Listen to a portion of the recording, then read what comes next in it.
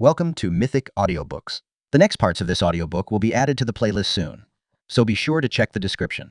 If you'd like to enjoy an uninterrupted experience and support the channel, consider joining my Patreon. Your support helps keep these audiobooks coming. Thank you for being here, and enjoy the story. Volume 1. Chapter 1.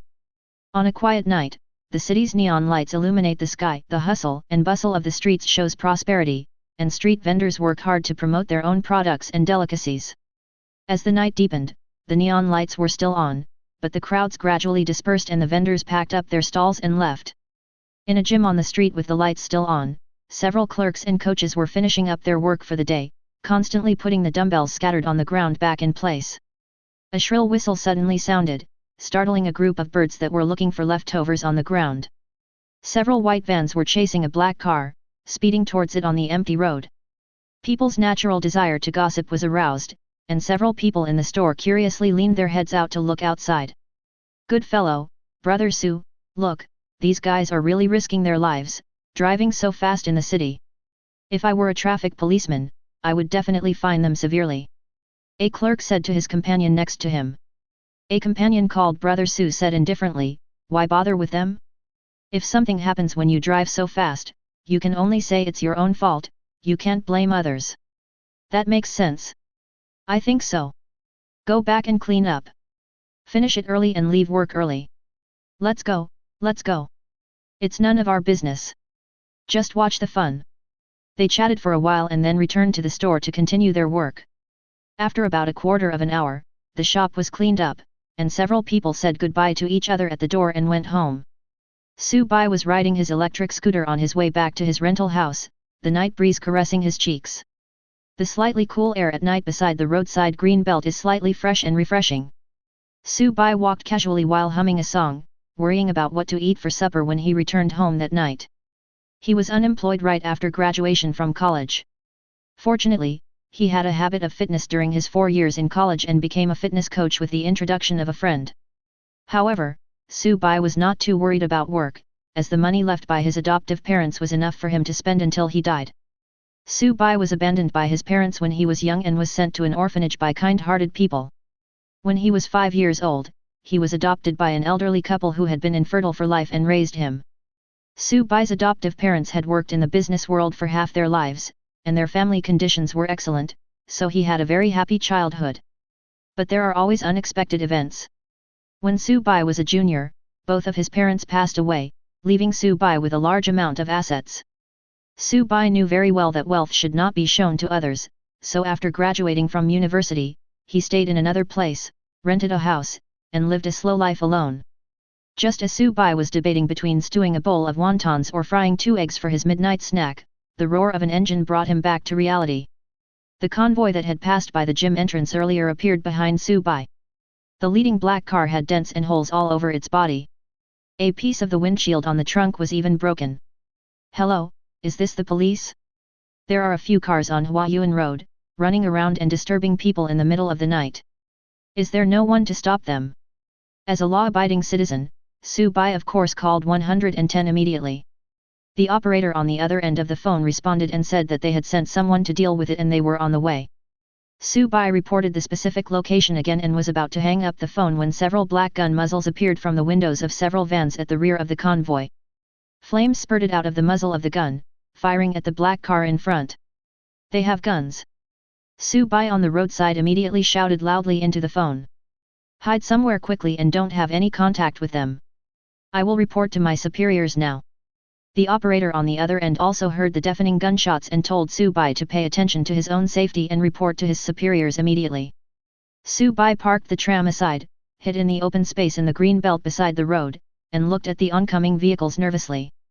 Seeing the convoy approaching, Su-bai lowered his head again, leaving only a pair of eyes exposed. Suddenly, the tire of the black car in front was blown up by a stray bullet, and the car lost control and crashed into the place where Su-bai was hiding. FKUMMP. Boom. With a deafening roar, Su-bai was knocked away more than 10 meters and hit a tree nearby. Su-bai struggled to get up, but found that his body was no longer under his control. Su-bai lowered his head and looked down with difficulty. A thick long iron bar pierced deeply into his body, passing through his spine and nailing him to the ground. It would have been better if he hadn't seen it. But when he saw with his own eyes his body being pierced and blood gushing out like a fountain, Su Bai felt as if his soul had flown away and a feeling of powerlessness surged in his heart. Am I going to die? This was the last thought in his mind. As the blood drained away, his brain gradually lost the ability to think. In his dying moments, he vaguely saw a hint of green gradually filling the scene before his eyes. In an unknown space that does not belong to any world, the color blue fills the entire space.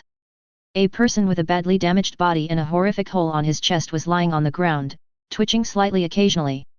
Drop. This is the Garden of Origin, and you have been chosen as a candidate to walk. You have been detected to be in a near-death state.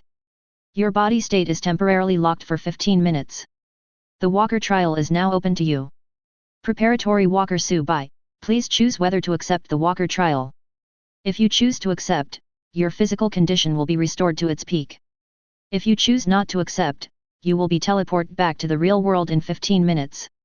Su Bai, who was on the verge of death, had already lost his ability to think. Relying on his animal instinct for life, he chose to accept the trial. You have accepted this trial. Your physical condition has recovered to its peak level. Your personal dashboard has been opened to you. As a soft green light entered Su Bai's body, the big hole in his chest was healing at a speed visible to the naked eye, and the tiny injuries accumulated from years of exercise were also removed. Su Bai felt a sense of relief, as if the shackles on his body had been removed, and his whole body felt extremely light and agile.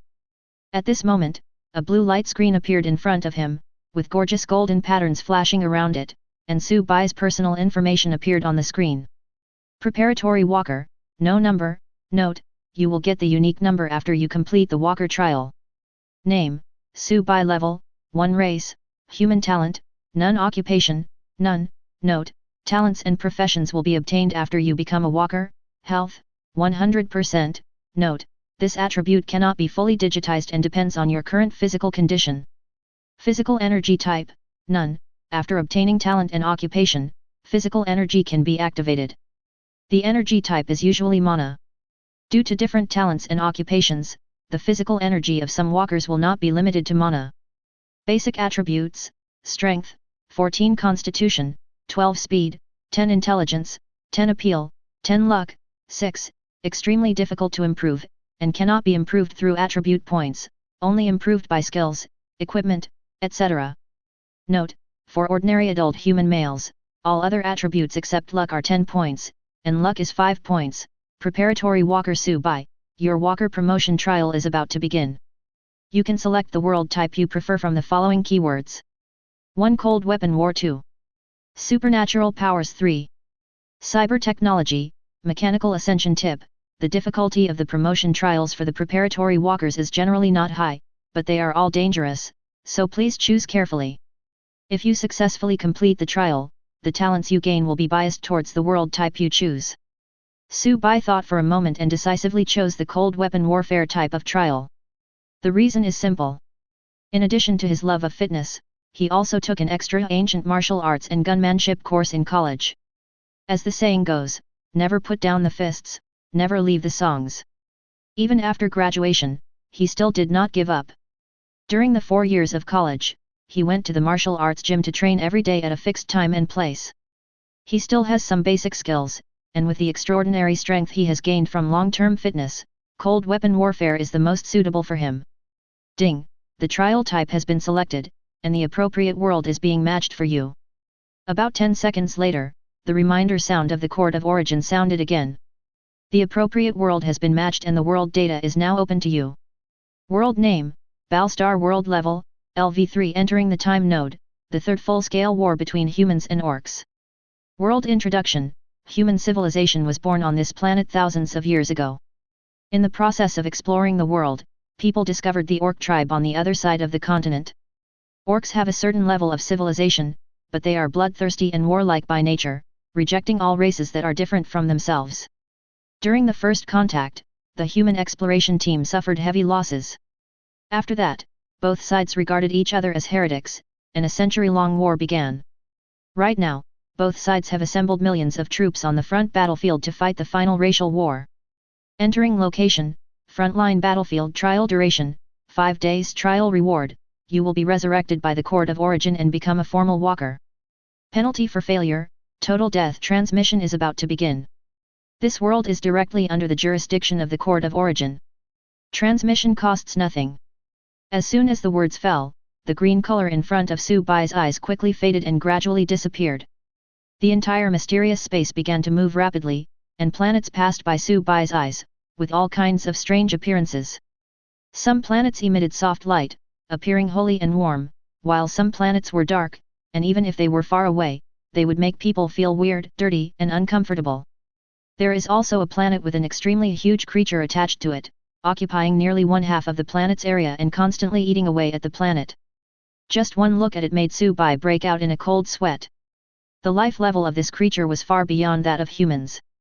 Even though it didn't deliberately target Su Bai, it made Su Bai feel extremely pressured just by looking at it from afar. Please do not deliberately provoke the cosmic disaster, as it is considered a suicide act in the judgment of the Court of Origin. Hearing the reminder from the Court of Origin, Su Bai quickly withdrew his gaze and looked elsewhere. He has no suicidal tendencies. After an unknown amount of time, the scenery changed again, and Su Bai appeared in a tent. Transmission ended, cognitive blur has begun. Cognitive fuzziness, everything you do is very reasonable in the eyes of the indigenous people. I am about to undergo an identity replacement. The replacement identity is a centurion who has just recovered from a serious injury. Because you are an outsider, you will master the common language of Baal Star, and you will forget it after the mission is completed. Main quest has started. Main quest, kill a centurion of the enemy orcs. After completing the quest, you can return immediately or continue exploring. Mission reward, complete the walker trial, become a formal walker, and unlock your talents and career. Mission penalty, forced execution. The trial begins. After a series of prompt sounds, some more information appeared in Su Bai's mind. It is the previous memories of the original owner of this identity and the language of this world. After digesting the knowledge in his mind a little, Su Bai sat up from the simple camp bed and looked around. The tent was neatly decorated. An oil lamp barely illuminated the room. In the middle of the tent was a small table with a plate of pickles and a few hard-steamed buns on it. On the camp beds next to Su Bai, several soldiers with bandages on their backs were fast asleep. Su Bai reviewed the extra memories in his mind and recognized several soldiers who were injured in the same battle as him. But now he has recovered and will leave the logistics camp tomorrow. Several weapons were piled in a corner not far from the camp bed. Among them, a spear over 2 meters long was the most eye-catching. It was the weapon of the original owner of this identity. As luck would have it, the original owner of this identity also used a spear, which saved Su Bai the effort of familiarizing himself with other weapons. Su Bai gently lifted the curtain of the tent. It was already late at night outside. The brilliant galaxy hangs upside down in the sky, and a bright moon casts its moonlight on the earth. As the night grows long, people get up, and the sky and river are filled with stars and the moon.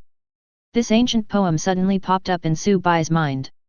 As someone who has lived in a modern city since childhood, due to the development of industry, I have never seen a truly brilliant starry sky. As I was feeling emotional, I suddenly heard a dull horn sound coming from a distance. Woo! A dull horn sounded from the camp gate in the distance. Along with it came the earth-shaking sound of horse hooves, as more than 100 centaur cavalrymen galloped out from the night. Enemy attack! It's the centaur cavalry. They're coming to attack the camp. How did they get around the frontline troops? The sentry was yelling at the top of his lungs. In the distance, smoke and dust were billowing in the night, and a group of heavily armored centaur cavalry were approaching. In the cavalry, an orc who looked like a leader shouted loudly, "Set fire to the camp immediately after charging it, and burn their food and grass. The troops on the front line can't hold out for too long, be careful of human support. Everyone charge!" As soon as the leader finished speaking, the entire team suddenly accelerated.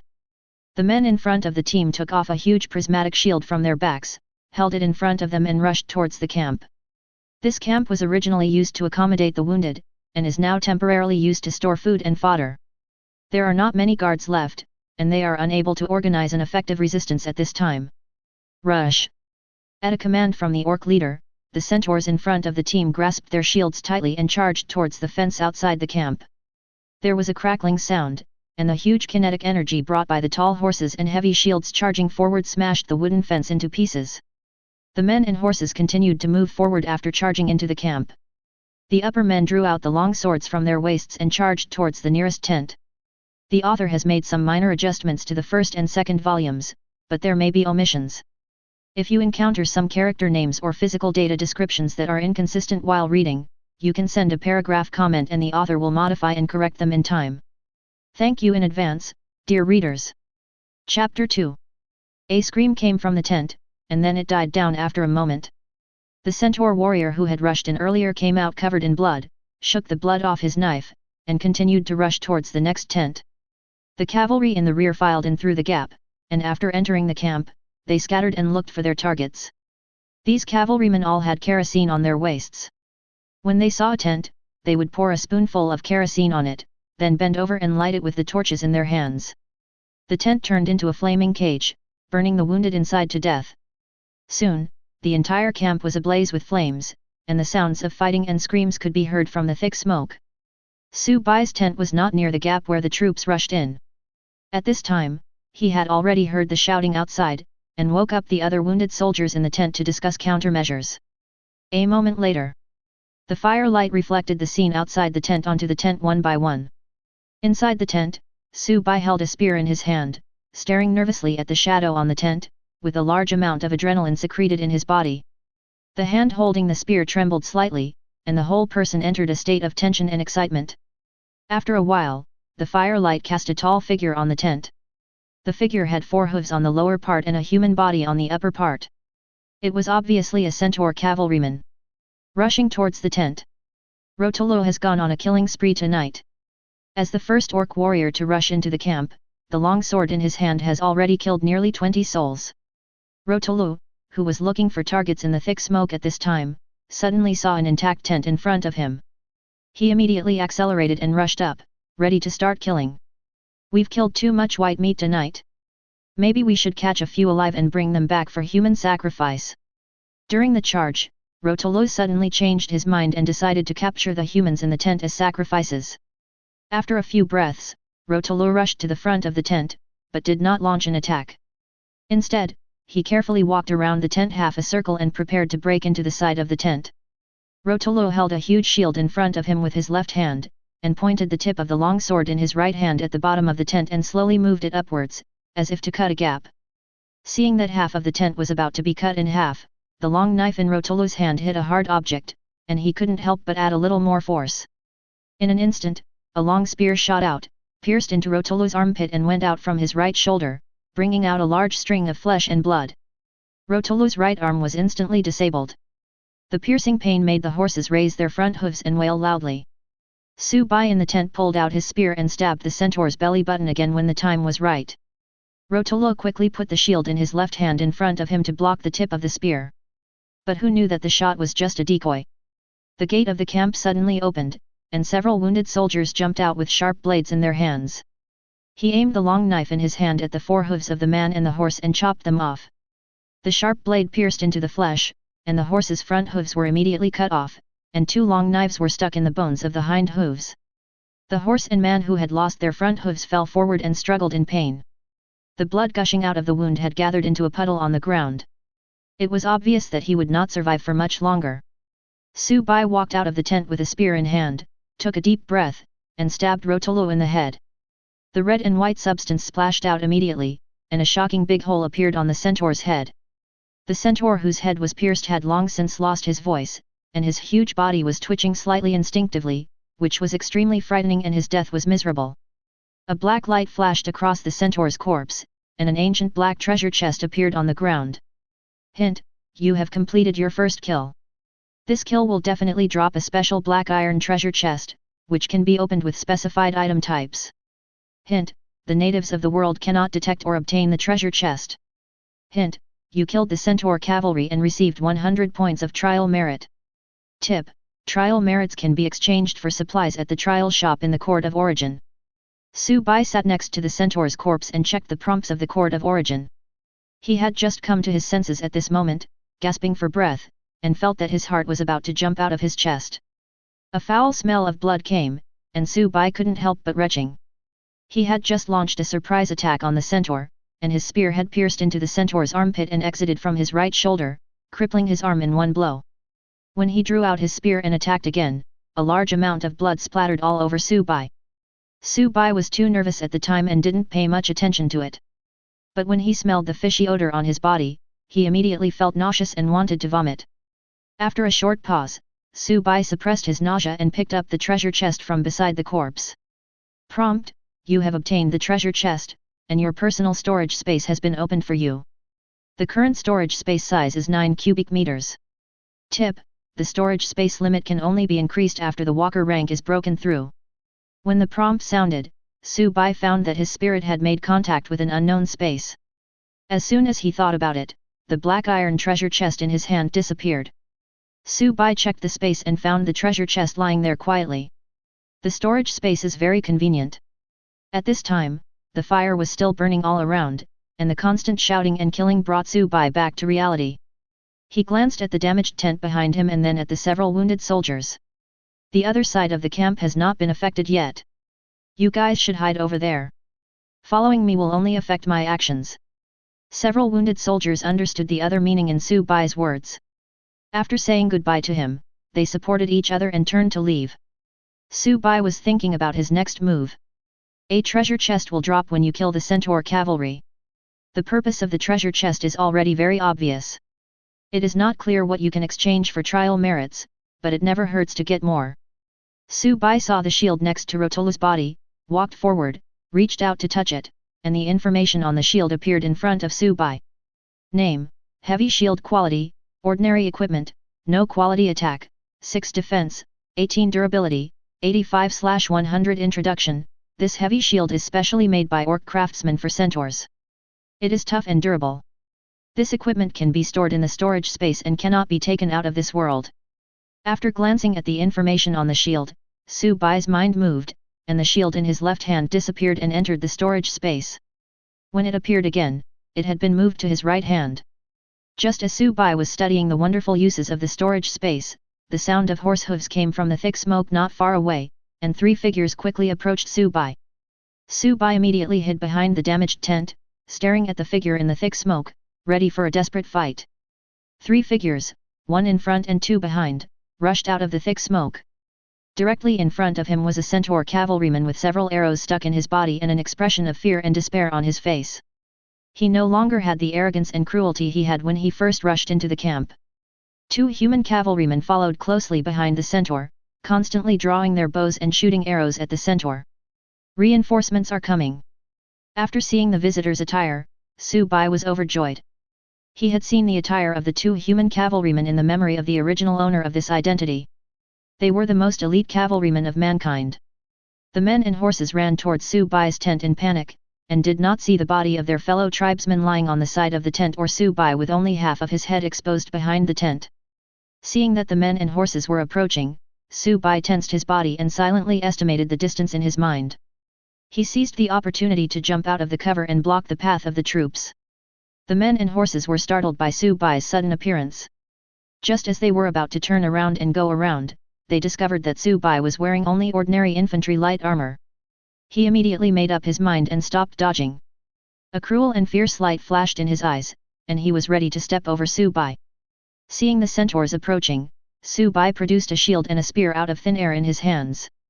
He grabbed the shield with his right hand, pressed his right shoulder against the back of the shield, and supported the ground with the butt of the spear in his hand, with the tip of the spear pointing at the centaurs at a 45-degree angle to the ground.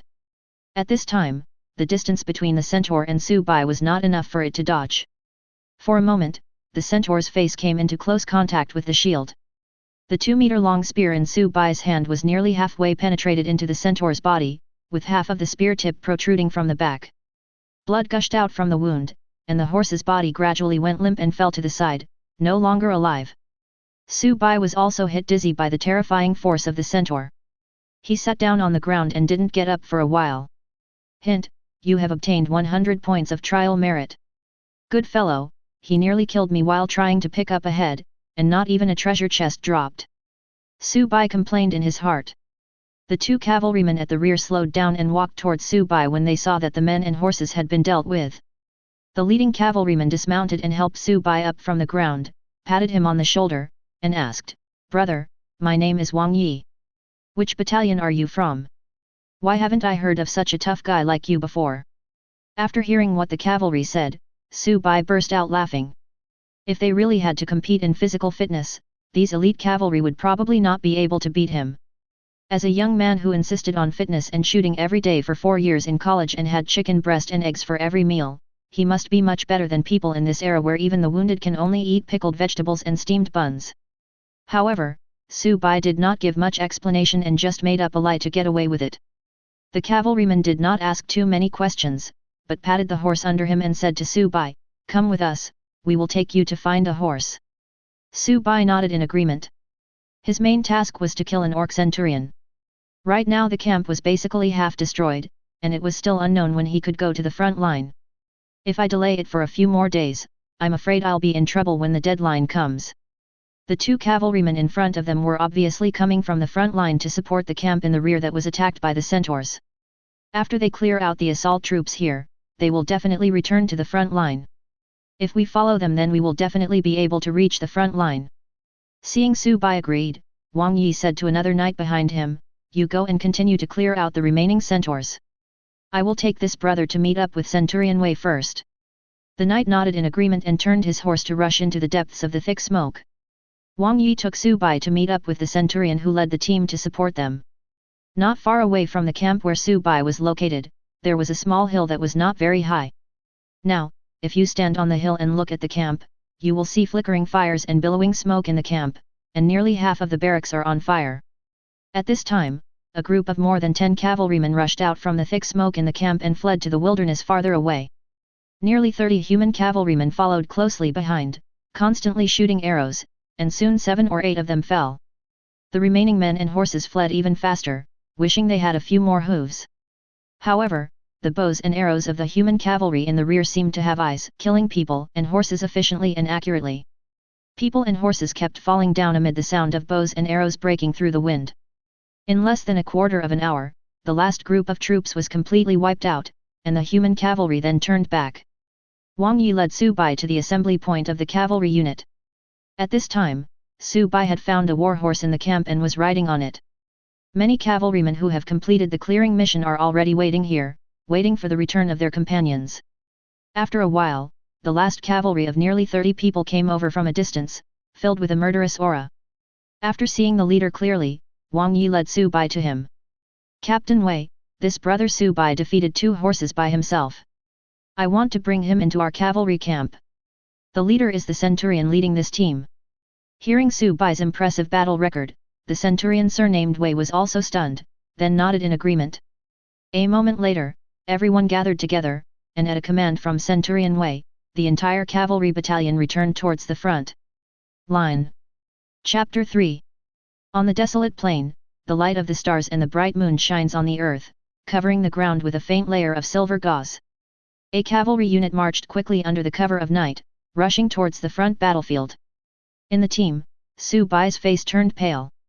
He gritted his teeth and followed Zhang Yi closely. His body swayed up and down with the galloping of the warhorse, trying his best to make his butt less uncomfortable. He had ridden horses on the northwest prairies.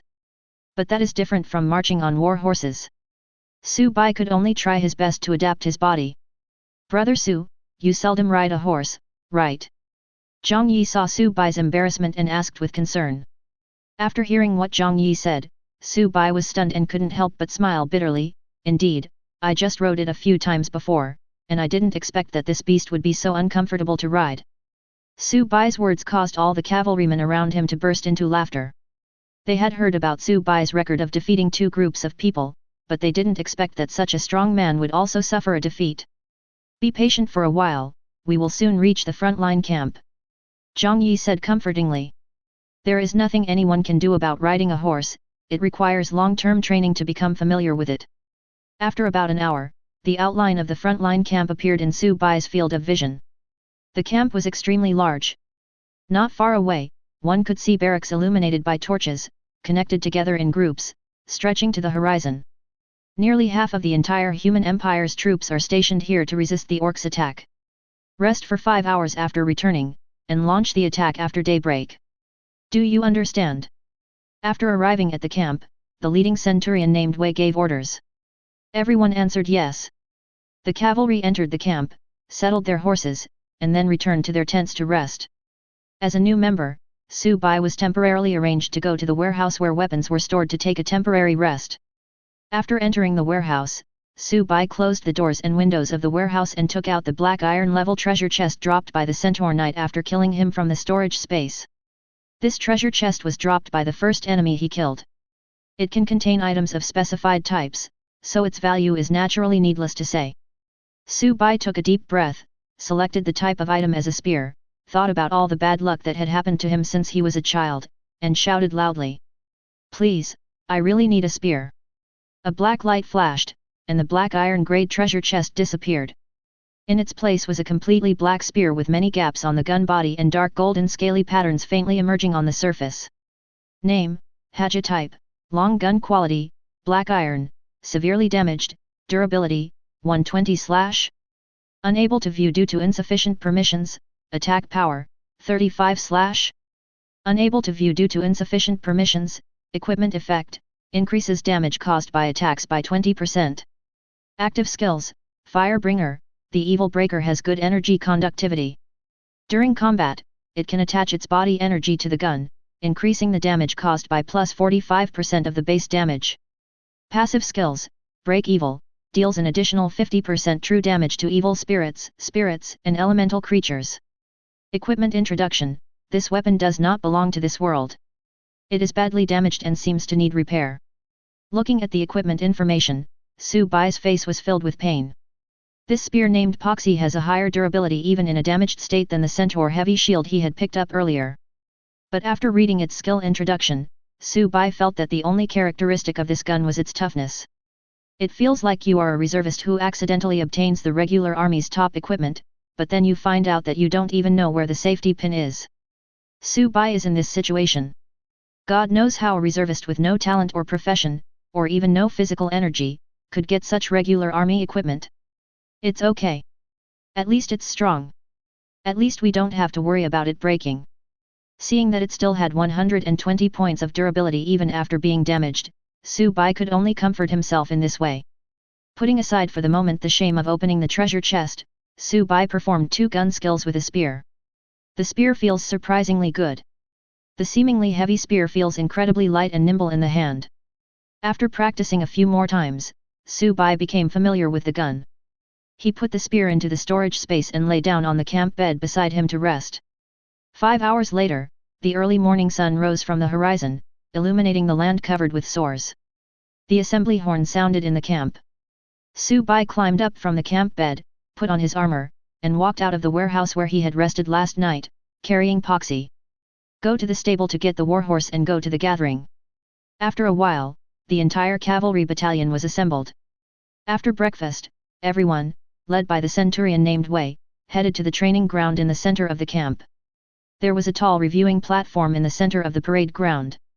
At this time, troops were constantly gathering on the huge parade ground. Soon there was a dark crowd and a lot of people were moving around. In about half an hour, nearly 300,000 troops gathered in the parade ground. The assembly is complete. At this time, there were nearly 50,000 cavalrymen in the parade ground alone.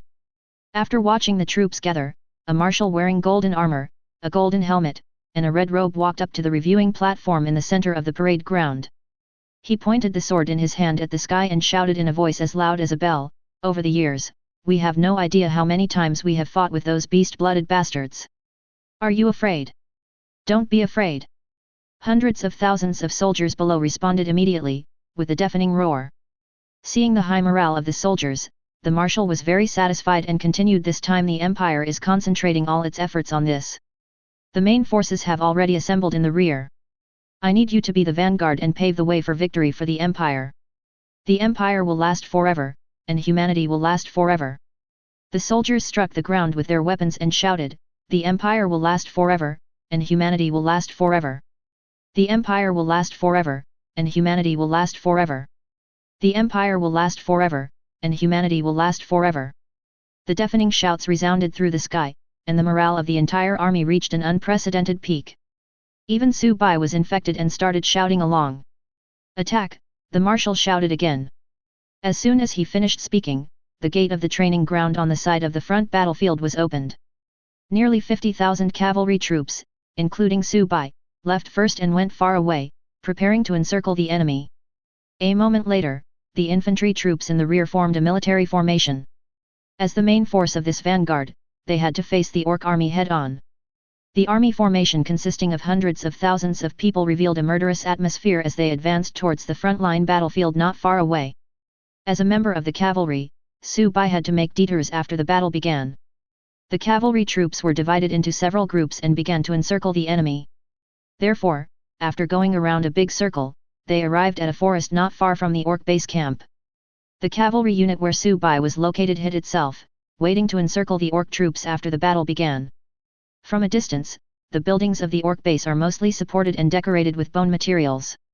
The outer circle of the camp is hung with the heads of human soldiers, giving a barbaric and bloody feeling. Soon, troops emerged from the orc camp and marched towards the front battlefield. When it comes to letting the cavalry encircle the orc troops, there is a very important factor that has been actively ignored by everyone. That is, once the cavalry unit successfully cuts into the orc army, it will immediately be surrounded by orcs all over the mountains. In this situation, the cavalry's speed advantage cannot be brought into play at all, and its combat effectiveness is reduced by at least 70%. While the cavalry are disrupting the orcs' formation, they themselves will be eaten by the fish as bait. The cavalry's greatest advantage is their speed after charging. Using this advantage, they can continuously penetrate the enemy's troops like a drill and bleed the enemy.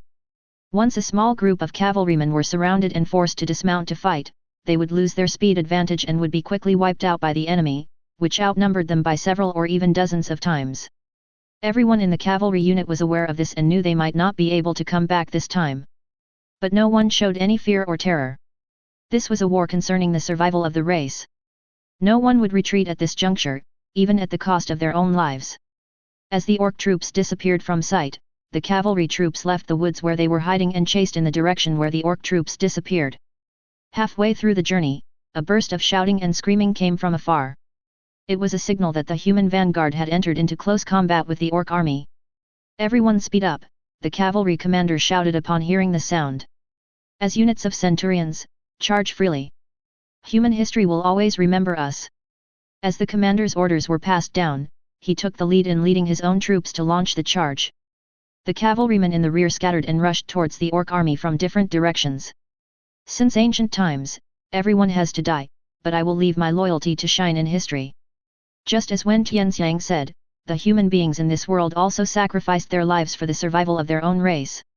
At this time, Su Bai also charged forward with the centurion named Wei, disregarding life and death, and showing no sign of cherishing his second life. His ideas had already changed when he killed the first centaur warrior. "I have died once, and it was the court of origin that gave me this opportunity to participate in the trial and be reborn. I may not die if I charge now, but I will definitely die if I hide for the next 5 days." Thinking of this, Su Bai squeezed the horse's belly hard, and the warhorse under his crotch sped up again and continued to charge. The battlefield in the distance had already become a bloody hell, with scattered weapons and broken limbs everywhere. After the close combat, the orc's physical fitness, which was slightly stronger than that of ordinary humans, was revealed, and the vanguard troops were at a disadvantage for a while.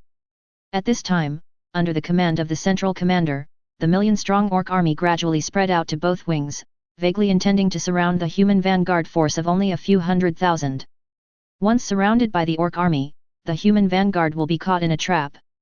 "I'm afraid we won't be able to hold out until the main force arrives from the rear." At the critical moment, a cloud of dust rose up from behind the orc army. Amidst the smoke and dust, cavalry units charged towards the orc army with the force of thunder. Before the cavalry arrived, a rain of arrows shot towards the orcs, instantly knocking down a group of them. There was a sudden commotion behind the orcs. Before they could react, the human cavalry had already rushed to the front, led by the commander of the cavalry corps. The knights' horses accelerated and slammed hard into the orc army.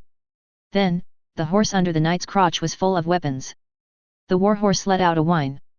After the warhorse knocked down several orcs, it turned into a corpse and lay on the ground.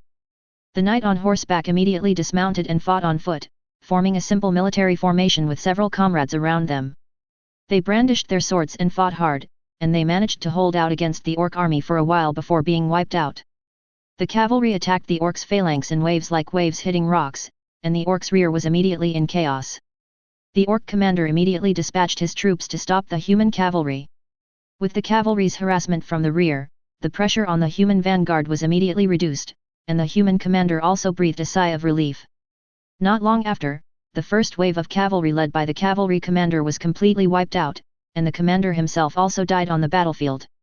The smoke and dust behind the orc army had not yet dissipated, as the second wave of cavalry troops led by Subai arrived. A cavalry unit composed entirely of centaurs separated from the flank of the orc army and went to block the second wave of cavalry units where Subai was. However, the second wave of cavalry consisted of small groups of centurions, and they did not gather together but were dispersed throughout the battle line.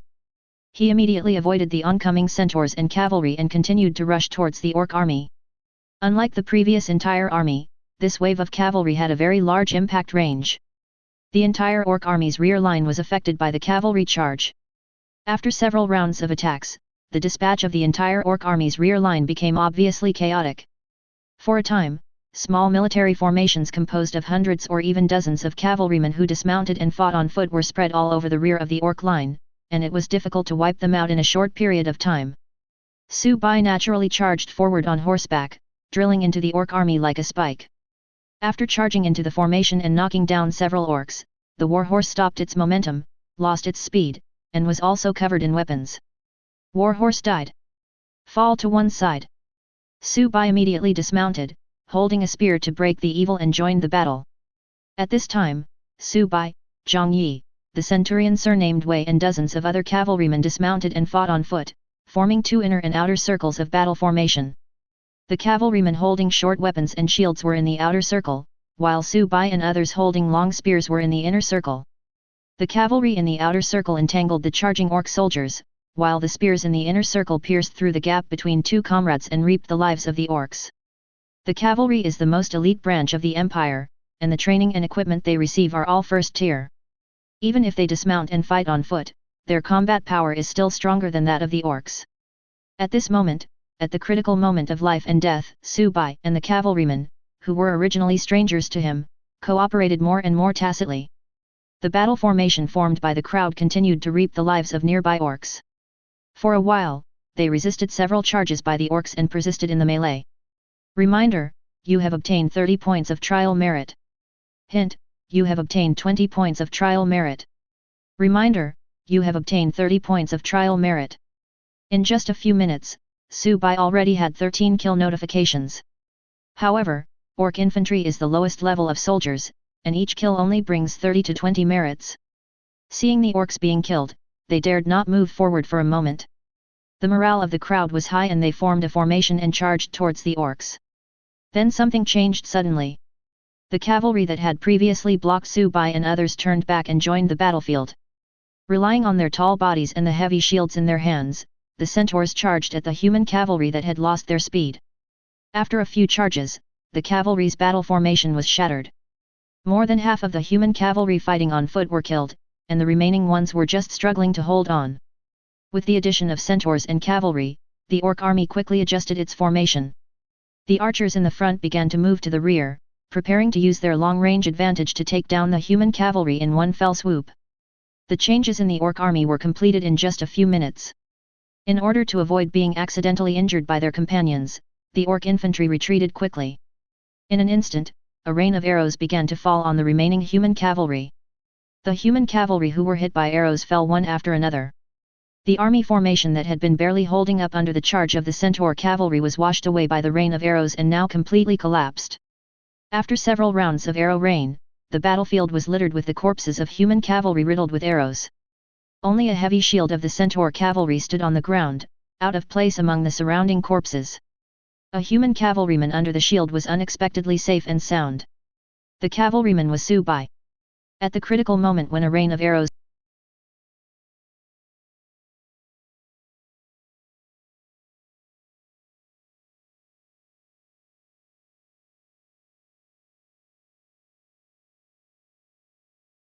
the corpses of human cavalrymen covered the battlefield.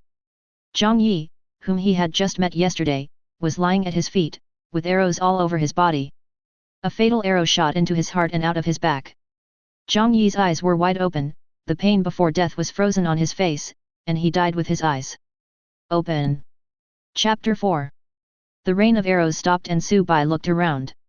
Looking at the corpses of his companions and the orc infantrymen who were slowly approaching on the corpses, a surge of anger rose in his heart, diluting the fear of facing death, and he shouted, "Come here, you half-blood BD."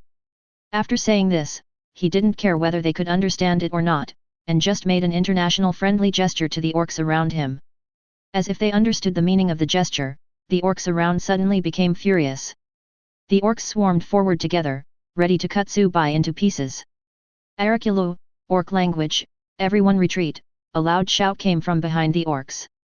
The orcs who had rushed forward retreated one after another, their faces filled with excitement, as if they were about to see some interesting performance. Looking at the retreating orcs, Su-bai looked puzzled. He was already prepared to make no loss if he killed one and a guaranteed profit if he killed two, but now he felt like he was punching cotton. The orcs in front of him suddenly made way for a passage, and a tall orc walked out of the passage. He was wearing an exquisite armor, covered with gorgeous feathers, and also holding a spear in his hand.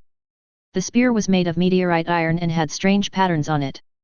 He walked to a place not far from Su-bai and stopped, speaking to Su-bai in broken common language, "You are a warrior.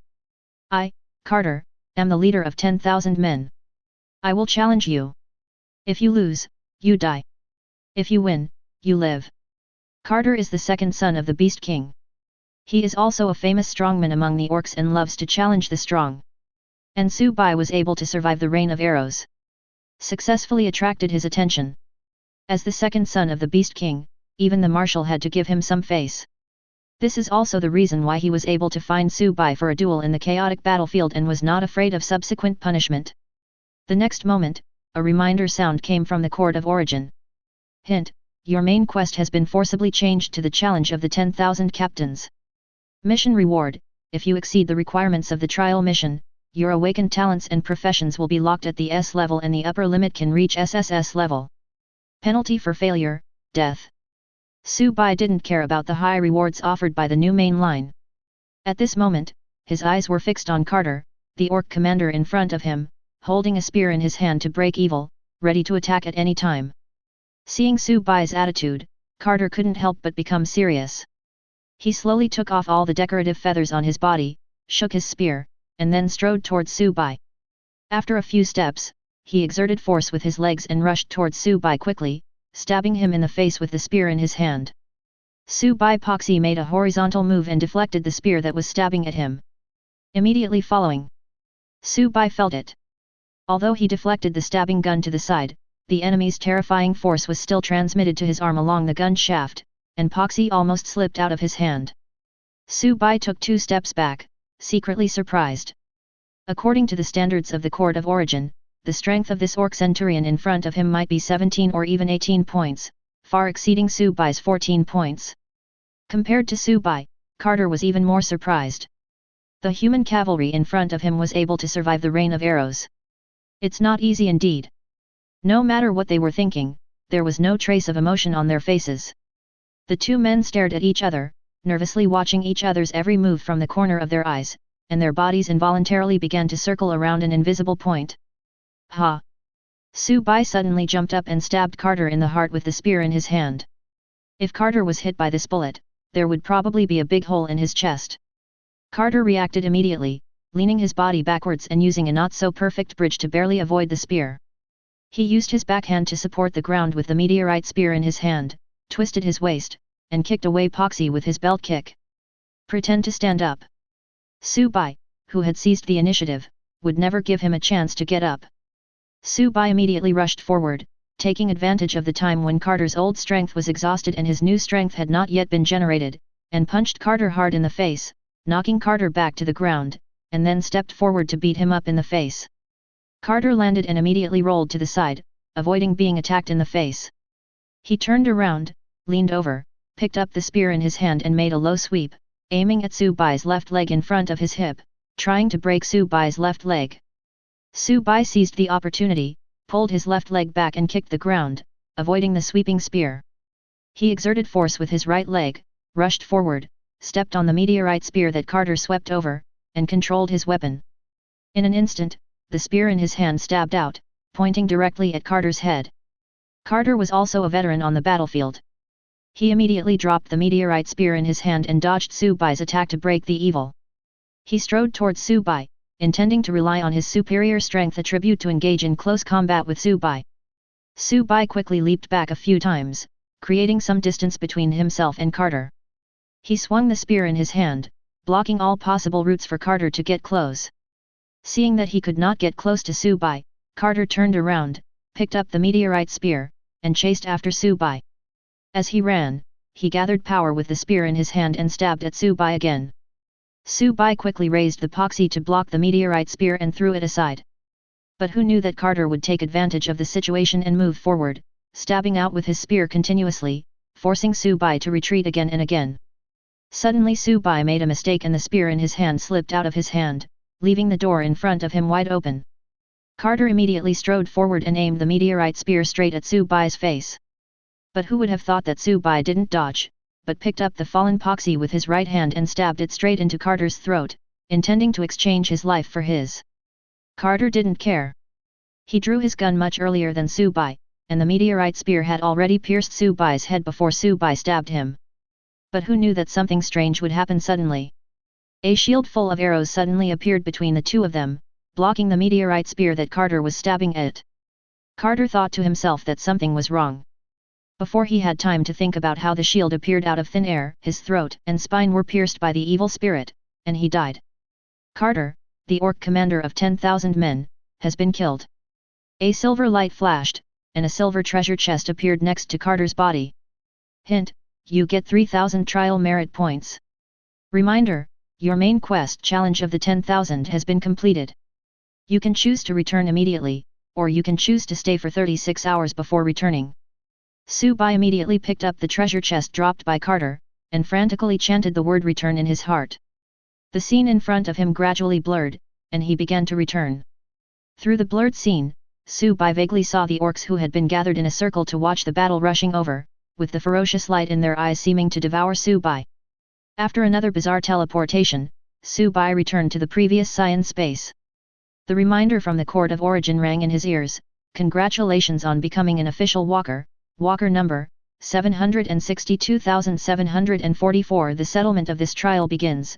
Trial rating 9.5. Obtain trial merit 3,783 points. Walker level upgrade 3. Main quest rewards: the lower limit of awakened talents and professions is locked at S level, and the upper limit can reach SSS level. Side quest rewards: none. The trial is completed, the overall evaluation is S+, and you gain 6 attribute points. Obtain origin coins, 600 points. Origin coin, the universal currency in the Court of Origin. Prompt: it is detected that you have obtained the talent awakening permission. The lower limit of the talent is locked at S and the upper limit is SSS. Awakening has been enabled for you. Su Bai immediately felt a sharp aura bursting out from his body. The blood in his body suddenly rushed out of his arms, and a spear condensed from his own blood was about to take shape in his hand. But the blood gun suddenly exploded. Su Bai only felt a bang in his head, and suddenly a seventh sense appeared in his body besides the 6 senses, replacing the sharp aura. Through the extra 7th sense, Su Bai clearly felt that the space was filled with various elements. These elements conveyed a friendly meaning to Su Bai, constantly gathering around him, gradually forming 9 balls of light, conveying their own characteristics to Su Bai. Judging from the colors, the 9 light balls represent the 9 elements. They are gold, wood, water, fire, earth, wind, thunder, light, and darkness. The 9 light balls gave Su Bai 9 different feelings, but they all had one thing in common: they all wanted to be close to Su Bai. Su Bai responded to the light balls' intimacy one by one. The next moment, 9 light balls immediately sank into his body, and the 7th sense, which was originally a little illusory, immediately became solid. Through the 7th sense, the surrounding elemental forces seemed to be able to obey his command, just like using his own limbs. Hint: you have awakened the SS level talent, Elemental Apostle. Elemental Apostle, SS level talent. You have an extremely keen sense of natural elements. You gain an additional 25% mana. When casting spells, mana consumption is reduced by 25%. After entering combat, mana recovery speed is doubled. When casting chanting skills, you can cast them directly without chanting. That's not right. Isn't this how the plot should develop? Su Bai's mind was filled with black lines. He could already feel the sharpness brought by the blood spear talent, which was consistent with the type of trial world he chose. How did you end up with a magic talent for yourself? Su Bai raised questions to the Court of Origin. The answer from the Court of Origin instantly appeared on the light screen in front of Su Bai, as if it knew his question. It is detected that you have the Spear of Evil broken state. According to the judgment of the Court of Origin, this talent is the most suitable for you, no other. Looking at the answer with gold edges from the Court of Origin, Su Bai immediately thought of the spear's weapon skill Flamebringer. It seems that the broken but extremely sturdy spear is not simple, because its awakened talent has changed. Judging from the description of this talent, I have to practice both magic and martial arts in the future, otherwise such a powerful talent will be wasted. The hint of the Court of Origin appears again. Reminder, your talent has awakened, and a profession will be selected for you. The lower limit of this extraction is locked at S level, and the upper limit is SSS level. Please select the keywords for the occupation you want to extract. Su Bai thought for a moment and chose spells, melee combat, and spears as keywords. The career extraction began. After a moment, the prompt of the Court of Origin appeared again. Hint, an SSS level job has been drawn for you, Magic Knight occupation, Magic Knight, the mount has not been awakened, and the awakening task must be completed before being promoted to the second level. Occupational introduction, Guardian of the Rules, Lone Knight resisting the Grey Fog. After inheriting this profession, your strength will be greatly improved. Do you want to accept the inheritance? After seeing the job introduction, Su Bai accepted it immediately. A prompt sound rang out, and the green color that filled the surrounding space quickly faded away, and the space transmission began. A bizarre scene flashed before Su Bai's eyes and then gradually disappeared. At this time, Su Bai was already standing in front of a magic tower on top of a mountain. Looking down from here, the land is littered with ruined buildings of all sizes, like a ruined and lost kingdom, which has obviously experienced war. The only intact building is the tall tower in front of Su Bai. This must be the place of inheritance. Su Bai walked forward and pushed open the door of the tower. After entering, a hall with a height of nearly 30 meters comes into view. A huge crystal ball hangs in the center of the hall, with a clear pool below. The inheritor. Suddenly, an old voice sounded from nowhere. Su Bai looked around but couldn't find the source of the sound. A space crack suddenly appeared out of nowhere, and a violent void storm surged out of it, blowing in front of Su Bai, but was blocked by an invisible light curtain. An old man with white hair and beard walked out. The old man was wearing tattered armor that was covered with marks from knives and axes. He was tall and mighty, holding a spear in his hand that emitted a faint blue glow. The moment Su Bai saw the old man, he suddenly felt dizzy. He had unknowingly found himself lying in the pool in the middle of the hall, with the cold water covering half of his body. The old man came to Su Bai, looked him up and down, and asked, "Are you the one who came here to obtain the inheritance?" Su Bai answered yes. After hearing Su Bai's reply, the old man said, "My name is Xie'er, and I am the leader of your inheritance ceremony. You can call me the guide. Now, relax your body and try to guide the elements around you, imagining them integrating into your body," continued the elder seal. Su Bai did as he was told. After perceiving it, Su Bai discovered that the elements in this magic tower were so rich that it was unimaginable. Dense natural elements fill every inch of space, so rich that they almost become liquid. This is a rich element that has been compressed by the magic power tower, specifically designed to assist in the inheritance ceremony. Su Bai began to mobilize the elements around him. The rich natural elements immediately rushed towards Su Bai, but were absorbed by the pool water. 2 minutes later, as more and more elements appeared in the pool, the entire pool emitted colorful light, illuminating the crystal ball above with colorful lights. Old Shil standing by was also not idle. He formed seals with his hands and chanted an ancient and obscure spell. The crystal ball above the pool was gradually activated, emitting a dazzling white light. The white light gradually gathered and finally condensed into a beam of light, shining on Su Bai's chest in the pool. Su Bai's body gradually glowed and began to absorb the elemental power in the pool. The process lasted for an hour. When the white light gradually dissipated, the elemental power in the pool was completely absorbed by Su Bai and the water became clear again. Su Bai stood up from the pool, his body glowing with light, literally. Light representing different elements kept flashing from Su Bai's body. At this moment, Su Bai's entire body was like the colorful lights during a stage performance, constantly flashing. Now Su Bai only felt that his body was full of strength, as if he could cut through gold and iron. Tip: you have obtained the professional inheritance, Magic Knight, and the inherited passive, Elemental Constitution has been activated. Your skill list has changed, and your physical data has been greatly improved. Please return to the Court of Origin for specific information. The remaining stay time is 20 seconds. Not only Su Bai, but even old Sieter standing next to him received the countdown this time. He thought for a moment, and a scroll with silver light appeared in his hand, which he threw to Su Bai. This is something from your Court of Origin. It should be useful to you. If we meet again in the future, I will bring you some more good things. After saying this, Old Shiel stretched out his hands and clenched them in the air. Spiderweb-like black lines spread out from his 5 fingers to the surroundings. That was a sign of damaged space structure. He just pulled it with his hand and tore a space crack out of thin air. Old Sil walked in and disappeared. After a moment, the spatial structure repaired itself, the cracks disappeared, and it was as if he had never appeared. 20 seconds passed in a flash, and the scene in front of Su Bai changed again. When a touch of green filled his vision, he had returned to the Garden of Origin. Reminder: the rewards for this trial have all been settled. The exclusive room and some infrastructure in the Court of Origin have been opened to you. Reminder: the next trial will begin in 15 days. Walkers can choose to stay in the Court of Origin or return to the real world. Chapter 5. Su Bai thought about it and chose to return to his exclusive room. Currently he still has a silver treasure chest and more than 3,000 trial merit points that have not been used. It won't be too late to return to the real world after digesting these benefits. As the choice was confirmed, the surrounding environment changed rapidly. The green color that filled the entire space gradually faded, and Su Bai appeared in an apartment. Welcome to the exclusive room. Tip: the exclusive room is an absolutely safe area. The apartment is small and fully furnished. Su Bai sat back on the sofa and checked his personal information. Walker, level 1, no 762744 name, Su Bai level, leave 4 race, human talent, Elemental Apostle, SS level talent. You have a natural and extremely keen perception of natural elements. You gain an additional 25% mana, and your mana consumption is reduced by 25% when casting spells.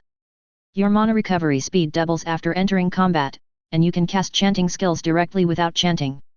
Occupation: Magic Knight, Mount Not Awakened, Health, 100% mana, 253/253 mana recovery rate, 10/minute strength, 20 constitution, 16 speed, 17 intelligence, 21 appeal, 10 luck, 6, cannot be increased by attribute points, only by skills and equipment bonuses. Remaining available attribute points, 6 points. Elemental Constitution, leave 1, passive. Your body forms a good symbiotic relationship with natural elements, increasing the damage by 1% when using magic skills. Gunmaster, leave 9, passive. You are proficient in gun skills, and the damage caused by melee combat with gun weapons increases by 9%. For hot weapons, I will write firearms instead of gun techniques, so don't get confused. This gun is not that gun. However, Old Sieter did not tell Su Baiming about the professional mount. I don't know if he forgot or for some other reason. No longer thinking about it, Su Bai clenched his fists and felt the surging power filling his body. Sure enough, the Court of Origin did not lie. Just by inheriting a profession, Su Bai's naked body attributes increased by nearly 30. It can be described as terrifying. The physical fitness improved by attribute points is definitely not a simple addition or multiplication. Instead, it seems to be increasing in an exponential manner. Take Su Bai's 20 points of strength as an example. It is definitely not twice as much as the 10 points of an ordinary person. The actual strength is probably 7 or 8 times that of an ordinary person. The significant improvement in his physical fitness caused Su Bai to have problems controlling his body, and he always felt a sense of disharmony in his limbs. He threw a tentative side kick. He only used half of his strength, but the side kick made a sound of breaking wind in the air. He took 2 steps forward and fell to the ground. This is because the strength attribute is increased too much in a short period of time, resulting in uncoordinated strength control. He got up from the ground and felt that everything around him seemed to slow down. This is caused by the speed attribute increasing too quickly. Su Bai simply performed the military boxing he had learned during military training on the spot to adapt to his stronger body. Not long after finishing a set of movements, he let out a long sigh and his movements became natural. The sense of disharmony that I felt just now is no longer there. This is the body that has adapted to becoming stronger. Su Bai clenched his fists, feeling the power surging in his body. This may be the charm of becoming stronger. Unique. If he were to meet Carter, the Orc Centurion commander of the planet Baal again, I'm afraid even 10 of them wouldn't be enough for Su Bai to defeat. There were still 6 attribute points left at this time, and Su Bai asked the Court of Origin how to use them. The answer I got was that I needed to go to a dedicated enhancement machine for the upgrade. Su Bai thought about it and chose to open the silver treasure chest dropped by Carter first. Taking out the silver treasure chest from the storage space, Su Bai checked the properties of the treasure chest. Name, treasure chest quality, silver introduction, there is a high probability of getting silver level equipment, and a small probability of getting bronze or gold level equipment. After glancing at the introduction, Su Bai roughly understood the level classification of treasure chests. There are currently 4 known treasure chests, with quality ranging from low to high, black iron, bronze, silver, and gold. The treasure chest that I opened that contained the spear to break evil was a black iron grade treasure chest of the lowest grade. The silver treasure chest dropped by killing Carter should be in the 3rd tier, with a bronze level between it and the iron level treasure chest. Going further up is the gold level. Above the gold level are probably higher level equipment. However, the income from the treasure chest should still be relatively stable. After all, there is a high probability of getting equipment of the current grade of the treasure chest, and the remaining small probability is probably exclusive to the unlucky and the European. Su Bai took a deep breath and opened the treasure chest. A silver light flashed, and a pair of animal skin boots emitting a silver glow appeared in front of Su Bai. Equipment name, Old Hunter's Boots type, armor quality, silver durability, 35/35 equipment effect, increase movement speed by 10% and increase defense by 10 points.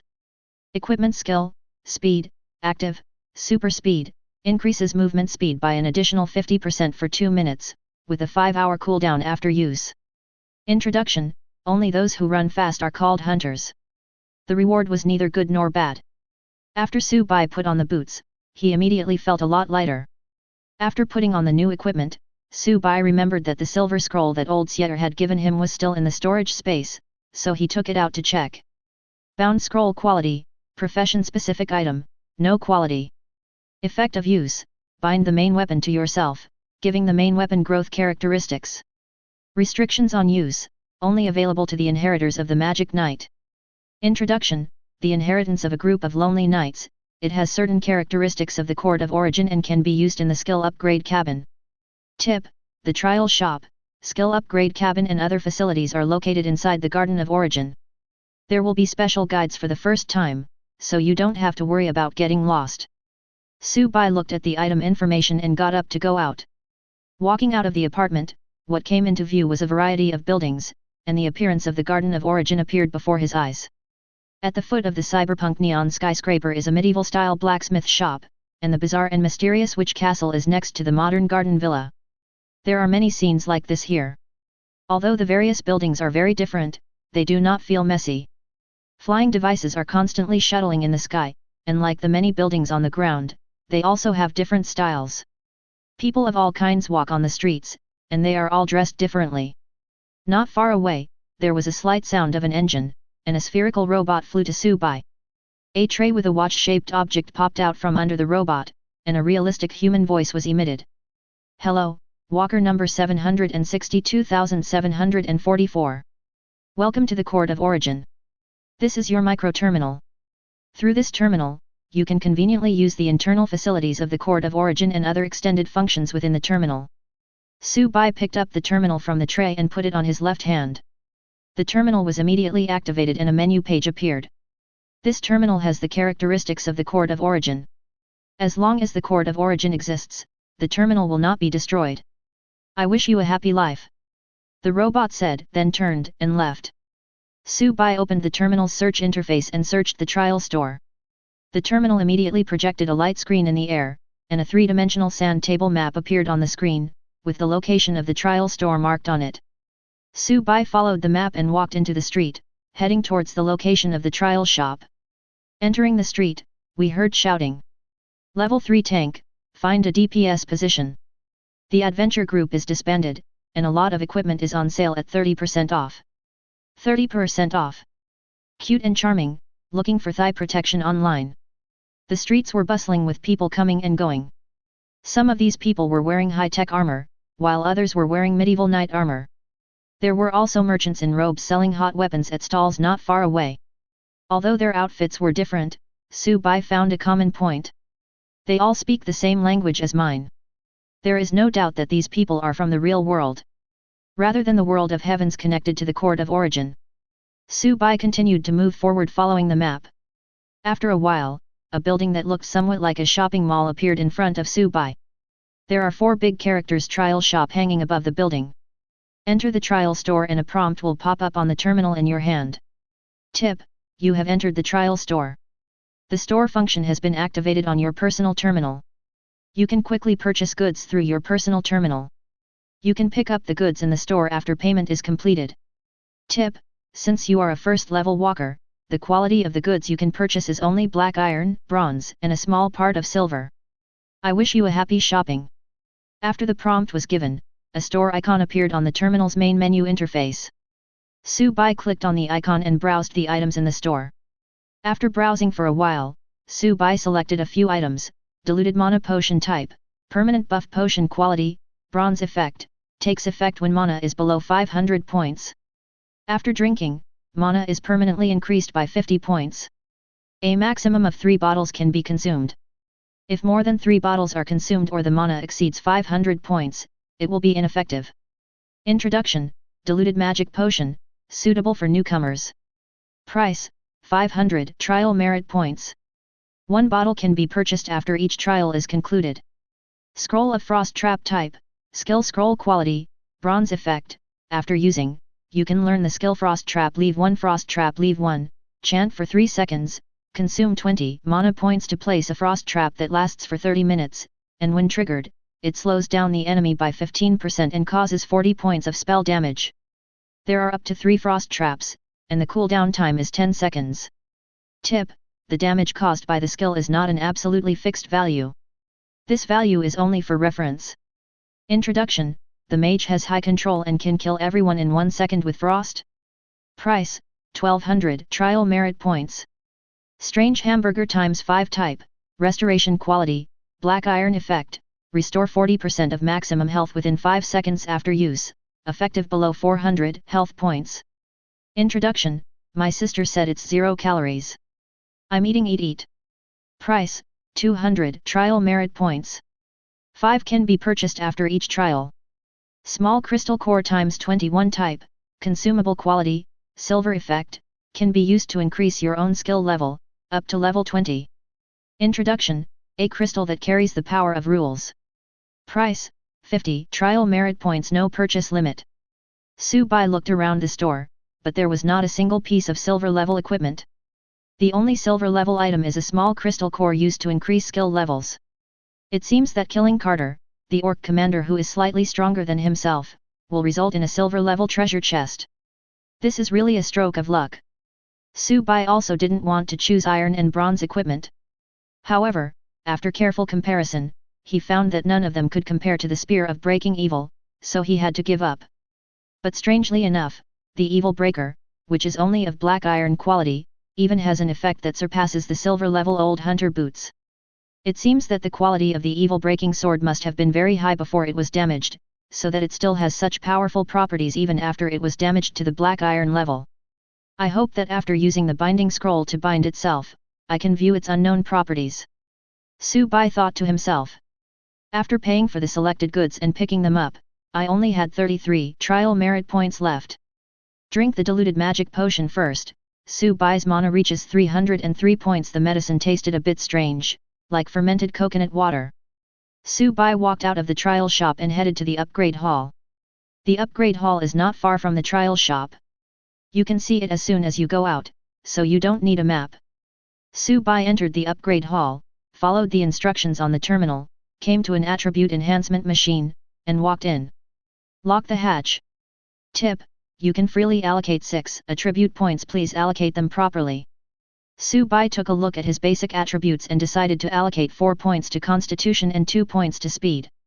In this way, Su Bai's basic attributes become Strength, 20 Constitution, 20 Speed, 19 Intelligence, 21 appeal, 10 luck, 6. The distribution was completed, the machine started to operate, and streams of steam gushed out from the machine casing.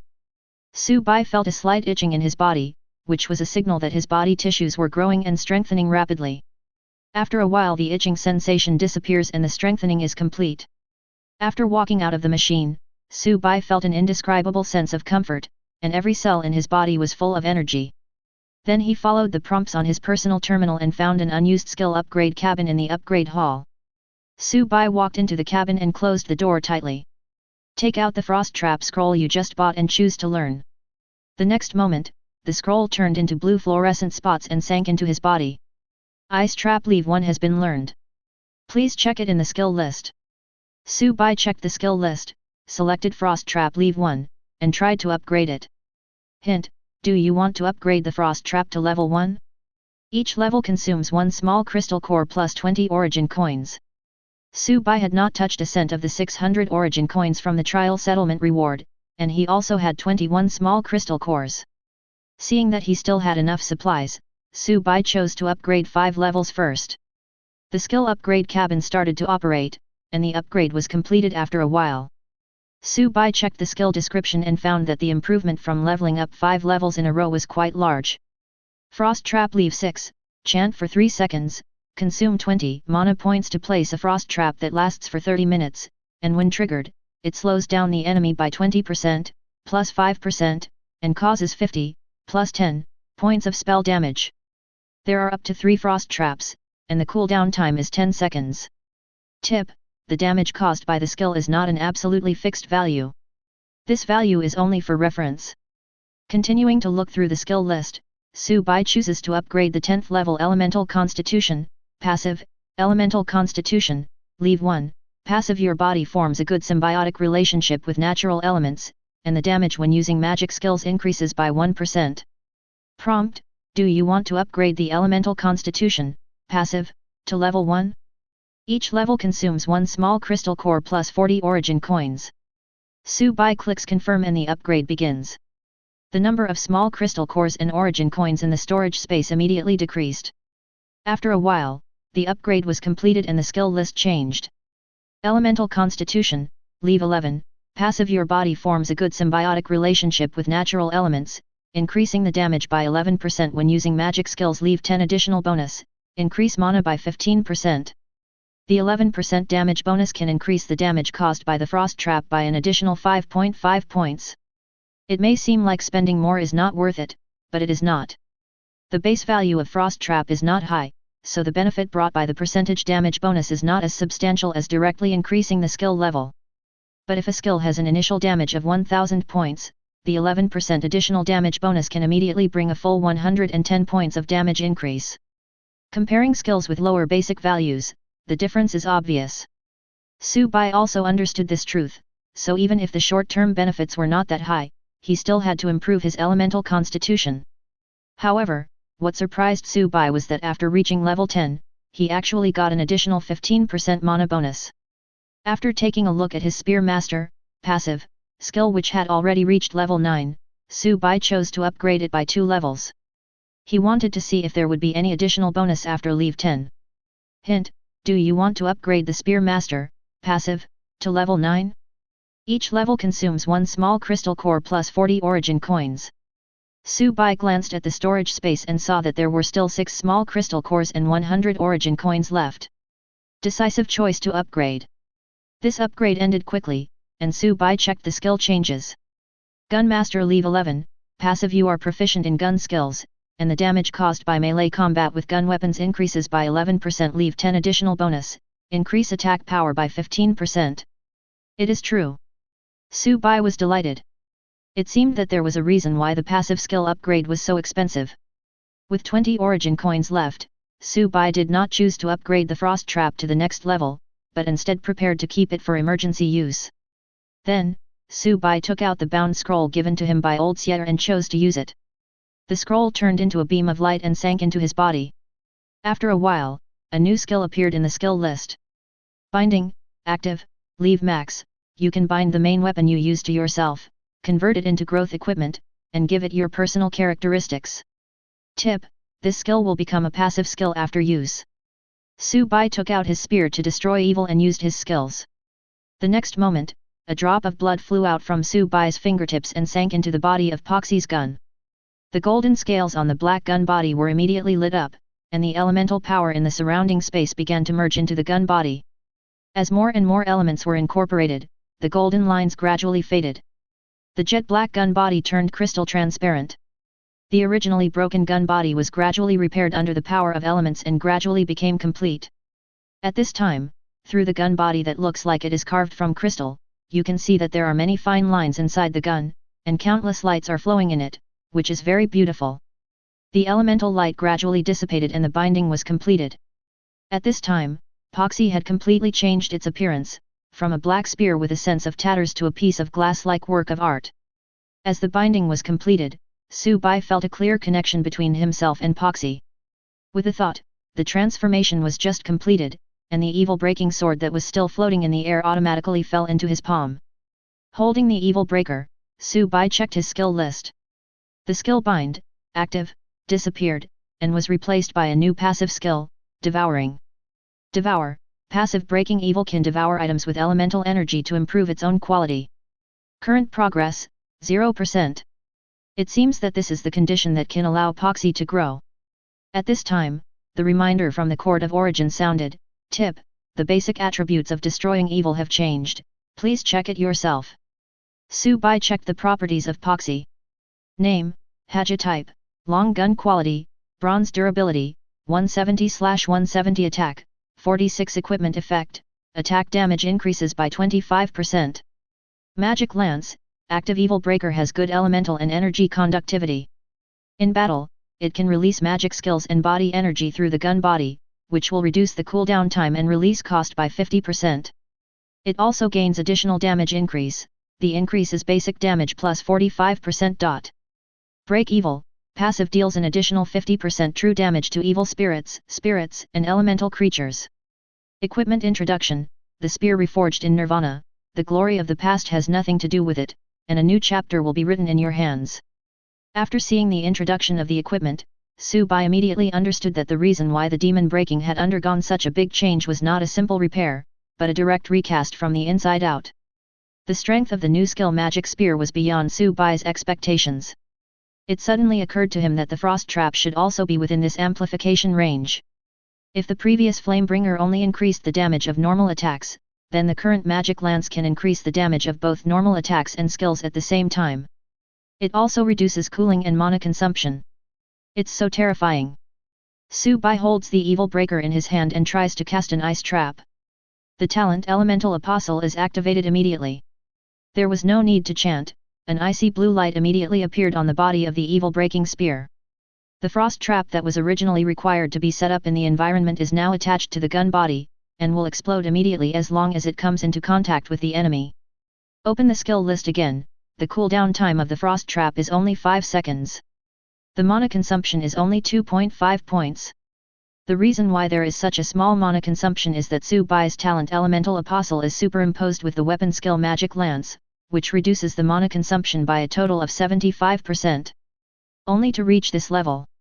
Such low cooldown and low consumption, coupled with the Elemental Apostle talent, can double the mana recovery by 20 points after entering the battle. Su Bai's endurance has reached a terrifying level. Chapter 6. This is enough to support his frequent release of skills in battle. After the ability upgrade was completed, Su Bai left the upgrade hall and returned to his personal room. At this time, the excitement of improving skills had passed, and Su Bai just felt drowsy. After returning to the room, he simply washed himself and fell asleep. 12 hours later, Su Bai sat up from the bed, stretched, and felt refreshed. The fatigue left from fighting in the previous trial world had disappeared, and Su Bai felt indescribably relaxed. Now he chooses to return to the real world. Su Bai had no intention of letting go of those people who had sent Su Bai to the Court of Origin. After all, the experience of dying once is not pleasant, so Su Bai plans to let them experience it as well.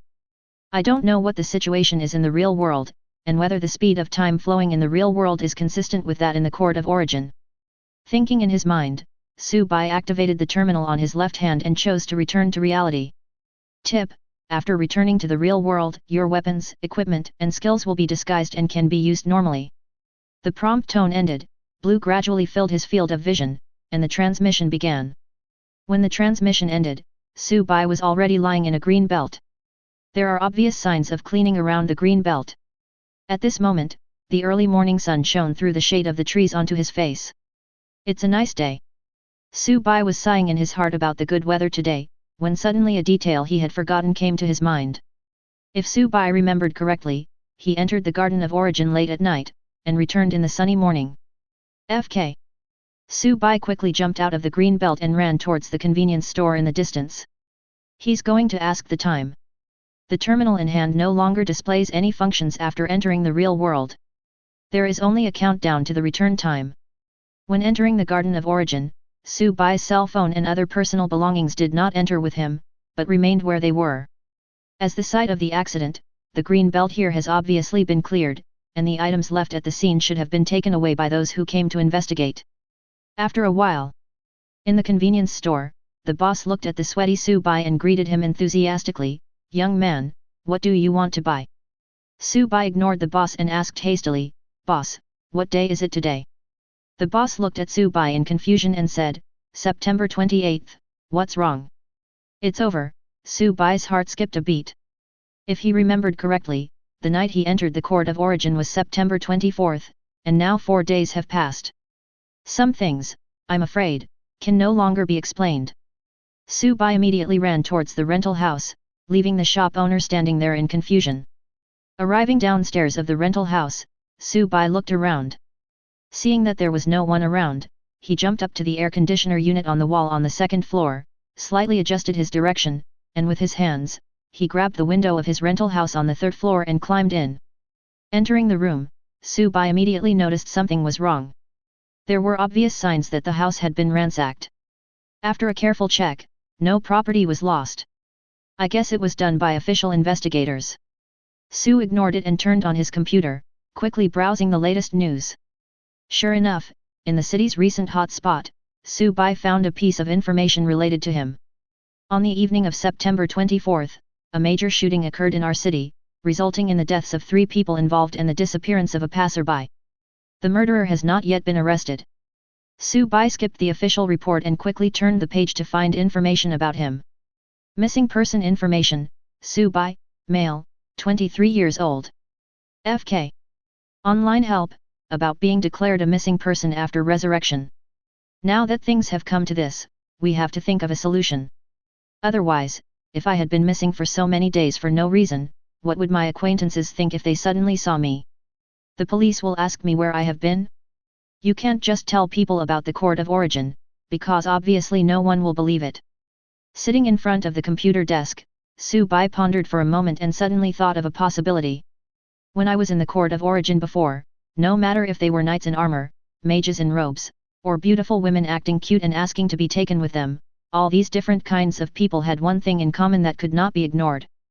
That's the real-world language they all speak.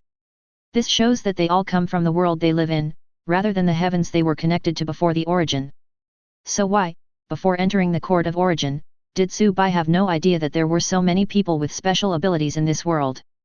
Although the Garden of Origin can disguise equipment and skills, the physical fitness of the walker far exceeds that of ordinary people and cannot be disguised. Thinking about it this way, there is only one possibility. The governments of the real world are aware of the existence of the Court of Origin and the walkers, and have special management agencies to restrain their behavior. Take Su Bai, a newcomer who has just been promoted to a first-level walker, as an example. Although he is not immune to thermal weapons, he is fully capable of carrying out terrorist acts alone and causing social chaos before special personnel equipped with thermal weapons arrive at the scene. It seems that the real world is not as peaceful as I imagined. Su Bai thought to himself that the shooting incident he encountered that night was most likely 2 waves of walkers settling their grievances in the real world. Thinking of this, Su Bai immediately got up and went downstairs to the nearest police station. Rather than being treated as missing and hiding all day long, it is better to take the initiative to contact formal institutions. Although he possesses extraordinary powers, the education Su Bai received since childhood does not allow him to do things similar to those of his fellow countrymen. Don't ask, the only thing you know is that he has the right values. At this time, in the police station closest to the rental house, several police officers were looking through a list of people who had disappeared recently. The door of the police department was pushed open, and a young man walked into the police reception hall. A young policeman saw the man who had just come in through the glass at the front desk. He thought he looked familiar. Upon closer inspection, he discovered that he was one of the people on the missing list. Immediately greet other colleagues. Just as the young police officer was about to take action, his colleague stopped him and whispered, "Have you forgotten that the superiors specifically told us to report any people on this list immediately if we find them, and not to have any contact with them?" Another older colleague next to him also said, "You go report it first, I will ask him a few questions through the glass. I have encountered this kind of thing once before." After a while, Su Bai sat in front of the front desk and answered questions from a middle-aged police officer through the glass. Name: Su Bai. Gender: can't you see? How dare I assume your gender? Okay, I'm a real man. Su Bai was speechless.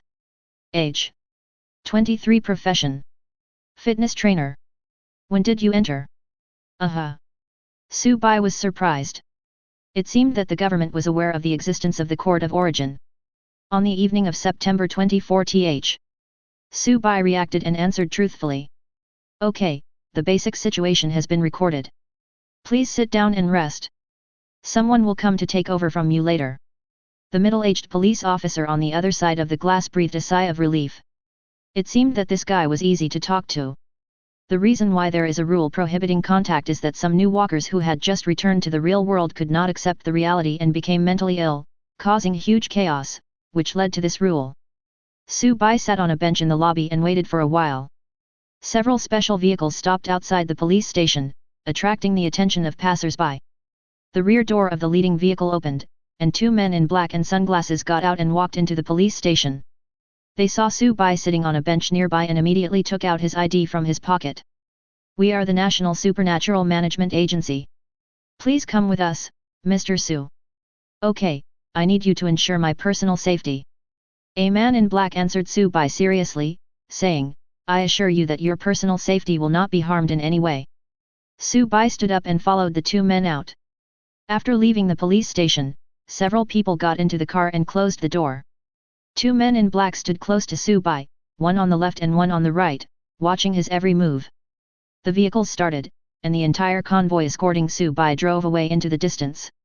Half an hour later, the convoy drove out of the city, turned several corners and finally stopped beside an abandoned building in the suburbs.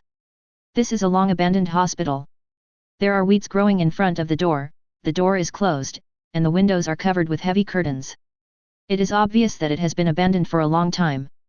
Two men in black escorted Su Bai out of the car, pushed open the door, and walked into the hospital. The rest of the escort convoy quickly drove away. Entering the hospital, pale lights shone on the walls. Some of the light bulbs were flickering due to years of disrepair, and a sense of déjà vu from a horror movie was overwhelming. Several people walked through the corridor, came to a heavy iron door, and pushed it open to enter.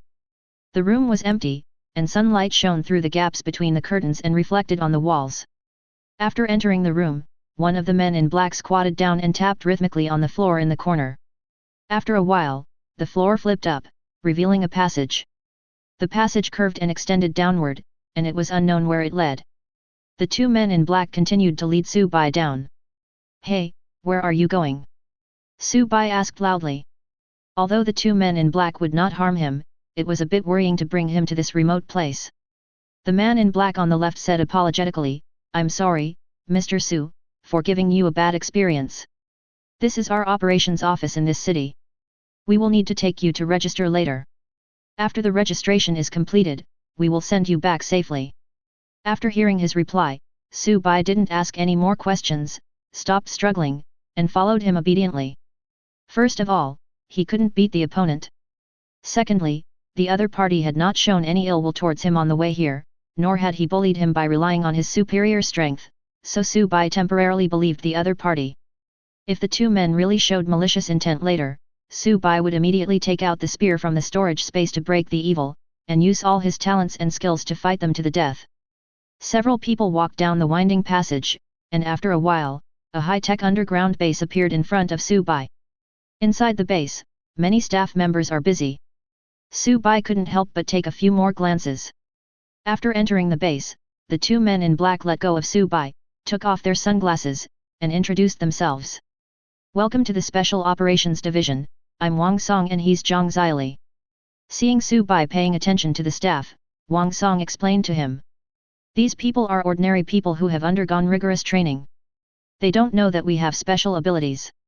They only know that this is a secret organization with a very high level of confidentiality.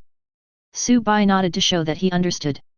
At this time, Zhang Zili handed him a form. Please register your personal information. Zhang Zili said. Su Bai picked up a pen and filled in the form. After a while, Su Bai finished filling out the form and returned it to Zhang Zili. Zhang Zili carefully checked the information filled out by Su Bai and nodded to Wang Song. Wang Song said, after becoming a walker, you will have the most basic welfare guarantee, and 10,000 yuan will be deposited into your card every month. At the same time, you can also choose to join our supernatural management office to clean up some pollution. You will receive a considerable reward each time you complete the cleanup. Seeing that Su Bai didn't quite understand, Zhang Zili, who was holding a form in his hand, explained to him. Pollution refers to some walkers who were overly stimulated in the trial world and suffered mental breakdowns and wreaked havoc after returning to the real world. There are also some walkers who resolved conflicts in the real world and caused casualties, just like when you entered. Su Bai thought for a moment and refused. Taking on this job would involve some extra risks. Although a high reward was promised, Su Bai was not short of money. The money his adoptive parents left him was enough for him to live for 2 lifetimes. Seeing Su Bai's refusal, the two did not force it too much. Wang Song took out a shoulder bag from the safe nearby and handed it to Su Bai. This is the personal belongings you left behind at the scene of the car accident. The group of people who caused you to enter the court of origin that night are also on our contaminated list. Their strength is about the 2nd level, and they are all close combat. This is why they use firearms. If you want to settle a grudge with them, you can report it to us in advance, and we will provide you with some extra conveniences.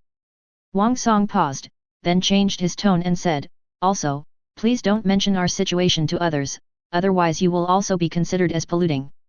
Okay, I'll take you back now. Su Bai took the shoulder bag, nodded in agreement, followed Wang Song back to the abandoned hospital on the ground, changed to a civilian car and went home. After returning home, it was still morning. Lying on the pigsty that he hadn't seen for a long time, Su Bai turned on his mobile phone. In an instant, the phone screen was flooded with messages. They are all messages expressing concern and inquiries. Su Bai replied carefully one by one. Most of the messages were from colleagues and bosses at the gym, and a few were from former college classmates. By the time I told everyone I was safe, the sun was already high in the sky. When the gym owner heard that Su Bai was fine, he asked Su Bai to continue working in the afternoon and prepared to go to a welcome party for Su Bai after get off work. Su Bai readily agreed. Speaking of eating, suddenly a gurgling sound came from Su Bai's stomach, and the stomach sent him a signal of hunger. Although Su Bai's physical fitness is far superior to that of ordinary people, he has not yet reached the state of ascending to heaven and no longer eating grains. After sleeping for 12 hours in the exclusive room and dealing with things for a long time after returning to the real world, Su Bai had not had a drop of water for nearly 20 hours. It was time to eat. He went downstairs and bought a braised chicken and a bottle of happy water. Then Su Bai returned to his room, turned on his computer, started his favorite game, and started playing while eating. Chapter 7. Time flies, and it is already late at night. As the festival was approaching, the streets were brightly lit and bustling with traffic. In a roadside gym, several people who looked like coaches just got off work and walked out. The middle-aged man in the lead was obviously the boss. The middle-aged man turned around and said to the others, "Today we are welcoming Xiao Su back safely. Eat whatever you want tonight. It's my treat." "Thank you, Boss Tang," everyone cheered. After walking for a while, they came to a large barbecue stall on the roadside, sat down and started ordering food. After a while, all the dishes were served and everyone started to feast on them. While eating and chatting, they couldn't help but talk about Su Bai's disappearance. "Brother Su, what happened that night? Can you tell us about it?" asked Su Bai's colleague. Su Bai naturally couldn't tell them about the court of origin, so he made up a story and told everyone. Su Bai's storytelling skills were pretty good, and for a moment everyone present was attracted by the ups and downs of the story. The story is told very quickly and is nothing more than some old-fashioned plots. In other words, Brother Sue, you were knocked unconscious and kidnapped, and then the rope broke and you ran away. After listening to the story, one of them asked. Yes, it was thanks to my wit and courage that I had the nerves to do it, otherwise I would have lost my kidneys by now. Sue Bai said seriously. All right, let's stop talking about that and just enjoy our meal. The boss interrupted them. Come on, let's go, someone suggested immediately. Let's go, everyone echoed. Several people stood up and clinked their glasses. The hustle and bustle continues, and time passes by bit. The meal didn't take too long. After more than 2 hours, everyone said goodbye to each other and left.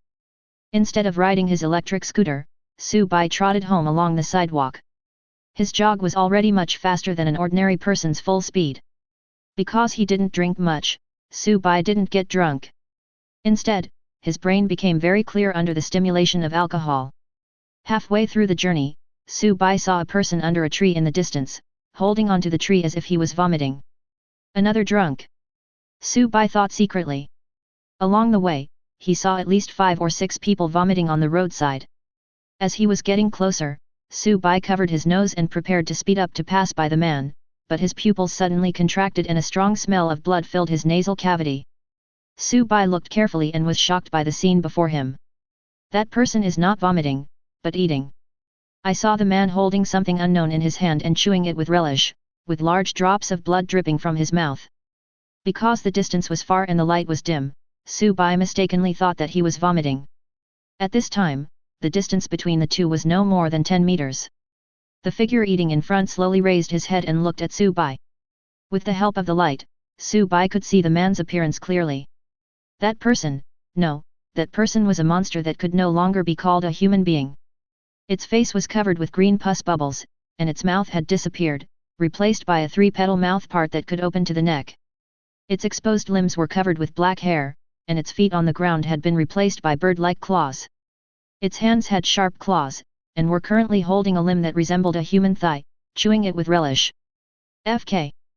The moment Sue Bai saw the monster clearly, he immediately felt his scalp tingling and alarm bells rang in his heart. This was the first time he had seen such an inhuman monster.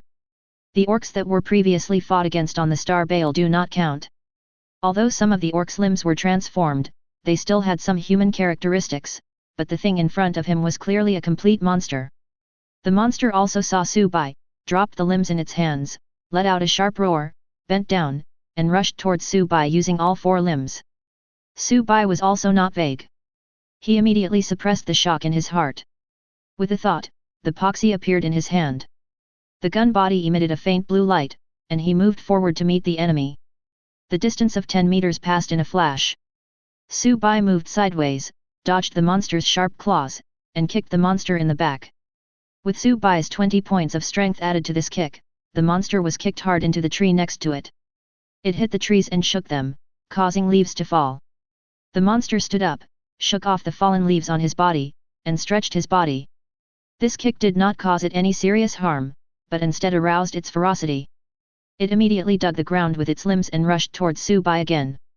Looking at the monster rushing towards him, Sue Bai picked up the evil breaking sword emitting a faint blue light in his hand, predicted where the monster would land next, and threw the spear with all his strength.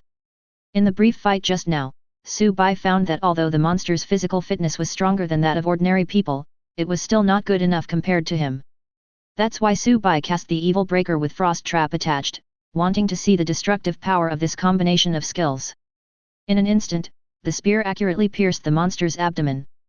Countless ice spikes exploded in the monster's body, instantly breaking the monster's body and turning it into a blood mist. Only a broken head rolled to the ground. With the dual enhancement of talent and weapon skills, the power of the frost trap was multiplied, and the monster was killed in seconds with just 1 skill. Sue Bai waved his hand and Posier returned to his hand. Sue Bai walked forward with a gun in hand and kicked the head that fell to the ground. After waiting for a while and seeing that the monster had no response, he took out his cell phone and called Wang Song from the Supernatural Management Bureau. After a while, several police cars drove over from afar, and Wang Song, who received the situation, rushed to the scene with his men. After the vehicle stopped, Wang Song got out and checked the scene. After a quick walk around the scene, Wang Song assessed the situation. This monster should be a human who has just become a first-level walker, but there may be some problems with his talent or profession that caused him to become like this. This is the pollution I mentioned to you before. Wang Song glanced at Su Bai and continued, this situation is actually very common. Generally speaking, the strength of a polluted walker is usually increased by 30% to 50% compared to the original strength. In more extreme cases, it may be as high as 80%. Looking at the mutation of this person's head, I'm afraid it is the most extreme one. To be able to kill this thing, you must have used a powerful disposable item, right? Wang Song asked Su Bai doubtfully. He didn't think that Su Bai, who had just become a first-level walker, could kill the monster so cleanly. It's almost time for the second level to come. Yes, I paid a heavy price to get rid of it. Su Bai answered casually. Since the other party already had an answer, he would just give the answer that the other party wanted to hear. He doesn't want others to know his true strength.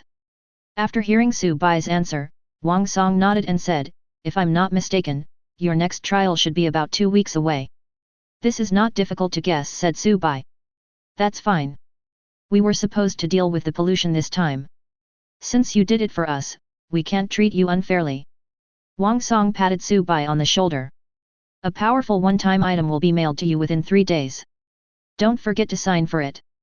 Su Bai was not polite and agreed immediately. Okay, you can go back now. Let our people clean up the scene. Someone will also be responsible for the victims. Seeing Su Bai agreed, Wang Song signaled that he could go back and there was no need to conduct further investigations.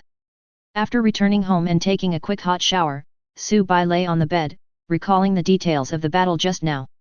If you think about it carefully, the reason why the whole battle ended so quickly was not because of the difference in physical attributes.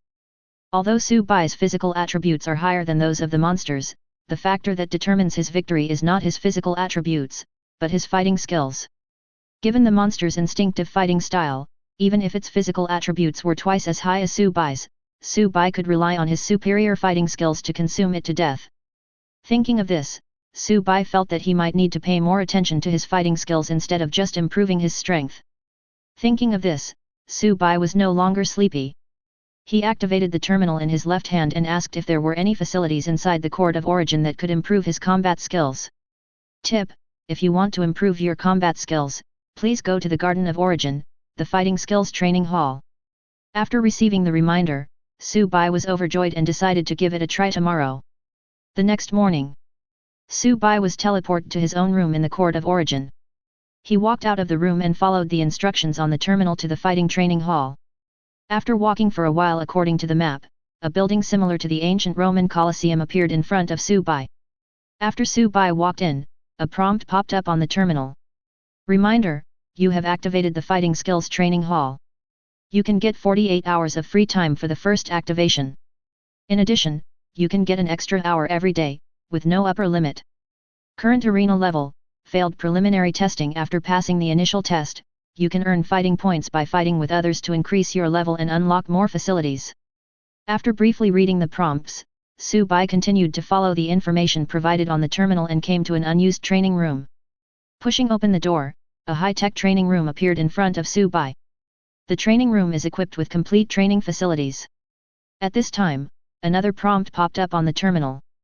Prompt: do you want to start preliminary testing? Su Bai chooses to start.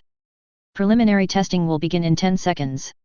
1098, hearing the countdown, the spear Poxy immediately appeared in Su Bai's hand, ready to deal with the test. The countdown ends and the test begins. As the prompt sounded, the scene in the training room changed rapidly. All the training facilities disappeared into the walls, and the training room became an empty hall. 2 mechanical soldiers wearing high-tech armor walked out of the wall. The armor on their arms flipped outward, ejected 2 lightsabers, and rushed towards Su Bai. Su Bai immediately rushed forward to meet the enemy. Seeing Su Bai rushing towards him, the intelligence inside the mechanical soldier quickly completed the calculations, predicted Su Bai's next landing point, and slashed out with the lightsaber in his hand. Su Bai ducked his head and dodged the lightsaber, then rolled over to the ground and landed at the feet of the second mechanical soldier. The spear in Su Bai's hand flashed with cold light, and he stabbed the opponent's face from bottom to top.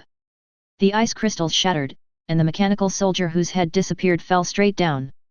Su Bai kicked the headless corpse that had fallen to the ground, and kicked at the mechanical soldier that was chasing him. Wang, with the buzzing sound of lightsabers cutting through the air, the mechanical soldiers chopped up the bodies of their flying companions, turning them into mechanical parts all over the sky. With the help of these scattered mechanical parts as cover, Su Bai followed closely. The next moment, a spear with a cold glow pierced out from behind the mechanical parts and pierced its chest. Ice crystals exploded inside its body, blasting it into pieces. Isn't this not difficult? Su Bai said to himself. Reminder, the first round of testing has ended. The second round of testing will start in 10 seconds. 1098, 10 seconds passed quickly, and the next batch of mechanical soldiers that arrived became 3. The sound of fighting came from the training room again. 20 minutes later. At this time, Su Bai fell to the ground, with a horrible big hole in his chest and abdomen, but no blood was flowing out. This was caused by being pierced by a high-energy lightsaber. The moment the wound was pierced, the flesh and blood inside were burnt and carbonized by the high temperature, and no blood flowed out at this time. The number of mechanical soldiers around him has increased to 7. Reminder, the test is over. Your final score is level 7.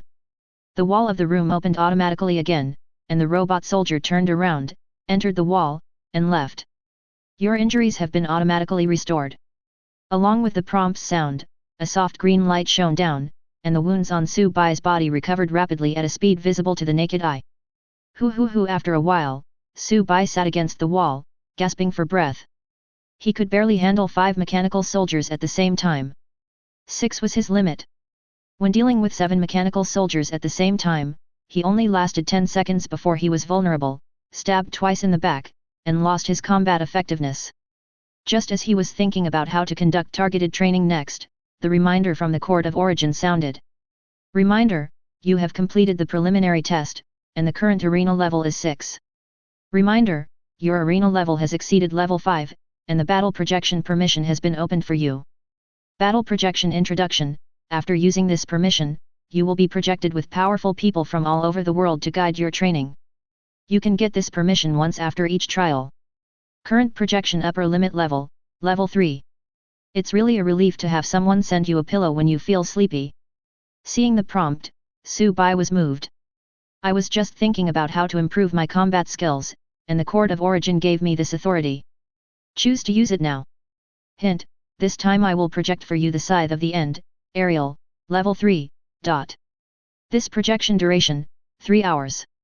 The prompt ended, and tiny particles of light appeared out of thin air, gradually forming a figure in a black robe. The man in black robe was petite, holding a gorgeous scythe with golden and red patterns on it, and his face was hidden by the huge hood on his black robe. However, judging from the outline of her chest, she appears to be a female. Let's get started. A clear female voice sounded. As soon as he finished speaking, a gorgeous war sickle appeared in front of Su Bai. Ariel instantly appeared in front of Su Bai, with a gorgeous scythe on his neck. Su Bai's head was about to be chopped off. After a moment of hesitation, the scythe in Ariel's hand changed from slashing to hitting, and knocked Su Bai away. So slow. Alair looked disdainful. Looking at Su Bai lying on the side, Ariel hooked his finger at him. You come and attack, let me see how good you are. Hearing this, Su Bai got up from the ground and launched an attack. After 3 moves, he was knocked to the ground again. With a simple twist of his scythe, Ariel blocked Su Bai's evil breaking stab, then swung his scythe horizontally, knocking him away. When you attack, you must pay attention to the opponent's subtle strength. At the same time, if you are not sure of a sure kill, it is best not to use all your strength in one attack. You must reserve some strength to deal with unexpected situations. Ariel keenly saw Su Bai's problem and pointed it out immediately. As Alair spoke, he walked to Su Bai, pulled him up from the ground, and explained his shortcomings to him. A moment later, Su Bai, having learned his lesson, attacked again. This time it was 4 moves, and he was knocked away again. Alair helped him up again and continued his explanation. Time passed quickly, Su Bai was knocked down again and again, and got up again and again. Under the guidance of Alair, who was several levels higher than him in terms of skills, he gradually realized his own shortcomings and was able to last a few rounds at her hands. At this time, in the training room, Alier suppressed his strength to the same level as Subai and helped him feed his moves. The spear and the scythe clashed, and every collision made a crisp sound. The golden lines on the sickle in Ariel's hand flickered, as if activated, and he continued to attack Subai. Subai parried with his spear, occasionally finding the right moment to counterattack. Suddenly, Subai seized the moment when Ariel was taking a breath, stepped to the right, dodged the scythe, and stabbed Ariel in the abdomen with a gun. Alier leaped back a few times to distance himself from Subai and avoided the shot. You have a pretty good understanding. You were able to find my weakness so quickly and force me to retreat. Thank you for the compliment. It's not that Subai is modest, but he knows clearly the gap between the two sides. If Alier did not suppress his strength, the opponent would be able to kill him instantly. Okay, I know what you're thinking. How can I fight you if I don't suppress my strength? That's not called sparring, that's called a one-sided massacre. You are right. Subai scratched his head in embarrassment as his thoughts were seen through. Reminder, the projection time has expired. See you next time. Ariel's projection turned into light particles and disappeared. Subai slumped on the ground. The intense battle had drained his energy greatly and he was in urgent need of food. He immediately chose to return to the real world. The color blue gradually filled the field of vision. The cyan color dissipated, the transmission was completed, and Subai returned to the rental house. He immediately rushed to the kitchen and searched the refrigerator for something to eat. After a moment, looking at the pile of packaging bags on the table, Subai leaned back on the sofa and let out a long sigh. It's such a blessing to feel full, he said with emotion. Looking at the time, Subai found that it was only 1 o'clock in the afternoon. I sat down at the computer and started my favorite game. Time passed bit by bit. Subai went to the fighting training ground to practice every day, and his spear skills continued to improve. The battle with Alier benefited Subai a lot, and he gradually paid attention to many battle details that he had not noticed before. In a recent test, Subai was able to fight against 24 mechanical soldiers alone and not be at a disadvantage. The skills of spearmanship are no longer what they used to be. In the blink of an eye, it was time for Subai to head to the next world trial. During this period, Wang Song did not send a powerful prop called T3 compressed bomb by express delivery, but personally delivered it to the door. T3 compression bomb quality, bronze. How to use: it explodes 2.5 seconds after activation, causing 300 points of explosion damage and subsequent 170 points of burning damage to all targets within a radius of 15 m. Introduction: a primary bomb produced by Yodel Corporation in the Star Realm. It is stable and reliable and can be used in a variety of environments. Reminder: there are 30 minutes left before the next trial begins. Please check your personal belongings and get ready. The next trial is about to begin. Chapter 8. After receiving the prompt, Subai checked the storage space and waited for the transmission to the court of origin. 30 minutes passed quickly. Number of walkers entering: 300. Transmission is about to begin. The space around Subai was once again filled with green, and a bizarre scene flashed before Subai's eyes. After a moment, the bizarre scene disappeared, and Subai appeared in a dark and damp cell, with several other walkers like him around him. Tip: the transfer has been completed, and the world data has been opened to you. Emoling seeing difficulty, level 7 world information. Human beings have been born on the planet Emoling for thousands of years and have been continuously developing civilization. After the first steam engine appeared, the wave of the Industrial Revolution has continued to this day. Huge steam machines are running across the land, creating a glorious steam civilization. Unfortunately, the good times did not last long. A meteorite from outer space fell to the Earth, interrupting the development of civilization. Countless horrible beasts poured out like a tide from the meteorite, emitting purple light, preying on all life in this world. Towns have become nests for strange beasts, and humans have become the nourishment for the strange beasts to reproduce. Faced with a powerful enemy, the politicians had no time to care about internal conflicts of interest. They formed a coalition government and built a high steel wall to keep the monsters outside. Relying on the high walls, humans successfully resisted the advance of the monsters, quietly accumulating strength and waiting for a counterattack. Under the pressure of survival, human wisdom is always infinite. In just 10 years, people of the steam civilization discovered nuclear energy and successfully conducted the first nuclear explosion test outside the high walls. The clouds of destruction rising into the sky gave mankind a glimmer of hope. Reminder: the identity replacement of the walker has been completed. The replacement identity is a soldier of the punishment battalion who will be sent to the front line. I have detected that you do not know the language of this world, and I have automatically learned it for you. Cognitive blur is on. The trial merit ranking has been opened. The top 100 in this ranking will receive basic rewards, the top 50 will receive additional rewards on top of the basic rewards, the top 20 will receive double rewards, the top 10 will receive triple rewards, and additional rewards will be given to the top 10 rankings.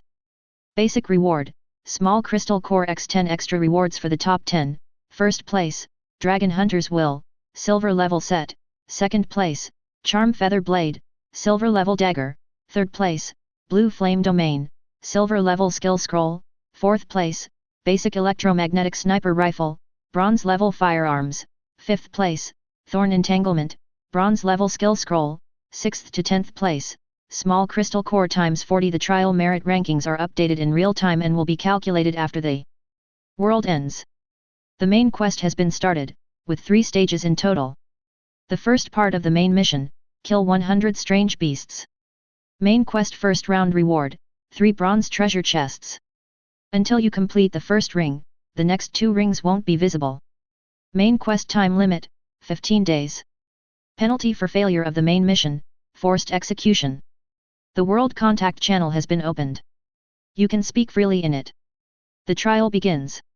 Does failure in the formal trial mean forced execution? Looking at the 4 bloody characters forced execution that were dark red and different from the other font colors, Su Bai seemed to be thinking about something. After checking the prompts of the Court of Origin, Su Bai looked around and found that the prisoners around him were also looking at him. These prisoners did not wear prison uniforms, but instead wore various types of equipment, armor, windbreakers, and robes. There seems to be a similar symbol on the clothes, like a black door. There is no doubt that these people are not prisoners from the original punishment camp, but walkers who have replaced their identities. The few people ignored Su Bai and talked in low voices. Through their conversation Su Bai learned that these people knew each other and were all from a guild called Black Gate. Dot. There were footsteps outside the corridor. A prison guard came over, opened the door, waved to several people, and signaled them to follow him. After passing through the prison corridor filled with steam pipes, they arrived at a square. At this time, many prisoners had gathered in the square, including natives of this world and walkers who came here to take the trial. After leaving the prison, Su Bai saw the architectural style of this world clearly. There are steam pipes outside the tall buildings, transporting high-pressure steam inside, which is the main source of power for this world. At this time, thousands of people had gathered in the square, including all 300 walkers who entered this time. For a moment, the colorful clothes seemed out of place among the surrounding prison uniforms. However, because of the disguise of the Court of Origin, these looked like prison uniforms to the natives. Seeing that most people had gathered, an officer walked up to the makeshift podium, holding a simple loudspeaker, and shouted to the prisoners below. You have all committed mistakes of varying degrees before, which is why you are serving your sentences here. Now I'm giving you a chance to clear your name. Go to the front lines and fight the beasts for humanity. If you can survive, then congratulations, you will regain your citizenship. As soon as the speech ended, the prisoners below started to commotion, and the situation seemed to be getting out of control. Obviously, they would rather spend the rest of their lives in prison than fight with that damn beast. Several prisoners with troubled looks have already rushed out of the crowd, trying to attack the soldiers on guard nearby. These soldiers carried a huge steam-powered pack on their backs, with a hose extending from the pack to connect to the guns in their hands. This world did not invent gunpowder and electricity, but directly used the simplest compressed steam as the kinetic energy to drive bullets. Seeing that several troublesome prisoners had already rushed out of the crowd, the soldiers on guard nearby immediately opened the valves of the steam backpacks on their backs. High-pressure steam is pumped into the gun in hand through a pipe, serving as the power source for the bullet. Bang, bang, bang! The soldiers raised their guns, aimed, and shot at the troublesome prisoners who rushed out of the crowd. The power of these guns was no less than that of gunpowder weapons, and they directly killed several troublemakers who were in the front. After killing several troublesome prisoners who rushed out of the crowd, the rest of the people calmed down. Seeing that the crowd had stopped rioting, the officer on the stage waved his hand and the prison gate opened. Several huge steam-powered troop carriers drove in, each of which could carry hundreds of people, like giant steel beasts. The most eye-catching thing on the troop carrier is a huge steam engine that constantly spews out black smoke. The shape of the whole car reveals a strong steampunk style. Soldiers in the square began to drive the prisoners onto buses. Su-bai and other walkers were mixed in with the prisoners and were also forced onto the troop carrier. Soon, thousands of prisoners were on board.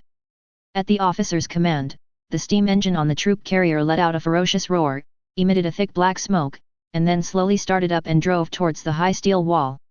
Sitting in the troop carrier, Su-bai opened the world contact channel on the terminal and found that it was more lively than he thought.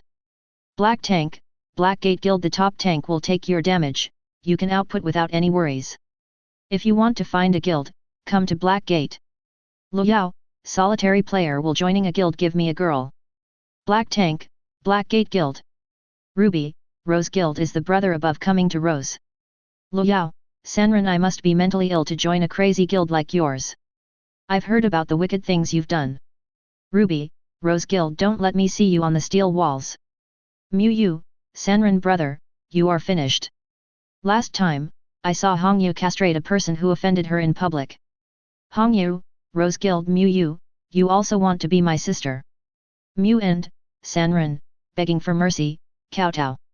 From the chats with these people, Su-bai discovered something that was different from himself. This is my first formal trial world. The other people in the world channel have obviously experienced several worlds, and some of them even know each other. There are also guilds formed by people who stick together for warmth. After all, the trial of the heavens in the court of origin is not a game. Death here means real death. There will definitely be people who form teams to complete the trials, and over time they will evolve into guilds. After thinking for a while, Su-bai decided to try to cooperate with these guilds. After all, this was his first time experiencing a formal walker trial. However, Su-bai was not very willing to join the guild. He was a bit of a loner by nature, otherwise he would not have rented a house in another city by himself after graduating from university. It is always better to be able to cooperate with others than to grope around in the trial world alone. Su-bai wrote a nickname he made up and sent a message in the contact channel. Emoju, Sanran Mage, looking for teammates to cooperate. Black Tank, Black Gate Guild, join the guild. Emoju, Sanran, thank you. I am not considering joining for the time being. We can work together. Black Tank, Black Gate Guild, okay, we'll talk more about this after we get to the mission location. Moyu, Rose Guild, join Rose and come into the arms of my sister. I can meet some of your special requests. Emoju, Sanran, thank you, Brother Haitan. I will contact you after we reach the Iron Wall. He doesn't want to be sisters with Hongyu. Ruby, Rose Guild, brother, don't you think about your sister? Emoju, Sanran, I don't have a harem. Dear horns, Sanran, laugh, laugh, laugh. After closing the communication channel, Su-bai leaned back in his seat, closed his eyes and rested, preparing for the subsequent battle. It is not difficult to see from the hints of entering the world this time that the punishment battalion he is in will be pulled to the battlefield soon. The scenery outside the window kept receding, and 3 hours later, a huge steel wall appeared in front of the troop carrier. The walls are covered with winding steam pipes, and underneath are huge steam-powered furnaces that transport compressed steam to the city walls through pipes. That is the destination of this trip, a high steel wall. As the convoy approached, the high steel wall gradually occupied Su-bai's field of vision. The entire steel wall is 100 meters high and extends far into the distance with no end in sight. As the troop carrier approached the high wall, the brakes made a screeching sound, and the steam engine on the vehicle body spewed out a large amount of thick black smoke before it slowly stopped under the high wall. Compared with the high steel wall, the huge steam troop carrier that can carry hundreds of people seems as small as an insect. The tailgate at the rear of the vehicle was opened, and several officers came up, followed by a team of soldiers armed with steam rifles, and looked around at everyone in the vehicle. You, and all of you, follow me. The officers began to select people. Many of the people chosen were walkers. The communication channel suddenly exploded. Wu Feng, Black Gate Guild boss, what should we do? They seem to want to break us up. Black Tank, Black Gate Guild, don't worry, I'll go talk to them now. Wu Feng, Black Gate Guild, how do we talk? Black Tank, Black Gate Guild, give them a little shock of strength. Ruby, Rose Guild, I'm the third car from the left. I'll go with you. After a while, Su-bai vaguely heard a commotion coming from several steam-powered pancake trucks on the left, which then calmed down. Not long after, a man with a sturdy figure like a tower, led by an officer, boarded the troop carrier where Su-bai was. The man raised his arm, which was as thick as an adult's thigh, and showed the personal terminal in his hand. He shouted to the people in the car, "I am Haitan. Anyone who knows this thing, follow me." I don't know what method he used to actually convince those officers. Seeing the personal terminals of the Court of Origin, Su-bai and a dozen walkers, including those who were previously selected but did not leave, stood up and also showed the personal terminals on their wrists. "Come with me, let's go to another place." Haitan called them, turned around and led the way away. After walking out of the troop carrier, Su-bai saw people walking out of other troop carriers. Everyone came to the high steel wall and, led by an officer, walked onto the lift platform leading to the top floor. Waiting on the platform were the walkers from the other troop carriers. When all the people are on board, the huge steam engine under the lifting platform starts working, and the high-pressure steam generated pushes the platform up through the pipes. After a while, everyone climbed up the high wall. Looking out from the high wall, the world outside the wall is just a monotonous grey and white. It was a hell of bones made up of countless skeletons of strange beasts. On the side close to the hell of bones, heavy machine guns powered by high-pressure steam are lined up on the city wall. Without exception, the muzzles of these machine guns were pointing outside the wall. This machine gun is connected to the steam pipe by a base below. The high-pressure steam generated by the steam engine under the city wall directly pushes the bullets in the gun barrel through the steam pipe, and its power is even greater than that of gunpowder weapons. It was they who turned the original wilderness into a hell of bones filled with countless corpses. Relying on these strange steam technologies, humans in this world can resist the invasion of alien beasts, recuperate behind high walls, accumulate strength, and prepare to take back their homes. Don't worry, leave it to us. You have seen my strength. I can smash the monster's head in no time." Black Tank's voice came from behind Su-bai. Previously, Black Tank demonstrated his supernatural strength to the officers stationed here, and thus gained the opportunity to gather all the walkers. The physical fitness of humans in this world is similar to that of ordinary people in the real world, and they do not have any special abilities. Therefore, under the guise of the Court of Origin, the power of the Black Tank's extraordinary side shocked these humans of the steam civilization in another form. "I've already told you that if you can't hold on, immediately fire this red flare and another troop will come to support you." The officer opposite the Black Tank had a serious expression on his face. After all, the walls cannot be breached. As they were talking, footsteps like thunder were suddenly heard in the distance. "The beast tide is coming." The officer's face changed drastically. Black Tank immediately turned around and shouted to the walkers behind him, "Black Gate people, step out and prepare for battle according to Plan B formation." Nearly half of the 300 walkers immediately came out and formed a well-trained battle formation. The gunners among them even took over the steam machine guns on the city wall and began to prepare to fight the strange beasts. Looking at his men's coordinated actions, Haitan proudly raised his eyebrows at the officer. Seeing the smug look on Black Tank's face, Hong Yu, the president of the Rose Guild, was not to be outdone and ordered her subordinates, "Prepare your recovery spells and always pay attention to the status of your friendly forces. Mages should prioritize clearing out the monsters that have climbed up the city walls, and leave the ones in the distance to the people at Black Gate.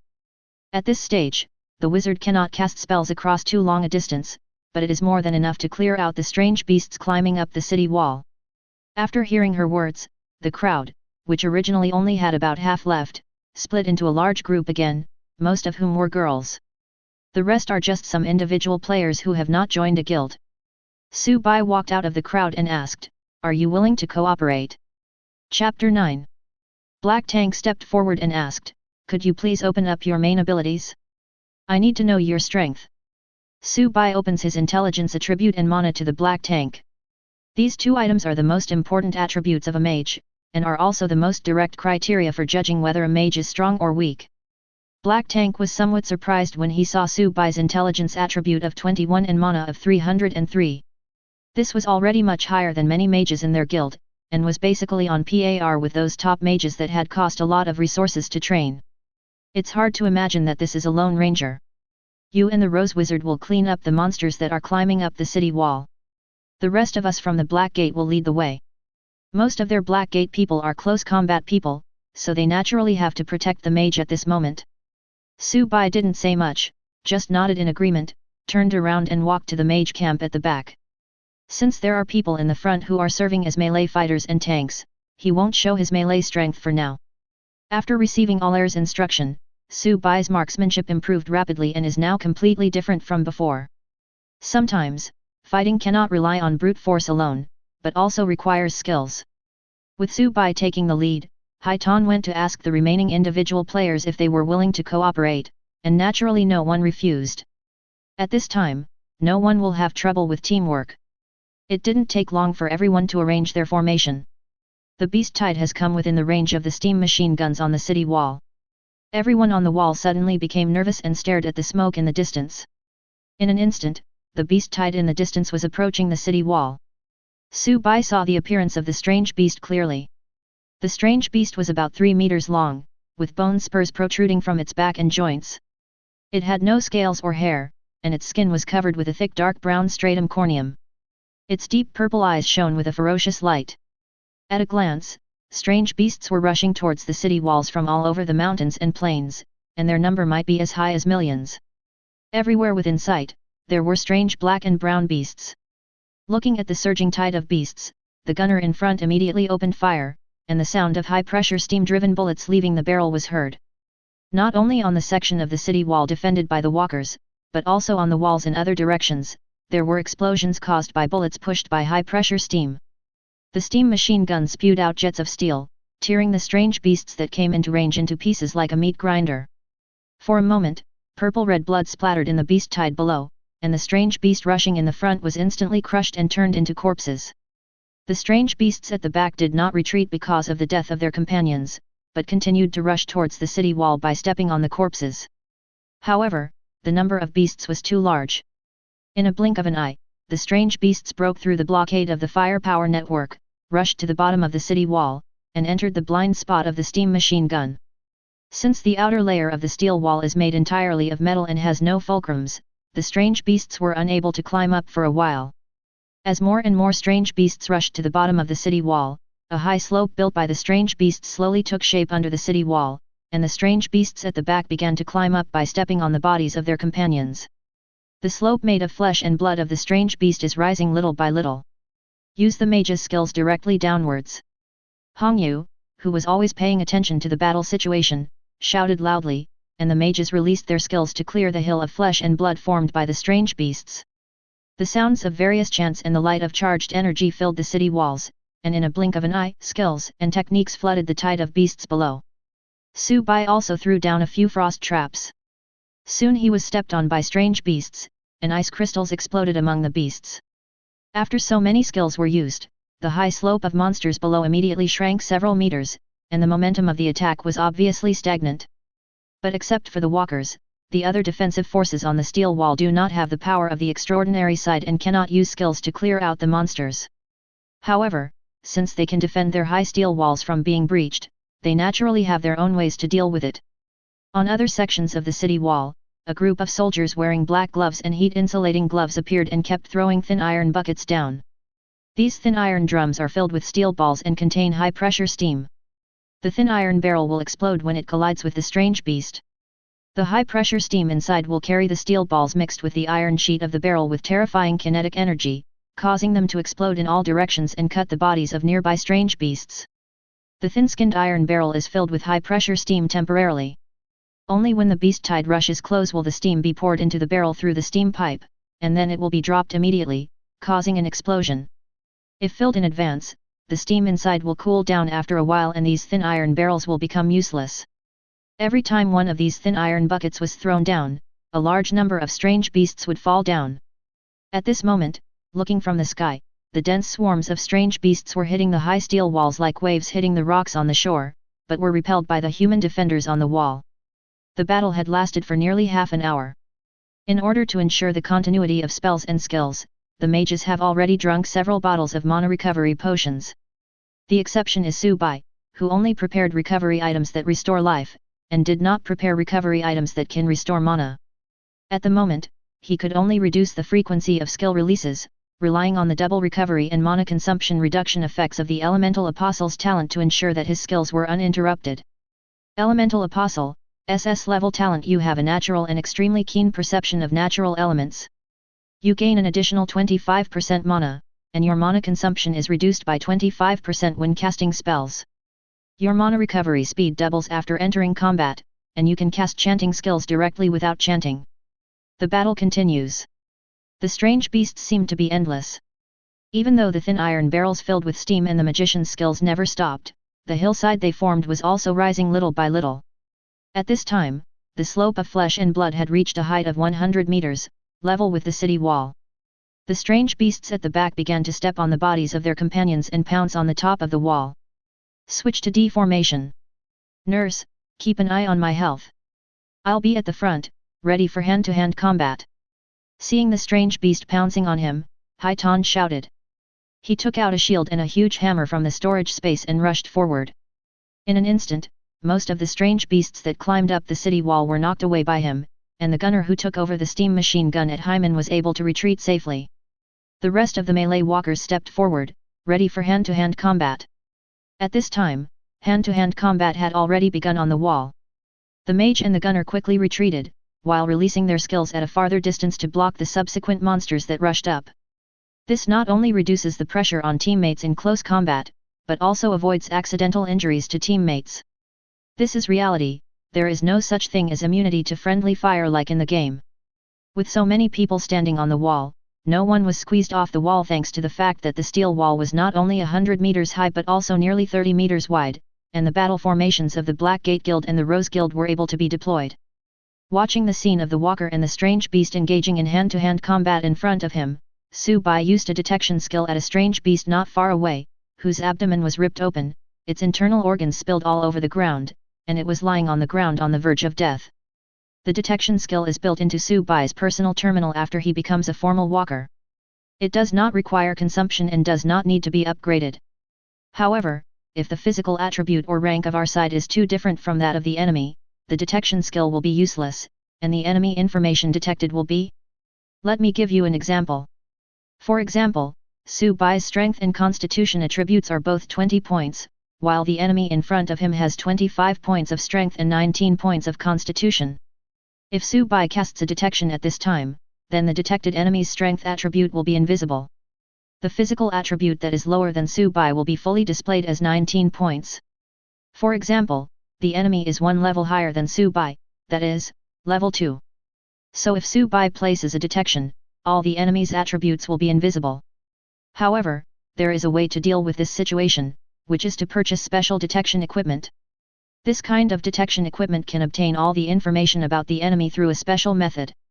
However, when Su Bai had finished practicing his gun skills at the fighting training hall and was strolling around the item trading area, he encountered someone selling detection equipment.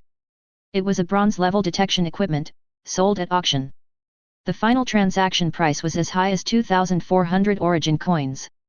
You know, in the last trial, Su Bai worked very hard to earn 600 origin coins. People who buy it don't think it's expensive, but instead feel they've made a good deal. This is enough to illustrate the rarity and high cost of detection equipment. At this time, the detected alien beast data has been displayed on Su Bai's personal terminal. Common Star Beast, Level 1, Level Leave 2 Basic Attributes, Health, 6.7% Physical Energy, None Strength, 10 plus 2 Constitution, 13 plus 2 Speed, 11 plus 2 Intelligence, 3 plus 2 Charm, Lower Astral Beings have no charm. Luck, Lower Astral Beings have no luck. Queen Mother's Will, Active, Leave 10, the Queen Mother of exotic beasts can unconditionally control all the exotic beasts. Beast Tide, Active, Leave 3, after a beast tide is formed under the will of the Queen of Beasts, bonuses can be obtained based on the number of beasts in the current beast tide. 10,000 exotic beasts, gain the first level of benefit, and increase movement speed by 5%. 100,000 exotic beasts, gain the second level buff with an additional 20% health increase. 1 million exotic beasts, obtain the third level benefit, and all attributes are increased by 2 points. Currently all 3 levels of buffs have been obtained. The queen of the exotic beasts that descended on this planet has a limited load capacity, and the upper limit of the beast tide command is up to 1 million. Loyalty to the tribe, Passive ordinary alien beasts have no wisdom and rely solely on animal instinct to make sacrifices for the tribe. Rapid reproduction. Passive as a natural war group, the reproduction speed of exotic beasts is greatly improved. The basic attributes of the exotic beasts are not very high, but they are the main factors that make up the extraordinary combat power of the beast tide. It is more than enough to deal with ordinary humans who are not using weapons. But it is not good enough against the walkers. Not to mention Subai, whose inherited profession and talent are both above S level. The beast tide continued to advance towards the high steel wall. The dying beast not far away soon disappeared, submerged in the subsequent tide of beasts and disappeared in it. Looking at the surging beast tide in front, Subai continued to release frost traps at a fixed frequency. He no longer needed to look at it. Even if he closed his eyes and threw it forward with all his strength, there would definitely be a strange beast among the dense herd that would step on it. Frost traps continued to explode in the surging tide of beasts, and the splashing ice crystals swept away all the strange beasts in the attack range, only to be replaced by the strange beasts behind. The battle lasted for nearly 2 hours before the monster's attack gradually subsided. Woo! A distant wailing sound came from behind the beast tide. Hearing the wail, the strange beasts in the distance immediately stopped their charge and retreated like receding waves. Below the high steel wall, the strange beasts that had formed a hill of flesh and blood for their companions retreated layer by layer like a collapsed pile of sand, leaving behind their corpses all over the ground. These strange beasts retreated in an eerily orderly manner, as if someone was controlling them from behind. Soon, the beast tide disappeared below the distant horizon.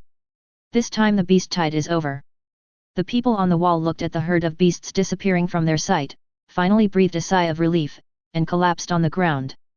Subai, who was hiding in the back and casting skills, did not consume too much physical energy, but the high intensity of releasing skills made his head a little dizzy. Subai walked to the wall and looked down from the 100-meter-high steel wall. There was already a layer of dried, coagulated black-purple animal blood on the surface of the steel wall. Looking around, the ground below, which was originally covered with bones, was now covered with the corpses of strange beasts. The air was filled with a strong stench and fishy smell. Crows flew from nowhere and landed on the pile of corpses to enjoy their meal.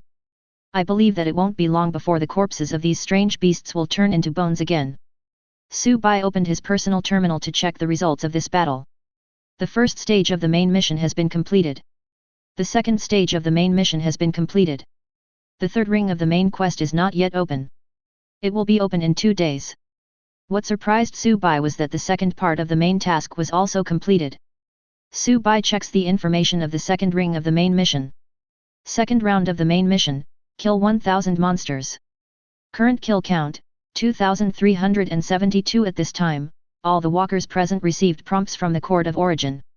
Reminder, the trial merit ranking has been updated, please check the latest ranking.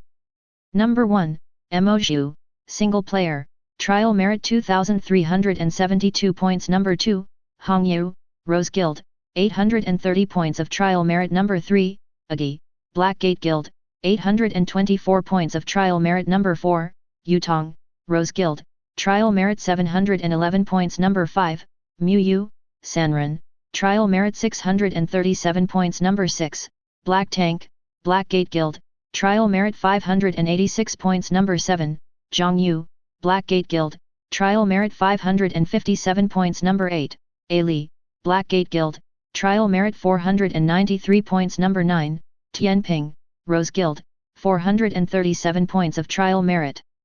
Number 10, Lily, Rose Guild, 376 points of Trial Merit. No one really wants me to write all the top 100, right? Subai opened the trial list and found that his name was at the top. This surprised him a little. I just hid behind and used some skills, how did I get first place? Although the frequency of releasing skills is not very fast, it has never stopped.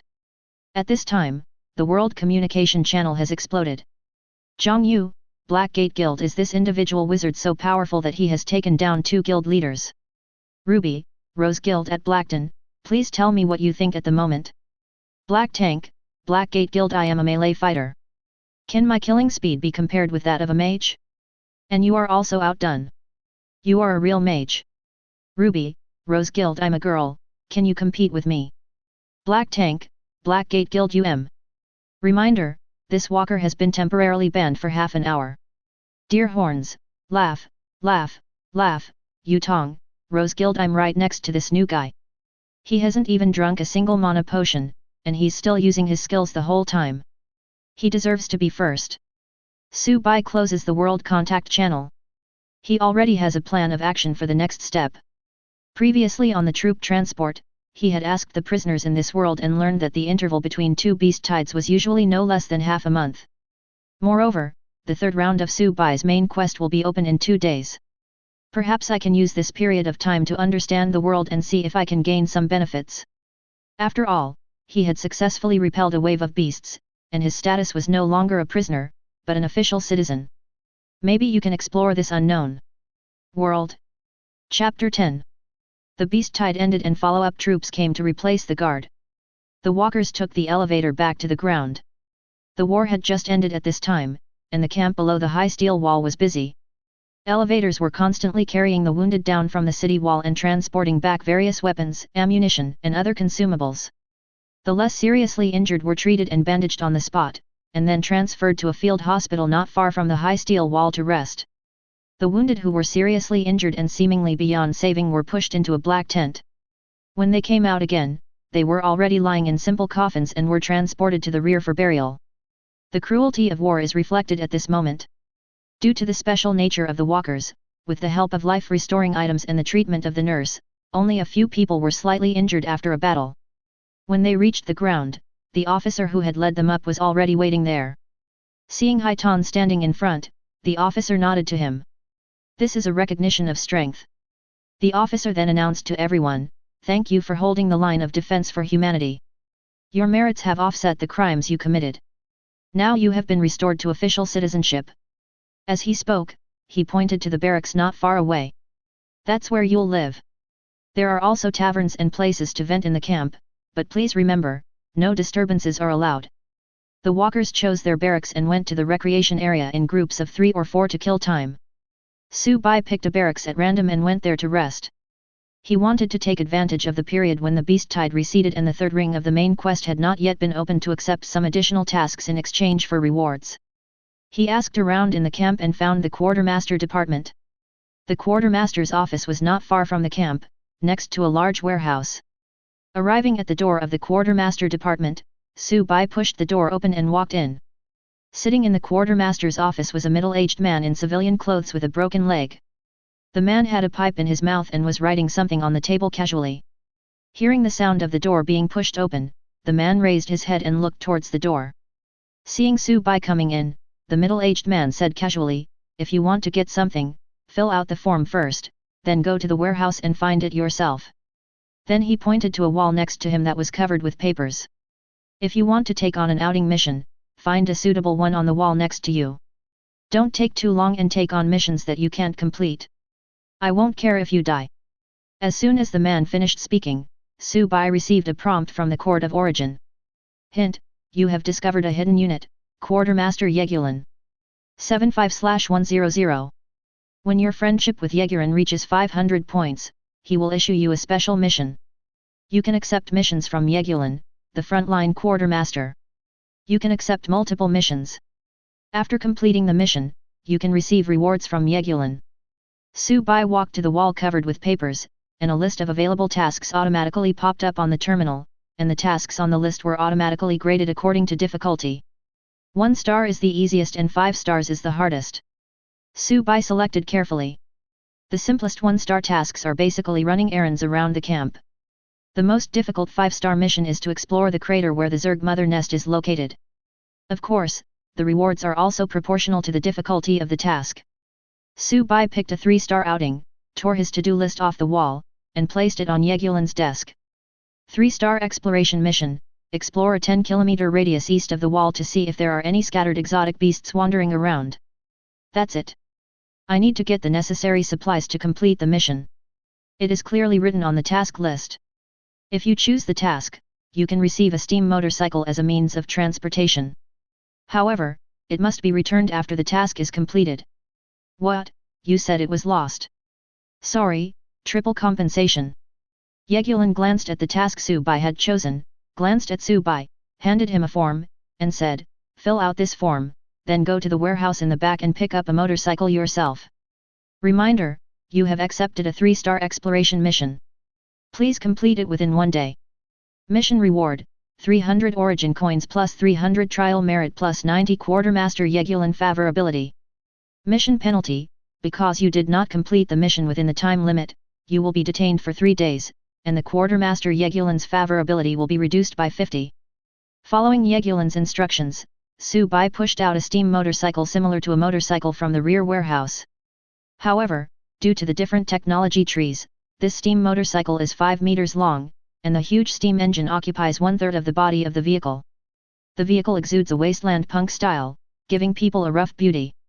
Yegulin took out another map and handed it to Su-bai, saying, "If you don't find any traces of strange beasts, come back as soon as possible. If you find any, don't approach them rashly. Record their location and return immediately." "Got it. Thank you." Su-bai filled the steam engine with special fuel and said goodbye to Yegulin. This fuel is like coal mixed with certain animal blood, which is then dried to get a dry powder. It burns at a very high temperature and is also very burn resistant. Therefore, it is widely used by humans in this world as a fuel for steam engines. Just like the huge steam engine under the high steel wall, this kind of fuel is burned inside. The operating principle of the steam motorcycle is similar to that of a motorcycle, and Su-bai quickly got the hang of it. Coming out of the quartermaster's office, Su-bai started the steam motorcycle and drove towards the exit of the high steel wall. Because the beast tide had receded, the gate under the high steel wall opened, and an exit 10 meters wide and 7 meters high appeared at the corner of the wall. A lot of people have gathered at the exit. Su-bai was not the only one going out on the mission. There were also many soldiers riding steam motorcycles queuing up, and they were also going out to carry out exploration missions. When it was Su-bai's turn, he handed the pass with the seal of the quartermaster department to the soldier guarding the gate and passed through the customs smoothly. Half an hour later, 2 kilometers to the east of the high steel wall, the green plain is no longer covered with the bones of strange beasts, but is filled with the green of life. At this time, Su-bai was riding a steam motorcycle towards the east.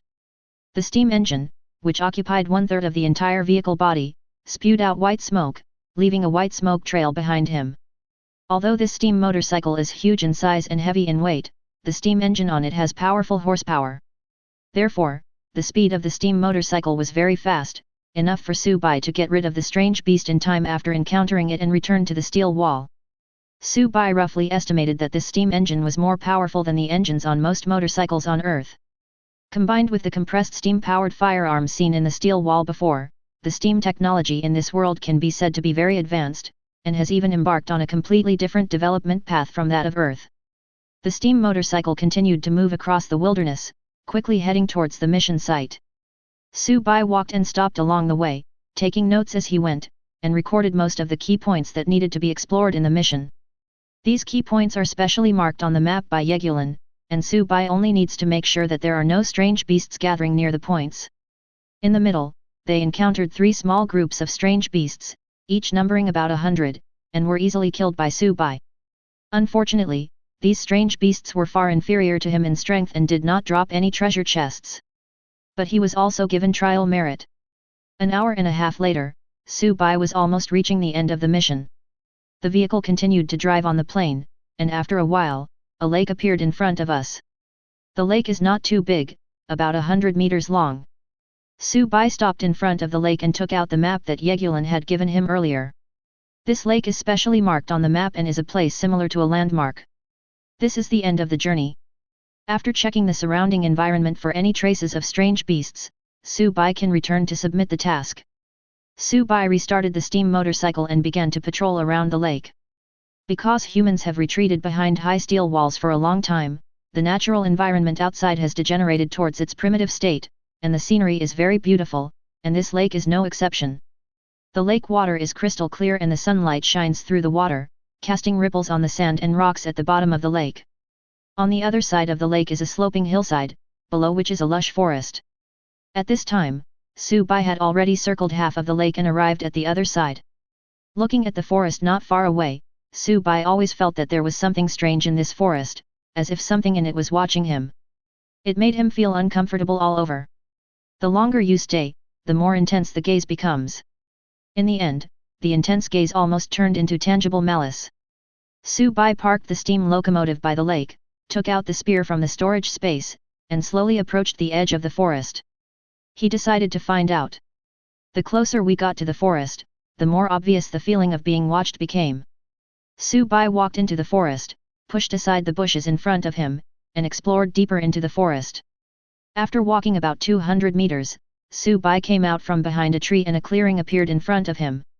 In the middle of the open space, there stood a purple-red totem pole about 3 meters high, with a huge eyeball hanging on the top. Below the totem is an altar emitting purple light. There are many complicated patterns carved on the altar, and each pattern represents some unknown meaning.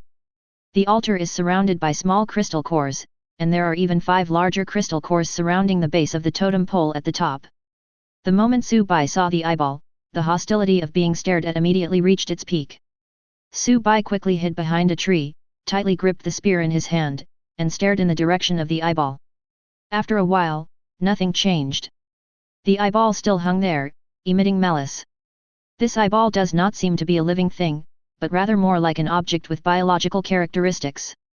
After discovering this, Su Bai waited behind the tree for a while. Seeing that the eyeball did not move, he approached carefully.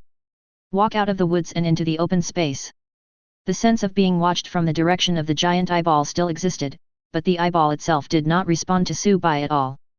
This further confirms Su Bai's conjecture that this is probably an object with biological properties. Walking to the bottom of the altar, Su Bai ignored the eyeballs above. Instead, he pulled out a dagger from the storage space and began to pry the small crystal core embedded in the altar. He didn't know what the eyeballs were used for, so he chose to pack up the small crystal cores he knew and take them away. As the number of small crystal cores on the altar continued to decrease, the huge eye above the totem gradually shrank, and the feeling of being watched gradually faded. After a while, all the small crystal cores around the altar had been pried off by him and stored in the storage space. Times 50. The eye at the top of the totem also shrank to a quarter of its original size. At this time, there are only 5 larger crystal cores left on the altar. Su Bai decided to go all out and pry them all off. Times 5. As all the crystal cores on the altar were stored by Su Bai in the storage space, the altar became dim and the eyeball on the top of the totem pole was only the size of a fist. As the eyeball shrank, the feeling of being watched completely disappeared. Only now did Su Bai carefully remove the eyeball from the totem pole. The surface of the eyeball was covered with slippery mucus. Su Bai squeezed it hard and it felt slightly chewy. Suddenly, a prompt of the chord of origin appeared on the terminal in Su Bai's hand. Equipment name, Eye of Control type, Detection Equipment quality, Silver durability, 30/30ths equipment skills, Detection, active used on enemies to compare their intelligence attributes. If our intelligence attribute is higher than the enemy's, we will obtain all of the enemy's personal information. If our intelligence attribute is lower than the enemy's, we can obtain at least 75% of the enemy's personal information. The enemy's rank that can be obtained in this way must not exceed level 3, and 1 point of durability will be consumed after each use. Equipment introduction, a product of some evil ritual. During the ritual, it will continuously emit malicious gazes. After reading the information from the Eye of Control, Su Bai already understood why he had felt like he was being watched before. It's a huge profit. Su Bai put away his Eyes of Control and was overjoyed. At this time, 50 small crystal cores, 5 medium-sized crystal cores and the Eye of Control were lying quietly in his storage space. Needless to say, small crystal cores are essential for improving skill levels. Su Bai has not used the medium crystal core yet, but the name suggests it is a higher level item than the small crystal core. It may not be useful now, but it will definitely be useful in the future. Not to mention the Eye of Control, which is a silver level detection equipment that can detect the data of 3rd level enemies. Even if Su Bai's intelligence attribute is lower than that of the opponent, he can still obtain 75% of the guaranteed data. At this moment, Su Bai felt like he was taking a walk on the side of the road when he suddenly felt something hit him on the head. I thought it was a stone, but when I looked back, I found it was actually a gold ingot. Su Bai searched around the altar again, but didn't find anything valuable, so he left the forest. He was thinking of finding another altar like this. After leaving the forest, Su Bai returned to the lake, started the steam motorcycle, completed his final patrol along the lake, and returned to the steel wall. Chapter 11. Crunch, crunch. Not long after Su Bai left, footsteps were heard in the forest. Several strange beasts emerged from the forest and came to the open space where the totem pole and altar were located.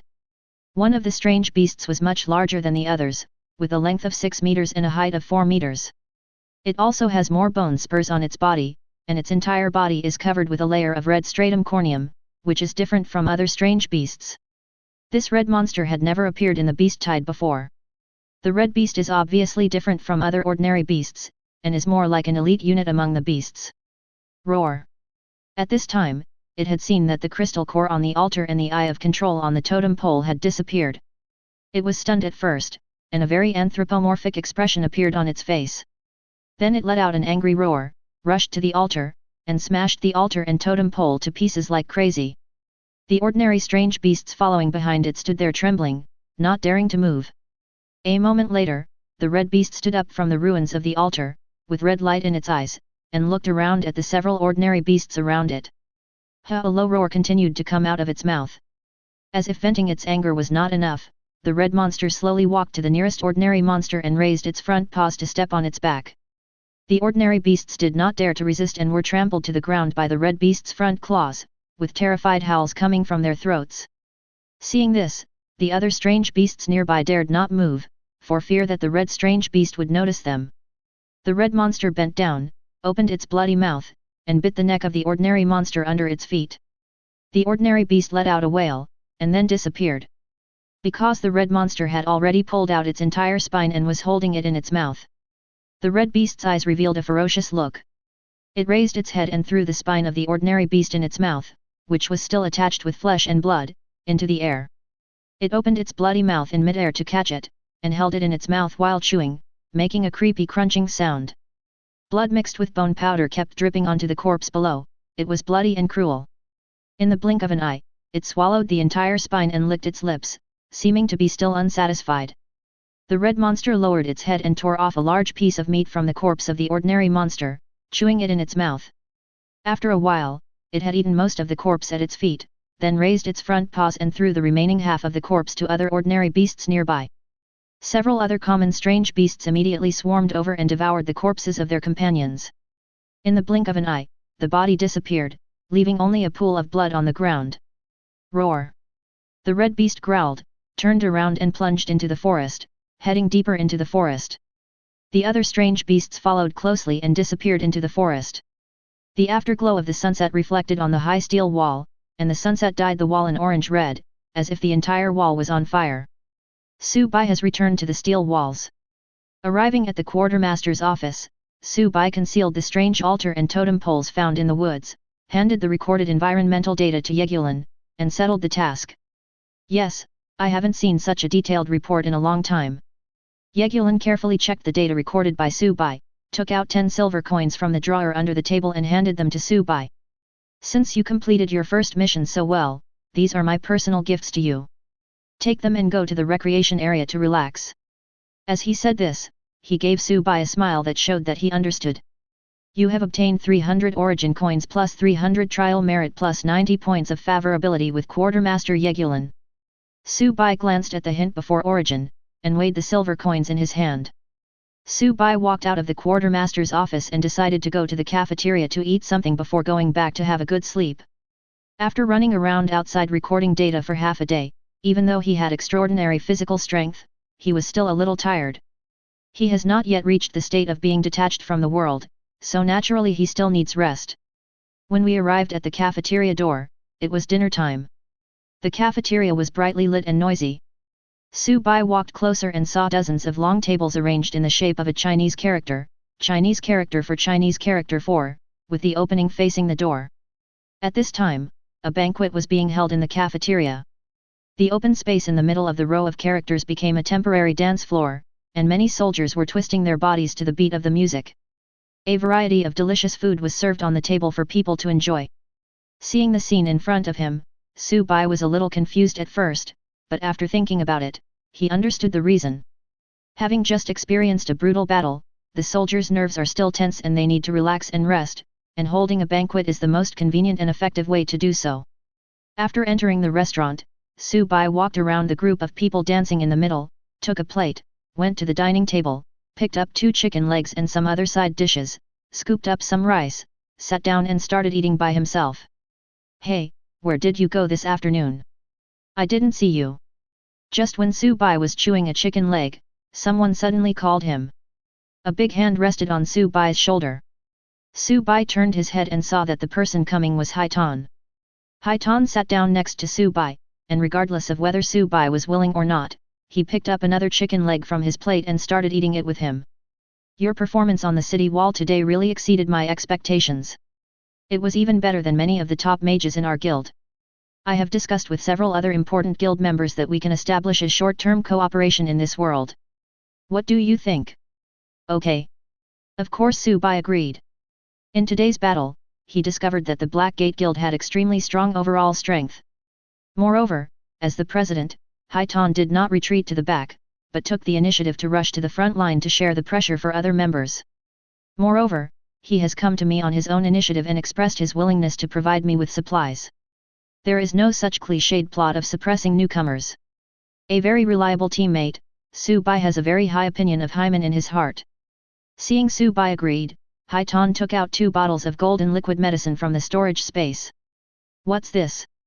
Looking at the potion bottle in Haitan's hand, Su-bai was a little confused. "Glow potion can increase intelligence and mana. This is the deposit for cooperation." Su-bai took the potion and checked its properties. Glow potion type, permanent buff potion quality, bronze effect. After drinking, it will permanently increase mana by 60 points and intelligence attribute by 2 points. Takes effect below 700 mana and 40 intelligence attributes. If either the mana or intelligence attribute exceeds the limit, the effect will only take effect on the attribute that does not exceed the limit. A maximum of 2 bottles can be consumed, and any more than 2 bottles will be invalid. Description: a potion suitable for most mages, prepared by pharmacist Holland Bell. "Thank you very much." Su-bai put away the potion. Seeing Su-bai accept the potion, Haitan came over again mysteriously and whispered to Su-bai, "I have accepted a team mission at the quartermaster department. It will take about 20 people. We will set off tomorrow. Do you want to come?" Having said that, he was afraid that Su-bai would disagree, so he added another sentence. "The rewards are very generous. Don't let others know about this good thing." "What mission?" Su-bai asked. Haitan sent a mission message to Su-bai's terminal and said to him, "Go out and set up an important transfer coordinate 300 km to the north, which should be used in subsequent operations." After all, it's mentioned in the world introduction that this steam civilization actually developed a damn nuclear bomb. I suspect they came up with this kind of coordinates to nuke the alien beast's lair. "Give me a definite answer, will you come?" Su-bai took a look at the mission reward and agreed immediately. Mission reward: 1,200 origin coins plus 1,200 trial merit plus 200 quartermaster Yegulan favorability plus 1 silver treasure chest. Of course I went, but I have already completed an exploration mission. Haitan was a little surprised and asked tentatively, "Afternoon?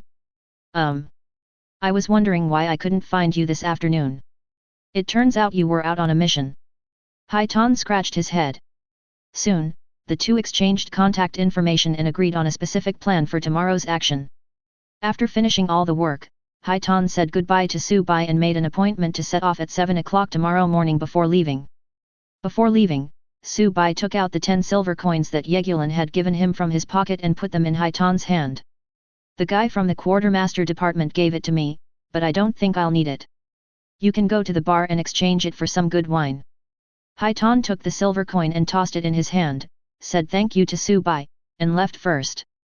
After a while, Su-bai returned to the barracks, took a quick shower, sat cross-legged on the camp bed, and took out 2 bottles of glow potions given to him by Haitan from the storage space. When you pull out the stopper of the medicine bottle, a faint fragrance enters your nose, refreshing your heart. Su-bai drank both bottles of medicine in one breath. The taste of the glow potion is a bit like a mixture of Fanta and Sprite in the modern world. "It tastes pretty good," Su-bai muttered in his heart. After a while, he felt a warm current flowing upward from his abdomen to his brain. With the nourishment of this heat flow, the headache caused by the high-intensity release of skills during the day disappeared immediately, and Su-bai's mind began to clear up. The potion's boost ended quickly. Added 120 mana and 4 intelligence attributes to Su-bai. The mana value reached 423 points and the intelligence attribute reached 25 points. Needless to say, mana increases, which is Su-Bai's combat attribute directly linked to endurance. The most intuitive feeling of improving intelligence attributes is that the thinking becomes agile, and the perception of the surrounding environment becomes sharper and clearer, and you are more sensitive to the flow trajectory of elements in the surrounding space when releasing skills. This is a hidden improvement, which will not be directly converted into strength, but will subtly enhance Su-Bai's perception ability until it evolves into a field that belongs exclusively to him at a certain critical point. At this moment, Su-Bai felt energetic and had no desire to sleep at all. He immediately took out the evil breaking gun from the storage space and went to an empty space behind the military camp to practice his gun skills. Soon, about an hour later, Su-Bai, sweating all over, returned to the barracks, took another shower, and then lay down on the bed and fell into a deep sleep. Chapter 12. The next morning, Su-Bai, who had a good sleep, sat up from the bed. The fatigue left by yesterday's battle has disappeared, and I feel refreshed. After a simple wash, Su-Bai walked out of the barracks, glanced at the terminal, and saw that the time agreed with Yu Haitan had not yet arrived.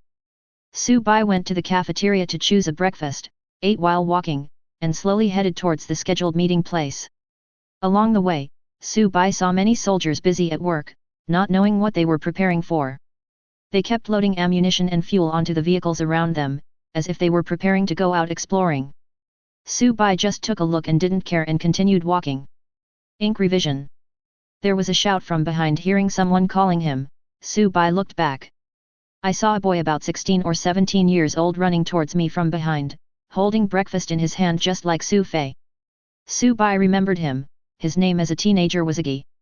He is a mage and a member of the Black Gate Guild. When the beasts attacked the city yesterday, the young man was beside Su-Bai, helping them resist the attack. He has a skill that consumes a lot of energy.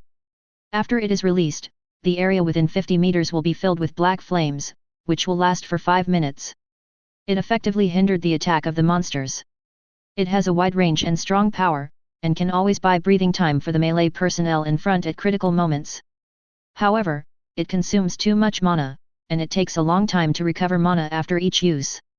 During yesterday's battle, when the beast tide was at its most violent, the melee personnel at the front could not hold on and the situation was on the verge of collapse. At that time, Su-Bai was ready to pick up Poxy and go into close combat. At the critical moment, the boy drank 5 bottles of mana recovery potion in 1 minute, and with the help of the 2 nurses, he released 3 skills, blocking the attack of the beast tide and pulling the situation back from the brink of collapse. However, after releasing the skills at a high intensity, the boy's body could not bear it and he fainted on the spot. He did not participate in the subsequent battles and was sent back by the logistics soldiers to rest. Even so, after the fight, he was ranked 3rd on the trial merit list, clearly an important force for the Black Gate. Su-Bai slowed down and waited for the boy to catch up with him. The young man walked quickly and when he got closer, he asked Su-Bai with curiosity on his face. "Are you one of the people who will be participating in the mission today?" "Yes." Su-Bai replied. "That's good. If there's an emergency again, even if I fall, you'll be able to hold me up." Although the boy did not participate in the second half of the battle yesterday, he has seen Su-Bai's endurance.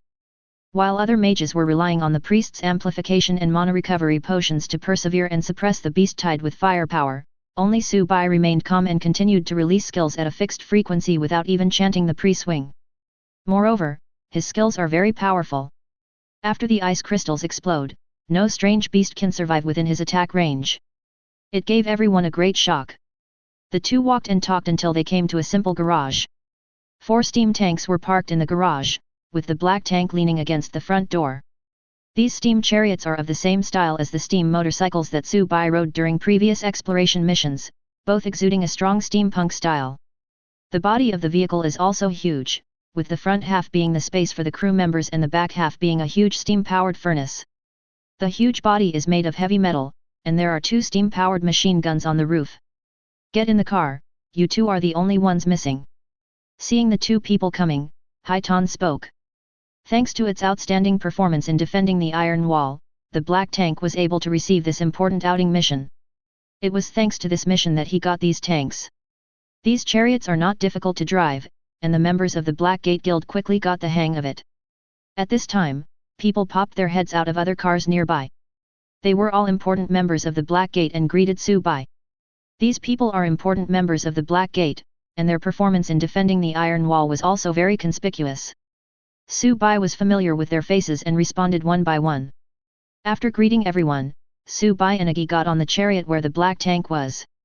In addition to the 3 people in the car, Zhang Yu and A Li, who were in the top 10 of the trial merit ranking list, were also there. Seeing that everyone was present, Haitan gave an order, and the steam engine spewed out black smoke and made a roaring sound. The convoy drove towards the exit of the high steel wall. Not long after, the convoy left the human territory with high steel walls, and 4 steam chariots lined up in a row, driving across the boundless wilderness. After driving in the wilderness for more than 2 hours, the destination appeared in front of everyone. It was an abandoned city, now occupied by plants. In the city, tall trees have taken root next to abandoned buildings, and their thick roots have already supported the corners of the abandoned buildings. It can be seen that nature is gradually erasing the traces of human existence. The buildings in the abandoned city are not too tall. The most eye-catching one is a high-rise building about 60 to 70 meters in the city center. The high-rise building has fallen into disrepair after years of exposure to wind and sun. The outer layer is no longer as bright and shiny as it once was, and is now covered with green moss. Ever since the construction of the steel wall was completed and all humans moved inside the wall, there has been no trace of human activity in the outside world. The steam chariot drove into the abandoned city and headed towards the tallest building in the center. This is their mission goal this time, to place the transfer coordinates on the tallest building. The steam chariot drove along the overgrown main road in the city towards the central high-rise buildings. The roar of the steam engine startled a flock of birds and beasts. The houses on both sides of the road are now covered with green vines and their original appearance cannot be seen. The weather was clear and windless at this time, and the black smoke from the steam tank rose into the air and lingered for a long time. Before long, the steam chariot had arrived under the tall building in the center. Zhang Yu and Yuan, come with me, the others stay here and wait. Haitan ordered. Zhang Yu and Yuan are the mage and nurse respectively, and with the addition of the black tank, there is always room for response even in an emergency. As he spoke, Haitan kicked open the door of the abandoned high-rise building and walked up first. The other 2 followed closely behind. Others stayed where they were, chatting and waiting. The steam engine on the chariot was not turned off and was still spewing out black smoke. It rose into the air and never dissipated. The task of arranging the transfer coordinates was quickly completed, and the 3 Haitan men went downstairs and returned to the convoy. Everyone started the steam chariot and returned.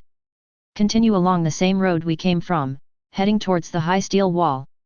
As the vehicle was driving on a road covered with weeds, Su Bai always felt that something was wrong with the surrounding environment. Compared with the situation when we came here, it was too quiet now, with no sound at all in the surrounding environment. No animals were seen moving around in the abandoned cities. Somewhat eerie atmosphere. This made Su Bai alert. After a while, the convoy arrived at the edge of the city. In the distant wilderness, a dark mass of something was approaching the crowd. Agi, who was riding in the same car with Su Bai, took out a pair of binoculars from the storage space and looked into the distance. FK. Boss, stop the car. Agi suddenly shouted. Haitan was startled, turned around and saw Agi, and asked, what's going on? What is that thing in front? A tide of beasts. There are probably more than 10,000 of them. Agi shouted. Everyone stop the car and prepare to meet the enemy. Haitan gave the order immediately. 4 steam tanks were parked in a row, blocking the abandoned main road, and the 2 machine guns on the roofs were aimed at the beast tide in the distance. At this time, the beast tide had entered the range, and the gunman on the roof immediately opened fire. The steam engine on the chariot began to run at high speed, spewing out thick black smoke, pouring high-pressure steam into the machine gun, and continuously firing shells. The principle of these shells is similar to that of the thin iron barrels used on the high steel walls to clear the beast tides, and they also rely on the temporary injection of high-pressure steam instead of gunpowder. Steam shells continued to explode in the beast tide, clearing out one group of strange beasts after another. However, the firepower of 4 vehicles and 8 guns was just a drop in the bucket for the entire beast tide, and the strange beasts in the rear soon rushed to their front. After entering the city, the beast tides on both sides were blocked by houses, and only some of the strange beasts rushed into the main road. The black tank and other melee fighters were the first to rush forward and engage in close combat with the monsters. Just like the original city defense battle.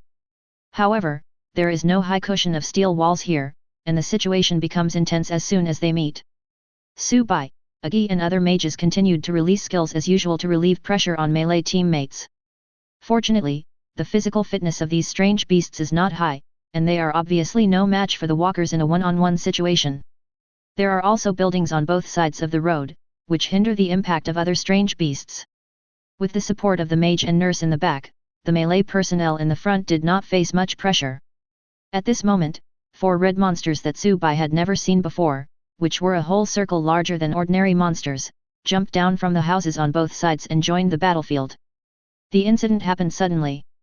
A close combatant in the front was bitten on the hind legs by the red monster. The whole person was held head and toes up in its mouth and lifted high. He immediately struggled hard, but to no avail. The other ordinary monsters nearby immediately swarmed over and tore him into pieces.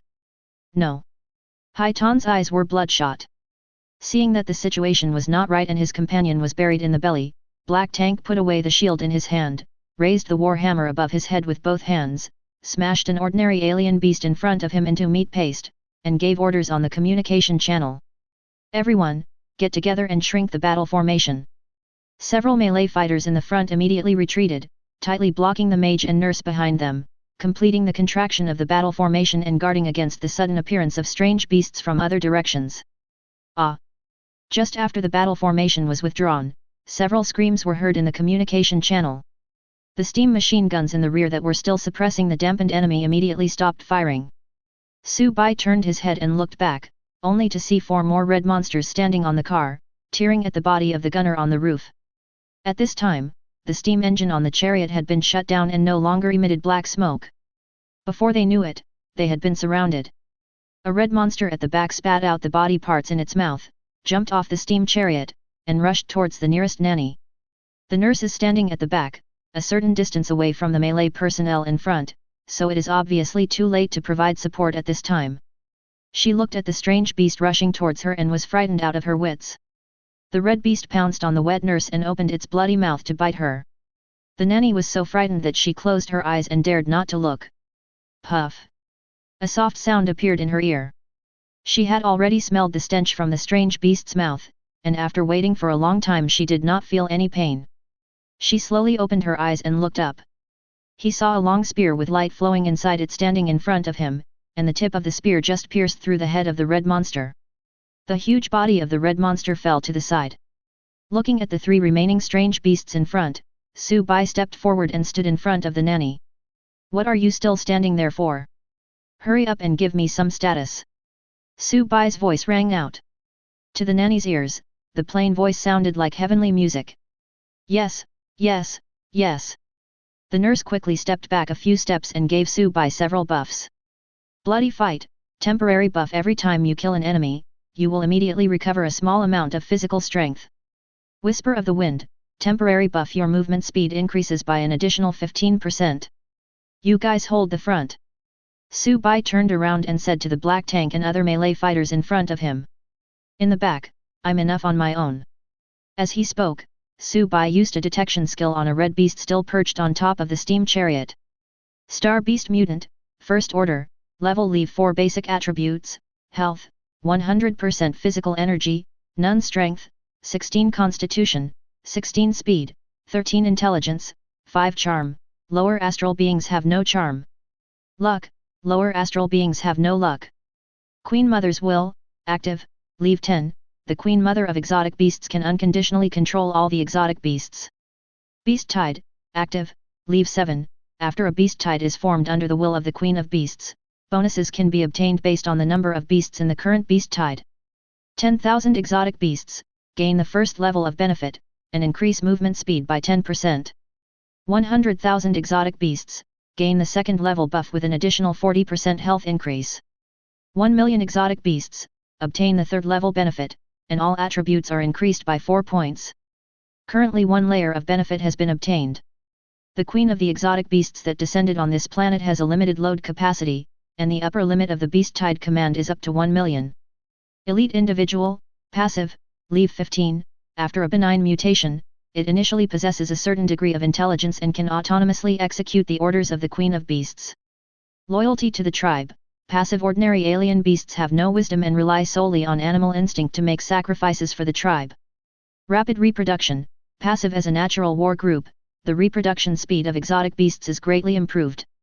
After quickly reading the detected data, Su Bai was somewhat surprised. The red monster opposite, which had never been seen before, had basic attributes much higher than those of ordinary monsters. At this time, the number is still small, and it has not formed a large scale like a beast tide. Once the number of red beasts is large enough to form a beast tide, the benefits they gain will be twice that of ordinary beasts. Coupled with the fact that its basic attributes are much higher than those of ordinary beasts, the steam civilization may not be able to defend its high steel walls. But now is not the time to think so much, just go back alive first. Su Bai turned the spear in his hand, pointing the tip of the spear at the other 3 red beasts. The red 3-headed beast immediately showed ferocious light in its eyes and pounced towards Su Bai. Su Bai turned his body sideways to avoid the attack of the strange beast closest to him, and moved a body distance away from it. The spear was handed out, and ice blue lines flowed through the spear body, which was a sign that Posya had climbed onto the frost trap and pierced the neck of the strange beast. The tip of the gun pierced into the body of the red beast unhindered. The ice crystals exploded inside the beast, turning its head and most of its body into a bloody mist. With the dual boost of weapons and talents, Su Bai killed a red beast in one strike. Everything happened in a flash. After killing a red beast cleanly and quickly, Su Bai dodged the attacks of the other 2 beasts with a few leaps and bounds.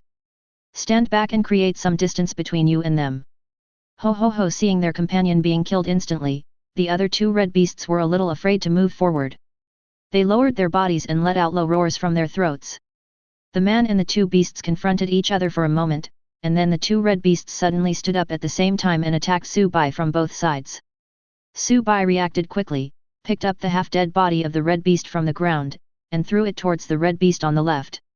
Being blocked like this, the red beast on the left obviously paused for a moment.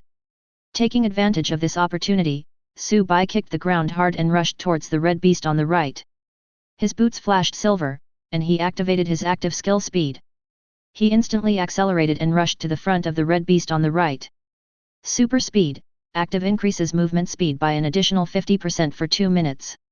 There is a 5-hour cooldown after use. Relying on his speed advantage, Su Bai dodged the attack of the red beast by leaning forward, slid under the beast, and punched it in the abdomen. Bang!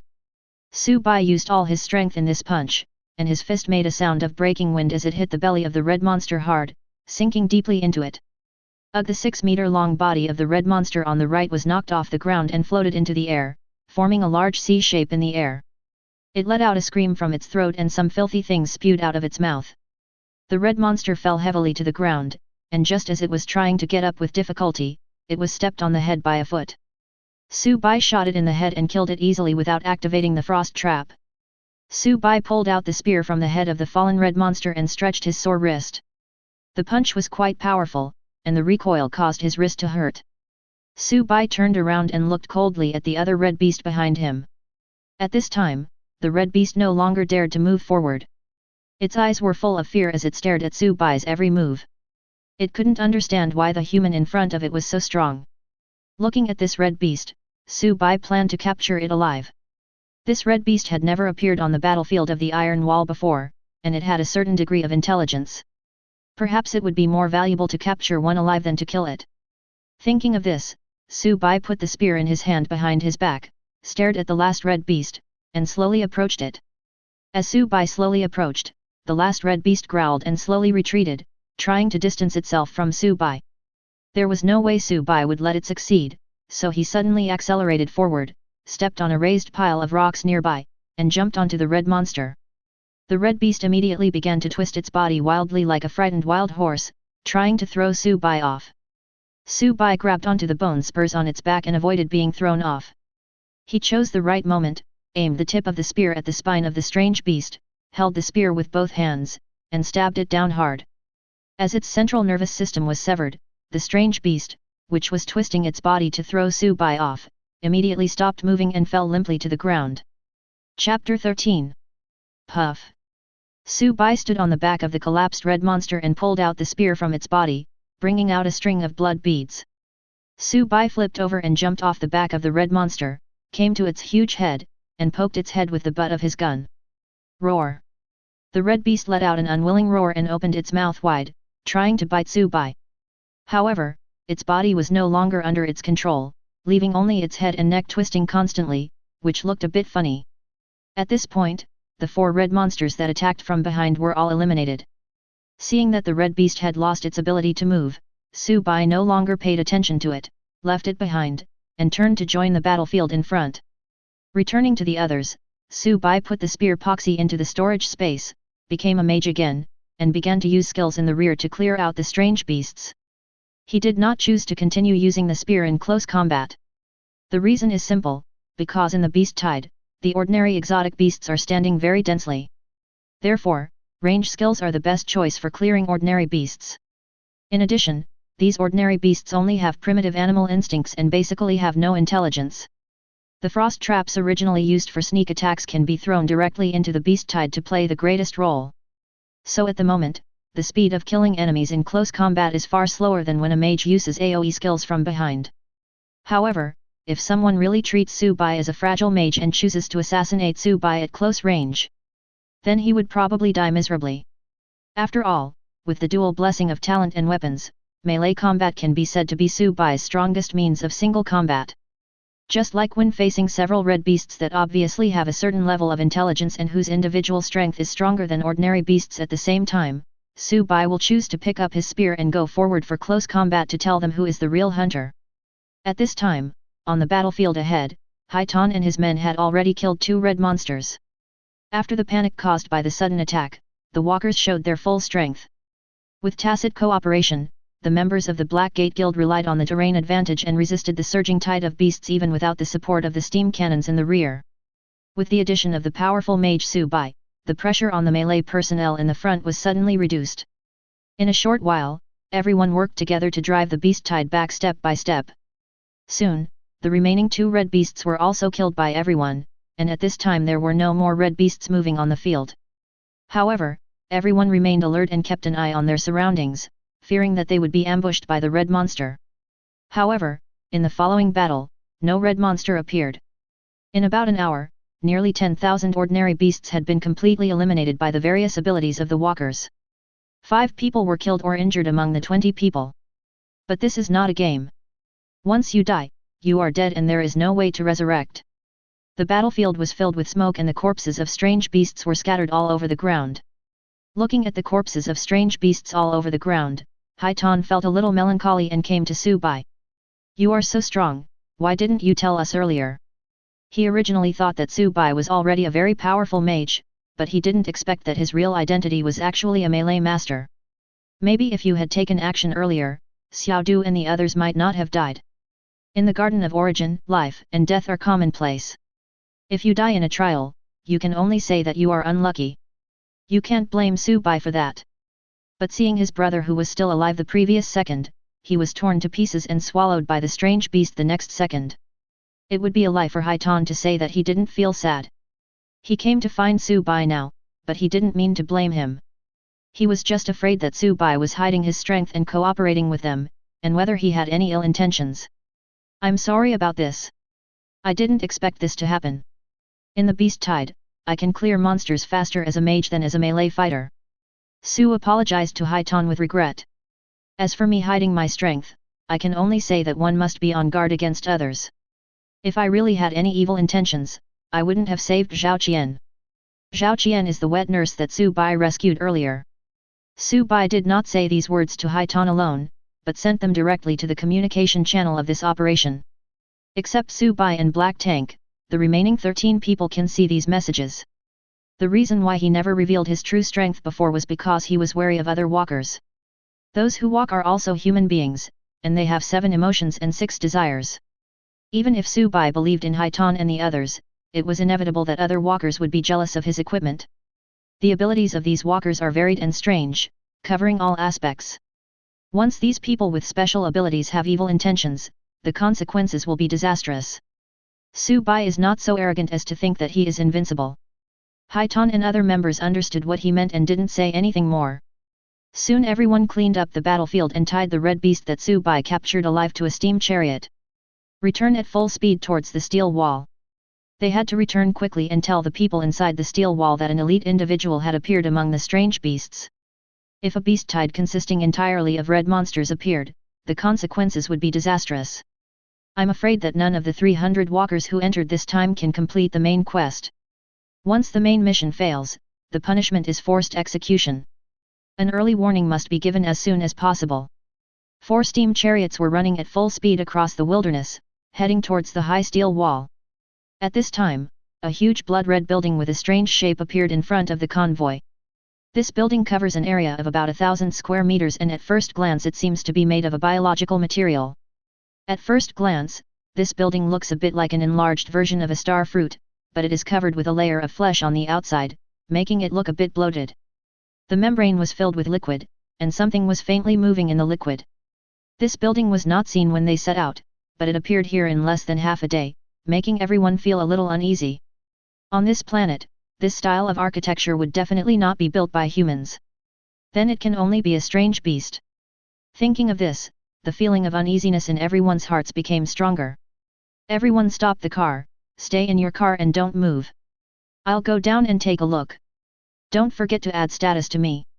The convoy stopped in front of the building, and Black Tank gave orders on the communication channel. He then opened the car door, took out his iconic giant shield and hammer from the storage space, and walked cautiously towards the strange building. I'll go with you. Su Bai's voice sounded from behind the Black Tank. Haitan looked back at Su Bai, nodded, and motioned Su Bai to follow. A light appeared on the two of them, which was the status buff given by the nurse. The two walked up to the strange building. Haitan stretched out his finger and poked the membrane covering the building. Tougher than I thought. The meat membrane is not thick, but very tough. A gun tip suddenly appeared beside him and hit his flesh membrane. Station back, don't let the stuff inside splash on you. It was Su Bai who took out the epoxy, and he was going to cut open the membrane to see. Hearing Su Bai's words, Haitan took a few steps back. Su Bai pointed the gun tip at the flesh membrane and slowly increased the force in his hand, making a small cut in the flesh membrane. Then it slid down quickly, and in the blink of an eye a hole more than half a meter long appeared on the flesh membrane. The liquid inside the membrane quickly flowed out, flushing out the contents inside the membrane at the same time. A fishy smell hit me in the face. The thing that was washed out looked like an immature embryo, with its limbs curled up together, and it was impossible to tell what species it was. Su Bai suppressed his nausea and used the tip of his gun to turn over the things that had rushed out of the flesh membrane and examine them carefully. The more he looked at this thing, the more familiar it looked. It looked like an immature monster. This big thing, could it be the thing that hatches strange beasts? Su Bai pointed at the embryo on the ground that looked like a strange beast, then pointed at the huge strange building in front of him, and said to Haitan. I think this looks more like a beast's nest, the kind that can spawn troops, said Black Tank. Then I'm afraid we have to go back quickly.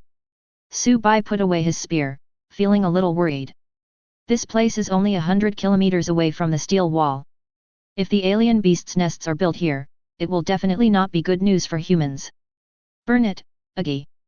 Haitan gave the order on the communication channel. Now that we have seen this kind of thing, we must destroy it. Agi got off the steam chariot and came to the beast's nest. Light appeared on his fingertips and he began to chant. Flame domain. Agi shouted loudly, and flames appeared out of nowhere on the beast's nest, covering the entire nest, and a terrifying heat wave came towards them. After releasing the skill, Agi's face turned pale, which was caused by consuming a large amount of mana in a short period of time. After a while, the beast's nest turned into ashes before everyone's eyes. The three of them got back into the car, and the convoy bypassed the ashes and continued back to the high steel wall. Chapter 14. The convoy drove through the ashes of the burned-out beast's nest and returned toward the steel wall. Wait, what is that? Suddenly, Su Bai saw from the rearview mirror that there was something left in the center of the ashes, shining red in the setting sun. Hearing Su Bai's words, Haitan signaled the convoy to stop again, and Su Bai quickly got out of the car and picked it up. It was a blood-red crystal stone about the size of an adult's head. After Su Bai got back on the bus, the convoy started again. At this moment, sitting in the moving steam chariot, Su Bai looked at the blood-red crystal stone in his arms, which was about the size of an adult's head. He fiddled with it for a long time but had no clue. However, anything that can survive in Agi's flame domain must have its extraordinary aspects. Thinking of this, Su-bai mobilized his perception derived from his 25 points of intelligence, wanting to explore the internal structure of the blood-colored crystal. Under Su-bai's control, perception successfully penetrated the blood-colored crystal. So that's how it is. Su-bai muttered to himself. Through the feedback of perception, Su-bai has figured out the internal structure of the blood-colored crystal. There is a ball of unactivated unknown energy inside this blood-colored crystal, dormant within it. Su-bai carefully controlled his perception, guiding a little bit of mana into the blood-colored crystal along the path of his perception. Mana is a manifestation of Su-bai's body energy. For the blood crystal, it is an external energy, which may cause its own energy to react. He wanted to try to use his own mana to activate the unknown energy inside the blood crystal. As expected, under the invasion of external energy, the unknown energy inside the blood-colored crystal quickly became active, and the crystal emitted a faint red light, indicating that it had been activated. At this moment, in Su-bai's perception, the energy inside the blood-colored crystal sent out signals at a certain fixed frequency, transmitting towards an unknown area in the southeast direction. However, the specific location of that area was too far away, and Su-bai had no way of judging the situation there. He could only sense a rough direction based on the direction of the signal sent by the blood-colored crystal.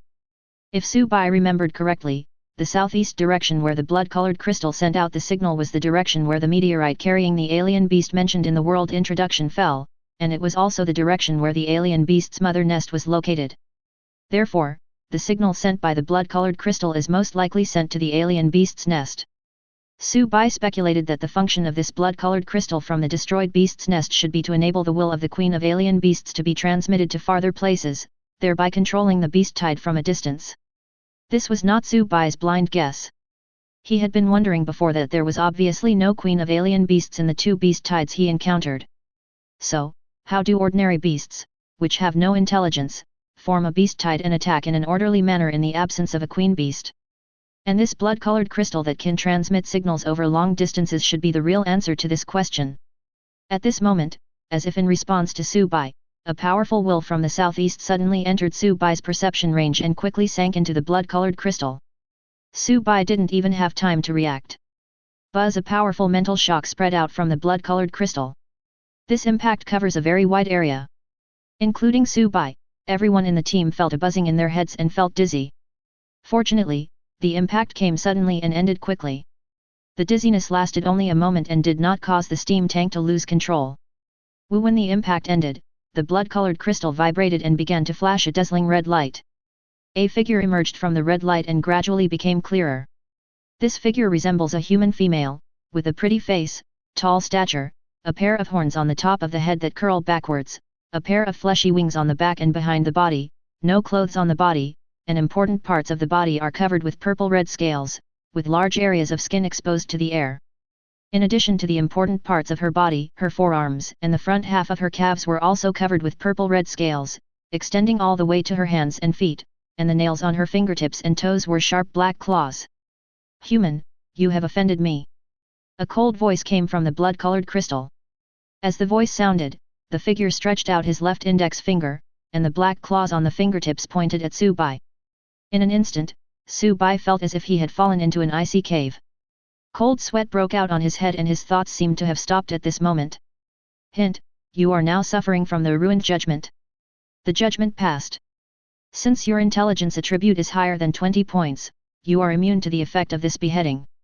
Su-bai took a long breath and stared at the figure opposite him with serious eyes. Just now, the two sides only looked at each other, and he was judged to be killed. If it weren't for his intelligence of 25, the other party would probably be able to kill him with just a glance from 1,000 miles away. Seeing that the attack failed, the figure in the red light glared at him fiercely, as if wanting to remember his face firmly, and then disappeared. The figure came suddenly and disappeared quickly. At this time, everyone in the convoy finally reacted. The internal communication channel has been flooded with questions from everyone. What was that just now? Besides Su-bai, Agi, whose face was still a little pale, asked with lingering fear. Just now, Agi, who is also a mage and whose main attribute is intelligence, also sensed that powerful will. I'm not sure, but I think that might be the queen of the exotic beasts. Su-bai posted his speculation in the communication channel and explained it to everyone. He also informed everyone that he had been judged to be killed just after they met, and attached the prompt information of the court of origin. The internal communication channel suddenly exploded. Yuan, how can we play this? If the intelligence is not higher than 20 points, won't we be killed instantly with just one glance? Zhao Qian, except for a few mages, I'm afraid no one has an IQ above 20 points. Zhang Yu, the mage can withstand it, but the enemy definitely has more than one method. Black Tank, President, I think this skill of hers is probably a big move, and it can't be used many times. Do you remember the boss we encountered in the last trial progress? Yuan, remember, that Warhammer guy? Boss, didn't he drop your Warhammer? Black Tank, President, do you still remember his ultimate move, the one where he swung his hammer in a circle? Ali, remember, that skill can knock him back and strengthen his control.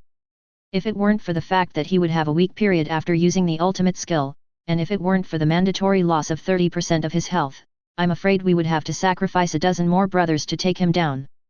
Black Tank, President, that's right. I suspect that the judgment Su Bai just received is similar to a big move. It is powerful and consumes a lot of energy. The enemy on the opposite side should not be able to use it many times, and will have to pay a great price. Black Tank, President, if she could use it without cooldown, the difficulty of this trial world would not be level 7, but level 17.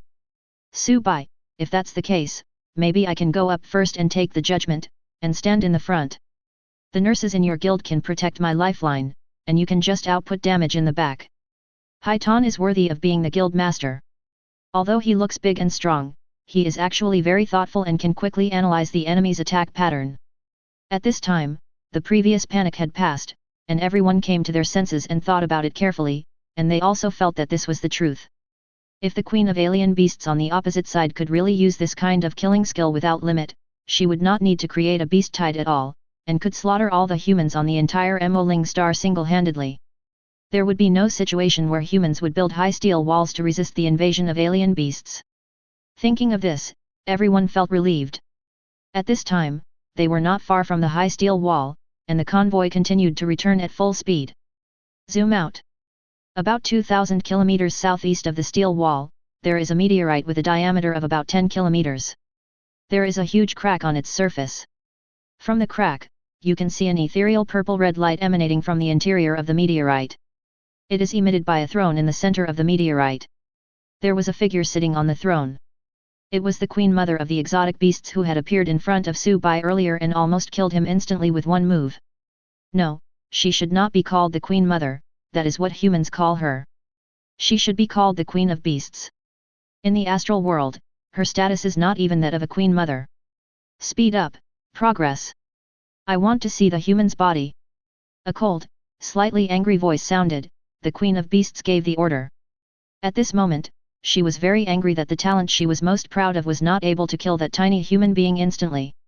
The Beast Queen's innate ability called Ruin can only be used once every 30 natural days, and requires the configuration of corresponding spells to maximize its power.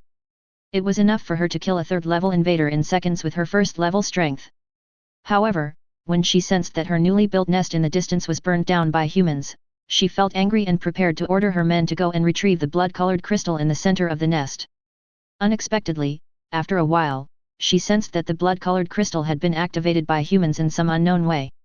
This is undoubtedly a huge offense to a queen of exotic beasts. Even though her current strength is insignificant in the entire star realm, she is definitely not someone that the humans of this planet can desecrate or offend. Therefore, she immediately projected her spiritual will and wanted to crush the human opposite her like crushing a bug. Just like that, without any preparation and without any enhancement spells, the Queen of Beasts used her innate ability on Su Bai, killing him with a ruined judgment. She originally thought that the humans on this planet were just ants, but she didn't expect that Su Bai's intelligence would reach 25 after drinking 2 bottles of glow potion. The upper limit of the ruined judgment without amplification is only 20 points. By some strange mistake, she wasted this gifted skill. You will have to wait a month before using it again. Raise your viewing angle. With the meteorite crater as the origin, within a radius of 100 kilometers, the ground is full of the same strange beast nests that Su Bai had seen before, and there are still ordinary strange beasts constantly building new nests. These beast nests would split open on their own every once in a while, and mature red beasts would walk out from inside. At this time, if you look from a high altitude, you will find that the ground is full of red strange beasts, about 500,000 of them. There are a small number of ordinary beasts mixed in with the red beasts, and they are constantly sending some emerald green energy stones into the beast's nest where the red beasts are still being nurtured. There is no doubt that this is the base camp of the strange beasts. As the Queen of Beasts gave the order, the entire herd paused for a moment, and then immediately moved forward as if in fast forward, madly sending out troops. Feeling the explosion of troops in various beast nests, the Queen of Alien Beasts revealed a slightly cruel smile and patted the throne beneath her. The purple-red light on the throne gradually dissipated, and her whole body was hidden in the darkness inside the meteorite. Chapter 15. The members of the Blackgate Guild returned to the Steel Wall and quickly went to the Quartermaster Department to find the Quartermaster Yegulin, submitted the mission, and received the mission reward. At the same time, the red beast whose spine was pierced by Subai and lost its ability to move was brought to the Military Supply Department. They have to report the matter of the red beast to their superiors. This concerns everyone. At this time, in the Quartermaster's office, Yegulin looked at the red monster in front of him with a serious expression. You said that this is the evolutionary species that has never been seen before in the beast tide. Yegulin asked Titan. Yes, although there are only a few of them, I estimate that they will soon become large in number. By then, it may be too late, and humanity may really perish. Titan replied. Yegulin thought for a moment and said, Take this red beast and follow me. Under the leadership of Yegulin, everyone came to the command center of the camp below the high steel wall and showed the red beast to the human leaders of the steam civilization. Soon, the newly emerged red beast caused a sensation. The information was sent to the rear via a fax machine, and the top leader of the steam civilization came to the steel wall that night. This matter concerns the survival of mankind, and no one ignores it. It was already night, and the camp below the high steel wall was brightly lit. The searchlights illuminated the camp as if it were daytime. The camp was on high alert because of the arrival of the top leader. At this time, the command center was bustling with activity, and the red monster was being dissected on the spot. Sharbaev, the supreme leader of the steam civilization, stood aside, frowning and looking seriously at the red beast on the ground that had been dissected for the most part but was still half dead. The anatomists are now organizing the data and conducting final analysis. Have the physical data come out? How much has it improved compared to ordinary exotic beasts? Looking at the red beast that was dissected in an almost slaughter-like manner but still did not die, showing its tenacious vitality, Sharbaev felt something was wrong and asked his assistant beside him with a serious look. Please wait a moment. I'm afraid it will take a while. The assistant answered quietly. Soon, an analysis report was handed to Sharbaev. It has increased 3 times year on year. This is really not good news. Sharbaev looked at the report in his hand with a serious expression. After thinking for a moment, he spoke again, Where is the person who brought this red beast back? Sharbaev asked his assistant Subai and others where they were. The assistant pointed to the chairs in the corner, where Subai and others were sitting and waiting quietly. Sharbaev glanced at them and said nothing more. He turned to his assistant and asked, How is the research on the destructive weapon going? Can it be put into use immediately? After hearing what he said, the assistant responded immediately. The weapon itself was tested 3 months ago, and its power and performance are both reliable. The delivery device was just completed 2 weeks ago and named an aircraft. It has already undergone 3 test flights, all of which returned successfully. After listening to his assistant's words, Sharbaev nodded with satisfaction. When you return, tell the finance director directly about the funding and salary increase request from the Academy of Sciences. Please approve it and increase it by an additional 25%. After saying that, he turned and looked at Subai and others. You guys go back first. Someone will notify you if anything happens tomorrow. Subai and others got up and left. They also don't know what the top leader is up to. However, the 3rd round of the main mission for everyone has already begun. The 3rd round of the main quest has been opened. Main quest, 3rd ring, due to unknown factors, the next wave of beasts will arrive 3 days earlier, and the difficulty of the beasts will increase significantly. Please successfully resist the next beast tide in 3 days. Mission reward, due to the greatly increased difficulty of the beast tide, the mission reward has been increased. After the increase, the reward is 2,000 origin coins plus 3 silver level treasure chests and return qualification. Mission penalty, due to the greatly increased difficulty of the beast tide, there is no penalty for the 3rd ring of the main mission. Chapter 16. In an instant, the world communication channel exploded. The wailing sounds came one after another. In the court of origin, if a mission is marked with the words difficulty has increased significantly and there is no penalty for failure with forced execution, I'm afraid this mission will be a life or death struggle. Because the mission is so difficult, there is a high chance that the walker will die while performing the mission, and there is no need for a failure penalty at all. On the contrary, if the failure penalty is marked as forced execution, then the task will not be too difficult. This is also the reason for the complaints in the World Channel.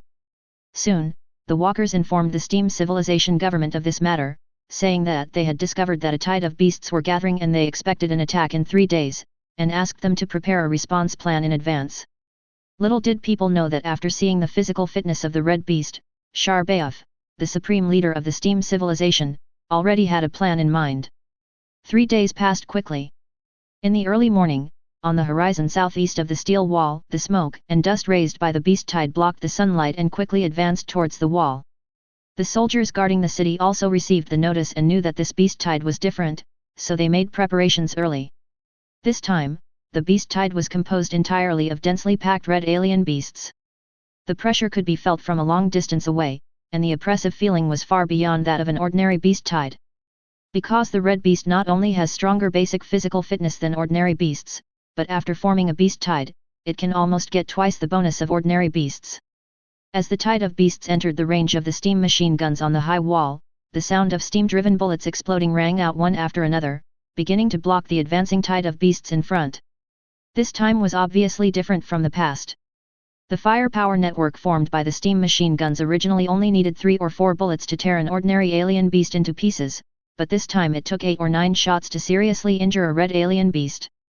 The speed at which the steam machine guns harvested the lives of the red alien beasts was obviously much slower.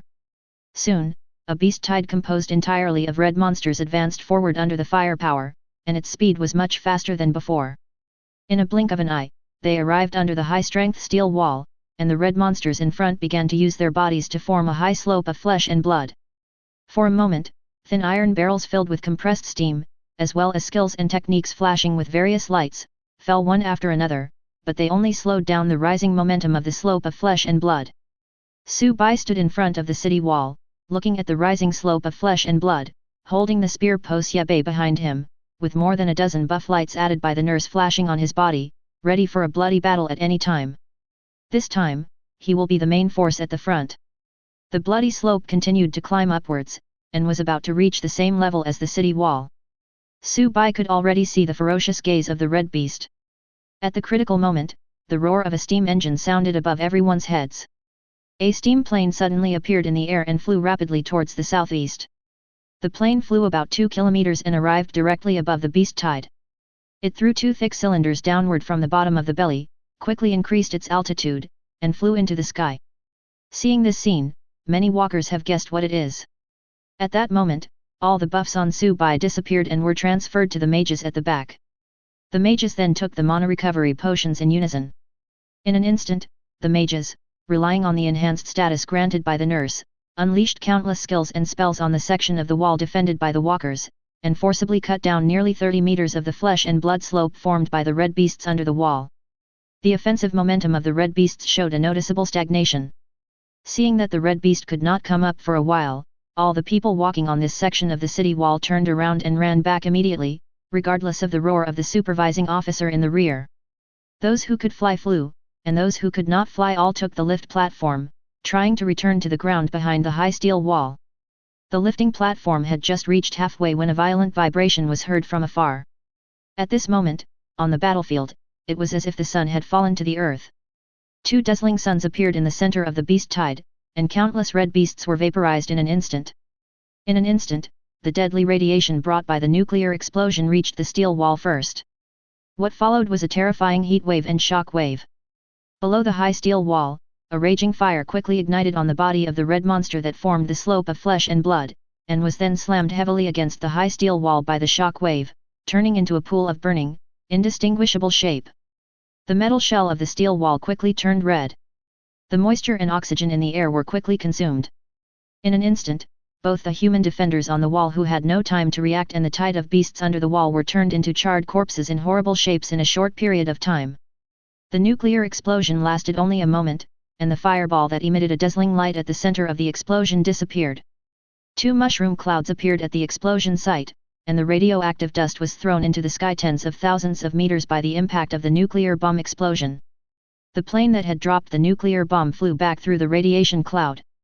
At this time, there were no living creatures above or below the city wall, only charred mummies. Only the walkers who foresaw the crisis in advance escaped. The nuclear bomb explosion area was still burning with raging flames, blocking the advancing tide of beasts from the rear. Seeing that the attack failed, not long after, the beast tide in the distance retreated. At this moment, in the meteorite that brought the strange beasts, the Queen of Strange Beasts was sitting on a throne emitting a purple-red light, looking at the image transmitted back from the blood-colored crystal in front of her, her body trembling slightly. She is scared. From the images sent back from the front, she truly felt the threat of death. The bugs in this world have the weapons to kill her. Only by being in this huge meteorite can she feel a little safe. Because she was in the meteorite, the throne beneath her was a stand barrier generator given to her by the Queen of Beasts herself. It would generate a third-order stand barrier within 100 meters of the meteorite, so it would not be a problem to resist a nuclear bomb explosion. Only intelligent creatures may enter with small amounts of inanimate objects. This is her greatest confidence. As the beast tide receded, all the people walking on the lift platform received a warning. Reminder, you have completed the 3rd stage of the main quest. You have obtained the qualification to return and can return at any time. Tip: if you do not choose to return immediately, you can stay in this world for 36 hours. After the stay time is used up, you will be forced to return. Since the main quest has ended, the trial rankings will be settled immediately.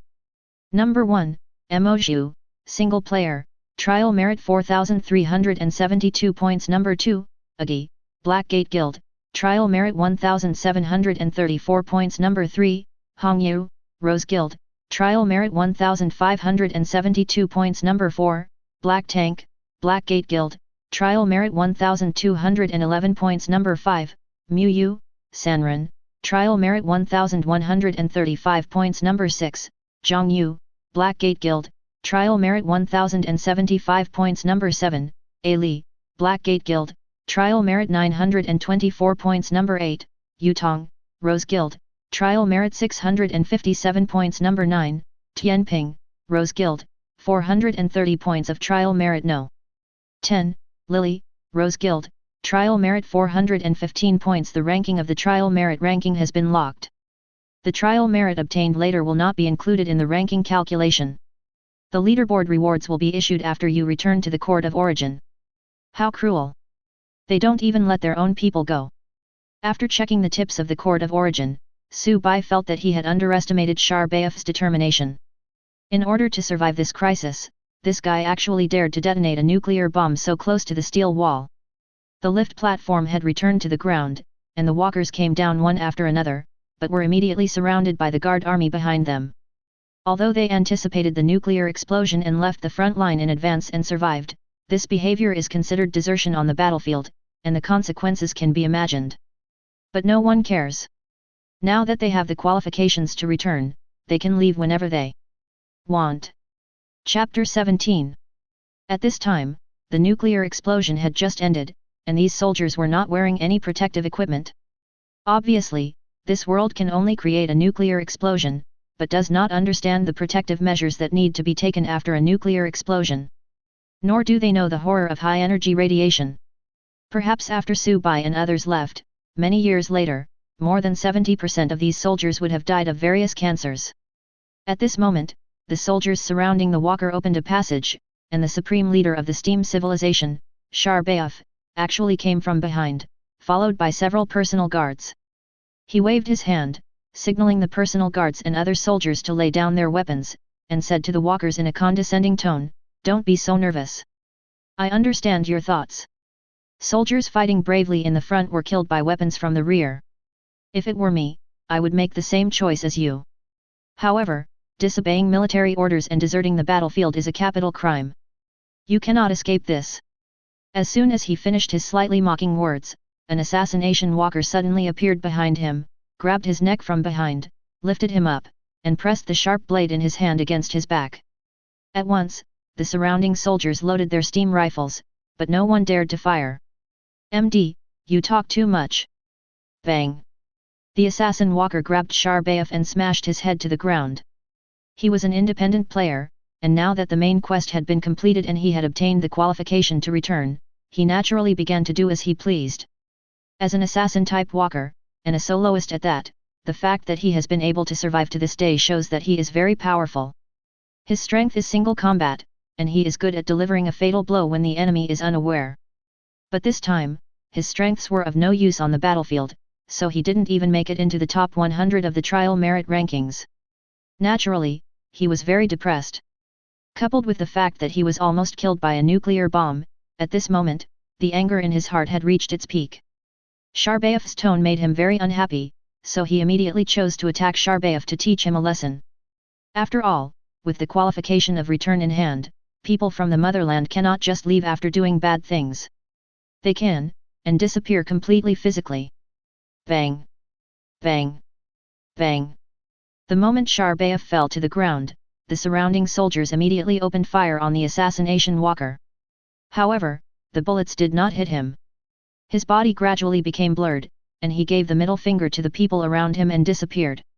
He did not kill Sharbaev, because in previous trials, he had seen someone kill a person as important to the entire trial world as Sharbaev, and he was instantly wiped out by the world's will, without even having time to activate the authority to return. If he had killed Sharbaev before, I am afraid that the world will of the entire Emoling star would have wiped him out in an instant. The world will of a planet is far beyond the ability of a first-level walker like him to resist. It is not possible to kill important figures in the world.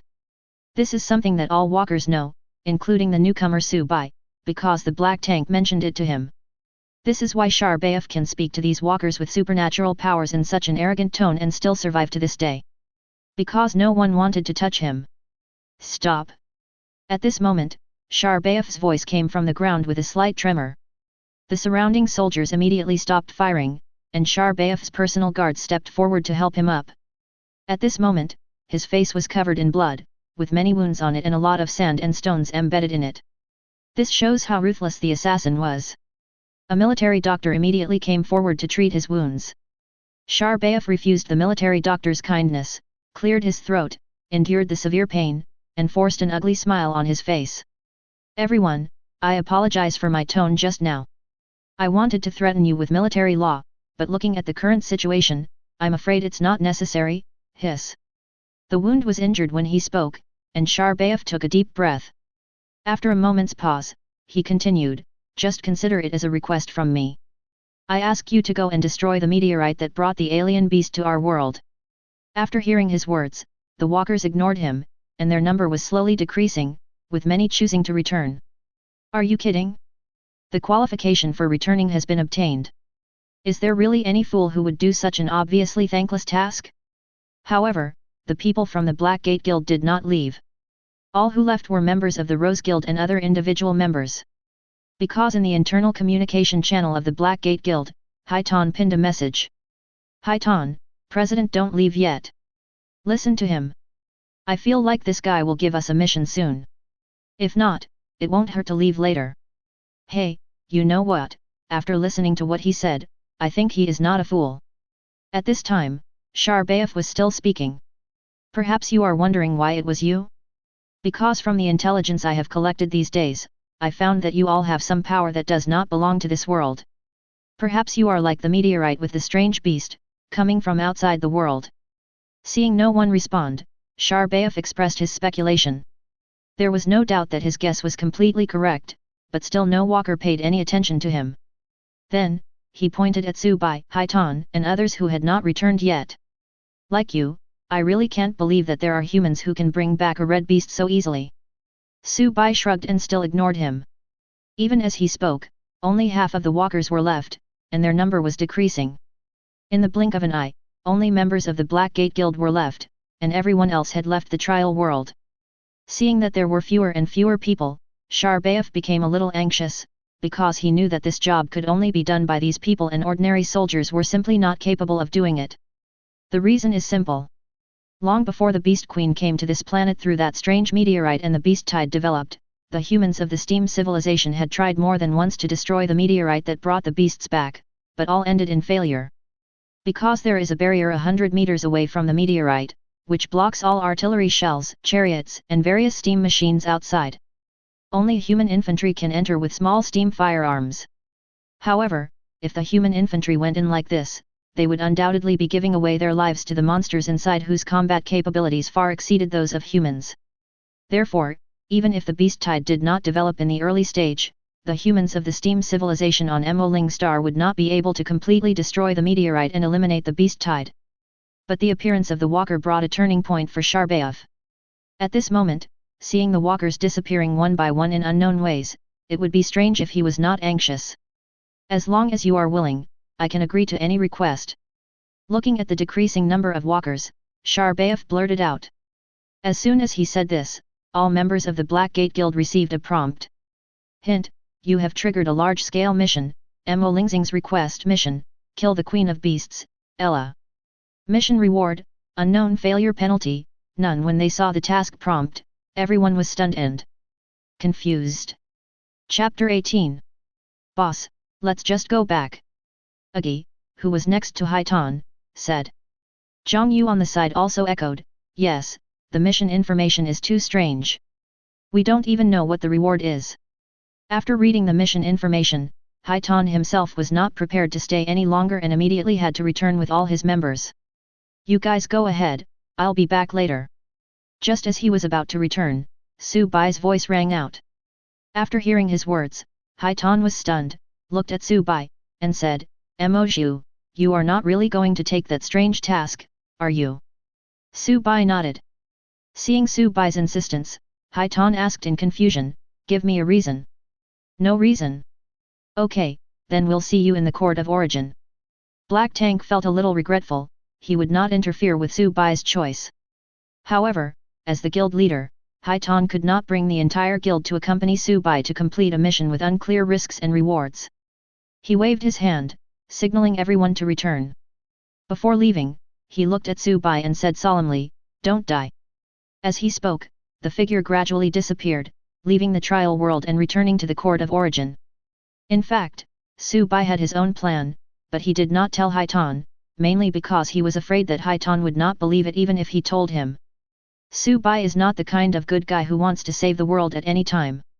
He knew in his heart that the reason why the task reward was shown as unknown was probably because the reward was too generous and beyond the authority of everyone.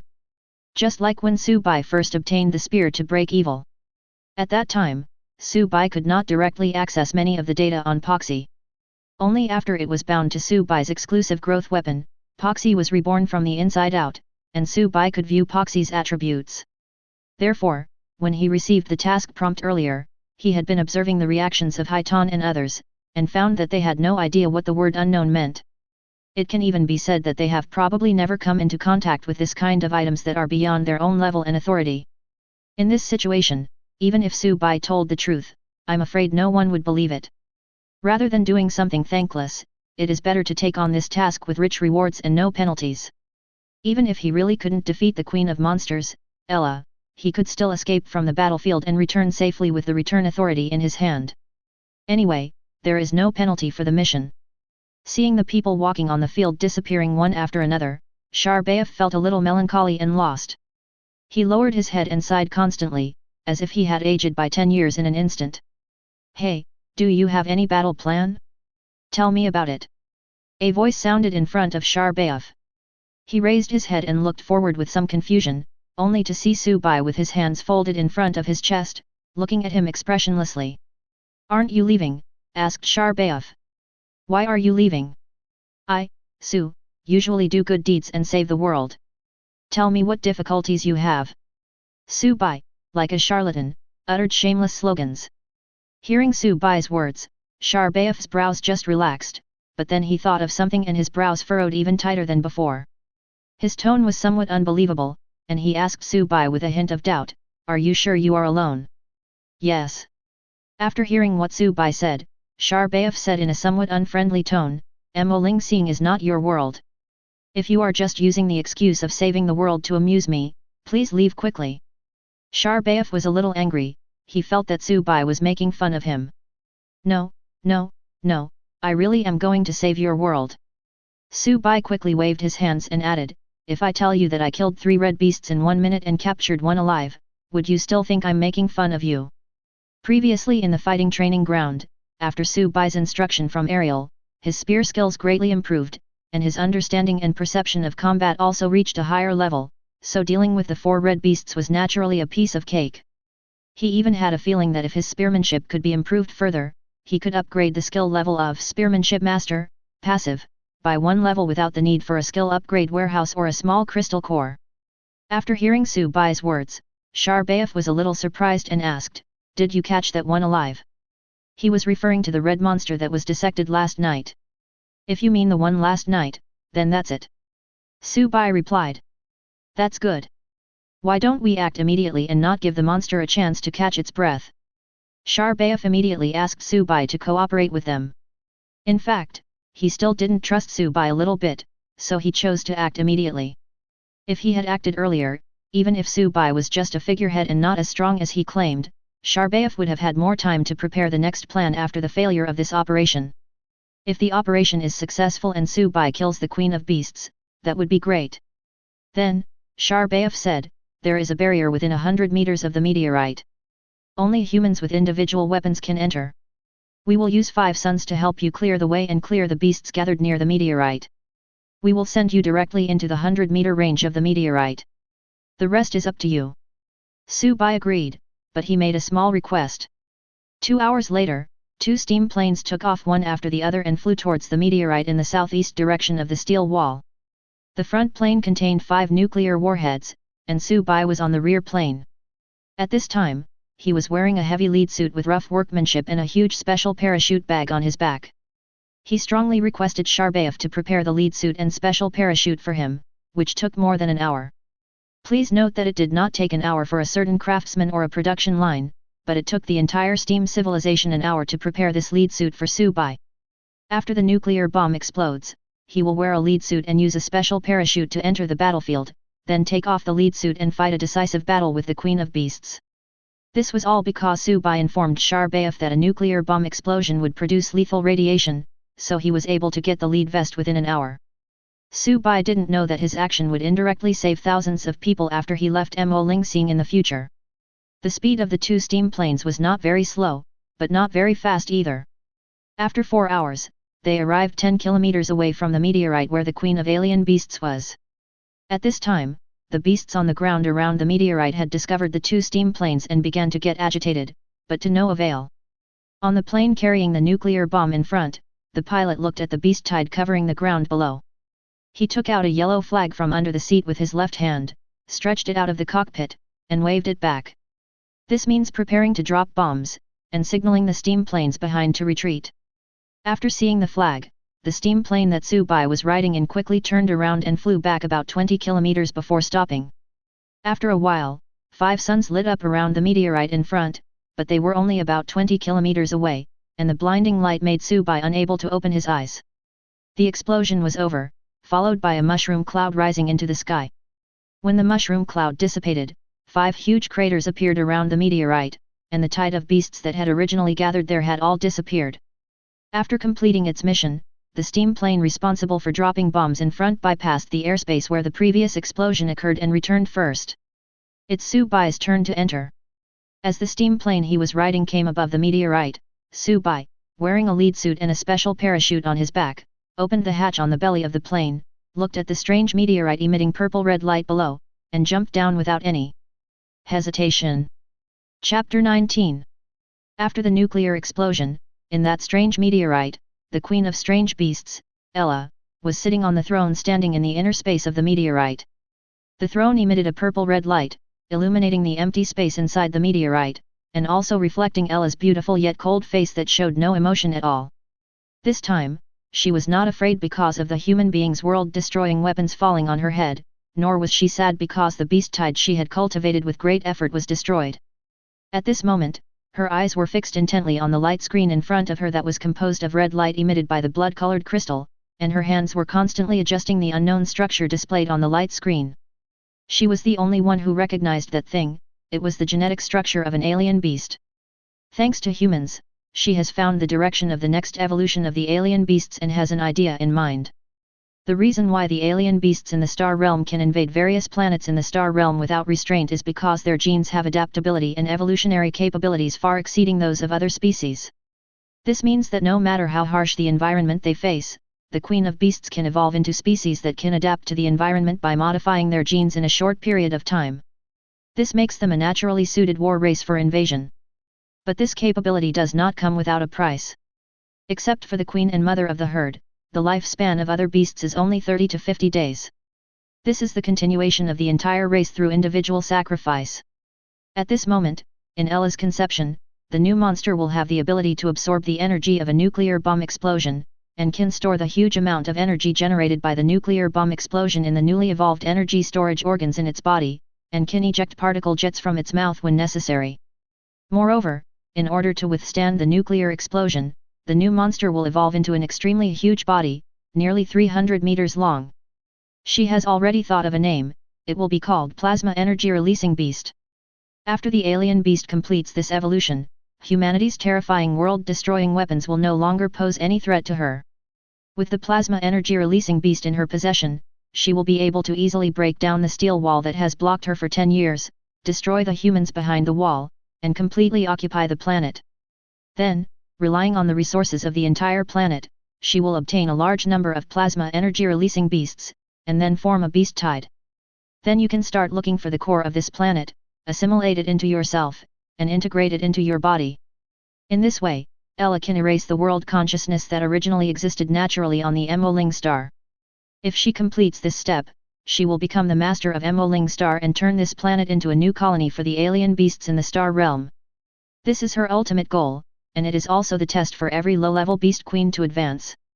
At that time, she will be able to return to her tribe and receive the supreme reward and gift from the Queen Mother.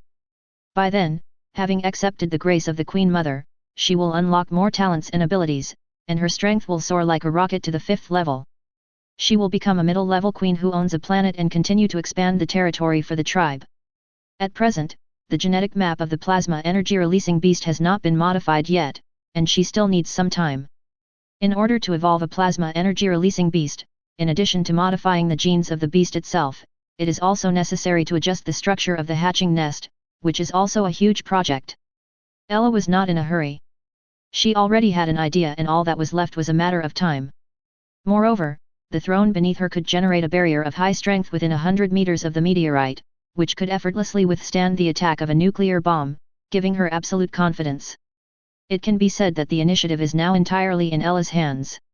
At this moment, another blood-colored crystal stone beside her suddenly lit up, forming a light screen, casting a figure above. Ella couldn't help but turn her head to look. She saw a figure wearing a thick one-piece suit that she had never seen before. With the help of the huge umbrella-shaped device on his back, he had passed through the barrier around the meteorite and was about to land on the ground. This is clearly a human. Ella was a little curious. She really wanted to know, how could these humans still send people to die after nearly 10 years? Even if Ella's innate abilities cannot be used now, killing an ordinary human being is like killing a chicken for her, a one-sided massacre. She stood up and left the throne. The purple-red scales on her arms flipped outward, revealing the bright red flesh underneath. 2 half-meter-long bone blades pierced through the flesh and grew out from her forearms. The blade edges were shining and extremely sharp. Ella walked out of the empty space inside the meteorite, passed through the narrow crack in the outer layer, and came to the edge of the crack nearly 30 meters from the ground.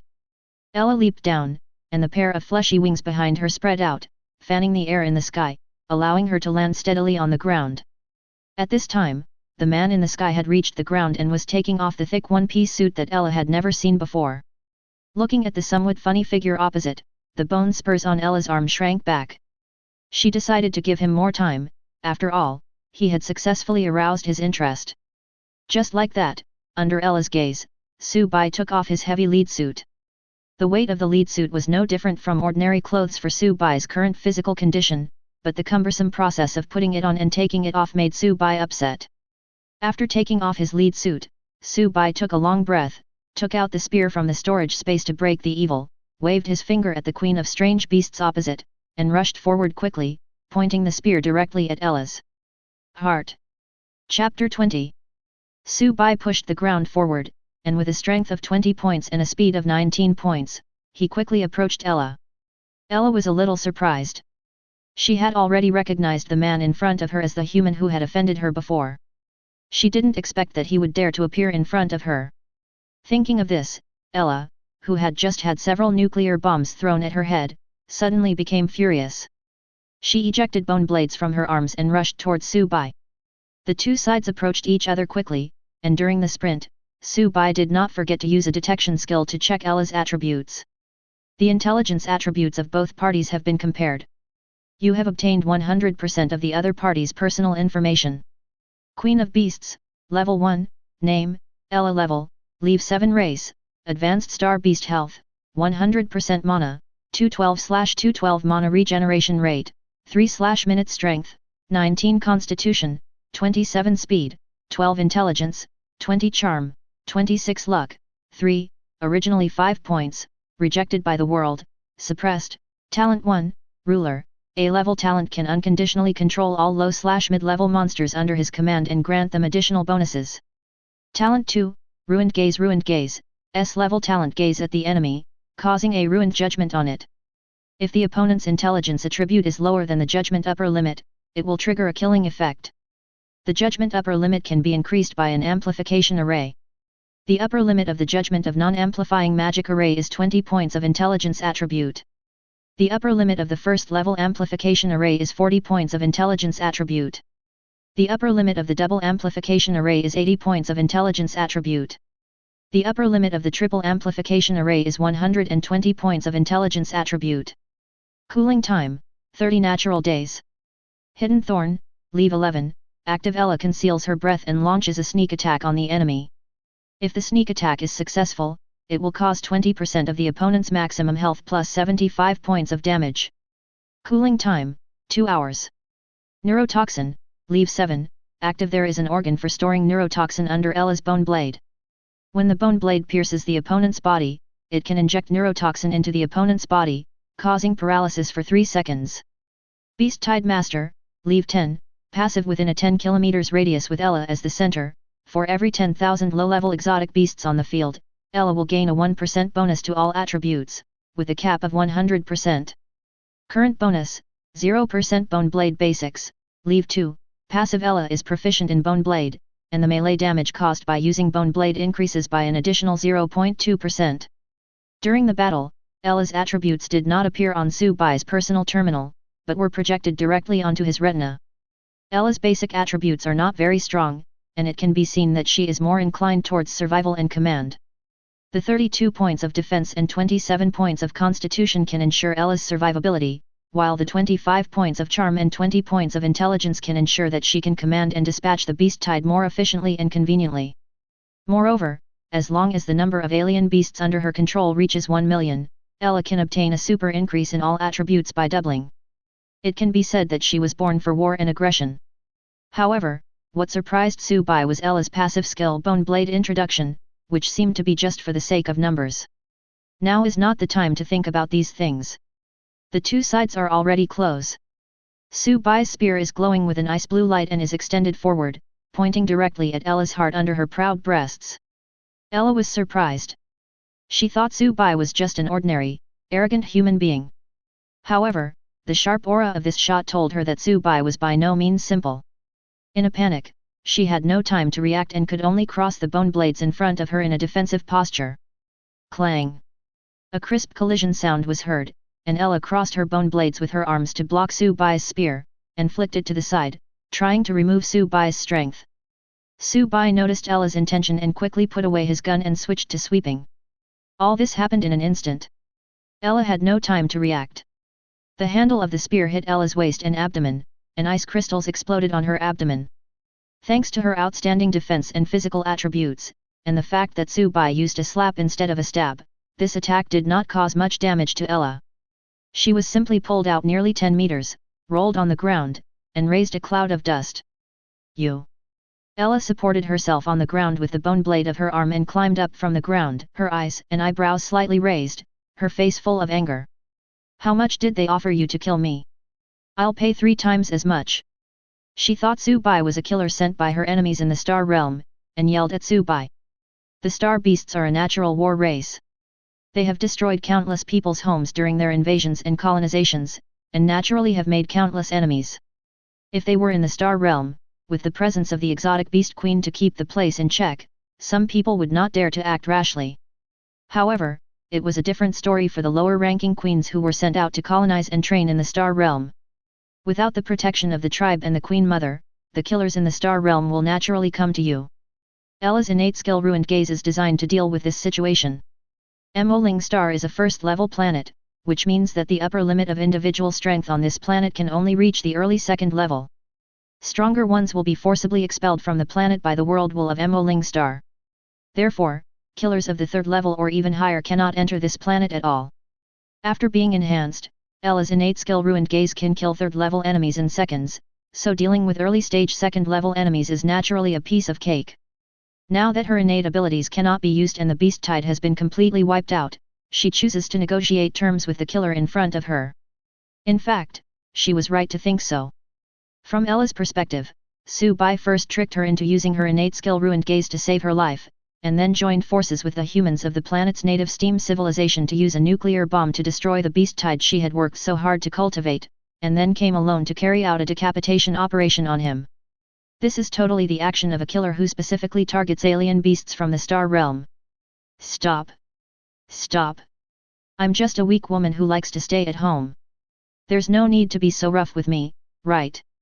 Thinking of this, Ella raised her hands while speaking and walked slowly towards Su Bai, as if she had no guard against him at all. At this time, the two sides were only 5 meters apart. Su Bai ignored her, his expression serious and nerves tense. He fully activated the perception brought by his 25 points of intelligence and was alert to his surroundings. Sure enough, the next moment, Ella, who was smiling in front of Su Bai, disappeared from his sight and perception. In an instant, Su Bai felt a sharp pain at the back of his neck.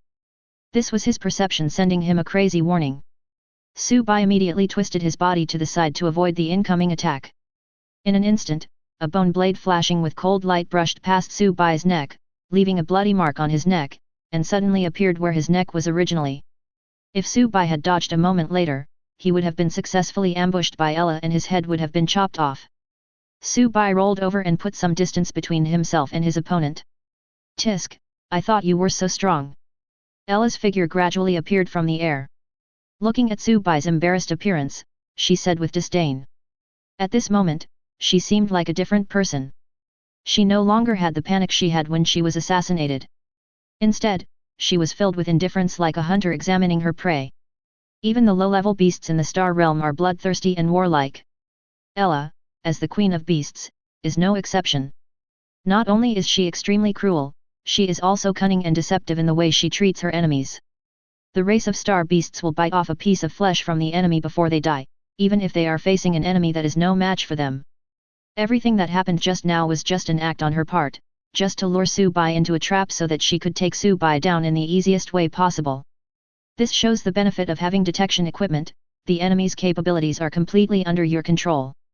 If Su Bai had really been fooled by Ella's pitiful appearance just now, he would have been a headless corpse now. Su Bai stood up from the ground and looked at Ella in the distance, who was revealing her brutal nature with a playful look on her face. Su Bai narrowed his eyes slightly, and the poposya in his hand glowed with an icy blue light again. Although he was almost beheaded by the opponent, he knew that the battle had just begun. Chapter 21. Isn't this interesting? Looking at Su Bai's solemn expression, Ella smiled softly with her hands covering her mouth. The next moment, she suddenly attacked. Ella flapped her wings behind her and rushed into the sky, locking onto Su Bai in the sky and swooping down at him. Clang! Holding the bone blade with his spear, Su Bai's body sank, and he was forced to half-kneel by Ella's swooping attack. Seeing that the attack failed, Ella flapped her wings, quickly changed position in the air, came to the right side of Su Bai, swung her arms, and slashed at Su Bai. Clang! Clang! Clang! In an instant, Su Bai waved the spear in his hand and exchanged several moves with Ella in the air. Ha ha ha, what a joy! Ella laughed crazily, the warlike genes in her body were aroused. She enjoyed it very much and immediately accelerated her offensive. The bone blades on his arms had grown larger, and even had a dense cluster of barbs growing on the edges. Facing Ella's fierce attack, Su Bai did not stop parrying with the spear in his hand, but his brows were slightly frowned. In Su Bai's eyes, Ella's fierce offensive was full of flaws. He even had 17 ways to make Ella lose her resistance in an instant. However, he was always worried that this was Ella's conspiracy and that she deliberately exposed his flaws to him. He never dared to act rashly and could only passively parry Ella's attacks. Ha ha ha. I didn't expect you to be so capable. At this moment, looking at Su Bai, who was only parrying but not fighting back, the purple-red scales covering Ella's limbs and important parts had spread to her entire body and the wings behind her. The smooth scales could reduce air resistance for her, and she immediately accelerated her attack again. Because each attack was too crazy, Ella's movements were a little distorted for a while. Looking at Ella in front of him, whose movements had become somewhat deformed due to the fast attack, Su Bai already understood what was going on. He could no longer endure it, so he dodged Ella's bone blade and grabbed her arm with his backhand, putting it on his shoulder. Immediately bend over, inhale, and use your abdominal strength. The movements should be done in one go, as smoothly as flowing water. Su Bai used a beautiful shoulder throw to pull Ella down from the sky and slam her heavily to the ground. No. Ah! Ella screamed, but that couldn't stop her from being thrown. Bang! Dust rose up. Su Bai used all his strength in this attack, smashing Ella so hard that cracks appeared on the ground beneath her and a cloud of dust was stirred up. Ahem! Ella on the ground coughed a few times and waved her hands to disperse the smoke and dust in front of her. Just as she was about to get up with difficulty, she saw a black shadow passing through the smoke and dust, rapidly enlarging in front of her eyes. Bang! Su Bai punched Ella in the face, knocking her to the ground again. Ella was nearly fainting. At this time, Su Bai inserted the poxy into the ground, knelt on one knee on Ella's chest, pressed her to the ground, and beat her delicate face violently. Even though Ella's body defense and constitution attributes were very high, she couldn't withstand Su Bai's bombardment. Soon, Su Bai picked up the unconscious Ella with one hand, turned her over, put one foot on her back, grabbed Ella's pair of flesh wings, and gradually exerted force with both hands. This has become a massacre. Sizzle! With a teeth-grinding tearing sound, the wings on Ella's back were torn off by Su Bai and thrown aside. 2 horrific wounds appeared on Ella's back, which were extremely hideous and creepy, and blood continued to flow out. What? You mean be gentle with women? Are you kidding? They are not of the same race. No matter how pretty she is, Su Bai has no interest in her, so how can he be gentle with her? At this moment, Su Bai was extremely angry. He felt that he had been beaten for so long in vain. He should have realized long ago what was going on with Ella's level 2 passive skill Bone Blade introduction and the 0.2% extra damage bonus. That means he has absolutely no combat experience at all. Now he understood that Ella was just a fancy person with a bunch of impressive active skills and had no combat skills at all. He actually thought that Ella was the one who took the initiative to tell him the flaw and lure him into the trap, so he didn't dare to act rashly. Now it seems that this girl obviously doesn't know how to fight at all. She gets so inflated after bullying a few weaklings. Of course, this can't fight refers to Su Bai, who is already proficient in spearmanship and has been instructed by the Scythe of the End. Ariel. Ordinary humans and some walkers who are not so proficient in close combat will still be dead if they face Ella, and there will be no suspense. This battle has turned into a one-sided massacre, a crushing defeat of combat skills and consciousness. With Ella's level, even if she was in a tide of millions of beasts with all her attributes doubled, it would only take some effort for Su Bai to kill her. Of course, this premises that all the beasts in the beast tide ignore Su Bai. After a while, Su Bai stood up from the dying Ella, waved his hand, and the evil breaking gun that was stuck in the ground returned to his hand. Ice blue light flowed through the gun, ready to give Ella a fatal blow. Puff bang! Ice crystals exploded in Ella's body, and the queen of strange beasts, Ella, was killed. A silver-level treasure chest and a piece of transparent prismatic amber appeared next to Ella's body. Su Bai picked up the fallen items on the ground, stood there and waited for a moment, checked the task list, but found that the task Mo Lingxing's request was still incomplete. Chapter 22. After picking up the silver-level treasure chest and the amber-like stone dropped by Ella, Su Bai walked to a crack under the meteorite, which extended upward into the interior of the meteorite. Ella had been killed, but the mission was not completed. Su Bai speculated that perhaps it was related to this meteorite. He wanted to go inside and find out. Walking upward along the crack, Su-bai soon came to an empty hall, surrounded by strange-looking reddish-brown biological tissues covered with mucus. These strange biological tissues made the hall look like it was inside the organs of some giant creature. The sticky mucus covering the reddish-brown biological tissues reflected the purple-red light emitted by the throne in the center of the hall, which was extremely strange. There is a prismatic groove on the top of the throne, the shape of which matches the amber that Ella dropped. Su-bai inserted the crystal amber into the groove, and a tiny opening appeared in the reddish-brown biological tissue on one side of the hall, and it spread outward. Puff, puff. Soon, a passage with mucus dripping down from the top appeared in front of Su-bai. Su-bai took the amber from the top of the throne and walked into the passage. After passing through the narrow and mucus-filled passage, a warehouse filled with many supplies appeared in front of them. Su-bai was somewhat surprised to see the mountains of supplies in front of him. He seemed to have found the enemy's secret treasury. He hadn't expected Ella to be so rich. Except for a corner of the warehouse where many small and medium-sized crystal cores were piled up, Su-bai didn't recognize most of the remaining materials at all. Suddenly, in an inconspicuous corner of the warehouse, a 1-meter-high, meat-shaped egg suddenly cracked, and a somewhat cute version Ella walked out of it. All the damage that Su-bai had caused to her before had disappeared. That guy outside should have left, right? Damn it, this resurrection device has been wasted, and the origin of the life amber has also been taken away by him. Suddenly, her expression froze, and she looked at Su-bai in front of her with an expression as if she had seen a ghost. You, how did you find? Ella was forced to stop talking halfway because the tip of Su-bai's spear, punchy, was already against her chin. Ella took 2 steps back and said in a trembling voice, "Well, you've already tried to kill me once, and you still found this place. How about I give you some treasures in exchange for my life? Do you think it's okay?" After she finished speaking, she saw the crystal amber in Su-bai's hand and seemed to feel something was wrong, so she quickly added, "As long as you are willing to let me go, I will leave this planet immediately, but you have to return my original life amber to me." This? Your price doesn't seem enough. Su-bai tossed the crystal amber in his hand. He had already guessed that this thing called origin life amber seemed to be very important to Ella, and perhaps its value was higher than he expected. Looking at Su-bai in front of her, Ella thought for a moment, and seemed to have made a great decision. She took off a Q-version pointed horn from her Q-version head and handed it to Su-bai. "I'll trade this with you." "Your horn? What do I need it for?" "There is a mark of mine inside this horn. As long as you activate it, you can summon me no matter where you are." Su-bai took the cute-looking sharp corners that Ella handed over. Type: one-time summoning item. Quality: exclusive item for the Alien Beast Clan, no quality. Durability: 1/1, will break after 1 use. Equipment effect: activate the mark left by the Queen of Horned Beasts, Ella, and you can unconditionally summon Ella once to help you fight.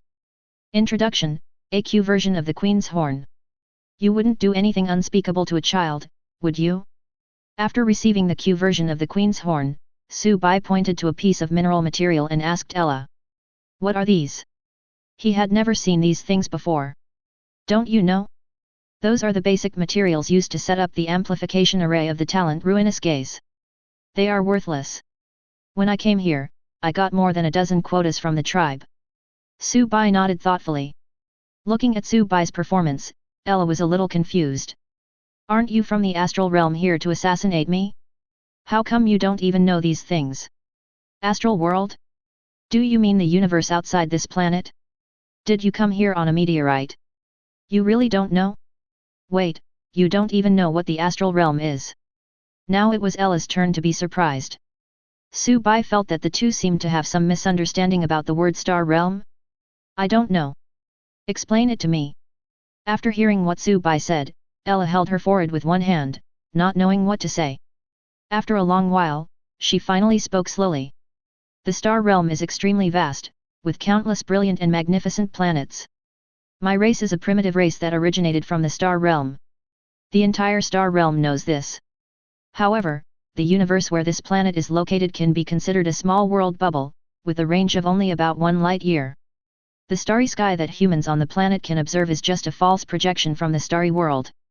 And there are countless world bubbles like this in the astral world. No one knows how many there are. However, in the astral world, world bubbles do not exist directly. They are usually hidden in the alien space. They need to be located with the help of the astral tree Yggdrasil, which is rooted in the alien space and has roots connecting all world bubbles. Whenever a new world bubble is generated in the alien space, the roots of the star realm tree will invisibly take root in the world bubble. Yggdrasil is the world tree in Norse mythology, connecting 9 worlds, and is also one of the basic settings in this book. Only by consuming a certain amount of resources in exchange for the star tree's location authority can you go to the universe inside the world bubble you want. The higher the level of the world bubble you are heading to, the more resources you will consume. After listening to Ella's explanation, Su-bai asked, "So what are you doing here?" "To destroy this planet." Hearing him ask this, Ella showed a frustrated expression on her face. Her plan had failed, but she still told Su-bai the truth. "When I have wiped out all the intelligent creatures on this planet and found the star core of this planet, I will completely erase the incomplete world wool inside it. Then, I can fuse this star core and become the master of this planet. I can also use the energy of this planet to disperse the world bubble surrounding it. Once the world bubble disappears, the alien space will repel this planet. I can then bring it back to the star realm and develop it into a resource planet for my race." "But then again, you really don't know this." Just as Su-bai was about to answer, his vision was immediately filled with blood-like writing. The bright red words filled Su-bai's vision in an instant, and Su-bai swallowed the words that were about to come out of his mouth. "Of course I am from the astral plane. I just wanted to test you on these questions." "Ill." Ella suddenly realized something and her expression turned strange. "Wait, are you a killer from the astral realm who came to assassinate me?" "No, why do you keep saying I want to assassinate you?" Ella continued to ask, "If you are not here to assassinate me, then what are you here for?" Su-bai glanced at the treasure materials scattered all over the floor of the warehouse, and said quietly, "I originally planned to kill you, but since I promised to take your treasure and let you go, I decided to let you leave this planet." "But..." Su-bai activated the personal terminal on his wrist. A servant contract was drawn up. "You need to sign this." Maybe it's not necessary to kill Ella, letting her go can also complete the mission. After all, the mission doesn't require killing the Beast Queen Ella in front of him. Making her leave Emoling Star through force and contract is also a way to complete the mission. Su-bai decided to sign a servant contract with her. "It's not that I'm impressed by Ella's fighting ability, which is even worse than that of a weakling. But the alien beast army under her command, if Ella's alien beast army can develop, it will become a great help to Su-bai in the future." Since Su-bai had promised Ella to let her go, he would naturally not go back on his word. But as for how to release it, doesn't he still have the final say? Chapter 23. What's this? Looking at the servant contract handed over by Su-bai, Ella was a little confused. "Letter of guarantee," Su-bai said expressionlessly. "Sign it and I'll let you go." "No, I need to take a look first." "Hear this." Posya appeared in Su-bai's hands again. He stared coldly at the cute Ella in front of him. "Sign quickly, or I don't mind killing you again." Ella took 2 steps back. After seeing Su-bai's face look strange, "Walk forward again. Take the contract from Su-bai." "Can I sign it?" As she spoke, Ella bit her fingertips. Signed his name on the servant contract. Su-bai immediately received a prompt from the Court of Origin.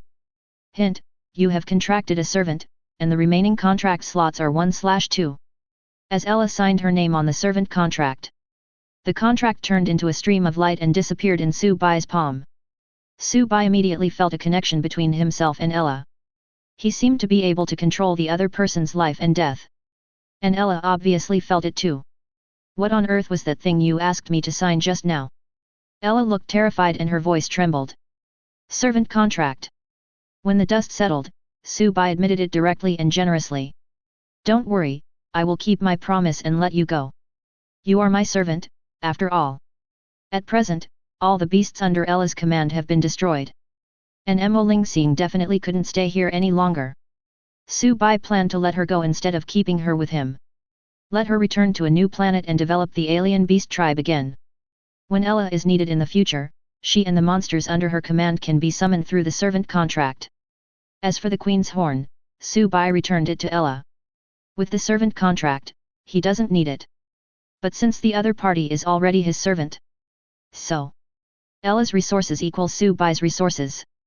There seemed to be a lot of resources in Ella's small treasury, but nearly 90% of them were materials and ores for setting up formations, and the remaining 10% was what Su-bai could use. After picking and choosing for a long time, Su-bai discovered that there were 3 silver-level detection equipment, eye of control, and a large number of small and medium-sized crystal cores. There is no doubt that the altar and totem poles that Su-bai found in the forest when he went on his first mission were set up by the red monster under Ella. Under his kind inquiry while holding the spear in his hand, Ella reluctantly told the truth about the arrangement of the Eye of Control. It turns out that this guy set up the Eye of Control simply to activate it with the crystal core and then sell it in the Star Realm for money. The queen of the alien beast tribe will be protected and supported by the tribe when she is young, and a fixed amount of funds will be issued to her every year. After she reaches adulthood, she must accept missions from the tribe and go out for training, and the annual funds will be cancelled. For a low-level beast queen like Ella who has just left the tribe and started from scratch, in addition to completing her training, she naturally needs to do some extra business to earn some extra money. According to Ella's description, Su-bai learned that the astral realm also has its own currency. Different from the origin coin of the Garden of Origin, it is called Treeborn coin.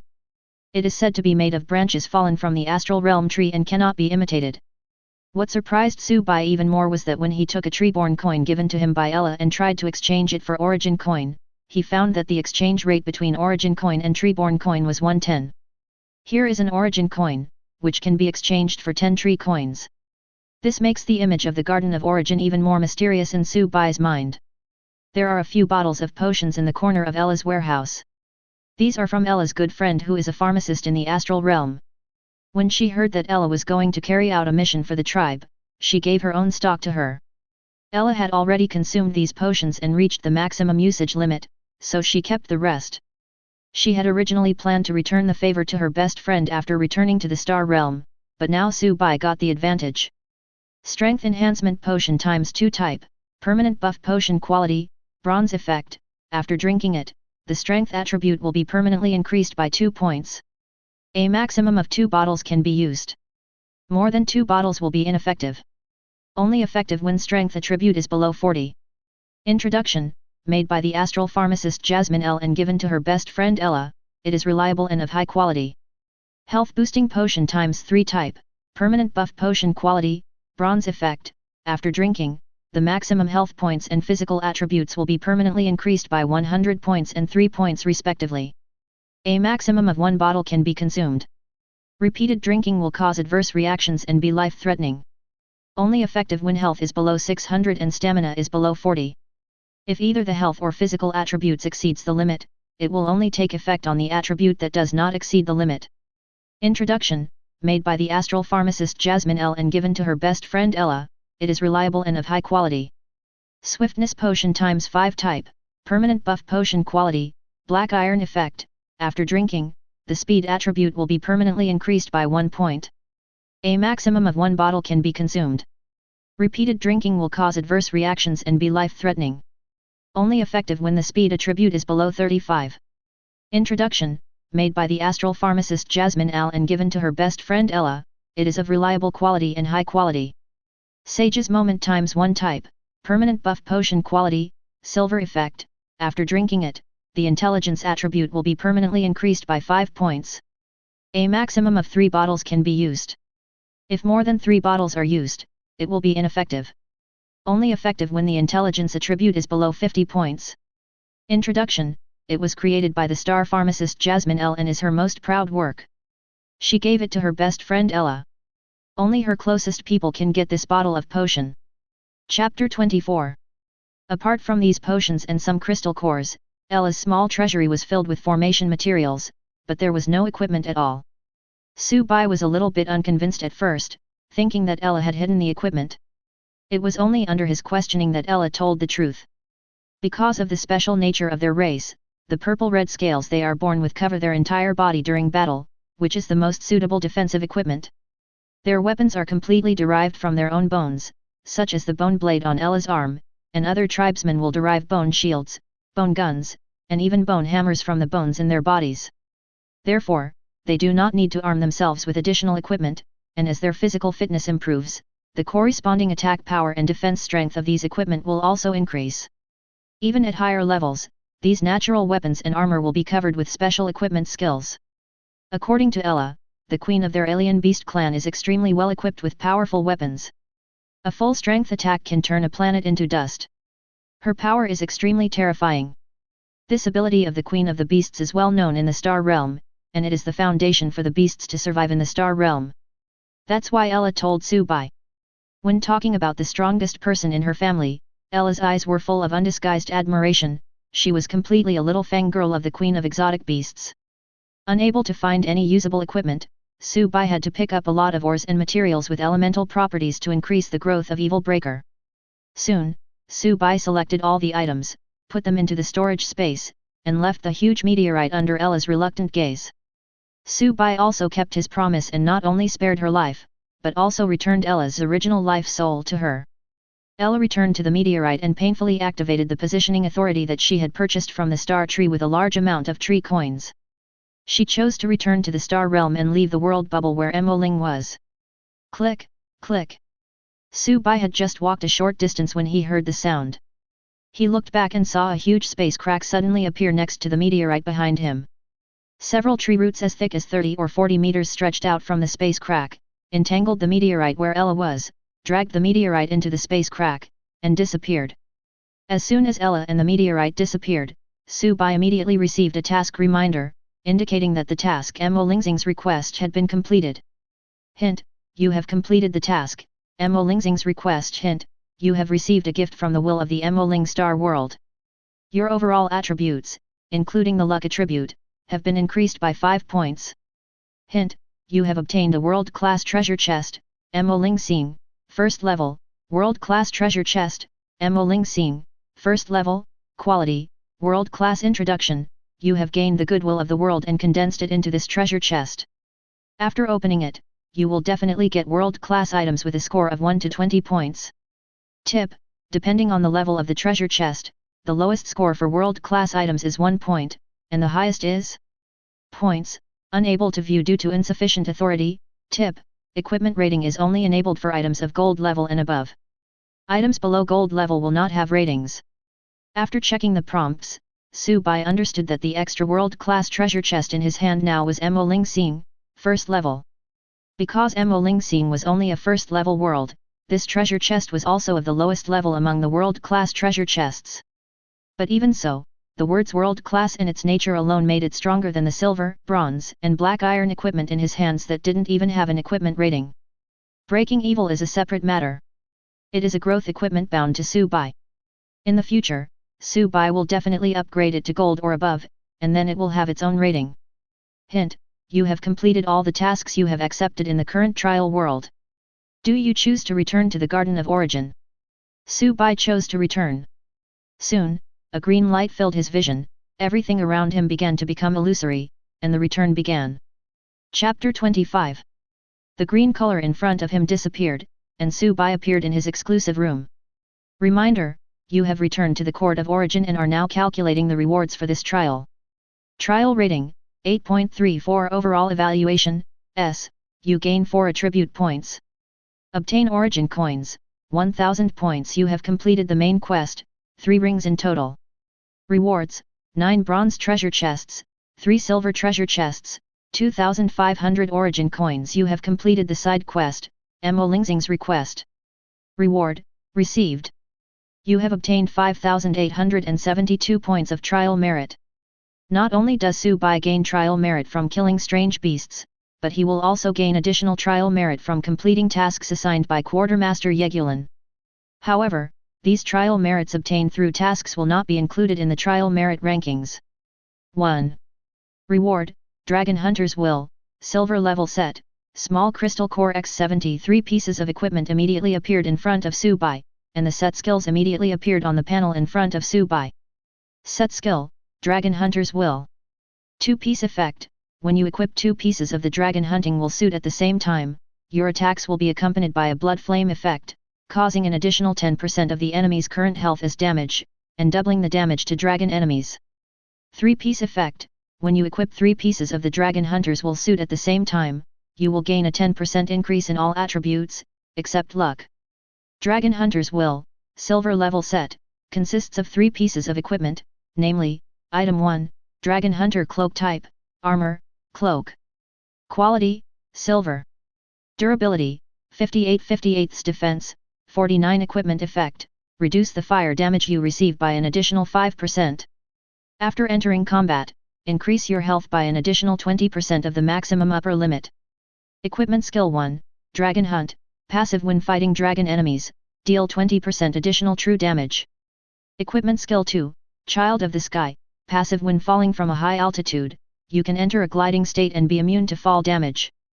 Introduction, the cloak of the brave dragon hunter is made of dragon skin. Put it on and raise the sword of resistance against the evil dragon. Item 2, Keel revolver type, secondary weapon, pistol with built-in 6-round revolver. Quality, silver. Durability, 43/43 attack, 37 equipment effect, when you use this weapon, it will increase your attack power by 10 points.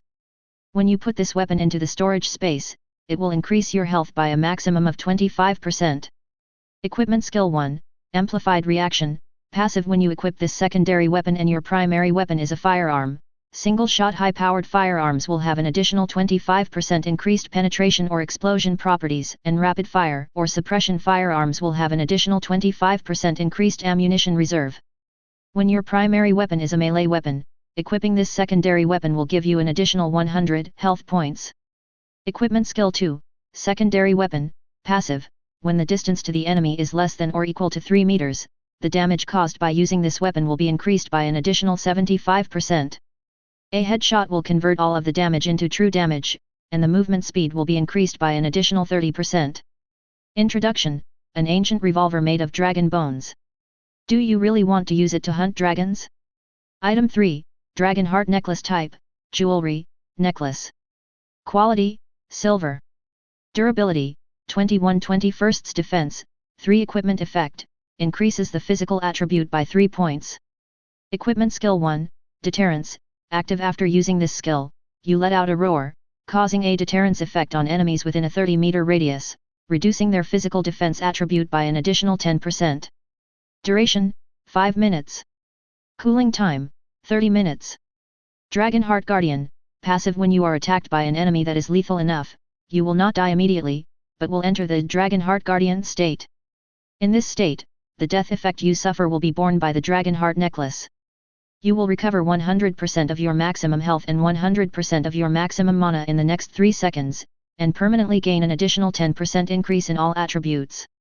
Usage restriction, this effect is only valid for level 3 and below. Reminder, suicide does not fall into the category of enemy lethal attacks. Each time this effect is triggered, all the durability of this equipment will be consumed. When the durability reaches 0, the equipment will immediately break into pieces and turn into a dragon heart again. You will also obtain the formula of the Dragon Blood secret medicine sealed inside the equipment. Tip: Dragon Heart is the main ingredient of the Dragon Blood secret medicine. Drinking it can increase your physical attributes by a huge amount. Warning: with your current physical strength, please do not take the Dragon Blood secret medicine before reaching the 5th level. Introduction: the real heart of the dragon was dug out by a dragon hunter and sealed in an inconspicuous necklace. Its true function has not been used, which is a blasphemy to the ancient king. After checking the equipment attributes, Su Bai found that the Dragon Hunter 3-piece suit was incredibly powerful, worthy of being a silver-level suit. Especially the secondary weapon Dragon Bone Revolver and the accessory Dragon Heart Necklace, the attributes of each piece are ridiculously strong, not to mention the bonus after they are formed into a set. Let's talk about the Dragon Bone Revolver first. Even if this equipment is not a set but just a single piece, I'm afraid that long-range walkers will rush to buy it. The reason is simple. This item not only increases the damage of the main weapon, but also increases the health value. It can also provide an additional 75% damage bonus when the enemy gets close to you. A close headshot can also cause real damage. It is simply a long-range artifact. This is a dream weapon for those who only know how to hide in the back and shoot cold guns, are fragile, and are afraid of being cut by melee walkers. The most important thing is that it is a secondary weapon and does not occupy the main weapon slot. Volume 2. Chapter 1. Temporary Talent, Critical Moment Tip: this talent needs to be passively triggered by the world-class item Heart of Skill. Extreme Moment: when your perception determines that you are in extreme danger, or in a life-or-death situation, the soul energy of skill that is symbiotically present in your Heart of Skill will be automatically activated, greatly consuming the energy stored in you and your heart of skill, temporarily changing your blood composition, and causing you to enter a 1.5-second extreme moment. Your perception and judgment of the surrounding environment will be greatly improved, and your reaction speed and dynamic vision will also be enhanced. After the extreme moment ends, you will gain a burst state in which all attributes are increased by 5 points, which lasts for 3 minutes. Cooling time, 5 hours. Restriction 2, this talent consumes a lot of body energy. After the burst state ends, you will be extremely hungry. Tip: when you use limit moment multiple times, your blood will be transformed into soul blood of skill, which can store a large amount of energy. You can transform this temporary talent into a permanent talent and remove the hunger debuff state of restriction 2. 0.34% tip: this conversion rate growth is not a stable growth. The stronger the enemy you fight, the faster it will grow. Talent introduction: use your burning blood as fuel to burn those invincible enemies. Su-bai finished reading the talent introduction for a critical moment and left the arena. He wanted to go to the trading street in the Court of Origin to see if anyone was selling skill scrolls that could allow instant long-distance movement. My physical fitness improved too quickly before, which made me a little inflated, and I completely ignored my own shortcomings. In the battle with the woman in robe just now, some of his fatal weaknesses were exposed.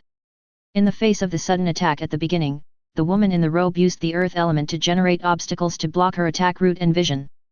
After she avoided the obstacles, she fired another big fireball to predict her route and ambush her who had just avoided the obstacles. If he hadn't activated the temporary talent extreme moment at the critical moment, he would have been killed instantly by the opponent's combination of skills. On the other hand, Su-bai himself, as a mage, cannot combine his skills as freely as the opponent, which is very frustrating. Go back to the trading street and see if you can buy some more powerful skill scrolls. It really doesn't work. In the Court of Origin, there are auctions held regularly by some merchants. Maybe there will be something Su-bai wants there. As for close combat, Su-bai has no ability to advance at all. If he wants to get close to the enemy, he can only run on his legs. Fortunately, this is in the arena, so even if I am defeated in the end and killed instantly by the enemy's combo skills, I will not die. But if this happened in the trial world, if Su-bai made a mistake during the battle, he would probably die immediately without a burial place. Soon, Su-bai came to the trading street. Not long after, he left again with a helpless look on his face. That's right, he didn't find the skill scroll he wanted at all. During this period, he also contacted Hitan. The opponent has a skill scroll in his hand.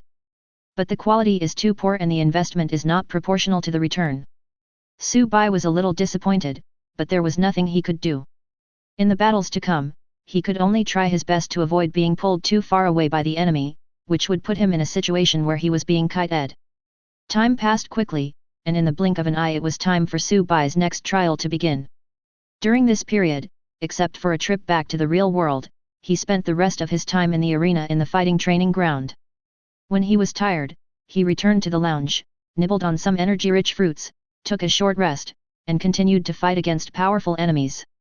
In this way, he lost more than he won, and his ranking dropped to 7,856th. In fact, this is his true level. Now, in the battle with the powerful enemy, his skill soul blood is also slowly increasing. Temporary talent, critical moment limit moment. Restriction 1. Restriction 2. 8.75% tip, this conversion rate growth is not a stable growth. The stronger the enemy you fight, the faster it will grow. Ding ling ling, ding ling ling. The alarm clock rang. In the training room, Su-bai sat up from lying flat on the sofa. The training room has changed a lot now. He has put together several sofas to form a simple bed. Whenever he felt tired after a battle, he would set the alarm for 2 hours and lie down for a nap. Su-bai reached out to turn off the alarm clock, continued matching enemies, and prepared for battle. Just then, the hint before the origin appears. Reminder, a new trial will begin in 30 minutes, please be prepared. Tip, this trial is a single-player trial. You will only be matched with individual walkers, and no guilds will join. Su-bai immediately got out of bed and waited for the transmission to the Court of Origin. 30 minutes passed quickly and the scene in front of me began to become distorted and blurred. Number of walkers entering, 300. Transmission is about to begin.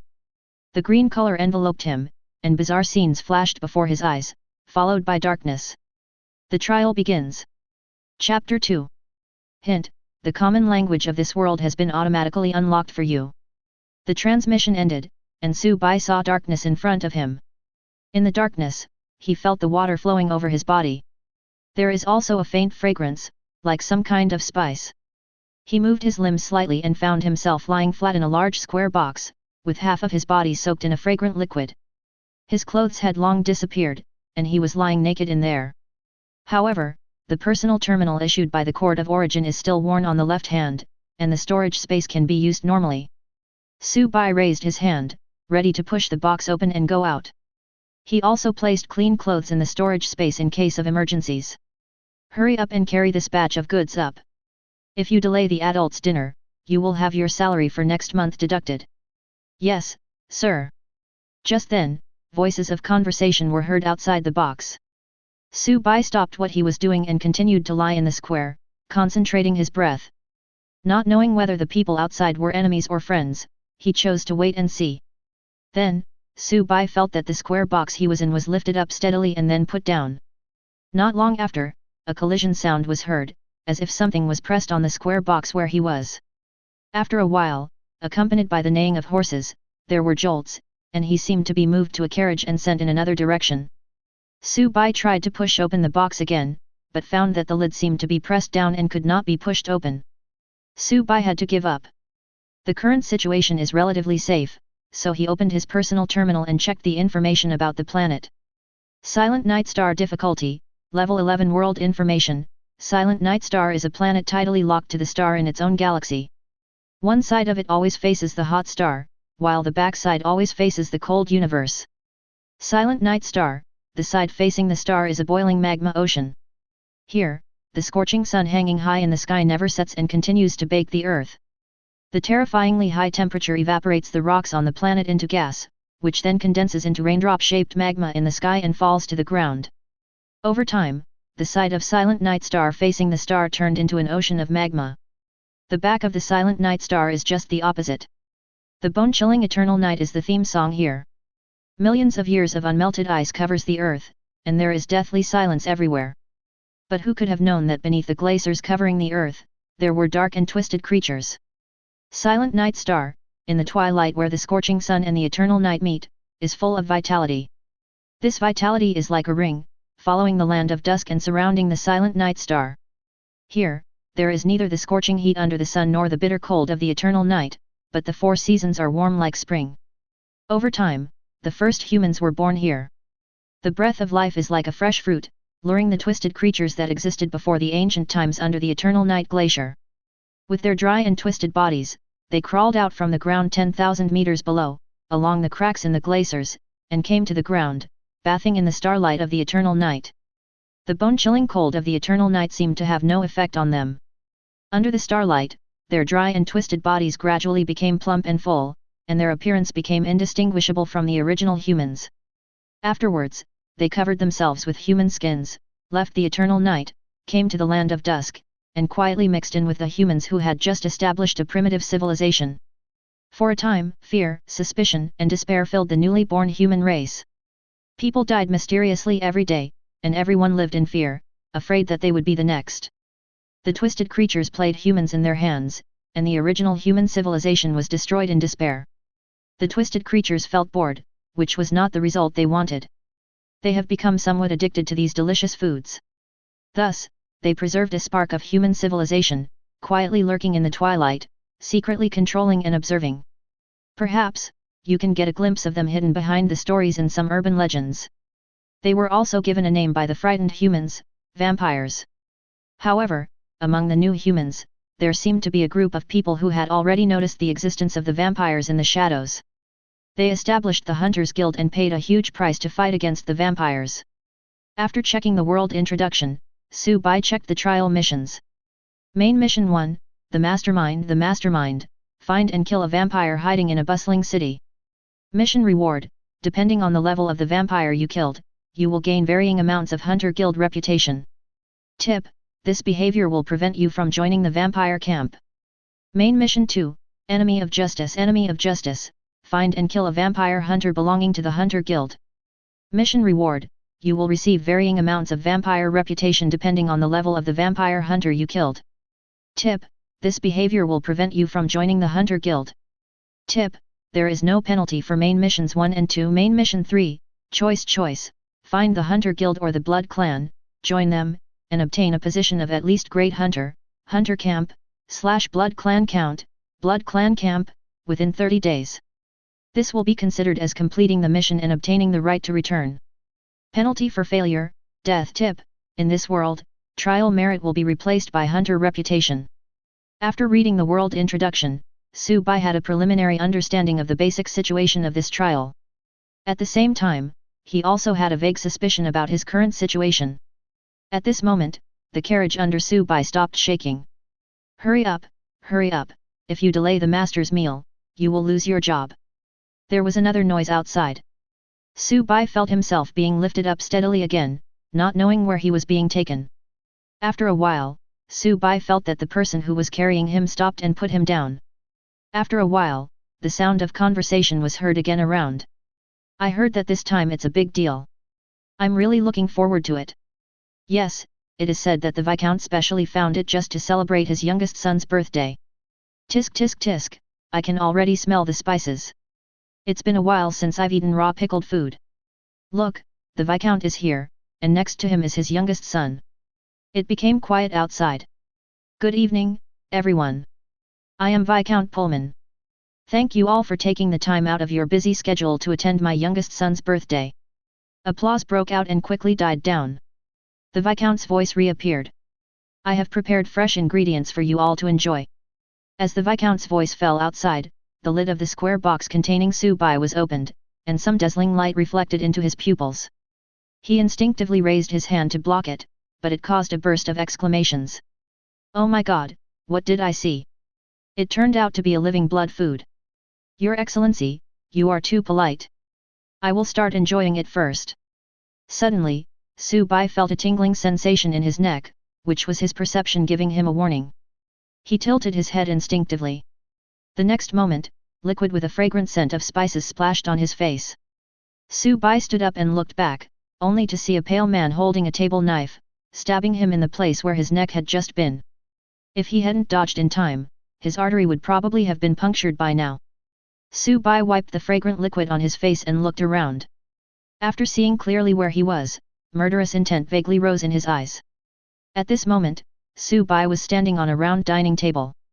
The long square box where he was just now was now placed in the middle of the table, and several plates of side dishes that looked like raw meat were placed next to the square box.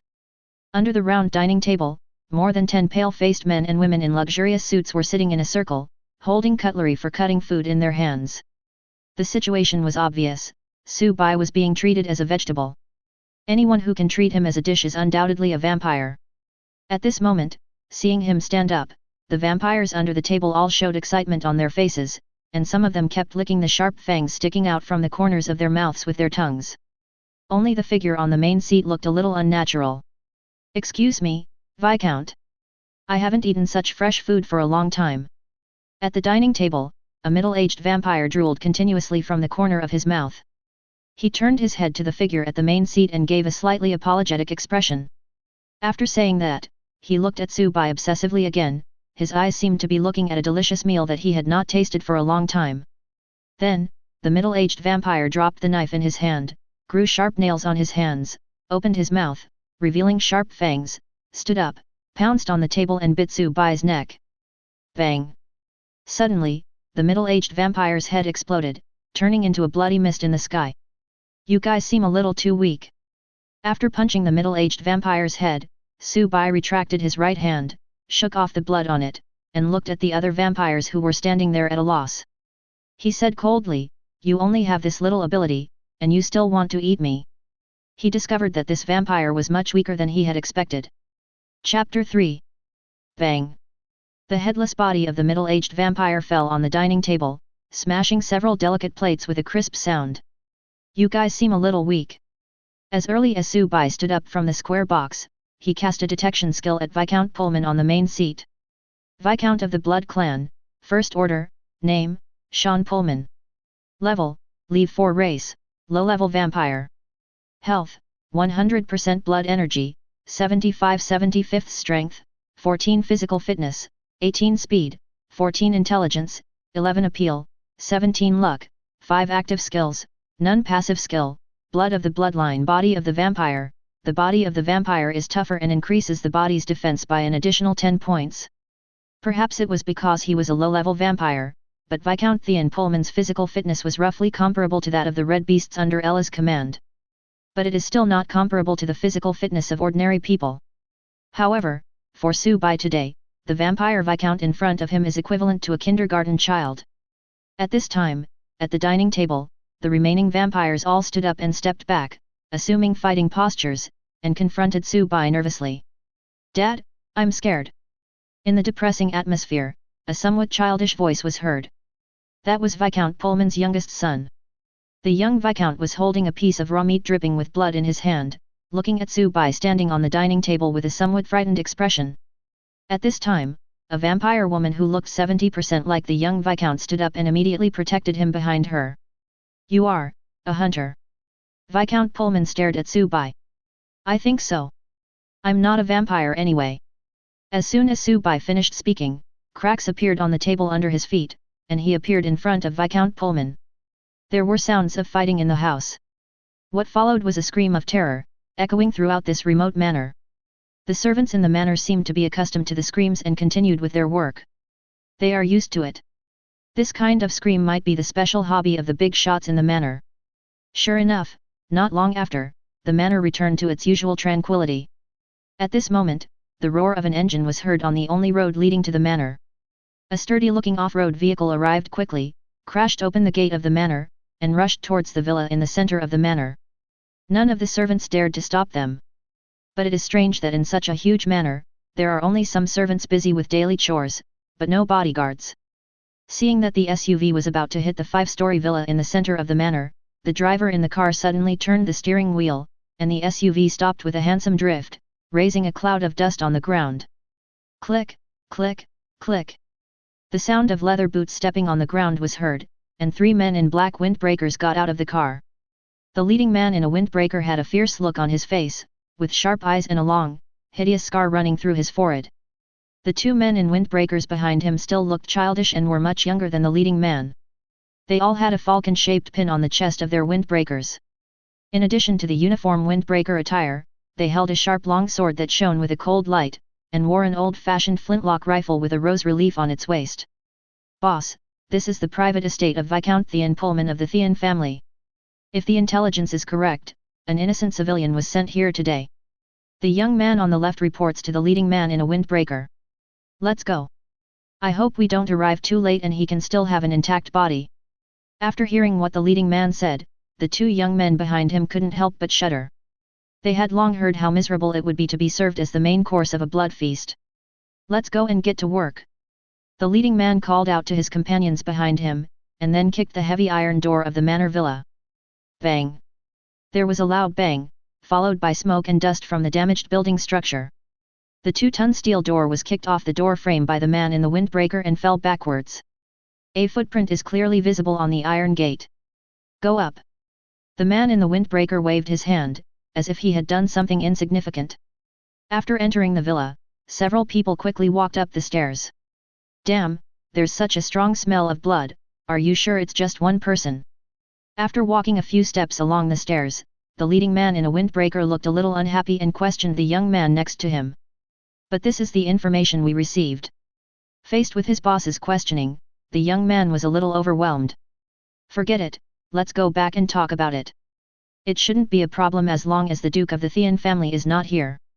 Looking at the young man's performance, the leading man said nothing more and walked up first. Soon, they arrived at the door of the banquet hall on the 3rd floor. They already knew the structure of the villa very well, so they were naturally familiar with it. At the entrance of the banquet hall, the leading man sniffed the strong smell of blood in the air, frowned, and said, "Don't go in. I'm afraid you will vomit after a while." As he spoke, he kicked the door of the banquet hall open violently, just like before, and with the long sword in his hand blocking in front of him, he went in first. As soon as they entered the banquet hall and saw the situation inside clearly, the leading man put down the long knife in his hand. Most of the lights in the banquet hall were out, with only a few candles burning tenaciously in the candlesticks hanging on the wall. Through the candlelight, he saw a neatly dressed young man sitting on the main seat in the banquet hall, which formed a sharp contrast with the scattered vampire corpses around him. At this moment, the young man was seen holding a plate of exquisite pastries in his hands and eating them with relish. The young man sitting on the main seat was Subai, who was replenishing the energy he had just consumed in the battle. "Are you a hunter? Are you hunters?" Subai also saw the man in the windbreaker leading the group. He didn't have time to swallow the cake in his mouth and mumbled vaguely, "Yes. I was planning to look for you guys." Subai stretched his neck, rolled his eyes, swallowed the cake in his mouth, and looked at the attire of the person in front of him. "Looking for us? Which department are you from?" The leading man pointed to the falcon pin on his chest. "Well, I said I'm not a hunter yet, do you believe me?" Zhang. Hearing this, the leading man drew out the long sword that he had put away, pointed the cold blade at Subai, and without turning his head, shouted loudly to his two companions behind him. "Come in and help, we caught a big fish tonight." Two young men outside the banquet hall also walked in with knives. For a moment, the atmosphere in the banquet hall became tense again. "What do you mean?" Seeing this, Subai put down the cake in his hand, leaned forward, narrowed his eyes slightly, and stared at the ferocious man in front of him. "It's meaningless. Prepare to die, you vampire BD." As he spoke, the leading man rushed towards Subai with a knife in hand. Subai took 2 steps back and distanced himself from the leading man. "What do you say I am?" "Blood Clan BD, I'm talking about you." The leading man spat and said with disdain. "Look carefully, I am a human being." Subai pointed to the healthy complexion on his face and spoke word by word.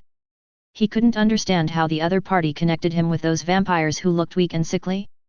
The leading man was stunned for a moment, his movements were a little hesitant, he rubbed his eyes, and with the help of the not-so-bright light of the candle not far away, he began to look at Subai carefully. After a moment, a trace of embarrassment appeared on his ferocious face, and he scratched his head embarrassedly. The light in the room was too dim, and the strong smell of blood he smelled earlier made him nervous, and he made such a low-level mistake. It is common knowledge in the Hunters Guild that no matter how high the rank of a vampire is, even if they are Duke-level vampires, their skin color will never be as healthy and shiny as that of a normal human, but will be grayish-white like a corpse. And judging from the healthy complexion of this mysterious young man in front of him, it is obvious that he is not a vampire. Thinking of this, the leading man's face couldn't help but get hot.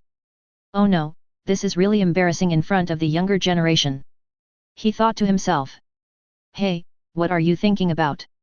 Subai's voice rang in his ears. "Nothing, what's wrong? Is the Viscount level vampire enough to pay the registration fee for me to join the Hunter Guild?" "Viscount level?" The leading man pondered for a moment and said, "It's already exceeded. Normally, as long as you kill an ordinary vampire and find us, it will be fine. The Viscount's words are enough for you to become a mid-level hunter. After all, the secrets of the vampires and the Hunters Guild are at a level that ordinary people cannot know. Since you were able to find Viscount Pullman and kill him, you must have come across secrets related to the vampires before." Subai nodded without comment. The leading man put away the long knife in his hand, smiled, and extended his right hand to Subai. "That is enough. Welcome, my companion." Subai also stretched out his right hand and shook hands with him. "Hint, you have completed the main mission 1, the Mastermind reminder, please complete the main mission 3 within the limited time. Current faction, Hunter Guild. Chapter 4. Come on, I'll take you to the nearest base of the Hunter Guild. By the way, I'm Osler, the Great Hunter.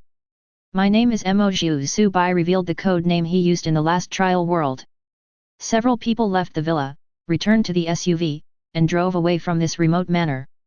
Not long after, a modern city appeared in the distance. The dim sunlight shone from the horizon and reflected on the glass of the tall buildings, which was very beautiful. Human civilization in the Twilight Zone is highly developed. Due to the characteristics of Silent Night Star, humans who build civilization in the habitable zone will only be able to see eternal dusk all day long. To them, the day and night of this planet represent death. The SUV entered the city and stopped in front of a magnificent hotel. "This is the Hunter Guild's base. Get out of the car." Several people walked into the hotel and, led by Osler, came to a hidden door on the second floor. Osler took off the falcon brooch on his chest, pressed it against the door handle, and waited for 3 seconds. Click. There was a sound of a door opening, and the second door to the left and rear of the group opened. It turns out that the door in front of me is just an illusion. Entering the second room at the back left, Su Bai found that this room was no different from an ordinary hotel. He was about to ask, but saw Osler come to a wall with a mirror and continue to stick the brooch on his chest on it. Click. 3 seconds later, the sound of gears turning was heard, and the wall sank out of thin air, revealing a huge space behind it. I saw a simple style hall appearing behind the wall, with many vampire hunters wearing black windbreakers walking around inside. The 2 young hunters left first. Right above the center of the hall, a huge screen displays a lot of constantly changing data.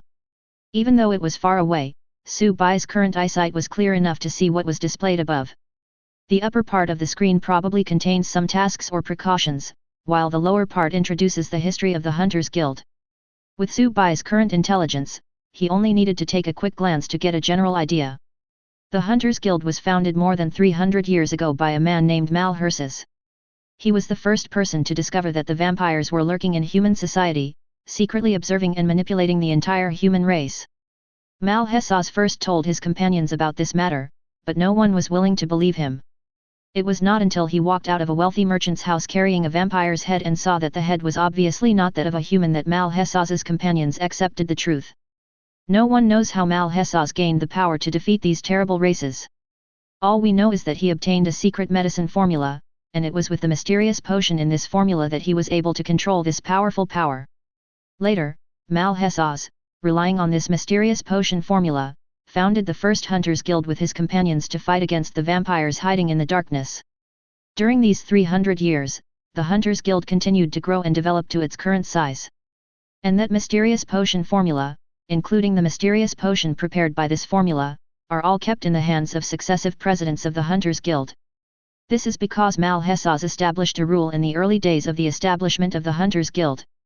If you want to become a vampire hunter and gain powerful strength, you must drink the mysterious potion in front of successive presidents. Thus, no potion ever left the Hunters Guild, and no one knew its specific ingredients. However, hunters all know that the more mysterious potions they drink, the stronger they will become. However, the process of drinking the mysterious potion is often accompanied by extreme pain and despair. Not everyone can endure this kind of mental torture. Therefore, the Hunters Guild divides hunters into different levels, from low to high: ordinary hunter, medium hunter, advanced hunter, great hunter, and special hunter. Before certain rigid requirements are met, too many mysterious potions will never be given to low-level hunters, in order to prevent the extreme pain and despair from causing the other party to have a mental breakdown. And this hard requirement is the reputation value of the Hunter Guild. The vampire hunters firmly believe that only by fighting against powerful enemies can they forge a will of steel. Therefore, every time hunters complete the hunt for vampires, they will gain a certain amount of reputation based on the title of the vampire they killed. When your reputation value is high enough, you can receive enough mysterious potions to improve your own strength. With Osler's big hunter strength, he needs to drink 10 bottles of mysterious potions to gain his current strength. This is also the goal that Su Bai's main mission needs to achieve. However, Su Bai does not need to drink the mysterious potion, he just needs enough reputation points. To become a special hunter above the big hunter, one needs to drink 15 more bottles of potion, and the pain involved is not something that ordinary people can endure. However, the power gained is also very strong. The special hunter is strong enough to face the vampire duke head-on. Su Bai continued to follow Osler and came to a rest area. Let's go. With my guarantee, you should be able to become a vampire hunter that day. Osler patted his chest confidently. Soon, the two came to a counter to go through the formalities. Not long after. Here are your hunter medal and documents. Please keep them safe. The teller at the front desk handed Su Bai a falcon brooch of the same style as Osler's, as well as a package containing a black windbreaker, a standard for hunters. As for weapons, you need to go to the warehouse to get them. Sure enough, with Osler's identity as a big hunter as a guarantee, the process went very smoothly. After getting the falcon brooch, a hint to the Garden of Origin appears. Hint: you have obtained the status of an intermediate hunter. Hunter Guild reputation, 571 points. Reputation required to advance to the next level of hunter. 571/2000. Chapter 5. On the second floor of the Hunter Guild's headquarters lobby, Su Bai walked out of the locker room. He had already changed into a black windbreaker of the same style as Hunter's. Osler had been waiting there for a long time. He looked at Su Bai, who was wearing a Hunter windbreaker, and said, "Although I think you may not need it, you still have to go through the necessary procedures. Come with me." Not long after, the two arrived at the Hunters Guild's warehouse. As soon as he arrived at the warehouse, Su Bai received a reminder from the Court of Origin. "Reminder, you have arrived at a special scene, and the faction store has been unlocked for you.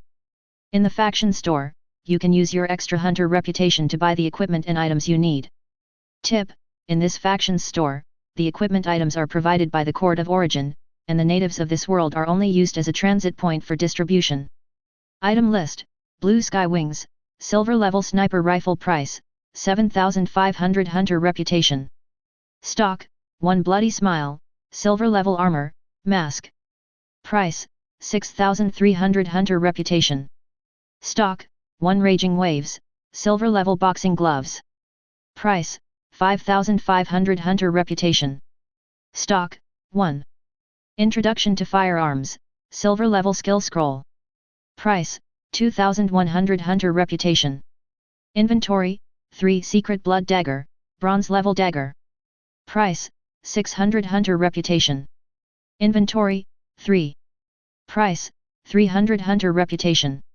Inventory: 197. Price: 100 Hunter Reputation. Inventory: 537 pumice, silver grade ore. Price: 100 Hunter Reputation. Inventory: 46. There were many items in the faction store, and Su Bai only looked at the high-value items. He was somewhat attracted by the silver-grade sniper rifle Blue Sky Wing. At low levels, due to the limitations of the walker's personal physical fitness, there will not be spell skills with short cooldown, low mana consumption, long attack distance, and extremely high damage. Therefore, at this stage, the combat distance where the French system has absolute dominance is actually the middle distance. Not at a distance. Usually, the combat distance of the French system is between tens of meters and hundreds of meters. Except for skills after overclocking advanced. However, after triggering the overclocking advancement, as the power is greatly increased, the cooling and consumption of magic skills will also increase accordingly to a terrifying level. Only suitable for use as a big move. Furthermore, advanced overclocking does not necessarily increase the attack distance. On the contrary, at low levels, the cost of developing firearms ability is low, but the reward is good lethality and attack range. The combat distance is usually more than 2 kilometers. Su Bai plans to develop a firearms ability at a low cost to slightly make up for his long-range combat capabilities. With long-range attack means, Su Bai can continue to buy or look for spell scrolls to learn more powerful spell skills. Continue to accumulate more resources and increase your legal capabilities. This will feed back to itself, improve its own combat effectiveness, and form a virtuous circle. In this case, Su Bai only needs a silver-level sniper rifle and a basic passive scroll introduction to guns to make up for his current shortcomings in long-range capabilities. Yes, that's all you need. This is yours. While Su Bai was thinking, Osler threw him a sharp long knife and a flintlock with a rose relief engraved on it. Su Bai reached out to take it. This was the standard equipment for hunters. He checked the properties of the two pieces of equipment and found that they were both upper-middle grade bronze-level equipment with good properties.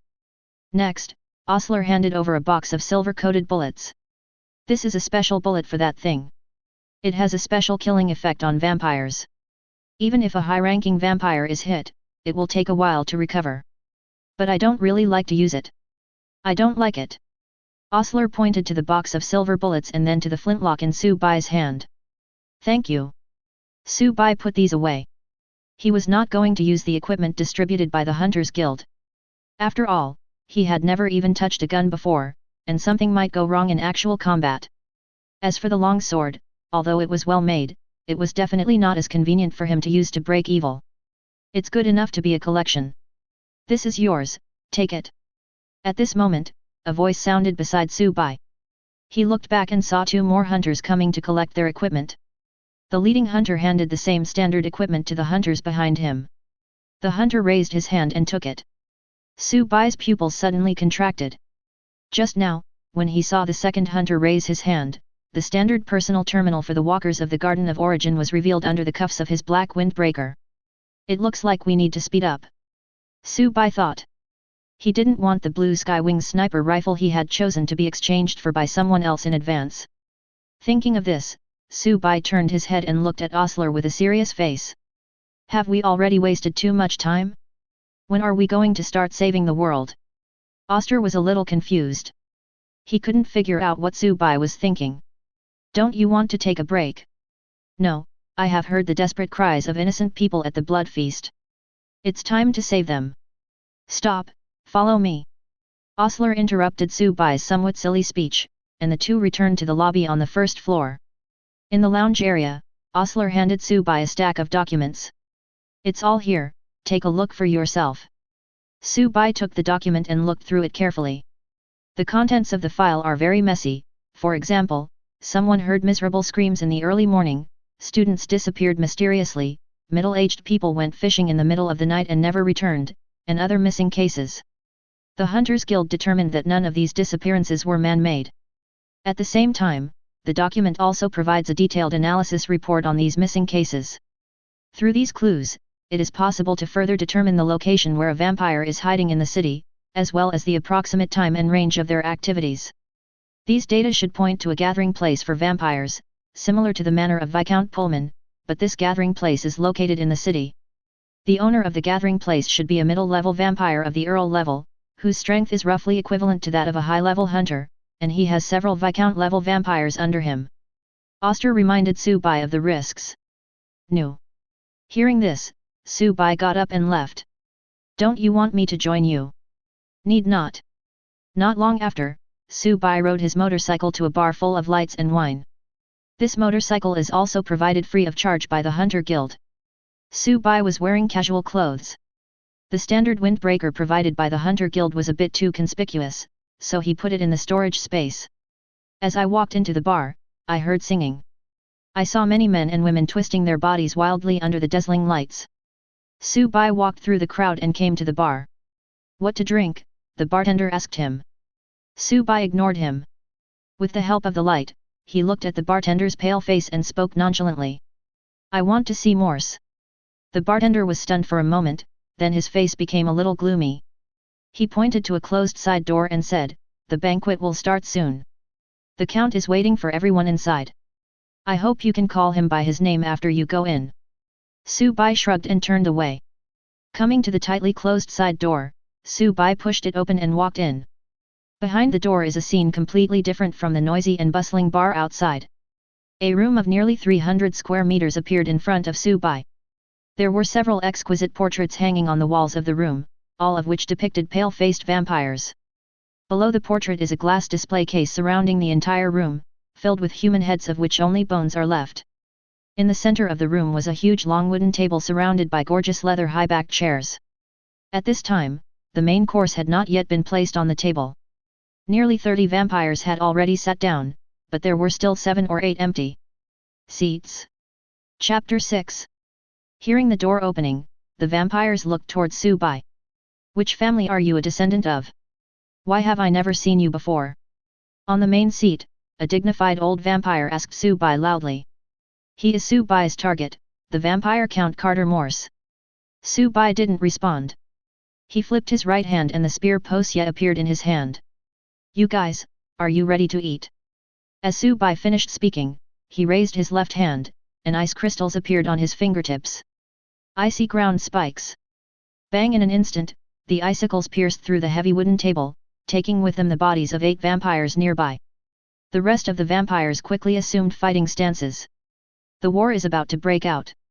Without any unnecessary nonsense, Su Bai rushed forward quickly with a spear in hand and fought with the vampires. After just one encounter, the 2 lower-level vampires in the front were pierced by Su Bai's spear and died on the spot. Su Bai shook his spear, threw the corpse hanging on the spear to the side, and knocked away several vampires who were trying to rush up from behind. Suddenly, there was a sound of breaking wind beside him. Su Bai tilted his head to avoid the sharp claws of a vampire next to him, grabbed the other's arm with his backhand and pulled it hard. Ah! Screams were heard, accompanied by the sound of flesh being torn. The vampire's arm had been completely torn off by Su Bai. The vampire covered the huge wound on his shoulder and wailed continuously.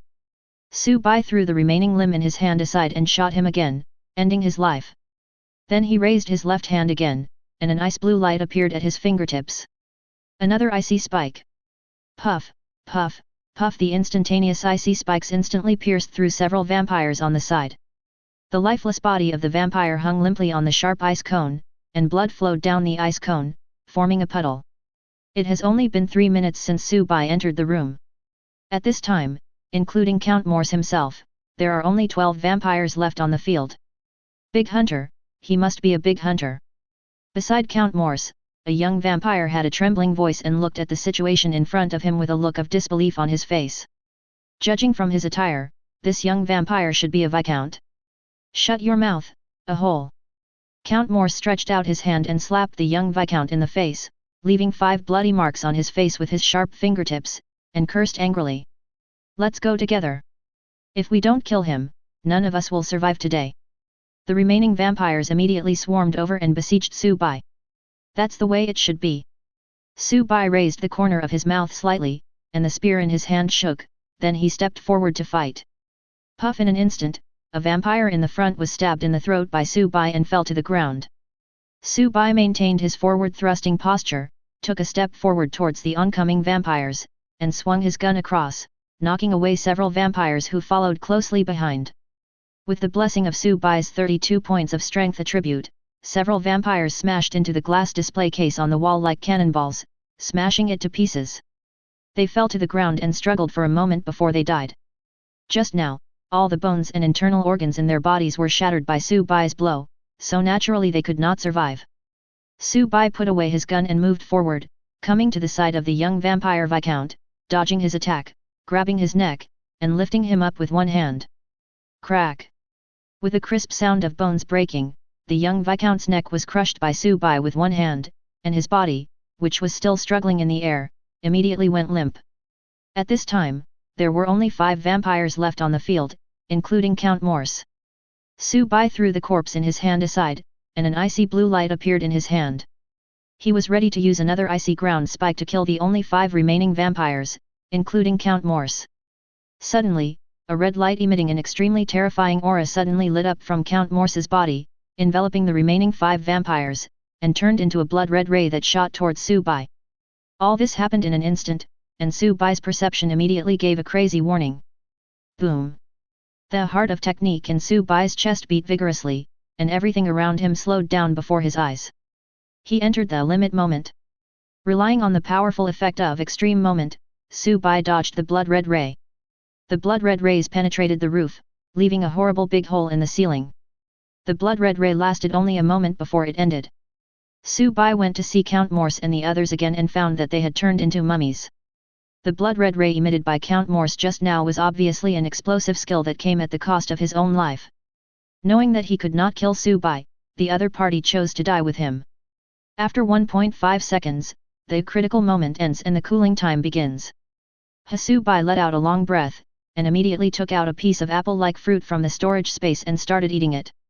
This fruit was brought out by Su Bai from the arena lounge. It has a very high energy content, enough to make up for Su Bai's physical consumption after using extreme moment. After eating the fruit, Su Bai did not feel as hungry as before because the energy was replenished in time. He walked over to the shriveled body of Count Morse and broke out the blood-sucking fangs in his mouth. Vampires of different levels have different shapes of blood-sucking fangs, which are symbols of their identities and can be taken as trophies to the Hunters Guild to exchange for reputation points. Soon, Su Bai broke off all the blood-sucking fangs from the vampire corpses in the room, wrapped them in a tablecloth, and put them into the storage space. After leaving the room, Su Bai returned to the bar through the inconspicuous side door. The loud music was still playing in the bar, but the young men and women who had been twisting their bodies to the music had all fallen to the ground, all lifeless. There was no one at the bar, and the vampire bartender who had shown Su Bai the way was nowhere to be seen. This scene was a little too weird. Su Bai took out a gas mask from the storage space and put it on his face. This is the bronze-level equipment high-tech gas mask that he got from the treasure chest before. Judging from the introduction information, the effect is quite good. After taking protective measures, Su Bai approached the body of a young man who was closest to him and examined his cause of death. Not long after, Su Bai discovered 2 inconspicuous holes on the back of his neck. Obviously, this was left by being bitten by the blood-sucking fangs of the vampires. Su Bai continued to examine other bodies. Sure enough, all the corpses had the same small hole on the back of their necks. The shapes and spacing of these small holes are the same, as if they were left by the same vampire. Su Bai took out the tablecloth containing the vampire fangs from the storage space and compared them one by one. Soon, he discovered that the shape of these small holes was consistent with Count Morse's vampire fangs. It seems that these young people are being controlled by Count Morse and have become puppets without self-awareness. She could only dance in this bar all day long to cover up the bloody banquet held secretly by Count Morse and his men. Perhaps, when the blood feast is not full of food, these unconscious young people will become a supplement for the Earl and his men. After Count Morse's death, these young people, who were left with only flesh and blood but no souls, also died with him. Thinking of this, Su Bai's eyes revealed murderous intent and he was extremely angry. These vampires completely treat humans as animals. And this is just what a vampire earl did. The things that the Marquis and even the Duke above him could do would probably be even more heinous than this. After a while, Su Bai walked out of the bar and locked the door tightly. He was going to notify the Hunters Guild and ask them to send someone to clean up the mess. Chapter 7. Su Bai returns to the Hunter Guild. This is the vampire Count Carter Morse and the vampire fangs of his subordinate vampires. At this time, in the lobby of the Hunters Guild, Su Bai handed the vampire fangs seized in this mission to the staff in front of the counter. These vampire fangs were exchanged for a total of 1,637 hunter reputation points. Hint: your current hunter reputation has met the hunter level promotion requirements. Do you want to upgrade? Current Hunter Guild reputation, 2,208 points. The required reputation to advance to the next stage, Advanced Hunter, 2208/2000. Su Bai did not choose to be promoted. His own strength is far stronger than the level of a medium hunter, but he is not in a hurry to upgrade his hunter level and complete the main task quickly. This time the main quest has a deadline of 30 days, so he has to gain as much hunter reputation as possible while ensuring that the main quest is completed, so that he can use the hunter reputation to exchange for the equipment and skills he needs. Therefore, Su Bai is not in a hurry to be promoted to hunter level. After exchanging the vampire fangs for reputation points, Su Bai truthfully informed the staff of the Hunters Guild of what he had seen in the bar where Count Morse was hiding. May the innocent soul rest in peace. After a while, the staff member understood the situation, put his index fingers on his forehead, made a prayer gesture, and looked somewhat sad. We will send someone to handle this matter immediately, please rest assured. That's good. After getting a clear answer, Su Bai stood up and left, ready to continue to brush up hunter reputation in order to exchange it for reputation rewards. At this moment, a broadcast suddenly sounded in the hall: a large-scale blood sacrifice incident has occurred. 2 high-level hunters, 7 middle-level hunters, and 23 ordinary hunters have been attacked and are missing.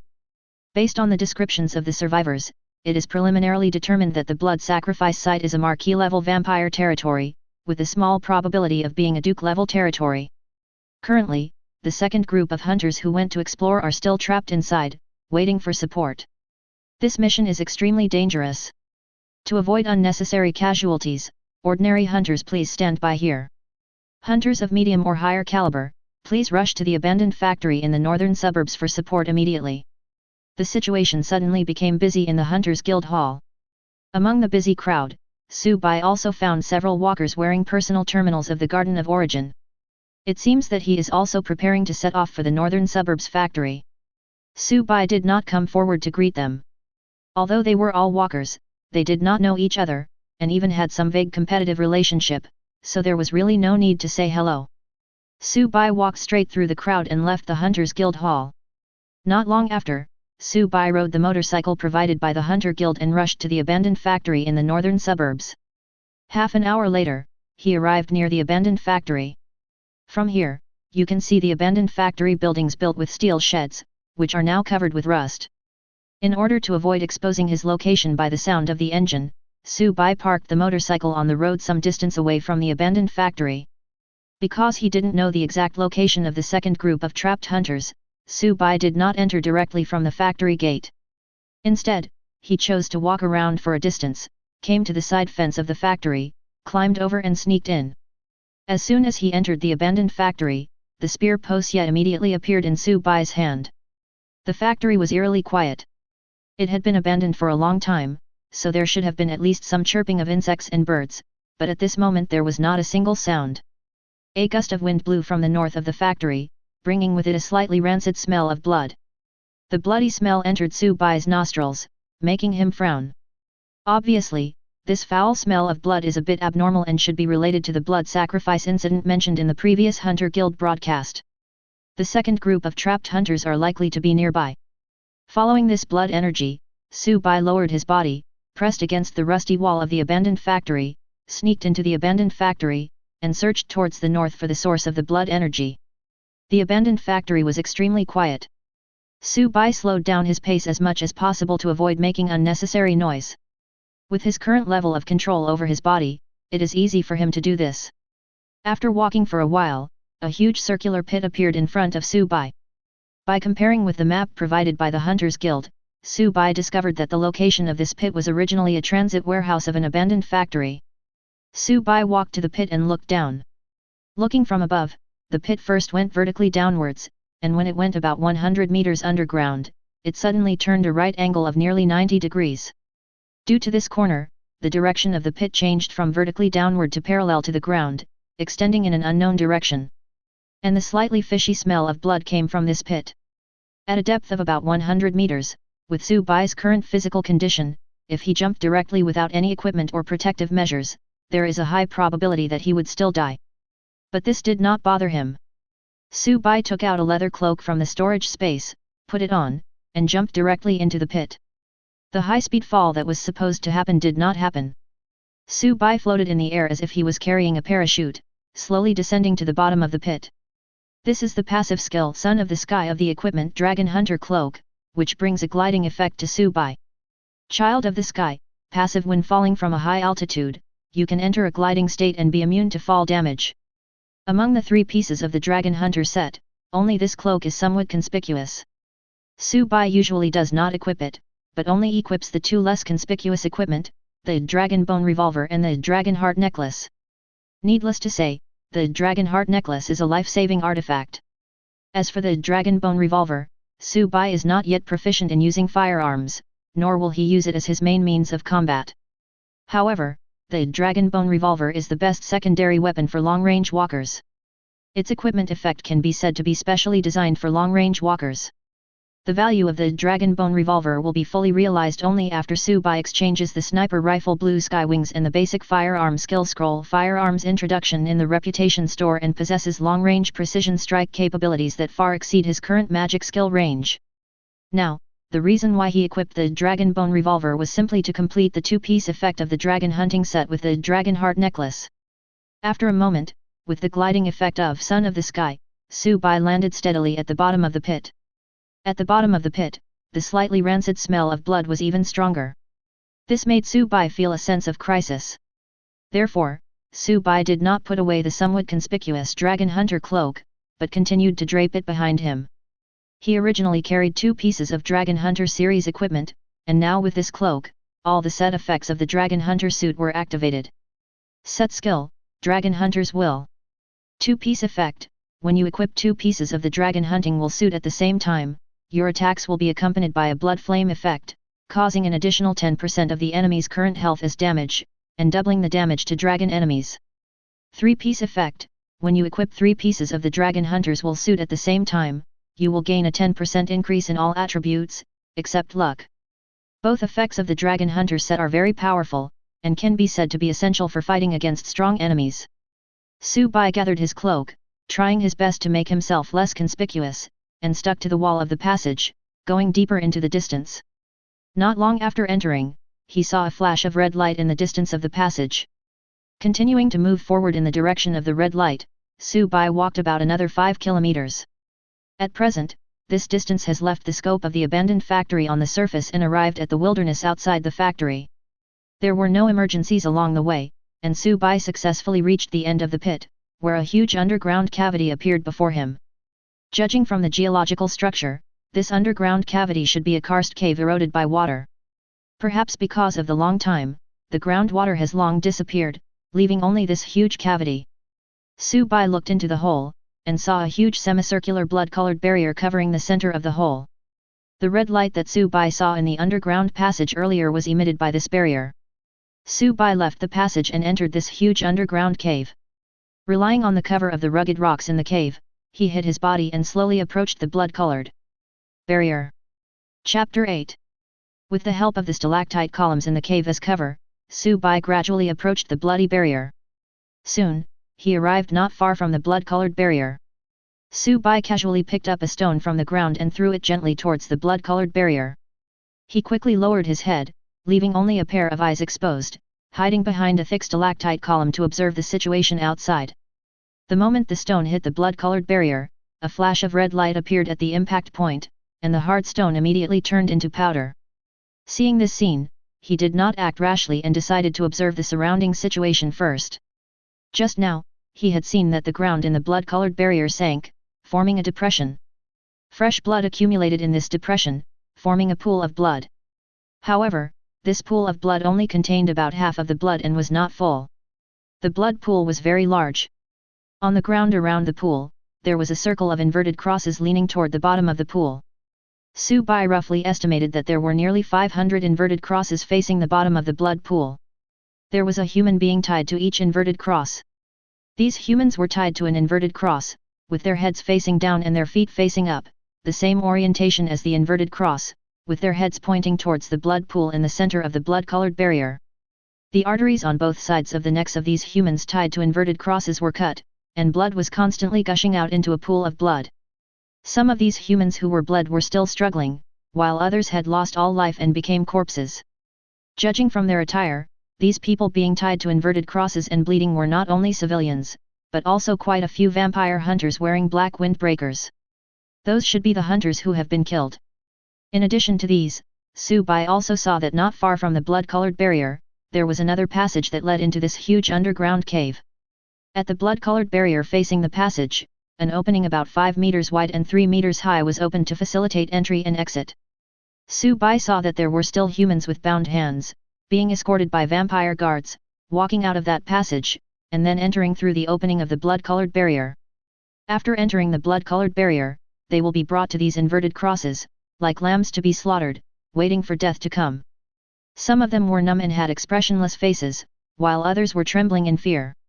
However, no one stood up to resist. At this moment, nearly 100 vampires were busy working around these inverted crosses. They would examine the condition of the human being tied to the inverted cross.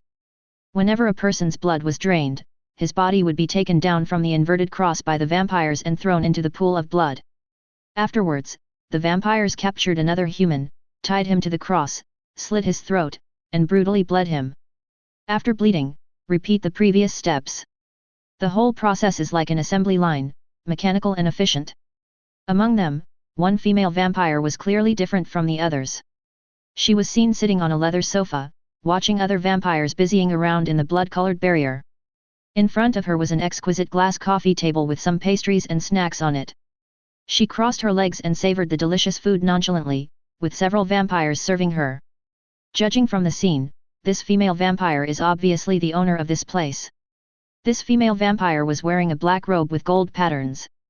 Her slender calves, which were raised in the air, were clearly outlined by tight leather pants, and she was wearing a pair of black mid-calf riding boots. She had a pretty face, with long dark brown hair tied behind her head, and a pale complexion, but her red lips were like blooming roses, so beautiful that they seemed to be dripping with blood, forming a sharp contrast with her pale skin. A rapier lay at her side. This rapier is about 80 centimeters long, silver-white in color, and has red gems inlaid on the hilt. What was different from ordinary rapiers was that this silver rapier had several hideous and terrifying jagged blood grooves on its slender blade. This silver rapier with blood grooves is like a gorgeous and dangerous poisonous snake. If the prey is not careful, it will be killed by it in one blow. Su Bai cast a detection skill at the female vampire. Hint: by comparing the intelligence attributes of both parties, you have obtained 100% of the enemy's personal information.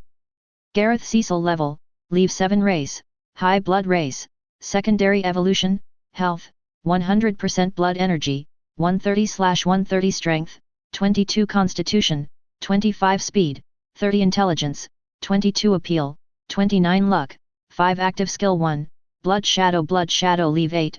Garrus Cecil consumes 50 points of her own blood energy to summon a blood clone that lasts for 5 minutes to assist the main body in battle. The damage caused by the blood clone is only 70% of the original body. Cooling time, 30 minutes. Active skill 2, Burning Blood. Garrus Cecil is descended from an ancient vampire family, and has golden blood flowing in her body that can release powerful force. During combat, Garrus Cecil can consume blood energy to enter a burning blood state, causing an additional 35% blood damage to the enemy with each attack. In the burning blood state, Garrus Cecil consumes a point of blood energy every 15 seconds until it is consumed, and the burning blood state ends automatically. Cooling time, no cooling. Passive skills, Rapier Master leave 9, Garrus Cecil is proficient in rapier, and the damage caused by melee combat with rapier-type weapons is increased by an additional 9%. As a vampire marquis, Garrus Cecil's strength is far greater than that of the vampire Count Carter Morse whom Subai had dealt with before. Although the two sides are only one level apart in terms of title, there is a world of difference in strength. Perhaps, let's put it in a more understandable way. Subai only needed one punch to kill the vampire Count Carter Morse.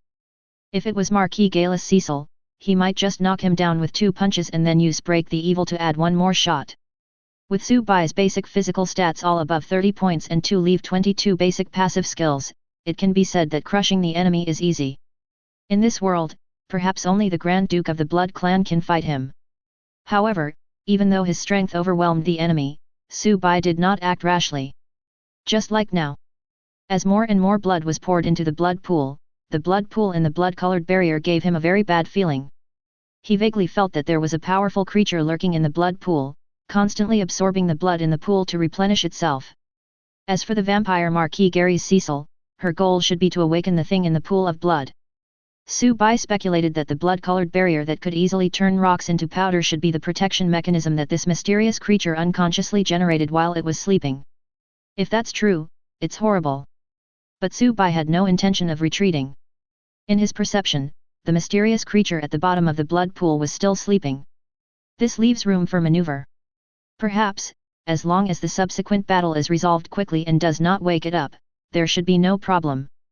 Thinking of this, with the help of the thick stalactite columns in the cave, Subai began to slowly move towards the opening at the other end of the blood-colored barrier. Chapter 9. Soon, Subai arrived at the entrance to the bloody barrier. He did not expose his identity immediately, but kept adjusting his breathing, trying to get himself into the best condition possible, so as to end the battle in the shortest possible time. Call. Subai took a long breath, clenched and unclenched his fists, clenched again, and unclenched again. Gradually, he felt a little excited, and a bloodthirsty light flashed in his eyes. He suddenly became a little agitated and actually looked forward to the upcoming killing. As soon as this thought appeared in his mind, Subai immediately broke out in a cold sweat and quickly dispelled this bloodthirsty thought from his mind. Subai is not a bloodthirsty person. Even he himself didn't know why such thoughts appeared in his mind. Something is wrong here. He thought to himself and began to recall his experiences along the way, trying to find anything unusual. Suddenly, an idea flashed through his mind. The smell. It's the smell. Subai immediately became alert and took out a high-tech gas mask from the storage space and put it on his face. Along the way, only this place showed any abnormality. It was that slightly rancid smell of blood that lingered in the air for a long time. This is the only abnormal place, but he has ignored it until now. This smell seemed to be subtly influencing his mind, causing his emotions to gradually move towards a desire for bloodthirsty killing. However, not long after putting on the gas mask, Subai found that the restlessness in his heart gradually disappeared, and he no longer had the desire to kill. It turned out to be a smell problem. At this moment, his emotions returned to calm. Subai quickly adjusted himself to the best state, suddenly exerted force on his feet, and rushed towards the entrance of the blood-colored barrier like a cannonball. With his current strength, ordinary low-level vampires cannot stop him at all. Subai's current speed is too fast. At this moment, the vampire guarding the entrance to the blood-colored barrier had just seen Subai's figure and was about to raise a warning when he was crushed by his neck at close range. He fell to the ground, holding his broken Adam's apple and making a painful sound. Subai ignored the Blood Clan guard who fell to the ground and rushed directly into the barrier, heading straight for the Blood Clan Marquis Gary's Cecil. In his eyes, Marquis Gary's Cecil equals Marquis Fang equals hunter reputation equals powerful equipment equals opportunity to become stronger equals must die. At this moment, all the vampires in the barrier noticed Su Bai rushing towards the female Marquis. Someone immediately went to stop it. Back off! Gary's Cecil shouted and rebuked the vampires who tried to stop Su Bai. Let him come. As he spoke, the Marquis stood up from her large leather sofa, holding the exquisite silver rapier, shaking his wrist, making a sword flower, and exerting force with his slender calves, he rushed towards Su Bai at high speed. As the two sides were about to get closer, Su Bai showed no sign of slowing down. Arrogant. The Marquis's mouth moved and he gave a light scold. She despised the kind of enemies who only knew how to rely on brute force to charge forward. Not elegant at all. Blood shadow. Thinking of this, Cecil's mind moved, and a blood-red figure with exactly the same figure as her appeared beside her, one on the left and one on the right, forming a double-team situation for Su Bai. In an instant, the dagger made of blood in the bloody figure's hand met Su Bai's evil-breaking sword. Cecil himself went around to the side, trying to give Su Bai a fatal blow from the side. You're dead. Looking at Su Bai who was entangled by the blood shadow, Cecil thought, and a sinister smile appeared on his face. Blood of burning gold. Then, golden lines appeared on Cecil's pale skin. She activated the burning gold blood and tried to kill Su Bai with one blow. But who knew, suddenly, a blood mist exploded in front of Cecil's eyes. The Marquise's face changed immediately. It turned out that her blood clone made of blood shadows was instantly shattered by Su Bai at the first sight, and exploded into a blood mist. At this moment, Su Bai, who had just shattered the blood clone of the female Marquis, immediately sensed the movement beside him. He turned around immediately, turned the spear in his hand that began to emit an ice-blue light, and stabbed Cecil who was attacking from the side. Not good. The bloody phantom was shattered in an instant. Cecil was shocked. The opponent's strength was beyond her judgment. In an instant, the female Marquise retracted the sword in her hand and held it in front of her, facing Su Bai's spear, trying to block Su Bai's attack. Zhang! The spear hit the blade of the rapier, exploding pieces of ice crystals. The powerful impact force blew Marquis Cecil away. Bang! Gravel flew everywhere, raising clouds of dust. Cecil flew backwards like a cannonball and hit a stalactite column not far away, breaking it in half before he came to a stop. Ahem! Cecil sat up from the rubble and coughed up blood mixed with pieces of internal organs. Now, she felt a burning pain in her chest. She initially judged that her internal organs had been damaged. The opponent's strength was a little too strong, and just one blow was enough to seriously injure me. With this kind of strength, even some high-ranking dukes might not be his match. Cecil thought to himself, and immediately stood up to call all the vampires here to besiege Su Bai together. Just then, a sound of breaking air came. Punchy, with his fierce power, passed through the smoke and dust and came in front of Cecil. Cecil was seriously injured at this time and had no time to dodge, so he quickly raised the rapier in his hand to try to block Punchy. The moment she raised the sword, she was stunned. The rapier in his hand, which had been passed down from ancient times, was actually damaged by the opponent's blow in the previous battle, leaving only half of the sword body and the hilt in his hand. Phew! Without any resistance, Punchy effortlessly pierced through the Marquis's shoulder and nailed her to the hard rock ground. It's a bit crooked, what a pity. Su Bai's voice came from the smoke and dust. Cecil looked up quickly and saw Su Bai walking out of the smoke and dust and stopping not far from Cecil. Su Bai turned his wrist, and the dragon bone revolver that was originally on his waist appeared in his hand. Bang, bang, bang, bang, bang, bang gunshots rang out, and Su Bai fired all 6 bullets in his dragon bone revolver. A splash of blood appeared on Cecil's thigh. 6 out of 1. Su Bai was speechless. He secretly decided in his heart that he would not touch the dragon bone revolver again until he obtained the basic passive skill of the firearm. After putting away the dragon bone revolver, Su Bai came to Cecil, who was still struggling after being nailed to the ground by Punchy, and stepped on him. Crunch, crunch. Blood splattered everywhere. Su Bai stepped down, leaving cracks on the hard rock on the ground. At the critical moment, relying on his will to survive, Cecil burst out with unprecedented strength and actually pulled himself off the evil breaker, avoiding Su Bai's fatal blow. However, as a price, she almost tore the entire right half of her body apart, spilling a large amount of blood. Save me quickly. Cecil, who had temporarily escaped, shouted for help to the surrounding vampires. But no vampire responded. Vampires are inherently indifferent, bloodthirsty, and brutal. As vassals of Galus Cecil, they respected her only for her inherited title of Marquis and the blood in her body that brought her great strength. And now, even the usually high and mighty female Marquise was almost killed instantly by the terrifying man in the gas mask. If they go up there, it would be absolutely the same as committing suicide. Seeing that none of his subordinates dared to step forward, Cecil put his hand into his mouth with a look of despair. Let me go. You just want the fangs, right? I'll give them to you myself. Cecil screamed. Immediately afterwards, two crisp sounds were heard. Kabiye, kabiye. Ignoring the wound on his right shoulder, Cecil reached into his mouth with his left hand, which was still free to move, and grabbed his two blood-sucking fangs. He made up his mind and broke them off directly. Ah!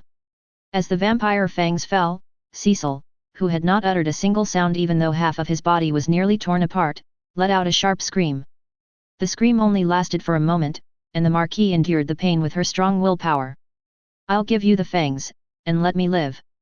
Cecil's mouth was still bleeding, his voice was trembling, and he used his left hand, the only hand that could move, to hand over his two blood-sucking fangs, which were extremely precious to the vampires, to Su Bai. Su Bai took the fang. Thank you for letting me go. Seeing Su Bai put away his fangs, Cecil showed joy. Su Bai looked at her with a sneer, unmoved. Then, he pointed to the blood pool not far away, where the group of people were tied upside down on the cross, their throats cut, and could only watch their blood flow out and die in despair, and said coldly, "Let you go? What about them?" As he spoke, frost appeared on his palms.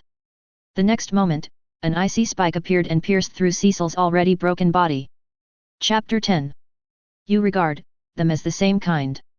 The female Marquis, whose body was pierced by the sharp ice spikes, did not die immediately. She uttered these incomprehensible words to Su Bai with difficulty, and her body gradually stiffened. There was a flash of silver light, and a silver treasure chest appeared next to the body of the Marquise.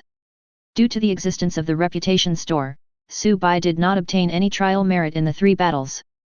Su Bai picked up the silver treasure chest on the ground and put it into the storage space.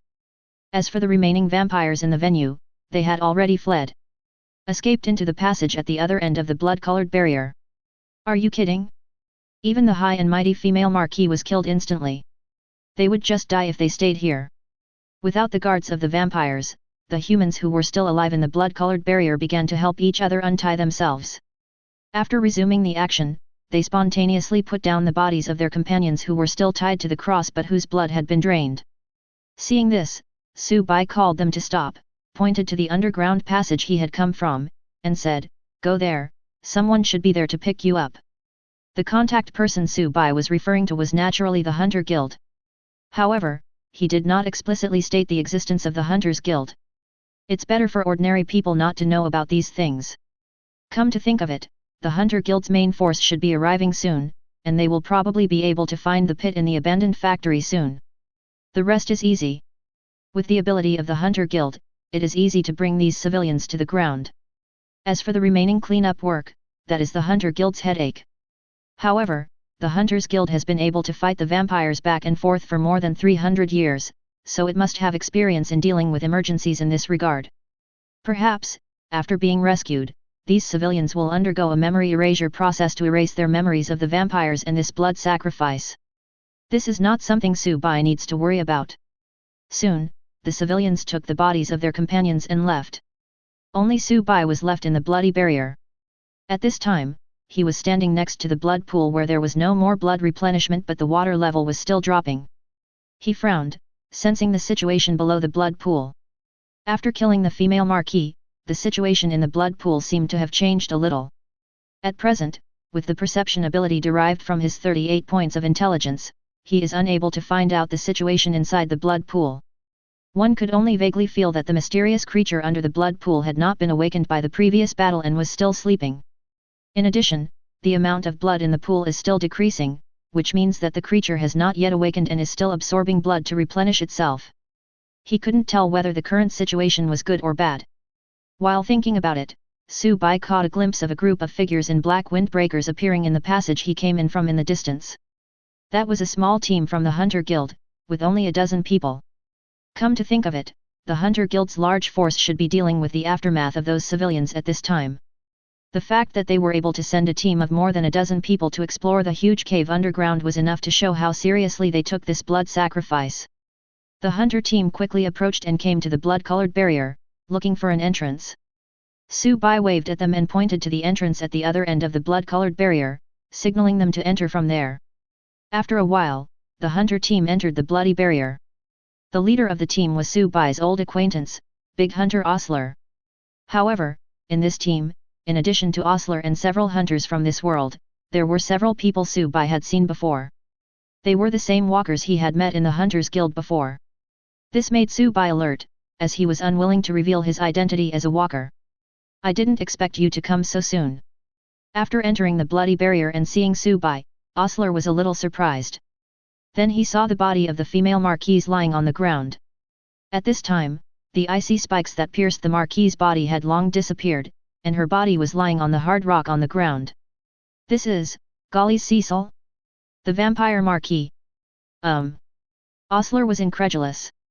With his strength as a great hunter, he was only evenly matched against the female marquis.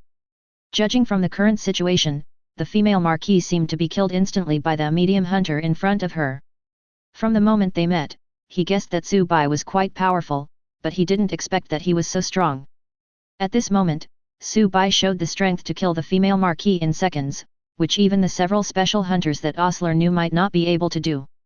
Thinking of this, Osler slapped his head, turned around and said to the team members behind him, I almost forgot to introduce you, this is Ink Revision. Hello. Several walkers greeted Su Bai. Su Bai nodded. Then, Osler pointed to the passage at the other end of the bloody barrier and said to Su Bai, according to the description of those civilians, they came here from the underground passage on the other side.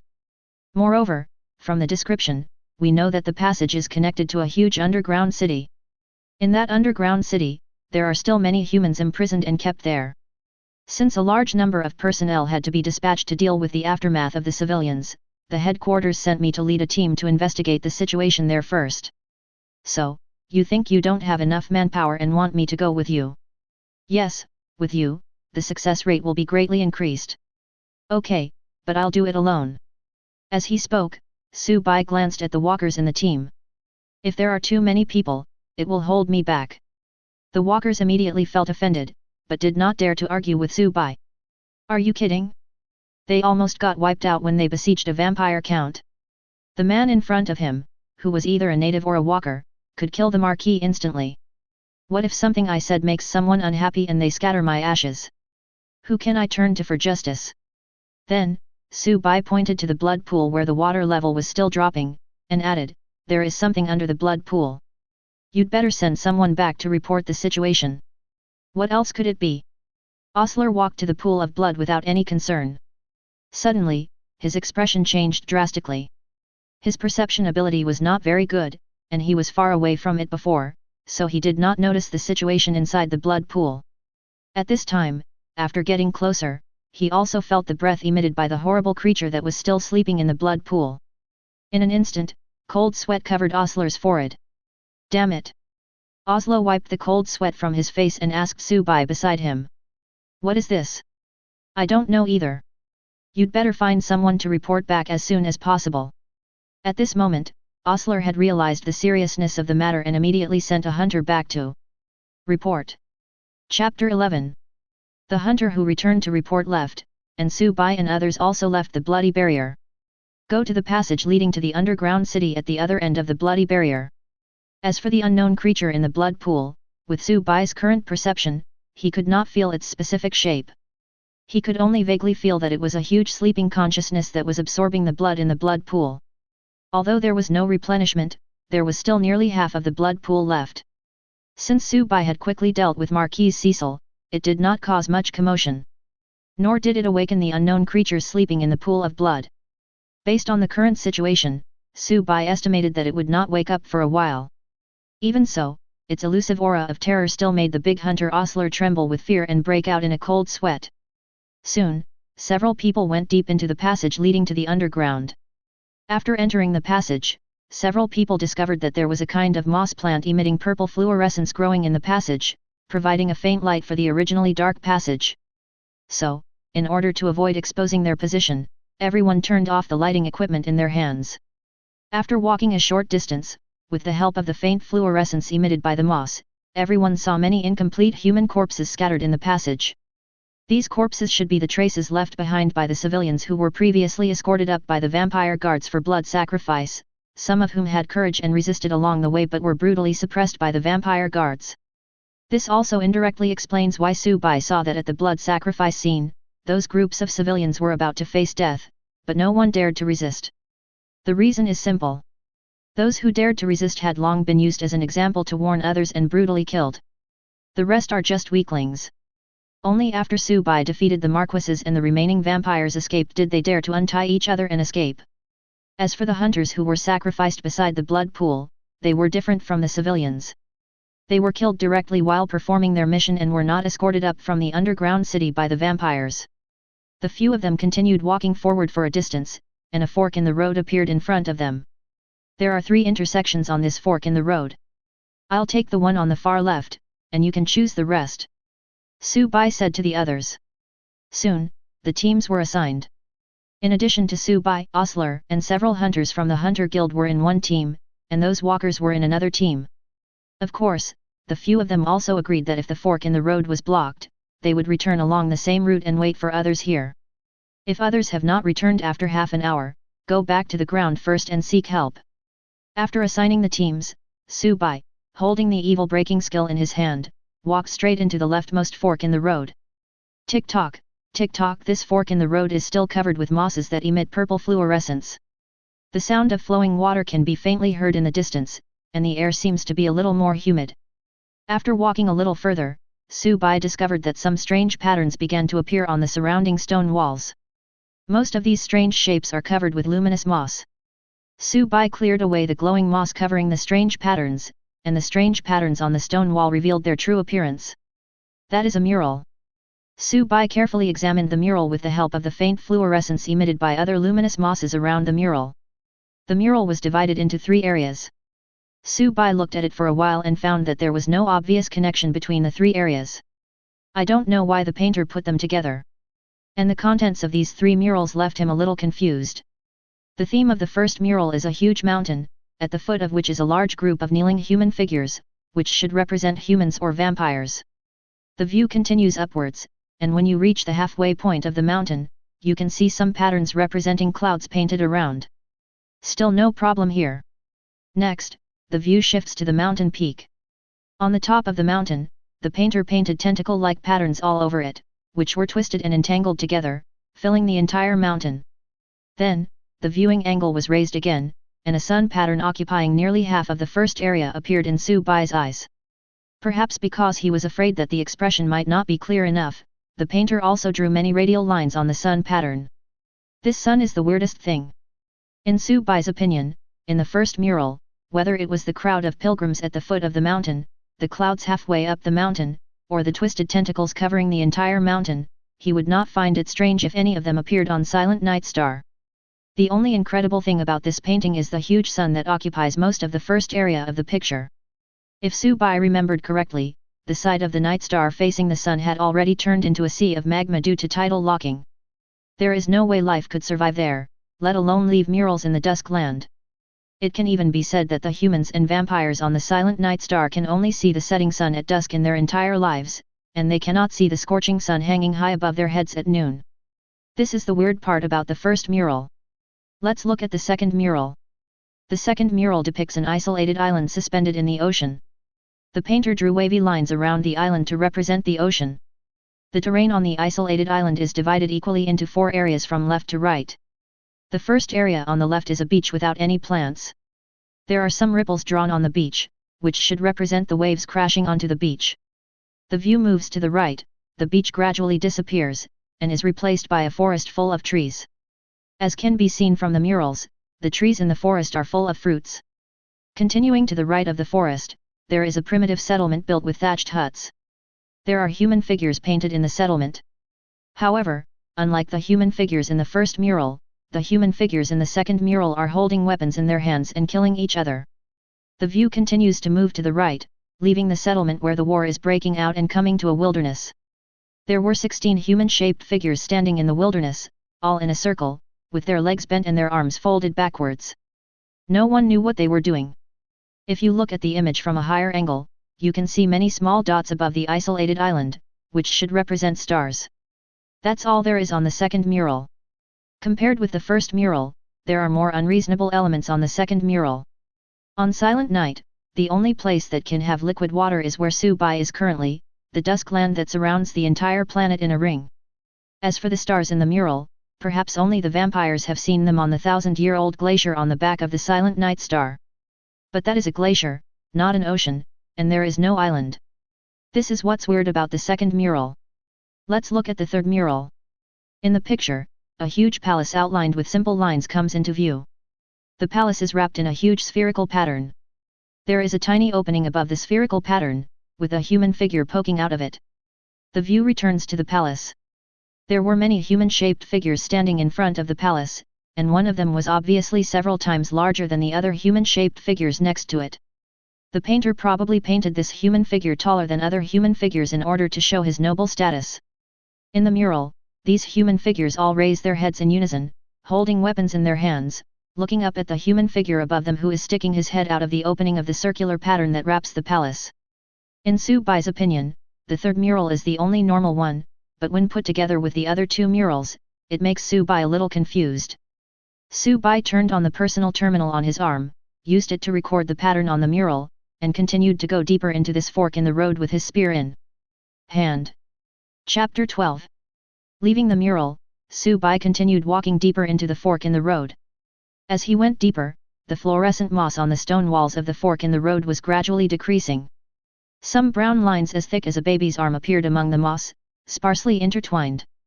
Gradually, Subai walked a short distance and the glowing moss on the stone wall completely disappeared, replaced by brown lines. These brown lines on the stone wall emitted a faint ochre light, replacing the fluorescent moss and continuing to illuminate the scene in the fork in the road. At this time, brown lines had already covered the entire stone wall, densely intertwined together to form a spider web-like pattern, which continued to extend deep into the fork in the road. Subai continued to move forward along the brown lines that extended inwards. After walking for about another quarter of an hour, he came across a stone door also covered with brown lines blocking his way. Subai walked forward and knocked hard on the stone door. Bang, bang. The echo indicated that there was still space behind the stone gate. So he tried to push the stone door. The stone gate did not move at all. Subai put more force on his hands, but the stone gate still did not respond. There was no other way.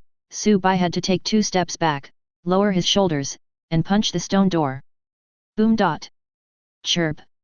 There was a loud noise, mixed with a faint scream. With Subai's basic strength of 32 points and the blessing of the dragon hunting suit, his full strength attack is now enough to shatter the stone door directly. Subai waved his hand to disperse the smoke and dust in front of him. The space behind the stone door was revealed. That is still a pathway. The brown lines on the stone wall still extend into this passage.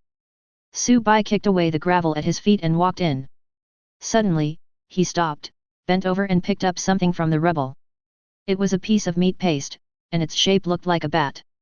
Subai took the bat in his hand, fiddled with it a few times with disdain, and when he didn't find anything unusual, he threw it aside and continued walking towards the fork in the road behind the stone gate. Along the way, the brown lines in the fork became more and more dense. In the end, the brown lines even connected into one, covering the entire stone wall of the fork in the road. Fortunately, this phenomenon did not last long.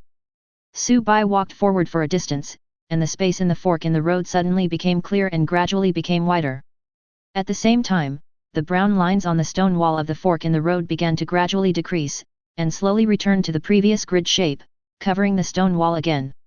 The fork in the road that was gradually opening up in front of us no longer extended horizontally forward, but tilted downward, forming a huge slope. A huge circular hole appeared at the end of the slope, which was the exit of the fork in the road. Subai tightened his dragon hunter cloak and squatted down, sitting on the slope like a slide, sliding towards the cave entrance. Sure enough, it was just as he guessed. After sliding out of the cave, Su Bai fell into a huge space. However, due to the effect of the dragon hunter cloak, he did not fall immediately, but entered a gliding state and slowly descended. While gliding, Su Bai looked down. I saw that the space below was still covered with brown lines, and the faint ochre light illuminated the space. A huge and majestic palace stands in this space deep underground. Above the palace, a handmade flag embroidered with a thorn whip is eye-catching. Su Bai did not recognize the flag. And in today's Hunters Guild, I'm afraid no one except the president would recognize this flag. However, if there was a vampire hunter here from the time when the Hunter Guild was first founded 300 years ago, he would recognize that this flag was the flag of the family of Nathan Cortez, the third highest duke among the 6 major families of the Blood Clan at that time. However, this ducal family disappeared within just 10 years after the establishment of the Hunters Guild, as if it had never existed. Su Bai shifted his perspective away from the palace and continued looking down. He saw that the front of the palace was filled with vampires holding various weapons. In addition, there was a middle-aged vampire wearing a black robe and blood-colored heavy metal armor standing there. With Su Bai's current eyesight, he could clearly see that the blood-red heavy armor of the middle-aged vampire was engraved with the same thorn whip pattern as the flag on the top of the palace. It was obvious that he was the master here. The middle-aged vampire held a pitch-black sword in his hand. Like Marquis Cecil's silver rapier, this pitch-black sword also has jagged blood grooves. However, the female Marquise's rapier gave people the feeling of a feminine and agile venomous snake, which could seize the prey's weakness in an instant and kill it. The pitch-black sword in the middle-aged vampire's hand was like a tiger waiting to devour its prey, as if it was going to tear apart and devour all invading enemies. At this moment, all the vampires on the ground were looking up at Su Bai, who was slowly falling above. These vampires did not attack Su Bai, who was still floating in the sky, but stared at him and let him slowly fall. This scene in front of him gave Su Bai an inexplicable sense of familiarity. Suddenly, a thought exploded in his mind like thunder. The scene before him was exactly the same scene depicted in the third mural he had seen at the fork in the road earlier. Su Bai looked again at the towering palace below, the crowd in front of the palace, and his own unique way of appearance. Isn't it the mural that shines into reality? In an instant, countless thoughts flashed through Su Bai's mind. That mural actually accurately predicted his current situation. Su Bai's heartbeat began to speed up and cold sweat ran down his face. He suddenly felt the tangible malice from the creator of the mural countless years ago. Why can the other party predict the future? Why did he predict himself? Why me? Various thoughts kept flashing through Su Bai's mind. He didn't even notice that he had landed on the ground. Until a slightly magnetic voice sounded in his ears. You are here, the man of prophecy. Su Bai raised his head and saw the middle-aged vampire wearing heavy red armor. There was only one person on the other side, and there were no other vampires around him. The middle-aged vampire extended a hand to him. Su Bai was shocked and immediately threw away all distracting thoughts in his mind. He quickly retreated and distanced himself from the middle-aged vampire. Then he flipped his wrist and Poxy appeared in his hand, with the tip of the gun pointing directly at the middle-aged vampire opposite. Seeing Su Bai's posture, the middle-aged vampire also took 2 steps back and spread out his empty hands to indicate that he had no weapons and had no ill intentions. Su Bai looked behind him and found that the black sword in his hand was inserted where he was standing. Man of prophecy, welcome. I am Nathan the Duke Cortez. You may not have heard of my name. This is normal. After all, no one would pay attention to a family that has been in disgrace for nearly 300 years. As he spoke, the Duke walked closer and extended his hand to Su Bai again. Why should I believe you? Su Bai did not put down his spear, still staring vigilantly at the vampire Duke in front of him. The Duke hesitated and thought for a moment. Then he waved his hand, and a vampire behind him immediately came forward. The Duke took a black sealed bag from him and threw it to Su Bai. You should recognize this stuff, and maybe you've drunk a lot of it. However, when you drank it, you were probably only focused on fighting the deepest fear in your heart, and never tasted it carefully, right? Now, as a hunter, you can smell it carefully, and perhaps you will make a new discovery. Su Bai took the sealed bag thrown by the Duke. After opening it, there was a glass bottle filled with thick purple liquid. Su Bai took out the bottle of thick purple liquid from the sealed bag. The prompt for the Court of Origin appears. Hint, you have obtained the salt potion. Chapter 13. Tips before reading this chapter. After reading this chapter, Please give the author feedback on whether the writing style of this chapter suits your taste. This is extremely important to me. I felt like I was just writing the outline for another book as I finished writing the 2 chapters I updated today. After reading this chapter, what do you think of my writing and description style? Please do give me feedback, it is really important to me and will influence the future direction of the book. Feedback can be posted in the paragraph review, discussion area, rating area, etc. The title should include feedback on chapters 13 and 14, and you can write your opinions at the end. I really hope you guys can give me feedback. Thank you, readers. The author lists some issues that require feedback here. Dear readers, please tell me what you feel after reading the 2 chapters updated today. Including but not limited to whether the author's writing is easy to understand and the expression is clear. Is the transition between the characters smooth? Is it difficult for you to understand? Are there any excessive piles of words and sentences, or some repetitions? And how is the relevance of the context? The author cannot detect these problems immediately after publishing, so there may be minor flaws in the chapters. I hope readers can give me feedback on your feelings. Thank you all again. The following is the main text. Name, Salt Pharmacy Type, Permanent Benefit Potion / Permanent Debuff Potion Quality, Silver Effect, no gain / debuff effects can be obtained directly after drinking. When certain conditions are met, the gain / debuff effect will appear. Buff Effect, the effect of using potions will be accumulated with the number of drinks. After drinking it for the first time, all physical attributes will be increased by 3 points within 2 hours, except luck. As the amount of drinking increases, the benefit effect will become smaller. Up to 30 bottles can be used, and all physical attributes, except luck, can be increased by up to 25 points. Debuff, each time the potion is consumed, the user will be given the extremely terrible status. When in the extreme terror state, the user will face the fear deep in his heart.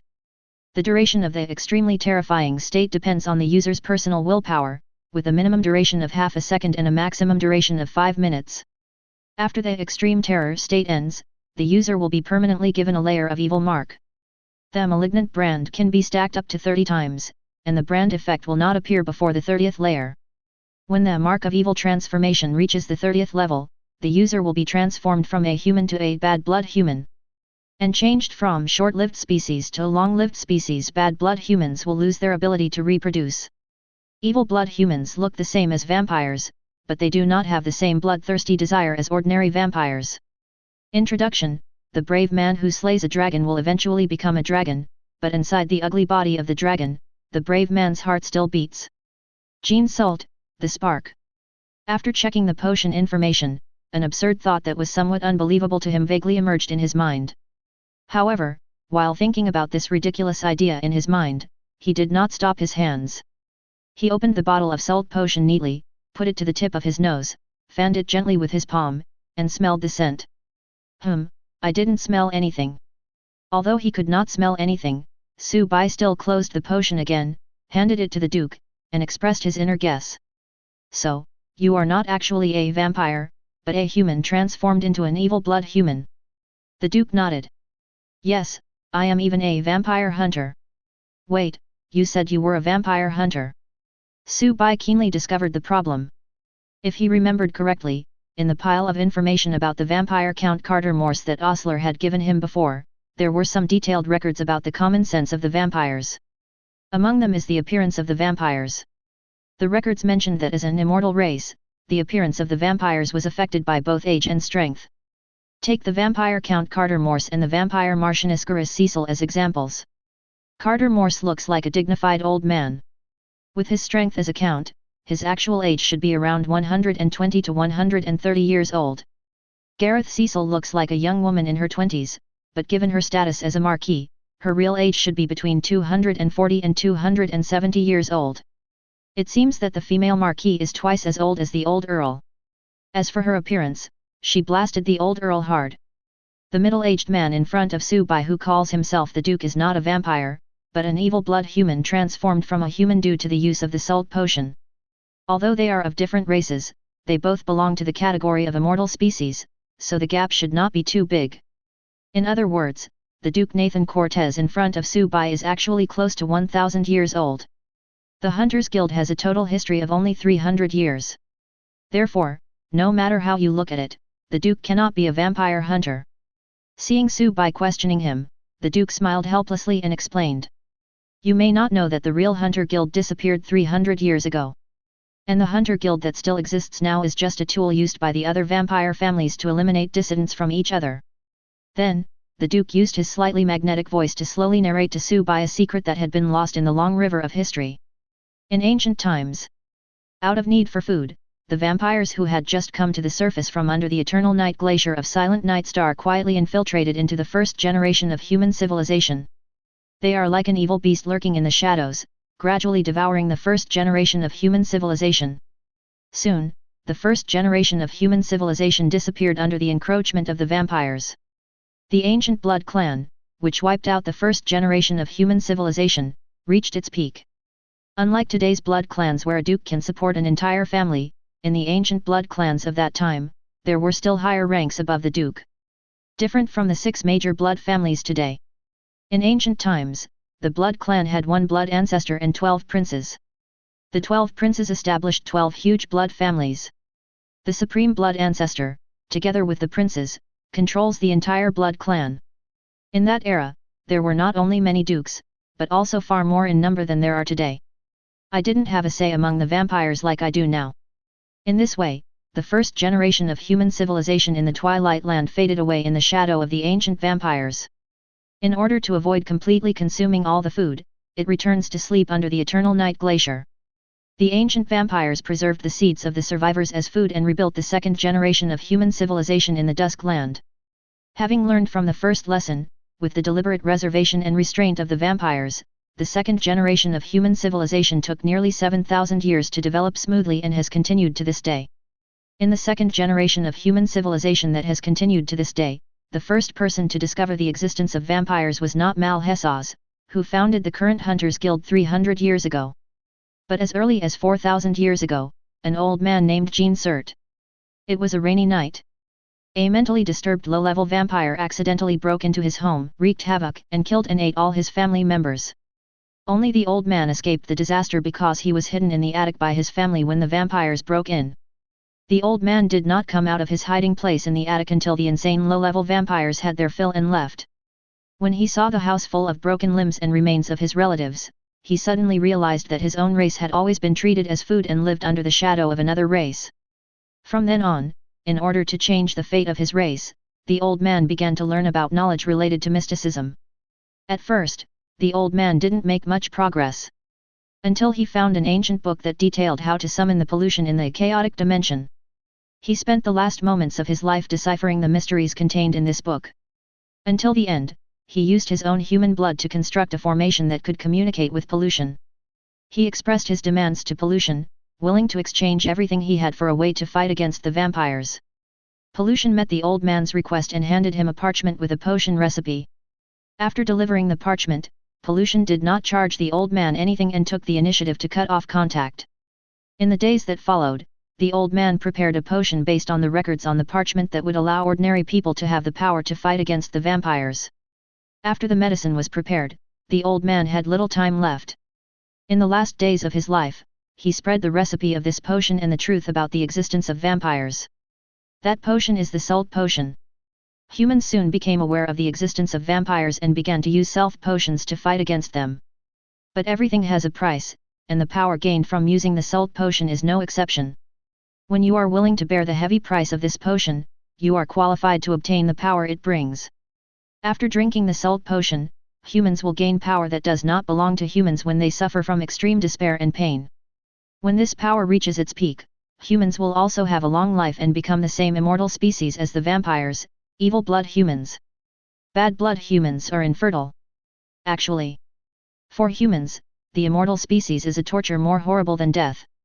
It is impossible for all humans to transform into evil-blooded humans, someone must continue the bloodline.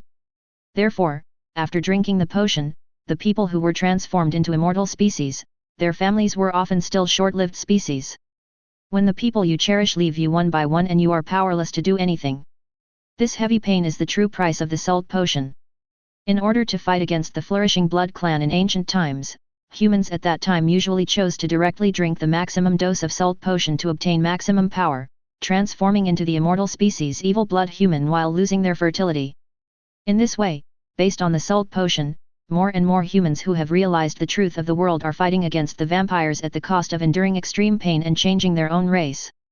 Against this backdrop, the first Hunters Guild was born. Chapter 14. Tips before reading this chapter. After reading this chapter, please give the author feedback on whether the writing style of this chapter suits your taste. This is extremely important to me. I felt like I was just writing the outline for another book as I finished writing the 2 chapters I updated today.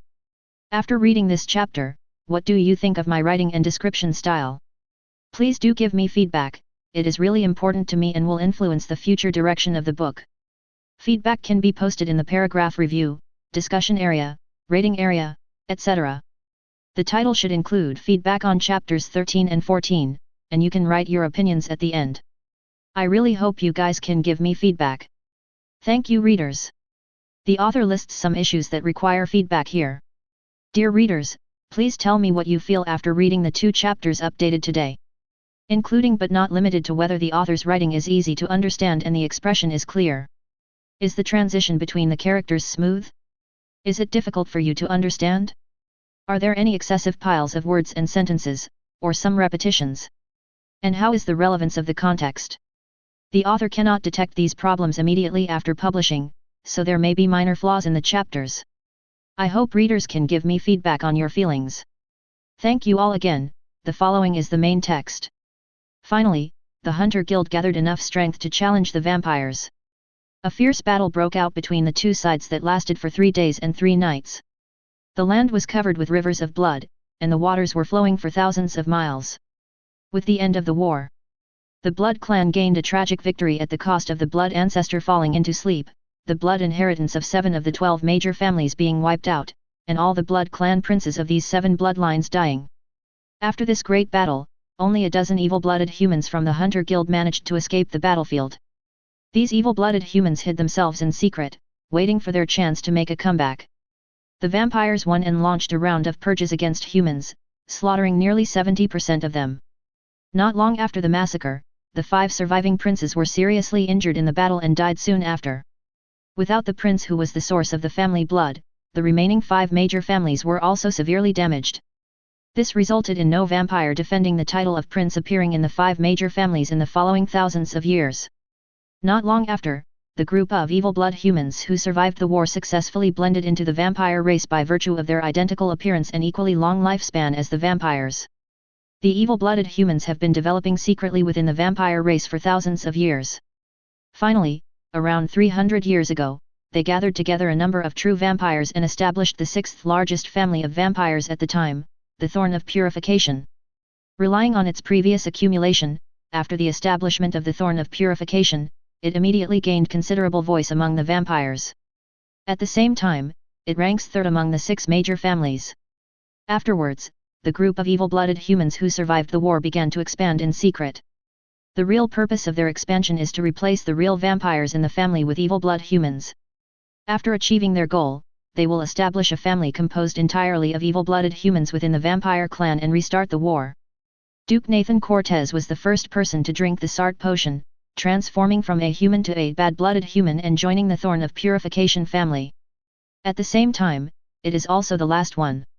Just 2 days after the establishment of the Thorn of Purification family, the other 5 major families began to covet this new family. They rediscovered the formula of the salt potion, and secretly manipulated the current founder of the Hunters Guild, Malhesaz, and secretly released some information to create an opportunity for him to re-establish the Hunters Guild. With the secret promotion of the other 5 major families, the reconstruction process of the Hunters Guild went very smoothly. It took only half a month to complete. Afterwards, the 5 major families revealed the information about the Thorn of Purification family to the newly created Hunters Guild, attempting to use the vampire hunters to get rid of this annoying guy. At the same time, due to the existence of the salt potion, in order to ensure that the hunters in the Hunter Guild have sufficient combat power and will not turn into evil blood humans again, the 5 major families fabricated a series of lies, packaging the Selter potion that was widely circulated among humans thousands of years ago as a mysterious potion with a strong mysterious color, and deceive the new vampire hunters, saying that the mysterious potion can only be consumed up to 25 bottles. On this basis, the 5 major families also firmly control the formula of the third potion in their own hands. After the death of the first president, Malhesaz, the 5 major families continued to secretly control the successive presidents of the Hunters Guild and stipulated that the mysterious potion must be drunk in front of the successive presidents. And so, no bottle of Seltzer potion ever flowed out. Under such conditions, if there is a special hunter who strongly demands to drink the 26th bottle, he will get a bottle of poison with the same color and smell as the mysterious potion. Through all kinds of lies and deceptions, the 5 major families have firmly controlled the current Hunters Guild in their own hands and used it as a tool to exclude dissidents. When it comes to some conflicts within the Blood Clan, the 5 major families are not convenient to intervene, so they will pass the information directly to the Hunter Guild through the hands of their puppet president. Let the Hunter Guild clean up these guys. In this way, under the guidance of the intelligence of the 5 major families, the Hunters Guild, which was established for the second time, turned its spearhead towards the Thorn of Purification family. Due to the deliberate concealment and deception of the 5 major families, the new generation of vampire hunters are unaware of the existence of evil blood humans. This caused a huge misunderstanding. Likewise, the Thorn of Purification family did not know that the new Hunters Guild was actually established by the other 5 major families in order to exclude dissidents. Just like that, after the Thorn of Purification family came into contact with the new vampire hunters, the evil blood humans attempted to explain the reasons to these new generation of vampire hunters. However, in the new Hunters Guild, the channels for obtaining the salt potion are completely controlled by the 5 major families. This resulted in the new generation of vampire hunters having no conditions to verify what the Thorn of Purification family said. After drinking 30 bottles of potion, you will become a bad blood human with the same appearance as the vampires. Those vampire hunters who went to the puppet president to try to verify this statement must have drunk poison from the 26th bottle of potion. However, the evil-blooded humans in the Thorn of Purification family have also tried to provide the vampire hunters with the salt potion. Because they don't know the truth, and because the evil blood humans look the same as the vampires, the hunters don't dare to use them. At the same time, due to the existence of the puppet president, all contacts between the Thorn of Purification family and the new generation of vampire hunters were known to the 5 major families.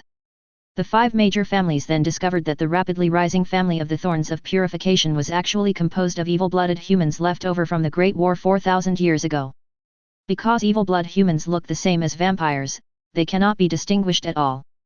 The 5 major families gathered their strength and prepared to destroy the entire Thorn of Purification family. The battle was very successful, and that night, only Nathan Cortez escaped from the Thorn of Purification family. Behind him, the pursuers were hot on his trail. He fled for a long time and entered this underground space covered with brown lines from a different passage from the one Subai came from. After entering, he saw the palace in the underground space. At the same time, we also saw the huge hole above the underground space where Subai jumped down.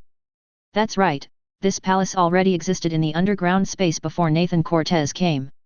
Then, something happened that the Duke could not have imagined. The brown lines that cover this underground space actually have an absolute suppressive effect on the vampires. For some unknown reason, the vampires who were chasing the Duke would die immediately within just 15 minutes after entering this underground space and being illuminated by the ochre light emitted by the brown lines. Only a few of the dozens of pursuers escaped. In the end, the 5 major families had no choice but to base their decisions on the size of the underground space and the location of the huge hole described by the vampire pursuers who had escaped. The passage with murals that Subai came through was found, and 2 additional passages were excavated next to it, forming a 3-way intersection. A large underground city was built behind the 2 passages. The 5 major families took turns sending 2 marquises to garrison the underground city in order to monitor the situation there. When the Duke entered this underground space, the vampire pursuers behind him were dealt with by the brown lines that filled the underground space. The Duke was safe. He walked into the palace, which had long been located in the underground space. When he entered the palace, he saw that there were more than 1,000 blocks of ice piled up in a hall on the first floor with a height of nearly 10 meters. There is a vampire frozen in each block of ice. The Duke tried to break the top block of ice and released a vampire. Then, he was surprised to find that these vampires frozen in the ice had no self-awareness at all. All he had to do was feed them a drop of his blood and they would obey his orders obediently. Afterwards, the Duke released all the frozen vampires and came to the second floor of the palace. On the second floor of the palace, there is a huge crystal ball. This crystal ball emits a strange wave that only small animals can feel. Through the strange waves emitted by this crystal ball, the Duke can control all small creatures within a radius of 10 kilometers and share the images they see, including but not limited to insects, bats, mice, birds, etc. Through it, the Duke was able to understand what was happening outside. The bat that Subai accidentally killed when he broke the stone door was controlled by the Duke through the crystal ball. The third floor of the palace was filled with various weapons. The Duke's weapons, as well as those held by the ancestors behind him, all came from the third floor of the palace. Then come to the top floor of the palace, which is the fourth floor. On the wall of the fourth floor, the Duke saw the same mural as the one in the fork in the road where Subai entered. The only difference is that next to the mural on the fourth floor of the palace, there are a few large characters written in blood, which have now turned black and dried. Wait here for the man of prophecy, he will guide you. Chapter 15. Subai knows what happened next. The Duke waited here for 300 years. Until Subai entered the Silent Night Star and came here through a passage deep underground in the abandoned factory, etc. Subai suddenly thought of something and asked the Duke, "What is sleeping in that pool of blood?" The Duke mentioned earlier that on the second floor of the palace in the center of this underground cave, there is a crystal ball that can control small animals within a radius of 10 kilometers and share vision.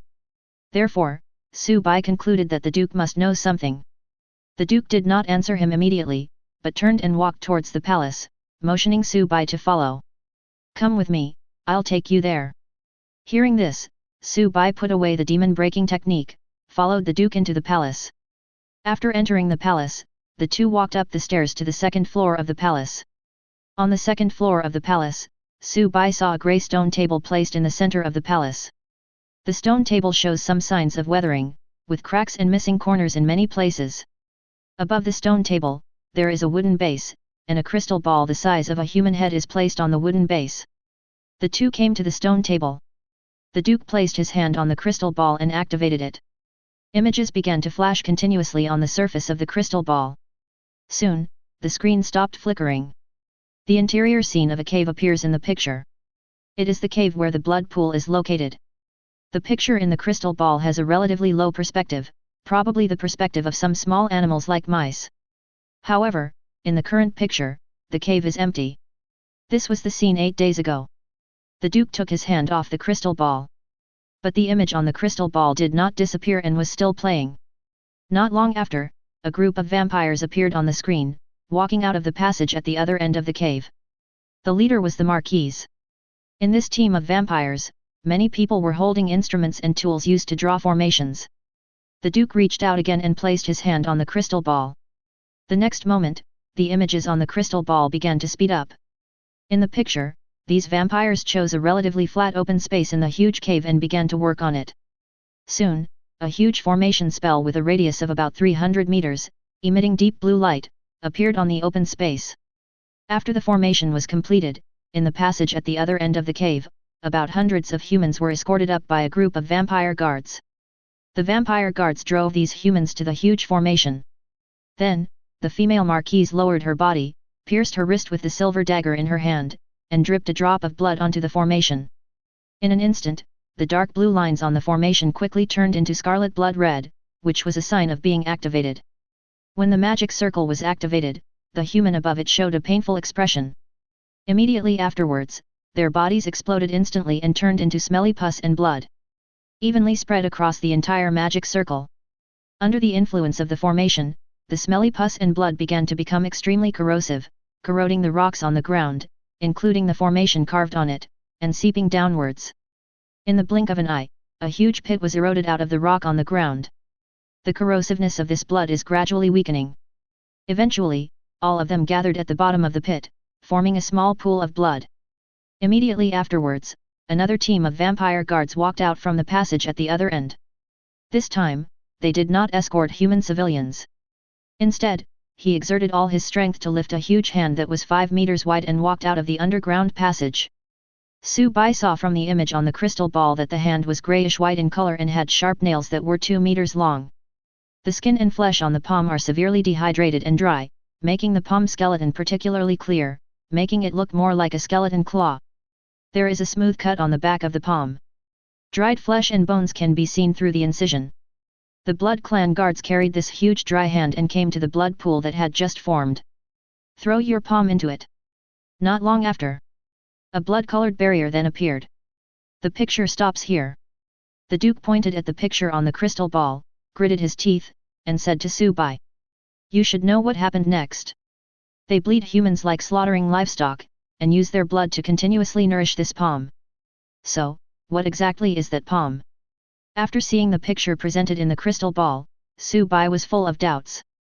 Just a dry palm was able to give birth to a vague self-awareness and emit an aura fluctuation that was enough to make Subai feel uneasy. If a broken palm is like this, how powerful must the original palm be? Hearing Subai's question, the Duke frowned. If I remember correctly, the blood ancestor of the Blood Clan has a huge body. That hand should be the hand of the blood ancestor. Blood ancestor? Subai pondered. Soon, he grasped the key point. Didn't you say that blood ancestor fell into a deep sleep after the war? Then how did his palm appear here? The Duke thought for a moment and said, I don't know much.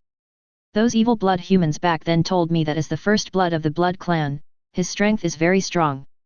Even in the Great War 4,000 years ago, the only way for the evil-blooded humans to deal with the blood ancestor was to use the human wave tactics at the cost of their lives. Even so, the blood ancestor was not killed, and the final result was nothing more than the blood ancestor falling into a deep sleep.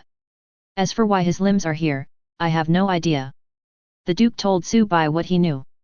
But there doesn't seem to be any useful information. Just then, there was a sudden commotion outside the palace. There was a hissing sound of something being corroded. Hearing the noise, the two immediately rushed out of the palace. As soon as they walked out of the palace gate, they saw that the group of vampires who had been standing in front of the palace without self-awareness and controlled by the Duke, had disappeared. A pool of pus and blood with strong corrosiveness appeared where they had originally stood. They had already been corroded by the pus and blood, and nothing was left. This pus and blood was the same thing that the two had seen in the crystal ball on the second floor of the palace. The two quickly observed the surrounding environment, trying to find the source of the pus and blood. We saw that on the rock at the top of the underground space, an area of rock disappeared out of thin air, and a large hole appeared that led directly to the surface. Looking up through this big hole, you can even see the light of the setting sun shining down on the surface of the earth. Chapter 16. The appearance of this big hole brought the sunset that had remained unchanged in the twilight zone for millions of years to this dark underground space. However, due to the top of the underground space, all the rocks at this large hole were corroded by pus and blood. The brown lines clinging to the surface of the rocks naturally disappeared along with the rocks. This resulted in a huge blank area appearing among the intertwined brown lines that originally covered the stone walls of the entire underground space. The emergence of this blank area destroyed the large network of brown lines in the underground space.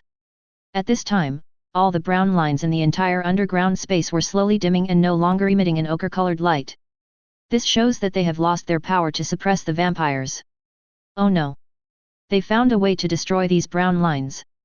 The Duke looked up at the big hole above his head, then looked at the pool of pus and blood in the palace that was still corrosive and was still corroding the rocks.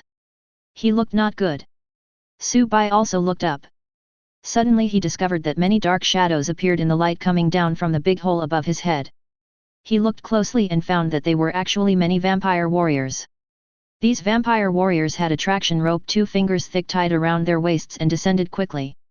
Since the brown lines had become ineffective and no longer emitted the ochre light that could suppress the vampires, relying on the traction ropes, the vampire warriors successfully entered this underground space.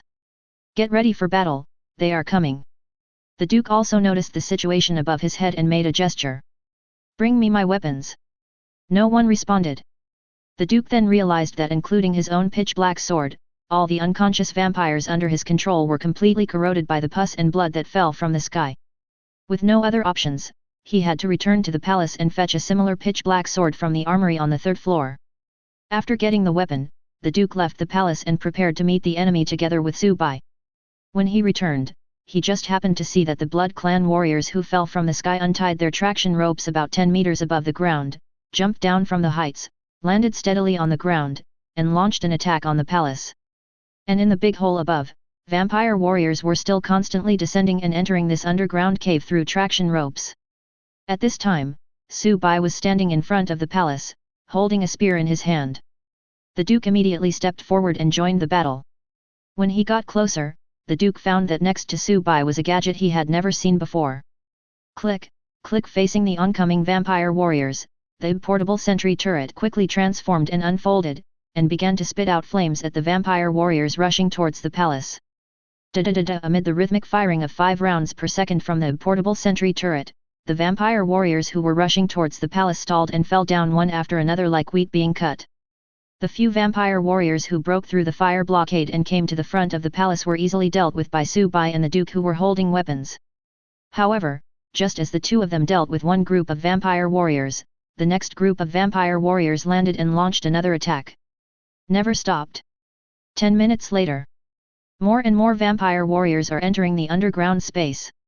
Even under the powerful fire blockade of the portable sentry turret, many vampires still rushed to the front of the palace, engaged in hand-to-hand combat with Su Bai and the Duke. However, Su Bai and the Duke were both experts in close combat, so dealing with these vampires was no problem for them. Half an hour later, the ammunition in the portable sentry turret was used up, and it had been shut down and stopped working. Su Bai took advantage of the gap in the vampire warriors' attack to store it back into the storage space. The reason why the ammunition in the portable sentry turret ran out was due to a mistake made by Su Bai. He originally thought that the 10,000 rounds of ammunition in the portable sentry turret would be enough to deal with most situations. Therefore, he did not refill it after using it once in the arena last time. He never thought that he would need it again so soon. I didn't prepare enough ammunition. It is really regrettable. However, now is not the time to think about this. The function of this turret is just to provide an additional firepower point, and it is not Su Bai's core equipment. It makes no difference to Su Bai whether he has it or not. After all, after the spear's evil breaking upgrade, the new weapon skill Bloodthirsty Spear that appears is the powerful skill that can really play a role when facing the current situation. Bloodthirsty Spear, passive. Every time you kill an enemy in combat, you can recover a small amount of additional health and mana. Health regeneration, 2% for each enemy killed. Mana regeneration, 5% per enemy killed. Needless to say, mana recovery is related to Su Bai's endurance in battle. And health recovery is not a simple return of blood.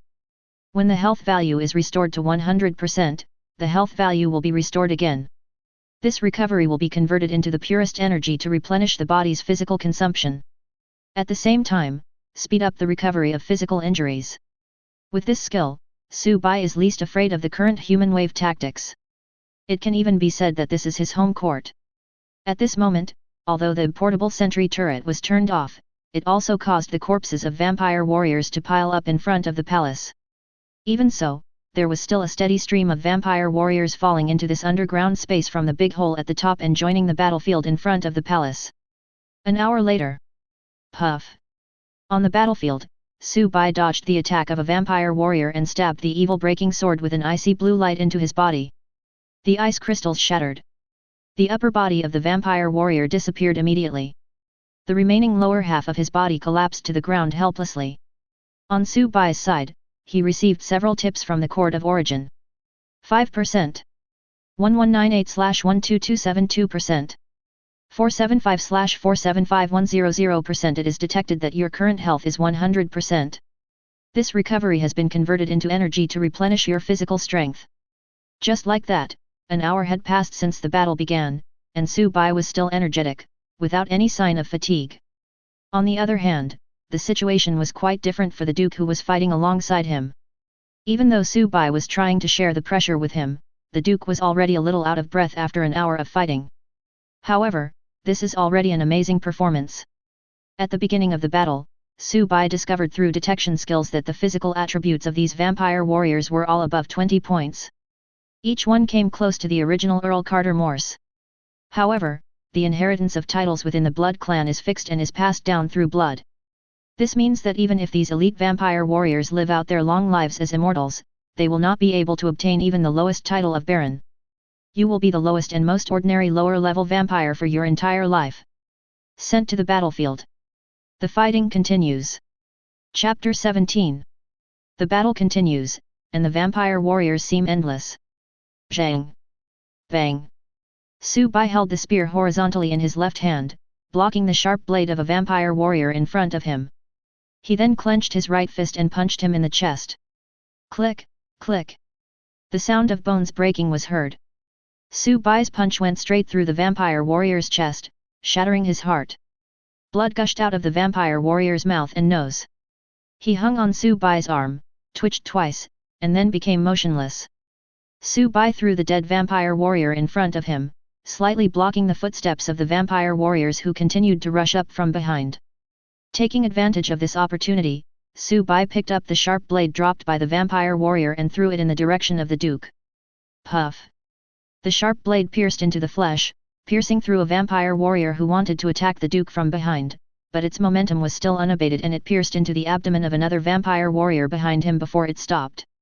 Then, Su Bai turned around, raised his right leg, and with all his strength, kicked fiercely at a vampire warrior with a shield who was rushing towards him again. Bang! With Su Bai's 32 points of strength and the blessing of the dragon hunting suit, the kick was extremely powerful, kicking the vampire warrior away with his shield. Su Bai's kick, powerful enough to split rocks and mountains, killed the vampire warrior directly through his shield. Immediately afterwards, the body of the vampire warrior crashed into the crowd behind him like a cannonball with huge kinetic energy. In an instant, all the vampire warriors behind him were knocked away, and a brief blank space appeared on the battlefield. Su Bai's straight kick cleared a space in front of him. But it was then filled up by the vampire warriors who came from behind.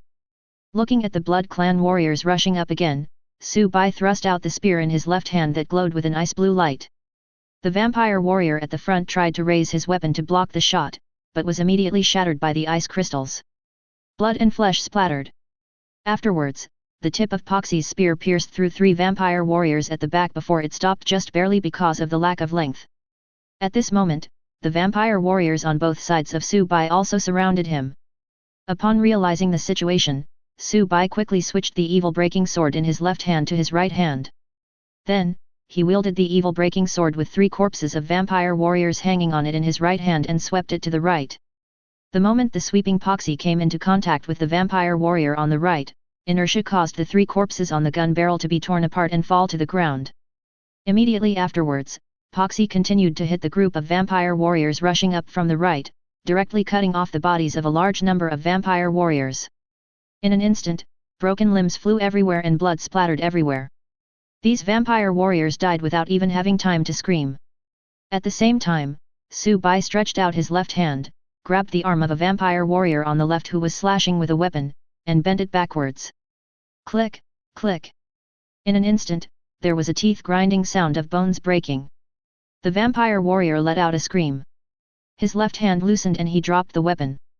Su Bai took advantage of the situation and held down his head, pushing his body down. He raised his knees and pressed the vampire warrior's head on them. Then, Su Bai exerted force with his left hand, and with the support of his knees, he crushed the vampire warrior's head. For a moment, large pieces of red and white substances splashed out from the broken head. Then, Su Bai looked at the vampire warriors who continued to rush towards him on his left side, raised his left hand which was still stained with red and white things, and ice crystals appeared on his fingertips. Puff, puff, puff. In an instant, there was a pop sound as a large piece of flesh and blood was pierced. On Su Bai's left side, those Blood Clan warriors who wanted to continue to rush forward were almost all pierced through the body by the icy spikes that he instantly fired. After their bodies were pierced, these vampire warriors did not die immediately, but instead hung on the ice cones and twisted and struggled. For a while, screams were heard one after another. Then, they screamed for a moment, and quickly turned into corpses, with their arms hanging down weakly and no longer making any sound. Only a small number of vampire warriors were able to escape the disaster because they were outside the skill range of the ice spikes. Then, Su Bai's mind moved, and his left hand, which was still stained with the red and white things, quickly pressed down, instantly dispersing the ice elements that made up the icy ground spikes. The icy spikes disappeared.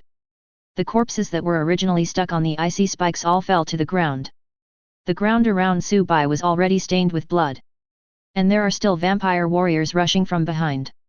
The reason why Su Bai dispersed the icy spikes just now was to make way for them to rush forward so that he could continue killing. Even so, even in the face of the tragic death of their companions, the vampire warriors in the rear still had a fierce red light flashing in their eyes and continued to rush towards Su Bai. The blood of their own kind all over the ground has aroused the most primitive bloodthirsty desires deep in the hearts of these vampire warriors. But even a tiger will not eat its own cubs. What's more, they are intelligent vampire warriors. At that moment, the vampire warriors who had just landed at the back let out sharp roars, stepped on the broken limbs of their companions on the ground, and continued to rush towards Su Bai. Looking at another group of vampire warriors rushing up again, Su Bai's eyes also showed ferocious murderous intent. As soon as the murderous intent appeared in his eyes, he quickly closed his eyes and shook his head to dispel the murderous intent in his heart. The clarity returned to his eyes. Even in such a fierce battle, Su Bai still did not degenerate into a machine without humanity who only knew how to kill. He still sticks to his original intention. Avoid yourself from sinking completely into killing. Just as he dispelled the murderous intent in his eyes, Su Bai suddenly felt that a long-standing shackle in his body suddenly shattered and fell apart, and a breath of destructive power surged out of his body. At this moment, the reminder from the Court of Origin sounded. Reminder: your basic passive skill Spear Master has been upgraded to level 30 and has been transformed into Spear of Breaking Power. Reminder: the skill level of Spear of Breaking Power has been reset to 0. The amplification ability derived from Spear Master Leave 10 and Leave 20 has been transformed into the basic amplification ability of Spear of Breaking Power. Tip: when you upgrade the level of Spear of Destruction later, you can still get additional amplification. After quickly checking the tips of the Court of Origin, Su Bai held the spear in his hand. In an instant, a sharp spear light nearly 2 feet long shot out from the sharp tip of Poxy's spear. Blood splattered on the ground. Su Bai stepped on the blood-stained ground and strode towards the vampire warriors who were rushing towards him again. An indomitable momentum rose from him.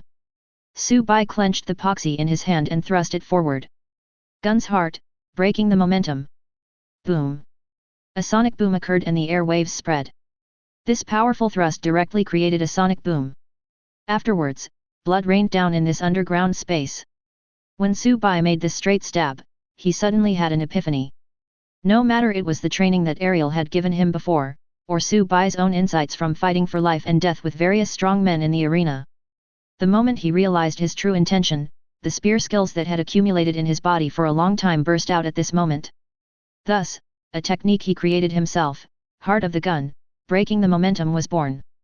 At that moment, the sharp force of the spear attached to the Poxy spear directly crushed the group of vampire warriors who rushed towards Su Bai again into powder, turning them into a blood rain that fell from the sky.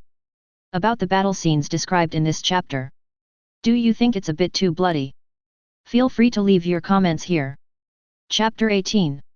After the blow, Su Bai's arm felt a little sore and painful. However, it was not enough to affect his fighting ability. This is normal. Gun's heart, breaking momentum is a technical skill created by Su Bai. As long as he wants to use it, there is no concept of cooling time. The only condition for using it is that Su Bai needs to be able to withstand the burden that Po Shi puts on the body while having great power. With Su Bai's current physical condition, after using breaking power once, he needs to rest for at least 3 hours before he can use it again. If he used it forcefully, his arms might not be able to hold on. As a result, the arm was torn apart under the powerful load of the breaking force. And when his physical attributes are improved, his body's ability to withstand stress will also increase accordingly. The number of uses of Po Shi will also increase. Perhaps, when Su Bai's physical attributes are improved to a high enough level, his strong body will be able to ignore the burden of the broken momentum on his body. Not long after Su Bai used the breaking force attack, the vampires gave up. After witnessing the power of the broken force, no more vampire warriors fell into the big hole at the top of the underground space. With such a huge power gap, even the most crazy and bloodthirsty beast would calm down and think about its current situation. Without any follow-up reinforcements, the remaining vampire warriors in the underground space were quickly cleared out by Su Bai and the Duke. The battle is over. The Duke sat in front of the palace, on the steps that were covered with a layer of black and red dried blood. He was leaning on the black sword in his hand, gasping for breath. On the other hand, Su Bai, thanks to his evil-breaking weapon skill Bloodthirsty Spear, he did not show any sign of fatigue from having just experienced a life-and-death battle. Now that the battle is over, Su Bai wanders across the battlefield littered with broken limbs and flesh, collecting those vampire fangs that were not destroyed in the battle and submitting them directly to the Court of Origin. This was because, just now, he received a prompt from the Court of Origin. Tip: since you have seen through the truth behind the current Hunters Guild, you can directly submit the vampire fangs you obtained to the Court of Origin to exchange for reputation. Tip: because you have found the special plot character Duke Nathan Cortez, your main quest has changed. Tip: after the main quest is changed, the reward will be greatly increased, but it will also be more dangerous. You can choose whether to accept it. Tip: it is detected that the reputation gained by the walker has reached the standard of Great Hunter. If you do not choose to change the main task, you will be teleported away from Silent Night Star in 2 hours. Su-bai chose to change the main quest. Now, he still has some things to complete on the Silent Night Star, which is like a prophecy. At present, Su-bai still doesn't know why he appears in the prophecy. Therefore, he did not choose to leave Silent Night Star immediately. Instead, I chose to stay here and continue exploring the secrets of this world. And after the main task is changed, it will not affect his ability to continue using reputation to redeem rewards. Now he knows that the Hunters Guild has always been controlled by the 5 major families of the vampires, as a means for them to exclude dissidents. However, the items in the reputation store are provided by the Court of Origin, not the 5 major families. This means that whether he can redeem material rewards in the reputation store is not interfered with by the 5 major blood families, but is decided by the Court of Origin. And now, according to the judgment of the Court of Origin, after Su-bai saw through the truth behind the Hunter Guild, he naturally had the right to exchange items in the reputation store directly through the Court of Origin. As Su-bai completed his choice, his main quest changed. Reminder: your main quest choice has been changed to Strangle the Source Blood difficulty, leave 15. Tip: because the difficulty of the task is far beyond the current level of the walker, the difficulty of the task is judged as Nightmare level this time, and the task reward is greatly increased. Reminder: the rewards for this mission will be settled after the mission is completed. The first stage of Strangling the Source Blood: find the key to the resting place. The second ring of Strangling the Source Blood, unlocked after completing the first ring. The third ring of Strangling the Source Blood, unlocked after completing the second ring. Strangle the Source Blood 6th ring, unlocked after completing the 5th ring. Mission penalty: forced execution. After checking the new task prompt, Su-bai submitted a small portion of the vampire fangs collected on the battlefield to the Court of Origin. The reason is a small part. That's because the entire battlefield was almost entirely covered with broken limbs and flesh, with only a few intact heads. Many vampire warriors were defeated by Su-bai's attack and turned into blood rain. Even the corpses on the ground were no exception. They were all indiscriminately smashed and torn apart by the fierce power of his gun. Naturally, the fangs were not preserved either. But even so, the vampire fangs Su-bai collected on this battlefield in the underground space were still enough for him to exchange for enough reputation points to exchange for resources. Tip: according to the quality of the blood-sucking fangs submitted by the walker, the walker's current reputation value has reached 44,908 points. Although these vampire warriors have low status and no titles, their strength is real. Therefore, the quality of their vampire fangs is actually very high. Even if it is just a small portion of the fangs that can be found on the battlefield, a lot of reputation points can be exchanged. As for most of the remaining vampire fangs, they were either mixed in with the broken limbs and coagulated blood on the ground, or were turned into powder by Su-bai's shot just now. After exchanging the vampire fangs for reputation through the Court of Origin, Su-bai opened the personal terminal on his left hand and entered the reputation store. He discovered it after entering the reputation store. The silver-level mask Bloody Smile that cost 6,300 reputation points had already been exchanged, leaving only the sniper rifle Blue Sky Wings and the boxing gloves Raging Waves that Su-bai had set his eyes on. At the same time, some other supplies were also exchanged. In particular, the small crystal cores and medium crystal cores that are necessary for upgrading skill levels are now less than a quarter of their original supply. At that moment, Su-bai, with a huge sum of money in his hand, did not hesitate anymore and immediately started shopping. Hint: you have obtained the silver-level sniper rifle Blue Sky Wing X1. Hint: you have obtained 1 silver-level boxing glove Raging Waves. Reminder: you have obtained a silver-level skill scroll Introduction to Firearms X1. Times 41. Times 107. After the redemption was completed, all the reputation rewards redeemed by Su-bai appeared in his storage space. However, these resources cannot be immediately converted into Su-bai's combat power in this trial world. There is no need to say much about the 2 specifications of crystal cores. This is a required item to upgrade the skill. You need to return to the Garden of Origin and use it in the skill upgrade cabin. And the silver level sniper rifle Blue Sky Wings. Su-bai was not familiar with firearms. If he wants to use Blue Sky Wings immediately, he will need a basic gun passive to support it. Otherwise, with his casual shooting skills. After the Dragon Bone revolver got close to the female marquis, the highlight record of hitting 1 out of 6 at close range. Tisk tisk tisk, I can't bear to look at it. Fortunately, Su-bai has obtained the basic passive scroll introduction to firearms. You just need to learn and use it in the skill upgrade cabin after returning to the Court of Origin. The same goes for the silver level boxing gloves Raging Waves. This piece of equipment is for Su-bai. Or go to the trading street and sell it for Origin coin. Or just because of this equipment, you can open a dumpling restaurant for a dish of vinegar. Then look for additional basic passive skills related to unarmed melee combat. That would consume too many resources. Obviously, the second situation is impossible. The only fate of Raging Waves is to be sold by Su-bai for Origin coin. Su-bai exchanged all these high-value items in one go. There isn't much left in the reputation store. The entire store list already looks a bit empty. Even so, Su-bai still had 6,808 reputation points left. After all, not every walker can confront the organized vampire warriors head-on and successfully repel them like he does. The only high-value item left in the reputation store is the silver great ore pumice, which no one is interested in. This thing costs 100 reputation points each, which is not very expensive. Su-bai exchanged for one piece and checked its properties. Chapter 19. Su-bai opened the storage space, took out the empty floating stone he had just exchanged, and checked its properties. Empty pumice is a fist-sized blue crystal with an angular shape. After being taken out from the storage space by Su-bai, it floated slightly on his palm. Type, material quality, silver introduction, a special mineral with a weak anti-gravity property. When used with similar anti-gravity spells, the effect of the anti-gravity spell engraved on it can be amplified by 4 to 9 times. This item is usually used to build large shuttle equipment. It is very popular in the astral world and sells for a high price. Ordinary empty pumice is usually sold in the astral world for 10,000 reborn coins, 1,000 origin coins. The price of empty floating stones that depict the same type of anti-gravity vertical structure will continue to increase according to their additional anti-gravity effect. After reading the introduction of the empty floating stone, Su-bai suddenly thought that the silver-level item anti-gravity ritual blueprint he had obtained before might be engraved on the empty floating stone.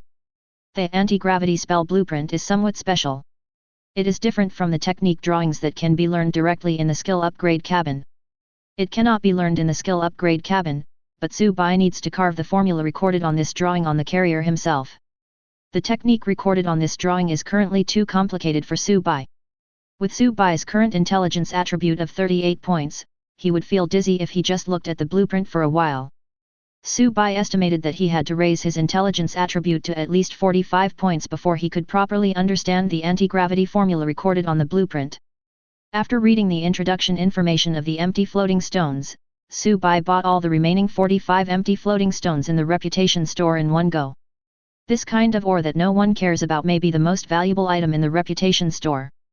You know, the silver-level equipment knight heavy armor sold by Su-bai at the time was only 1,800 origin coins. Now, an empty floating stone can be sold for 10,000 reborn coins, which is 1,000 origin coins. If the empty pumice stone is engraved with the corresponding anti-gravity spell, its price will continue to increase. Such a high-value item only costs 100 reputation points in the reputation store. It is obvious that the other walkers who entered the trial world this time have no interest in this kind of mineral items at all. The reputation they have gained should be used first to exchange for resources that can significantly enhance their own strength. For example, things like crystal cores. This resulted in not a single empty pumice stone being traded in the reputation store, and no one was interested in buying them. This time, Su-bai really got a big bargain. He was the only one who had extra reputation points in his hands just a few days after entering the trial world, and could exchange them for these insignificant things.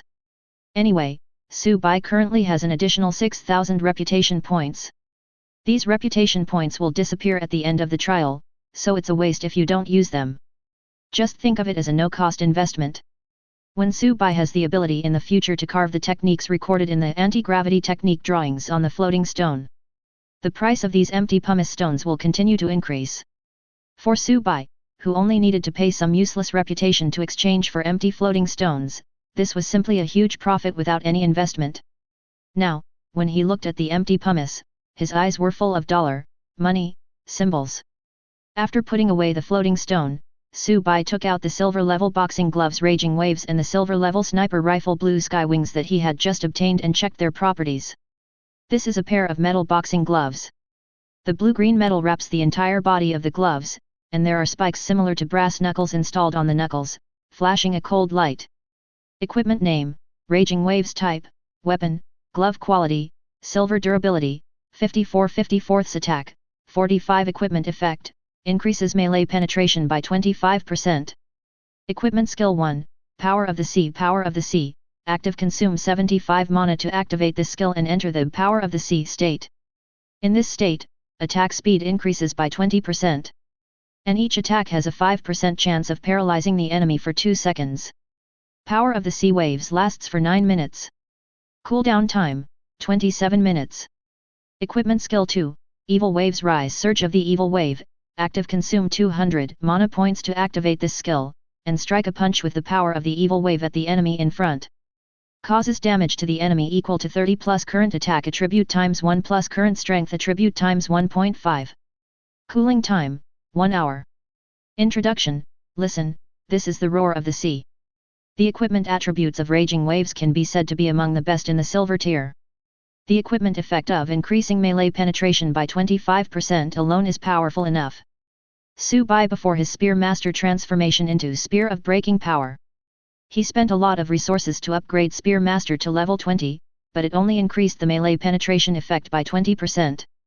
It is enough to reflect the rarity of this attribute. What's more, the other two active skills of Raging Waves are also very powerful, with both control and burst. Even if Su Bai doesn't need it, he can take it to the trading street and sell it for origin coins. If he encounters a suitable melee profession, he can sell it for at least 4,000 plus origin coins. After confirming the Raging Waves, Su Bai put it back into the storage space and took out the silver-level sniper rifle Blue Sky Wings. Equipment name, Blue Sky Wings type, sniper rifle quality, silver durability, 57/57 attack, 213 initial flight speed of the bullet, 5 km per second. Equipment effect, bullet flight speed increases by an additional 20%.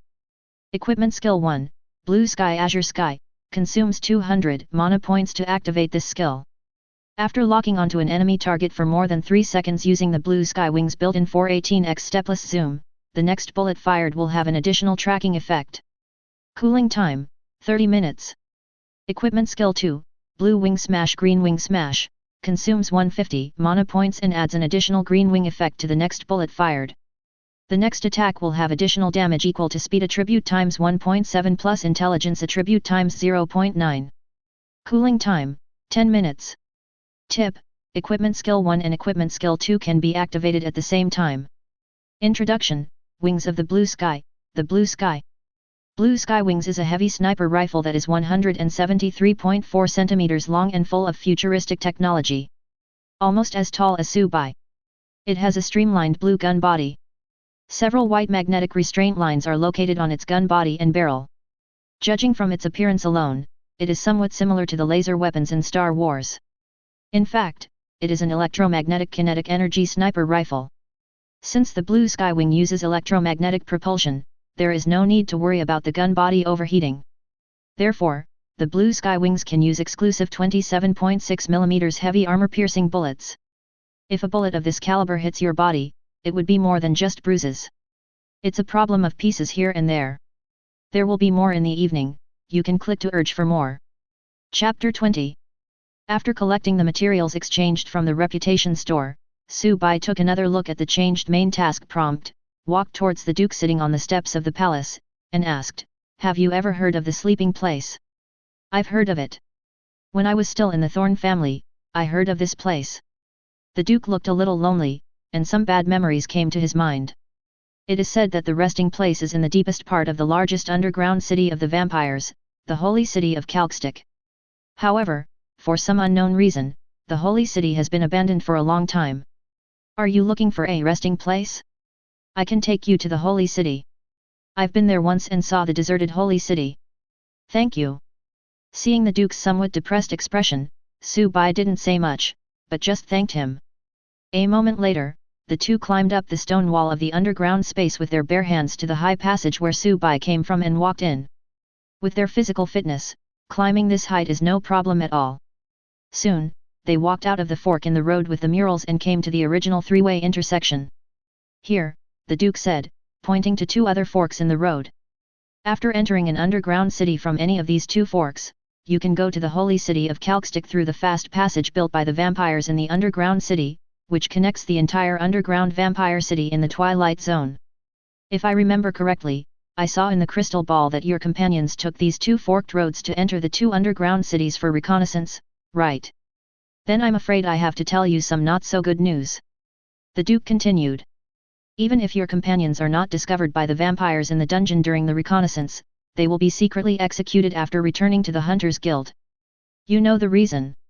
The current Hunters Guild is just a tool for the 5 major vampire families to eliminate heretics within the race. After hearing the Duke's words, Su Bai's mind flashed with the somewhat ferocious face of the big hunter Osler. He shook his head. Not a companion, at most an acquaintance I've met a few times. He was referring to Osler. As for the others, he was completely unfamiliar with them. Well, there may be more fighting in a while. If I can't find the fast passage in time, it will all depend on you. Hearing Su Bai say this, the Duke shrugged, raised the pitch-black sword in his hand, put it on his shoulder, and took the lead in walking into the middle fork. Su Bai followed closely behind. Not long after, the two walked straight out of the fork in the road and came to an underground city. In the center of the city is a huge trapezoidal Gothic castle with a spire. The castle is nearly 300 meters high, and its entire structure is painted in 2 tones, deep blood red and inky black. At the top of the castle, 4 slightly shorter spires surround a huge spire protruding in the middle. On the huge spire, there stood a huge ball of light emitting a faint red light, like a blood moon, covering the underground city with a layer of red gauze. At the same time, there are numerous and exaggerated reliefs carved on the spire at the top of the castle and on the outer walls. The images in these reliefs usually show hideous-looking vampires eating humans. Below the castle, the scene suddenly changes, and many low, dilapidated stone houses appear around it. The walls and roofs of these houses are simply made of stacked stones, like a bowl upside down on the ground. These low stone houses form a sharp contrast with the huge and exaggerated Gothic castle in the center of the city. There is no doubt that the huge Gothic building in the center of this underground city is where the vampires live. The low and dilapidated houses below, which look like pigsties, are where the human civilians who are imprisoned by the vampires and used for blood sacrifices live. On the right side of the city, there is a spire-shaped building. The architectural style of the spire is somewhat similar to that of the huge Gothic castle in the center of the city, both of which have many exaggerated reliefs carved on the buildings. Surrounded by a number of low stone houses, this spire, like the castle, looks particularly out of place. This vampire city has no walls or gates. After Su Bai and the Duke walked out of the underground passage, they could see the whole picture of the city. Not far from the exit of the passage, there were only a few vampire guards standing there.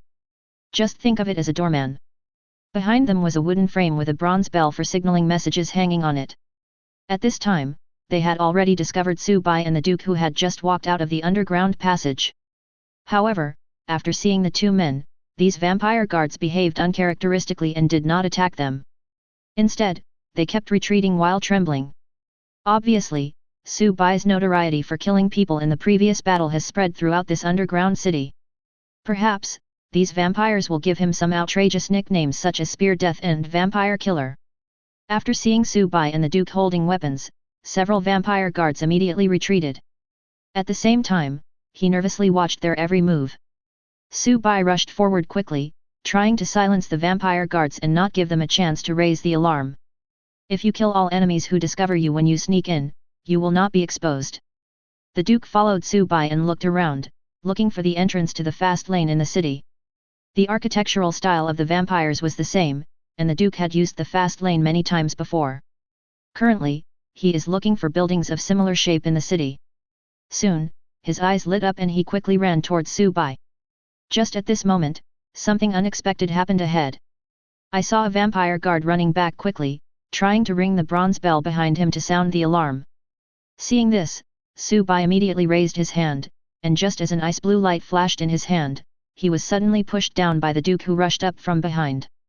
Don't worry about them. The spire on the right side of the city is the entrance to the fast track. We just need to enter before they react. They won't guess that we are going to the holy city. After all, it has been deserted for a long time. As he spoke, the Duke took the lead and headed to the right along the edge of the city. Hearing this, Su Bai gave up the idea of killing the vampire guard and turned around to follow the Duke. With the speed of the two of them, they soon arrived in front of the spire building. The Duke kicked open the door and walked in first. Su Bai followed closely behind. After entering, the sound of running water was heard. Su Bai discovered that the tower was built on an underground river. The turbulent water in the underground river is flowing to no one knows where. Here, take this. After entering, the Duke took down a flat brown leather object from the wall inside the spire and handed it to Su Bai. He then pointed to a stone slide that extended into the underground river from the other side of the spire entrance. This is a human kayak. Blow it up and put it in the slide on the side. Then lie in it and slide into the dark river. Follow me. As he spoke, the Duke untied the air port of the kayak, puffed up his cheeks without caring about his image, and blew air into the kayak. He had just blew twice when Su Bai's voice was heard beside him. I'm ready now, do you want me to help you? The Duke looked back in surprise and found Su Bai holding the inflated kayak in his hands. When Su Bai heard the Duke say that this was a human kayak, he felt a little uncomfortable.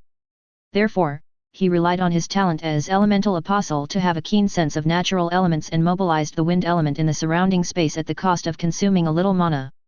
Let these unconscious wind elements do the work for you and blow up the human kayak. Seeing that Su Bai had already blown it, the Duke didn't hesitate and directly handed the still shriveled human kayak in his hand to Su Bai. Su Bai's hand flashed with green light, and an invisible airflow poured into the kayak, filling it up. Let's go.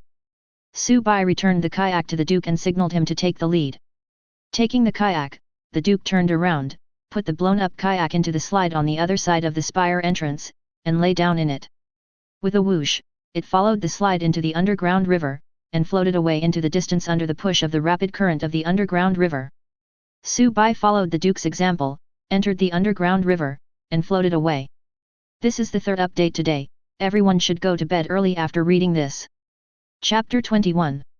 After entering the underground river, Su Bai and the Duke drifted for a distance. This underground river flows into a wider underground river. The two of them followed in. This large underground river is hundreds of meters wide and has a huge momentum. The two drifted in this large underground river for another half an hour, and a forked tributary appeared in front of them. The Duke waved his arm to Su Bai behind him, signaling him to follow closely, and then he turned into the tributary first, and Su Bai followed closely behind him and entered the tributary. Half a day later. The abandoned holy city of Calcutta. A long abandoned spire. Bang! The dilapidated door was opened roughly, and the dust on it fell down. The Duke and Su Bai walked out. They have arrived at the holy city. There was no sound around, and the holy city was dead silent.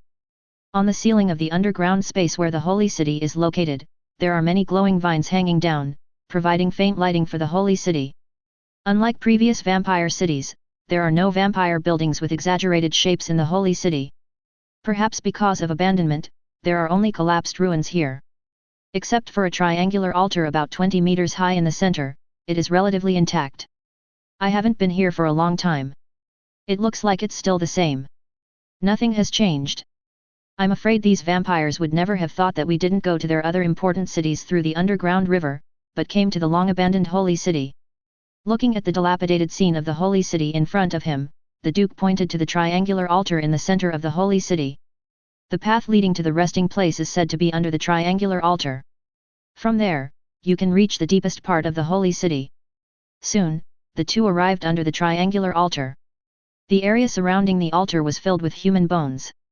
These bones have long been weathered and will break at the slightest touch. Below the altar, there is a stone staircase leading down into the interior of the altar. Looking down the stairs towards the bottom of the altar, one can see a faint glow inside. Su Bai and the Duke walked down the stairs to the bottom of the altar, and after a while they arrived at a hall below the altar. This hall is not very large, only about 300 square meters. There are several exquisite murals carved on the surrounding walls. At the top of the hall, several iron chains hang down. At the end of these chains, there was a tall, naked vampire bound. The tall vampire was bound by iron chains and was suspended quietly in the air. It was unknown whether he was dead or alive. However, this vampire's sickly appearance is different from that of ordinary vampires. On the contrary, although his skin is pale, his body is covered with strong muscles. Below this tall vampire is a vertical shaft about 5 meters wide. The mouth of the well was sealed with a spell. And on the wall behind the shaft, there is a fist-sized glowing sphere embedded. Earlier, Su Bai and the Duke saw the light in the hall, which was emitted by the seal at the mouth of the well and the sphere embedded in the wall behind the well. At this moment, Su Bai received a prompt from the Court of Origin. Hint: you have arrived at the entrance to the sleeping place. Please look for the key to the sleeping place here. Receiving the prompt, Su Bai looked around. Finally, he fixed his eyes on the glowing sphere. He walked forward, bypassed the tall vampire who was bound by iron chains and hung in the air, his life or death unknown, and came to the wall. Click, click. The sound of rocks breaking was heard, and Su Bai picked the glowing sphere off the stone wall. As soon as the light ball left the wall, it quickly changed its form and turned into a not very stable energy body. Suspended in Su Bai's hand. Tip: because the key has changed its form, it will disappear in 3 minutes. After receiving the prompt, Su Bai held the unstable energy body in his hand and walked to the vertical shaft in the hall, and placed the energy body close to the wellhead to perform the sealing technique. The moment it got close, the unstable energy body was quickly immersed in the ritual. After the energy body was immersed, the secret patterns engraved on the sealing ritual immediately changed, gradually faded and dissipated into the air. In the blink of an eye, the magic technique that sealed the wellhead disappeared. The deep wellhead below was revealed. At this moment, something strange happened. As the sealing technique disappeared, suddenly, there was a sound of mechanical movement around. Click click click dot. The dense sound of mechanical rotation quickly filled the entire underground hall. Immediately afterwards, all the chains hanging from the ceiling of the hall broke. At the end of the chain, the tall vampire who was bound fell to the ground because the upper chain broke. There was a muffled sound. After falling to the ground, the tall vampire, whose life or death was unknown, suddenly began to twitch wildly. The chains that bound him were moving, whipping the surrounding air, causing bursts of explosive sounds. Su Bai and the Duke did not come forward for a while. Suddenly, the tall vampire stopped thrashing, as if he had regained consciousness. He supported himself on the ground with his hands, slowly stood up, and untied the chains that bound him. Because he was previously tied up in mid-air, Su Bai couldn't see clearly. As the tall vampire stood up, Su Bai was shocked to find out. The height of this tall vampire is over 2.6 meters. With his explosive muscles, he looks like a pale little giant. At this time, the tall vampire just stood up, his mind still seemed a little unclear, and he muttered to himself, "I have been awakened again. Is my lord awake again?" Then, he looked down and saw Su Bai and the Duke standing nearby. Still, an enemy boom. As soon as he finished speaking, a powerful aura burst out from the tall vampire. Hint: you have triggered a boss battle. The eye of control immediately floated in the air beside Su Bai, and he threw a detection skill at the tall vampire. Hint: the intelligence attributes of both parties have been compared. You have obtained 100% of the information about the other party. Prince Puckler, under the blood, first stage, level, leave 9 race, high blood clan, below source blood, health, 100%. Blood energy, 248/248 strength, 34 constitution, 38 speed, 22 intelligence, 19 charm, 25 luck, 5 source blood talent. Blood ancestor endows Prince Puckler with a tall body. Pure blood that is infinitely close to source blood flows in his body, which increases his body defense by 20%. At the same time, after entering the battle, it increases his health by an additional 300 points. Skill 1, Blood Roar, active, Blood Roar leave 10, Pole consumes 20 points of blood energy and lets out a roar, causing the blood in the enemy's body to resonate, causing blood damage to the enemy equal to Constitution attribute times 0.5 plus 10% of current health. For enemy targets with a physical attribute lower than 20 points, Blood Roar can make the blood in the opponent's body boil and explode, resulting in a full blood killing effect. Cooling time, 5 minutes. Skill 2, Blood Tremor, active, Blood Tremor Leave 12, Pole consumes 60 points of blood energy, gathers all his blood in his hands, hammers the ground, and causes blood damage in a range of 6 meters equal to basic attack power times 1.7 plus strength attribute times 2. Cooldown time, 7 minutes. Skill 3, Ancient Blood, Passive, Ancient Vampire Leave Max, Pole's body is filled with pure blood second only to the blood of the vampires. This pure blood forms a good circulation in his body, making him free of fatal weaknesses and immune to some charm-related skills. Skill 4, Blood Absorption, Passive, Blood Absorption Leave 10, when in an environment with abundant blood, the pure blood will absorb the surrounding blood, restoring an additional 2% of Puckler's maximum health per second.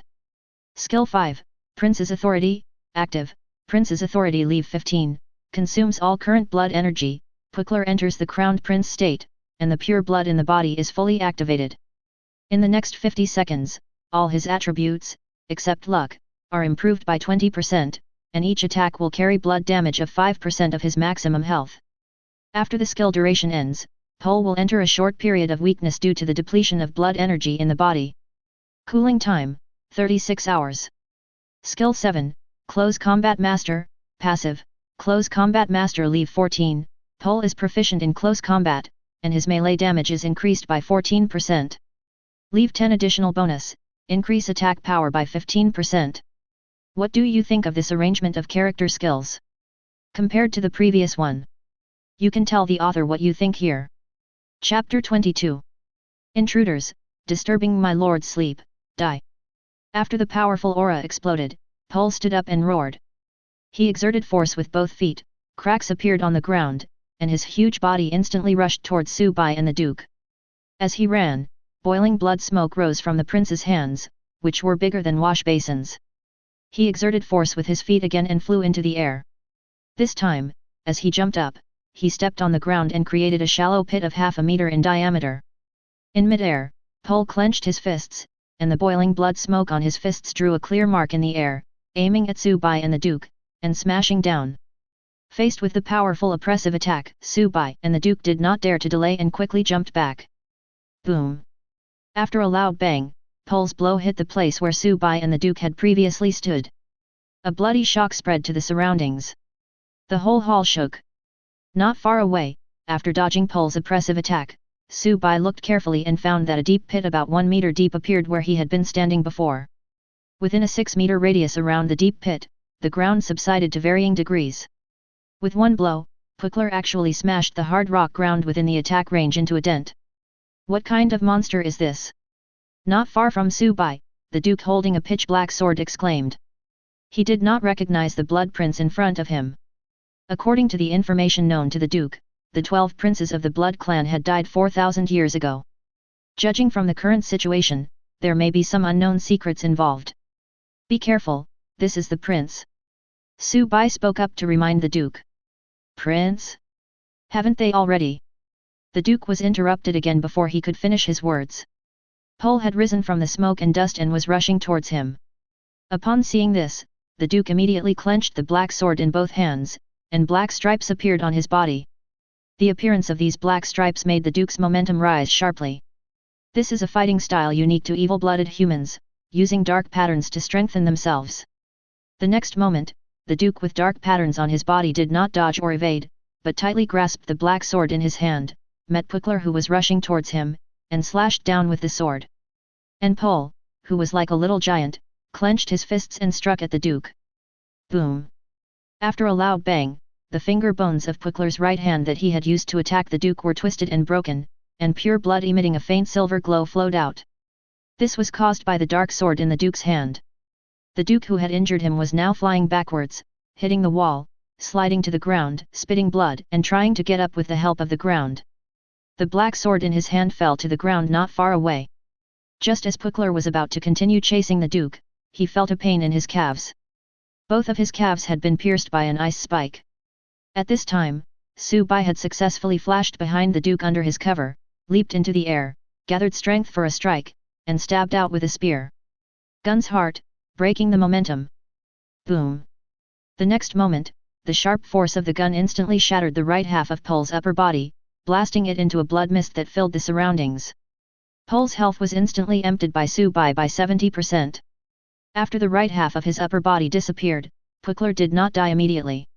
As a prince of the blood clan, he possesses a physical attribute of 38 points, and the pure blood flowing in his body gives him the characteristic of having no fatal weaknesses. This allowed Pukler to survive for a period of time even though the right half of his body was blown to pieces. Crack, crack, crack, there was a sound of ice crystals shattering. At this time, Pol, who only had his legs and left hand left, ignored the injury on his calf, twisted his body forcefully, and used his flesh and blood to break the ice spike that had pierced his calf. All this happened in an instant. As soon as Pol turned around, he stabbed a gun behind him, breaking the momentum. At this time, Subai, who was still in midair and had not yet landed, let out a deafening roar. Roar! The blood-colored air wave instantly hit Subai. Suddenly, Subai felt the blood in his body was out of control and his whole body froze in the air for a moment. As soon as he landed, Subai spat out a mouthful of blood. This is bleeding due to damage to internal organs. At this moment, a fierce wind pressure blew in front of him. As soon as he felt the wind pressure, Subai didn't even look at it and directly held Poxy horizontally in front of him. Boom! The next moment, Subai, like the Duke, was hit against the wall behind him by Pol, who only had his left hand left. However, Subai did not slide directly down the wall like the Duke. Instead, he adjusted his body the moment he hit the wall. In midair, he adjusted his posture, pushed his feet on the wall, tightly gripped the spear in his hand, and rushed towards Pukler again. The damage caused by the prince's straight punch that sent Subai flying was not as great as his previous roar. This is all thanks to Subai's own physical attribute, which is also as high as 33 points, providing him with super survivability. At the same time, the technical core in his body helped him adjust his body posture the moment he hit the wall, so that he could launch the next attack or defense. Being able to skillfully use the functions of the heart of techniques and at the same time combine it with oneself to transform it into combat power that can be exerted in battle is the result of Subai's life and death battles with various powerful people in the arena of the Garden of Origin, day and night. However, the current technical heart is still an external functional organ for Subai. When all the blood in Subai's body is transformed into soul blood of skills, the heart of skills will be completely integrated with him. His fighting power will be further improved. At this moment, looking at Subai who was knocked out by his heavy punch but rushed back as if nothing had happened, Pol's eyes flashed with anger. He was angry that his powerful punch did not directly kill the little bug that attacked him. Now, the blood mist surrounding his broken body is becoming thinner and rolling back into his body, gradually generating new body tissue. His own health is slowly recovering at a rate of 2% per second. This is his passive skill blood absorption at work. Blood absorption leave 10, when in an environment with abundant blood, the pure blood will additionally absorb the surrounding blood, restoring 2% of Pukler's maximum health per second. However, Subai would definitely not allow him to repair his body and restore his health as he wished. At this time, Subai had approached Pol again, and the spear in his hand was glowing with an ice blue light. Subai suddenly exerted force with his feet, jumped high, and chopped down at Pol's head. Pol's eyes shone with white light. He raised his only remaining left hand above his head and blocked the spear that Subai was chopping with one hand. Bang! The ice crystals exploded in his hand, shattering his left hand along with most of his forearm. At the same time, Pukler's left side was also covered with frost. Roar! Pol let out a painful roar, blood flames burned on his body, blood mist swirled around his body, and his left hand, which had just been broken, grew back in an instant. At this moment, Pol's eyes were shining white, and a phantom of a blood-red crown appeared on his head. Just before Subai's spear came down, he activated his own princely authority and entered the crowned prince state for 50 seconds. Commonly known as explosive species. At this moment, the pure blood in Pol's body was activated to the maximum extent, and the conversion and absorption of the surrounding blood and chi also reached a peak. Then, the blood mist around him instantly rolled back into his body, and the right half of his body that was originally shattered by Subai's shot also grew back.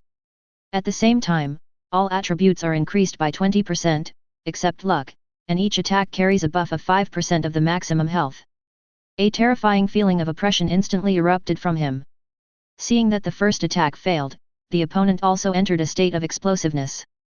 Subai immediately stepped back, putting some distance between himself and the crowned Prince Pukler. Puff! At this moment, Subai saw a huge black sword piercing out from Pukler's abdomen. The Duke, with blood still on his mouth and face, appeared behind Puck. Bang! The next moment, the Duke flew backwards again and hit the wall. The Duke fell to the ground without making a sound. This time, he did not stand up again, and it was unknown whether he was alive or dead. With the shadow of a blood-red crown floating above his head, Pole glanced at the Duke in the distance and ignored him. Instead, he reached out and grasped the tip of the sword that pierced his abdomen and pulled it forward. The sound of flesh tearing was heard, and the Duke's pitch-black sword was actually pierced through his body by Puckler and held in his hand. Crack, crack dot. The sound of metal breaking was heard. The pitch-black sword was like a cookie fresh out of the oven, breaking into pieces in Puckler's hands. The next moment, Pole aimed at Subai, who had already distanced himself from him, and threw all the metal fragments in his hand out with force. Bang bang bang! With a loud bang, the metal fragments pierced through the air, making a sonic boom. Subai flashed and avoided the attack range of these metal fragments. In an instant, gravel flew everywhere, and the metal fragments hit the wall, smashing large holes of more than half a meter in size in the hard rock wall. Subai had just dodged the flying metal fragments when he saw Pole rushing in front of him, with the wound on his abdomen gone. Red smoke rose from the clenched fist of the crowned Prince Puckler, and he aimed at Subai with full strength. Boom! At the critical moment, the heart of technique in Subai's chest beat strongly, and everything around him slowed down instantly. He entered the critical moment. Boom! In an instant, a blood-red shock wave appeared where Subai had originally stood. Large pieces of rock and dust flew into the air 3 meters high, submerging the tall body of the crowned Prince Puckler. This was not Pole's skill blood tremor which was still on cooldown, but a normal attack after his physical attributes were increased by 20%. At this moment, Subai dodged the attack with his temporary talent Extreme Moment. He immediately took out a fruit shaped like an apple from the storage space and ate it in 2 or 3 bites. This was what he brought out from the arena lounge. It has a very high energy content and can quickly replenish his physical consumption after using Extreme Moment. The limit moment ends after 1.5 seconds. Thanks to the timely energy replenishment, Subai did not feel hungry. The next moment, a huge amount of energy surged out from the heart of the technique in his body and flowed into his limbs and bones. A sharp and fierce aura instantly burst out from his body and spread around. He entered an explosive state after the critical moment ended, with all attributes increased by 5 points, except luck. Hint: your intelligence attribute has reached the first level limit of 50 points and cannot be increased any further. At this moment, with the blessing of the dragon hunting suit, Subai's physical attributes have completely surpassed the crowned Prince Puckler. All of them reached more than 40 points. The highest intelligence has even reached the first level limit of 50 points. It's my turn. Subai, who was at his limit, looked at Pole, who had rushed out of the smoke and dust, rushed in front of him again, and smashed down at him with clenched fists. He stood where he was and no longer dodged. Boom! The next moment, Subai caught Pole's heavy punch with one hand. A terrifying gust of air spread out from where the two men clashed, blowing the rubble on the surrounding ground far away. Crunch, crunch! The sound of breaking rocks instantly resounded throughout the underground hall. In an instant, the ground where Subai was standing sank nearly 1 meter. Within 15 meters where he and Pole were fighting, cracks appeared on the ground and walls. Immediately afterwards, Subai grabbed Pole's arm, twisted his waist and raised his hips, and slammed him to the ground. Bang! The huge body of the crowned Prince Puckler was thrown to the ground by Subai, leaving a huge herringbone dent. This blow made the blood-red crown on Puckler's head dim a little. Just as Pole was about to stand up and fight back, Poxy pierced through his chest and pinned him to the ground again. Just as Pole was about to roar, the streamlined blue gun body of Blue Skywing appeared in Subai's hand. He directly inserted the muzzle of Blue Skywing into Hepler's mouth. The roar from Pole's mouth was stifled. The next moment, the 5-round magazine of Blue Skywing was emptied by Subai within 2 seconds. Because it is an electromagnetic kinetic energy sniper rifle, the firing rate of Blue Skywings is much faster than traditional sniper rifles. At this time, looking from the side, a horrifying big hole had appeared on the back of the head of the crowned Prince Puckler, and a piece of rock on the ground was shattered. Even so, Puckler did not die immediately, but the blood-red crown on his head dimmed again. Then, Subai put the Blue Skywings back into the storage space and stepped on Pole's head again and again. Half a minute later, Puckler's head had turned into a ball of paste evenly spread on the ground, and the bloody crown that had originally been on his head had completely disappeared. His huge body gradually lost its vitality. A silver treasure chest emitting a faint red light appeared next to the corpse. The crowned prince, Puckler, has been killed. There will be no more chapters of 4,000 words tonight, so everyone should go to bed early. Chapter 23. From yesterday to today, this book has been under security review. I can only update chapters but cannot modify the content of chapters. So if there are typos, you can mark them out first. I will reply to you after the review is over and the modifications are completed. 15.31%. This fierce battle brought Su Bai's skill soul blood conversion rate to 15.31%. Then he bent down and picked up the silver treasure chest emitting a faint red light next to the body of the crowned Prince Puckler. Hint: you have obtained the silver level treasure chest, Pure Blood. Unlike other silver level treasure chests, this silver level treasure chest has an additional suffix behind it. Su Bai didn't quite understand the meaning of the suffix for a moment. So he asked the court of origin. Soon, another prompt appeared. Tip: treasure chests with additional suffixes have a higher chance of opening high-value items. After checking the prompts, Su Bai finally understood the reason.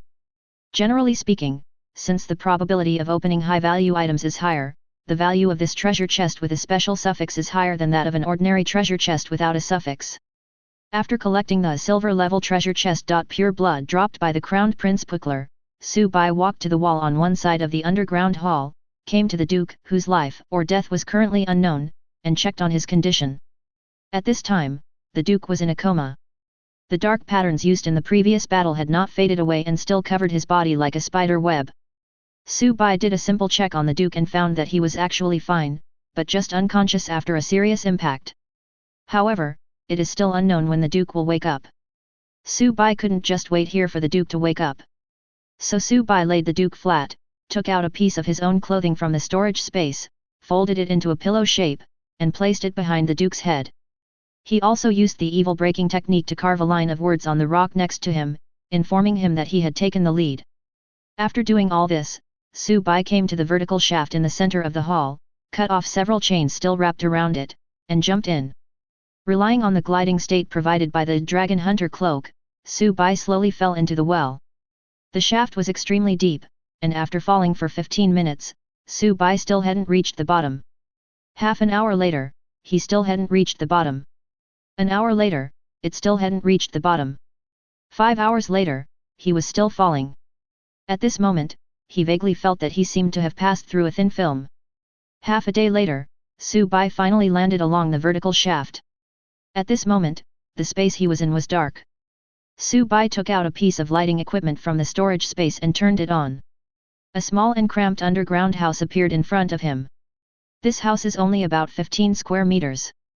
There is a simple low bed, a small wooden round table, and a square cabinet for storing items in the room. There is nothing else. Looking up from inside the room, the dark hole of the shaft where Su Bai came from has replaced the ceiling of the house. After entering the cabin, Su Bai carefully checked it and did not find anything valuable. However, what surprised Su Bai was that there was a wooden door on the wall of the small house deep underground. If there was a door, there might be a larger space behind it. At that moment, Su Bai walked to the wooden door and tried to open it. Bang, bang, there was the sound of iron locks colliding outside the house. The door was locked from the outside. This means there is still space outside the door. Since there is no way to open it directly, we can only use violent means. The next moment, sawdust flew everywhere and Su Bai walked out of the wooden door. A ray of bright sunshine shone on his face. The sudden light made him squint his eyes. After a while, Su Bai adjusted to the bright sunshine that he hadn't seen for a long time since entering Silent Night Star, and opened his eyes. You will see a world full of vitality slowly unfolding before your eyes. There is wind, sun, and blue sky in this underground world. In front of Su Bai was a clear, gurgling stream with many aquatic creatures he had never seen before swimming in it. On the other side of the stream is a dense forest.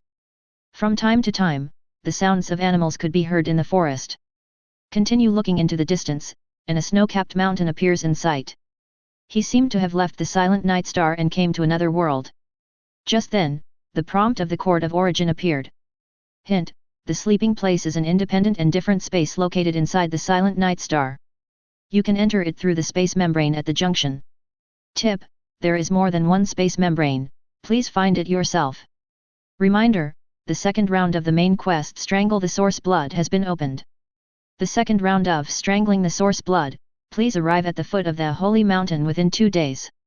After checking the prompts, Su Bai realized that the thin film he felt while falling should be the boundary between 2 different spaces. After passing through that thin film, he came to another space inside the Silent Night Star. Then, as the prompt sounded, a location coordinate appeared on the personal terminal in Su Bai's left hand. It is the coordinates of the Holy Mountain. Su Bai compared the positioning coordinates on his personal terminal with the surrounding environment. I discovered that the Holy Mountain was the snow-capped mountain in the distance. Su Bai roughly estimated the distance and the surrounding environment. If he ran at full speed, it might take less than half a day to reach the foot of the snow mountain. Unlike the quick bursts of maneuver in combat, long-distance running places more emphasis on endurance. With Su Bai's current physical condition, he can run at least 40 km per hour for long distances. Su Bai confirmed the coordinates of the Holy Mountain again and ran quickly towards it. 6 hours later. From the woods at the foot of the Holy Mountain, a figure rushed out. It's Su Bai. Leaving the forest, the Holy Mountain is not far from Su Bai. And in front of the forest, there is a huge stone tablet on the grass between the forest and the Holy Mountain. Su Bai walked forward and found that the stone tablet was engraved with characters and symbols that he did not recognize. Just then, the prompt of the Court of Origin appeared. Tip: unknown text detected. Do you need to enable the translation function of your personal terminal? Tip: this translation will cost 10 origin coins. Su Bai selects enable. The next moment, a red scanning beam was projected out from his personal terminal, which began to scan and translate the unknown text on the stone tablet. The scan was completed quickly, and the information recorded on the stone tablet appeared on Bai's personal terminal. Su Bai began to look through the translated text messages on his personal terminal. Chapter 24. Checking the translation results, Su Bai discovered that this was a message recorded in the ancient blood language. But on the planet of Silent Night today, there are no vampires who would use these ancient and obscure characters anymore. Therefore, when entering the Silent Night Star, the common language that Su Bai unlocked did not include this type of ancient vampire writing. This shows that the information recorded on this stone tablet should be the records left by the ancient vampires long ago. Su Bai continued to check the translated content and found that the stone tablet recorded in detail how the sleeping place, a different space inside the Silent Night Star, was created. The sleeping place was originally an uninhabited area in the Twilight Zone close to the Magma Sea on the front of the Silent Night Star. Compared to the middle of the Twilight Zone, although this uninhabited area does not have the terrifying heat that is fatal on the front of the planet, it is still extremely hot. No plants grow here, and it is extremely desolate. At the same time, due to its proximity to the edge of the Magma Sea, there are many large-scale, connected magma lakes on the underground surface of this uninhabited area. After the Great War 4,000 years ago, Blood Ancestor relied on its huge body that could withstand the high temperature of magma to sleep in an unknown magma lake in this uninhabited area, and gradually recovered from its injuries by absorbing the heat of the magma. However, the Blood Ancestor had only been asleep for a few years when a piece of third-level alien space debris from the star realm fell into the Silent Night Star. It just happened to fall in the uninhabited area of the Twilight Zone. This is a piece of space debris left after a high-level world collapsed and disintegrated. The mother world where it originally lived was at least 3 levels higher than the Silent Night Star. This caused the space debris to resist the space assimilation of Silent Night Star after it fell into it, and it was not assimilated into the Silent Night Star itself. Instead, it wrapped the uninhabited area where it crashed and entered the interior of the Silent Night Star together. In this process, the broken world inside the alien space fragments intersected and merged with the uninhabited area of the Twilight Zone, forming the current sleeping place. This also includes the underground magma lake where the Blood Ancestor is sleeping. Just like that, in the silent collision of the two spaces, the sleeping place of the Blood Ancestor sank and disappeared deep underground. At the same time, in order to avoid the disappearance of the Blood Ancestor causing great panic within the Blood clan, the 5 major families chose to block this news. Among the 5 major families at that time, the 5 surviving princes had the strongest sense of the blood of the Blood Ancestor because their own blood was closest to the source blood of the Blood Ancestor. So, they used fake death as an excuse to embark on a journey to find the Blood Ancestor. 200 years later, relying on the induction from their blood, they found a total of 5 locations of space passages that could lead to different dimensions, including the abandoned holy city of Cockstick. In this way, they used the name of fake death to completely disappear from the sight of the vampires and secretly guarded the locations of the 5 space channels. This also explains why Su Bai and the Duke met the crowned Prince Puklar, who died 1,000 years ago at the bottom of the central altar of the abandoned holy city of Calcutta. Not long after, Su Bai turned off the translation content on his personal terminal. The useful content on this stone tablet ends here, and the rest is all about the experiences of these princes in the process of searching for the blood ancestor. This stone tablet was most likely carved by a prince.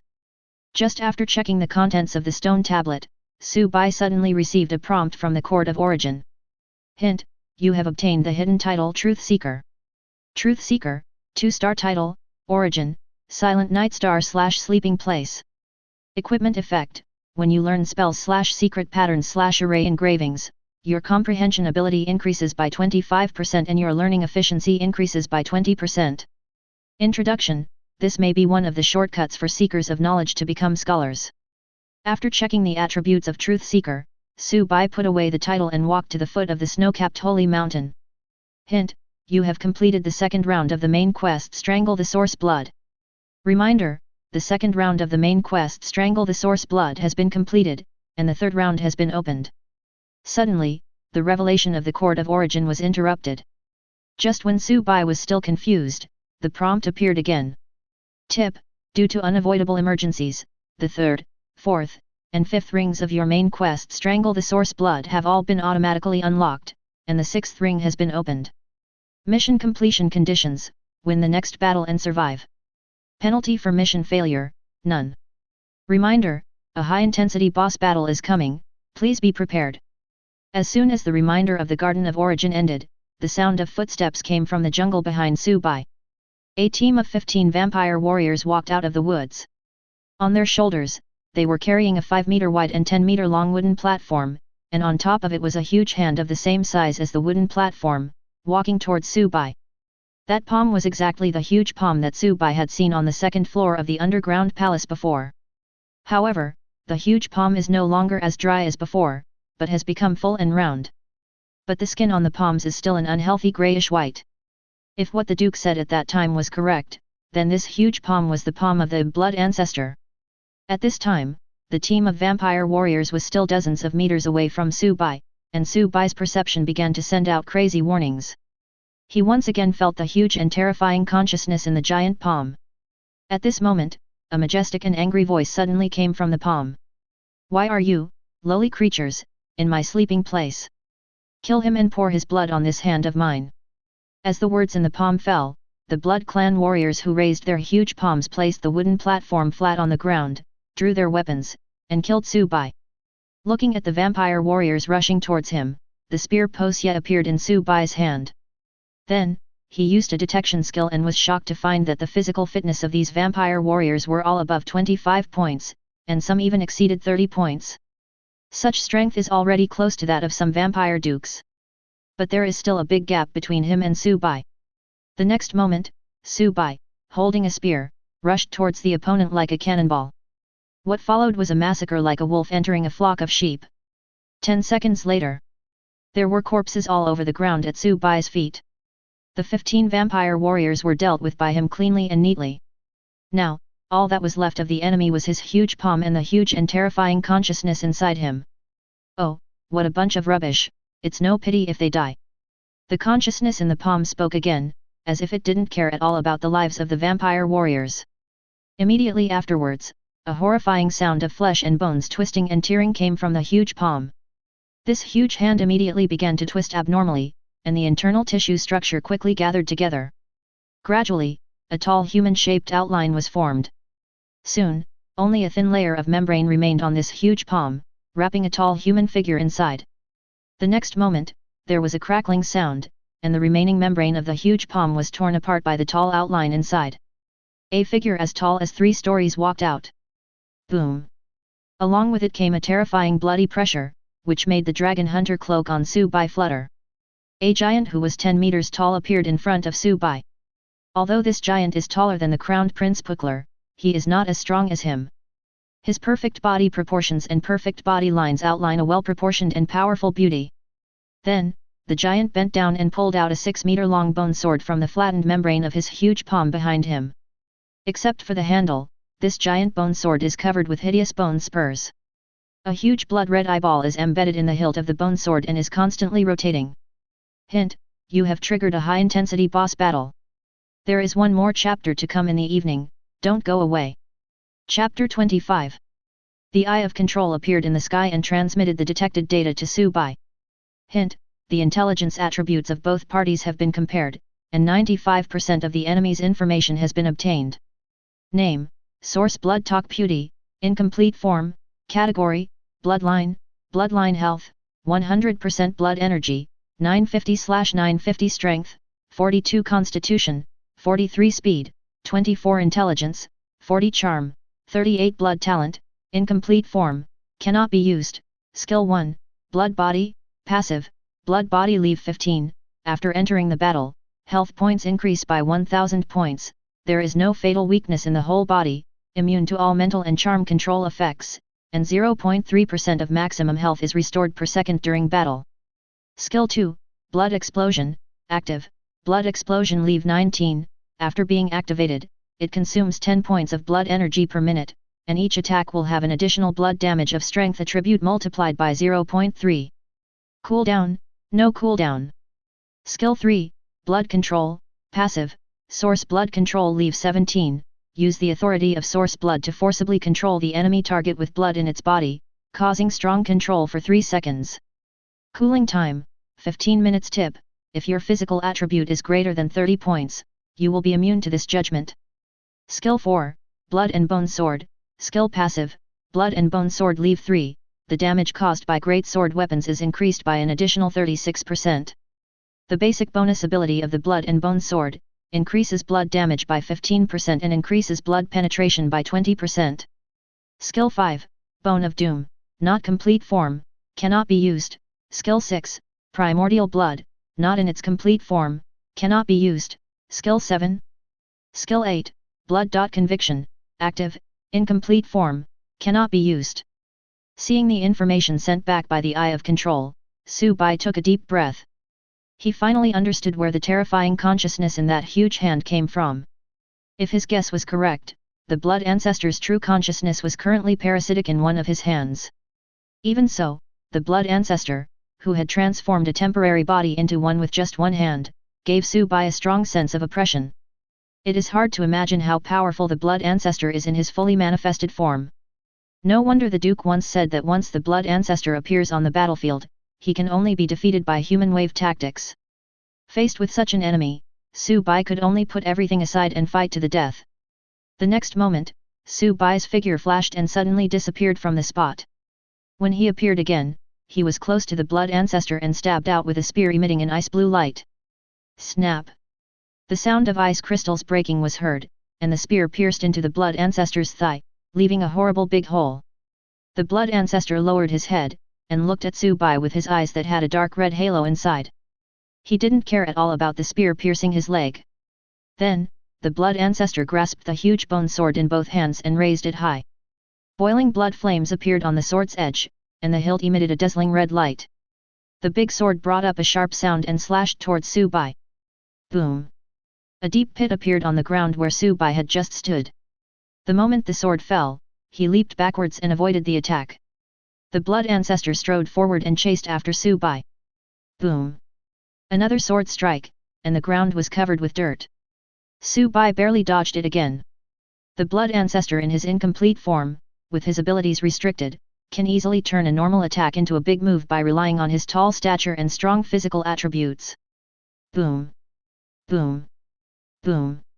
Several loud noises were heard in succession, and the Blood Ancestor chased Subai and slashed the ground frantically. Big pits appeared on the ground, and blood mixed with soil kept exploding on the ground. It blocked the surrounding scenery for a moment. Subai took advantage of the cover of the mud and a ball appeared in his hand. He turned around and slid under the crotch of the Blood Ancestor who was chasing him, and threw the activated ball upwards. It was a powerful one-shot explosive, the T3 compression bomb. How to use: it explodes 2.5 seconds after activation, causing 300 points of explosion damage and subsequent 170 points of burning damage to all targets within a radius of 15 m. After throwing it out, Subai immediately dodged 15 meters away. With his current explosive speed, the distance of 15 meters is just a moment. On the contrary, the Blood Ancestor's huge body became a fatal flaw that slowed down his speed. Bang! Just as he left the explosion range, a loud noise was heard behind Subai. The Blood Ancestor has been enveloped in a ball of flames. Roar! The next moment, an angry roar was heard, and the Blood Ancestor's tall body rushed out of the flames. There were flames burning in many parts of his body that were difficult to extinguish. That was the highly sticky and flammable substance added to the T3 bomb, which attached to the Blood Ancestor and continued to cause damage to him. I'll post a small chapter first, and a big chapter tomorrow. I can't write that much in one night. Chapter 26. The Blood Ancestor rushed towards Subai again, not caring at all about the flames burning on his body. The Blood Ancestor leaped forward and cracks appeared on the ground. I saw his huge body leaping nearly 50 meters into the air, holding up the huge bone sword in his hand and slashing down at Subai. Before the Blood Ancestor arrived, the terrifying wind pressure had already hit Subai. Subai's boots flashed silver, and he activated his active skill Super Speed, and dodged to the side in an instant. Super Speed, active increases movement speed by an additional 50% for 2 minutes. There is a 5-hour cooldown after use. The Blood Ancestor was also not vague. Seeing that Subai had left his attack range, he put away the huge bone sword in the air and dropped it heavily to the ground, splashing a cloud of mud. Afterwards, the Blood Ancestor, who had just landed, quickly took a step towards Subai and swung the giant bone sword in his hand. Call! The sound of wind blew, and the blood flame rising from the giant bone sword drew a smoke trail in the air that lasted for a long time. A huge blood-red sword energy chased Subai directly. Instantly, Subai's perception started to send out crazy warnings. He also felt the crisis coming from behind. Subai immediately leaned down. He just bent down and lowered his head when a blood-colored sword energy brushed past his scalp, flew into the woods not far away, and cut a tree in half. The next moment, Subai turned his body and ice crystals rose in his hands. The icy spikes instantly pierced through the Blood Ancestor's 2 huge feet. The Blood Ancestor looked down at the ice cone that pierced his foot, but didn't care. He exerted a little force with his foot and broke the ice cone that pierced his foot. But when he raised his head and wanted to continue chasing Subai, he found that Subai had disappeared from his sight. Immediately afterwards, Blood Ancestor felt a sharp pain coming from the left side of his abdomen. The Blood Ancestor looked down at his waist and saw a huge bloody hole appearing in his abdomen, through which he could vaguely see the wriggling organs inside. It was Subai who took advantage of the Blood Ancestor's distraction and launched a ruthless sneak attack. At this time, he had already circled to the right rear of the Blood Ancestor's body, aimed at the soft knee of the Blood Ancestor's right leg, and stabbed it with a gun. Puff!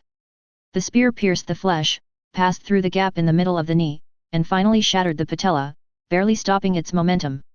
I saw a gun tip piercing out from the knee of the Blood Ancestor's right leg, bringing out a large piece of bone debris. The Blood Ancestor's right leg softened, and his tall body lost support, so he immediately half-knelt on the ground. Subai took advantage of the situation to pull out the spear to break the evil, stepped on the Blood Ancestor's right leg, exerted force with his feet, and floated into the air, already in the air at the same level as the Blood Ancestor's head. Then, the spear in Subai's hand glowed with an ice-blue light, and he aimed at one of the Blood Ancestor's eyes and stabbed it downwards. Before the tip of the gun came close to Blood Ancestor's face, it was grabbed by his right hand. In an instant, the ice crystals exploded in this big hand, blasting it into a bloody mess. But the Blood Ancestor did not let go. He turned the huge bone sword in his left hand, pointed the sword at Subai, and slashed it down with one blow. Subai immediately let go of the spear in his hand, took a deep breath, tightened his abdomen, raised his legs, kicked the spear, and kicked the spear forward. At the same time, he did a somersault in the air, avoiding the Blood Ancestor's giant sword with blood flames rising from it. He landed steadily and went around behind the Blood Ancestor again, trying to use his speed advantage to fight guerrilla warfare around the Blood Clan's huge body. Roar! The attack failed, and the Blood Ancestor let out a roar, threw the evil breaking sword aside, raised the huge bone sword in his left hand again, and slashed at Subai several times. Boom, boom, boom! Mud and blood were splattered on the ground. Subai barely dodged the swords that were slashing at him, and with a wave of his hand, the evil breaking sword that had just been thrown to the ground by the Blood Ancestor automatically returned to his hand. This is the advantage of a growth weapon. Once it is bound to yourself, you have absolute control over it. Then, Su Bai took advantage of the gap when Blood Ancestor swung his sword, stepped on the huge bone sword he had cut off, aimed at Blood Ancestor's left arm, and stabbed out with one blow. Gun's heart, breaking the momentum. In an instant, blood splattered everywhere.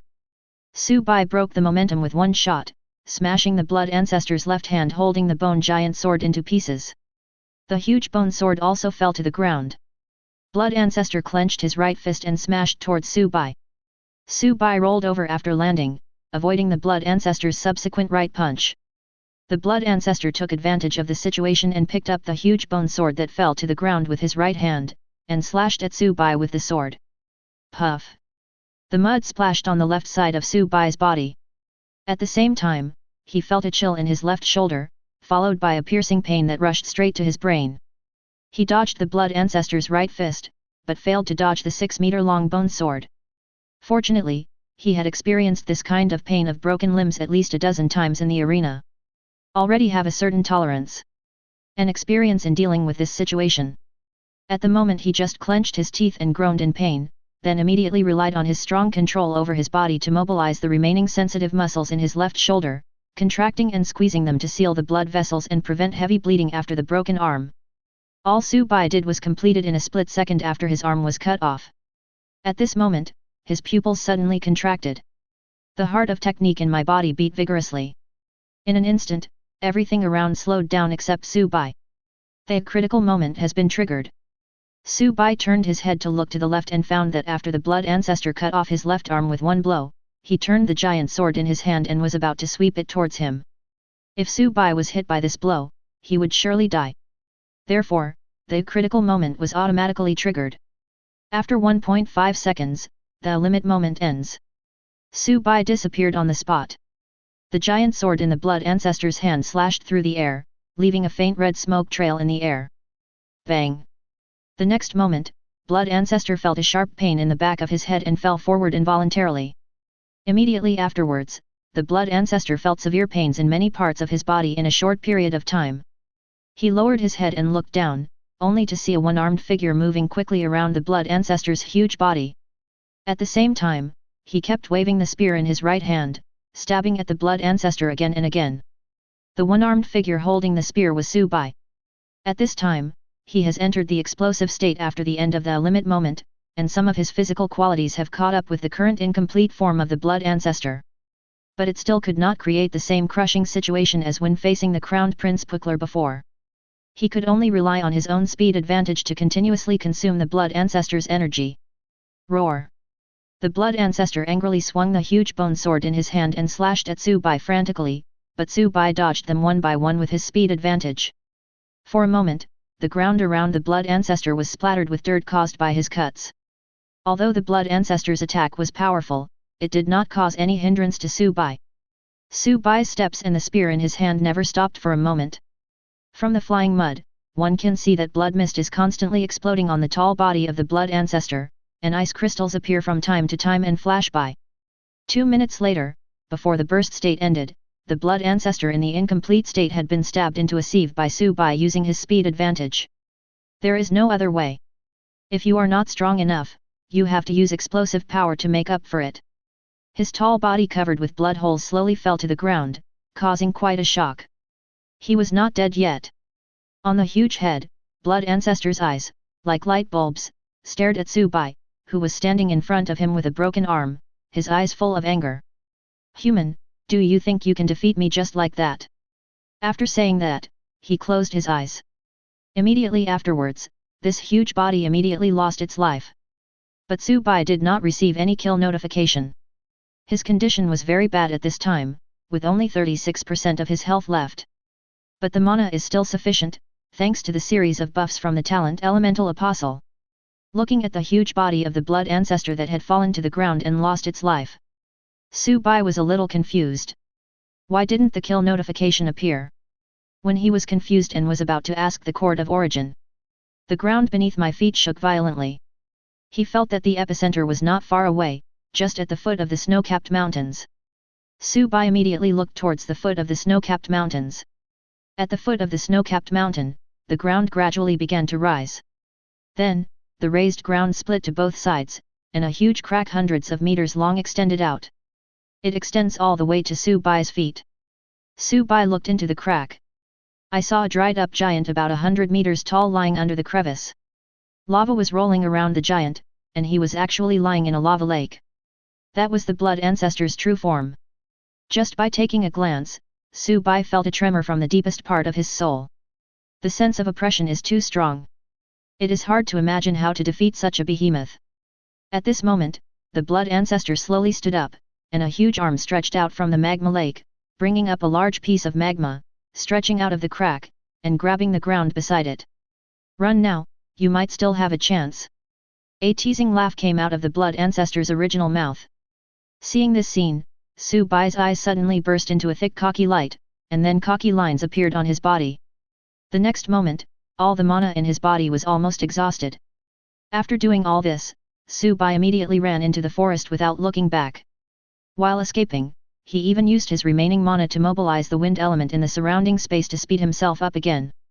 He didn't want to be the first person to be killed by his own skills. That's right, smash him to death. At this moment, although it was daytime, a star suddenly lit up in the sky. The star is still growing bigger and brighter. 5 seconds later, it could be seen from the ground that the star that suddenly appeared had turned into a huge regular hexahedron formed by the condensation of rock elements. The huge regular hexahedron, accompanied by the sound of whistling wind, fell towards the blood ancestor who was trying to get up in the lava lake. Blood ancestor also saw the situation in the sky. It immediately wanted to stand up from the lava lake and escape into the distance. But it was too late. The next moment, a loud noise was heard that echoed through the sky. A blinding white light burst out, and a powerful shock wave instantly swept across the surrounding ground. A huge round ball of light began to spread from the impact point to the surrounding area. No grass grows wherever he passes. Not long after, the ball of light dissipated. A mushroom cloud rose slowly. A crater with a radius of 500 meters appeared on the ground. The blood ancestor and the lava lake where he was located had long disappeared. Hint: you have killed the source blood ancestor Tok Puti. Reminder: you have obtained the qualification to return. If you do not take the initiative to return, you will be forced to teleport out of this world within 2 hours. Reminder: the reward for this mission will be settled after you return. Su Bai, who was 1 kilometer away, breathed a sigh of relief after receiving the reminder. Sure enough, in the face of absolute numerical strength, everything is equal, even the blood ancestor's body that is 100 meters tall. Not long after, Su Bai, with his arm broken, arrived at the edge of the crater. As he approached the crater, a strong and pungent smell entered Su Bai's nasal cavity, causing him to cough. Su Bai put on the gas mask with one hand and took 2 steps forward. A terrifying heat wave hit him in the face. At this time, the crater was emitting terrifyingly high temperatures and the surrounding air was filled with toxic gases. Wearing a gas mask, Su Bai walked into the crater that was emitting high temperature. 15 minutes. In a crater, he found a treasure chest. Hint: you have obtained the silver-level treasure chest, Source Blood. As for Su Bai's left arm, which was broken in the battle, it was destroyed by the explosion and high temperature caused by the impact of falling star's fury. Not long after, Su Bai, with his arm broken, returned to the court of origin. There are 2 more murals that are foreshadowings. I didn't forget them. Don't worry. As a green light flashed before my eyes, the surrounding scene began to distort and blur. Then, bizarre images flashed before Su Bai's eyes one by one. When the scenery before his eyes returned to normal, he was already in his own personal room in the courtyard of origin. Reminder: your body has been detected to be severely damaged, and the repair permission has been activated for you. Tip: since this is your first time using the recovery permission, this recovery is free. After the prompt, Su Bai felt a green light with a strong breath of life appear out of nowhere and wrap himself up. Immediately afterwards, he began to feel numbness and itching at the end of his left arm. The new arm was generated rapidly in a short period of time at a speed visible to the naked eye. At the same time, some minor injuries inside his body were also repaired. After 15 minutes, the green light disappeared. Su Bai felt extremely relaxed and comfortable all over. Then look to the left side of your body. The left arm that was cut off by the blood ancestor in the battle has now grown back. Su Bai clenched his left hand, feeling the new arm. Well, no difference from the original. Then, the prompt of the Court of Origin appeared again. Reminder, you have returned to the Court of Origin. The mission rewards are being calculated. Please wait. Reminder, the mission reward has been settled. Rating of this trial, 9.24 overall rating, S-tip, the difficulty of this mission has increased significantly. An additional score has been added. The current comprehensive rating is S+.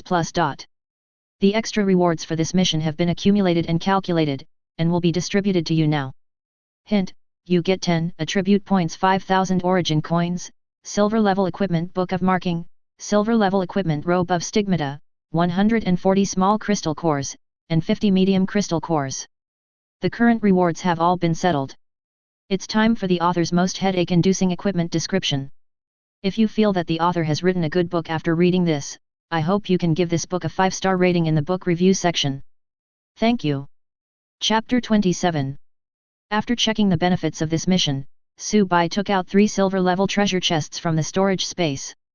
That's right, 3 of them. Due to the existence of the reputation store, Su Bai did not obtain many treasure chests in this trial on the Silent Night Star. Treasure chests will only drop when you kill vampires with titles. As for ordinary vampires, they will not drop at all. As a result, in this trial, Su Bai only obtained 3 treasure chests in total. They are the silver-level treasure chest dropped by Marquis Galus Cecil, the silver-level treasure chest, Pure Blood, dropped by Crowned Prince Puckler, and the silver-level treasure chest, Source Blood, dropped by Blood Ancestor Tok Puti. Su Bai sat cross-legged on the sofa. First opened the silver treasure chest, Source Blood, the next moment, a puff of blood smoke drifted by, and Su Bai felt his heart tighten, as if being held by a big hand. Tip, it has been detected that the walker is affected by an unknown force, and the absolute purification status has been applied to you. Reminder, according to Article 4528 of the Basic Regulations of the Court of Origin, the cost of applying the absolute purification state this time will be borne by the Court of Origin. The prompt sound of the Court of Origin fell. A holy light flashed across Su Bai's body. Su Bai's body returned to normal. The discomfort in the heart disappeared. Could it be that I opened the treasure chest and got a negative curse? Su Bai was a little confused. With his own lucky attribute of 11 points, this situation is impossible to happen. It was the first time he encountered such a situation, and a negative curse effect appeared when he opened the treasure chest. I calmed down a little. Su Bai placed the remaining 2 silver-level treasure chests in front of him. I was a little nervous, but I opened it anyway. The next moment, both treasure chests emitted a dazzling flash of light. All flashed. Hint, you have obtained the silver-level skill scroll Wind Slash. Hint, you have obtained the silver-level skill scroll Pale True Flame. Type, skill scroll. Quality, silver. Effect, after use, you can learn Wind Slash Leave 1. Wind Slash Leave 1, no chanting required, consumes 16 mana points to generate 3 wind blades. Each wind blade causes wind element damage to the enemy equal to the current intelligence attribute times 0.3 plus current speed attribute times 0.2. When the wind blade approaches the enemy within a certain range, 120 meters, it will automatically track the currently locked local target. Maximum attack radius of wind blade, 300 meters. Wind blade flight speed, 1030 meters per second. Cooldown time, 1.2 seconds. Description, face the wind. Type, skill scroll. Quality, silver. Effect, after use, you can learn Pale True Flame Leave 1. Pale True Flame Leave 1, chant for 5 seconds, consumes 130 mana points. A pale true flame made of dark and fire elements will ignite in the space within a 20-meter radius. Every second, it deals dark elemental damage equal to 5% of the enemy's current maximum health and fire elemental damage equal to 0.5 of its own physical attribute and blue flame erosion damage equal to 0.7 of its own intelligence attribute.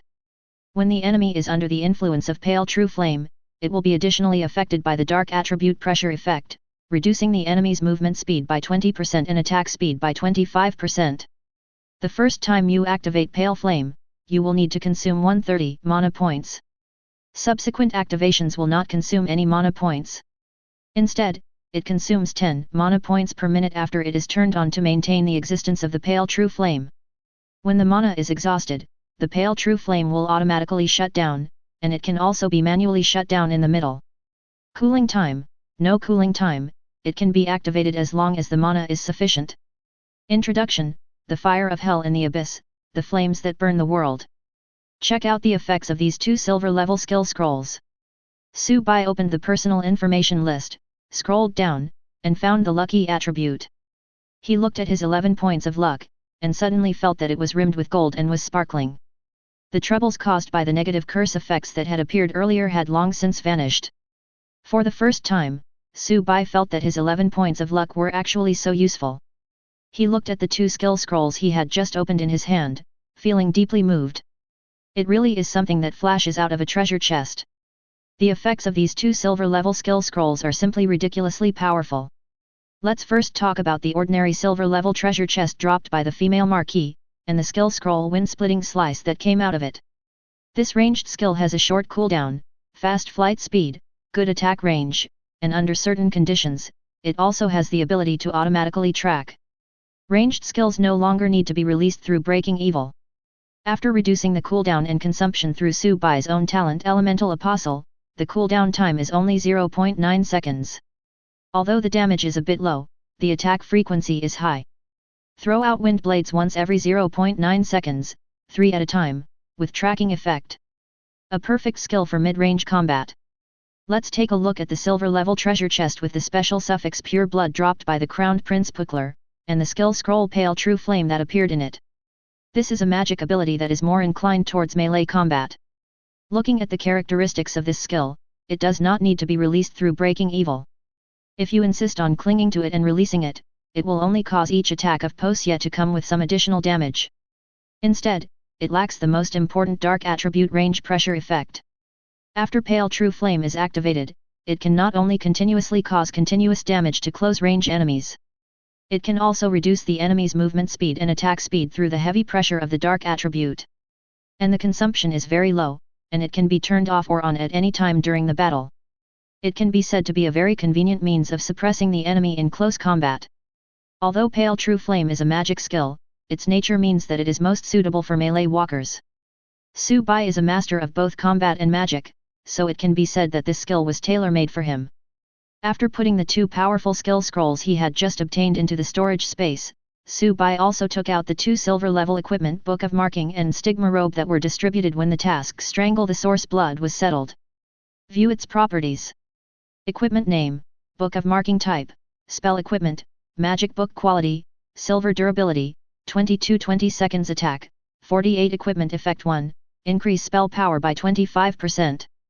Equipment effect 2, increases mana recovery by an additional 10 points per minute, which can be stacked with all buff effects. Equipment skill 1, Record, passive, Record, the Book of Marking will automatically record the magic skills in your skill list. Each time you record a magic skill, the damage caused by all your spell attacks will be increased by an additional 4%, up to a maximum of 20%. Equipment skill 2, Marking, passive, Mark, you can select a skill in your skill list, consume the mana required to release it, generate a skill mark, and mark it in the Book of Marks. After the engraving is completed, the skill will enter cooldown normally. When the skill is engraved in the Book of Seals, you can choose to release the skill normally the next time, or you can choose to consume a skill seal in the Book of Seals and release the skill through the Book of Seals. When using the Book of Marking, this skill will not enter cooldown. The Book of Markings can store up to 3 skill markings, and each time a skill is released through the Book of Markings by consuming a skill mark, the durability of the Book of Markings will be consumed additionally based on the strength of the current skill. The durability of the Book of Seals will slowly recover over time. Introduction, are you still worried about the long skill cooldown? You deserve the Book of Marking. Equipment name, Stigmata Robe type, Spell equipment, Robe quality, Silver durability, 59 defense, 32 equipment effect 1, increases spell power by an additional 15%. Equipment effect 2, additional 20% mana increase. Equipment skill, Stigmata, when you equip the Stigmata Robe, the stigmata on the robe will add an additional mana slot to your personal panel that can store 25% of the current maximum mana. The mana in the mana tank can be used and restored normally. Introduction, owning a robe with holy marks painted on it is the first step for many mages to become a wizard. Chapter 28. It is now possible to correct the typos, and it has been released from the review status. Dividing line, the following is the main text. Su-bai checked the skills and attributes of the two pieces of equipment, Book of Marking and Robe of Stigmata. He believes that these two pieces of equipment, as rewards for completing the high difficulty main quest Strangling the Source Blood, are very suitable for him. There is no need to go to the trading street and spend time and effort to sell your equipment for origin coins and then buy new equipment. Save a lot of time. In fact, the value of a printed book alone has already exceeded Su-bai's expectations. He has already figured out how to use the Book of Markings to generate skill markings, of course, use it to create the Wrath of Falling Stars mark. However, he had just used Wrath of Falling Star before. Currently, Fury of Falling Stars is still on cooldown and cannot be engraved for the time being. Su-bai. The robe of the stigmata is a white satin robe with a hood, decorated with golden patterns embroidered on it. The robe feels quite heavy and has a soft texture. Su-bai put on the robe. The white robe covered his entire body and went all the way to his ankles, leaving only the leather boots on his feet exposed. Su-bai put on the white hood behind his robe again. At this moment, except for his feet, his entire body was hidden in the white robe, covered tightly. In the blink of an eye, Su-bai changed his image, and his whole body was shrouded in a wizard's robe. He changed from a strong and muscular man to a weak and cold wizard who kept strangers away. Then, Su-bai picked up the book of engraving covered with birch bark and put it in his hand. All of a sudden, Su-bai's entire temperament changed drastically. Then Su-bai restrained his breath and completely concealed his sharp spear intent in his robe. At this time, to outsiders, he was a completely weak wizard.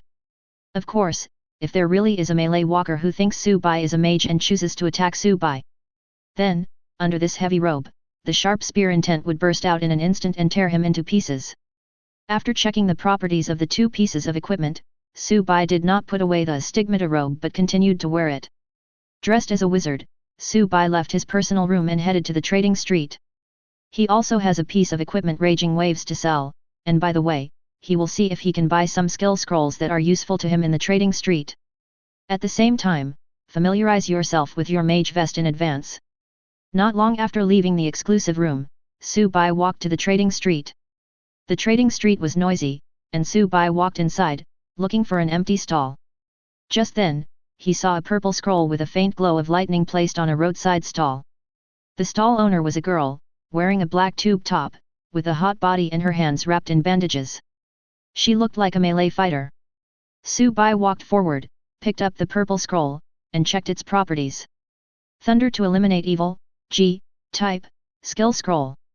Quality, silver effect, after using, you can learn Thunder to eliminate evil level 1 Thunder and evil leave 1, chant for 10 seconds, consume 600 mana points, summon 4 thunder swords condensed by thunder elements within a radius of 150 meters, and cut down the locked enemies. Each Thunder Greatsword deals Thunder elemental damage equal to the current intelligence attribute x 2.7 plus strength attribute x2. Cooling time, 15 minutes. Introduction: the power of Thunder can punish sins and eliminate evil, destroy evil, and exterminate demons. Just as Su-bai took this purple skill scroll in his hand and checked its attributes, the voice of the girl who owns the stall suddenly rang in my ear. Hello? Do you want to buy it? Since you're a mage, I won't ask for much. 5,000 origin coins. If you don't want to buy, leave now and don't delay me from selling things. The other party was obviously getting a little impatient. Su-bai put down the skill scroll in his hand and said to the girl, "Isn't 5,000 a bit too expensive?" This was already the reward for him completing the difficult task Strangling the Source Blood. Snort. The girl snorted coldly, looking up and down at Su-bai's mage robe, and said impatiently, "If you think it's too expensive, go away. If you don't buy it, there are others who want to buy it." Looking at the girl's appearance, Su-bai finally understood that the other party was trying to rip him off. At that moment, Su-bai did not respond, but took out the boxing gloves Raging Waves from the storage space and handed them to the girl. "I'll trade this with you." The girl took the Raging Wave and checked the properties of this equipment. After a moment, she said, "Make a deal." Afterwards, the girl put away her boxing gloves Raging Waves, picked up the Thunder and Evil skill scroll that Su-bai had just put down from her stall, and handed it to him. Su-bai took the skill scroll and stored it in the storage space. Continue walking towards the interior of the trading street. Now there is no need to sell equipment anymore, you can just barter.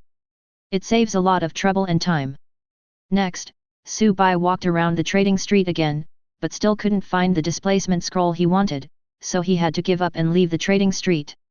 After leaving the trading street, Su Bai went straight to the skill upgrade hall, including the supplies that were not used up after the last trial, plus some resources obtained after the completion of this trial mission. Now, Su Bai has a total of 16,820 origin coins, 305 small crystal cores, and 146 medium crystal cores. It was enough for Su Bai to learn the 3 newly acquired skill scrolls and cultivate them. Chapter 29.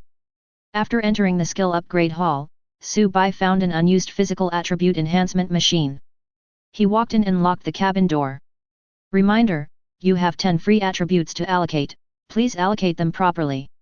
Check out the tips. Su Bai thought for a moment.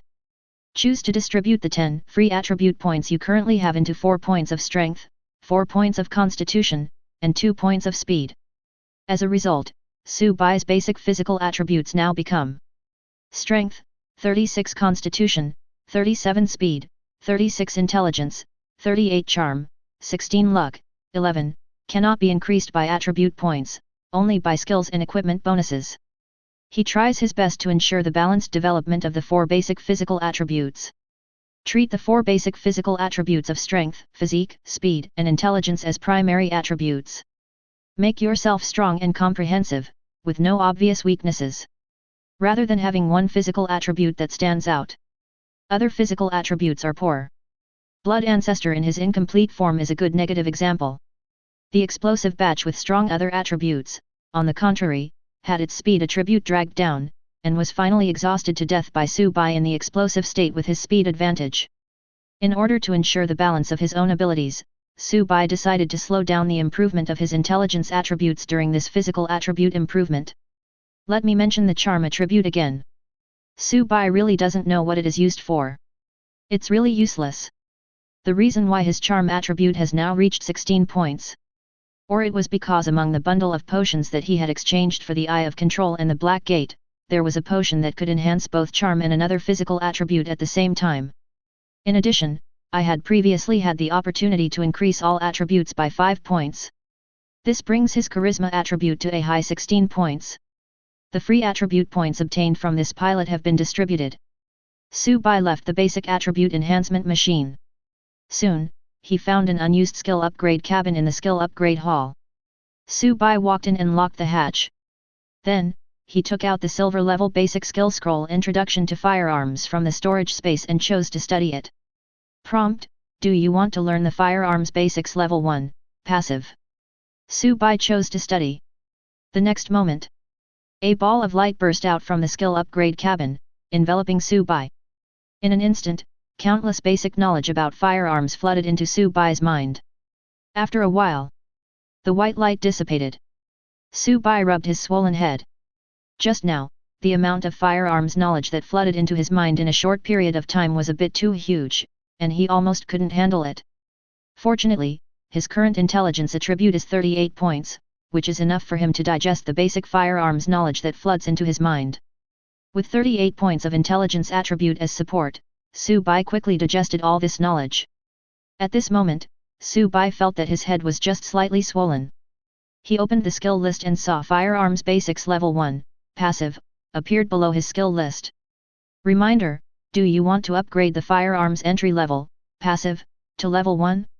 Each level consumes 10 origin coins. Su Bai directly chose to upgrade to the maximum level. Then, the prompt of the Court of Origin appeared again. Hint: the Firearms Beginner, Passive, has reached level 10, maximum level. Do you want to spend 100 coins to upgrade it to Firearms Master Level 1, Passive? Su Bai chooses OK. The next moment, his head felt like it was hit by a heavy hammer, his vision went dark, and he fainted. Fortunately, there was a fixing device in the skill upgrade cabin, so Su Bai did not collapse to the ground. After a while, Su Bai opened his eyes and felt a sharp pain in his head, as if it was almost splitting apart. Just now, Su Bai's brain was filled with countless information about the use and control of firearms, muscle memory of various shooting methods, and combat experience with various firearms. Even though he now had an intelligence attribute of 38 points, he could not hold on for a moment in front of this enormous amount of knowledge and fainted.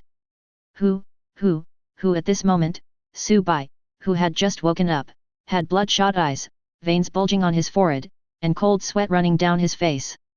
He covered his painful forehead with his right hand, and tightly grasped the wall of the skill upgrade cabin with his left hand, with veins bulging on his arm.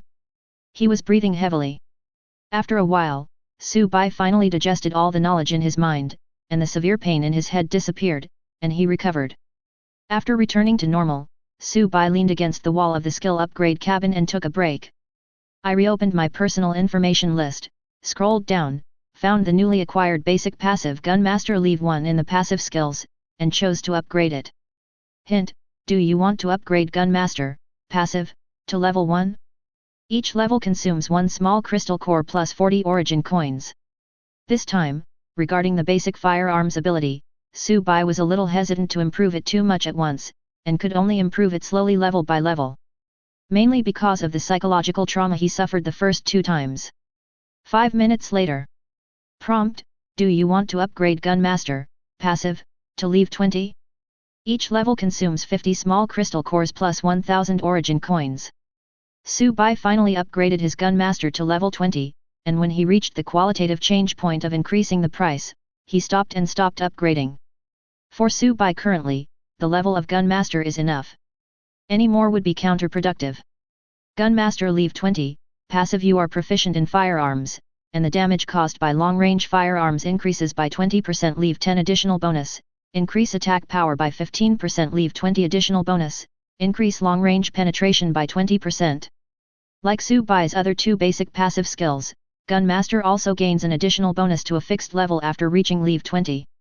After acquiring the basic passive skills of firearms, his next step was to go to the training room to familiarize himself with the sniper rifle Blue Sky Wings and the pistol Dragon Bone Revolver.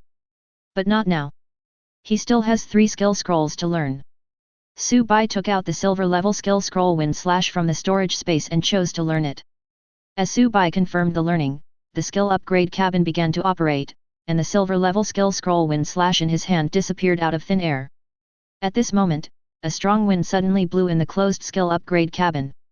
The strong wind only lasted for a moment before it quickly stopped. A stream of green light appeared out of nowhere and sank into Su Bai's body. Then, Su Bai's right index finger involuntarily drew a circle in the air. Then, after his fingers passed, the wind elements in the surrounding space followed the traces of his fingers' movement, condensed together, and formed a small wind blade. Looking at the small wind blade he had casually drawn, Su Bai was a little surprised, then he waved his hand to disperse it. He has already mastered the wind element skill Wind Slash. Wind Slash Leave 1, no chanting required, consumes 16 mana points to generate 3 wind blades. Each wind blade causes wind element damage to the enemy equal to the current intelligence attribute times 0.3 plus current speed attribute times 0.2. Cooldown time, 1.2 seconds. Chapter 30. Next, Su Bai opened his personal information list, found Wind Slash Leave 1 in the active skills, and chose to upgrade. Hint: do you want to upgrade the Wind Slashing level 1? Each level consumes 1 small crystal core plus 20 origin coins. Su Bai consumed 10 small crystal cores plus 200 origin coins to upgrade Wind Rift Slash to Leave 10. A prompt appears. Hint: do you want to upgrade Wind Slash to level 10? Each level consumes 5 small crystal cores plus 100 origin coins. Su Bai chose to upgrade again. Soon, the upgrade was completed. Wind Slash Leave 20, no chanting required, consumes 16 mana points to generate 3 wind blades. Each wind blade causes wind elemental damage to the enemy equal to the current intelligence attribute times 0.7 plus current speed attribute times 0.6. Cooldown time, 1.2 seconds. The upgrade of Wind Slash has been completed, but it does not appear in the skill upgrade option that pops up at level 20. Su Bai speculated that this might be because the upper limit of the silver level Wind Slash is higher than that of the bronze level Frost Trap. Therefore, the upgrade option of Wind Slash may only appear when the skill level is upgraded to a higher level later. After raising Wind Slash to level 20, Su Bai took out the silver level skill scroll Thunder to cut off evil and chose to use it to learn. The next moment, the silver level skill scroll Thunder to eliminate evil disappeared into thin air. Sizzle sizzle, in an instant, purple lightning appeared in Su Bai's pupils.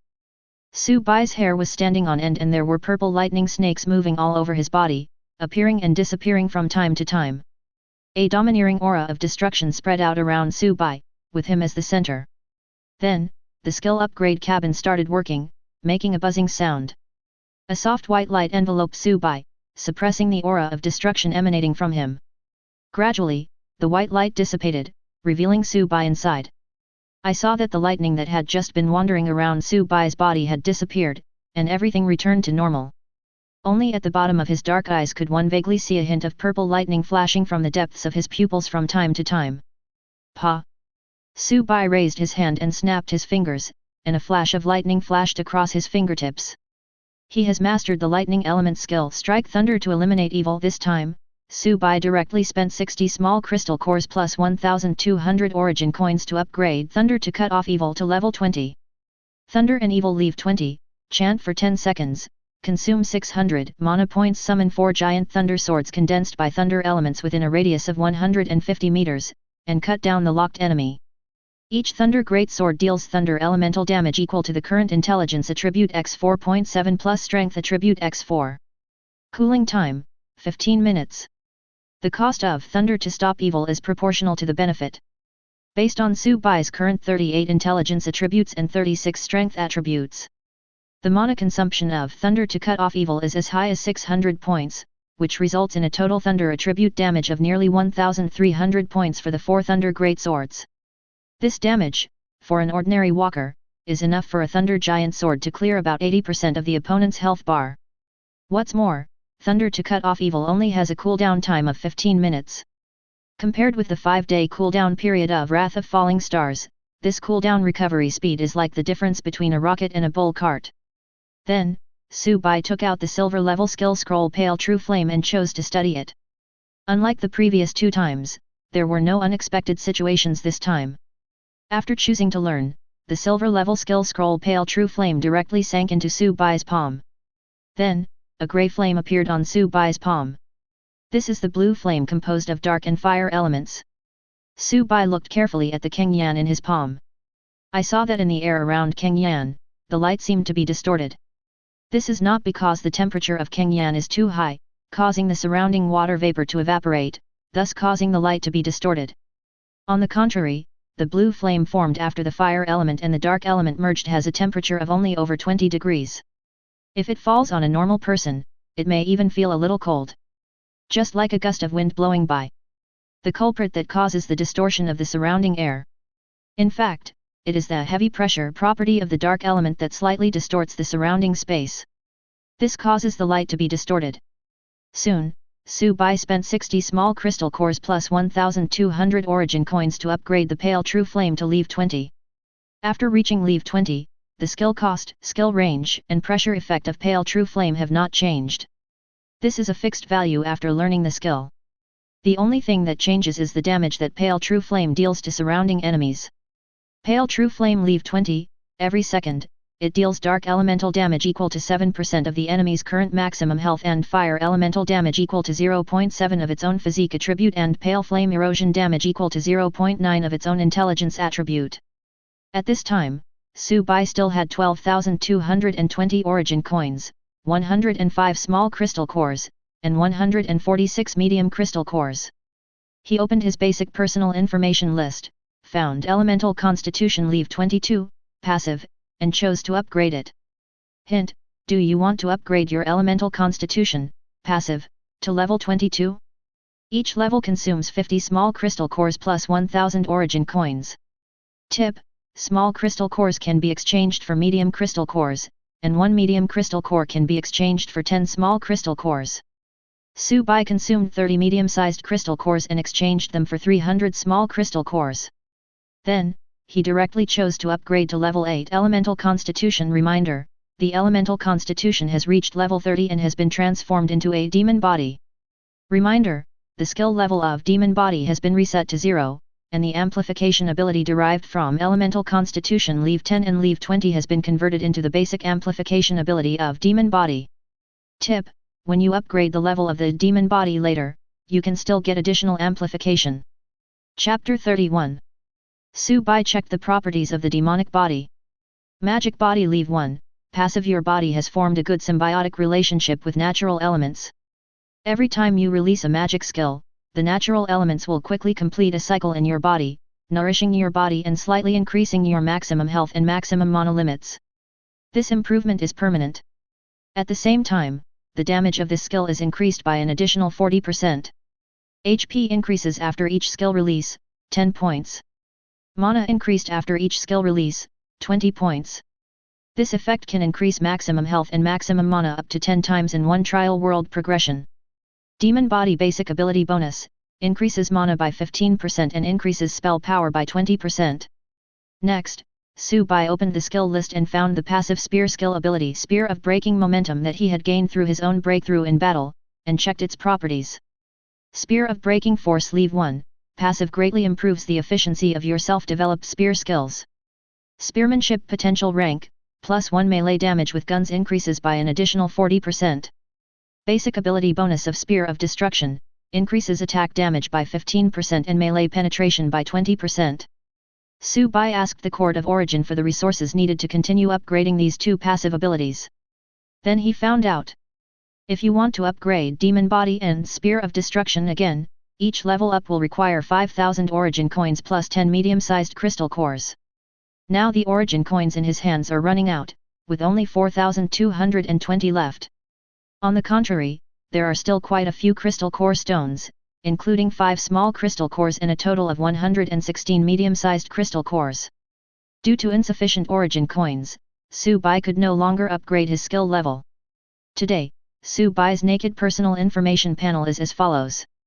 Walker, Level 1, No 762744 Name, Su-Bai Level, Leave 12 Race, Human Talent, Elemental Apostle Occupation, Magic Knight, Mount Not Awakened, Health, 100% Mana, 1227/1227 Mana Recovery Rate, 20/Minute Strength, 36 Constitution, 37 Speed, 36 Intelligence, 38 Charm, 16 Luck, 11, cannot be increased by attribute points, only by skills and equipment bonuses.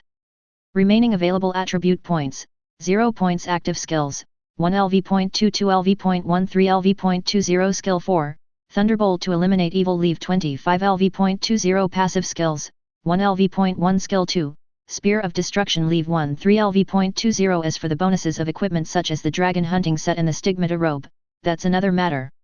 Honestly, if I were to write about the effects of these skills again, I would find them too watered down. It's better to keep it like this, concise and clear. Soon, Su-Bai left the skill upgrade hall and headed to the fighting training hall. After obtaining the basic passive skill Gun Master, Su-Bai wanted to know what level his shooting skills were at now. Soon, Su-Bai entered the fighting training hall, followed the instructions on the personal terminal on his left hand, walked through 2 corridors, and came to the entrance of the shooting range in the fighting training hall. The entrance to the shooting range is a 9-meter high, 5-meter wide, silver-white door that is full of a sense of technology. This high-tech door seems somewhat out of place in the fighting training hall, which is designed in the style of an ancient Roman duel arena. Su-Bai walked to the gate and pushed the closed door, but found that it did not move at all. Just as he was wondering how to get in, a prompt appeared on the personal terminal in his hand. Tip: Welcome to the gun training range. Please place your hand on the gate for 5 seconds. You will be transferred to your exclusive personal shooting range later. Tip: The shooting range fee is 200 Origin coins per hour. When you are in the shooting range, the Court of Origin will temporarily grant the Unlimited Bullets feature to all your firearms. This feature disappears after you leave the firearm training range. Su-Bai checked the prompts and placed his hand on the gate of the gun training ground. 5 seconds later. Prompt: Do you want to spend 200 Origin coins to enter the personal shooting range? Su-Bai chooses to confirm. Then, Su-Bai suddenly felt the scene in front of his eyes flash, and the scenery around him changed. Now, Su-Bai is in a shooting range where he is the only one there. Su-Bai looked around, only to find that the shooting range seemed to have no end, both in length and width. The entire shooting range, like a piece of spread-out cloth, stretches infinitely into the distance. Reminder: Welcome to the Alien Dimension Shooting Range No 9375. Current shooting range remaining time, 59 minutes. This hint from the Court of Origin solved a doubt in Su-Bai's mind. Just now, Su-Bai was still wondering why he needed to teleport to use the shooting range. And now, he finally understood. This shooting range is not even inside the court of origin. But it is in an unknown alien space. No, it should be that this entire alien space has been transformed into a shooting range by the Garden of Origin. Otherwise, how could a natural alien space be the same as a shooting range? In the Garden of Origin, there are a large number of long-range walkers. This is enough to show that there must be more than one such shooting range. Thinking of this, the image of the Garden of Origin became even more mysterious and powerful in Su Bai's mind. These 200 origin coins per hour are really worth it. A moment of emotion. Su Bai took out the dragon bone revolver. The moment Su Bai held the dragon skin handle of the dragon bone revolver, he suddenly felt that he was extremely familiar with the dragon bone revolver, as if he had used it thousands of times. The next moment, Su Bai raised his right hand holding the gun, aimed at a human-shaped target 50 meters away, slightly adjusted his arm muscles, and pulled the trigger. Bang! Bang! Bang! Bang! Bang! Bang! Bang! After 6 gunshots, a bullet hole appeared on the head of the human-shaped target. It wasn't that Su Bai missed the target, but when the first bullet pierced the head of the human-shaped target, the next 5 bullets all passed through the same bullet hole. This caused this phenomenon.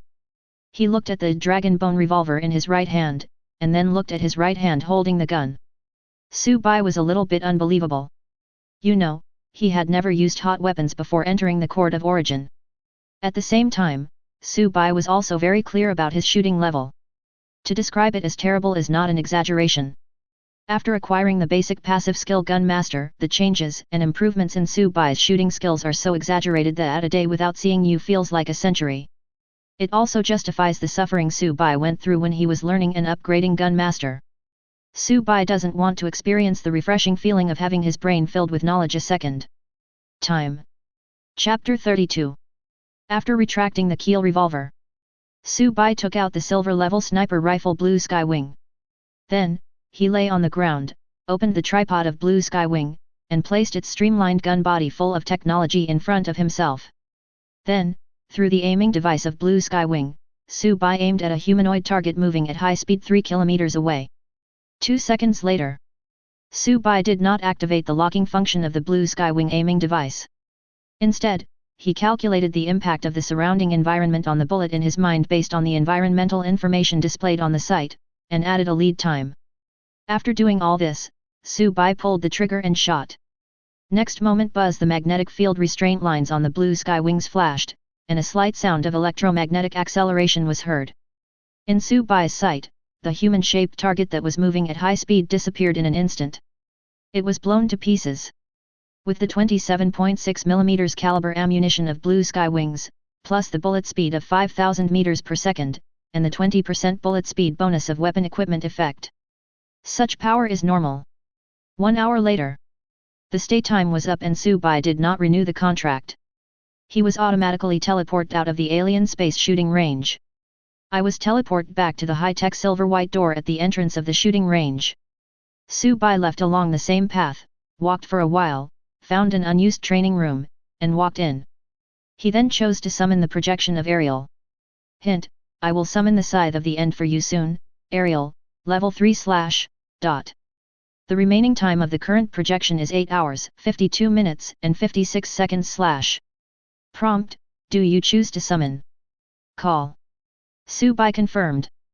The next moment, Su Bai saw Ariel, wearing a pink bunny head pajamas, appear in front of him. Sleepy eyes. There seems to be some eye mucus stuck next to the eyes. It's you. Alia raised his hand and rubbed his eyes, and saw Su Bai in front of him. I'm sleeping. I don't have time today. After saying this, Alia actually cancelled the summons himself and disappeared into thin air. Only Su Bai was left standing there in a daze. This. For a moment, Su Bai even doubted whether he had seen it wrong. Can we still play like this? There was no other way. Since Ariel couldn't come, Su Bai could only try to randomly summon a projection of a strong man. Reminder, I will summon the Lord of the Sheen Icefield, Zital, level 3, for you. Su Bai chose to summon. Then, tiny particles of light emerged in the training room and gathered together to form a man wearing bare skin, heavy armor, and holding a heavy warhammer. Let's get started. After the heavily armored man appeared, he didn't say much. He raised the hammer in his hand and rushed towards Su Bai. His outfit looks bulky, but he actually runs very fast. In less than half a breath, he arrived in front of Su Bai, raised the hammer in his hand, and smashed it down on Su Bai's head with a whistling sound. The man was too fast, Su Bai had no time to react, so he had to hold the poxy horizontally in front of him, trying to block the man's hammer. Boom! After a loud bang, a wave of air exploded around the two people. Su Bai took the blow from the heavily armored man. At the same time, he was forced to kneel on one knee by the opponent's powerful force. Puff! The next moment, Su Bai opened his mouth and spat out a mouthful of blood. Then, his body gradually went limp and he fell to the ground, without a breath. Su Bai was killed instantly. The force contained in the heavy armor man's attack was extremely penetrating. Even if Su Bai relied on the evil breaking skill to withstand his attack. However, the powerful force attached to the hammer of the heavily armored man was transmitted along the path of Posye to Su Bai's arm, entered his body, and rampaged through him. At the moment of the fight, Su Bai's internal organs were turned into a paste by the heavily armored man's extremely penetrating force. Being able to create such an effect is not just about how strong the strength attribute is or how precise the control of strength is. The hammer strike from the heavily armored man was more like a self-created technique similar to Gun's heart, breaking the momentum. This resulted in Su Bai being unable to judge, based solely on the hammer thrown by the opponent, that the hammer carried a powerful force that was enough to kill him instantly. After taking this hammer, Su Bai didn't even have time to trigger the critical moment. He was killed instantly with one strike. 2 seconds later, Su Bai's body disappeared from the ground, and he reappeared 2 meters away from the body. After being killed instantly, Su Bai looked at the heavily armored man in front of him, his heart filled with fear. The opponent may not be as good as all air. But compared to himself, in terms of understanding of techniques, he and the heavily armored man opposite are not at the same level at all. Boy, you look so strong, but how come you are not as good as those old women who cook in our tribe in a real fight? The heavily armored man opposite Su Bai, the lord of the Sheen Icefield, Zitpal, spoke. At this time, he had put the war hammer behind his back and glanced at Su Bai. Come on, it's your turn. Then he waved to Su Bai, indicating that it was Su Bai's turn to attack. The two were not fighting to the death. Hitter was just a projection of a strong man summoned by the court of origin to assist Su Bai in practicing spearmanship. At that moment, Su Bai was also not vague. He gathered all the spear intent in his body, and with the spear light of Poxy in his hand, he stabbed forward with a breaking force. Gun's heart, breaking the momentum. In an instant, Poxy turned into a residual shadow, passing through the surrounding air, and the tip of the gun instantly reached in front of Hitter. Stab him straight in the face. Bang! The next moment, the sharp force of the spear dissipated, and the evil breaking sword in Su Bai's hand stopped, unable to move forward even half an inch. Crunch crunch, the tip of Poxy's gun stopped 10 centimeters in front of Hitter's face. Hitter held it in his hand, and it collided with his hard gauntlet, making a creaking sound. Not bad. Being able to develop your first technique to this extent shows that you have great potential in techniques. Hitter loosened the tip of the evil breaking spear in his hand and continued, although your attack has unstoppable momentum, it lacks stamina. The follow-up power is insufficient and can only burst out for a moment. Moreover, with your current physical condition, this move will be too taxing on your body. It simply can't be used to its full potential. Perhaps you can try to concentrate your strength only on the weapon, and use the weapon itself to transfer the burden of this attack to yourself. This should be a good method. You can try it. Okay. Chapter 33. 3 hours later. In the training room. Hitter's projection had long since disappeared. Only Su Bai was left in the training room.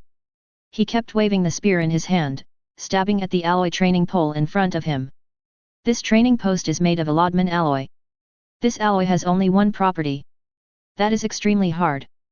Su Bai's current full-strength attack couldn't even leave a shallow mark on it. Being strong enough is why Su Bai chose it. Now, after Hitter's guidance, it only took Su Bai 3 hours to focus a small part of his own strength on breaking evil. This will reduce the physical burden of Gun's heart, breaking power by 1/5. Don't underestimate this 1/5 reduction. It was enough for Su Bai to use Gun's heart, breaking momentum 3 times in a row with his current physical condition. Now, all Su Bai has to do is to get familiar with the feeling of concentrating his strength on the weapon. Until you master it thoroughly. The reason why Su-bai progressed so quickly. It's not just because of Hitter's guidance. This is also closely related to the spearmanship potential level +1 brought about by the transformation of Spear Master into Spear of Breaking Power. Spearmanship potential level +1 cannot be directly converted into Su-bai's combat power. But it can subtly improve Su-bai's perception and understanding of spearmanship. It is a very powerful hidden bonus. Another 2 hours passed. Su-bai left the fighting training ground. It wasn't that he had run out of time to use the training room. But due to the intense training, his body can no longer bear it. After leaving the fighting training ground, Su-bai came to the interior of the Garden of Origin, a street full of cyberpunk-style buildings. This is the mechanical street of the Garden of Origin. Different from the trading street where equipment is sold. Mechanical street is the place where technological equipment is produced and maintained. There are many professionals working in the technology field living there. Professionals are another major category in the Garden of Origin besides walkers. Professionals are usually downgraded from some walkers with weak combat capabilities. Of course, weak combat effectiveness is only one of the factors. In the Garden of Origin, there are not only walkers like Su-bai who are eager to become stronger and witness and experience more worlds. There are also some peace-loving walkers who don't like fighting and killing. These peace-loving walkers can choose to become professionals even if they have strong combat capabilities. After becoming a professional, the Court of Origin will redistribute talents and professions. This leads to many classifications among professionals. For example, merchants, pharmacists, secret pattern engravers, blacksmiths, etc. There are even chefs who specialize in cooking buff-enhancing foods. However, the food prepared by these professional chefs is very expensive, and Su-bai cannot afford it with his current wealth. Due to the redistribution of talents and occupations. After a walker is downgraded to a professional, the number of times he enters the trial world will be greatly reduced. Even, every time a professional enters the trial world, the Court of Origin will specially arrange high-powered walkers of the same level to protect them. The trial tasks for professionals are also extremely simple, usually just helping the indigenous people in the trial world to run errands, deliver messages, etc. There is absolutely no need to fight and kill like a walker. However, in the Court of Origin, everything has a price. As the price of enjoying these benefits, professionals need to stay in the courtyard of Origin for a long time and provide paid or free logistical services to the walkers. The mechanical street where Su-bai is currently located is actually a gathering place for technology professionals. After entering the mechanical street, Su-bai walked along the neon signs on the street for a distance and came to a store called Cute Girl Weapon Shop. This was introduced to him by Haitan. It is said that since we are acquaintances, we can get a discount. On the glass door of the shop, there are 2 huge posters of 2-dimensional girls. I couldn't see the inside of the store at all. Pushing open the shop door, Su-bai walked into the weapons shop. A strong girlish style blows towards me. The interior decoration of this weapons shop is extremely exaggerated, with the floor and walls all painted pink. There is a heart-shaped chandelier hanging from the ceiling. There are also many pink side lights hanging on the walls of the store. At the same time, there are many dolls and rag dolls placed in the store. In the store, the weapons displayed in the cabinets and on the display walls are all painted in a 2-dimensional girl style. Even a hand cannon that originally had a ferocious shape could not escape the owner's clutches and was painted pink. Welcome, what can I do for you? Our store sells a variety of weapons and ammunition. You are welcome to purchase. At this time, seeing a customer coming in, the owner who was sitting behind a huge workbench in the middle of the store stood up, put down the sniper cannon he was repairing, and greeted Su-bai. Just like the name of the store, the owner is a cute girl wearing Lolita, about 1.65 to 1.55 meters tall. The cute girl owner has a girlish figure, delicate features, a bun, and a lot of cute cartoon ornaments on her head. Of course, the premise for considering this store owner as a cute girl is you need to automatically ignore the sniper cannon that she had just put down and had been dismantled into pieces. Su-bai hesitated for a moment, but still came to the cute girl shop owner's workbench and took out the blue sky wings, dragon bone revolver and portable sentry turret from the storage space. Lay them out on this huge workbench. I need the bullets that come with these gears. Su-bai explained his purpose. Listen to Su-bai's request. The cute shop owner picked up the blue sky wing with one hand and deftly removed its empty magazine with the other. Then, she placed the empty magazine of blue sky wing in a scanner-like machine nearby, and at the same time reached into the inside of blue sky wing and dug it hard twice. Then she put the sniper rifle with the magazine removed aside. The cute shop owner hesitated for a moment. 27.6mm electromagnetic bomb, 20 origin coins per round, how many do you want to buy? Oh, by the way, our store is having a promotion right now, buy 10 get 1 free. After putting down the blue sky wings, the cute girl owner turned around and asked Sue buy 50 rounds, please. Good. The cute shop owner took out a small pink notebook and wrote it down. Then, she checked the types of bullets needed for the Keel revolver and the portable sentry turret. This revolver uses 13.7mm bone bullets. This bullet is filled with biomass explosives. So the price may be a bit higher than ordinary bullets of the same specification, 8 origin coins per bullet. An ordinary bullet of the same specification costs 6 origin coins each, but its power is a little bit lower. It depends on your choice. Just use bone bullets, take 60 rounds. Sue Bai of course chose the standard bone bullet. If you choose ordinary bullets, you will lack just a little bit of damage in a life and death fight, and be killed by the opponent. That's enough to put Sue Bai in the top 10 of the Garden of Origins annual stupid events list. Okay. After listening to Sue Bai's words, the cute girl owner made another note in the pink notebook. As for this sentry turret, it uses the most common armor-piercing bullets, and the wholesale price is 125 rounds for 1 origin coin. Of course, this does not participate in our buy 10 get 1 free promotion. I want 20,000 rounds. Okay, the total is... The cute shop owner lowered her head and started calculating in a small pink notebook. 1,640 origin coins. Do you have an introducer? In addition to giving you extra ammunition, you can also get a discount if you have an introducer. The cute shop owner asked Sue Bai. Sue Bai then remembered the black tank. Do you know Haitan, the president of Hyman? Haitan. He is indeed an acquaintance. Chapter 34. When she heard Haitan's name, the cute girl shop owner's face suddenly turned dark. Since it's a black tank, you can just pay me 200 more origin coins. Good. Ah. Pay you 200 more? Reverse discount. Is there anyone who does business like you? Sue Bai was a little confused by what the cute girl shop owner said. Ha ha ha, just teasing you. Seeing Sue Bai's appearance, the cute girl owner laughed out loud. Haitan is my old customer. Their guild often purchases goods in bulk from me. I'll give you a 20% discount, a total of 1,312 origin coins. The cute girl owner has a bit of a quirky personality and plays a joke on Sue Bai. However, Sue Bai didn't think it was funny. Wait for me here for a while, I'll go get the goods for you. As she spoke, the cute girl store owner walked into the warehouse at the back. After a while, she took out all the ammunition Sue Bai needed. Place this ammo into the auto-loader next to the workbench. After 5 minutes, the loaded magazine was spit out onto the workbench by the automatic loader.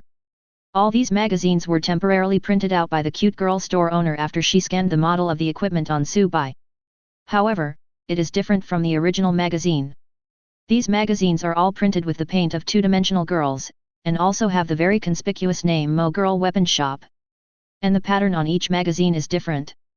It can be said that it is in line with the style of this weapon shop. Now it was Sue Bai's turn to look dark. Can I change it? Sue Bai pointed to the magazines. No, if you change it, you won't be able to participate in our 10 plus get 1 free promotion and additional acquaintance discounts. After all, we also need to promote our store. The cute girl store owner was a little unhappy and frowned at Sue Bai. Well, I suddenly think these magazines are pretty nice. Between saving money and having an ugly paint job, Sue Bai chose to save money without hesitation. Painting is nothing more than an appearance, saving money is the key. Afterwards, Sue Bai put away the magazines and paid the origin coins to the cute girl store owner. Thank you, you are welcome to come to Ragdoll Cat to buy things often. After receiving the origin coin, the cute girl store owner thanked Sue Bai. And Ragdoll Cat is her code name in the Garden of Origin. After paying, Sue Bai left Ragdoll Cat's cute girl weapon shop. After leaving the mechanical street, Sue Bai returned to his own personal room. Now, including the extra ammunition given by Ragdoll Cat, Sue Bai has a total of 55 electromagnetic bullets, 66 bone bullets, and 20,000 ordinary armor-piercing bullets. With his current combat intensity, it shouldn't be a problem for him to use up an entire trial world with these bullets. After returning to his personal room, Su Bai simply took a shower and fell asleep. In the days that followed, Su Bai would go back and forth between the training room in the fighting training hall and the bed in his personal room every day. Just like that, time passed quickly, and in the blink of an eye it was the day for Su Bai to enter the trial world again. On this day, Su Bai had just gotten up and was about to go to the fighting training hall to continue training when he suddenly received a reminder from the Court of Origin. Reminder: a new trial will begin in 30 minutes, please be prepared.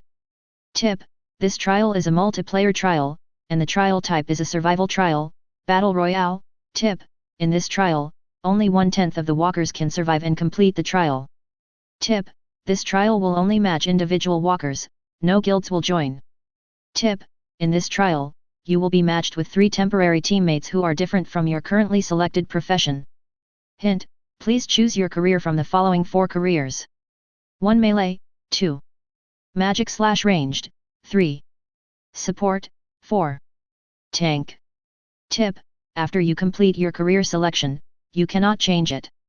You will be matched with teammates of the other 3 professions. Tip: since this trial is extremely intense, please choose your profession carefully to avoid unreasonable team profession allocation. After checking the prompts, Su Bai thought for a moment, took out the stigmata robe from the storage space, and put it on.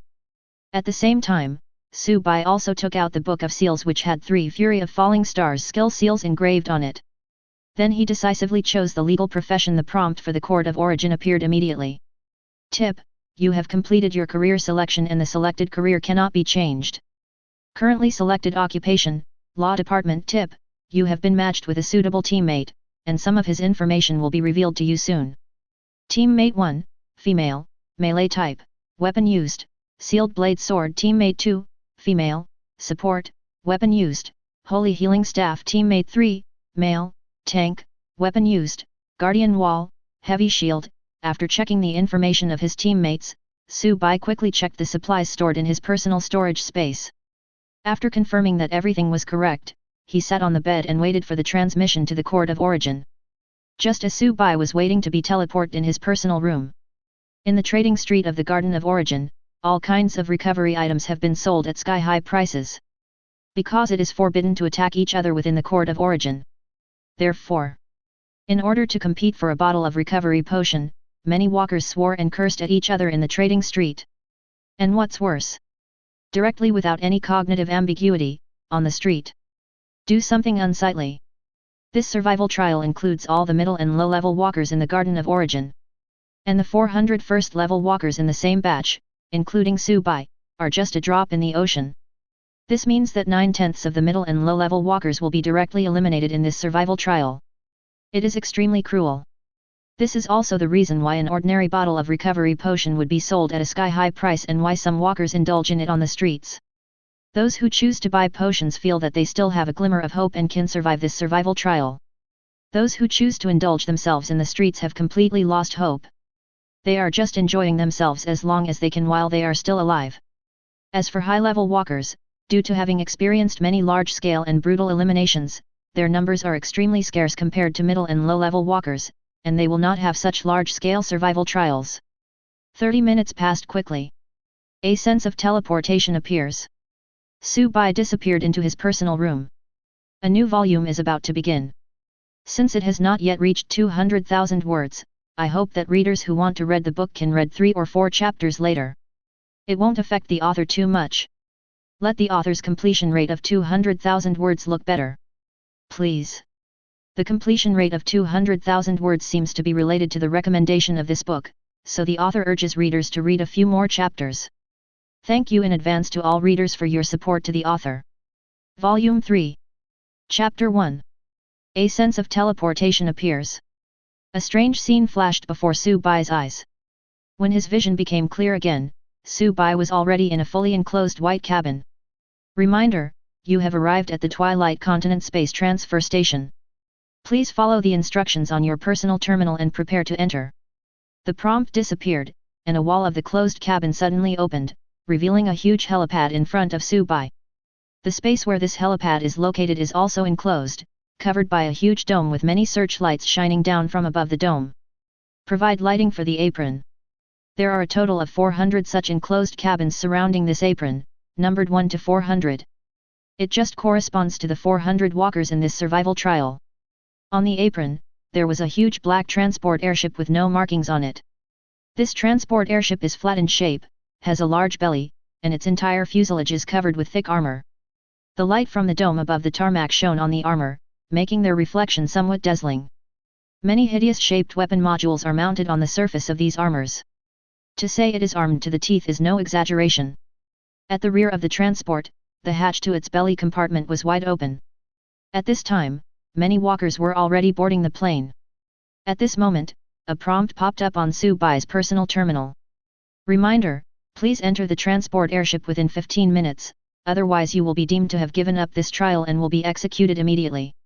Tip: any attack before entering the trial world will result in the walker being forcibly executed. After checking the prompts, Su-Bai came to the bottom of the transport airship, passed through the hatch below, and boarded the transport airship. The transport airship has a large interior space, more than enough to accommodate 400 walkers. Su-Bai found a random seat and sat down. At this time, he still didn't know where his teammates were. Even the team's temporary contact channel was not opened. At this moment, a sword girl holding a katana enclosed in a restraint device passed by Su-Bai. The personal terminals in the hands of the two people lit up green at the same time. Su-Bai and Daomei also noticed this situation, looked at each other and blurted out. Teammate. This is just a female supporting role, a temporary teammate. After confirming her identity, Irelia naturally sat next to Su-Bai.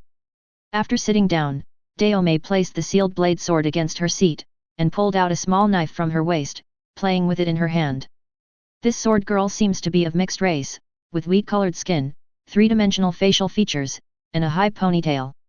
Daomei was wearing a high-necked white windbreaker with the zipper unzipped. She was wearing a black tube top underneath the windbreaker, revealing her clear abs and tight and powerful belly. The sword girl was wearing a pair of tactical trousers and a pair of auxiliary power boots that were activated and glowing with a faint red light. This sword girl gave Su-Bai the feeling of a dangerous female leopard, fast and deadly. Hey, my name is Omi, and as you can see, I'm a melee fighter. You should be the mage in the team, right? Holding the dagger in her hand, Daomei looked at Su-Bai who was wearing the stigmata robe and asked a very meaningless question. Ink revision. Su-Bai told Knife Girl the code name he used in the last trial. As soon as Su-Bai finished speaking, a slight vibration came from the back of the transport boat. Buzz! The hatch of the transport boat slowly closed. Then, all the walkers present received a reminder. Reminder, the 400 walkers for this survival trial have arrived and are about to set off for the Dusk Continent. Outside the transport airship. As the prompt sounded, the dome upside down above the tarmac slowly opened. The starry sky outside the dome was revealed. A blue flame spurted out from the belly of the huge transport boat, and it slowly took off towards the starry sky. 5 minutes later, the radio in the transport boat sounded. Transport boat C379 is about to enter space shuttle mode. Please sit tight and hold on. The next moment, everyone in the transport cabin felt an invisible wave.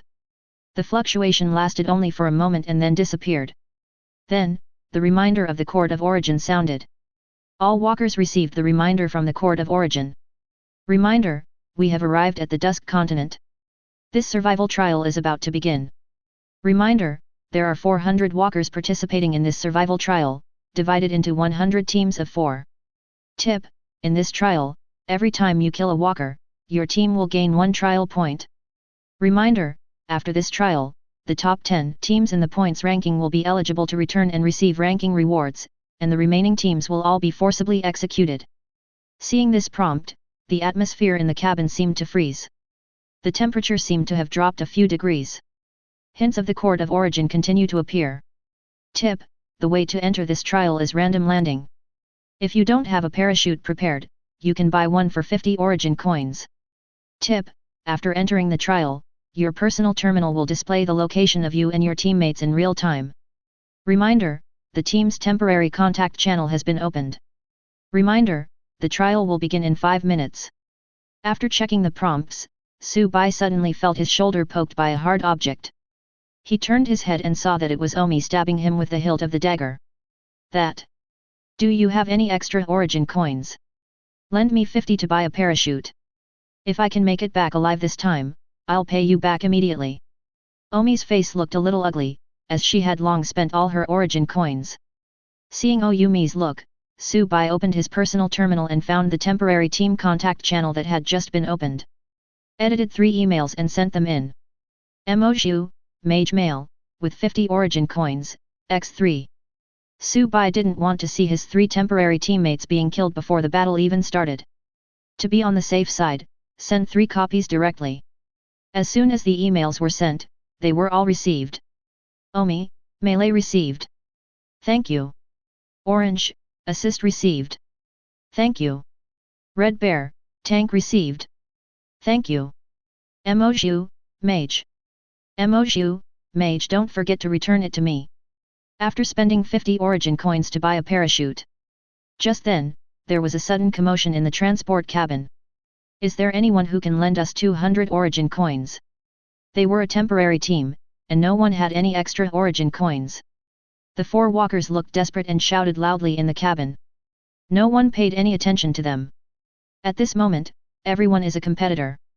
It is simply impossible to do such a stupid thing as aiding the enemy.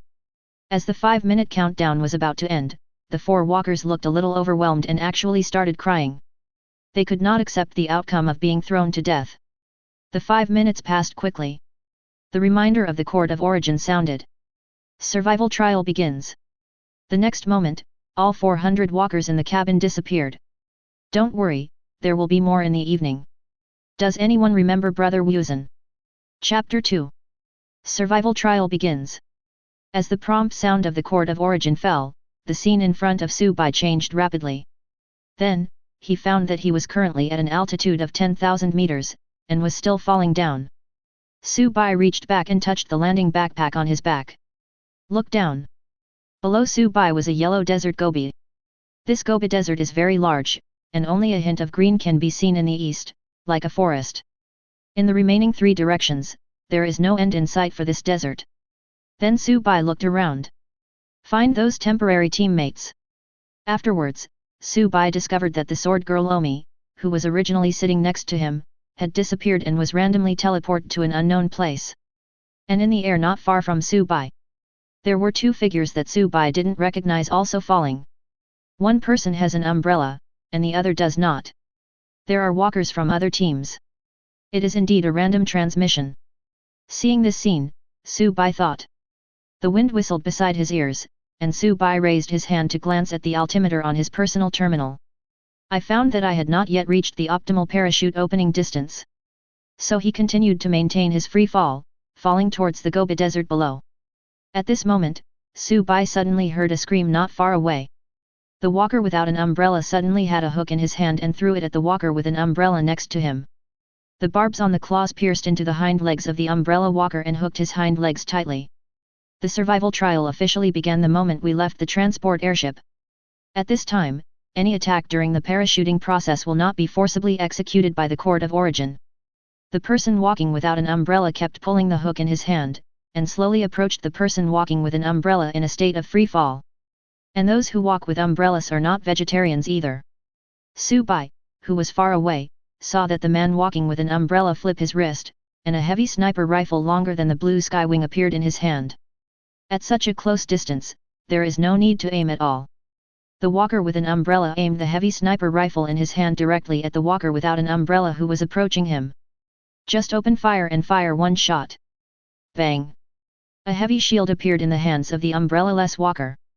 He blocked the shot. Tisk, that's it.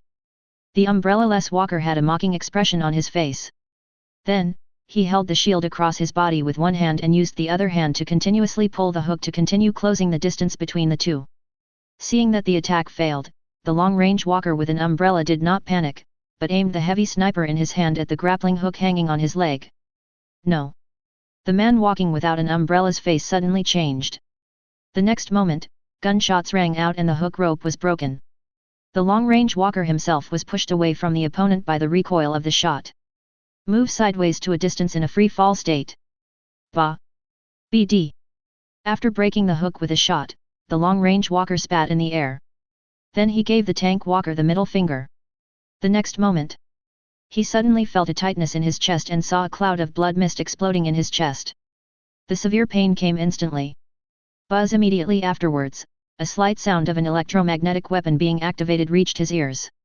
If it weren't for the fact that this long-range walker had a skill specifically designed to enhance his hearing. A little further away. I'm afraid he can't hear such a subtle sound. The long-range walker endured the severe pain and looked down with difficulty. But he found that his entire body below his chest had disappeared. He was shot in two. Which BD? Halfway through his words, the long-range walker's eyes turned white and his consciousness faded. Reminder, you have obtained 1 trial point. Current trial points, 1. Not far away, Subai, who had just scored a kill and checked the prompts of the Court of Origin, turned the gun of the blue skywing in the air and aimed at the tank walker in the other direction. Because the blue skywings are electromagnetic weapons, the sound and recoil when firing are almost imperceptible. Therefore, Subai was hardly affected by the recoil of the sniper rifle in the air, and his position did not change. At this time, the tank walker also noticed the situation here. He immediately turned the manual shield towards Subai and curled up his entire body behind the shield. Buzz bang!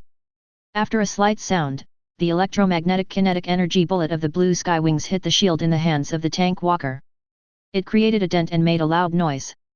But no substantial harm was caused. Then, a middle finger stretched out from behind the shield and pointed at Subai. The next moment, 3 wind blades passed by. The middle finger was instantly broken into 3 pieces. Blood gushed out from the severed finger, and then during the high-speed free fall, the blood drops connected into a straight line sloping upward. The tank walker behind the shield let out a scream. He quickly reached back for the shield. Continue to curl up and hide your entire body behind the shield. Just at this moment, all the hair on his body suddenly stood up. A strong sense of uneasiness appeared in the heart of the tank walker. Then, the tank walker suddenly caught a glimpse of a hint of purple above his head from the corner of his eye. He quickly raised his head and looked upwards. 4 gigantic swords filled with thunder suddenly formed in the air above the tank walker's head and slashed down at him. In a hurry. The tank walker didn't have time to turn the shield in his hand. He had no choice but to twist his body in the air and avoid his head from the 4 giant thunder swords that were slashing towards him.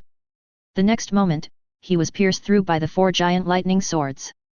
After his body was pierced, as a tank, even though lightning snakes were moving all over his body and his flesh was charred by electricity, his own physical attribute of 42 points without armor still prevented him from dying immediately. Still struggling in the air. And the shield in his hand. It had already slipped out of his hand in severe pain and fell down. Not far away.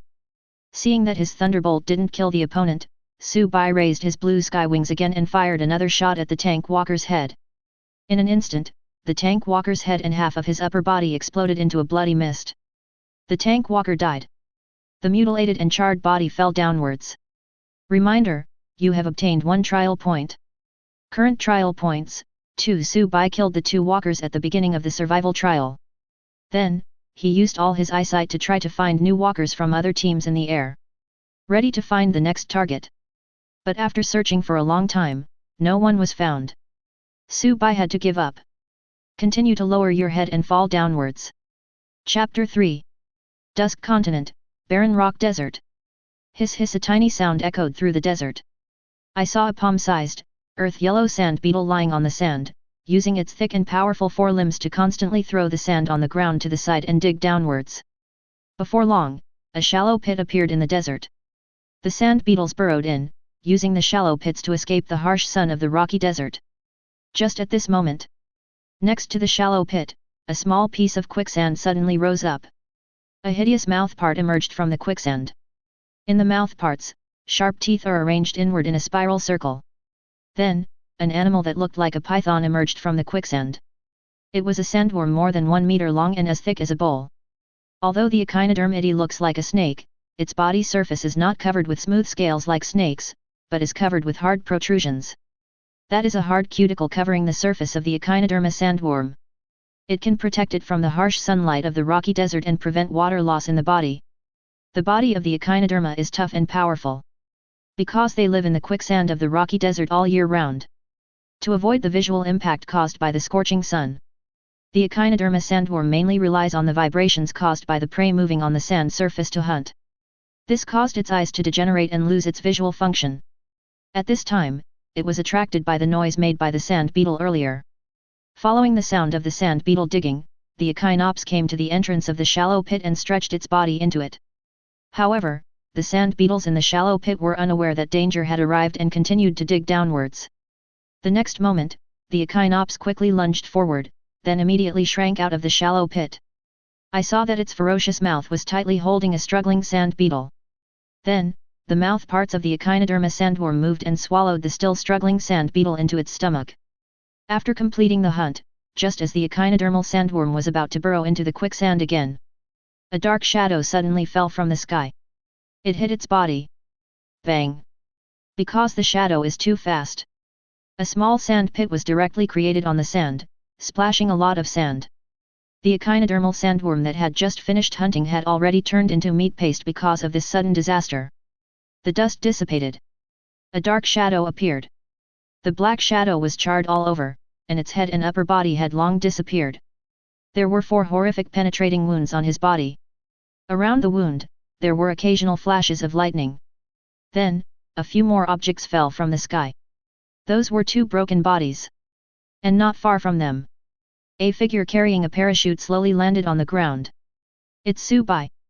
As soon as Subai landed, I received several tips from the Court of Origin.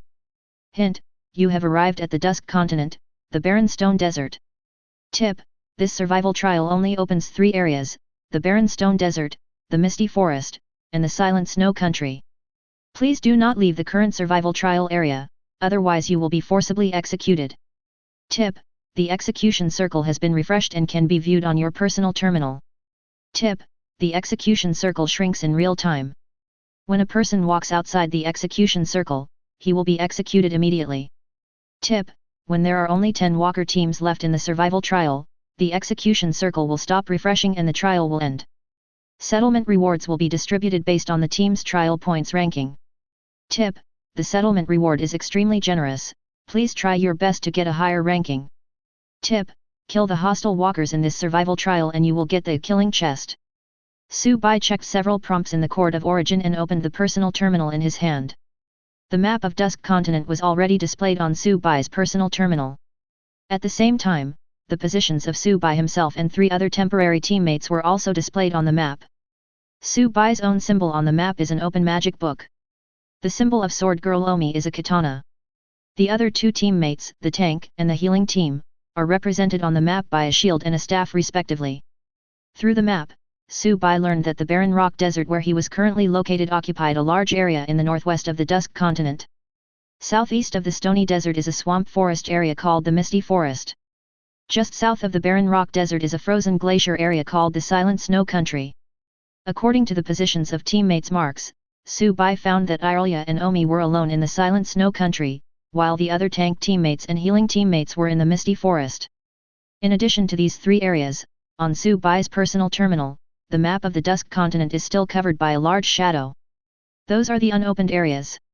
On the maps of the 3 open areas, there is a white circle that is shrinking at a speed imperceptible to the naked eye. That was the execution circle. Judging from the direction of contraction of the execution circle, its center point is in the east of the Misty Forest. That explains it. Subai had to leave the barren rock desert, enter the Misty Forest, and then cross most of the Misty Forest to avoid being caught up by the execution circle. The distance is a bit far. Finish checking the map information on your personal terminal. Subai walked over to the bodies of the 2 walkers he had killed earlier and picked up 2 bloody red killing chests. ×2. Tip: when a walker is killed by another walker, all items in his storage space will be placed in the killing treasure box. The killer can open the killing treasure box and randomly obtain 3 items from the walker in the killing pocket. After picking up the Scarlet Killing Treasure chest and checking the prompt information given by the Court of Origin, Subai did not put the Killing Treasure chest into the storage space, but chose to open it directly. Then, 2 Scarlet Killing chests disappeared from his hands. 2 Scarlet Killing pockets appeared out of thin air in front of Subai. As of this chapter, this book already has 200,000 words. I never thought that one day I, who could only write a few short essays, would write so many words. It makes people feel emotional. Thanks to all the readers who have supported me since I recommended this book. Thank you. I will draw a simple map of the 3 open areas of Dusk Continent in a moment and put it in the comment section of this paragraph. You can take a look at it. Chapter 4. Su-bai reached into the killing pocket and began to explore. Although the killing pocket looks small, it is actually an independent space inside, storing all the items in the storage space of the killed walker. After reaching into the kill pocket, Su-bai felt that the items in the kill pocket did not feel real to the touch.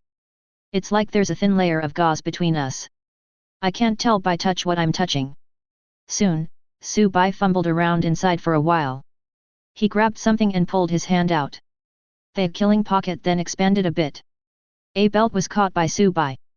Equipment name, tough type, armor, belt quality, silver durability, 34/34 defense, 37 equipment effect, increases physical defense by 50 points. Equipment skill, perseverance, active, perseverance, after being activated, it increases physical strength by 5 points and lasts for 25 minutes. Cooling time, 3 hours. Introduction, perseverance, standing proudly like a pine tree. Although the equipment effect and equipment skill of Tough Guy are both only 1. But the bonus is quite high. If you come across a suitable tank walker, you can sell it at a high price. After the first item opened successfully, Su-bai reached into the kill pocket again. Then he fumbled for a moment and pulled it out. A bottle of Bajia brand shower gel appeared in his hand. The author just thought of the name at random. Any duplicate names are purely coincidental. This. Su-bai's mind was filled with black lines. The smile on his face, which had just appeared after he opened a piece of excellent equipment, also diminished a little. Su-bai opened the personal information list and turned to the lucky attribute column. I confirmed my lucky attribute after 11 o'clock. Su-bai reached into the kill pocket again. This time, even though the items in the killing pocket felt unreal, as if they were covered by a layer of gauze, Su-bai still fumbled around in it for a long time. Then, he successfully took out a bottle of shampoo. The killing pocket then disappeared, disappearing into the air. First the shower gel, then the shampoo. Su-bai vaguely guessed the reason. These walkers place these insignificant, messy things in the storage space. This is probably to prevent the high-value equipment on one's body from being taken away by the enemy after one's death, thus giving it to the enemy for free. Think of this. Su-bai had completely lost interest in opening the killing chest. Then, Su-bai reached into another killing pocket 3 times in a row. He took out a pair of socks, half a bottle of leftover happy water, and a piece of black ore that emitted a low temperature. Su-bai checked the properties of the ore. Type, forging material, mineral quality, silver introduction. Beneath the thick glaciers, there is the 1,000-year-old solid ice in a place that never sees the sun. It is an extremely cold substance formed under the compression over the years. Due to its extremely cold properties, it can be used for arranging formations, preparing potions, and many other purposes. Su-bai put away the ice attribute ore. It can be fed to Poxy later to increase its growth. The benefits of opening these 2 killing chests. I can only say it's pretty good. Afterwards, Su-bai tightened the stigmata robe on his body. Following the instructions on the map, we headed towards the misty forest. Half a day later. In the rocky desert. The sun is almost setting. Some nocturnal animals have begun to come out and move around, adding a touch of life to the desolate desert. Su-bai, wearing a robe, was heading towards an oasis marked on the map. That oasis was where Su-bai planned to spend the night. Along the way, he did not encounter any other temporary teams of walkers. Instead, we learned through the automatic prompt in the team's communication channel that the sword girl Omi in the Silent Snow Country successfully killed 3 enemies who wanted to ambush her in a 1v3 fight. This is enough to show how powerful Knife Girl is. The other 2 teammates who were in the misty forest have now reunited. But the 2 did not achieve any results. Affected by the desert environment, the soft sand and scorching sun would overconsume Su-bai's physical strength while he was on the road. This resulted in Su-bai's travel speed not being very fast. Now, he was still about 3 days' journey away from the edge of the misty forest. Now, he still has 3 hours' walk to his destination, the oasis. Puff puff Su-bai continued to rush towards the oasis, leaving footprints in the sand.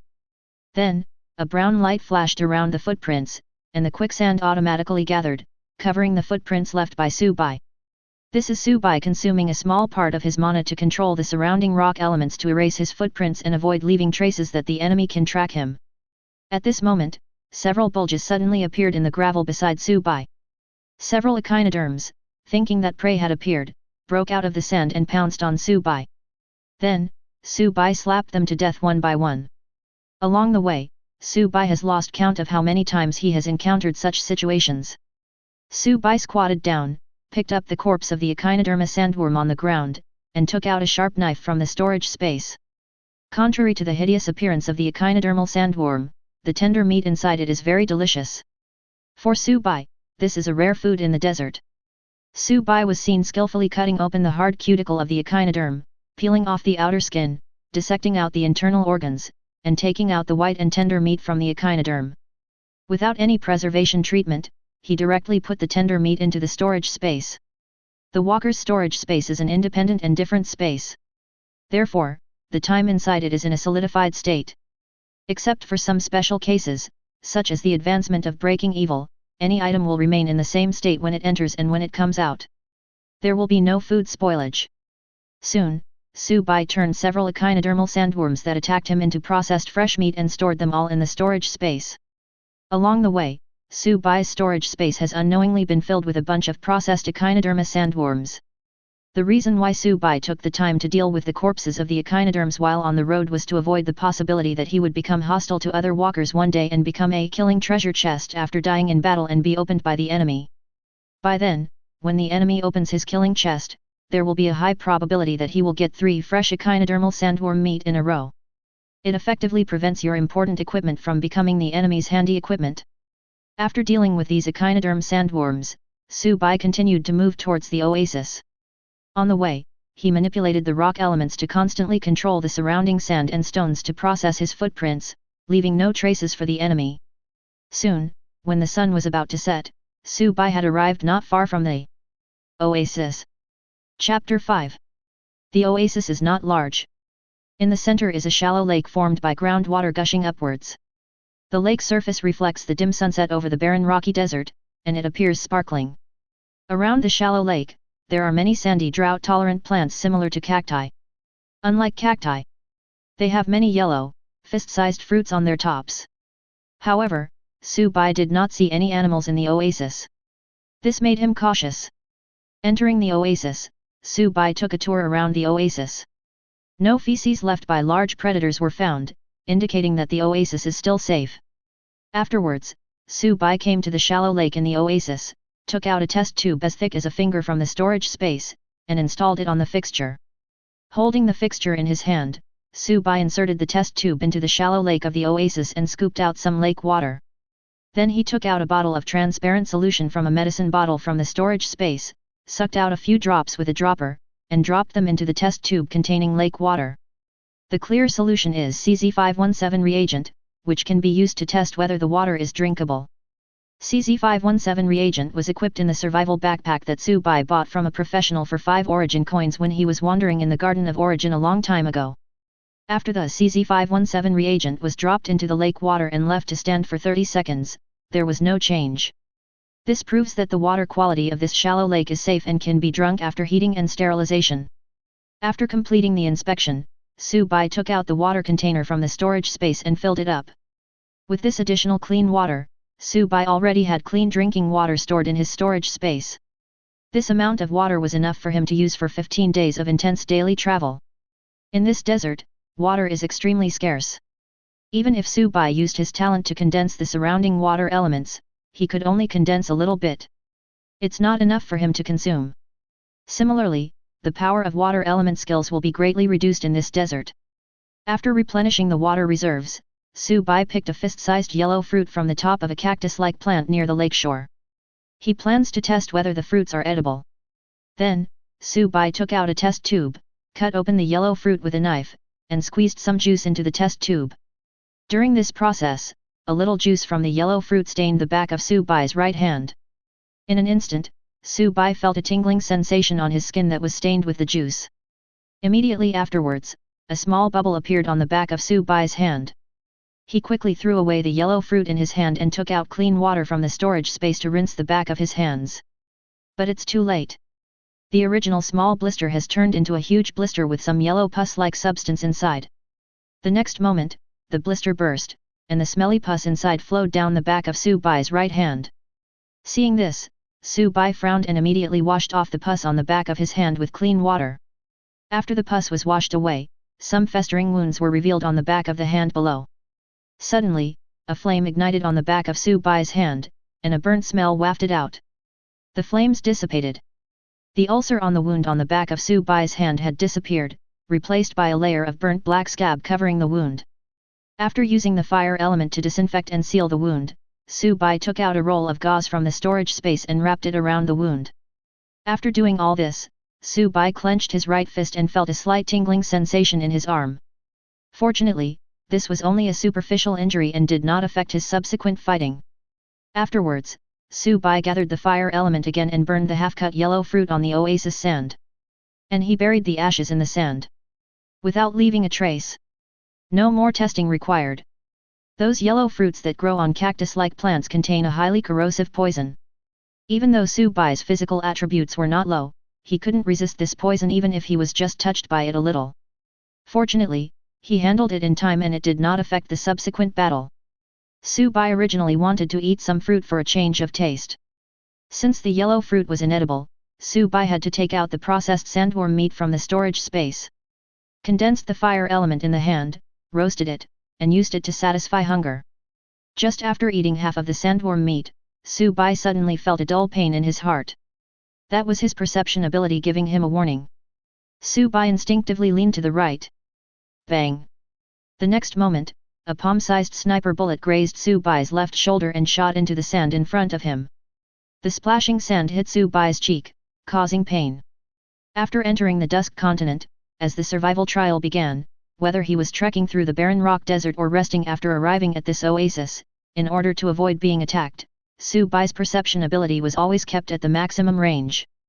After all, perception is a subsidiary ability derived from the intelligence attribute. Even if it is turned on for a long time, the burden on the body is minimal. Just now, this cautious move saved Su Bai's life. If it weren't for keeping my perception ability open at all times, Su Bai's heart had probably been shattered by a sniper bullet flying from a distance, turning into a corpse and a killing treasure chest full of sandworm meat. After dodging the sneak attack from the sniper bullet, Su Bai immediately turned around and quickly began to make irregular evasive maneuvers. Bang! Bang!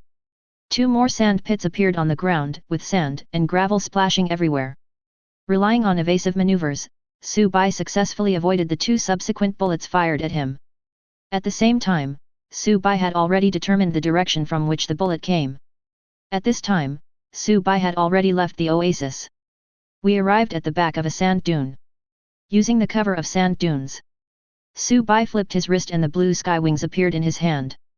Through the sight of the electromagnetic sniper rifle of the blue sky wing, Su Bai looked in the direction where the bullet came from, looking for the enemy's long-range walker. Now, the sun has set in the barren rocky desert, and it is now pitch black with only a few faintly glowing stars in the sky. But this does not affect Su Bai's search for the target. The blue sky wing's sight has built-in infrared vision. Soon, through the infrared vision of the sight, Su Bai saw 3 moving figures 2 kilometers from the direction where the bullet came from. In the infrared vision, Su Bai saw a figure moving to the side with a sniper rifle on his back that was emitting heat.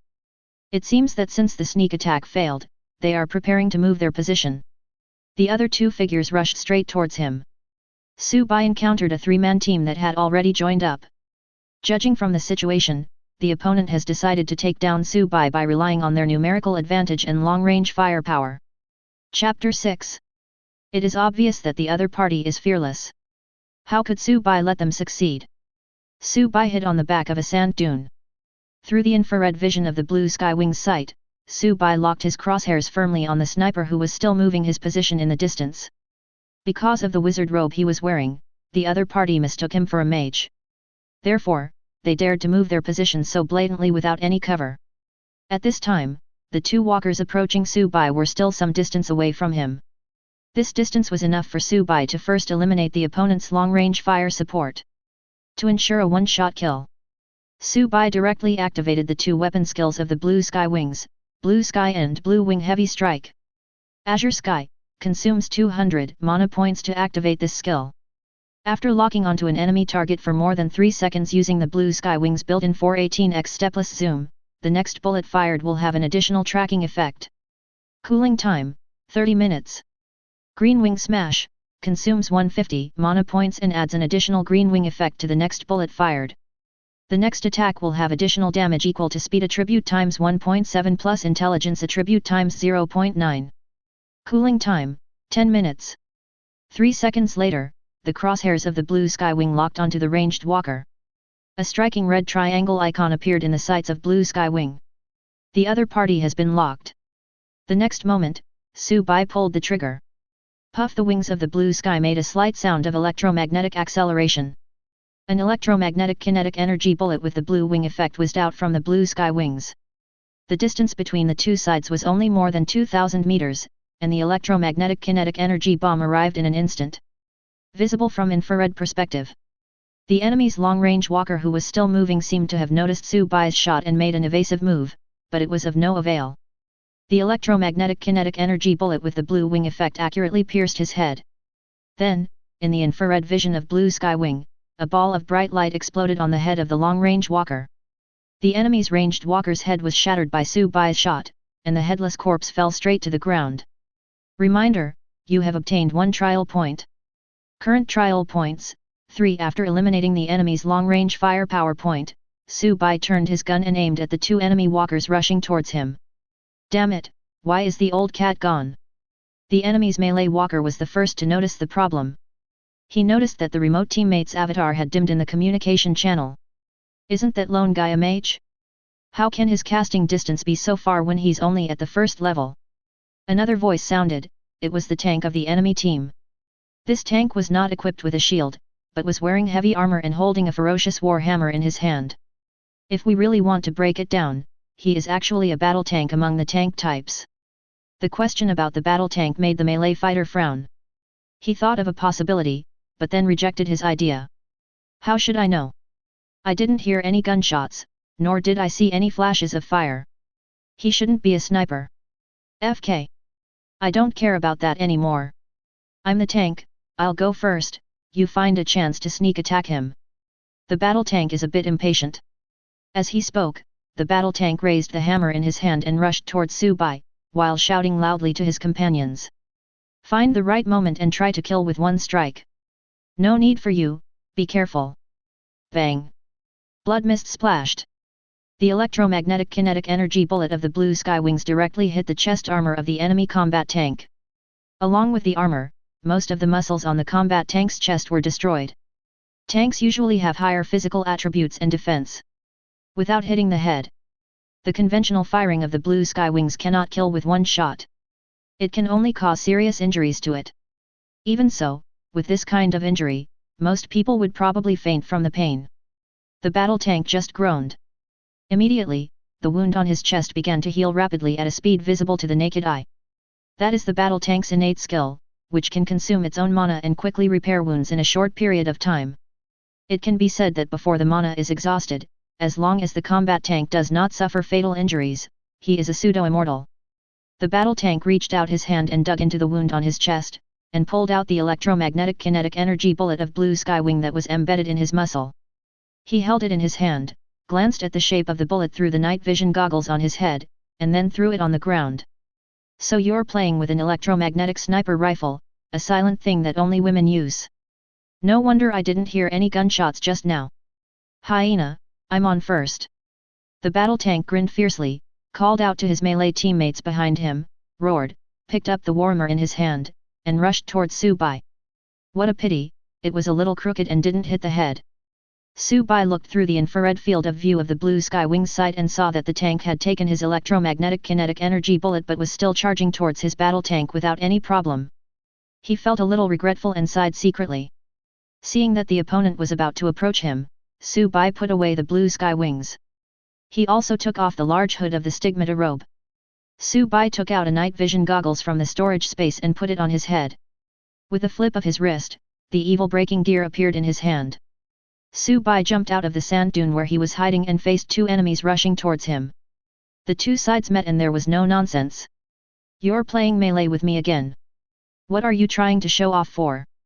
Looking at Su Bai holding a spear, the battle tank who was rushing in the front thought. Then he swung the hammer in his hand.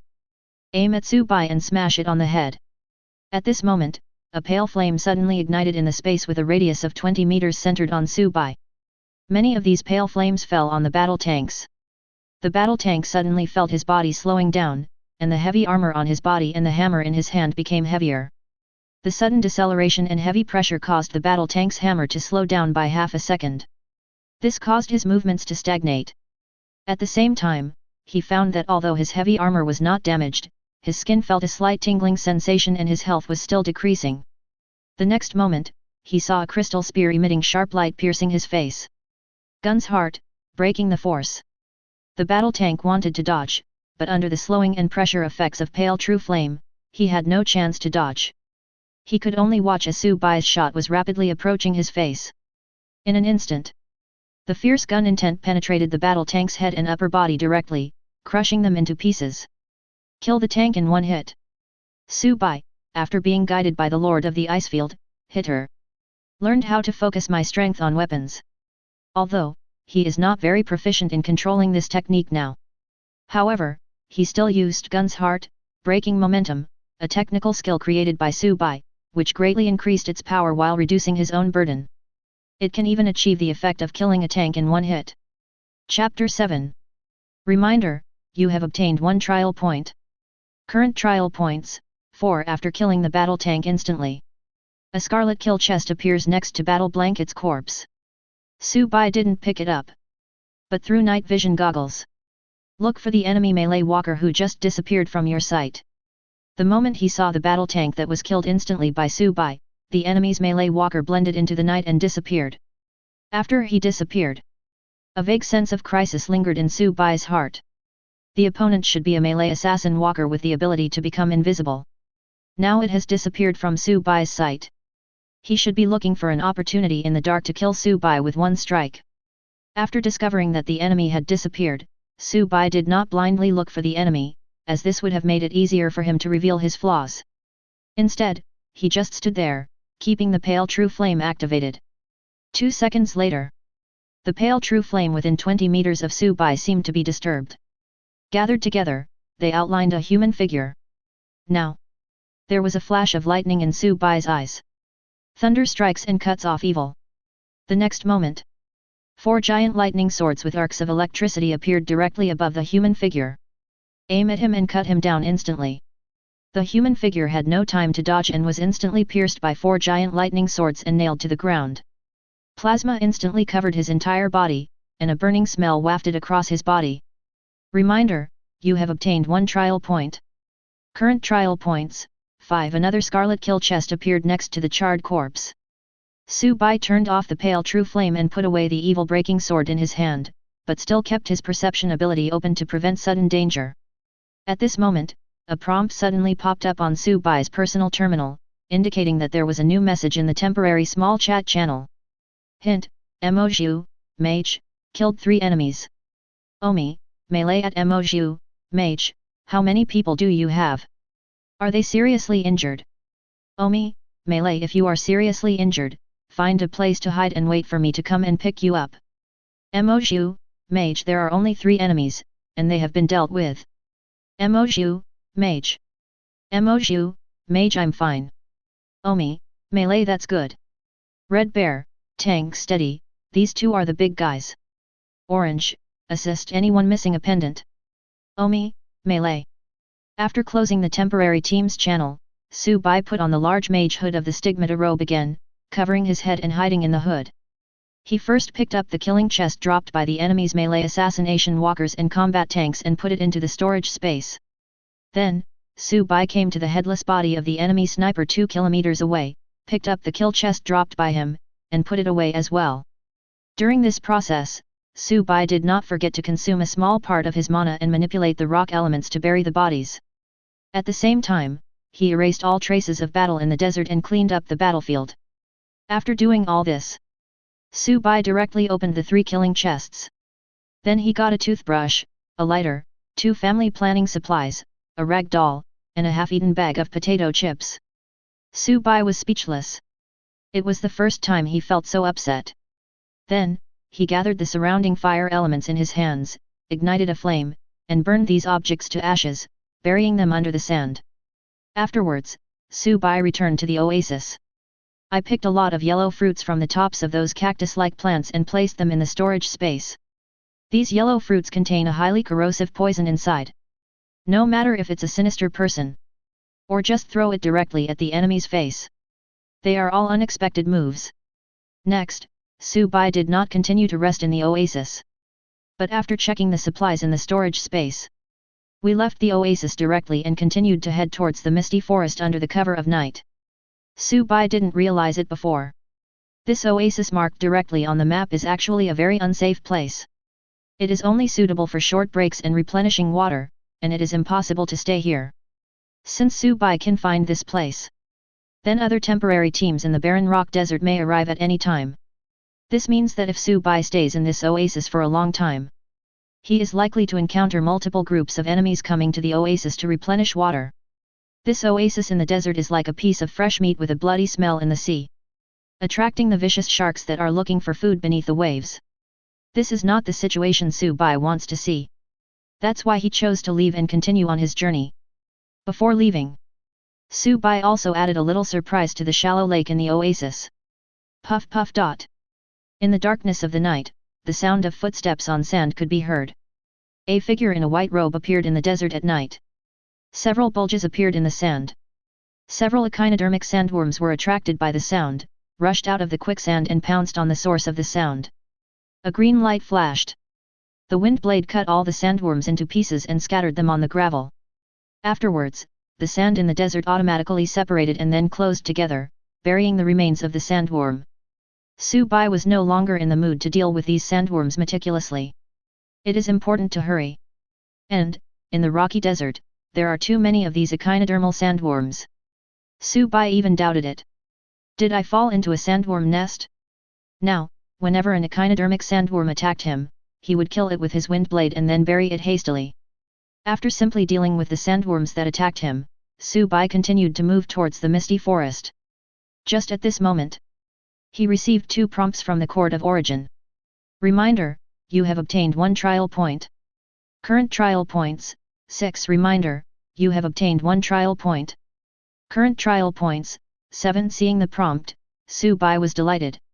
It seems that the surprise I set up in the shallow lake in the oasis worked. However, this surprise only works once. It would be good to get 2 kills. The subsequent enemy teams only needed to see the 2 corpses beside the shallow lake. They will definitely be wary and will not drink water from the lake easily. However, this will give subsequent enemies 2 killing chests for free. I don't know what strange and bizarre things the other enemy teams will get from the killing treasure chests of those 2 unlucky guys. Chapter 8.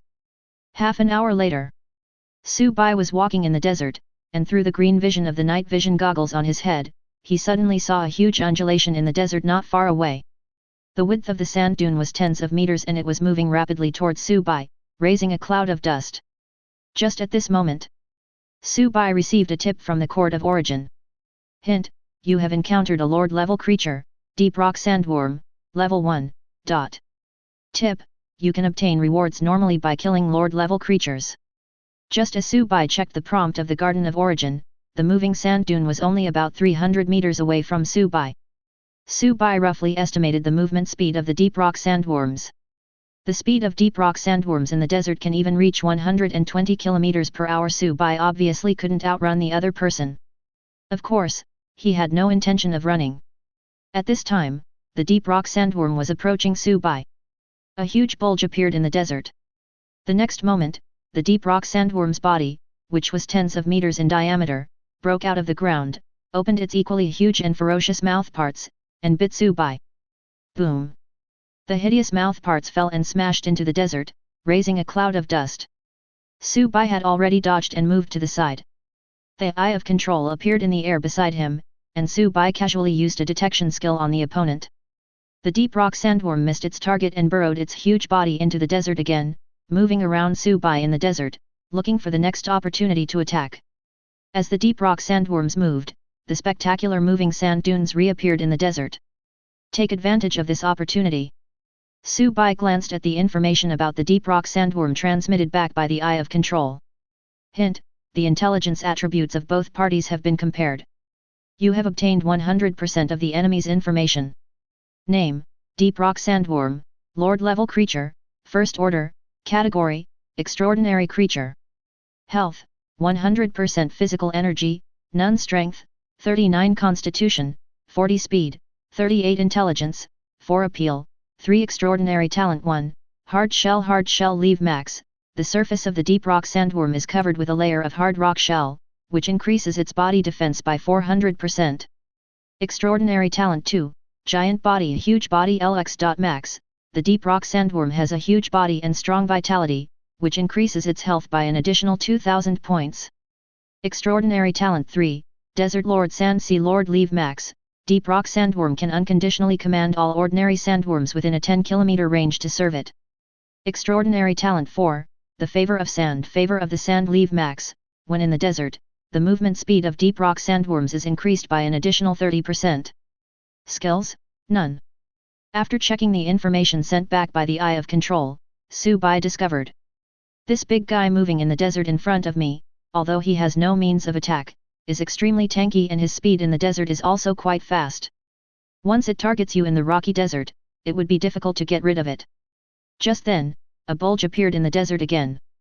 The deep rock sandworm broke out of the ground, opened its huge and ferocious mouthparts, and pounced on Su-bai again.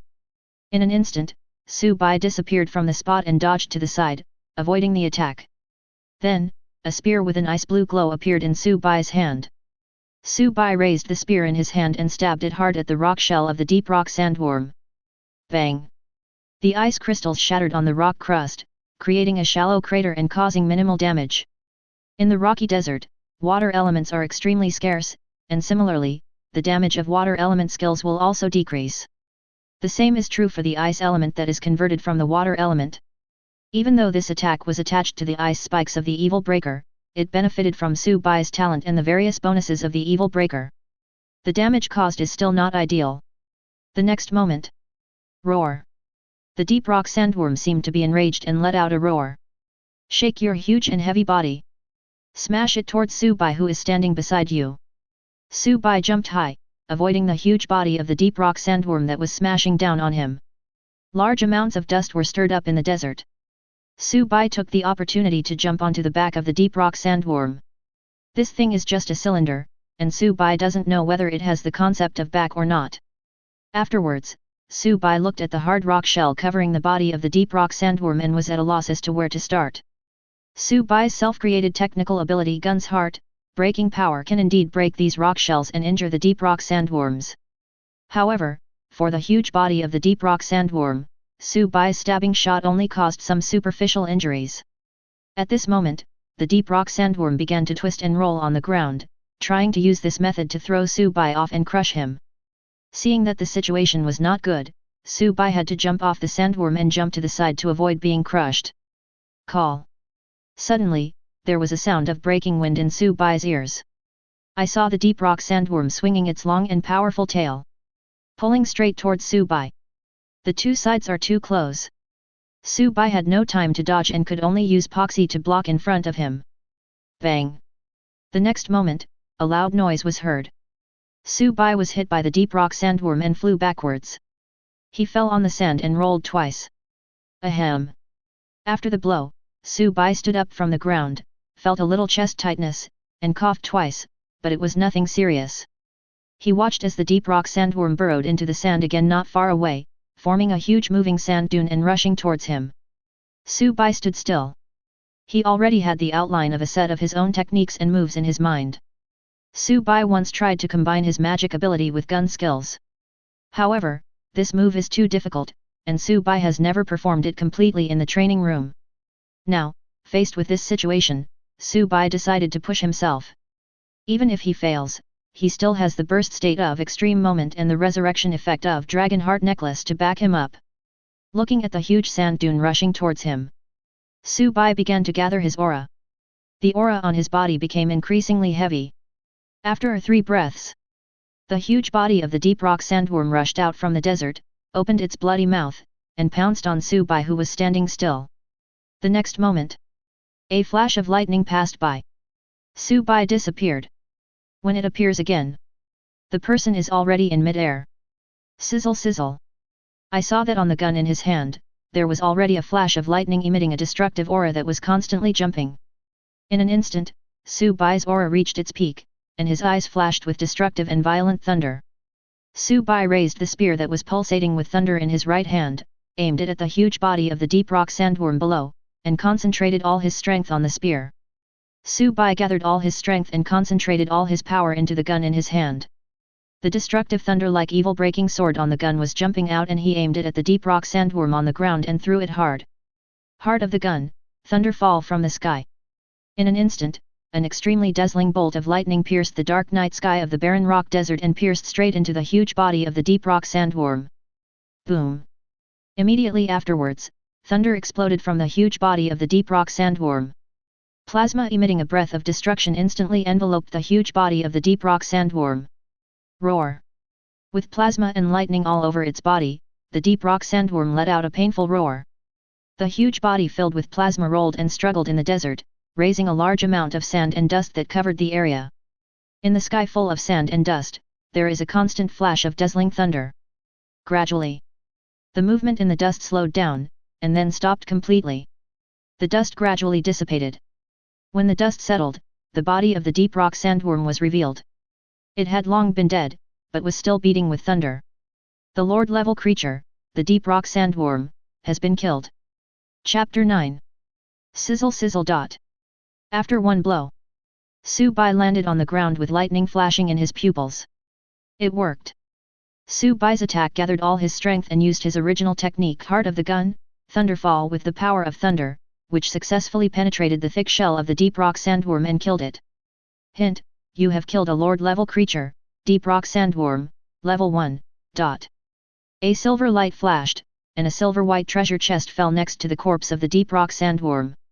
Su Bai walked to the huge corpse of the Deep Rock Sandworm, which was already dead but still had plasma surging on its surface, and picked up the treasure chest.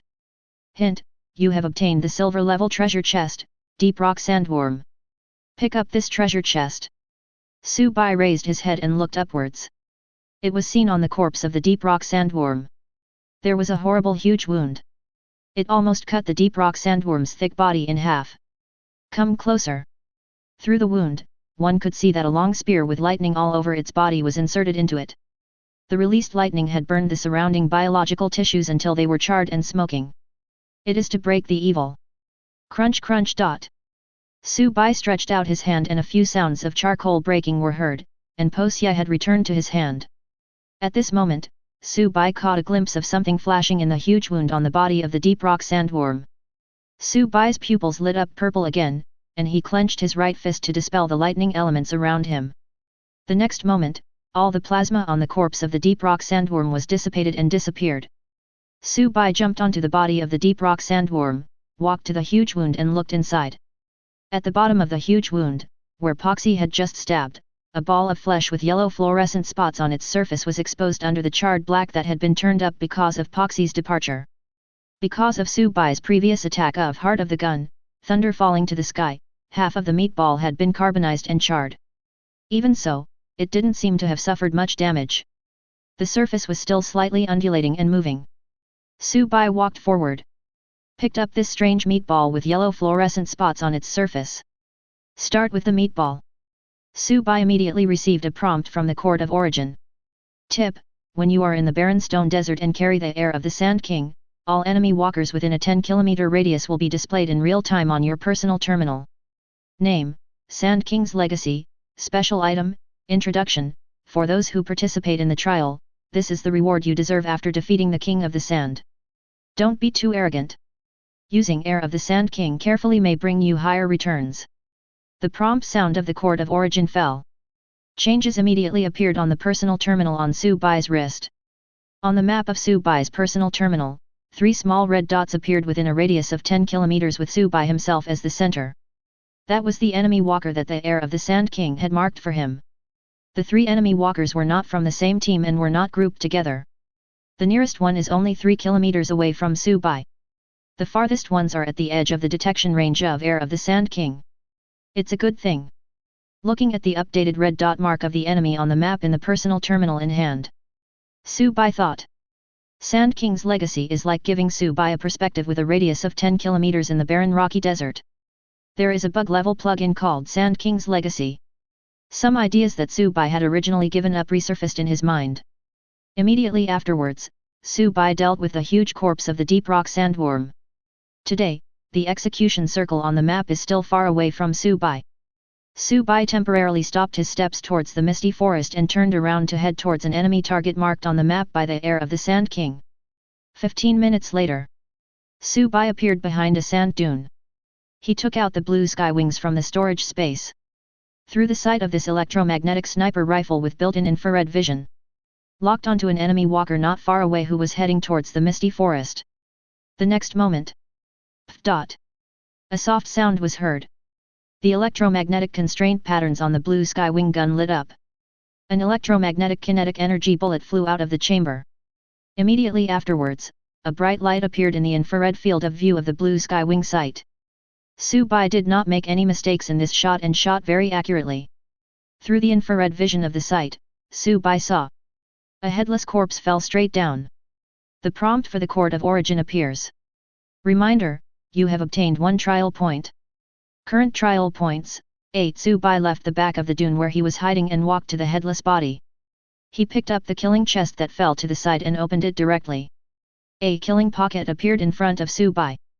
Su-bai closed his eyes and quickly drew 3 shots in the killing pocket. Then, Su-bai threw a peculiarly shaped rubber stick and 2 oversized women's panties onto the shallow sand, burning them directly and burying the ashes. It's quite a lot of fun. Drop the items in your hands. Looking at the headless corpse lying on the ground in front of him, its body looked a bit like a tiger tank. Su-bai was choking with dismay. Su-bai cleaned up the battlefield and buried the body of the tiger tank under the gravel. After simply cleaning up the surrounding environment, Su-bai turned on the personal terminal on his wrist and was shocked to find that there were 3 small red dots representing enemy walkers, which appeared at the edge of the scanning range of air of the Sand King, gathered together and were moving quickly. And the direction they were moving was exactly where Su-bai was currently. It seems that these people are the teammates of the tiger tank that Su-bai just killed. The enemy must have some kind of prop that can travel quickly in the desert, and was originally heading towards the tiger tank to prepare to meet her. Su-bai happened to kill the tiger tank during this time difference. Therefore, previously on Su-bai's personal terminal, the tiger's teammates are not shown. Afterwards, when the tiger tank was killed, her teammates received a kill notification and accelerated towards the place where she was killed. In Su-bai's opinion, their behavior was indeed a bit reckless. However, since the other party was coming towards him, Su-bai naturally would not be polite to them. He took a fancy to the item in the other party's hand, which could be used to travel quickly in the barren rocky desert. At that moment, Su-bai immediately began to make arrangements. He was ready to try his luck. It's time to open a kill chest. If it opens, you will make a profit. If it doesn't open, the loss is not big. Chapter 10. Su-bai didn't believe it. With my luck attribute of 11 points, how could I not get any good stuff after being unlucky so many times? Luck is indeed a somewhat mysterious thing. Su-bai sensed a pattern to his ups and downs in fortune at that time. That's when he got upset many times in a row when opening the treasure chest. Next time you open the treasure chest, there is a high probability that it will flash again. Then, the face will return to its dark state. The same should apply to the killing chest. About 10 minutes later, Su-bai had already arranged it. At this time, Su-bai was burying himself in the desert. I saw that he was wearing a breathing mask on his face, connected to a bottle of compressed oxygen. And his eyes. Now, Su-bai, who is buried in the desert, can only rely on the red dot marks updated in real time on the map of his personal terminal to confirm the enemy's position. Therefore, he kept staring at the map on the personal terminal on his wrist, paying attention to the movements of the 3 enemies. I saw the 3 fast-moving red dots approaching Su-bai's hiding place. On the surface of the barren rocky desert, 3 flat-shaped animals running in the desert at night. The body length is about 2 meters. They have multiple legs with broad soles. Their wide, multiple legs alternately touch the ground, allowing them to move very quickly in the desert. 3 walkers rode on their backs. The leader of the walkers was a thin man with a sad face. Beside him, green ghost lights would appear from time to time. It is clear that his abilities are related to death or the undead. At this time, the skinny man kept muttering, "Little sweetie, my little sweetie, why did you die?" The two companions behind him seemed to have abnormal expressions. His face was expressionless, like a puppet. Suddenly, a sentry machine gun suddenly broke out of the ground and fired fiercely at them. Evil spirit wall! The skinny man in the lead shouted, and a light green barrier appeared in front of the three people, blocking the sudden attack for them. Then, take advantage of the enemy's distraction. Su Bai emerged from the sand behind the three enemies. I saw a flash of green light in his hand. Hoo! Hoo! Hoo! 3 wind blades with speeds exceeding the speed of sound attacked from behind the 3 enemies, heading straight for their necks. In an instant, the necks of the 2 walkers who were closer to Su Bai were cut off by the wind blade. What was strange was that there was no blood-splattering scene as Su Bai had imagined. The 2 headless corpses did not fall down either, still sitting on the backs of the flat animals. As for the skinny man in front, there was only a trace of blood on his neck. Hiss! The skinny man in front took a breath of cold air and quickly turned around to look back. But Su Bai's figure had already disappeared from his sight. Instantly, pale flames ignited in the surrounding space and heavy pressure appeared. A tingling sensation spread throughout the man's body. A long spear suddenly appeared behind the skinny man and pierced his head. The skinny man heard the sound of wind caused by the spear, and green will-o'-the-wisp fire burned in his eyes. He leaned over to avoid it, but felt that his whole body moved extremely slowly. The next moment, his head was pierced by a spear. Blood splattered. The skinny man's body was devoid of life. A kill chest appears. Immediately afterwards, the 2 headless corpses on the side fell down together. As the 3 were killed by Su Bai, the flat-shaped multi-legged animals seemed to be frightened and stood there motionless. The prompt for the court of origin appears. Su Bai ignored them for the time being. Reminder, you have obtained 1 trial point. Current trial points, 9. Complete the instructions for the court of origin. Su Bai was a little confused. He went to check on the 2 headless bodies that were killed by splitting wind slash. I was shocked to find that their limbs were extremely stiff, and they were showing symptoms of rigor mortis. Su Bai took out a folding knife and poked their skin with the handle, but found that their skin had no elasticity at all and collapsed with a slight press. These 2 people have obviously been dead for a long time. Their bodies were controlled by the skinny man in some unknown way. Perhaps, it is for this reason. The 2 bodies that had been dead for a long time were still displayed on the map of Su Bai's personal terminal. A moment later. Finished the battlefield. Su Bai squatted on the ground. He looked helplessly at the 3 flat-bodied, multi-legged beasts in front of him. Su Bai has learned through detection skills that the name of these creatures is sand multi-legged pack beasts. It is an animal native to the rocky desert. Due to living in the desert environment for many years, their necks have degenerated and their heads seem to be connected to their bodies. It has 4 eyes on its head and has a certain night vision ability. At this time, no one knew what was wrong with these 3 guys. They stood there motionless, staring at Su Bai with their 4 eyes, rolling their eyes and making very anthropomorphic expressions of disgust. There were also bursts of low growls coming from his mouth. Su Bai has tried many methods. Whether it is pulling or pushing. These guys were completely motionless. Su Bai pushed, and they took a step. As soon as Su Bai ignored them, these centipede beasts of burden stopped where they were and began to look at Su Bai with disdain. At the same time, they would let out low growls from time to time, as if they were communicating with each other. If they were not still useful, Su Bai would have started stewing the meat long ago. In desperation, Su Bai took out the killing treasure box dropped by the skinny man from the storage space and prepared to open it.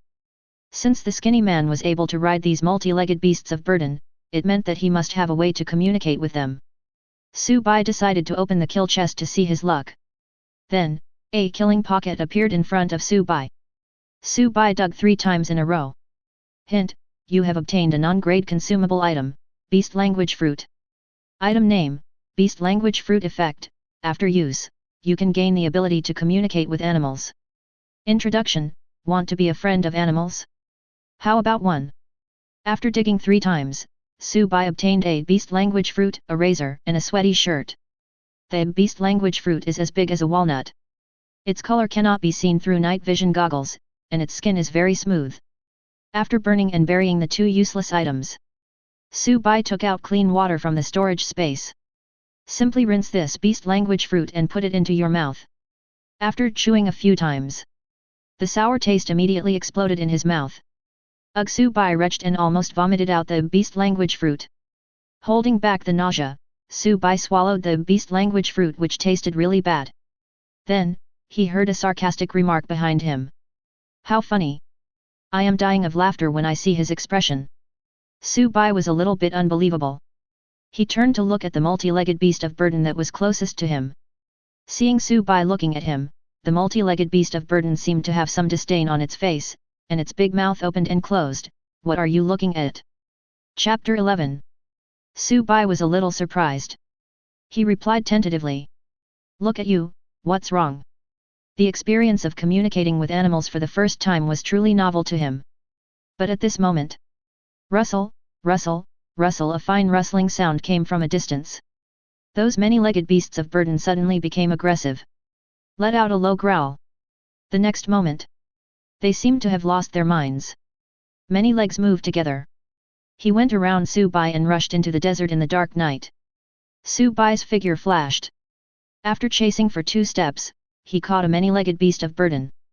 Just flip it to the ground. Why are you running? Su-bai was puzzled. The sand crystal scorpions have started to migrate, why don't you run away? As it spoke, the many-legged beast of burden tried to turn over and continue to escape. Seeing that it wanted to get up, Su-bai reached out and pressed on the multi-legged beast of burden. Apply a little force and press it back to the ground. Speak clearly. It's too late.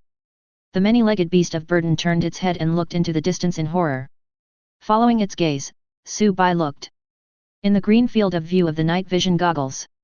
A sand dune in the distance, wrong. It's a sand dune. Suddenly it started to boil and become restless. Immediately following, giant scorpions, each nearly 1 meter long and with clusters of sand crystals on their backs, appeared in Su-bai's field of vision. Like a tide, it surges towards this side. Su-bai used a detection skill. The next moment, his pupils constricted, and he stretched out his hand and pulled up the multi-legged beast of burden lying on the ground. As soon as the many-legged beast of burden stood up, it started running. Su-bai rode on its back and rode away together. There is no other reason.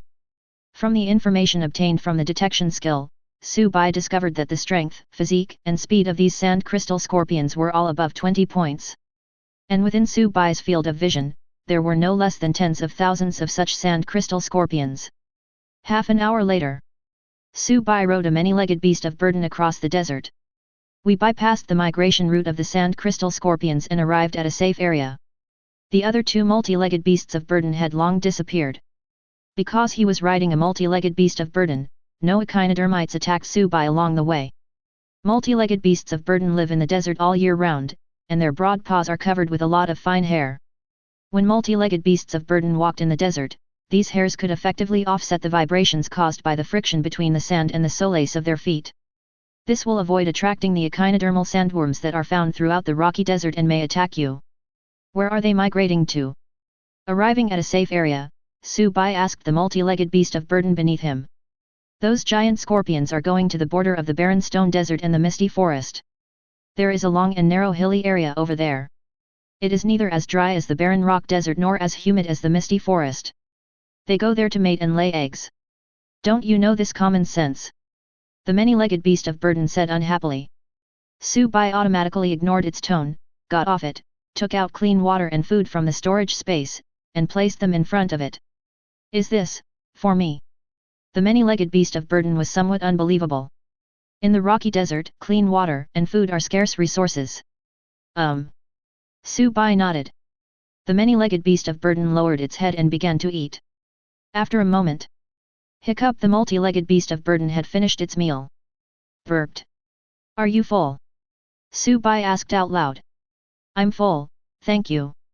That guy forced me to travel for so long and never gave me a bite to eat. It refers to the skinny man. Recalling some bad memories, the multi-legged beast of burden became a little angry. Su-bai ignored it and opened the personal terminal in his hand to check the map. I found that there were 2 red dots representing the enemy appearing on my map. The 2 red dots are moving in different directions, and it is obvious that they do not belong to the same team. Su-bai patted the flat body of the multi-legged beast of burden. He turned over and rode on it, saying, "Let's go. You won't be deprived of food.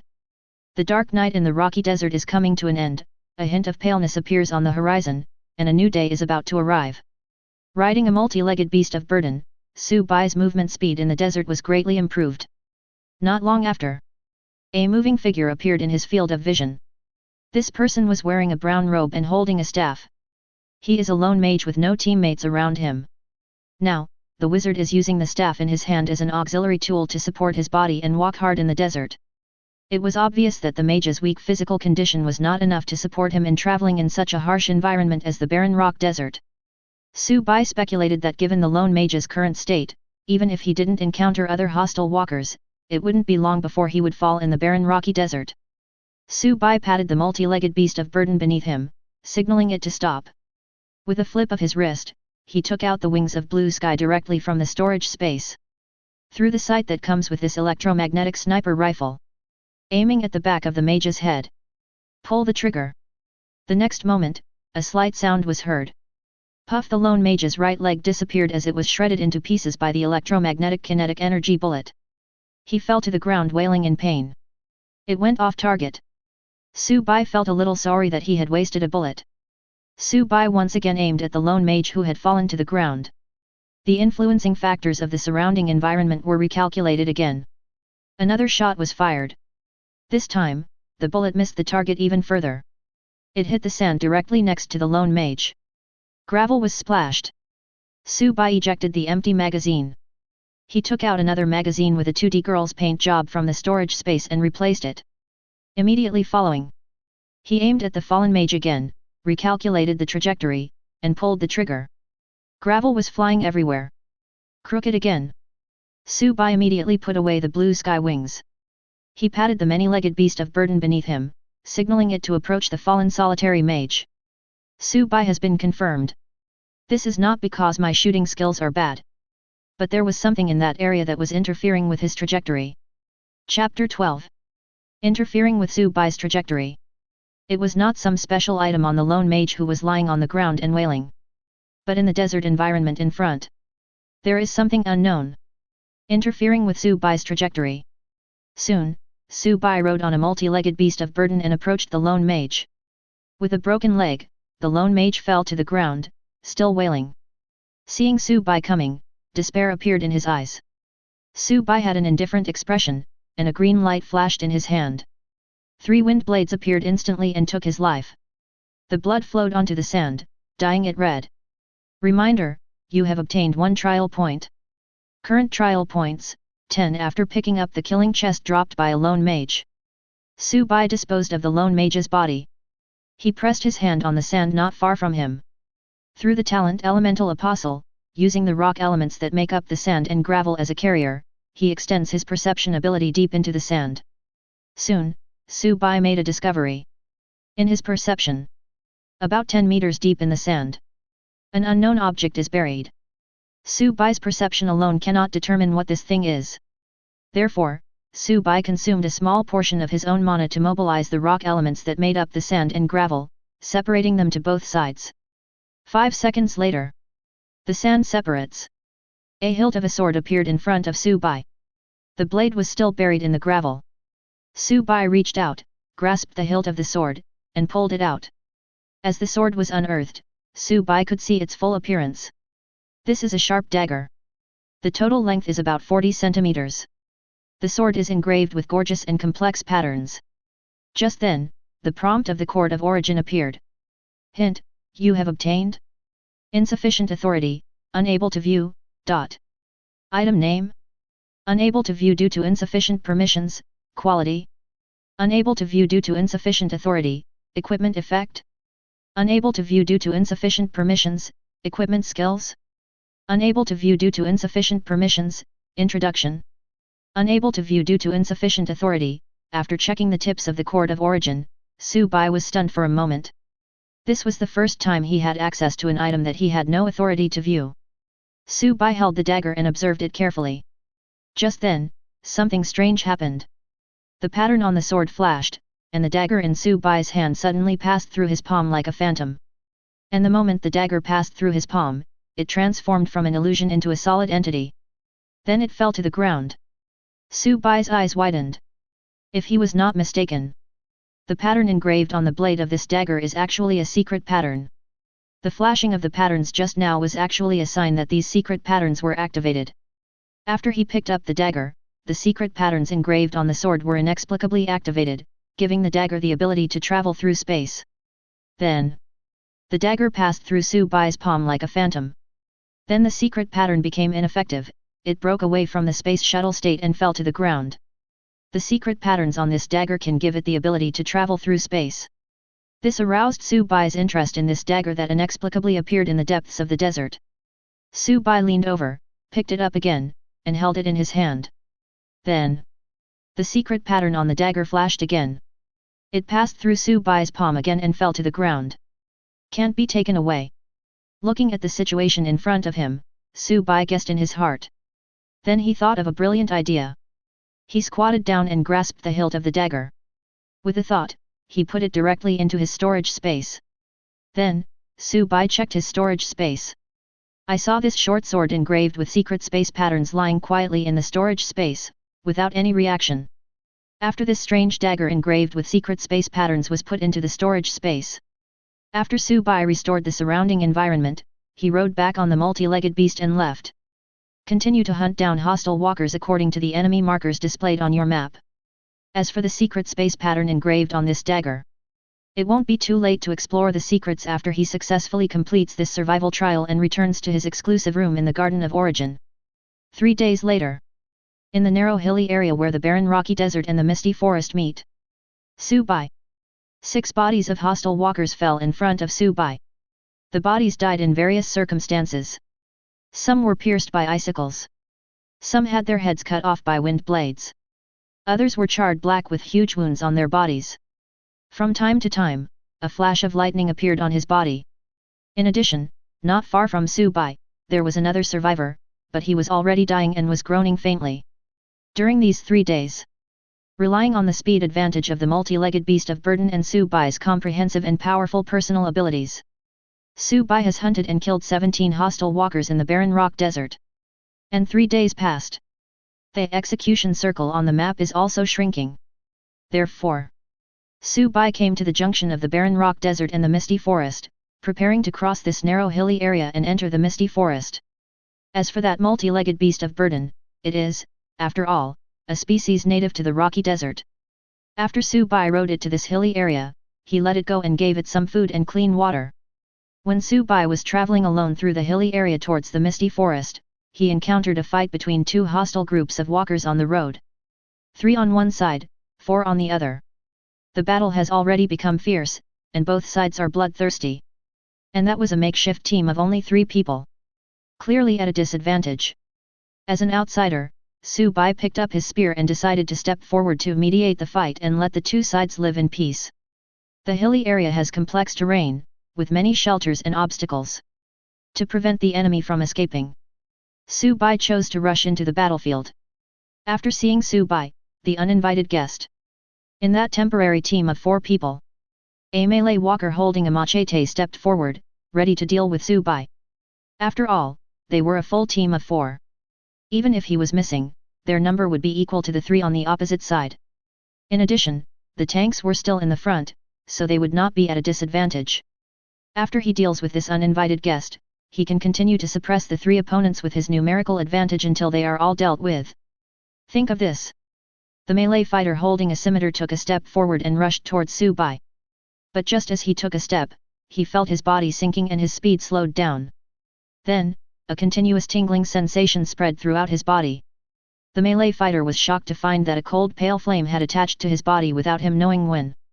This pale flame directly brought about 3 negative effects: slowing down, pressure and erosion. Before he could come to his senses, then he saw an icicle appearing from the ground and piercing through his body. Just as he was about to turn around and call for help, he saw that among the 3 teammates behind him, except for the tank, the remaining 2 had already had their heads chopped off by the wind blade that appeared out of nowhere. Then, he also saw that 4 huge lightning swords suddenly appeared above the heads of the 3 enemies and slashed down straight down. This was the last scene he saw before he died. Chapter 13. The whole process took less than a second, and the 2 enemy groups didn't even touch Su Bai's hair before Su Bai killed 6 of them, leaving only 1 survivor. The survivor was the tank in the four-man team, a girl wearing heavy armor. At this moment, the throat of this heavily armored girl was cut by the wind blade, and her body was pierced by the ice cones that appeared from the ground. She fell to the ground, uttering a faint groan. With a desperate expression, he looked at Tsubai, who was like the god of death and killed all of his teammates and 3 enemies in a short period of time. His face was gloomy. The next moment, the tip of a crystal spear appeared in her field of vision and quickly enlarged. She fell into endless darkness. Pulling back the evil-breaking sword, Tsubai shook the spear to get rid of the blood on the tip. Put Poxy into the storage space. Check out the tips before origin. Reminder, you have obtained 7 trial points. Current trial points, 34. After checking the prompts, Tsubai picked up the killing chest dropped by several people, simply cleaned up the battlefield, turned around and left, rushing towards the misty forest. The hilly area has uneven terrain and complex topography. Tsubai ran in it for another 2 hours. Finally, we walked out of this narrow hilly area sandwiched between the barren rocky desert and the misty forest. Arrived at the edge of the misty forest, Tsubai walked out from behind a small hill and saw a dense forest filled with fog. The trees in the forest are tall, more than several dozen meters high, and many vines as thick as arms hang down from the branches. In addition, there are many shrubs growing in the misty forest. Walking into the misty forest, Tsubai felt damp and stuffy. Opening the personal terminal in his hand, Tsubai checked the map. Having left the barren rock desert, the radar of air of the Sand King with a range of 10 kilometers has lost its function. Enemy markers are no longer displayed on the map. After losing the enemy's mark, Tsubai had to maximize his perception ability and move forward carefully in the misty forest. Not long after walking through the hot and humid foggy forest, Tsubai made a discovery. An open space appeared in front of him, and in a corner of the space, there was a bonfire that had already gone out. Tsubai walked over to the extinguished bonfire, picked up a piece of cool charcoal ash, and crushed it in his hands. The carbon ash was a little damp, obviously it had been extinguished a long time ago. Some broken bones were scattered around the extinguished campfire. Judging from its shape, it should be some kind of small animal. The bones were clean, with almost no meat left on them. This shows that the person who lit the bonfire did not have enough food. Continuing his search, Tsubai found a row of footprints of varying depths next to the extinguished campfire. The footprints entered the forest and extended into the distance. The footprints showed that he was injured and at least one of his legs was unable to move. But there was no blood around. The other party's wounds should have been treated long ago, and he was taking a temporary rest here. Tsubai thought for a moment and did not follow the footprints. Some of these traces are so obvious that they are not even concealed. It is very likely a sting operation. Ignoring the obvious traces, Tsubai changed direction and turned away. Crunch crunch. Just then, the sound of footsteps trampling on dead branches came from the bushes behind him, and there was more than one sound. Tsubai didn't look back. Ice crystals appeared in his hands, and an ice cone appeared in the direction of the sound. The icicles pierced through a large area of bushes, but Tsubai did not receive a kill notification. Then, a sharp wind sounded behind Tsubai's head. A fist wearing a blue metal glove appeared behind Tsubai's head and smashed down hard on the back of his head. However, Tsubai's perception had already given him a warning. He dodged sideways, then twisted his body and raised his leg, kicking the attacker directly in the abdomen with a whip kick. The attacker bent his body into a C shape, breaking through a layer of air waves in the air, and flew backwards, hitting a tree not far away. The next moment, 3 wind blades followed closely behind, ready to take her life. Ding ding ding. An energy shield appeared in front of the attacker, blocking the fatal blow for her. After blocking 3 wind blades, the shield did not disappear, but continued to protect the attacker. Under the protection of the shield, the attacker stood up and wiped the blood from the corner of his mouth. Then a green light entered her body and healed her injuries. Tsubai had already seen the attacker's appearance clearly. It was the melee fighter girl who wanted to make a killing from Tsubai in the trading street before.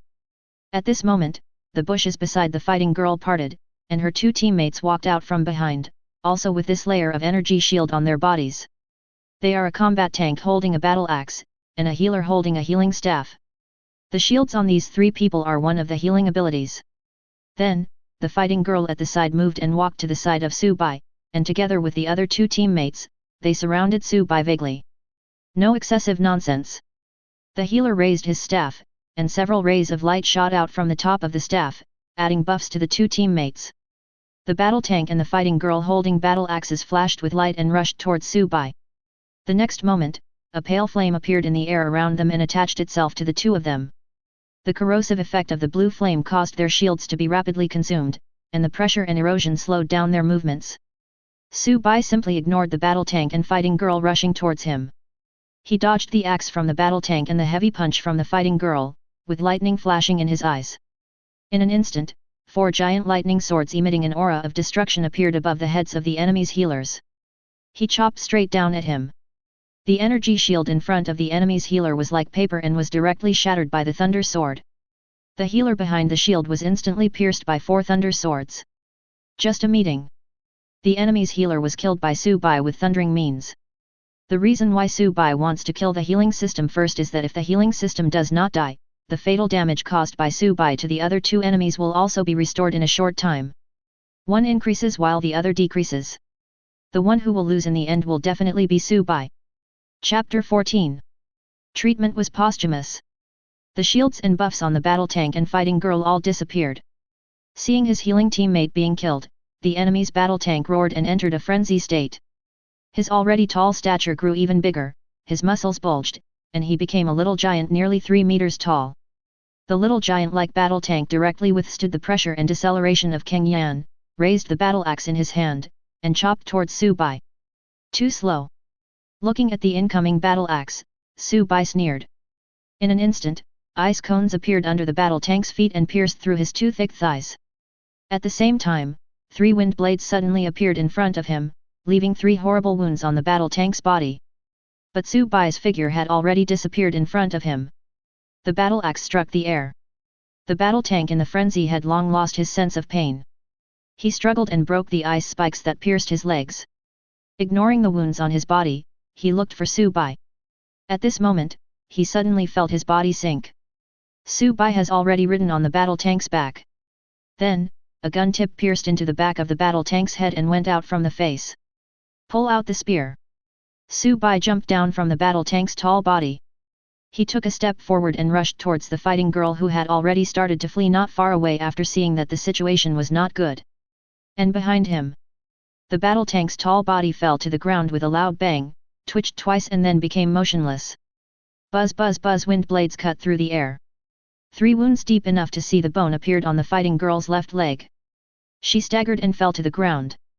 He supported himself on the ground with his hands and crawled forward with difficulty. Let me go. After crawling 2 steps, the fighting girl suddenly stopped, turned around to face Subai, pulled off her shirt, and exposed her snow-white roundness to the air. Let me go. I'll do anything you ask me to do. The fighting girl begged. Subai's face was cold, he ignored her, frost forming on his hands. Afterwards, the fighting girl's body was hung on the icicle like a torn sack. Walk to the fighting girl's body. Subai picked up the kill chest she dropped. After burying the bodies of the 3 men and cleaning up the battle scene, Subai left. Half a day later, Subai squatted in the crown of a big tree, his feet on the thick branches, looking down. Below him was a wetland swamp, with a thick layer of fog covering the swamp. The fog in the swamp rose and changed, and there were 2 huge figures in the fog. It is 30 meters long. They were 2 lord-level creatures. Rainforest crocodiles, lying on the ground and snoring. Through the mist, you can see a ball of azure blue light in the center of the 2 rainforest crocodiles. It was a piece of water-attributed ore. According to Subai's perception, it contained abundant water elements. Subai estimated that there was a high possibility that this was a gold-grade water-attributed ore. Nowadays, the growth that silver-grade elemental ores can provide to breaking evil is very limited. Subai decided to change the taste. The Eye of Control appeared beside Subai and transmitted the detected data back to Subai. Hint: the intelligence attributes of both parties have been compared. You have obtained 100% of the other party's information. Name: Rainforest Crocodile, Lord-level creature, Level 1, Category: Extraordinary creature. Health: 100% mana, 247/247 mana regeneration rate, 3/per minute. Strength: 41 Constitution, 37 Speed, 30 Intelligence, 18 Charisma, -3 Extraordinary Talent 1, Lord Creature leave max, health plus 2000 points, strength plus 3, constitution plus 4, speed plus 3. Extraordinary gift 2, blessing of the rainforest. Blessing of the rainforest leave max.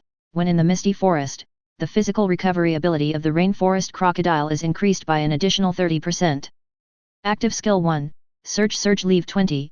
The rainforest crocodile gathers water elements from the surrounding environment and sprays a highly penetrating high-pressure water stream from its mouth, causing water element damage of strength attribute times 3 plus constitution attribute times 2. Tip: the damage caused by the skill is not an absolutely fixed value. This value is only for reference. 2 roar leave 24. The rainforest crocodile emits sound waves powerful enough to shock the enemy's brain. The enemy will suffer 300 points of damage and be stunned for 2 seconds. Active skill 3, high altitude impact. High altitude impact leave max. The rainforest crocodile jumps to high altitude when the time is right, and then smashes down with all its strength, causing damage equal to its own weight times 0.7 plus falling height times 1 plus strength attribute times 3. Unlike deep rock worms, the talents and skills of the rainforest crocodile have been improved, and they are more inclined towards attack. Subai, who was squatting on the tree branch, stood up and disappeared as a flash of lightning. When he appeared again, he was already above the heads of the 2 Lord-level creatures, breaking through the thick fog and falling downwards. With the help of the falling momentum, Subai gripped the spear tightly in his hand, and lightning flashed in his eyes. The thunder elements in the surrounding environment quickly gathered towards the spear in his hand. An aura of destruction spread from around him. Roar! Under him, the 2 rainforest crocodiles were startled by the fluctuations of the breath above their heads. He opened his mouth wide and let out a roar. An invisible sound wave came out of their mouths, and Subai suddenly felt dizzy. But this did not affect the speed at which he gathered the thunder element in breaking evil. In an instant, the lightning element was gathered, and Subai used all his strength to throw the spear in his hand. Heart of the gun, thunder fall from the sky. The next moment, although the weather in the misty forest was clearly sunny, a dazzling bolt of lightning flashed across the forest. And in the forest, 2 torrents of water element met the thunder. Boom! The thunder spear collided with the 2 torrents, making a loud noise. The evil breaking power wrapped in thunder was not affected by the 2 torrents. After breaking through a torrent on the left with irresistible force, the thunder spear faced the surging torrent and pierced directly into the throat of the rainforest crocodile on the left. In an instant, endless thunder and plasma gushed out from the mouth of the rainforest crocodile on the left. In less than a breath, it covered its entire body. The aroma of meat wafted out immediately. The rainforest crocodile twitched due to the electric shock and let out intermittent howls of pain. The huge body rolled in pain in the swamp, splashing large amounts of water and dispersing the thick fog that covered the swamp. The excessive amount of lightning element caused another rainforest crocodile that was also in the swamp to be paralyzed by electricity. Although he was not as miserable as his companions, he was also electrocuted and collapsed to the ground. From Subai leaping down from the tree canopy, to throwing the lightning spear, to the 2 rainforest crocodiles being paralyzed by the lightning element. All this was accomplished in just a few breaths. Subai is still in mid-air. Did not fall into the swamp. Chapter 15. At this time, the rainforest crocodile on the left had been charred by electricity all over its body. It fell to the ground and twitched slightly. It was obvious that it would not live long. Subai waved his hand in mid-air. Puff! The evil breaking sword that was inserted into the mouth of the rainforest crocodile brought out a string of blood beads and returned to his hand. Subai held the evil breaking spear in his hand, which glowed with an icy blue light. He aimed it at the head of the other rainforest crocodile that had been paralyzed by electricity and threw it with force. Bang! The next moment, the spear pierced into the head of the rainforest crocodile, and ice crystals exploded in the head of the rainforest crocodile. Many ice crystals pierced its skull, penetrated the flesh on its cheeks, and were exposed to the air. In an instant, the rainforest crocodile, which had long been paralyzed by electricity, slowly fell into the water with its huge body, splashing a large amount of water, and lost its life. Subai landed on it, his eyes flashing purple, and waved his hand to disperse the thunder elements in the surrounding water environment. Immediately afterwards, Subai received a prompt from the Court of Origin. Hint: you have killed 2 rainforest crocodiles. As the prompt from the Court of Origin fell, a treasure chest appeared next to the corpses of 2 Lord-level creatures. Subai picked up the treasure chest and a prompt appeared. Hint, you have obtained a silver-level treasure chest, twin crocodiles. After putting the treasure chest into the storage space, Su-bai looked at the water-attributed ore in the center of the swamp that was emitting azure blue light. The huge noise of the battle just now almost dispelled all the thick fog covering the swamp in this area. At this time, the water-attributed ore was suspended on the surface of the swamp, and the azure light was reflected on the water, which was clearly visible. Plop plop dot. The water in the swamp was not too deep. Su-bai waded forward and reached out to grab the water-attributed ore floating on the water. The prompt for the Court of Origin appears. Hint, you have obtained the gold-level water element ore, pure water in the forest. Item name, pure water in the forest. Type, crafting material, elemental ore. Quality, gold. Item rating, 37 points, gold level items are rated from 0 to 50 points. Introduction, deep in the misty forest, rich water elements condense together. Over time, the elemental ores formed can be used to forge high-quality life recovery equipment, or to configure high-quality life recovery potions and many other uses. The texture of this water element mineral, pure water in the forest, is not hard, but feels soft and has some toughness. Holding it in his hand, Su-bai could feel the rich water element contained in this ore. After storing this unexpected gold-grade water element ore into the storage space, Su-bai returned to the relatively intact body of the rainforest crocodile. He got tired of eating sandworm meat after a long time, so he decided to change the taste. At this time, the body of the rainforest crocodile was lying upside down in the water. Su-bai took out a sharp dagger from the storage space and slashed it towards the belly of the rainforest crocodile. The dagger scratched the hard skin on the belly of the rainforest crocodile, leaving only an almost invisible faint white mark. A word about volume division: Tomato's volume splitting function is a bit of a brain hemorrhage. Tomato cannot delete subvolumes of existing chapters, nor does it support deleting published chapters. There is a picture in my mind now, that is the smile of the Great King. Chapter 16. Su-bai paddled a few more times, but there was still no effect. He had no choice but to put away the dagger, take out the evil breaking sword from the storage space, and hold the upper part of the gun body by the tip of the gun. He scratched the hard skin on the belly of the rainforest crocodile again. There was a slight sound of flesh tearing. The hard skin on the belly of the rainforest crocodile was cut open by Poxy, revealing the bright red tender meat inside. After a moment, Su-bai cut nearly 20 kilograms of tender meat from the abdomen of the rainforest crocodile. However, this is just a drop in the bucket compared to the huge body of the rainforest crocodile. Afterwards, Su-bai cut off a square piece of hard skin with a side length of about half a meter from the rainforest crocodile. Su-bai returned to the shore with the crust. After using the tip of the evil breaking gun to cut a small hole about 1 centimeter thick at the four corners of the hard skin, Su-bai took out the rope from the storage space, passed it through the small holes, and held it in his left hand. The four corners of this square piece of hard leather are pulled up to form a simple container. Afterwards, Su-bai took out clean water from the storage space, poured it into this simple container, and threw in the small pieces of crocodile meat that had been cut in advance. His right hand was placed under this simple container, gathering the surrounding fire elements and starting to heat it. 2 breaths later, the water in this improvised container of crust began to boil. The boiling water continuously takes away heat, so that the temperature in this simple container will not exceed 100 degrees, and it will not burn. After a while, a big pot of hot broth is ready. The meat of the rainforest crocodile is extremely tender and delicious. Even without any seasoning, Su-bai eats it with relish. After drinking the last mouthful of soup, Su-bai burped contentedly. After eating roasted sandworm meat for several days in a row, all my worries disappeared. After drinking a pot of broth and simply washing off the blood on his body, the physical strength he had just consumed in the battle was gradually restored. Su-bai simply cleaned up the battlefield, erased all traces of his stay there, and continued on his way, heading towards the eastern part of the misty forest.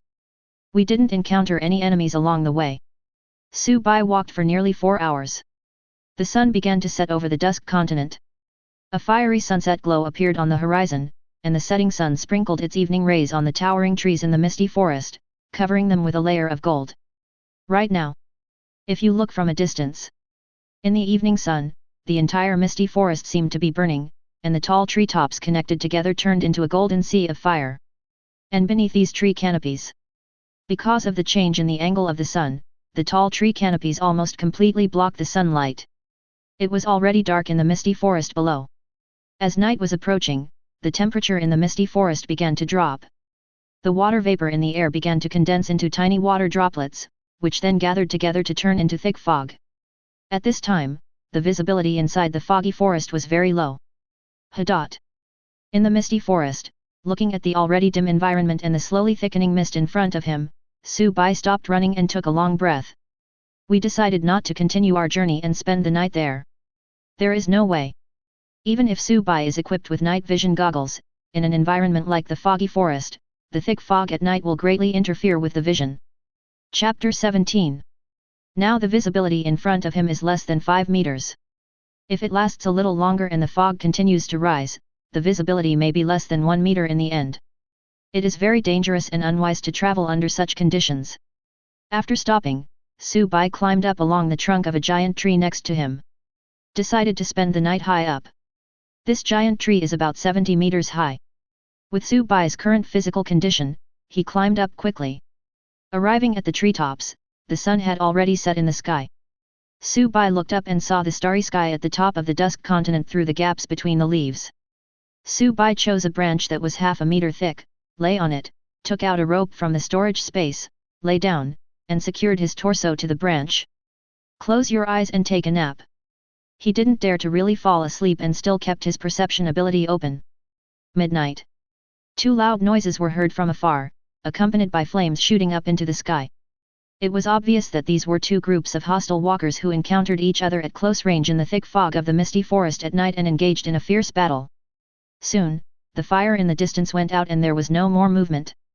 It seems that one of them has turned into a killing chest. Time passed bit by bit, and the sun rose again on the dusk continent.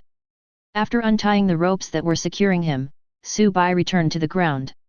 As the sunlight shines through the dense tree canopy and onto the ground. Although the thick fog in the misty forest has not yet dissipated, visibility has greatly improved. At this moment, Su Bai's personal terminal issued a prompt, and a message popped up on the temporary team's contact channel. Orange, assist help me. After seeing this message, Su Bai immediately edited the information and prepared to reply, but he saw that the avatars of the auxiliary orange and the tank red bear had dimmed. Just then, a new message popped up in the communication channel. Omi, Melee FK. They're just gone. Emoju, Mage I think so. Omi, Melee at Emoju, Mage, Emoju, there are only 2 of us left, what are you going to do? Su Bai took another look at the map of the misty forest, determined the current location of the 2, continued to edit the information, and sent it to the temporary team's contact channel. Emoju, Mage there is a basin not far to the southeast, not too far from you. Meet me at the edge of the basin. Attached, meeting place.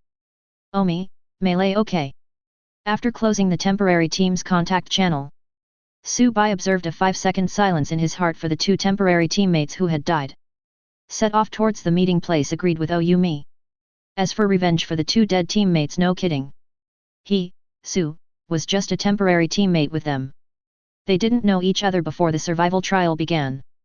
They hadn't even met once during the survival trial. How could they talk about revenge? If the 2 of them were not dead by now, but were seriously injured and hunted by other hostile walkers, Su Bai will definitely go to support. But now these 2 people have long become killing treasure chests and are completely dead. Su Bai could only mourn for them in his heart. Su Bai took out some crocodile meat from the storage space, heated it in his hands and roasted it, then had a simple breakfast and headed towards the target location. Chapter 18. After walking for 3 hours, the terrain ahead began to slope downward, and the density of trees decreased significantly, replaced by more shrubs. Su Bai has reached the edge of the basin as agreed with Oyumi. What surprised Su Bai was that, apart from the sparse trees and more shrubs in this basin, the moist mist that filled the misty forest had disappeared here. Along the way, Su Bai discovered this phenomenon. The closer we get to the basin, the thinner the fog becomes. All the way to the edge of the basin, the fog completely disappeared. There is not a trace of thick fog in the entire basin, and with few trees, the view is extremely broad. This peculiar basin is like an isolated island surrounded by the sea, nestled in the misty forest. After arriving at the agreed meeting place, they waited for less than 15 minutes before a sound was heard from the woods beside Su Bai, and Irelia Omi walked out. After not seeing her for many days, Su Bai felt that Omi's aura was a little restrained, and she was no longer as swift and deadly as when they first met. It is more like a long sword being sheathed, storing its sharpness in the scabbard, and constantly condensing with the help of the scabbard's restraint. When the day comes to draw the sword, it will surely be extremely shocking. This should be the innate ability of Irelia and Omi, so Su Bai didn't ask too much. It is obvious that Irelia Omi is definitely a powerful and qualified melee teammate. Mo, how many points do you have now? Walking closer to Su Bai, Yumi spoke. Su Bai opened his personal terminal and took a look. Counting the points he had earned from killing 3 fighting girls before. Now he alone has 37 points. 37 points. Su Bai replied. After hearing his words, a barely perceptible surprise appeared on the stern face of sword girl Omi. I have 18. She spoke casually, seemingly not caring about the level of her trial points.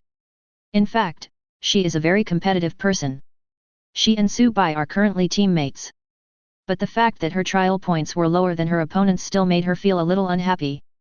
But what Irelia and Omi didn't know was, beside her, Su Bai, wearing the stigmata robe, is more than just a mage. Instead, he is a truly well-rounded top lone wolf walker with no shortcomings. In addition, Su Bai once relied on the air of the Sand King, a range radar, and a multi-legged beast of burden that could travel quickly in the desert. In just 3 days, 17 hostile walkers were hunted down. Omi is naturally no match for him. Nowadays, the combined trial points of the two people are already 55 points.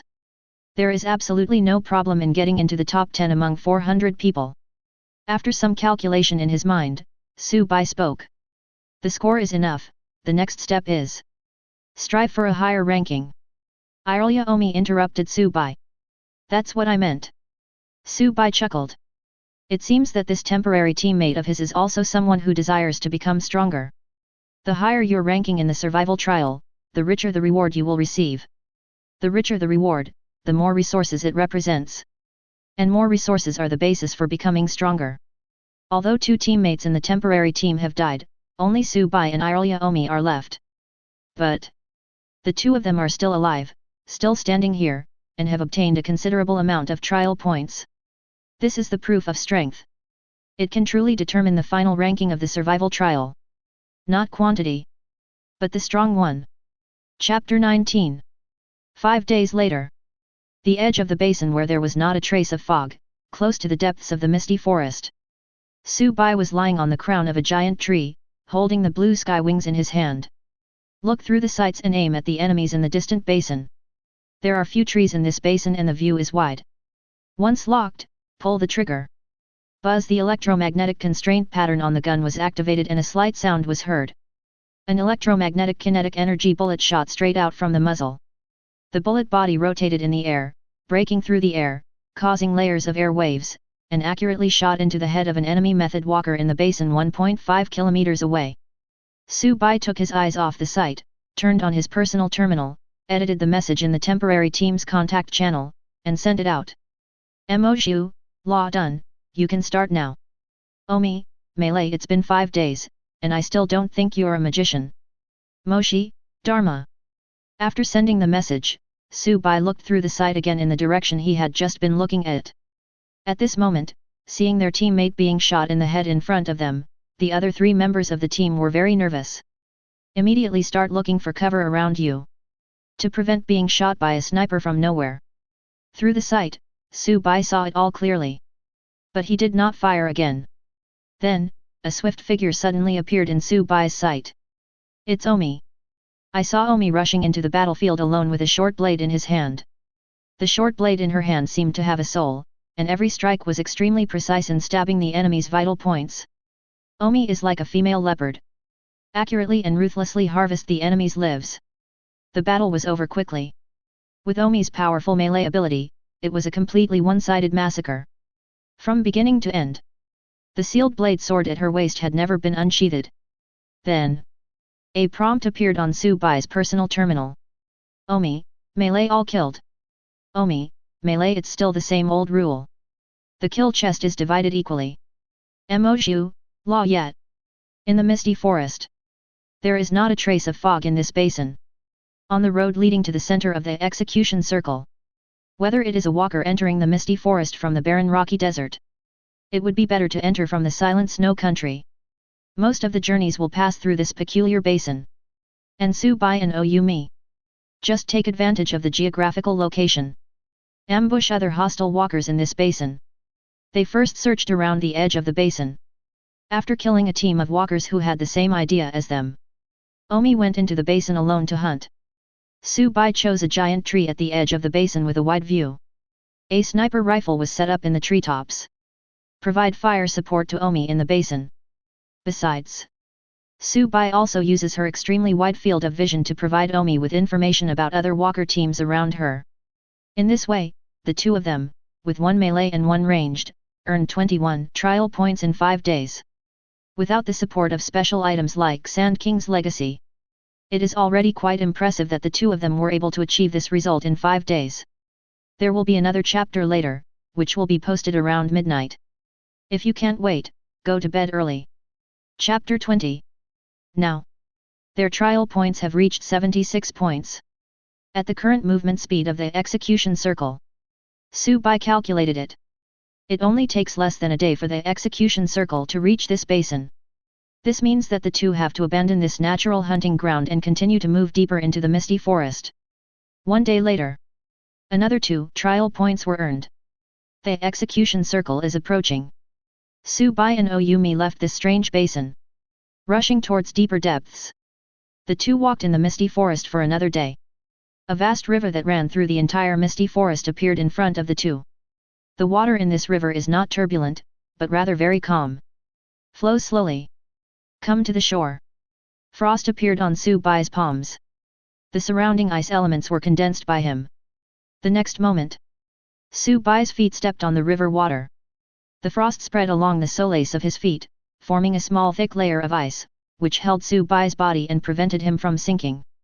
And Oyumi followed behind Su-bai. Cross the river together. The slow-flowing river water allowed Su-bai to form a layer of ice on the river surface and not be washed away. Under Su-bai's deliberate control, the surface of the ice is covered with grid-like protrusions. Avoid slipping along the way. The journey was very smooth. Soon, the two were approaching the center of the river. Just at this moment, not far from the two of them, the originally calm water surface suddenly began to waver. There was a huge splash of water. As the water splashed, a huge dark purple fish fin appeared on the water surface. The part that is above water is as high as 10 meters. As for the part of the fin that is underwater, there is no known location. With the appearance of fins, Su-bai felt an extremely dangerous feeling coming from beneath the water, causing his perception to send out crazy warnings. Su-bai looked back at Oyumi behind him. I found that the other person was also looking at me. Run! Both of them realized that something was wrong. This time, Su-bai's pupils instantly turned into ice blue snowflakes, and his cohesion on the surrounding ice elements was increased to the maximum. The ice layer under his feet had been greatly increased in width and thickness. Su-bai took big strides and ran towards the other side of the river. Omi followed him closely. Boom! The ice behind them broke and a huge head emerged from the water. This is the head of a strange fish, extremely ugly. This strange fish is just a head, as big as an old residential building. The strange fish opened its huge mouth. There are no sharp teeth in the mouth. Instead, it is covered with many hard beards. The same color as the strange fish's body. These whiskers are also dark purple. Crunch crunch as the strange fish's head poked out of the water, the sound of ice cracking was heard one after another. The water flow caused by the strange fish when it came out of the water was enough to break and shatter the ice that Su-bai had previously condensed. I heard some noise behind me. Su-bai and Oyumi didn't even dare to look back, they just ran forward. Fortunately, their physical fitness is far superior to that of ordinary people. The two of them were running at full speed at an extremely fast speed. Just 2 breaths later, they reached the other side. Boom! The next moment, the ice behind them was immediately shattered by the water flow caused by the strange fish. Standing on the hard land, the crisis was not over yet. Su-bai still did not dare to relax and looked back towards the center of the river. The eye of control floated in the air beside Su-bai, detecting the information of the strange fish. Seeing the two people coming ashore, the strange fish looked at them with its dim eyes, and disappeared in this broad river. On Su-bai's side, He had just received the information sent back by the Eye of Control. Chapter 21. We have compared the intelligence attributes of both parties. Your intelligence attribute is only 37% of the enemy's. Since the enemy is not higher than level 3, you have obtained 75% of the enemy's information. Name, Purple Bearded Kun, level 3 dominant creature, category, dominant level creature. Health, 100% body energy. Strength. Physical fitness, 127 speed. Intelligence, 103 charisma, -71 domination creature leave max, health plus 8000 points, strength plus 15 points, constitution plus 16 points, intelligence plus 10 points. Domination talent 2. Domination talent 3. Domination talent 7. Skill 1, mental shock, active, mental shock leave 56, Purple Bearded Kun releases mental fluctuations, causing a powerful mental shock, causing damage to the enemy equal to intelligence attribute times 5 plus constitution attribute times 3. Skill 2. Skill 3. Skill 7. When you see Skill 7. Su Bai didn't read any further. The gap in strength between the two sides is too big, so it is useless to read this information. He was not swallowed by the other party. This means that this is a third-order dominant creature, the Purple Bearded Kun. There is no ill will towards them, perhaps just curiosity. I watched the huge head of the Purple Bearded Kun disappear again in the wide river. Su Bai and Oyumi breathed a sigh of relief. Although the other party had no intention of attacking them at all. But the Purple Bearded Kun poked its huge head out of the water out of curiosity. The waves caused. This caused considerable trouble to the two people who were crossing the river with Ning Bing. But considering the huge size of the Purple Bearded Kun, it itself is not aware of this at all. After an episode, the two people who successfully crossed the river were approaching the center of the execution circle. At this moment, Su Bai's perception ability gave another warning. But not intensely. Something was approaching them, but it wasn't dangerous. Based on perception, the location of that thing was in the forest behind them. Oyumi's intelligence attribute is not as high as Su Bai's, and he has not yet sensed that something is approaching him. Something is coming. Su Bai patted Oyumi beside him and turned to look. I saw it in the woods behind me. There was a commotion in the leaves. Rustle rustle, then a slight rustling sound came into the ears of the two. As the two watched, a giant ant nearly 1 meter long walked out from behind the thick tree trunk. This ant has a fiery red body and 2 huge pincers on its mouth parts, which account for almost 1/3 of its body length. Hiss! After the ant saw Su Bai and Oyumi. With a hiss, it turned around and dived into the woods at a fast speed, running away into the distance.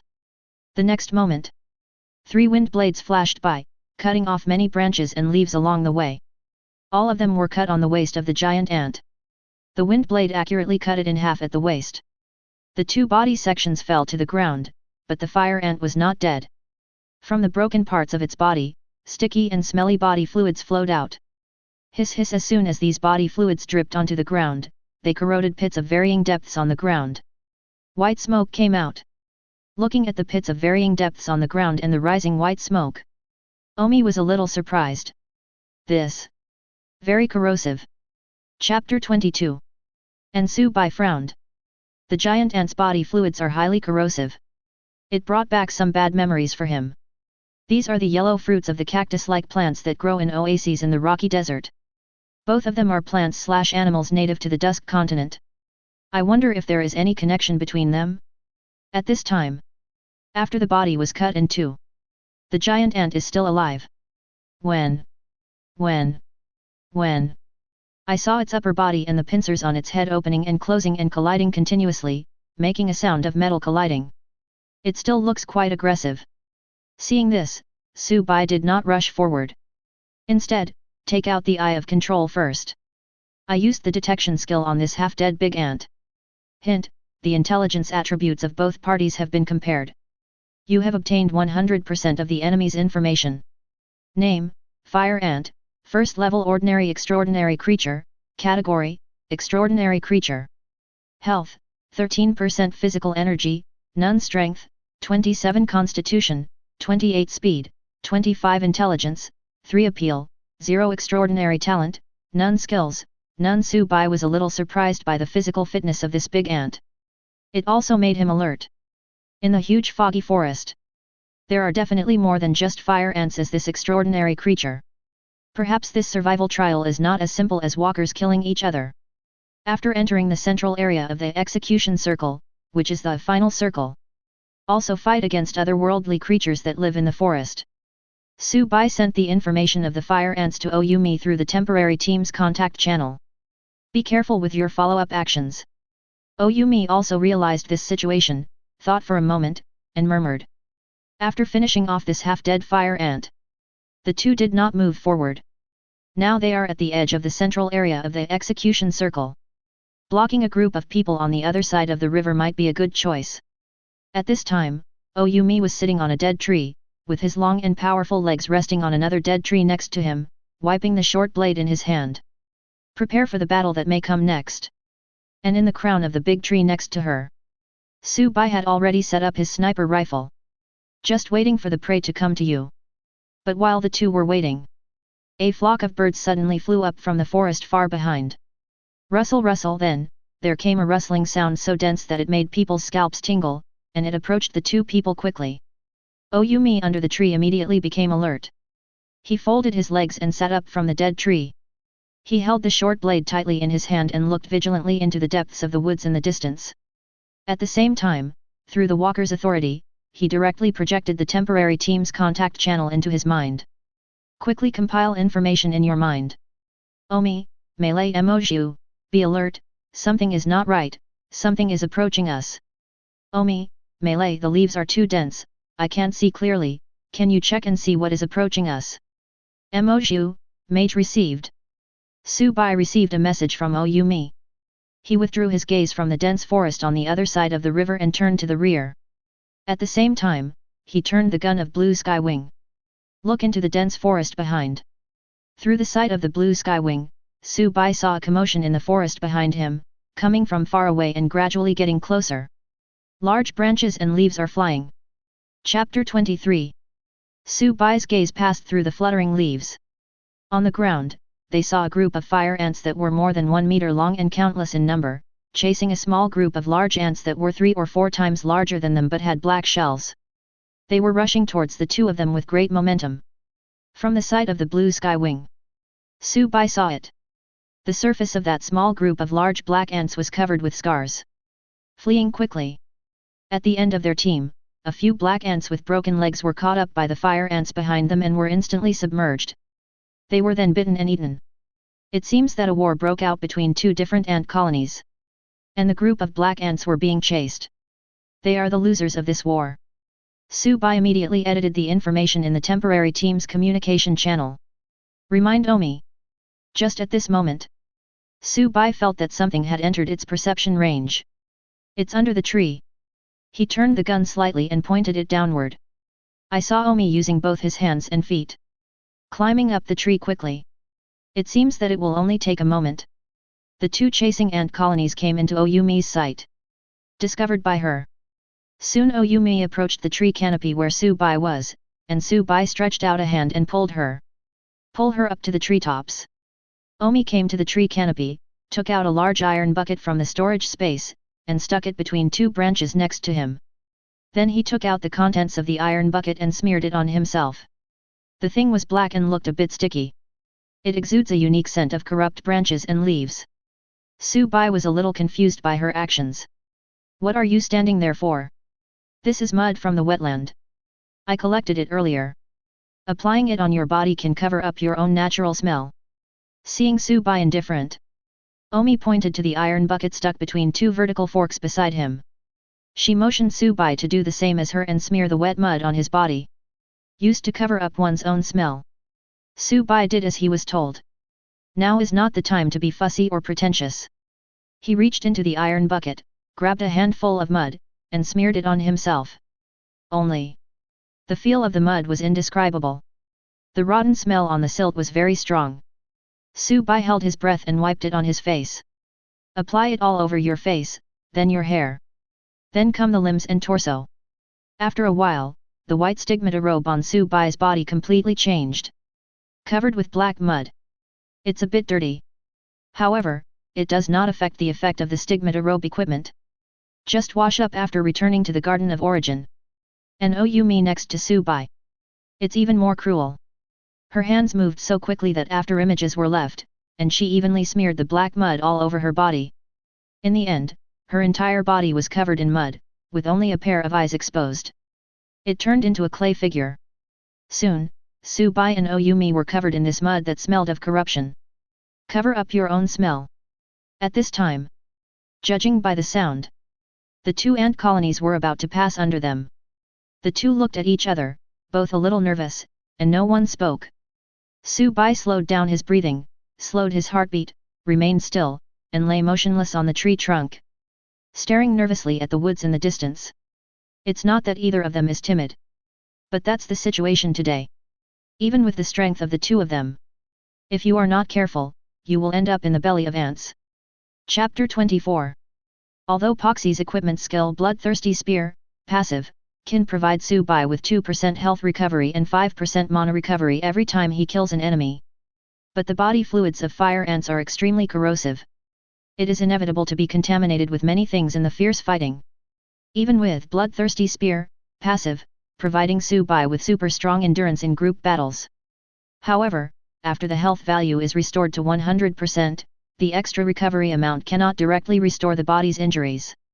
It can only speed up the recovery of injuries and restore Subai's physical strength consumed in battle, thereby extending Subai's sustained combat capability. In battle, only some healing skills with ultimate abilities can directly restore physical injuries. This will continue. Subai will eventually be submerged by the ant colony. Soon. Rustle rustle, dense rustling sounds came from far away. Two colonies of ants were approaching the tree where they were hiding. Ant colony passing by. The fallen leaves on the ground were blown up. Through the fallen leaves, like a torrent, a group of people swept past the big tree where the two were hiding. And didn't find them. Just at this moment, several fire ants separated from the fire ant colony. They broke away from the main group and crawled to the side. The tentacles lie low to the ground, like searching for something among the fallen leaves. Several fire ants were close together, forming a straight line, searching on the ground covered with fallen leaves. Soon, they came to a ground covered with fallen leaves. This ground looks no different from the ground next to it. Several fire ants stopped and lowered their heads, their pincers opening and closing continuously. They lowered their heads and began digging in the open space with their huge pincers. I saw them insert their pincers, which accounted for nearly 1/3 of their body length, into the ground, twisted their heads twice, and then raised their heads and tilted them hard. A large piece of soil was dug out by them. Then, the soil was dug out. The fire ants used their front legs to pull him behind them. After a while, the soil behind them became more and gradually piled up. In front of them, a 2-meter deep pit appeared. A fire ant corpse, cut into 2 sections at the waist, was lying quietly in the big pit. Seeing the body of this companion, the fire ants on the ground seemed a little excited. The head kept twisting and the tentacles on top of the head collided with each other. This is a unique way for ants to transmit information. They seem to be discussing something in this way.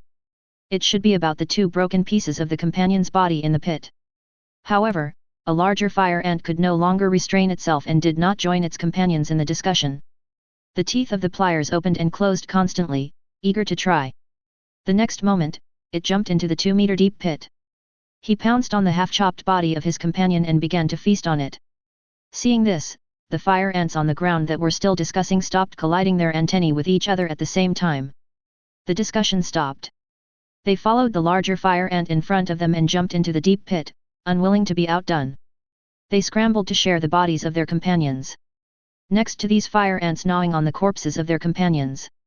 On a huge tree, Subai lay quietly on the tree crown. You can see everything happening on the ground clearly and have a panoramic view. Seeing this scene, Subai's face looked a little ugly, and he secretly took note of it in his heart. In the deep pit, the corpse of the fire ant that was being eaten by its companions was buried by Subai. Chapter 25. To be on the safe side, he buried it 2 meters deep. At the same time, the surrounding traces were cleaned up and the site was restored. But even so, the corpse was eventually found by other fire ants. It was dug out from a depth of 2 meters underground. Share the food. It seems that these big ants have a very sensitive sense of smell. Su Bai looked at the layer of black mud he had smeared on his body. Suddenly I started to worry. He also didn't know whether the strong-smelling black mud on his body would have any effect on Li Huo's sensitive sense of smell. Yumi on the side also noticed the situation here. The arm covered with black mud has already grasped the sealed blade sword at the waist. And on the other side, the small group of big black ants were chased by the fire ants behind them and were forced to the river bank.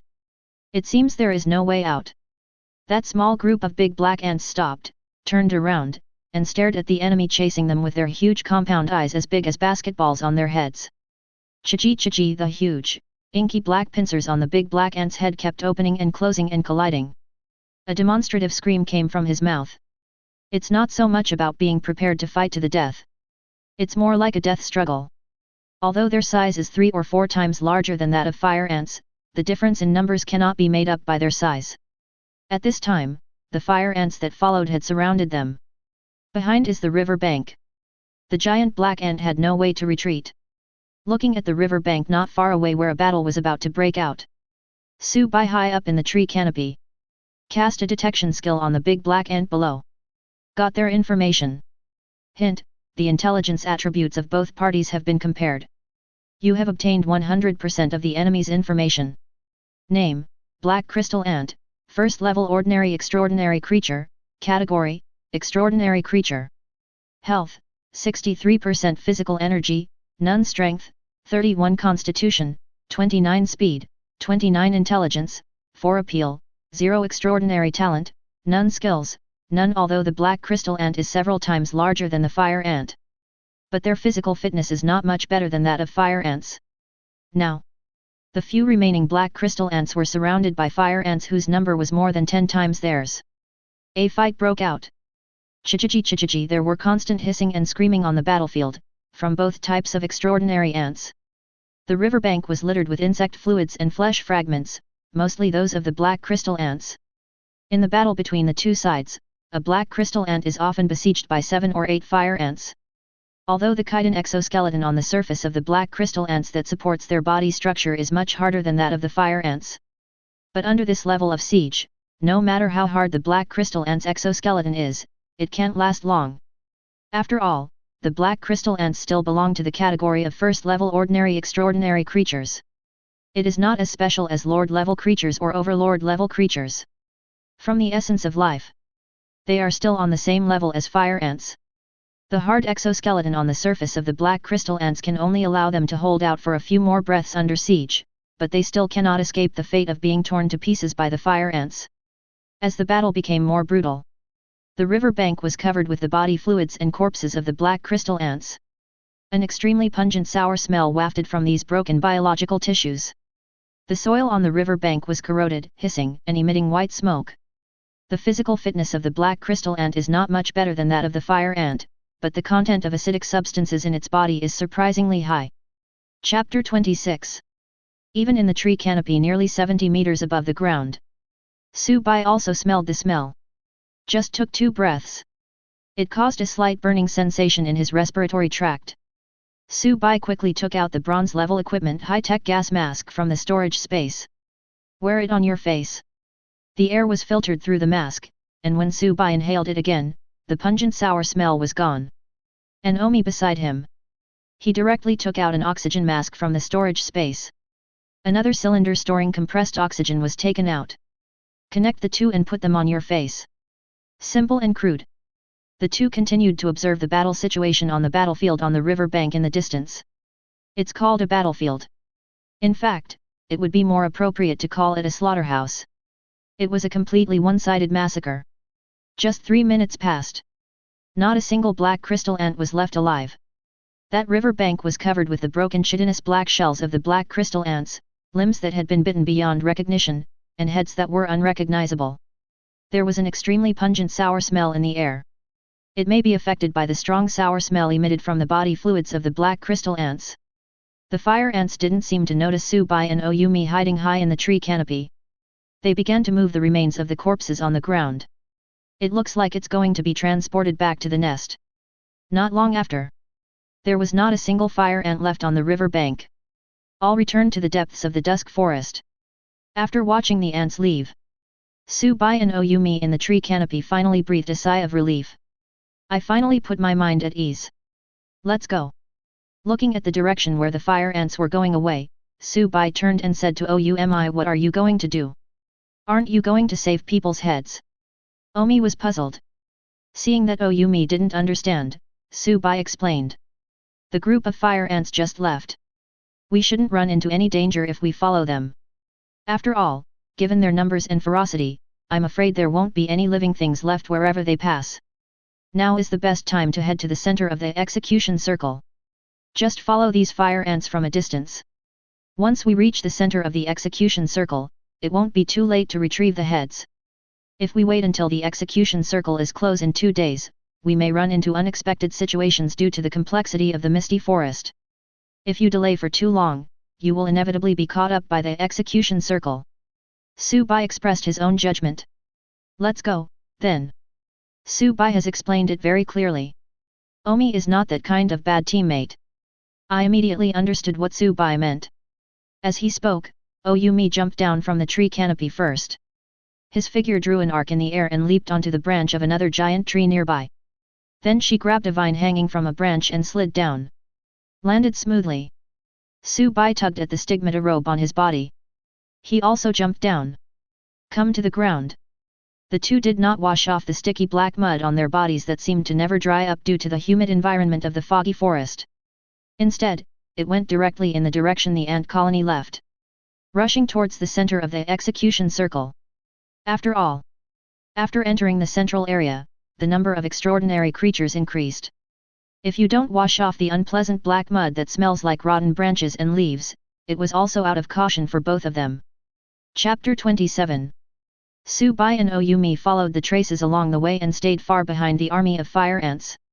Originally, walking in the misty forest full of dense plants was a very physically demanding task. The bushes growing everywhere in the misty forest and the vines hanging from the giant trees are all obstacles blocking the way. But all these are nothing compared to the army of fire ants. The area where the army of fire ants passed through.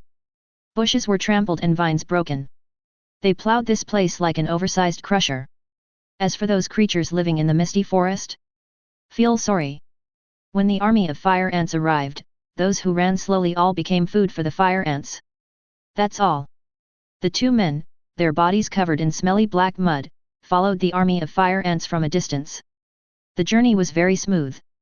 Just 2 hours later, we arrived at the central area of the execution circle. The army of fire ants bypassed the central area and continued to advance into the depths of the misty forest. The central area of the execution circle does not have giant trees and shrubs like other areas of the misty forest. Instead, there stands a huge ancient castle. The castle is built of divided and evenly shaped rocks. On the stone walls of the castle, emerald green moss grows wildly, making the entire castle look mottled. The two walked around the castle. It was discovered that there were neither windows nor balconies or other light transmitting and ventilation devices on the walls of the entire castle. Only in front of the castle, there are 2 stone doors about 10 meters high. The stone door was closed and had patterns carved on it. Both stone doors are carved with patterns, but they are different. The stone door on the left is carved with a woman wearing armor and a crown. There is an upright pyramid pattern on the crown. Under the woman was a giant scorpion. If we assume that the woman carved on the stone gate is of the same size as a human, then the scorpion under her must be at least 20 meters long. The woman sat cross-legged on the scorpion, with 2 short sickles beside her, looking down at the front. Surrounding her and the giant scorpion beneath her were smaller scorpions with crystal clusters on their backs. Those little scorpions were the sand crystal scorpions that Su-bai had seen in the barren stone desert, which migrated to the hilly area between the barren stone desert and the misty forest to lay eggs. Under the feet of these golden sand scorpions, there are many corpses of large ants. There are both fire ants and black crystal ants. The background of this sculpture is full of huge fallen trees. On the stone door on the right, there is also a carving of a woman. But the woman was kneeling on the ground, holding a crown of thorns in her hands, so her face could not be seen clearly. The woman was not wearing any clothes and was naked. Behind her was a mixed group of fire ants and black crystal ants. These big ants all have wounds on their bodies. With its head lowered and its tentacles on the ground, it looks like it is submitting.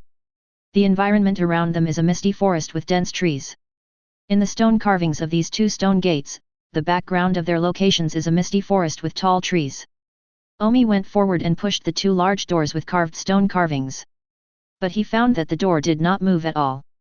This made Oyumi, who missed the 2-point mental power bonus, a little annoyed.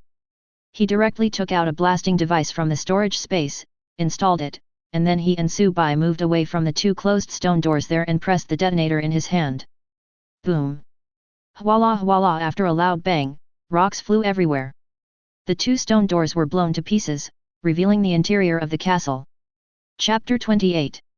Since there are no windows in the entire castle, the interior is pitch black.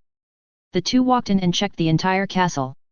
The interior space of the castle is not very large, with a total of 5 floors, connected by a stone staircase that spirals up along the wall. Because there are no windows, if the stone stairs connecting each solid floor to the upper and lower floors are sealed, except for the first floor, the other floors will form a closed independent space. Through the light emitted by the lighting device in his hand, Subai discovered that the first floor of the castle was full of the remains of black crystal ants. The wreckage has long since weathered away. Just a light touch with your hand will turn it into powder and float in the air. Looks like he's been dead for a long time. Walking up the stone stairs, the 2 found that the first 4 floors were filled with the remains of black crystal ants. Soon they arrived at the 5th floor, the highest floor of the castle. There were no remains of black crystal ants on the 5th floor, and it seemed quite empty compared to the first 4 floors.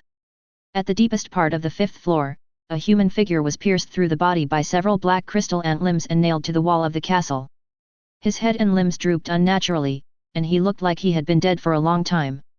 There were no other living creatures in the castle, so it seemed that they were the first 2 to arrive here.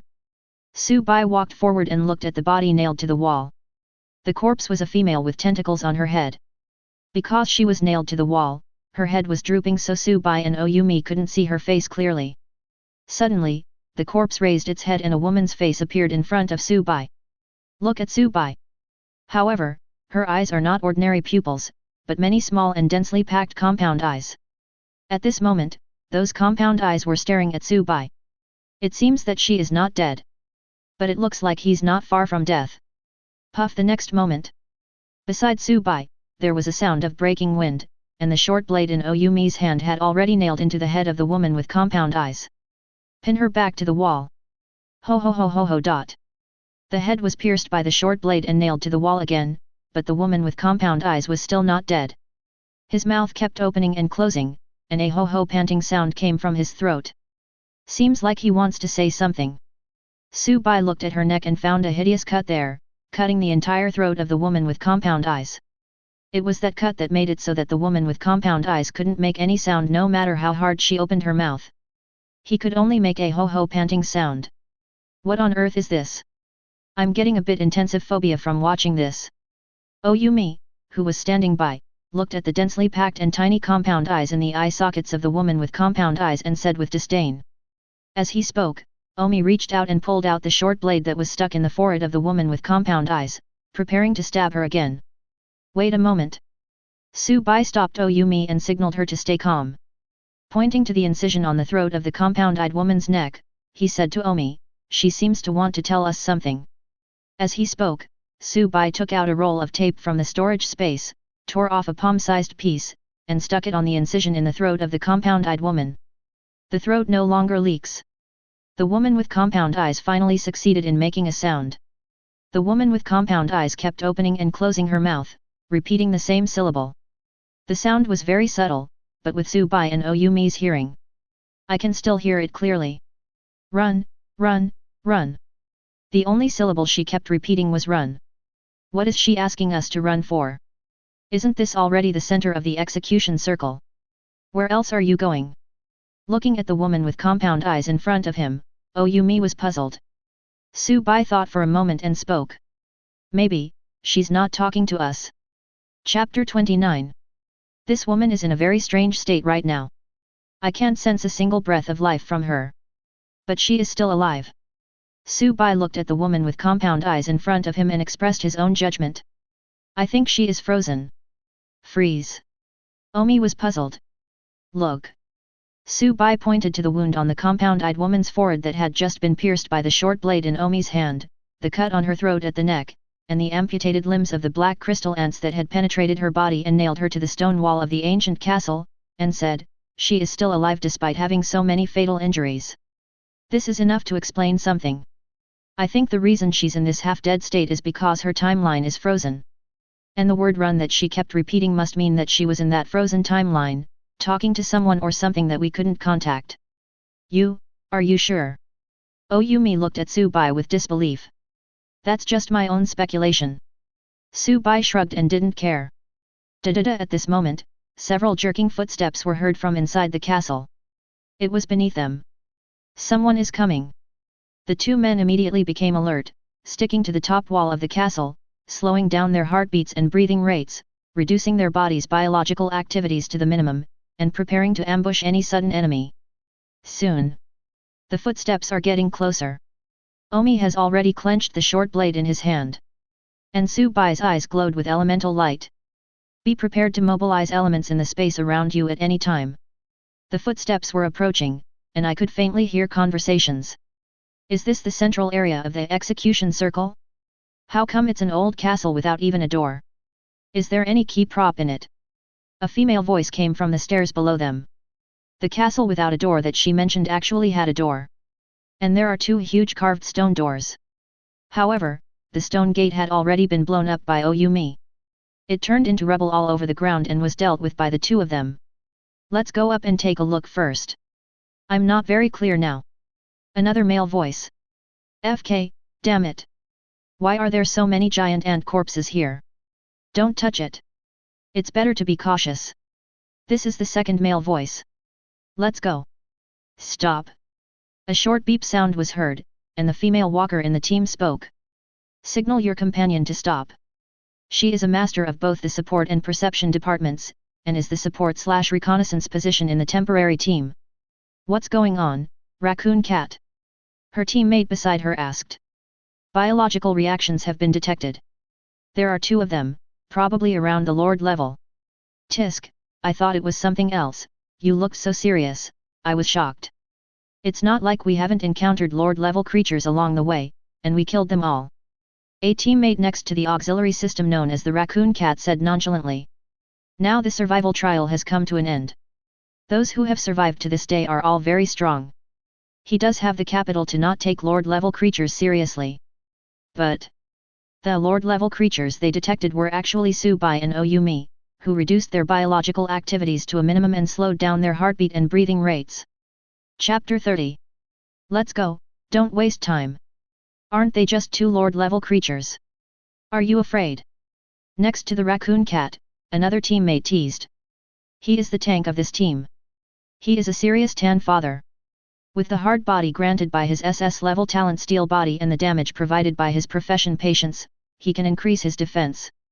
In the previous trial, this tank had to withstand the attacks of 3 Lord-level creatures alone without any healing system to support him, buying time for the team members behind him to output firepower. Let's go up and see what's in here. I'll lead the way." Tan Dad said with disdain. In his opinion, taking on 2 Lord-level creatures is a piece of cake. Not to mention, there is also a real Big Daddy in their team. Soon, the sounds of jerking footsteps and voices approached the top floor where Subai and Oyumi were. 3 figures walked out from the stairs on the lower level. The lighting equipment in their hands shone into the 5th floor. He did not immediately notice Subai and Oyumi, who were clinging to the stone wall beside the stairs. The leading tank used the lighting equipment in his hand to see the half-dead woman with compound eyes deep in the 5th floor. He turned around and asked his teammates behind him. Cat, is this what you said? There are 2 Lord-level creatures reacting on the top floor." The Raccoon Cat was a little embarrassed. He patted the detection equipment in his hand and spoke in a subtle tone. "Maybe this instrument is broken." The word "in" has not been finished yet. The instrument interface in her hand. Suddenly there was an orange-yellow color representing Lord-level creatures. It instantly turned into a glaring blood red. At the same time, a sharp warning sound was emitted. "Dominant level biological response alert." The shrill alarm from the instrument continued. The faces of several people in the Raccoon team changed drastically in an instant. The next moment, the Raccoon Cat felt a chill on its neck. Then the sight spun and rolled. She saw her headless body slowly falling down. The lighting device in his hand also fell to the ground, shining behind the corpse. Light coming through a lighting fixture. The raccoon cat could vaguely see it through its blurred vision. Behind the body, a woman with a ghostly figure retracted the short blade in her hand. Omi succeeded in his sneak attack, retracted the short blade in his hand, raised his right leg, and the activated power boots on his feet drew a red afterimage in the dim fifth floor, and kicked the headless body of the raccoon on the lower back. Boom! There was a loud bang. The airwave broke. The headless body of the raccoon cat instantly flew towards the two teammates in front who had just reacted. The enemy's tank stepped forward to block another teammate. But he underestimated the power of Omi's kick. The next moment. Boom! The body hit Tandad. Another loud noise was heard. The tank and his teammates behind him flew backwards together. Omi's kick, aided by the kinetic boots, was extremely powerful. The two enemies crashed into the wall deep inside the castle and then fell to the ground. Due to the huge impact, the headless body of the raccoon cat has turned into pieces and shattered all over the ground. There was a large splatter of blood. Tandad stood up, took off the body parts on his body, activated his talent skills, and stood in front of his teammates. Chapter 31. I saw a flash of black light all over his body. Flesh turned to metal. Su Bai did not try to manipulate the gold element in his body, because he had tried similar operations before. I found myself only able to manipulate inanimate elements. However, he cannot directly control elements that bear other life imprints, such as water in the human body. The enemy must be killed. After completing the transformation, Tandad used the dim light on the fifth floor to stare at Su Bai and Oyumi in front of him, and the teammates behind Tandad. He had already stood up. I don't know when I had a sharp knife in my hand. He thrust it into his chest and cut it open. At the same time, he seemed to feel no pain, but kept muttering strange and bizarre prayers. I heard the prayers muttered by my teammates behind me. Tandad spoke to his teammates behind him. White Ghost, prepare. Damn it. The next moment, 4 huge thunder swords instantly gathered behind Tandad, interrupting the words he was about to say. He slashed straight down at the white ghost behind Tandad. Tandad turned around immediately. A roar came from under Tandad, immediately following. However, he seemed to be unaffected and allowed the purple lightning snake to move around his body. 2 huge pale bone claws stretched out from his chest that he had dug open himself, and grabbed the edges of his ribs that had been stretched and curled up on his upper body. The pair of bone claws directly tore the white ghost's body into 2 halves. He was actually trying to protect Bai Gui from the giant swords of lightning that were falling from all directions. The opponent's ability to transform his body into metal can not only greatly improve his body's defense, but also give him an additional elemental control immunity effect similar to that of a hegemon. He is truly an abnormally strong person. There was a flash of light in Tandad's hand, and a metal shield more than 1 meter tall appeared, facing Su Bai and Oyumi crack crack dot. There was only a squeak sound. A dark space crack appeared at the original location of the white ghost's body, as the body was torn apart. Behind him, the white ghost's body, which had been pierced into a sieve by the ice cone and was hanging on the ice cone, suddenly twisted twice. Then, something seemed to be turning over inside the chest of Bai Gui's body, which he had dug open himself. His entire upper body suddenly expanded, and his ribs were stretched and curled outwards. Then, 3 wind blades followed. This was the first time he had seen it. The 3 wind blades cut half a finger-deep wounds on his back. As for the ice spikes and wind slash under his feet, they did not cause much damage to Tandad. Tandad gave a sinister laugh, turned around and looked at Su Bai and Oyumi, but did not move, still standing in front of his teammates. The damage caused by wind slash and ice spike is almost negligible. Roar! He used his body to block the white ghost who was hurting himself. The 2 huge bone claws crushed the surrounding ice crystals and supported themselves on the ground. Instead, he stabbed the white ghost who was hurting himself under him into a sieve. On Tandad's body, the giant sword of Lei Yao exploded at the wound, and the thunder spread through the wound to Tandad's whole body. Just at this moment, the ice cones exploded under the feet of Tandad and white ghost. The giant sword thunderbolt made of tangible thunder only cut off 37.3% of the enemy's health. Tandad didn't stand up. The 4 sword tips of thunder to cut off evil pierced into Tan's back and penetrated through it, but did not hurt the white ghost under him. The next moment, Su Bai in the distance was slightly stunned. Continue to protect your teammates. Cooling time, 50 natural days. Chapter 32. Immediately following, a huge, fleshless skeleton emerged from the space crack. The skeleton carried an equally huge battle axe on his back.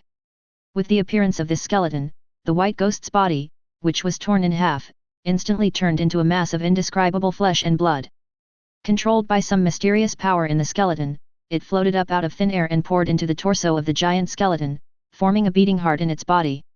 That heart was not the bright red color of a normal person's.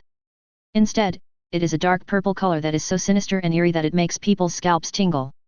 As the heart forms within the skeleton's body, purple flames suddenly burned in its empty pupils. Boom! The next moment, a powerful aura spread out. Occupation, skeleton caller, undead mage, bone erosion leave max. When the white ghost is in the filthy bones state, it can consume its own bone energy, allowing its attacks to carry an additional damage of 5% of the enemy's maximum health. Undead barrier leave 28, the white ghost chants for 5 seconds, consuming some bone energy, forming a barrier around the enemy, summoning undead to attack the enemy, causing damage to the enemy equal to strength attribute times 1.5 plus intelligence attribute times 2.8. Skill 6, Resurrection of the Dead, passive, ultimate ability. The Eye of Control appeared in the air beside Subai, transmitting the detected enemy data to Subai. Lucky. Speed, 39. Skill 1, Bone Corrosion, active. Hint, the intelligence attributes of both parties have been compared. Your intelligence attribute is 90.4% of the enemy's. You have obtained 91% of the enemy's information. Bone Armor leave 31, when the white ghost is in the filthy bones state, its upper limit of health is increased by an additional 70%. Bone Energy Recovery Speed. Cooling time, 35 minutes. Resurrection of the Dead leave 10, when the white ghost receives fatal damage, this skill will be triggered. At the cost of consuming its lifespan, it will bear the attack again and instantly refresh its lifespan. Restriction, when in this state, the enemy's undead summoning skills cannot be used. The filthy bone state must be removed before use. This skill will not be displayed in its skill list. Walker, Level 1, Bone Energy, 837/837. Skill 2, Filthy Whispers, active.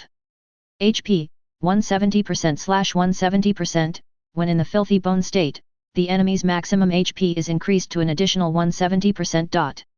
Filthy Whisper leave 25, when the white ghost is in the filthy bones state, it consumes 100 points of bone energy to launch a mental attack on enemies within a 15-meter range, causing damage equal to the intelligence attribute x2. The wind was so strong that Subai and Oyumi felt pain on their cheeks not far away. Skill 5, Undead Barrier, active. Without knowing the enemy's details, the two men did not dare to move forward rashly. Intelligence, 42. Skill 3, Bone Armor, passive. Talent, Fouled Bones. Constitution, 40. Strength, 41. Race, Human/Filthy Bone, temporary. Battle Axe Master leave 22, this is a temporary technical ability.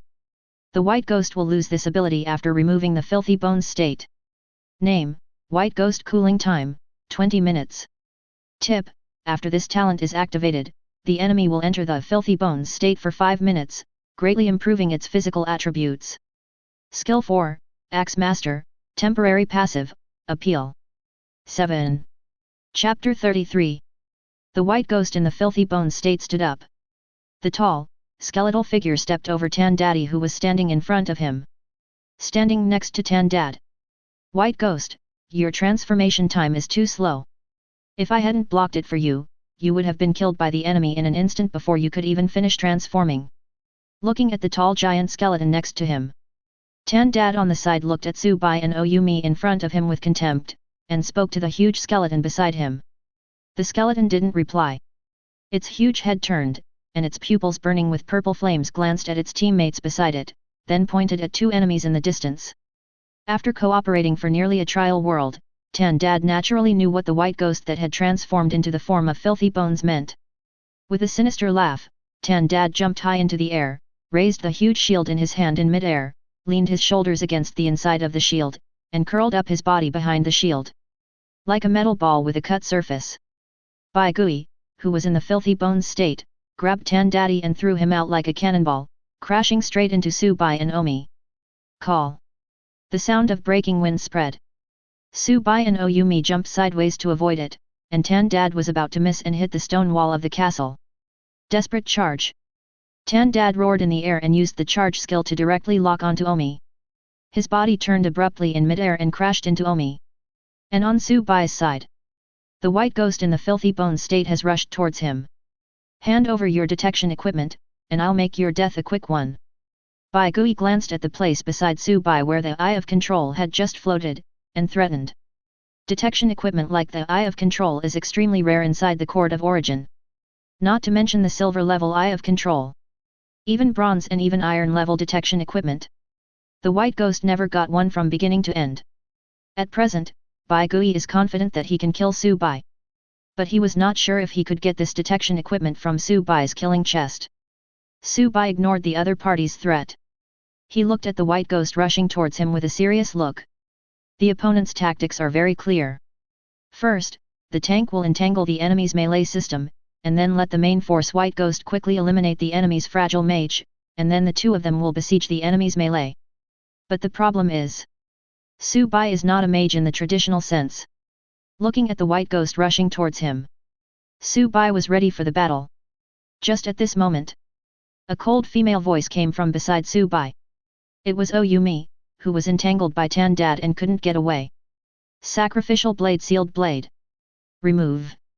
At this moment, Omi's voice seemed to have magic. Not very loud though. But everyone present heard it clearly.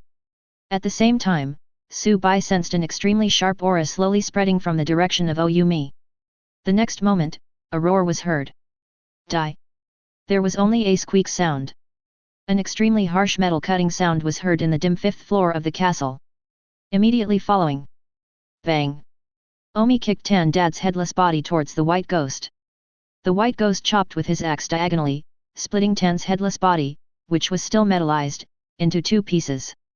Chapter 34. The chopped-off corpse flew past the white ghost, and the fierce wind pressure made the flames in his eyes flicker continuously. The two corpses crashed through the stone wall of the castle, flew out of the castle and fell into the jungle outside. And not far away, the pattern on the kinetic boots under Omi's feet has changed from the original red to a dazzling azure blue, and has entered the overload state from the activated state. The whites of her pupils had completely disappeared. Instead, there is a deep and mysterious darkness. And on her, vague and hazy smoke continued to rise, forming trails behind her that looked like frozen images. The ponytail on Oyumi's head fluttered in the air without wind, and the corners of her clothes also rustled in the wind. Oyumi looked at Bai Gui coldly and slowly put away the short blade in his hand that had just cut off Tan-Dad's head. His hand reached for the hilt of the sealed sword at his waist, which he had never drawn in previous battles. Immediately following, Oyumi held the hilt of the knife loosely and rushed forward. There was a loud bang. A layer of air waves spread. The stone slabs under Omi's feet shattered, and the kinetic boots in overload state provided her with powerful thrust. The illusory smoke on Oyumi's body exploded, and her whole body was so fast that she left a trail of afterimages in the air, and she was in front of Bai Gui in an instant. Are you looking for death?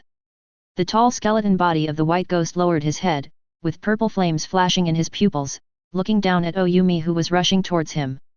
He turned the giant axe in his hand and chopped at Oyumi. Omi neither dodges nor avoids. An arc-shaped device on the scabbard at the waist rotated half a circle, and the mechanism that bound the blade on the scabbard opened. The ethereal smoke from her body left behind a series of afterimages that looked like frozen images. Staring at the huge axe coming down overhead. But it soon dimmed again. In this short moment, she didn't know how many times she had slashed with the sword. At the same time, hold the hilt of the sealed blade katana at your waist with both hands and pretend to draw the sword. At this time, the ethereal smoke on her body had long disappeared, and there was no longer any afterimage like a frozen image behind her. You. In her hand, the large sword that required both hands to hold had already been sheathed, and the restraint device on the scabbard at her waist was also restarted, sealing the blade inside. Amidst those dense cuts and sword beams, the sound of a blade being sheathed was heard. For a moment, the purple flame burning in his pupils dimmed, then reignited. The slash marks and sword lights in the air disappeared, and the afterimages of the swords gathered together and merged into one, and Oyumi's figure appeared again. Draw your sword and come out. Opening his mouth, everything around seemed to stop except Omi. She looked at Subai, stretched out her hand, and her body was shaking a little, as if she could no longer control herself. The moment the binding mechanism on the scabbard opened, Oyumi's arm muscles tensed and he gripped the hilt of the sword at his waist. Damn it! The restraints are broken, and the sword is unsheathed. The cuts cut through the air. The dense cuts formed a network, with huge arc-shaped blade lights flying through them. The giant axe cut through the air, bringing up a whimpering sound, and quickly fell towards Omi. Then, at this moment, her face was abnormally flushed, her breathing was rapid, her body was trembling slightly, and it seemed that most of her physical strength had been exhausted.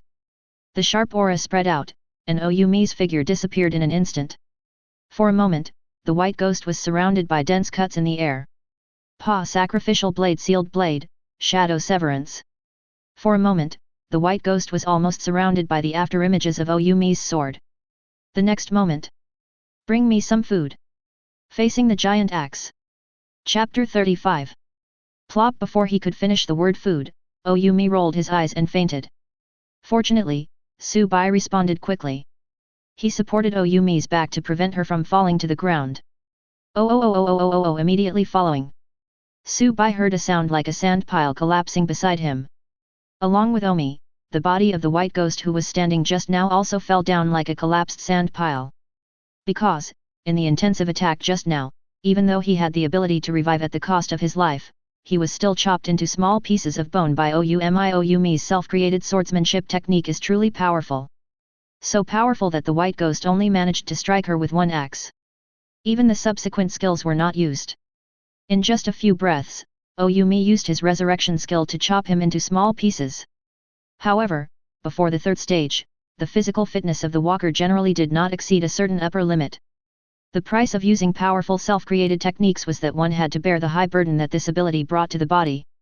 And Omi's technical ability is obviously beyond the standard.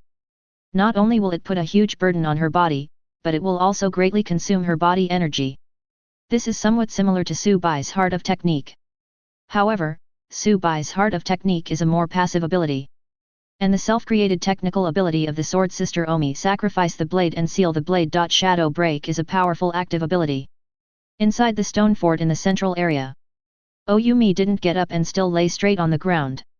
Wake up the unconscious teammate in front of you. Give me something to eat, I'm starving. At this moment, her deep-set eyes were staring straight at Subai. Subai took out a piece of fruit that looked like an apple from the storage space. She was now lying on the ground, not wanting to move even a finger. She spoke somewhat weakly. At this time, Oyumi's body was in a state of extreme hunger. Hand it to Omi. This was the first time he encountered such a situation. I don't know where to start. Everything is good. No, what's this? Omi took it and looked at the fruit in his hand with a puzzled expression. Life so big. Subai laid Oyumi, who had fainted because his energy was almost exhausted, flat on the ground. The light on the 5th floor is not so dim anymore. The whole person looks a little listless. On the 5th floor. Hungry. Her self-created technical ability Sacrificing the Blade and Sealing the Blade, Shadow Severance, not only consumes a lot of body energy, but also puts a great burden on the body. Omi suddenly woke up. Yes, have you never been in an arena? This is something from the arena, and the energy content is quite high. 2 large holes that let in light and air appeared on the originally airtight stone wall. That was the metal body of Tandad that was first kicked out by Omi and then split into 2 by the white ghost and knocked away.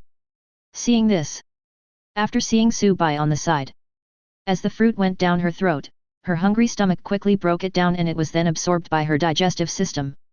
Now, as the twilight continent outside shines in through these 2 large holes.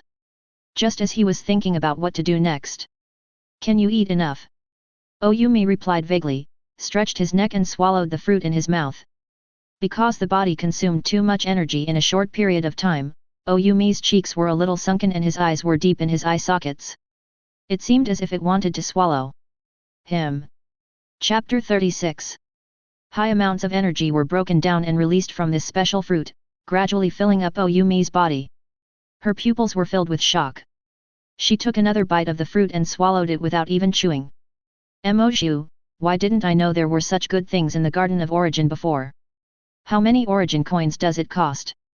I'll buy some more for backup later. Oh Yumi asked Subai while chewing the energy-rich fruit in his hand. Well, you've never been in an arena, so of course you don't know. In addition, this should be considered a benefit that the Court of Origin gives to walkers. It's free, no money required. Ah. Free. Well, if you don't believe me, go and try it yourself and you'll know. FK. Listen to what Subai said. Omi immediately recalled that he had spent a large amount of Origin coins to buy expensive food from the chef professionals in the Garden of Origin. Thinking of this, her mood suddenly became very bad. After all, no one can lose money with a smile. After about 7 or 8 minutes, Oyumi got up from the ground. After eating 2 energy fruits, she no longer felt hungry. I just still feel a little sore all over. That was the result of her body enduring the high load of her original technique ability Sacrificial Blade Sealing Blade, Shadow Severance. We are late, beware of possible ambushes. At this time, the architectural structure of the stone fort had already shown slight distortion. Omi usually uses a short blade in battle. But it did not collapse. Hide your body in it. The plants in the misty forest have returned to their original state. Omi's own strength is much stronger than that of ordinary walkers. This time must be at least 3 days. The chapters in the volumes have been modified. After being reviewed, some modifications have been made. If you find that the subsequent chapters do not match the current ones, it means that the author has not finished modifying the current chapter. Please wait patiently until the next day. The time belonging to those plants was turned back to 2.5 hours ago. New. A full team of 4 walkers appeared at the edge of the central area. We're almost at the central area, be careful. But even if you only use short blades to fight. Half an hour later. And all this started when Subai and Oyumi entered the stone fortress and fought with Baigui and others. It was like there was an invisible hand. The journey took about 4.5 hours in the misty forest, which had returned to its original state. At this time, on the route leading to the central area, in the misty forest, the plants and vines that had been trampled by the army of fire ants and torn off along the way had long since returned to their original state. During this period, Omi was not unable to unsheath his blade and fight with the Otaki. This move not only puts a very high load on the body, but also consumes a lot of energy. That fully staffed temporary team of 4. Only about 2.5 hours had passed. It is also necessary to seal the blade in the scabbard and constantly condense one's own aura on the blade. Finally, we saw the stone fortress in the central area with green moss growing on its walls. The sealed blade sword at the waist will not be unsheathed easily. Be extremely vigilant. However, once the large sword sealed in the scabbard is pulled out prematurely, it will have to condense its own aura again when it is inserted again. In the dark, they took shelter from the tall plants growing in the misty forest. Slowly approaching the center area of the execution circle. Therefore. Chapter 37. And on the top floor of the stone fortress, there are 2 huge gaps in the stone wall. Around the gap, the evenly shaped bricks that made up the fort's walls were also shifted. It radiates outward with the notch as the center. Something inside had crashed through the stone wall. This is what caused this phenomenon.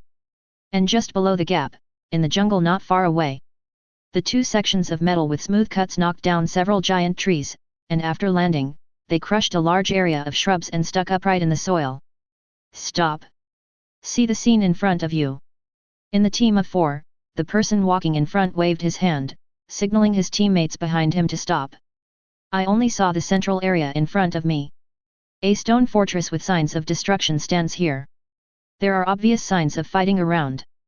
His teammates behind him also saw the situation clearly. They all stopped. The figure of one of the team members suddenly became transparent, and so did his clothes. He just blended into the environment and disappeared into the air. There is no perception system in their team. The auxiliary position is a traditional nurse.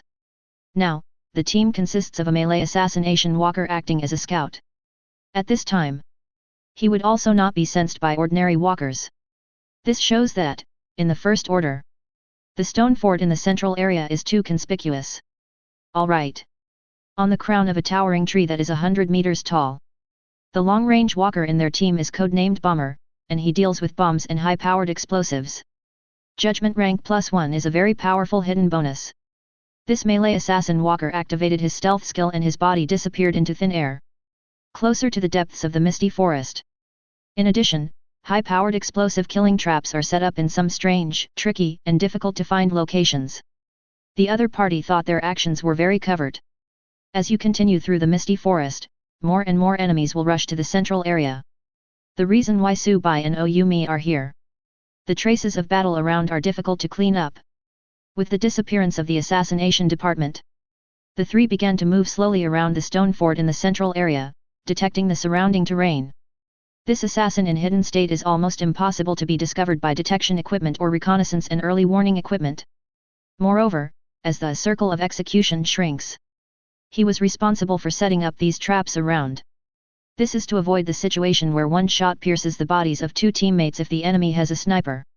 Except for the walkers who specialize in perception. To explore the information of the surrounding environment. But in fact, Subai had already discovered them as soon as they approached the stone fort. Not a very good choice for ambushing an enemy. It looks like they've fallen into a trap. It is about 2 kilometers away from the stone fort in the central area. The long-range system in their team does not use firearms to attack the enemy like traditional long-range systems. Subai's sight is through the ordinary optical field of view of the Blue Sky Wings sight. Observing the group of walkers beside the castle. The rest of the four-man team crouched down, and with the tank in the lead, they formed a triangle in the bushes. Therefore, relying on his own judgment rank which was one level higher than other walkers, this assassin dared to approach the battlefield boldly and confidently. He has a passive ability that increases his rank by +1 when in stealth mode. Chapter 38. Subai made a rough estimate. Nowadays, in the survival trial, there will be at least 50 to 60 walkers surviving. This also means, if you continue to stay in the stone fortress, the subsequent situation is likely to develop into the enemy surrounding them, not the people they ambushed. At the same time, this is because Omi used his own technical ability Sacrificial Blade Sealing Sword. Shadow Severance. His current combat capability is only about 70% of his peak period. After the two discussed it, Subai and Oyumi decided to leave the stone castle directly. We arrived at a tree crown 2 kilometers away from the central area, hidden among the dense leaves. Use the traces of battle around the stone fort as bait. Ambush enemies using Subai's gun abilities. At this time, in the sights of the Blue Sky Wings, Subai saw it. The assassin just disappeared into thin air, leaving his teammates to investigate the traces of battle inside and around the stone fortress. Watching the assassination system disappear from his sight, Subai tried to switch the sight's normal optical field of view to an infrared field of view. Even under the infrared vision, the other party was still not detected. The enemy's abilities are a little tricky. Subai thought. Aren't you going to fire yet? Omi's voice came from the side. She didn't know how to use a gun. She was holding a monocular telescope in her hand, squinting one eye, and also observing the three enemies in the distance. I estimate that within the next 24 hours, at least a large number of surviving walkers will rush to the central area, and then there will be a melee.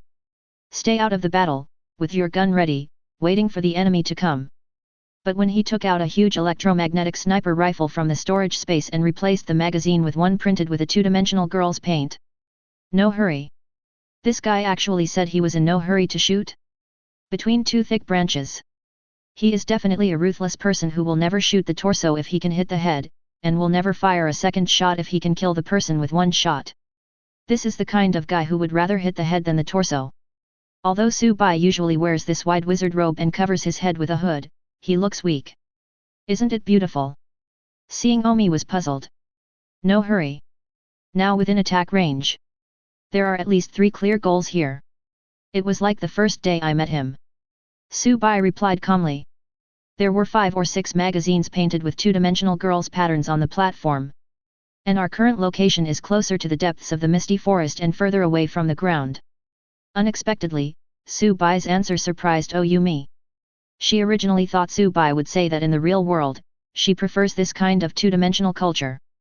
This guy actually chose this style of paint just to save money.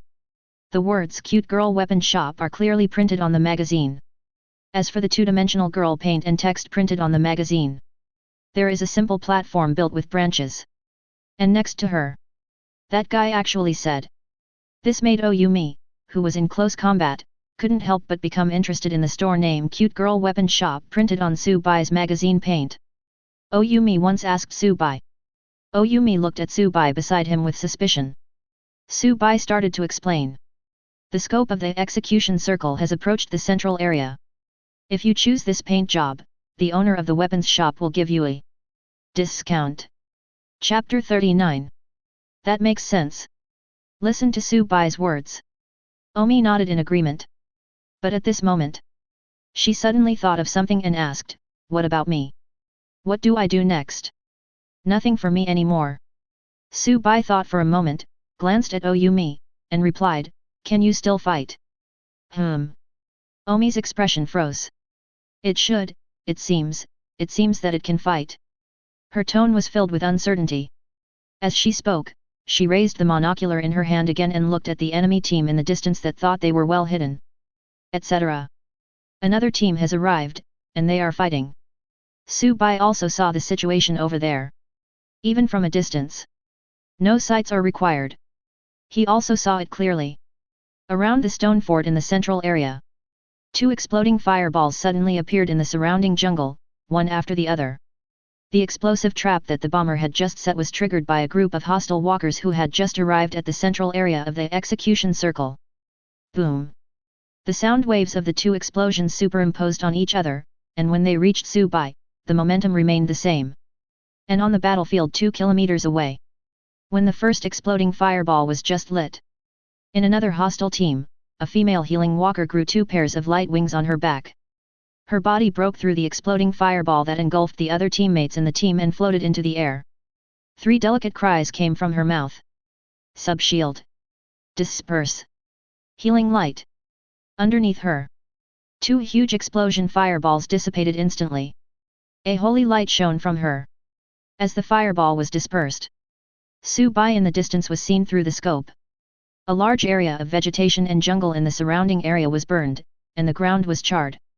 The other 3 teammates of this healing system had flickering shields on their bodies and were all injured. His face was filled with shock. As the holy light shines down on the female healer. The moment these holy lights touched the wounds on her teammates, granulation tissue began to grow from the wounds, growing wildly and rapidly. In the blink of an eye, the wounds of several people in the team who were injured in the explosion healed at a speed visible to the naked eye. It can instantly heal teammates' injuries. This healer flying in the air is obviously a nanny-level walker. In such a cruel survival event, there are only a few walkers who can survive until now. Either they have extremely strong abilities, or there are strong teammates around you. The same thing determines the final outcome of the survival trial. It's not the number of people in each squad, but the strong one. If you are in this temporary walker team with the nurse as the core that has just arrived on the battlefield. Take the example of the explosion traps that were triggered one after another. Lost the words of this big nanny. Then her remaining teammates. Without her timely provision of secondary shield. Just now, he was killed by 2 explosive traps detonated one after another by the bomber.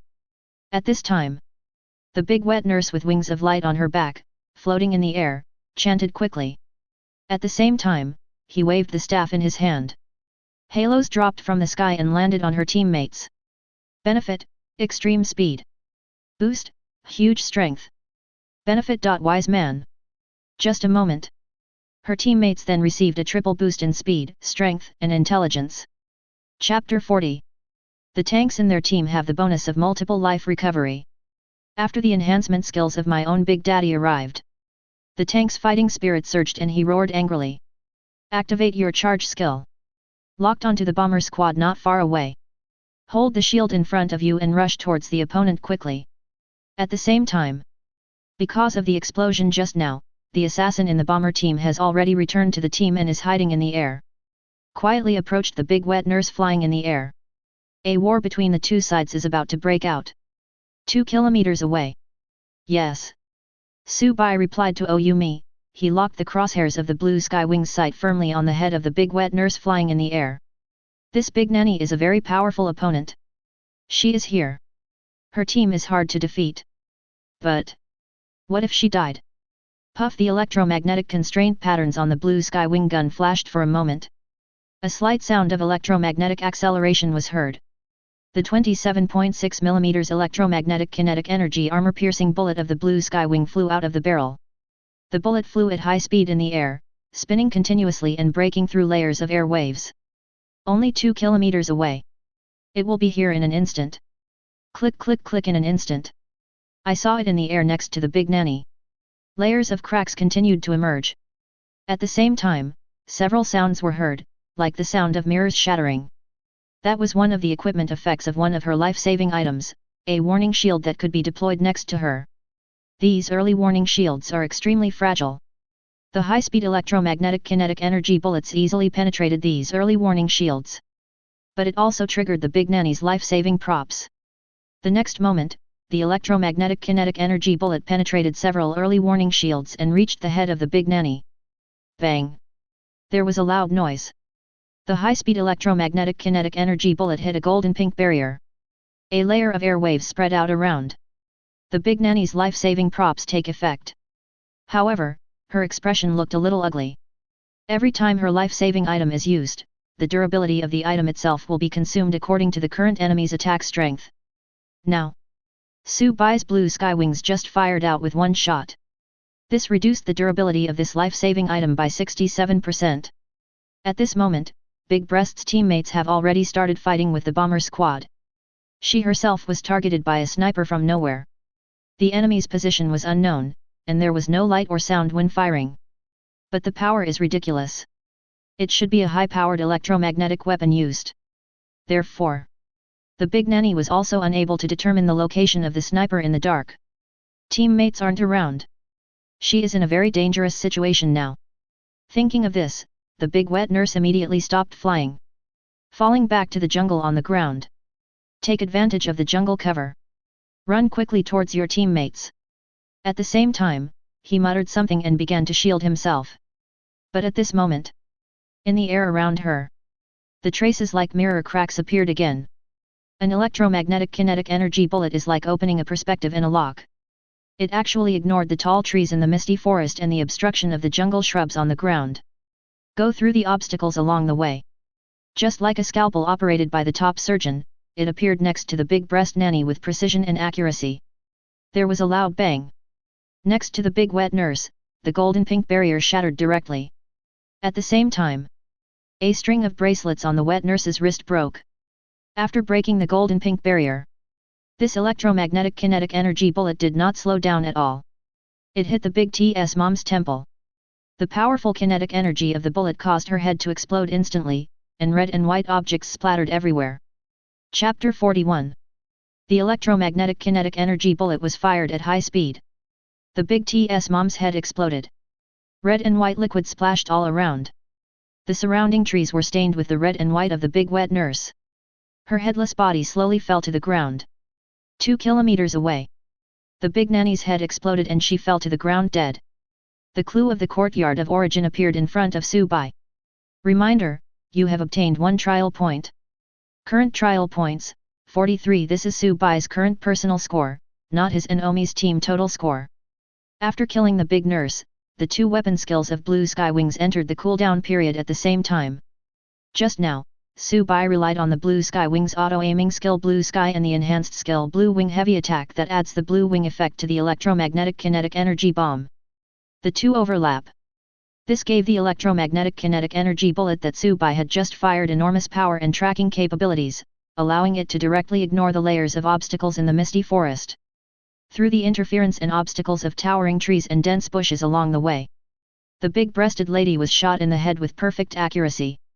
Su Bai has eliminated a great enemy. Immediately following, after killing the big wet nurse, Su Bai turned his gun and aimed at the battlefield in the distance. Through the sight of the Blue Sky Wing, Su Bai clearly saw the battlefield not far away. Due to the loss of Big Nymph, a powerful buff provider, Buff Tool. In the Big Nanny team, the buffs of the remaining 3 people had long disappeared, and they began to lose to the bomber team and quickly fell into a disadvantage. At this moment, when the assassin's figure emerged from hiding. At this moment, the sharp stabbing pain at the back of his head was the assassination-type perception ability giving him a crazy warning. He turned his head frantically, trying to dodge the attack. But just for this moment, he was ambushed by the top assassin Walker in the bomber team, and the sharp blade pierced his heart from the back, killing him instantly. Next to the mage who was previously killed by the assassination department. Although he is an assassin, In the air. There's a sniper. The figure disappeared into the air again. In the central area battlefield 2 kilometers away. He immediately realized that this assassin was also a very difficult opponent. But it was too late. Looking at the enemy exposed in his field of vision, Su Bai quickly pulled the trigger. Tisk, that's it. But at this moment, he suddenly felt a sharp pain in the back of his head. In the blink of an eye, one person fell down. He was the ranged member of the team. His intelligence attribute is not low either, and he has also mastered a perception ability. Therefore, Su Bai had already locked onto him. Only seen on the battlefield in the central area. Just now, when Su Bai discovered that the assassin had entered stealth mode, no matter which field of view of the blue sky wings sight he switched to, he could not find the hidden enemy in the sight. For Su Bai, that was enough. He has been keeping an eye on the assassin. After killing the big nanny. However, when assassinating a target, it is necessary to sneak into and find the target's specific location. Alarm bells were ringing in his mind. Because he just attacked and killed the enemy. The assassin's stealth status was automatically lifted for a moment. Only. Just like a watermelon exploding, a ball of blood suddenly burst out. But then it disappeared into thin air. The assassin pulled out the blade that was stuck in the enemy walker's body. Chapter 41. The electromagnetic kinetic energy bullet was fired at high speed. The big TS mom's head exploded. Red and white liquid splashed all around. The surrounding trees were stained with the red and white of the big wet nurse. Her headless body slowly fell to the ground. 2 kilometers away. The big nanny's head exploded and she fell to the ground dead. The clue of the courtyard of origin appeared in front of Su Bai. Reminder, you have obtained 1 trial point. Current trial points, 43. This is Su Bai's current personal score, not his and Omi's team total score. After killing the big nurse, the 2 weapon skills of Blue Sky Wings entered the cooldown period at the same time. Just now, Su Bai relied on the Blue Sky Wings auto-aiming skill Blue Sky and the enhanced skill Blue Wing Heavy Attack that adds the Blue Wing effect to the electromagnetic kinetic energy bomb. The 2 overlap. This gave the electromagnetic kinetic energy bullet that Su Bai had just fired enormous power and tracking capabilities, allowing it to directly ignore the layers of obstacles in the misty forest. Through the interference and obstacles of towering trees and dense bushes along the way. The big-breasted lady was shot in the head with perfect accuracy. Su Bai has eliminated a great enemy.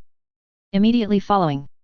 After killing the big wet nurse, Su Bai turned his gun and aimed at the battlefield in the distance. Through the sight of the blue sky wing, Su Bai clearly saw the battlefield not far away. Due to the loss of Big Nymph, a powerful buff provider, Buff Tool. In the Big Nanny team, the buffs of the remaining 3 people had long disappeared, and they began to lose to the bomber team and quickly fell into a disadvantage. At this moment, when the assassin's figure emerged from hiding. At this moment, the sharp stabbing pain at the back of his head was the assassination-type perception ability giving him a crazy warning. He turned his head frantically, trying to dodge the attack. But just for this moment. He was ambushed by the top assassin walker in the bomber team, and the sharp blade pierced his heart from the back, killing him instantly. Next to the mage who was previously killed by the assassination department. Although he is an assassin.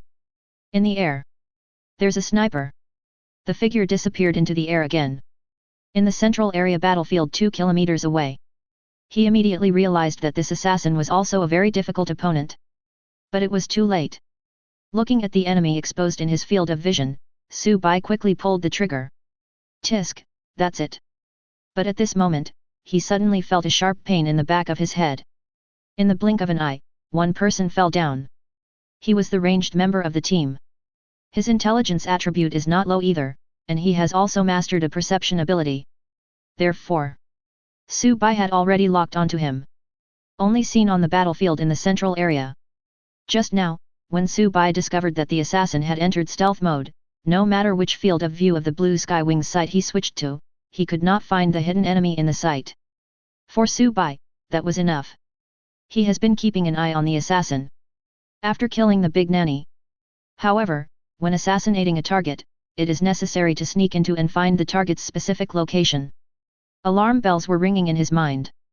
Because he just attacked and killed the enemy. The assassin's stealth status was automatically lifted for a moment. Only. Just like a watermelon exploding, a ball of blood suddenly burst out. But then it disappeared into thin air. The assassin pulled out the blade that was stuck in the enemy walker's body. Chapter 41. The electromagnetic kinetic energy bullet was fired at high speed. The big TS mom's head exploded. Red and white liquid splashed all around. The surrounding trees were stained with the red and white of the big wet nurse. Her headless body slowly fell to the ground. 2 kilometers away. The big nanny's head exploded and she fell to the ground dead. The clue of the courtyard of origin appeared in front of Subai. Reminder, you have obtained 1 trial point. Current trial points, 43. This is Subai's current personal score, not his and Omi's team total score. After killing the big nurse, the 2 weapon skills of Blue Sky Wings entered the cooldown period at the same time. Just now, Subai relied on the Blue Sky Wings auto-aiming skill Blue Sky and the enhanced skill Blue Wing Heavy Attack that adds the Blue Wing effect to the electromagnetic kinetic energy bomb. The 2 overlap. This gave the electromagnetic kinetic energy bullet that Subai had just fired enormous power and tracking capabilities, allowing it to directly ignore the layers of obstacles in the misty forest. Through the interference and obstacles of towering trees and dense bushes along the way, the big-breasted lady was shot in the head with perfect accuracy. Subai has eliminated a great enemy. Immediately following, after killing the big wet nurse, Subai turned his gun and aimed at the battlefield in the distance. Through the sight of the Blue Sky Wing, Subai clearly saw the battlefield not far away. Due to the loss of Big Nymph, a powerful buff provider, Buff Tool. In the Big Nanny team, the buffs of the remaining 3 people had long disappeared, and they began to lose to the bomber team and quickly fell into a disadvantage. At this moment, when the assassin's figure emerged from hiding. At this moment, the sharp stabbing pain at the back of his head was the assassination-type perception ability giving him a crazy warning. He turned his head frantically, trying to dodge the attack. But just for this moment, he was ambushed by the top assassin walker in the bomber team, and the sharp blade pierced his heart from the back, killing him instantly. Next to the mage who was previously killed by the assassination department. Although he is an assassin. In the air. There's a sniper. The figure disappeared into the air again. In the central area battlefield 2 kilometers away. He immediately realized that this assassin was also a very difficult opponent. But it was too late. Looking at the enemy exposed in his field of vision, Subai quickly pulled the trigger. Tisk, that's it. But at this moment, he suddenly felt a sharp pain in the back of his head. In the blink of an eye, 1 person fell down. He was the ranged member of the team. His intelligence attribute is not low either, and he has also mastered a perception ability. Therefore, Subai had already locked onto him. Only seen on the battlefield in the central area. Just now, when Subai discovered that the assassin had entered stealth mode, no matter which field of view of the Blue Sky Wings sight he switched to, he could not find the hidden enemy in the sight. For Subai, that was enough. He has been keeping an eye on the assassin. After killing the big nanny. However, when assassinating a target, it is necessary to sneak into and find the target's specific location. Alarm bells were ringing in his mind. Because he just attacked and killed the enemy. The assassin's stealth status was automatically lifted for a moment. Only. Just like a watermelon exploding, a ball of blood suddenly burst out. But then it disappeared into thin air. The assassin pulled out the blade that was stuck in the enemy walker's body. Chapter 55. About 7 or 8 minutes later. After pulling out about 100 times, he pulled out a silver-level necklace Kiss of Love, a bronze-level longsword Sword of the Wind, a bronze-level shield Shield of the War Elephant, and a silver-level shoulder armor Ghost Face. These equipments have been notarized by the Court of Origin, so there are no problems and they can be used with confidence. However, in these equipment, the only thing Subai can use is the silver-level shoulder armor Ghost Face. Equipment name, Ghost Face Type, Armor, Shoulder Armor Quality, Silver Durability, 65/65 Equipment Effect 1, increases the wearer's physical strength by 3 points. Equipment Effect 2, increases the wearer's maximum health by the current physical attribute x 600%. Equipment Skill, Bloodthirsty Ghost Mask Bloodthirsty Ghost Face, for every 1% reduction in your health, your attacks deal an additional 0.35% more damage. Summary, Haunted by evil spirits, drinking blood to repel enemies. The properties of the silver-level shoulder armor Ghost Face are quite good. It converts physical attributes into health points, which not only improves the wearer's survivability, but also allows the wearer to obtain a decent damage bonus after being injured. It can be said that it can both carry and fight. Now, Su Bai's constitution attribute is 37 points. The additional health points that can be obtained are 222 points. However, he still had 38 free attribute points that he had not used.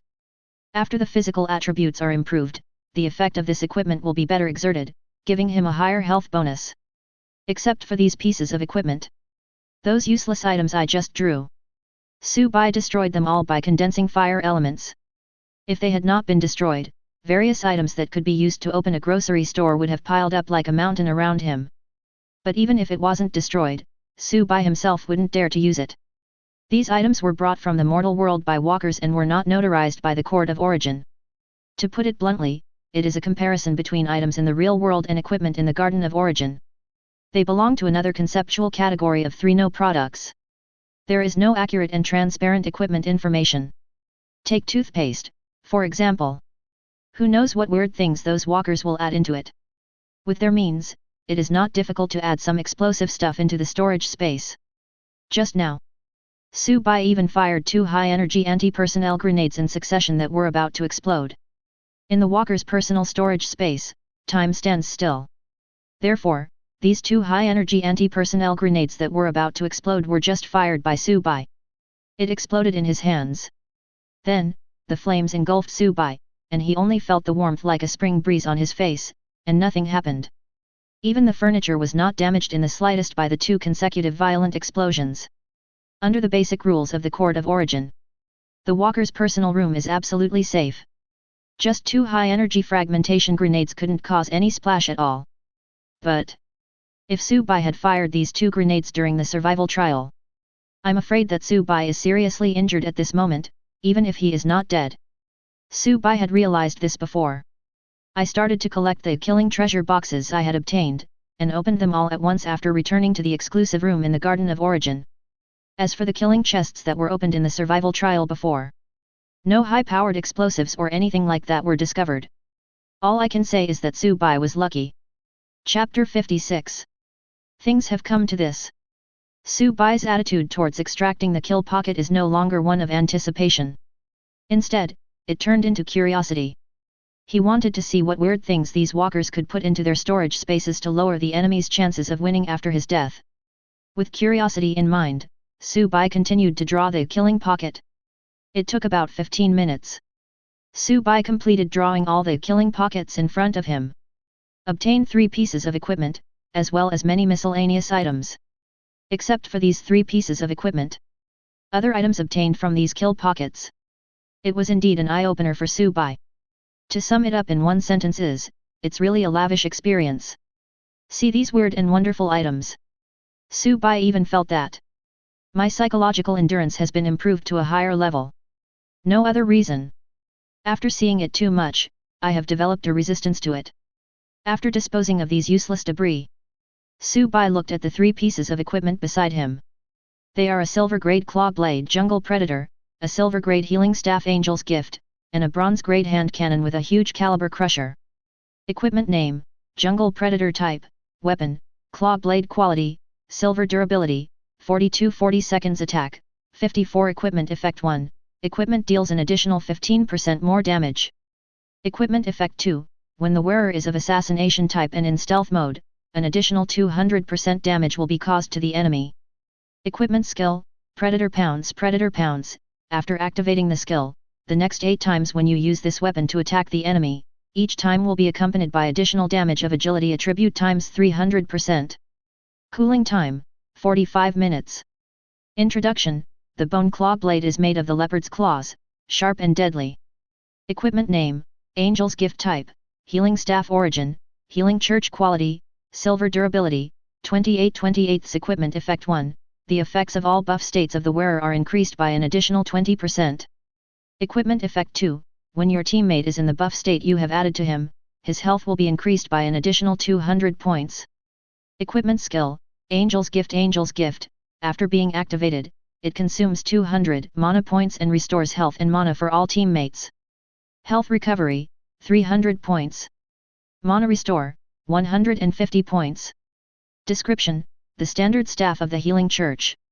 Check out the properties of these pieces of equipment. Except for the bronze level hand cannon crusher, the bonus effects of the remaining 2 silver equipment are quite good. In the trading street, if you meet the right walker, there is no problem in making a lot of money and selling it at a high price.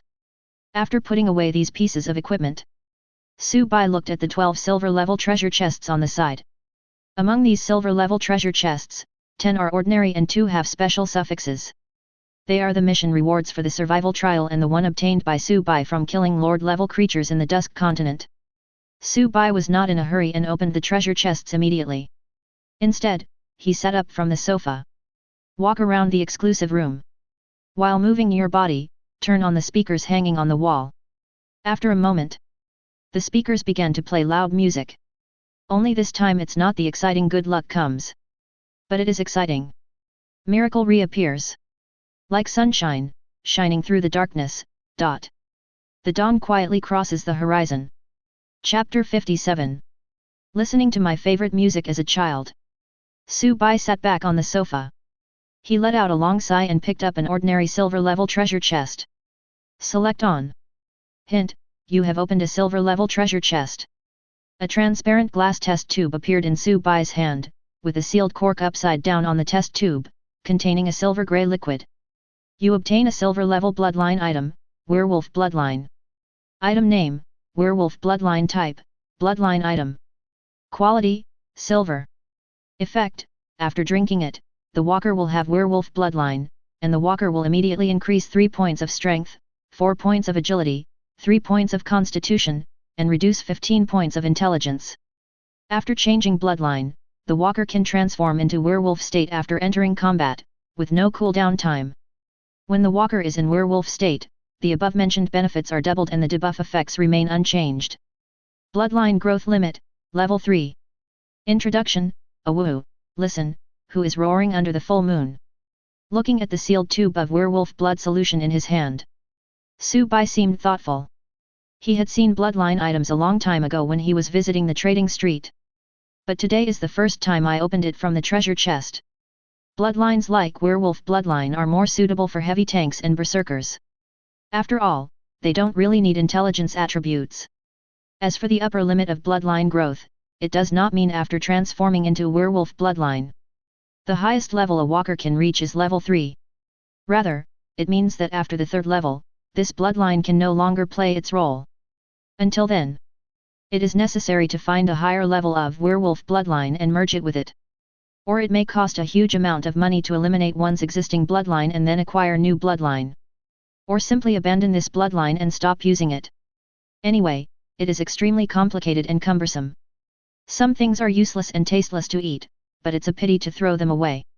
As for Su-bai himself, he uses werewolf bloodline. Just the effect of reducing the intelligence attribute by 15 points immediately after use. This made Su-bai give up the idea of using it. However, even if there is no debuff that reduces the intelligence attribute, Su-bai would not use bloodline items casually. Who knows what kind of unknown conflict these things will have with the skill soul blood in his body, whose conversion rate has reached 43.7% after several battles in the survival trial. Opening the treasure chest was a bad start. Miracle reappears didn't seem to have any effect. Su-bai collected the glass test tube containing the werewolf bloodline and put it into the storage space. Later, Su-bai will go to the trading street to sell the unused equipment and items in the storage space. Immediately following, Su-bai looked at the remaining 9 ordinary silver level treasure chests at hand. Select turn all on. Hint, yes/no to open 9 silver treasure chests as Su-bai confirmed.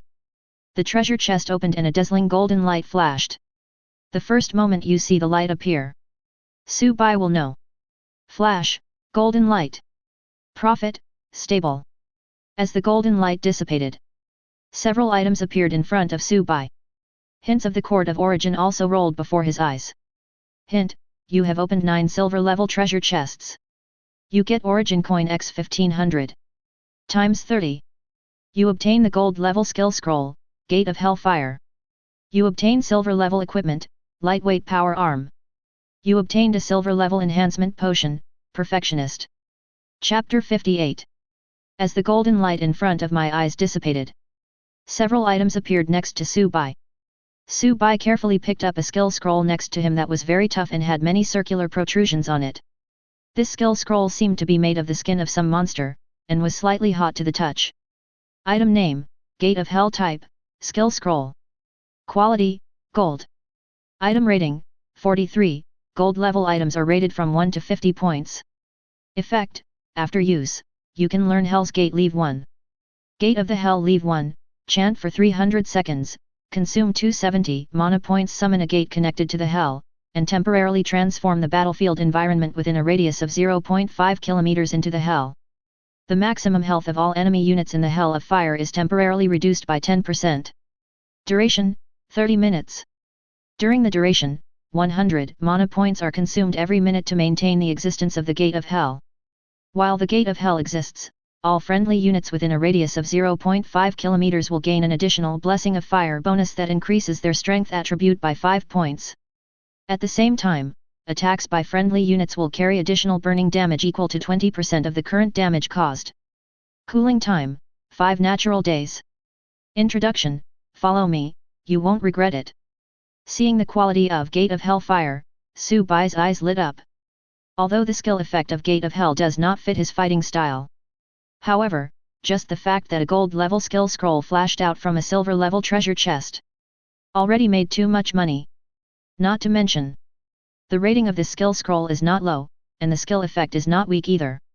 The skill effect of Gate of Hell can be summarized in one sentence: continuously consume your own mana and add buff status to nearby teammates.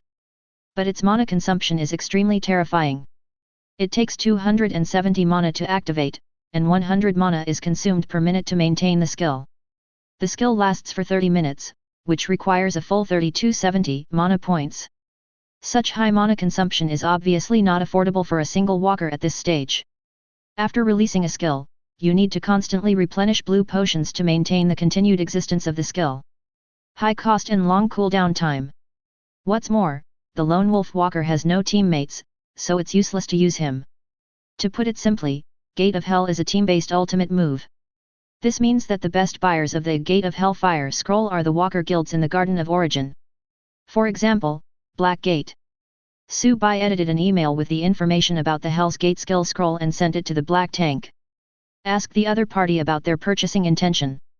In the trading street, the price of a gold level skill scroll is usually between 10,000 origin coins and 50,000 origin coins.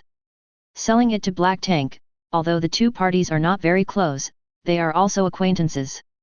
Su Bai's psychological expectation is about 40,000 origin coins. However, he did not include his price in the previous email. He planned to see how Black Tank bid first. After a while, Black Tank replied to Su Bai. Hi Ton, president of the Black Gate Guild Mo, keep the 60,000 origin coins for me. I will contact you in half an hour. Mo, go to the trading street in half an hour to trade this scroll. Black Tank, president of the Black Gate Guild. OK. The price is 60,000 origin coins. It seems that Black Tank values this skill scroll very much. Afraid that someone else would buy it in advance. Fun. The communication channel with Black Tank has been closed. Su Bai picked up a mechanical arm next to him. Equipment name, lightweight power arm type, technology equipment item origin, Garden of Origin, mechanical street quality, silver durability, 74/74 equipment effect, none equipment skills, none introduction, made of SD blue steel. It has 13 different weapon slots on the surface, which can be used to mount different weapons/engineering modules at the same time. It is light in weight and hard in structure, and is equipped with a small nuclear power supply module to meet the energy needs of various modules. Tip: this technological equipment must be used in conjunction with appropriate weapons/functional modules. Judging from the introduction, this robotic arm is quite versatile and has a durability of up to 74 points, which means that there is no need to worry about its quality at least. However, this relatively basic technological equipment may not be so easy to sell on the trading street. Putting away the mechanical arm, Su Bai checked the silver level potion Perfectionist. Item name, Perfectionist type, permanent buff potion quality, silver effect. After drinking, it permanently increases health by 100 points, mana by 100 points, and all attributes, except luck, by 2 points. Usage restriction: this potion is only effective for first level walkers. A maximum of 1 bottle can be consumed. If more than 1 bottle is consumed, it will be ineffective. Introduction, is it perfect? Yes, it is perfect. The potion Perfectionist is packaged in a square brown container. Pulling the reserved pull ring on the container, Su-bai drank the potion. How to say it? The taste of Perfectionist is indeed perfect. Because it has no taste at all, just like plain water. After drinking the potion, Su-bai felt a warm current flowing through his body. Then I felt full of energy. The improvement of Perfectionists is not obvious. But Su-bai could still feel that his physical fitness had improved. After drinking the potion, Su-bai picked up the last 2 silver-level treasure chests beside him, which were also the highlights of this mission, the 2 silver-level treasure chests with lord-level suffixes, deep rock sandworm and twin giant crocodiles. The appearance of these 2 treasure chests is obviously different from other silver-level treasure chests. Not only should the overall shape be thicker, there are also patterns of different styles on it. The pattern on the deep rock sandworm shows a giant sandworm coiled on top of a treasure chest. The twin crocodiles are miniature sculptures of 2 rainforest crocodiles, squatting on top of the treasure chest. These 2 lord-level treasure chests. It looks extraordinary and very classy. Su-bai is also full of anticipation. Hint, yes/no to open the silver-level treasure chests deep rock sandworm and twin crocodiles. Without hesitation, Su-bai chose to open it directly. Hint, you get origin coin x 6000. A prompt appears. Su-bai was stunned for a moment. Is that it? 2 silver-level lord treasure chests equals 6000 origin coins. Su-bai sat up from the sofa with a thud, holding the 2 treasure chests that had been opened but not yet disappeared. He poured it down with great force. Nothing poured out of the treasure chest, which gradually dissipated in his hands. That's it. That's it. Su-bai's face was full of disbelief. What kind of situation was this? Chapter 59. Garden of Origin, Trading Street. The trading street was crowded with people. People dressed in different styles walked between the stalls. The survival trial has just ended. Those who survive will receive generous rewards. The type of reward is random in nature, and may or may not be in line with one's own abilities. But the next trial will not be postponed. Those who survive are elites, and the difficulty will definitely soar. Walkers will naturally choose to transform the rewards they obtain as quickly as possible into their own strength. This makes the trading street the most lively place in the courtyard of Origin. Several famous chambers of commerce in the court of Origin are also about to organize auctions. Su-bai arrived at the trading street late, and all the stalls at the entrance were occupied. He chose a stall near the inside, sat there, and laid out his unused equipment one by one. Silver level belt, tough, price, 3000 origin coins. Silver necklace, kiss of love, price, 2200 origin coins. Silver level claw blade, jungle predator, price, 4700 origin coins. Silver level bloodline. Werewolf bloodline, price, 15,000 origin coins. Silver level equipment. Lightweight power arm, price, 2000 origin coins. Su-bai placed the items in the storage space one by one on the stall in front of him and marked the selling price. There are both silver and bronze levels. Among them, the price of werewolf bloodline is the highest. Although it is relatively difficult to upgrade bloodline items again after reaching the upper limit. But after using it, you can immediately gain real combat power, and before reaching the upper limit, the bloodline will steadily increase your combat power. To put it bluntly, this type of item is a strong medicine. As long as you are willing to ignore the negative effects of some bloodlines, such as a 15-point reduction in intelligence attributes. Well, this powerful medicine doesn't even have any side effects. At worst, once the bloodline ability reaches its limit, we can stop developing it. After the pricing was completed, there was a lot of traffic in the trading street, and soon several buyers walked to Su-bai's stall and started to choose. A bald, tattooed man picked up the werewolf bloodline. After checking the quality and effect of the item, there was a hint of eagerness in his eyes.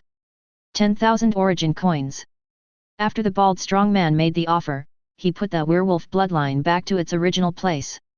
After hearing the offer, Su-bai looked the bald strong man up and down. The other party didn't look like a newcomer at all, and he immediately understood what was going on. No, the minimum is 14,000. It's too high. You and I both know the negative effects of this thing. It's written right there. It is very common for the other party to find fault with you during bargaining.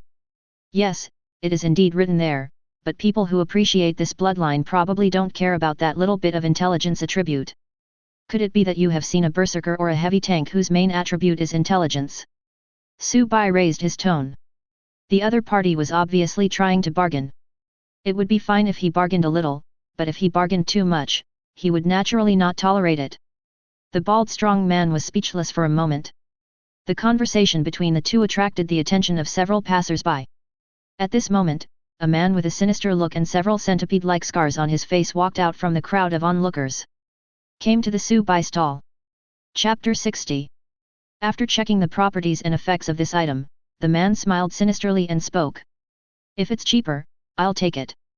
Minimum 14,000 origin coins, otherwise no deal. Make a deal. The scarred man paid readily, and 14,000 origin coins were deposited into his account. The straightforward buyer put Su Bai in a good mood. He looked at the bald sturdy man with a smile on his face. At this moment, the other party's expression looked as if he had eaten shit. This made him feel secretly happy. How about, you take a look at the other things I have here? Su Bai pointed to the other merchandise placed in front of him. The bald strong man ignored Su Bai and turned away. He didn't even snort or say anything stupid like just wait for me. They are all wise people. About half an hour. The equipment on Su Bai's stall has been almost sold out. There is only one silver level equipment left, lightweight power arm. This type of basic technological equipment is not very easy to sell. For the rest of the equipment, Su Bai gave the other party some discounts to varying degrees. When he marked the price, his price was already a little high, and since the other party's bargaining was within his acceptable range, he just made the move. As for those walkers who opened their mouths and chopped off 1/3 or even half of them as soon as they came up. As for those pedestrians who couldn't reach an agreement after a few words, Su Bai ignored them. Except for the lightweight power arm. Sell other equipment. Su Bai received another 13,500 origin coins. He opened the personal terminal in his hand and checked the time. Judging from the time, the people from Blackgate should be here soon. As soon as he arrived at the trading street, Su Bai edited the location of his stall into information and sent it to Black Tank. Soon. A petite and cute figure walked out from the crowd on the trading street and walked straight towards the stall where Su Bai was. It was Xiao Yu who was in charge of the finances of the Blackgate Guild. Last time, Su Bai used 3 silver-level detection equipment Eye of Control to exchange for several bottles of enhancement potions. Walk to Su Bai's stall. Handsome boy, it's you again, long time no see. If it weren't for the 3 Eyes of Control you traded with us last time, our team survival trial this time might have been in jeopardy. Xiao greeted Su Bai with some gratitude in her tone. Different from the survival trials of ordinary walkers. Walkers who form a guild will participate in a team survival trial. The team survival trial is not a battle royale mode like the ordinary survival trial. It was a serious confrontation between teams of 100 people. The game takes place in complex randomly generated terrain in the Garden of Origin. Every time a member dies in the confrontation, a new member will immediately replace him. The Blackgate relies on the 3 detection equipment traded with Su Bai. Every time you encounter the enemy, you can quickly obtain the enemy's personal information. This allows for quick identification of priority fire targets. Detection equipment is extremely rare in the Garden of Origin, and there are very few people who possess it. With 3 Eyes of Control, Blackgate gained a huge tactical advantage. Even some hostile guilds whose overall strength is stronger than Blackgate. After the battle started, the main force was instantly killed by Blackgate's concentrated fire. Even if there were reinforcements later, they were still no match for Blackgate, until the entire guild was completely wiped out. After all, the detection skill has no cooldown, so it is no problem to throw 100 at a time. Chapter 61. Trade the gold level skill scroll Gate of Hellfire to Xiao, and receive 60,000 origin coins. Not only that, Xiao also bought Su Bai's lightweight power arm which had not been sold for a long time. No bargaining was done. There just happened to be a new member joining the Blackgate on the technological side, and he just happened to need a piece of basic equipment like this. At this point, all the equipment and supplies Su Bai obtained in this survival trial have been converted into origin coins, which can be used to improve his own strength in the future. His deposit reached 151,220 origin coins. Su Bai, with a huge sum of 150,000 yuan in his pocket, stood up from the stall and prepared to walk around the trading street to see if there was any equipment or scroll that suited him.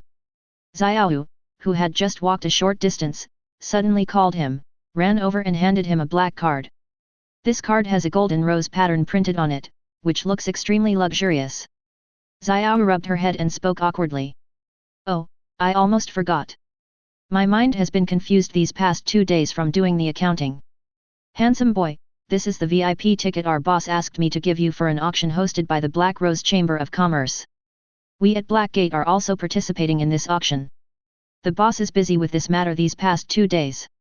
Otherwise, he would have come in person to negotiate the transaction for this scroll.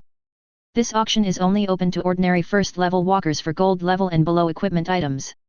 As for VIP guests, they will have the opportunity to participate in the auction of higher-grade equipment items. Xiao felt a little embarrassed. Hai Tan had specifically told her about it, but she almost forgot. Auction. Is there a list of goods? Su Bai, who was about to leave, stopped. He had heard of the Black Rose Chamber of Commerce, which was a Chamber of Commerce alliance established by a group of professional businessmen. They are present from the first level to higher levels. Su Bai decided to take a look at the list of goods to be auctioned this time to see what exactly would be sold at the auction held by the Grand Chamber of Commerce in the Court of Origin. Yes, but we only participate in the first level part. We are not eligible to participate in the auction of higher level items. Xiao was frantically rummaging through the storage space. As a professional in charge of the guild's accounts, there were too many and too complicated things in her storage space. Not long after, Xiao took out a thin paper book with a black background and gold patterns from the storage space and handed it to Su Bai. Taking the paper book, Su Bai began to flip through it. Soon, his eyes lit up. In the list of goods on the paper book, there is an item called Warrior Exclusive Ability Skill Scroll, which is of gold grade. However, the inventory did not include any specific information about this skill scroll. Perhaps to maintain its mystery, not even its name was written on it. After looking through the list of goods, Su Bai discovered that, just as Xiao said, the highest grade of goods sold on the paper booklet recording the list of goods was only gold grade. The auction will begin at 9 a.m. tomorrow at the Black Rose Chamber of Commerce headquarters. There were still important matters to be dealt with in the Blackgate Guild, so Xiao said goodbye to Su Bai and left first. Su Bai put away the expensive VIP ticket. This ticket is considered the additional value generated by the 3 eyes of control. Continuing to stroll along the trading street, Su Bai was looking for equipment or items that suited him. Chapter 62. Soon, he stopped in front of a stall. Pick up a bottle of potion on the stall and check its properties. Item name, Luna's Glory type, permanent buff potion quality, silver effect, after drinking, it permanently increases mana by 150 points. Usage restriction, this potion is only effective for first level walkers. A maximum of 3 bottles can be consumed. If more than 3 bottles are consumed, it will be ineffective. Introduction, Goddess of the Moon, please protect me. How much? Putting the medicine back on the stall, Su Bai asked the stall owner. The stall owner was a weak girl with a long staff in her hand.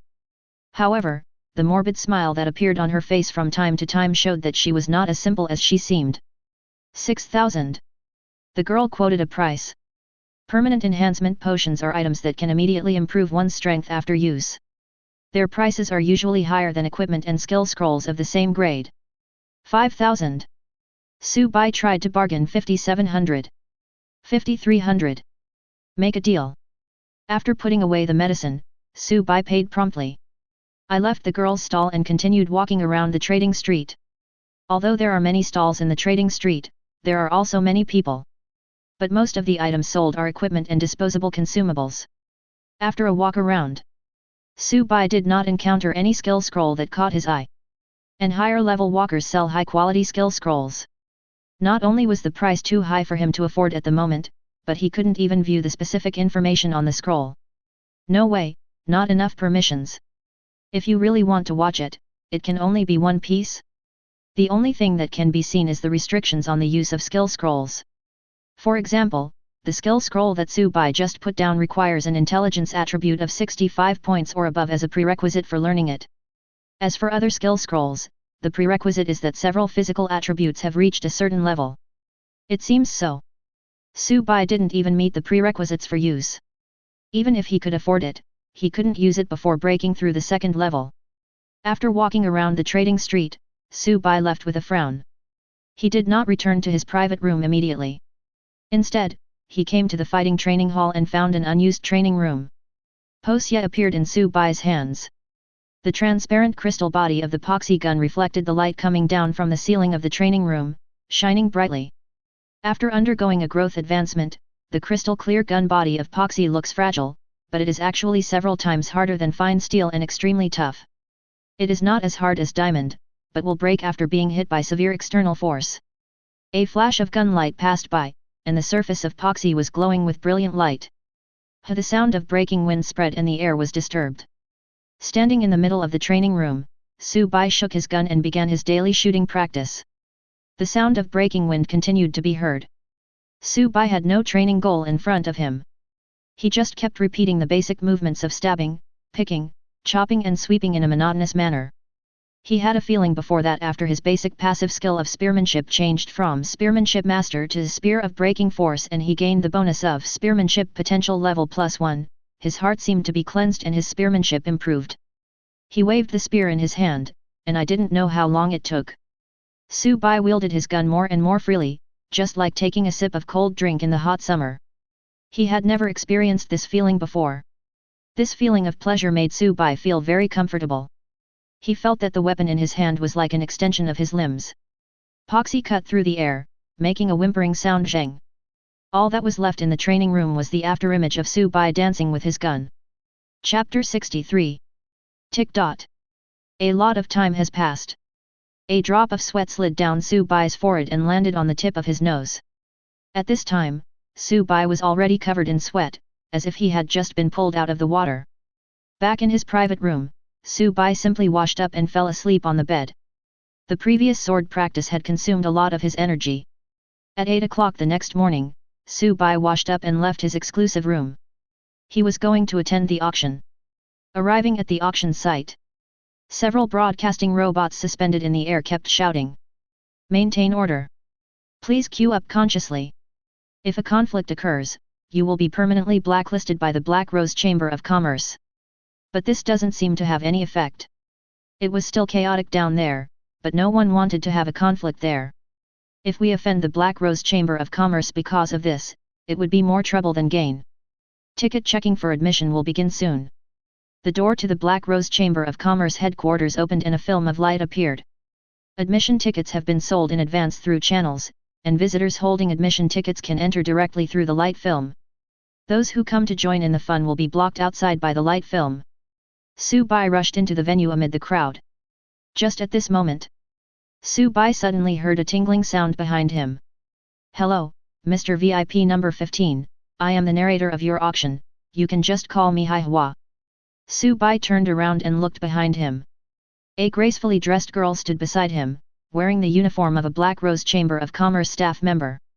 A beam of isolation light emanated from the floating machine above and hit the two people, isolating them from the crowd around them. Su Bai glanced at Hai Hua and flipped the black card with golden rose patterns in his hand. The service was pretty good. "Come with me." Hai Hua spoke and snapped his fingers. Their figures in the isolation beam immediately floated into the air and were pulled by the beam to a protruding platform on the second floor of the Black Rose headquarters.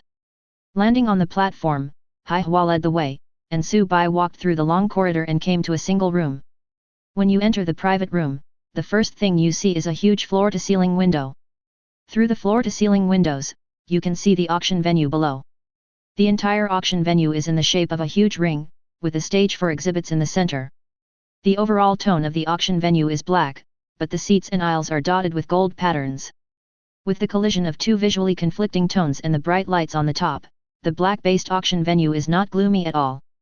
Instead, it looks luxurious and noble with the embellishment of gold patterns. And this is just one of the auction venues of the Black Rose Chamber of Commerce. Above this auction venue, there are other auction venues, which are for higher-level actors. The Black Rose Chamber of Commerce is not only an alliance chamber of commerce composed of professional merchants, but also cooperates with many guilds in the Court of Origin. Blackgate is one of their partners. However, in the Court of Origin, his is not the only chamber of commerce, the Black Rose Chamber of Commerce also has several competitors. Now, the auction is about to start. The walkers have entered the venue one after another and taken their seats one by one.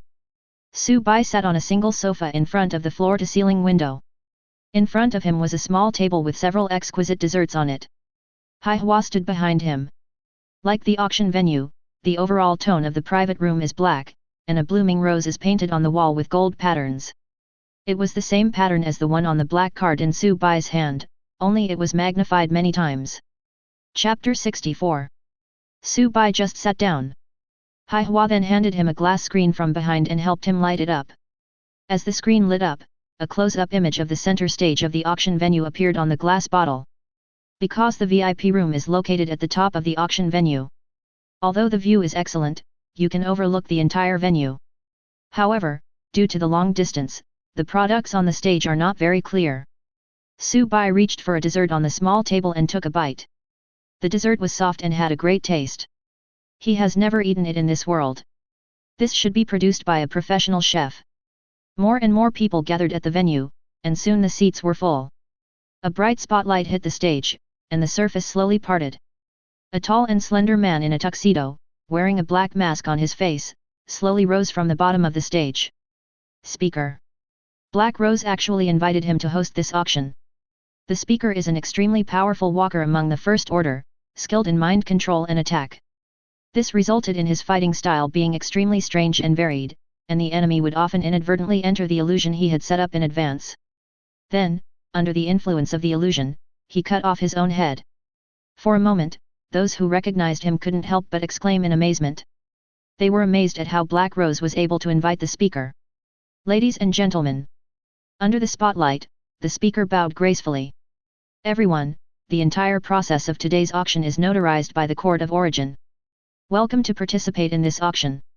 This auction is led by the Black Rose Chamber of Commerce, and Xiaohu, Luli, Black Gate, and several other guilds are participating. I won't mention the rest of the tedious process anymore. We are all walkers. The speaker finished speaking and waved to the side of the stage. The first auction item was brought to the stage. As the red veil was lifted, a streamlined, integrated nano armor appeared before everyone. Gold level nano armor, Qiang language, starting price 7,000 origin coins. The moment they saw the goods, the mechanical walkers in the audience who were familiar with the goods burst into exclamations. Qiang language is extremely famous in the Department of Mechanical Engineering. Since it is made of nanomaterials and has excellent ductility, no matter what the mechanical system modifies itself into, Qiang language can perfectly cover the user. It has only one equipment effect. That is, it can be immune to energy attacks below 300 units of breaths. Break is the unit used by the mechanical department to calculate the lethality of energy weapons. Generally speaking, the lethality of a first-level walker's energy weapon will not exceed 270 breaths.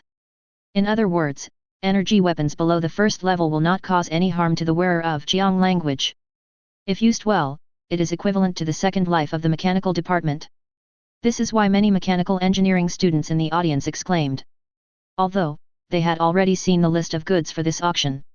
When they saw such an exciting thing being pushed up as the first item, the people from the mechanical department in the audience exclaimed in surprise. However, for the sake of confidentiality, detailed information about the auction items was not written on the merchandise list, only a general introduction. Chapter 65. After Qianjiao was pushed up, the people from the mechanical department below immediately started to quote prices. 10,000 origin coins. The person who made the offer was a female student from the Department of Mechanical Engineering. Although you can input the price using the number plate in your hand, it is not as impressive as shouting it out. 13,000 origin coins. Immediately, other mechanical engineering departments were unwilling to be outdone and started to bid higher than her. 15,000 origin coins. 17,000 origin coins. Others immediately joined in. After some price hike, Qiang Yu was finally sold for 41,000 origin coins, and the buyer was the female mechanical department who made the first bid. The female mechanic looked around proudly and then sat down. She has already paid, and Qiang language will be delivered to her after the auction. With the notarization from the Court of Origin, the Black Rose Chamber of Commerce will not default on its debt. At the same time, the kind of drama where people are killed and robbed of treasures as soon as they go out will not be staged in the courtyard of Origin. But once you enter the trial world, it's a different story. Although the first item was technological equipment, the fierce competition just now also ignited the atmosphere on the scene. The Black Rose Chamber of Commerce succeeded in doing so. Qiang language was pushed down, and the second item was immediately pushed onto the stage.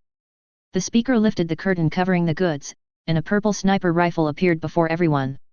Purple Extreme True Eyes, Silver Grade Gunpowder Kinetic Sniper Rifle, starting price 5,000 origin coins. As the covering cloth was lifted, the gun body of Purple Extreme True Eye equipped with an exaggerated shock-absorbing device and other supporting components were revealed. The speaker's magnetic voice sounded, introducing the weapon. The Purple Extreme True Eye uses 16.3 mm ammunition, has an effective range of 3,500 meters, and is fed by a 25-round magazine. It has two modes, burst and burst. After a moment, the speaker's voice fell, and the introduction of Purple Extreme True Eye was completed. Judging from the introduction, this equipment is indeed a long-range weapon. However, the starting price was set at 5,000 origin coins, which was unexpectedly high. These items were not from the Black Rose Chamber of Commerce or other participating guilds, but were provided by other walkers. If the item is sold, they will get a commission, which is a win-win situation. The auction began, and after some not-so-intense bidding, the Purple Extreme True Pupil was finally sold for 8,100 origin coins. The brutal survival trial is over, and the sniper-type long-range walkers who were able to survive have strong main weapons in their hands. The Purple Ultimate True Pupil only helps them raise their upper limit. The bidding ended, and the walker who bought the equipment Purple Extreme True Pupil paid on the spot, and Purple Extreme True Pupil was pushed off the center stage. New products were immediately launched. Starting from the third item, the price of the item starts to drop. This is for the average walker.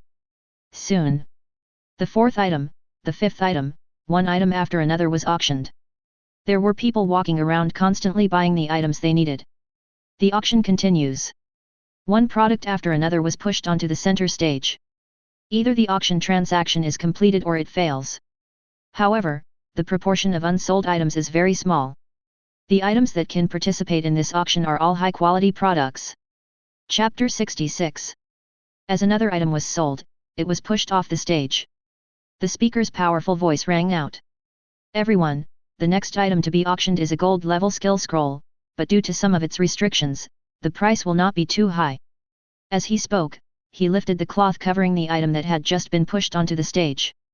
A skill scroll emitting a faint golden light appeared in front of everyone. Here I come. Su Bai sat up straight, no longer feeling sleepy.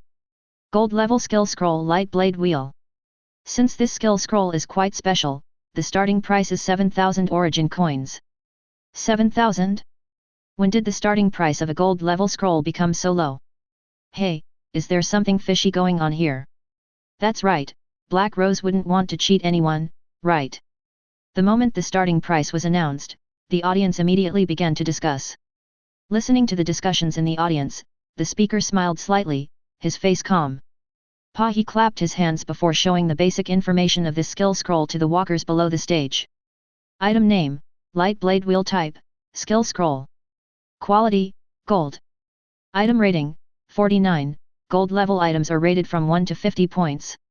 Effect, after use, you can learn Light Blade Wheel Level 1. Light Blade Wheel Leave 1, chant for 0.75 seconds, consume 100 mana points of the own, condense the surrounding light elements to form a rotating cutting light wheel in the hand. Light wheel damage is considered melee damage. After attacking the enemy, it causes light element damage equal to the main weapon's attack power times 300%. Tip: the damage caused by the skill is not an absolutely fixed value. This value is only for reference.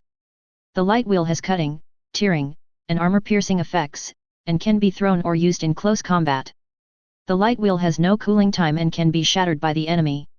After being shattered, the light wheel needs to be condensed again. Usage restrictions: the 4 basic attributes of strength, constitution, intelligence, and agility must reach more than 40 points, and at least one basic passive melee ability above the expert level must be possessed. Introduction: the 8-point light wheel is used for close combat, and is the specialty of a certain meat processing factory director. As you can see, the restrictions on the use of this skill scroll are quite strict. Not only does it require close combat skills above the expert level, but it also requires the 4 attributes of strength, physique, intelligence, and agility to reach more than 40 points each. It's not that the Black Rose Chamber of Commerce took a problematic gold level skill scroll to auction. But under these restrictions, the only professions that can use it perfectly are probably the top 4 attribute development tactics. Moreover, this scroll is in the hands of the Black Rose Chamber of Commerce, and has already delayed the progress of at least 7 trial worlds. If it fails to sell again this time, this gold level skill scroll will still be in the hands of the Black Rose Chamber of Commerce. As the speaker finished speaking, the doubts from the audience disappeared. In the Garden of Origin, the main and secondary attributes of walkers of different professions are different.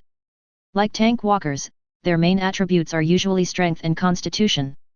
For magic walkers, the main attributes are generally intelligence and physique. Melee walkers, their main attributes are agility and strength.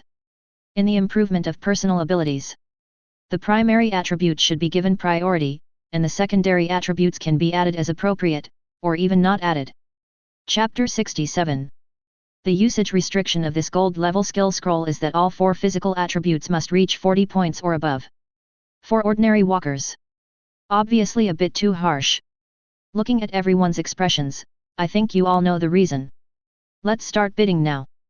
By the way, don't forget, each bid cannot be less than 100 origin coins. After the speaker finished speaking, there was a rare moment of silence in the conference hall after waiting for a while. No one bid. Everyone present who has survived until now knows very well the value of this scroll. Even if you want to buy it and then resell it, you have to see if you can find a walker suitable for this scroll. If you can't find it for a long time, this gold level skill scroll fell into his hands. No one wants to be taken advantage of. This resulted in a rare silence in the venue since the start of the auction. At this moment, an obviously disguised synthetic voice came from the loudspeaker installed outside the VIP room at the top of the auditorium. 7,100 origin coins. The first bidder appeared. It's Subai. After waiting for a while, no one else made a bid. The organizer hired agents to deliberately raise the price, even though the Black Rose Chamber of Commerce had signed a contract with the Court of Origin. It also included the CO organized guilds. If they dare to do so, all participants will be immediately executed by the Court of Origin. And if you don't sign the contract, they simply do not have the authority to hold such a large-scale auction inside the Court of Origin. Waited for a moment. Still no one else made a bid. The usage restrictions of this gold level skill scroll are clearly stated. If you are not sure whether you can use the product immediately after purchase or sell it immediately, no one would be foolish enough to spend 7,000 origin coins to buy such a useless gold level skill scroll. And in the VIP room above the audience seats, the walker was willing to bid. This means that the other party definitely belongs to one of the 2 situations mentioned above. This means that the person in the VIP room above is either a powerful fighter himself, or knows a powerful fighter, and can take action quickly after purchasing this skill scroll. Don't let it fall on your hands.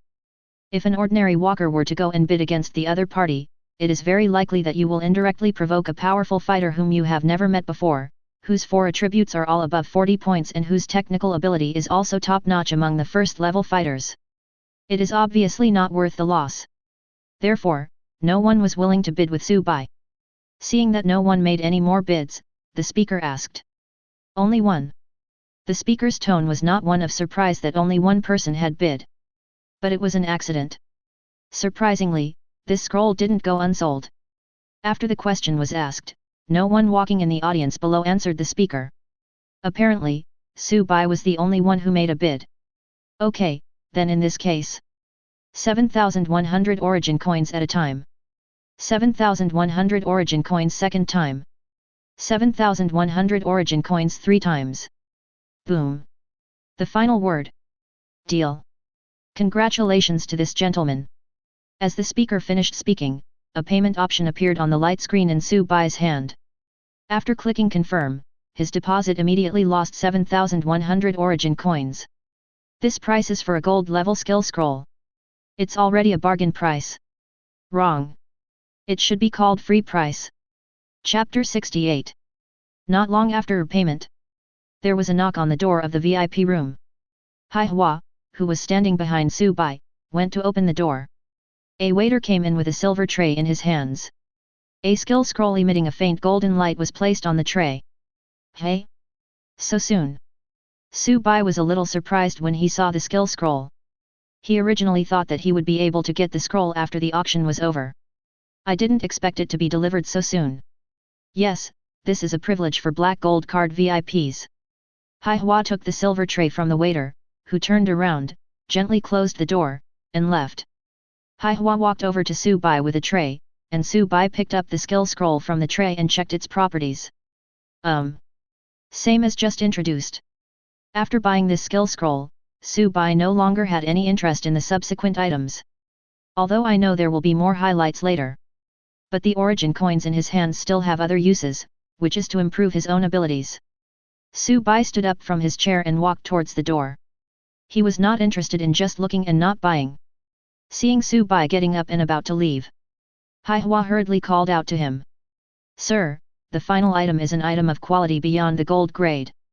Are you sure you want to leave now without taking a look? After hearing what she said, Su-bai finally remembered. Xiaoyu did mention this when she gave herself this black gold card. Oh. Su-bai turned around and looked at Haihua with interest. Why can't you just tell me? After Su-bai asked the question, Haihua's expression changed slightly. I'm sorry sir, I signed a confidentiality agreement. Haihua explained helplessly. After hearing her words, Su-bai pretended to understand and nodded. Sit back down in your seat. In fact, both sides know it well. Do not directly state the grade of the item and put it at the end of the auction. The only purpose is to make those VIPs who want to leave midway stay a little longer. What if after they stay, they find the product they like? The Black Rose Chamber of Commerce has its own way of doing business. The auction is in full swing. Items were constantly being sold. In the blink of an eye, it was almost over. Everyone, this auction is over. Goodbye. After a brief closing, the speaker announced the end of the auction. At this moment, a smile appeared on his face, which looked elegant and easygoing. He is not at all like the rumors say, a brutal illusion killer. There is no other reason. The transaction amount of this auction is extremely huge. Even if the speaker only gets a tiny commission from it. But it is also a huge sum of money. In the VIP room at the top of the stands, Su-bai looked at the walkers leaving the field below. Looking back at Haihua. No more? Where are the items above gold grade that you promised? Don't worry, the item will be pushed up after they leave. The crowd below the black flower finger is leaving. Okay, got it. After a while, the crowd left, and the huge venue below seemed empty. The speaker remained on the stage and did not leave. A spotlight shone on him from top to bottom. In addition, all the lights in the entire venue were turned off. In the darkness, the speaker stood under the spotlight, standing out particularly. Chapter 69. Buzz. A slight buzzing sound was heard. The seat under Su-bai vibrated. The entire VIP box broke away from the wall, floated in the air, and slowly fell towards the speaker. Not just Su-bai. The same is true for other VIP boxes. All the VIP rooms are located next to the center of the stage, forming a semicircle, surrounding the speaker. The speaker smiled and bowed to the crowd. Very good attitude. After all, they were paid for their work, and the Black Rose Chamber of Commerce had already provided the money. Then the speaker stood up and clapped his hands. A product was pushed onto the stage. Everyone, this is the finale of this auction, a gilded item, long sword, first rebel. The speaker lifted the veil covering the merchandise. A long sword appeared in front of everyone. The blade was so sharp that it shone with a cold light, and it seemed that if you looked at it for even a second longer, you would get scratched. The properties of the long sword were displayed before everyone. Equipment name, first reversal origin, Kingdom of Shan. Type, weapon, long sword. Quality, gilded grade. Durability, 97/97 attack, 124. Equipment restrictions, strength attribute greater than 90 points. Equipment rating, 74 points. Tip, the score of gilded equipment is 51/100 points. Equipment effect 1, melee damage increased by an additional 20%. Equipment effect 2, add 5 points of melee penetration. Equipment skill, Judgment Moment. Judgment Moment, every time the first rebel causes damage to the enemy, 1 point of kill value will be accumulated. When the kill value reaches 25 points, the next attack will judge the enemy's strength attribute. If our strength attribute is greater than the enemy's strength attribute, the next attack will be converted into instant death damage. If our strength attribute is less than the enemy's strength attribute, the next attack will carry additional damage equal to 50% of the enemy's lost health. Tip: this judgment effect is only effective against enemy targets with physical attributes below 130 points. Cooldown: none. Introduction: a beheading blade from the Kingdom of Shan, extremely sharp. No matter how powerful this equipment is, it seems that no one here can use it. From a private room not far from Su-bai, an electronic synthesized sound was heard. Yes. The speaker began. 90 points of physical attributes are the key to the breakthrough between the second and third levels. Black Rose didn't prepare this equipment for us first level walkers, and we don't plan to sell it. If you want to purchase this equipment in the future, you must prepare well for the breakthrough mission between the second and third levels. This is just a small benefit for you, a benefit beyond your authority. The highest level of equipment that the Black Rose Chamber of Commerce can display to a first level walker is only the gilded level. If it goes higher, it will trigger the basic rules of the Court of Origin. You all understand? The speaker said this, gesturing with his hand in front of his neck. It turns out that above the gold level is the gilded level. Su-bai talked to himself and left the private room. It seemed that the Black Rose Chamber of Commerce only showed them equipment grades above the gold level. But in fact, the speaker told them an important piece of information. It is currently known that the key to the breakthrough between the first and second levels is 50 attribute points. Between the second and third levels, there are 90 attribute points. What the speaker said earlier implied that the breakthrough task between the second and third levels would be difficult. Prepare early. After all, no matter what means, anyone can get the Black Rose Chamber of Commerce's Black Gold card. They are all important customers of the Black Rose Chamber of Commerce. Black Rose is unwilling to lose these important customers prematurely. Chapter 70. Leaving the auction venue at the Black Rose headquarters, Su-bai rushed directly to the skill upgrade hall. He was already familiar with the place and found an unused physical attribute enhancement machine. Lock the hatch after entering. Welcome to the physical attribute enhancement machine. Your new attributes are as follows. Strength, 36 Constitution, 37 Speed, 36 Intelligence, 38 Charm, 16 Luck, 11, cannot be increased by attribute points, only by skills and equipment bonuses. Hint, the current number of attribute points that the walker can freely allocate is 38 points. Su-bai looked thoughtful. He tries his best to ensure the balanced development of the 4 basic physical attributes. Treat the 4 basic physical attributes of strength, physique, speed, and intelligence as primary attributes. In this case, Su-bai's final distribution is strength plus 10, constitution plus 9, speed plus 10, intelligence plus 9. In this way, the additional bonus of the dragon hunting set is added. All 4 of his physical attributes reached the first level limit of 50 points. The attributes are assigned and the strengthening machine starts running. Bursts of white steam came out of it. With a total of 38 free attribute points, the improvement in Indiana physical fitness is quite significant. Su-bai sat cross-legged on the ground, feeling the strengthening process, so as to avoid the situation where, after the strengthening was completed, he would be unable to control his suddenly stronger body due to his physical fitness improving too quickly. The attribute enhancement machine began to work, and a mysterious power filled Su-bai's whole body. The muscles all over his body kept swelling and shrinking. That strong muscle gradually became smaller and denser without anyone noticing. I don't know how much time passed. The physical attribute enhancement machine stopped working.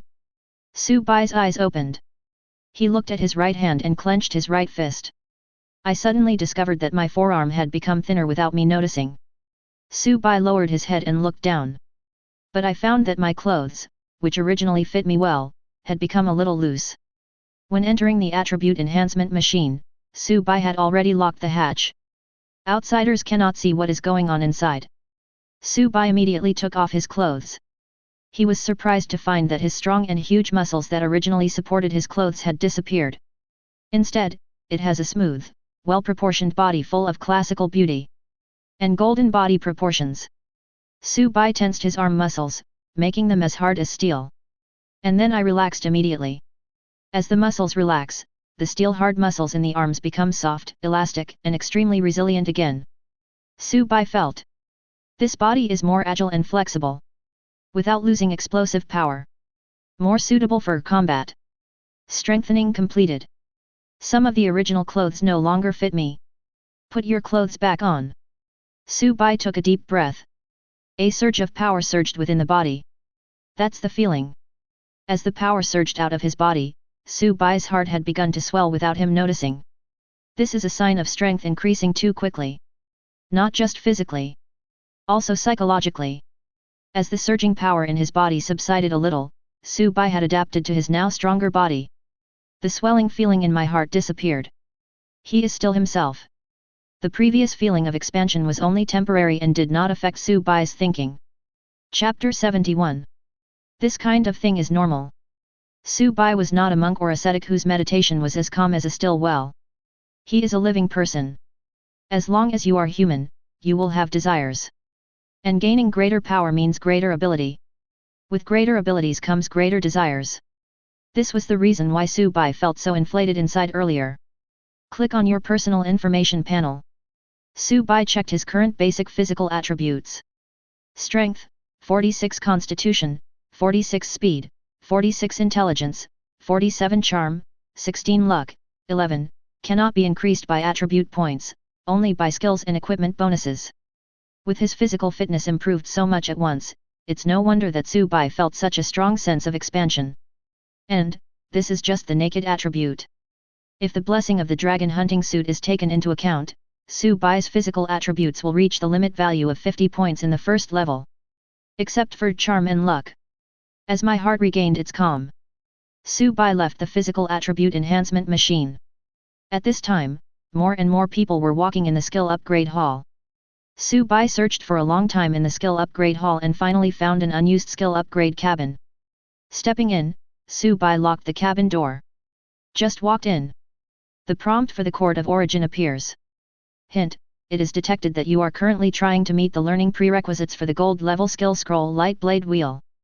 Do you want to learn it? The learning restrictions of Light Blade Wheel are, the 4 basic attributes of strength, constitution, intelligence and agility must reach more than 40 points, and at least one basic melee passive ability above the expert level must be possessed. And now, Su Bai's 4 physical attributes have already exceeded the prerequisites, and his passive melee skill Spear of Breaking Force also exceeds the requirements. Su Bai took out the Light Blade Wheel skill scroll and chose to learn it. Reminder, you are about to learn Light Blade Wheel level 1. Then, the skill scroll emitting golden light gradually disappeared in his palm. It turned into scattered particles of light and sank into his body. At first there was nothing unusual. You can follow. A piercing pain, as if the body was being torn apart, appeared in Su Bai's body. All over it. This kind of severe pain is far from comparable to the soreness felt when physical attributes are improved.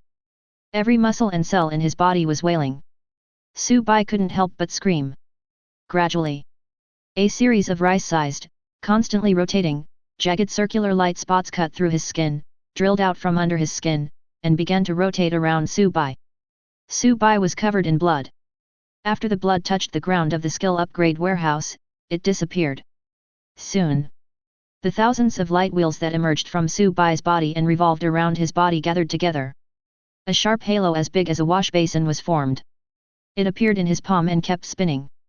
Hint, you have learned the skill, Light Blade Wheel Leave 1. After completing your studies. Su Bai took a breath. The wounds on his body have now healed and disappeared, as if they had never appeared. It's like a dream. Only. Su Bai looked at the clothes he was wearing. It has turned into rags, hanging on the body. This shows that what just happened was not an illusion, but something that really happened. Be prepared to endure the pain. Su Bai started to choose to upgrade his skill level. Chapter 72. The next moment, the prompt of the Court of Origin appeared. Hint, yes/no. Upgrade the Light Blade Wheel to level 1. Each level consumes 5 small crystal cores plus 100 origin coins. Su Bai frowned at the cost of upgrading Light Blade Wheel. Previously, when upgrading Splitting Wind Slash and Pale True Flame, the first 10 levels only required 1 small crystal core plus 20 origin coins per level. Perhaps it's because the skill's initial ability is stronger. The cost of upgrading the level will be higher. Fortunately, Su Bai had enough origin coins, so he chose to start upgrading the Nimbus Blade. Leave 2. Leave 3. Leave 4. Leave 10. A large amount of combat knowledge was connected in Su Bai's mind and combined with his original abilities. Stretch out your palm. The light wheel condensed directly in his palm, parallel to his palm, constantly rotating and making a buzzing sound. Wave your arms. The light wheel in Su Bai's hand danced with his arms, leaving faint traces in the space inside the skill upgrade cabin. When using the light wheel, Su Bai did not feel any awkwardness at all. Instead, it was extremely smooth, just like when he was using a spear. On the surface, increasing the skill level of light blade wheel only increases the damage of this skill. But its implicit bonus is the proficiency of this combat skill. This does not appear on the skill list. Only Su Bai can discover it through personal experience. Can improve the proficiency of combat skills. No wonder the upgrade is so expensive. It is 5 times that of silver and bronze level skills. It seems that there is a reason why it is expensive.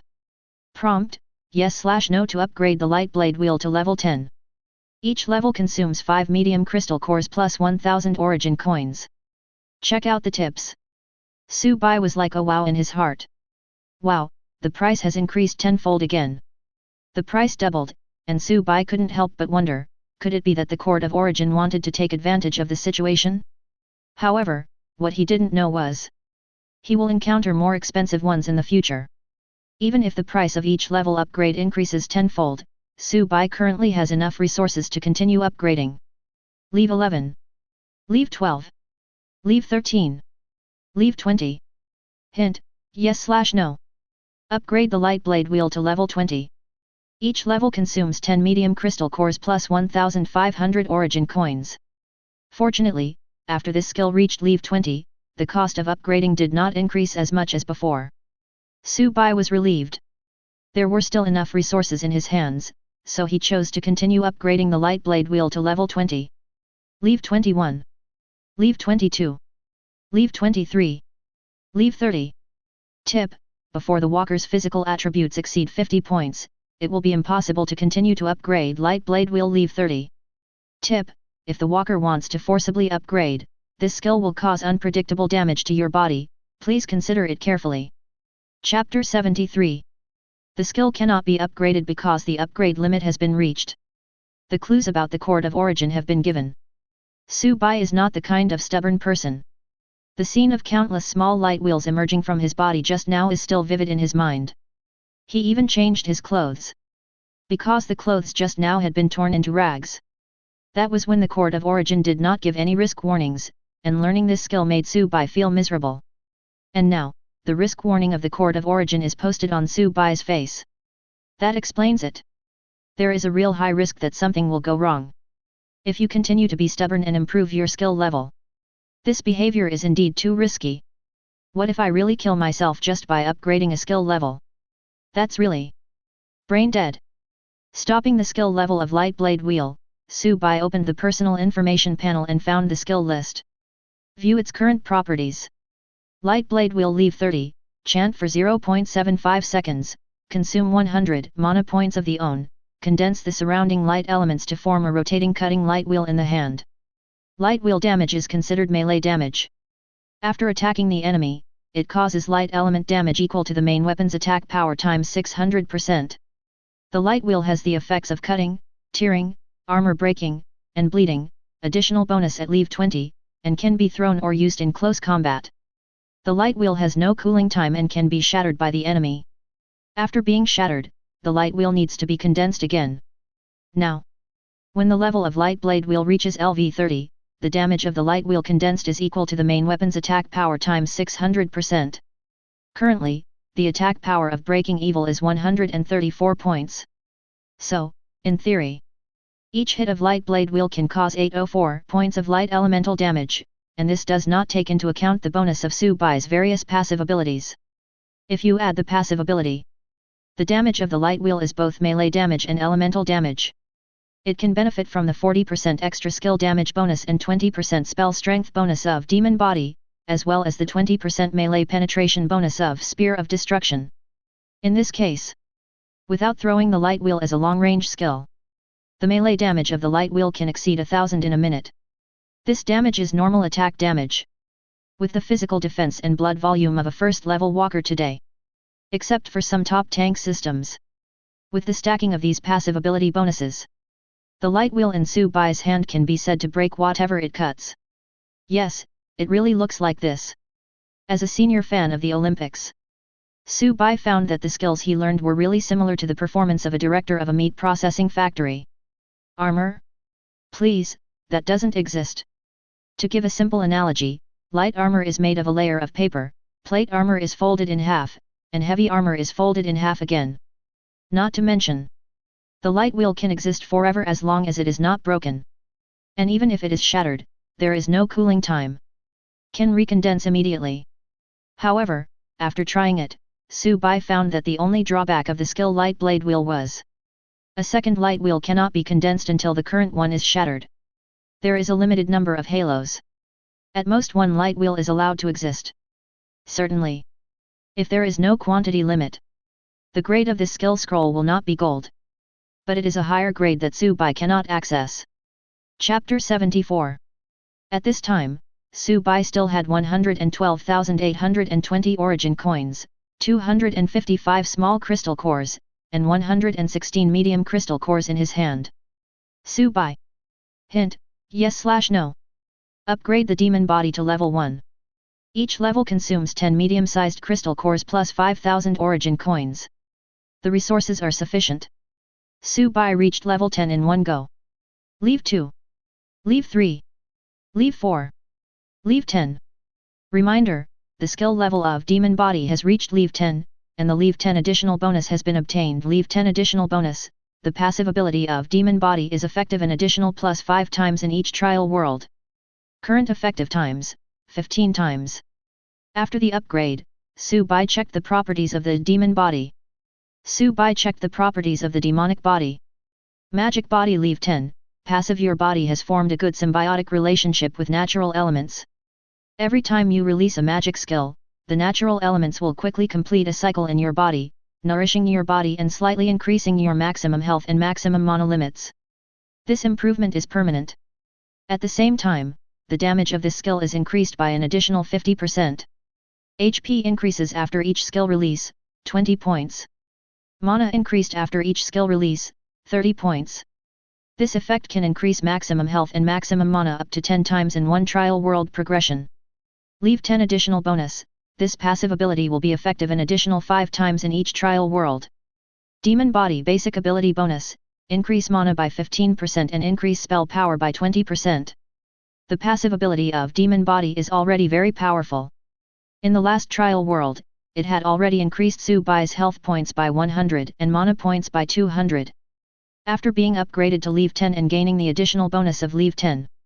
In the next trial world, if nothing unexpected happens, this passive ability can increase Su Bai's health by 300 points and mana by 450 points.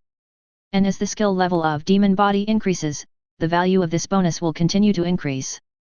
Plus the extra damage bonus of the Demon Body itself. To the end, Su Bai will become tanky and powerful. At the same time, the battery life is quite long. Su Bai tries to continue to improve the skill level of Demon Body. The prompt for the Court of Origin appears. Hint, yes/no. Upgrade the Demon Body to level 10. Each level consumes 20 medium-sized crystal cores plus 10,000 origin coins. The consumption doubled. Su Bai was a little embarrassed. After thinking for a long time, he decided to upgrade his passive melee skill Spear of Breaking Force. Hint, yes/no. Upgrade the Spear of Breaking Power to level 1. Each level consumes 10 medium-sized crystal cores plus 5,000 origin coins. The cost of improving the two passive abilities is comparable. Su Bai exchanged all the remaining small crystal cores in his hand for medium-sized crystal cores at a ratio of 10:1 through the Court of Origin. Now, Su Bai still has 62,820 origin coins, 5 small crystal cores, and 41 medium crystal cores. Increased the level of Spear of Breaking Force by 4. Chapter 75. Because the skill level has not reached the critical point of Leave 10, Su Bai does not receive any additional bonuses. It just increases the damage bonus effect of Spear of Breaking Power. Spear of Breaking Force Leave 5. Passive greatly improves the efficiency of your self-developed spearmanship. Spearmanship potential rank, +1 melee damage with guns is increased by an additional 45%.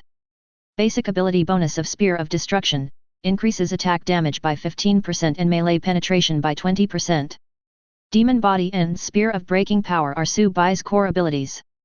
After improving these two skills, the resources he had were also stretched thin.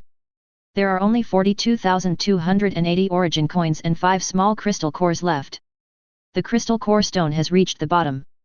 Su-Bai has other uses for the remaining 40,000 plus origin coins. Need to replenish some necessary supplies consumed in the survival trial. For example, the ammunition of Blue Sky Wings. And keep a portion on hand for emergencies. This made Su-Bai sigh. No matter how many resources he obtained, he would squander them all in a short period of time. But this is not gratuitous profligacy. Instead, they transformed resources into their own strength. Leave the skill upgrade cabin and walk out of the hall. Su-Bai took out a bottle of light blue potion from the storage space, uncorked it, and drank it in one gulp. Item name, Luna's Glory. Effect, after drinking, it permanently increases mana by 150 points. The potion tastes good, with a light sweet aroma. Some are like cough syrups in the modern world with added medicinal ingredients. Not long after Su-Bai drank the glory of the moon goddess, a warm current surged through his body, and Su-Bai suddenly felt much clearer. Added 150 more mana. Up to now, all the resources Su-Bai obtained in the survival trial have been transformed into his own strength. Currently, Su-Bai's naked personal information panel is as follows. Walker, Level 1, No 762744 Name, Su-Bai Level, Leave 20, Upper Limit of Level 1, Race, Human Talent, Elemental Apostle Occupation, Magic Knight, Mount Not Awakened, Health, 100% Mana, 1577/1577 Mana Recovery Rate, 20/minute. Strength, 46 Constitution, 46 Speed, 46 Intelligence, 47 Charm, 16 Luck, 11, cannot be increased by attribute points, only by skills and equipment bonuses. Remaining available attribute points, 0 points active skills, 1 leave 2 2 leave 1 3 leave 2 0 skill 4, Thunderbolt to eliminate evil leave 25 leave 2 0 6 leave 3 0 passive skills, 1 leave 1 0 skill 2, Spear of Destruction leave 5 3 leave 2 0. The above are only Su-Bai's naked body attributes, and do not include equipment bonuses such as the dragon hunting suit, the Book of Marks, and the stigmata robe that was immediately thrown into the washing machine after Su-Bai returned to his exclusive room and is now estimated to have dried. After walking out of the skill upgrade hall, Su-Bai rushed to the fighting training hall. He hadn't played in the arena for a long time, so he wanted to see what level his current strength had reached. Chapter 76. Entering the fighting training hall, Su-Bai activated the teleportation permission of the arena. As the scenery in front of me changed, Su-Bai disappeared in the hall of the fighting training hall, and when he reappeared, he was already in a single lounge. The lounge is equipped with all leisure and entertainment facilities. In the center is a coffee table with fruits and drinks on it. Reminder, you have entered the arena lounge. Reminder, the ranking of the Walker Arena has been updated. Your current ranking is 16807. After checking the prompts, Su-Bai discovered that his ranking had dropped a lot just because of the progress in 2 trial worlds, falling out of the top 10,000. Su-Bai. Condition, good. 16807. Current winning streak, 0 games. Prompt, yes/no to start matching opponents. Su-Bai chooses to confirm the match. Tip, you are being matched with opponents of similar rankings. About 5 seconds later. Reminder, matching completed, opponent currently ranked 15,734th, transfer started. The prompt of the Court of Origin ended, and the scene in front of Su-Bai changed again. He has already appeared in the arena. A dark-skinned strong man appeared opposite him. Both parties appeared in the arena at the same time. There was a blue light film in front of each of them, stretching across their eyes. Su-Bai did not take out the evil-breaking weapon. A wheel of light appeared in his hand and began to spin rapidly. A slight buzzing sound was emitted. He controls a rotating wheel of light in his hand. Su-Bai observes his opponent at the other end of the arena. The opponent has dark skin, is about 1.9 meters tall and has a strong build. Judging from the size, the opponent should be a heavy tank or a berserker. But the other party was not wearing armor. The dark-skinned burly man was shirtless, revealing his thick chest hair. He was wearing a pair of reflective trousers with a lot of metal accessories hanging on them, such as chains and spikes. The opponent was holding a stick-like weapon, which was not long and square, and looked like a mace. Noticing that Subai was looking at him, the sturdy man also looked at Subai for a moment. Because of the experience of survival trial. At this time, the stigmata robe was still hanging in Subai's exclusive room. He was wearing only ordinary clothes. The three-piece dragon hunting suit is worn on the body. Wearing ghost mask shoulder guards on the shoulders. Subai no longer has the huge muscles he used to have. At this moment, his whole body proportions were perfect, and his figure looked well proportioned and upright. After looking at Subai for a while, the dark-skinned man showed a meaningful and philosophical smile on his face. I don't know why. After seeing his smile, Subai suddenly felt an urge from the bottom of his heart. I had the urge to kick him in a vital part. Only. Now there is a light blue film in front of both parties, blocking their actions. Subai's idea cannot be realized immediately. The two had just finished sizing each other up. The prompt for the Court of Origin appears. Tip: the battle will start in 10 seconds, and the battle time is unlimited. Victory is achieved by defeating the opponent or by his surrender. 10. 9. 8. 1. Reminder: the restrictions have been lifted, and the competition begins. As the countdown projected in the line of sight ended, the blue light film in front of the two people has disappeared. Chapter 77. A notification to lift the restriction appeared, and the dark-skinned burly man gave Subai at the other end of the arena a bright smile. At the same time, Subai lowered his body, preparing to rush forward. The figure disappeared in an instant. The seemingly sunny smile on the other person's face. It really made him sick. The two sides had no previous grudge against each other and did not even know each other. But when he saw the other person's smile, Subai felt disgusted from the bottom of his heart. Rushing towards the sturdy man, in just 2 breaths, Subai had crossed most of the arena. About to arrive in front of the strong man. Looking at Subai rushing towards him, the sturdy man stood still. Immediately afterwards, his figure flashed a few times. Several after-images appeared in the air. There was a sound of breaking air. The dark-skinned man began to rush towards Subai at an extremely fast speed. Almost in the blink of an eye, the burly man rushed in front of Subai. The sound of breaking wind came towards me. The sturdy man has moved to Subai's side. The weapon in his hand smashed down on his head. Subai leaned his body, trying to avoid our mace. Barely escaped. The next moment, a halo appeared in Subai's hand at some point. Choose the right moment and raise your hand. Most of the strong man's neck was immediately cut in half. His figure immediately turned into a point of light and disappeared in the arena. After the dark-skinned man was defeated, he turned into large pieces of light particles, floating in front of Subai and slowly dissipated. Hint: you have won. Current winning streak, 111564. Do you want to continue matching? Defeating the dark-skinned man did not consume too much of Subai's physical strength. Just a warm-up. Subai stood there and did not return to the lounge, continuing to match his opponent.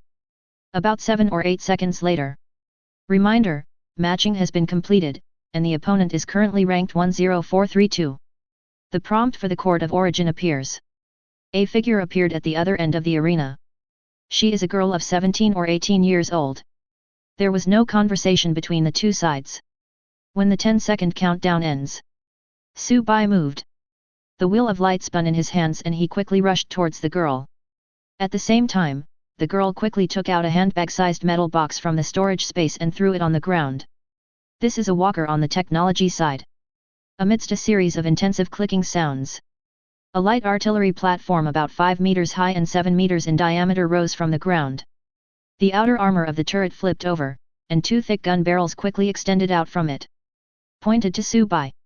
The girl was in the middle of the turret, with the crosshairs already on Subai, locking him firmly in place. Boom! Boom! Boom! The sound of intensive firing continued and the flames flashed. The firepower was so intense that the shells even formed a straight line and kept hitting Subai. 3 wind blades immediately appeared, heading towards the line of fire formed by the dense artillery shells. 3 wind blades passed straight through the line of fire, detonating a string of shells in mid-flight. The girl's dense firepower turned out to be a disadvantage. 3 wind blades passed through the girl's fire line, and in a series of explosions, a vacuum zone was formed. In an instant, the wind blade hit the armor of the light turret, but because its power was greatly weakened, it only left a shallow dent on the armor. The girl in the turret immediately changed her strategy. I saw her fingers dancing quickly on the screen. The 2 heavy artillery pieces continued to fire. 4 more plasma machine guns flipped out from the side armor of the turret. In just a moment, the energy is fully stored. Streams of high-temperature plasma constrained by a special force field were emitted and flew towards Subai. Chapter 78. Just at this moment, there was a flash of lightning in Subai's eyes. 4 giant lightning swords instantly appeared above the light turret. It aimed at the connection between the 4 plasma machine guns and the light turret and dropped straight down. The thunder sword slashed, and 4 plasma machine cannons fell. Only 2 heavy guns were still firing. Dodge the incoming high-energy plasma. Subai's figure kept flashing in the gunfire. Subai's movements were sharp and extremely fast, so the shells couldn't hit him at all and just exploded beside him. Flames kept flashing in the arena. The wind pressure from the explosion blew up the dragon skin cloak on Subai. And next to Subai, the wind blade never stopped for a moment. Constantly generated and launched from his side, cutting the incoming firepower. Because the girl's firepower was too dense, the wind blade could only buy Subai a little bit of vacuum period. But it is this short vacuum period. Subai has successfully approached the girl's light turret, entered the blank area of the artillery fire. The light wheel in his hand passed through the armor of the light turret, leaving a deep mark. But it did not cause any substantial damage to it. The halo in his hand was too small, only as big as a wash basin. It's okay for cutting small enemy units. If you encounter such a large enemy unit, the damage caused to the enemy by simple cutting is not as real as the high-powered and wide-range gun skills of Thunderfall. And just at this moment, in front of Subai, the armor that he had just destroyed fell directly from the turret. A miniature plasma launcher appeared behind the armor. A beam of high-energy plasma as thick as a finger was shot towards Subai. Plasma is wrapped in a special force field and Subai cannot control it directly. Subai dodged the high-energy plasma beam and waved the light wheel in his hand, cutting the plasma launcher in half. Immediately afterwards, more armor on the turret was turned over. Countless small attack drones flew out from it. Subai was about to be surrounded. In that split second, looking at the chopped plasma launcher in front of him, Subai suddenly had an idea. The light wheel was unable to cause any substantial damage to the girl's portable turret because it was too small. What would happen if you increased the mana input, condensed more light elements, and made the volume of the light wheel larger? This is not mentioned in the skill description of Light Blade Chariot. But Subai's intuition told him this idea is feasible. Seeing that he was about to be surrounded, he had no time to think too much. Subai did it right away. A dazzling light burst out from his eyes. He increased his own mana input and the intensity of mobilizing the surrounding light elements. Just a moment. The mana in Subai's body dropped rapidly like the ebb and flow of the tide. He felt slightly dizzy. This is caused by mana being consumed too quickly. Corresponds to the rapidly depleting mana. The light wheel in Subai's hand quickly increased in size. In the surrounding space, a large amount of light elements were condensed by Subai on the light wheel in his hand. In the blink of an eye, the halo that was originally only the size of a wash basin turned into an extra-large halo with a diameter of 3 meters. All these operations seem complicated and tedious, but in fact they are completed in an instant.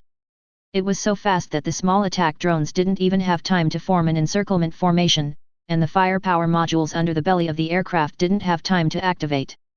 The oversized light wheel has taken shape. Subai raised one hand above his head. A huge halo was suspended above his palm, spinning continuously and making a buzzing sound. Subai lowered his arm, and a huge halo cut through the light turret of the girl in front of him. Chapter 79. As a huge wheel of light cut through, those small attack drones quickly lost connection with the light artillery shells and fell to the ground one after another. Because the control module located in the light turret has been chopped into pieces by Subai. Dancing with the halo in his hand, Subai slashed several times in a row. The light artillery in front of it was chopped into pieces in a single breath. The young girl among them is no exception. Hint, you have won. Current winning streak, 28346. Do you want to continue matching? After defeating the girl, Subai did not immediately match a new enemy.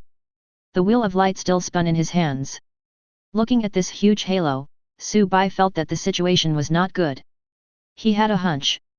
I'm afraid my current mana is running low.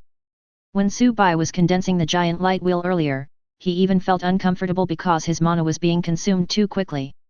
This was the first time he had encountered such a situation. You know. Even if he raised his hand to instantly cast Wrath of Falling Stars, with the benefit of the Elemental Apostle's talent, it would still consume up to 750 points of mana in a moment. But even so, Su Bai would not feel any discomfort. This shows the mana cost of condensing a supergiant light wheel. It is far beyond Su Bai's expectations. Opening the personal information panel, Su Bai checked his remaining mana. Mana, 341/1577. It turned out to be just as he had guessed.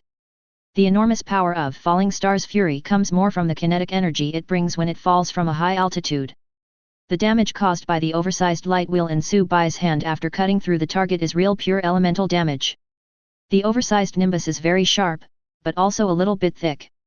Compare this to elemental tricks like freezing ice to cross the sea, and starting fire to burn objects.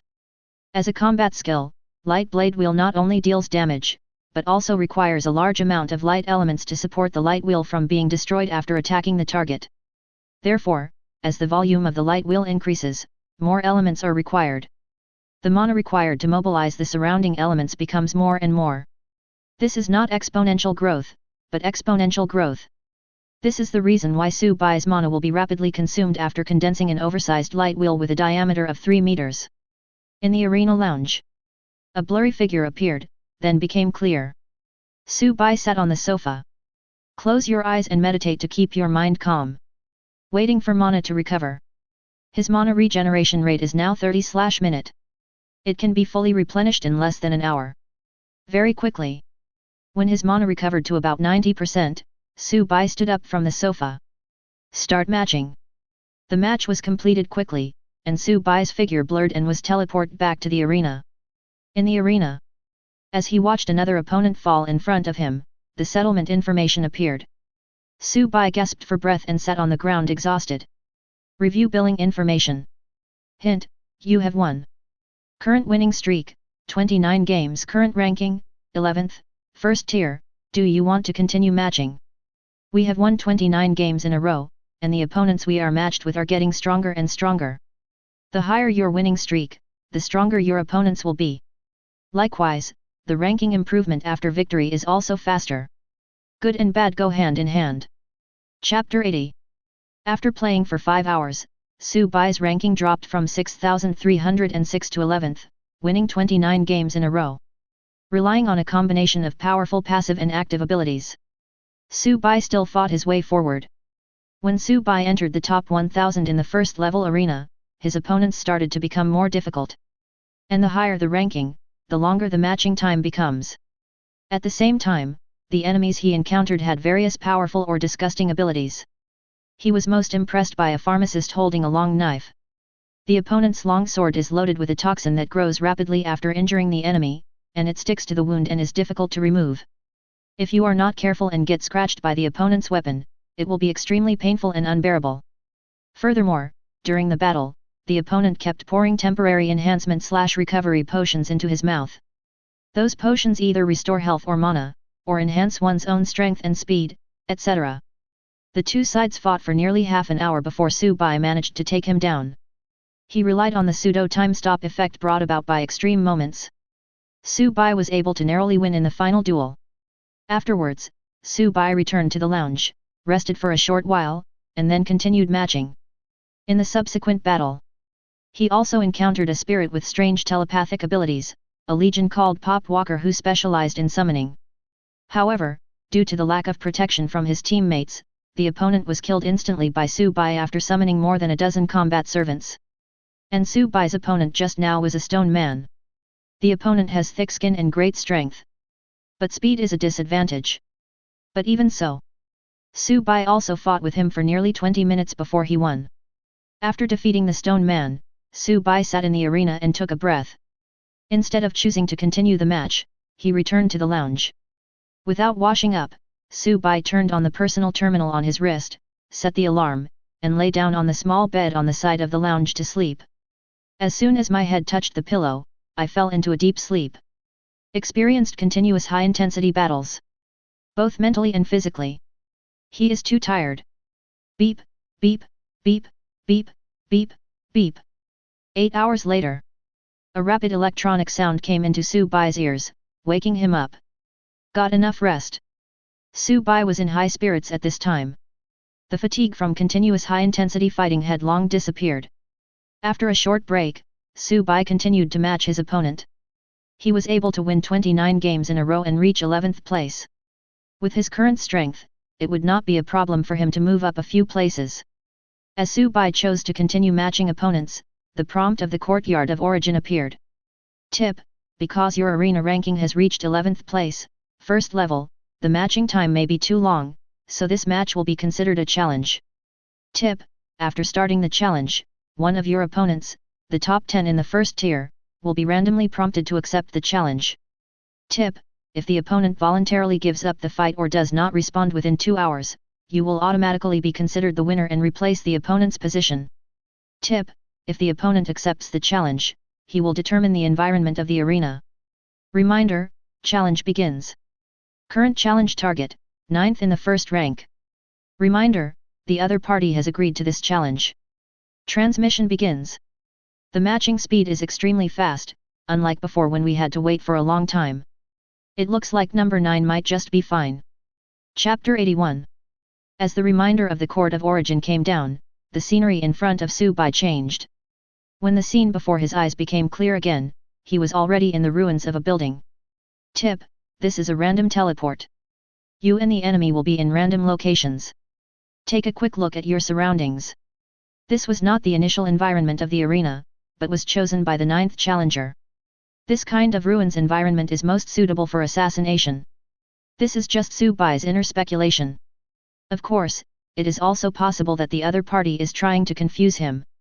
10. 9. 8. 1. The countdown ends, the battle begins.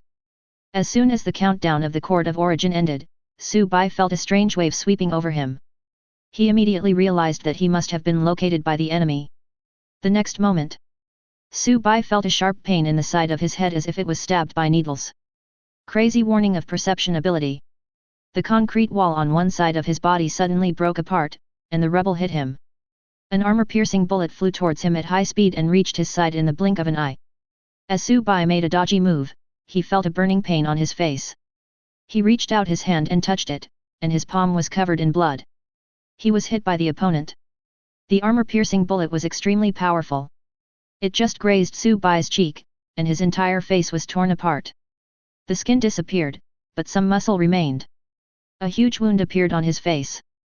The gums inside are exposed. The enemy hit him as if he had the ability to see through things. But Su Bai did not hear the firing. This enemy. It's a bit tricky. The bullet grazed the side of his face, tearing through his skin and flesh. Su Bai felt a sharp pain coming from the right cheek. He raised his hand to wipe the blood. The right side of his face that was grazed by the high-speed bullet was left with only a blur of flesh and blood. There were continuous sharp hisses coming from my right ear. His right ear is deaf and he cannot hear any sound. There was no sound of gunfire from the other side, it seemed that a silencer was used. Enduring the severe pain, Su Bai glanced at the cracked concrete wall, and looked in the direction where the bullet came from, but saw nothing. It is impossible to determine whether the other party has moved or is temporarily hiding. But his own position was already under the opponent's control. He didn't have time to think, as the follow-up attack might be coming soon. Su Bai jumped directly out of the abandoned building and jumped into another abandoned building across the street, broke the glass and got in. With his current physical condition, it is easy to do this. At this moment, Su Bai felt another strange wave sweeping over him.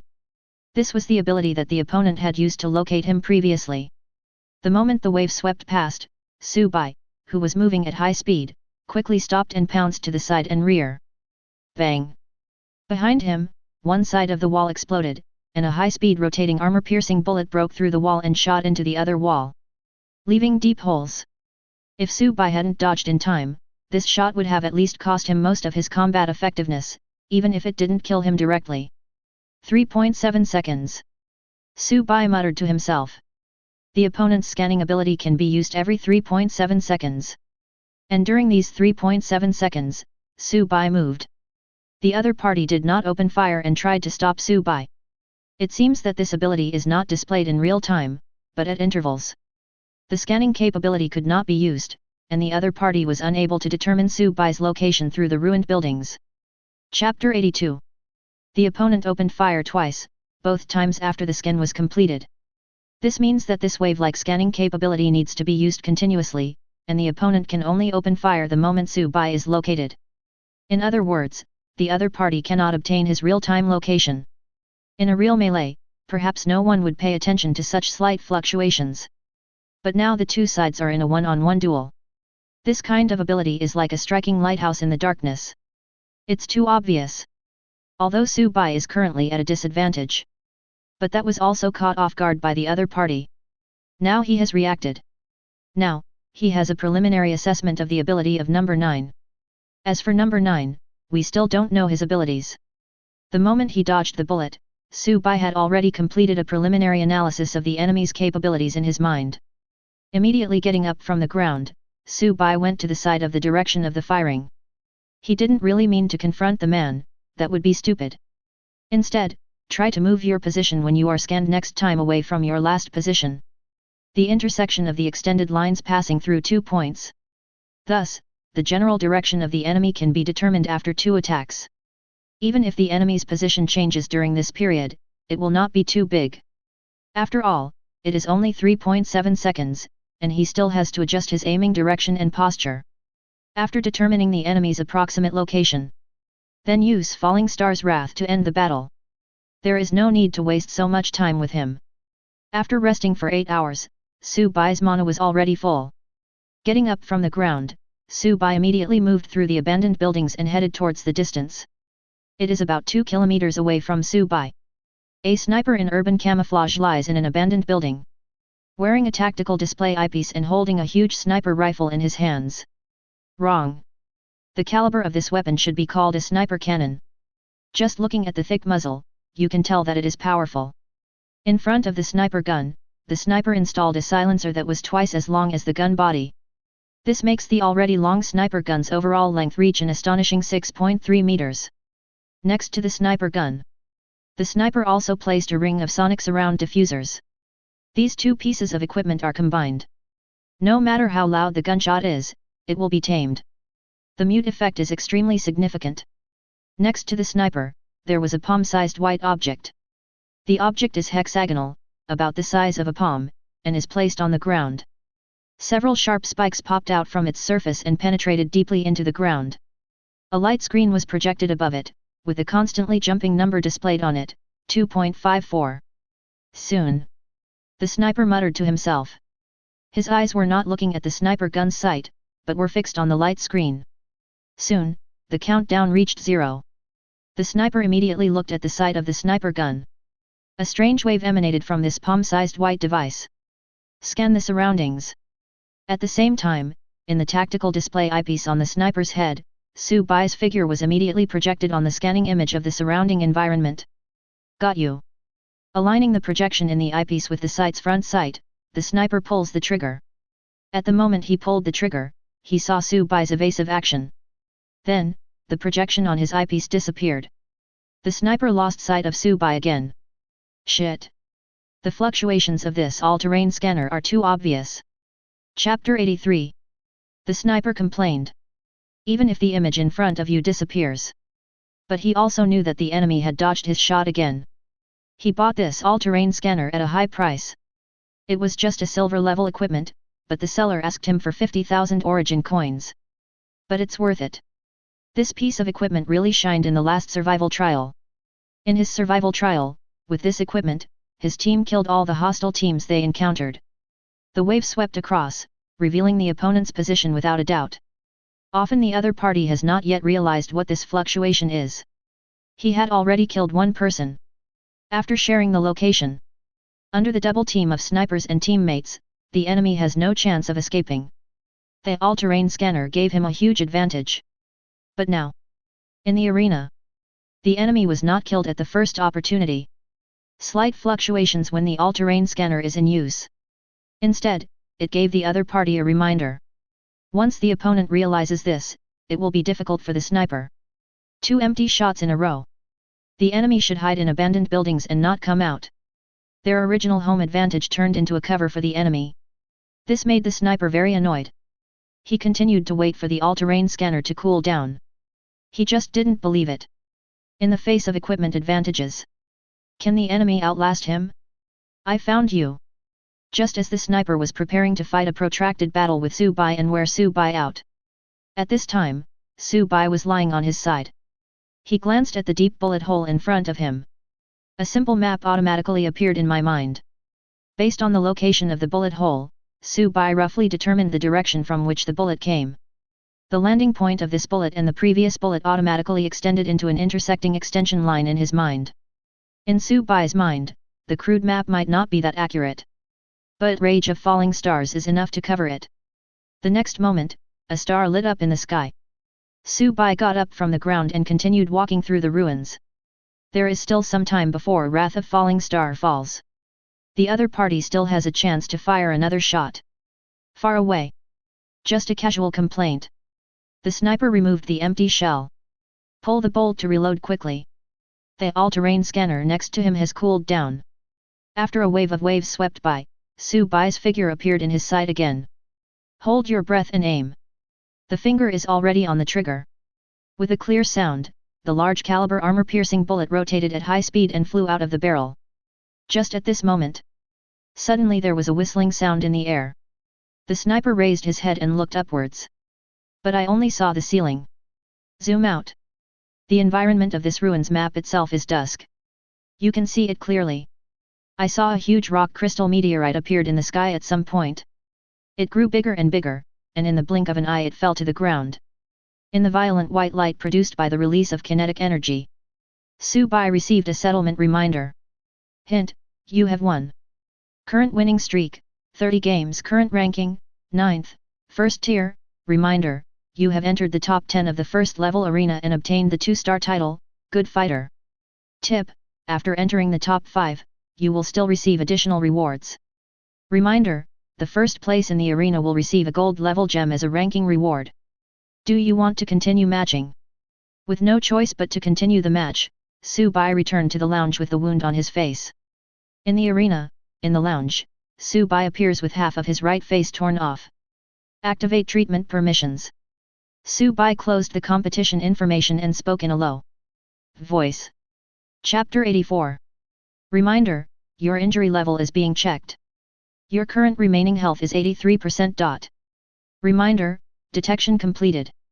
You will need to pay 150 origin coins to use this recovery permission. Tip, if your origin ratio is insufficient, you can use your equipment as a temporary substitute. You will need to pay the same amount later to redeem the equipment. Confirm payment. Su Bai chose to pay with origin coin. The balance in his personal terminal changed, and a ball of green light appeared out of thin air, covering his face. A tingling sensation spread across my face. Countless new granulations emerged from the wound and continued to grow wildly.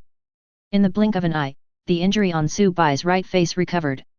Raising his hand and touching his cheek, Su Bai checked the 2-star title he had just obtained, Good Fighter.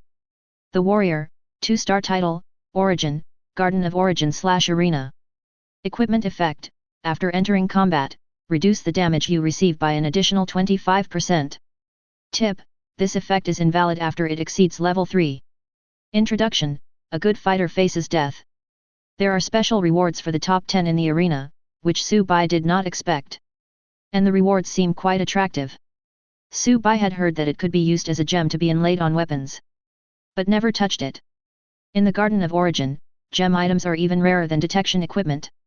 Even if he doesn't need it himself, he can sell it for a huge price. The original purpose of playing the arena. Su Bai originally just wanted to see what the limit of his own strength was. But right now, 9th place is obviously not my limit. Once he enters the top 10, Su Bai's opponents will only be those ranked higher than him, so you can imagine how difficult it will be. Su Bai's next world is the 2nd level promotion trial. If we don't try our best to get a higher ranking now, once he successfully advances to the 2nd level, his arena ranking will be reset. Have to hit upwards again. The reward that could have been obtained was lost in vain. At that time, Su Bai, a walker who had just been promoted to the second level, would be matched with those walkers who had been promoted to the second level for a long time. The abilities of the first level walkers are so strange. The second level will only be worse than them. Su Bai, who had just been promoted to the second level, faced that group of people. The odds of winning might not be as great as he thought. However, it is not ruled out that Su Bai will gain new abilities after professional awakening. What is different from the usual is the arena rules for the top 10. It's challenge mode. If you lose, your ranking will not drop. The ranking will only drop unless you are challenged and defeated by someone ranked lower than you. After a brief rest, Su Bai's mana was full again. With sufficient mana and his current strength, it would not be a problem for him to strive for a higher ranking. Get ready, Su Bai chooses to start the challenge. Reminder, challenge begins. Current challenge target, 4th in the first rank. Hint, the other party has not responded yet. Due to his high winning streak, Su Bai actually challenged the 4th place in the arena directly this time. However, the other party seemed a little aloof, or maybe he had something urgent to do. He did not take up the challenge immediately. Time passes by every second. Half an hour. 1 hour. 2 hours. Su Bai sat in the lounge until the waiting time was over, but the other party did not respond and the prompt of the Court of Origin appeared. Chapter 85. Reminder, the waiting time has expired. Current challenge target, rank 1, number 4, no response. You automatically win. Hint, you have won. Current winning streak, 31 games. Current ranking, 4th, first tier. Hint, you have entered the top 5 of the first level arena, and you will receive an additional gold level ore, rough silver phosphate Oregon. The 4th place player did not respond, and Su Bai automatically won and took his place. Rewards were also distributed. A piece of grey ore appeared in Su Bai's hand, with snakescale-like patterns on its surface, reflecting the light in the lounge. Item name, rough silver phosphate ore. Type, forging material, rough ore. Quality, gold. Item rating, 43 points, gold level items are rated from 0 to 50 points. Introduction, a variant of the ore produced from the silver mine on the planet Seer. The metal material is extremely tough and can be used to make technological equipment. After checking the properties of the ore in his hand, Su Bai was a little disappointed. This is just an ordinary piece of gold-grade ore, with a high score. It is not an elemental ore and cannot be used to enhance the ability to break evil. If we put it up for sale, there should be some tech-savvy people who would choose to buy it. I guess it can be sold at a good price. After putting away the ore, Su Bai continued to match the challenge. After he chose to confirm, the prompt for the Court of Origin appeared. Reminder, challenge begins. Current challenge target, number 1 in the first tier. Reminder, the other party has accepted the challenge, but the application will be delayed for half an hour. Reminder, according to the basic regulations, the Court of Origin allows the other party to delay. Hint, the other party sent you a message. The message is as follows: Friend, I received a tip from the Court of Origin, saying that you are challenging me after 31 consecutive wins. You are so powerful. I'm about to be promoted to the second level, and I'm in great need of Origin coins. How about opening up a pay-per-view model to the public? Regardless of whether we win or lose, we'll split the profits 50-50. I've already thought of the title, Shock. A newbie with 31 consecutive wins challenges a first-level ace. Who will get the final reward? The name is catchy, so people will definitely watch it, and the profits will be huge. Let me remind you first, if we want to open a pay-per-view model, we need the consent of both parties. I don't mind, but some of your personal abilities might be exposed. As compensation, I will transfer the right to choose the venue for this competition to you. If you disagree, I have no objection. After all, the choice is yours. Think about it. Su Bai checked the message the other party left for him. From his words, it can be seen that the number 1 in the arena seems to be very short of money. The way he spoke was also very calm, and there was no such plot as "How dare you challenge me, kid? I will definitely kill you today." He also took the initiative to give up the venue advantage and gave the venue selection right that originally belonged to him, the challenged, to the challenger Su Bai. To make money. The other party is even willing to expose their own abilities and start the paid viewing mode. Su Bai thought for a moment, carefully considered the pros and cons, and replied to the other party. 10. The other party readily agreed. Turned off the arena message board. Su-bai immediately chose to leave the arena and rushed to the exclusive room. On the way, I passed by a shop opened by a professional. I went in and spent 50 origin coins to buy a handmade mask. Chapter 86. The mask is a piece of black iron grade equipment made by a professional. It has a slightly refreshing effect, but other than that it has no other bonuses. There is no pattern painted on this mask. It is just a silver white flat-faced mask without any protruding facial features, and only has holes at the eyes, nose, and mouth. Wear a mask. Rushing back to the exclusive room, Su-bai accepted the stigmata robe that had already dried. Previously in the survival trial, this robe was made dirty by him and covered with smelly black mud. Back in the private room, Su-bai immediately cleaned it. The stigmata robe is not that delicate. As long as the structure of the equipment is not damaged, it can be simply cleaned without any problem. It will not affect the use effect. Su-bai tucked the dragon hunter cloak inward and put on the stigmata robe. The Garden of Origin is not a game world, so there is no such thing as equipment slot conflicts. Wearing both pieces of equipment at the same time will take effect. However, whether it is worn outside or inside, the deployment of the dragon hunter cloak will be restricted by the stigmata robe, and the ability to glide at high altitudes will be temporarily ineffective. The rest of the bonuses remain. Wear the stigmata robe and a flat mask on your face. Su-bai decided to fight as a pure mage. Of course, if things really don't work, he will take out an electromagnetic heavy sniper. Just like he did in the survival trial. Without using combat abilities and Wrath of Falling Stars. His magic skills are also regular magic skills, so it doesn't matter whether they are exposed or not. It's just a little bit more powerful.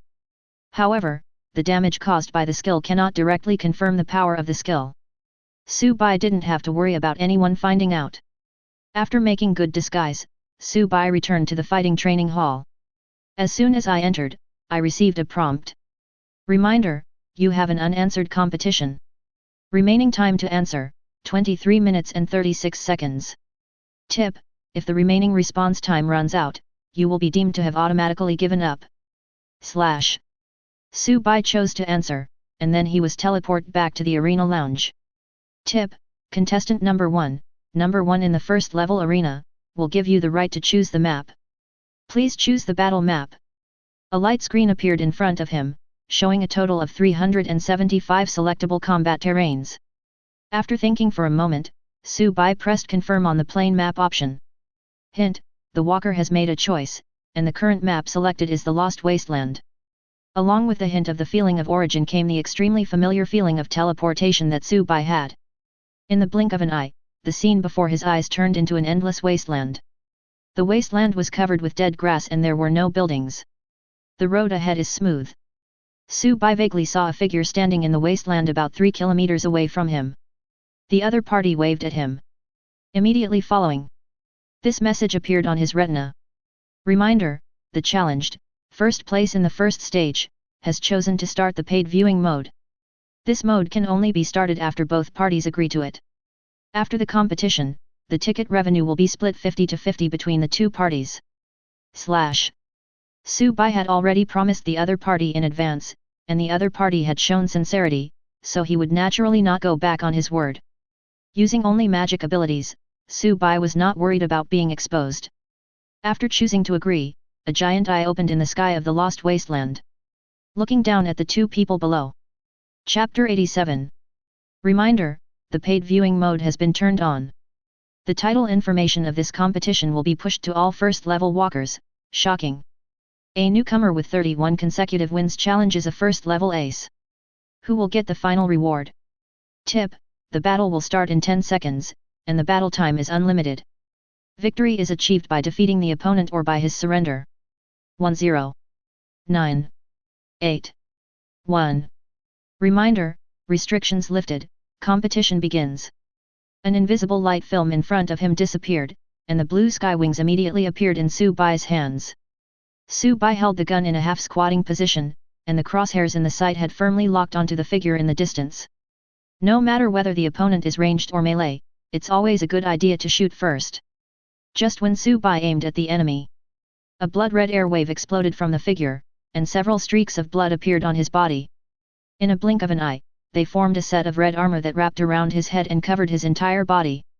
Dazzling scarlet smoke emanated from the bloody figure. Another layer of blood-colored air waves spread.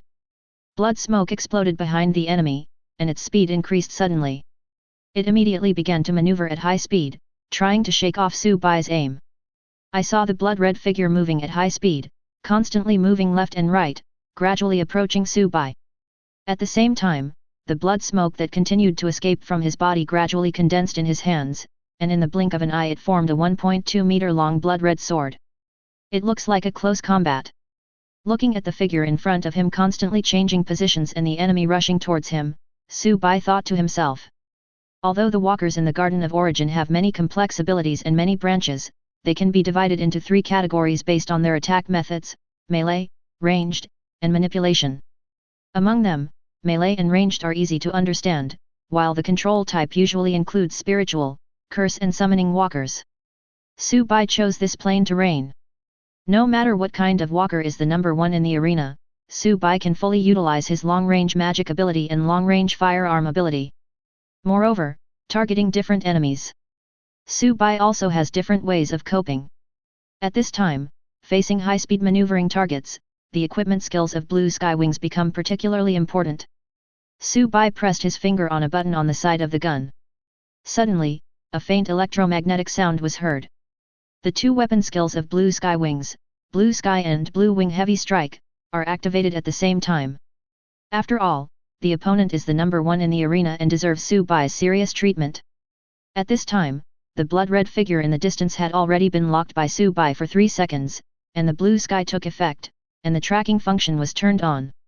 As the crosshairs in the sight shrank, the words "lock completed" appeared in the field of vision, and Su Bai pulled the trigger of Blue Sky Wing. The electromagnetic constraint patterns covering the gun body lit up, and a high-speed rotating electromagnetic kinetic energy bullet shot out. This electromagnetic kinetic energy bullet is wrapped in a layer of blue light film, which is the blue wing damage enhancing effect attached to the bullet. The next moment, the high-speed rotating electromagnetic kinetic energy bullet caused ripples in the air, breaking through the air, and in the blink of an eye it arrived in front of the bloody figure. Boom! The air wave exploded and blood smoke spread. The bloody figure was prepared and raised the sword in his hand to resist. But the electronic kinetic bullet with the blue wing effect is not to be trifled with. It instantly pierced through the sword in the blood-colored figure's hand, and the powerful kinetic energy shattered it into blood smoke. The electromagnetic kinetic energy bullet itself just slowed down, but still hit the bloody figure. Chapter 88. This book has been reviewed, and the chapters need to be revised. I have made a lot of changes in the previous ones, and I will post them again slowly. Old readers who have read it can skip it directly. I am afraid that the revised chapters will be published in the next half-month. Of course, you can watch it again if you want. The following is the main text. However, due to being blocked by the blood smoke sword, the position of the bullet originally aimed at the head shifted. The process was so fast that even the tracking function did not have time to correct the trajectory, and it only hit the shoulder. A large piece of flesh and blood, and a piece of bloody armor were revealed. Su Bai's attack did not cause serious damage to the bloody figure, only causing him to lose 17% of his health. The bloody figure groaned, and the blood around his body vibrated. The splattered flesh immediately rolled back into his hands and turned into an irregular mass of flesh, which he swallowed in one gulp. The lost health points recovered slightly, and the wound was sealed by blood.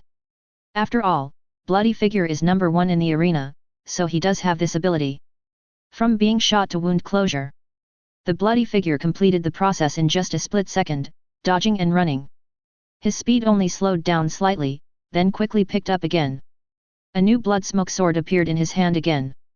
At this time, the bloody figure was still about 2 kilometers away from Su Bai, and was not yet within the casting range of Su Bai's current ordinary skills. Blue Sky Wings can still fire 1-2 more shots. The first shot did not cause much damage to the enemy, who was still rushing towards him. Su Bai did not panic and continued to aim his gun. However, this time the target shifted from the head to the legs. The previous shot had confirmed that although the enemy was a blood energy walker, he did not have the ability to quickly recover from his injuries. After being injured, one can only rely on one's own blood and chi to temporarily seal the wound and prevent the injury from further expanding. In the current situation, attacking the legs is a better option. The tracking skill Blue Sky entered cooldown. Su Bai aimed the crosshairs at the opponent's left leg, pulled out a short lead, and pulled the trigger. Bullets were fired, and dust flew in the distance. The shot missed. The automatic loading device in Blue Sky Wings is activated, and new electromagnetic kinetic energy bullets are loaded into the gun chamber. Aiming at the enemy again, Su Bai gained some preliminary experience. Su Bai moved the crosshairs far away, held his breath, predicted the moment when the enemy would dodge, and fired a shot. In an instant, the blood-red figure that was constantly turning and dodging in the scope just made an evasive move, then staggered and rolled to the ground, and the blood-smoke sword in his hand almost slipped out of his hand, and he stood up quickly again. The hit in the leg only affected him for a moment. The speed has decreased. However, Su Bai's goal has been achieved. Now, the initiative that was originally wavering between the two of them has fallen into Su Bai's hands. Next, all walkers or professionals who have paid to watch this first order battle will see it on the projection of their personal terminals. After the distance is widened, a textbook show of long-range suppression of melee combat is about to take place. At present, the distance between Su Bai and the bloody figure is still about 1.8 kilometers. This is exactly the absolute advantage of the range of Blue Sky Wings. As an electromagnetic kinetic weapon, the Blue Sky Wing does not require ejection of shells, only reloading, and there is no need to worry about the accuracy being affected by overheating of the barrel. Therefore, its rate of fire is extremely fast. Chapter 89. The bloody figure was only delayed for a moment before another electromagnetic kinetic energy projectile was launched. The bloody figure raised his hand and swung the sword to block the bullet. The electromagnetic kinetic energy bullet flew to the side, and the wind pressure brushed the surface of the armor. After blocking the bullet, the blood-smoke sword in the blood-colored figure's hand did not disintegrate as before, but cracks appeared. In the blink of an eye, it was repaired by the surrounding blood smoke. Although he was not injured, the powerful impact of the electromagnetic kinetic energy bullet caused the bloody figure, whose leg had just been injured, to slow down again. The second bullet whizzed through the air. The arena was lost in the wasteland. The second electromagnetic kinetic energy bullet was launched, and the bloody figure swung his sword to block it again. This time, the blood sword in his hand, which had just been repaired and had an unstable structure, turned directly into blood-colored debris all over the sky. The debris was annihilated and turned into drifting blood smoke, enveloping him completely. The blood smoke dissipated. I saw a bloody figure half kneeling on the ground, with a blood-red counterattack shield in front of him that blocked his entire body. Electromagnetic kinetic energy bullets kept flying from a distance and bombarded the blood counterattack shield. The high-speed rotating electromagnetic kinetic energy bullet hit the counterattack shield, causing ripples like water waves on the surface of the shield, and layers of blood smoke spread from the ripples. It then shrank and condensed again on the blood and energy counterattack shield. After hitting the enemy's leg, Su Bai took the initiative. The figure in blood-red armor was suppressed behind the counterattack shield by Su Bai using the Blue Sky Wings, unable to move forward and approach Su Bai. The two were in a stalemate for a while. But in a place that Su Bai couldn't see, there was a blood bond as thick as an arm behind the counterattack shield, connecting the number one person wearing blood-colored armor to the blood counterattack shield in front of him. The blood counterattack shield absorbs the damage from the electromagnetic kinetic energy bullet and then transfers it to the bloody figure. The blood energy armor on his body became brighter and brighter, as if it was about to burn. The bloody figure is ranked first in the arena. Even if it is a pure blood type melee walker. How come there is no remote means? At this moment, he seemed to be suppressed remotely by an enemy in the distance who was wearing a faceless mask, a robe, but holding an electromagnetic sniper rifle, which looked a bit out of place. But in fact, after he absorbs enough energy through the blood counterattack shield, that energy can be converted into his unique blood value. This is an ability that comes with his talent, and he has an extra blood and energy bar. Wait until the blood value completely fills up the blood tank. The bloody figure can activate his own innate abilities and enter a state of explosiveness. He will get an all-around improvement, especially his speed, which will increase significantly. By then, the sniper in front of him will definitely lose. Every move of the two men in this battle in the Lost Wasteland were broadcast by the giant eye in the sky. In the Court of Origin, a professional looked at the light screen projected by the personal terminal in his hand and quickly edited the message. What was displayed on the light screen was the scene of the blood-red figure of the melee fighter being suppressed by Su Bai's long-range ability. The professional frowned and sent out the edited message. There were many comments on the light screen discussing this battle. As the message was sent, a new barrage was added. Anonymous, is this how the number 1 player in the first tier is? He is being beaten by the opponent like this? He still has the nerve to call himself the number 1 player? The 10 origin coins ticket is not worth it. Chapter 90. The ticket price for this live battle broadcast is 10 origin coins, and it is aimed more at professionals who do not need to fight and have spare money. For them, the battle entertainment program of 10 origin coins is not expensive. Look at those walkers, fighting each other with cool and gorgeous moves. It is also one of their usual pleasures. Of course, there will also be walkers who specifically watch this type of battle live broadcast to analyze the fighting styles of other walkers who are stronger than themselves, so as to find out their own shortcomings.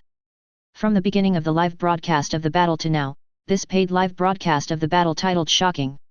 A newcomer with 31 consecutive wins challenges a first-level ace. Who will get the final reward, has been watched by about 10,000 walkers/professionals. This means that if the profit is split 50 to 50, Subai can get at least 50,000 origin coins. Even if he didn't win in the end, this amount of origin coin would still be a huge sum of money for Subai. After the professional posted the barrage, someone quickly responded. Anonymous, don't worry, Fenrir is not as weak as you think. I fought him 2 trial worlds ago. His blood attacks are extremely corrosive and penetrating. Now he seems to be suppressed, but he is actually holding back his ultimate move. Someone else took over and added. Anonymous, indeed, Fenrir does not hide his abilities, but his abilities are too obvious, and others can tell it's him at a glance, so there's no need to hide it. On the contrary, the white-robed wizard with an electromagnetic sniper rifle and a faceless mask on the opposite side has never been seen before, and no one knows who he is.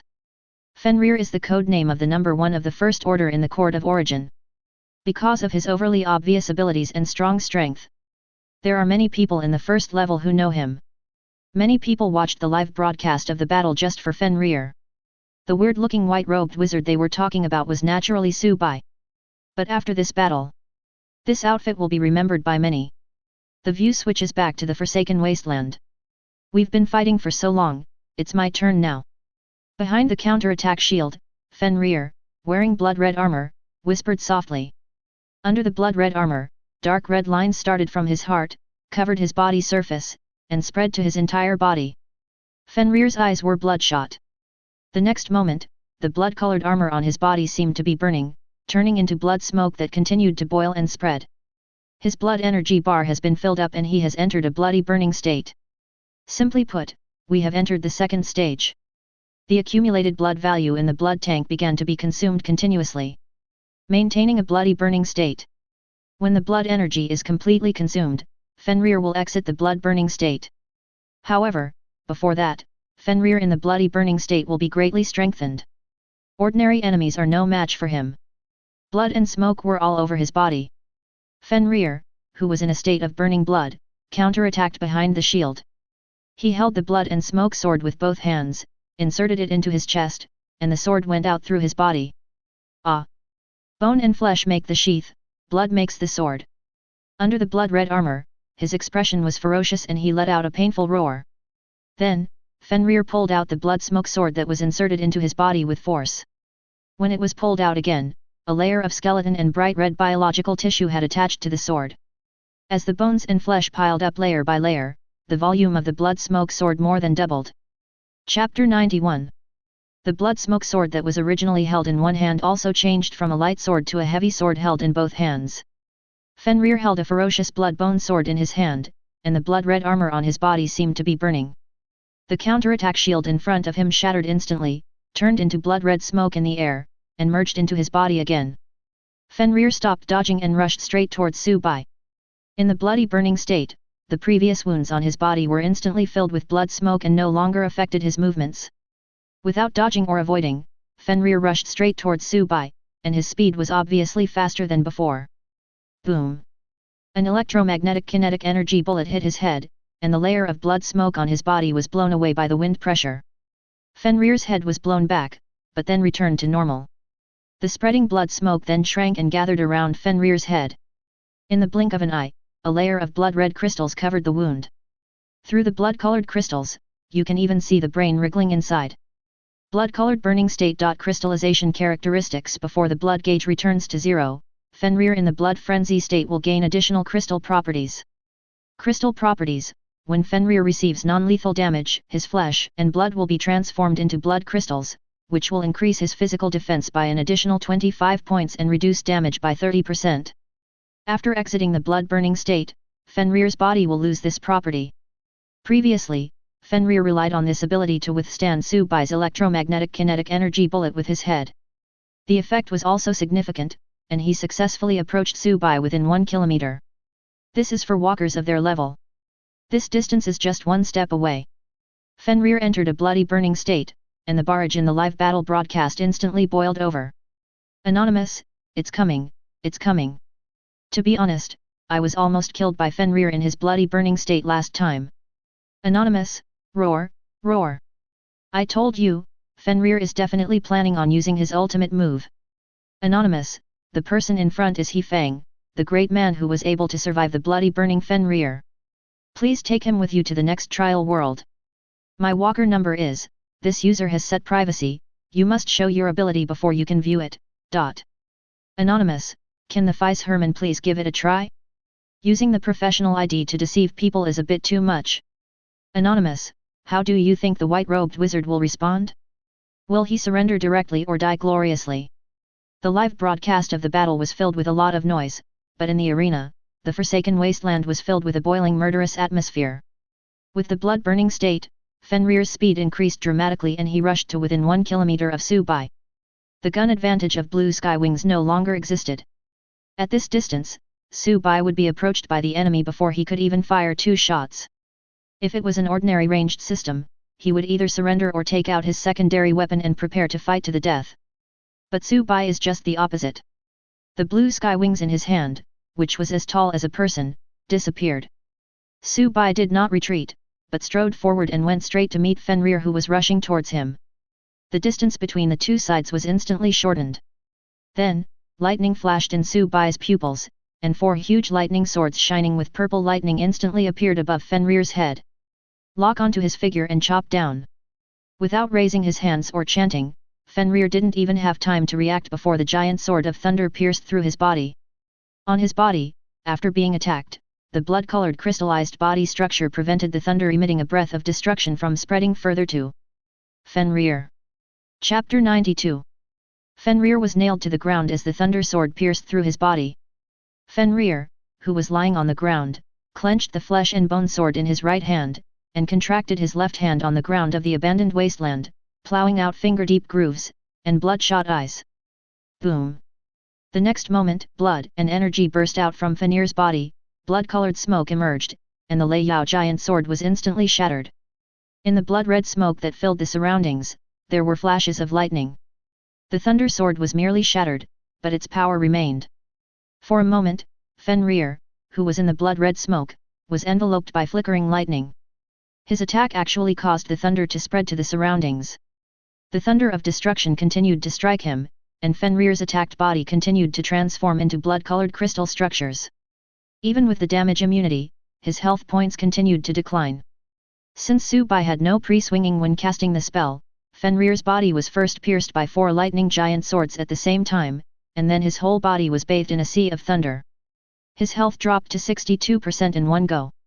If he had not quickly abandoned the blood smoke and rushed out of it despite the violent thunder, his health will drop further. Call! Call! Call! As soon as he rushed out of the smoke, Fenrir saw 3 green wind blades flying towards him at high speed. Follow closely behind. Fenrir instantly caught the trajectory of the wind blade, swung the flesh and bone sword in his hand, and chopped the wind blade attacking him, and a series of clinking sounds were heard. Looking at the enemy in the distance again, he found that the enemy was less than 300 meters away from him. Fenrir roared, and blood-colored ripples filled the air. A layer of blood-red ribbon wrapped around Subai through the air, and he was unable to move for a moment. Taking this opportunity, Fenrir grasped the great sword of flesh and bone with both hands and strode forward. He fought so weakly in this battle, and a hint of anger rose in his heart. It's time to end it. But as soon as he took a step forward, something Fenrir could not have imagined happened. The solid ice spikes formed by ice elements had appeared under Fenrir's feet at some point. His legs were pierced instantly, and the blood-colored crystals on his legs shattered, then reassembled with a crack sound. Immediately afterwards, 3 more wind blades appeared in the air and accurately cut Fenrir's right wrist holding the sword. With a crisp crack, the right hand holding the sword broke, leaving only the left hand still tightly grasping the hilt. Fenrir was shocked. He didn't see the enemy in front of him raise his hands to cast spells or chant any spells. Although he was surprised and doubtful, Fenrir did not stop his advance. Fenrir broke the ice beneath his feet and rushed forward at a faster speed. At this moment, his control ability failed and Su-bai was able to move freely again. A high-speed rotating light wheel appeared in Su-bai's hand, and Su-bai threw it out directly. The light wheel instantly penetrated the air and a sonic boom sounded. With the blessing of the dragon hunting 3-piece set, Su-bai's strength attribute has reached the first order limit of 50 points, which makes the light wheel instantly accelerated to an extremely terrifying speed. The rotating light wheel drew a strange arc in the air, at an unpredictable angle, and flew accurately towards Fenrir. Su-bai did not control the light wheel and rushed forward to engage in close combat with Fenrir. This makes it seem like this to outsiders.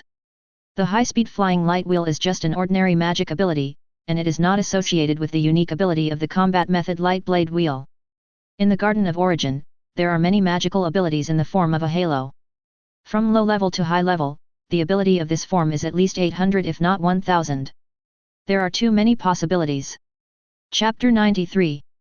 The air was cut, and the light wheel flew towards Fenrir at high speed.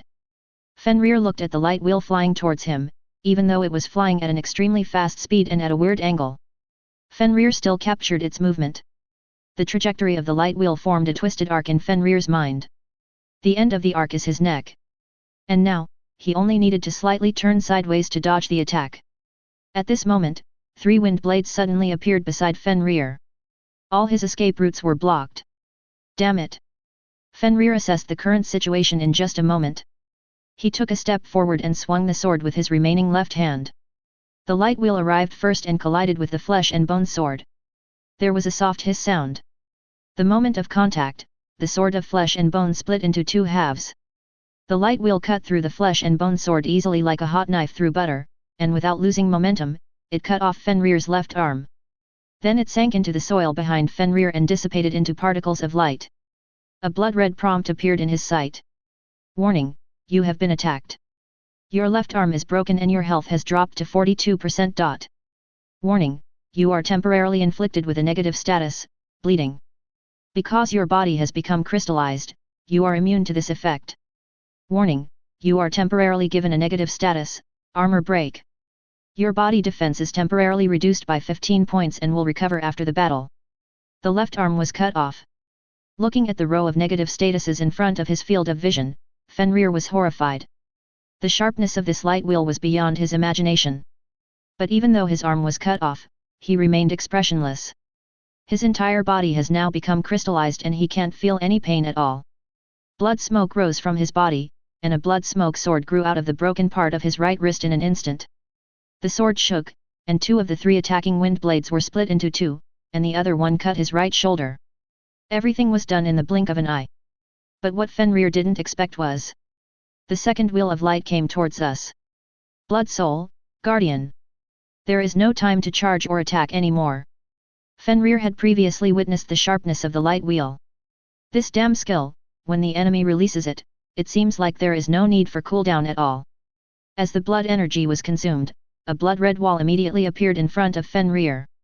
But it seemed to have no effect, and the light wheel instantly penetrated and shattered the blood-colored wall. Then came the second, the third. Until the 5th one.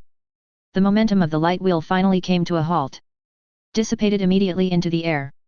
The blood-colored wall turned into smoke and was absorbed by Fenrir again, replenishing his consumed blood energy. This is the power of the blood and energy system. Able to achieve perfect self-circulation.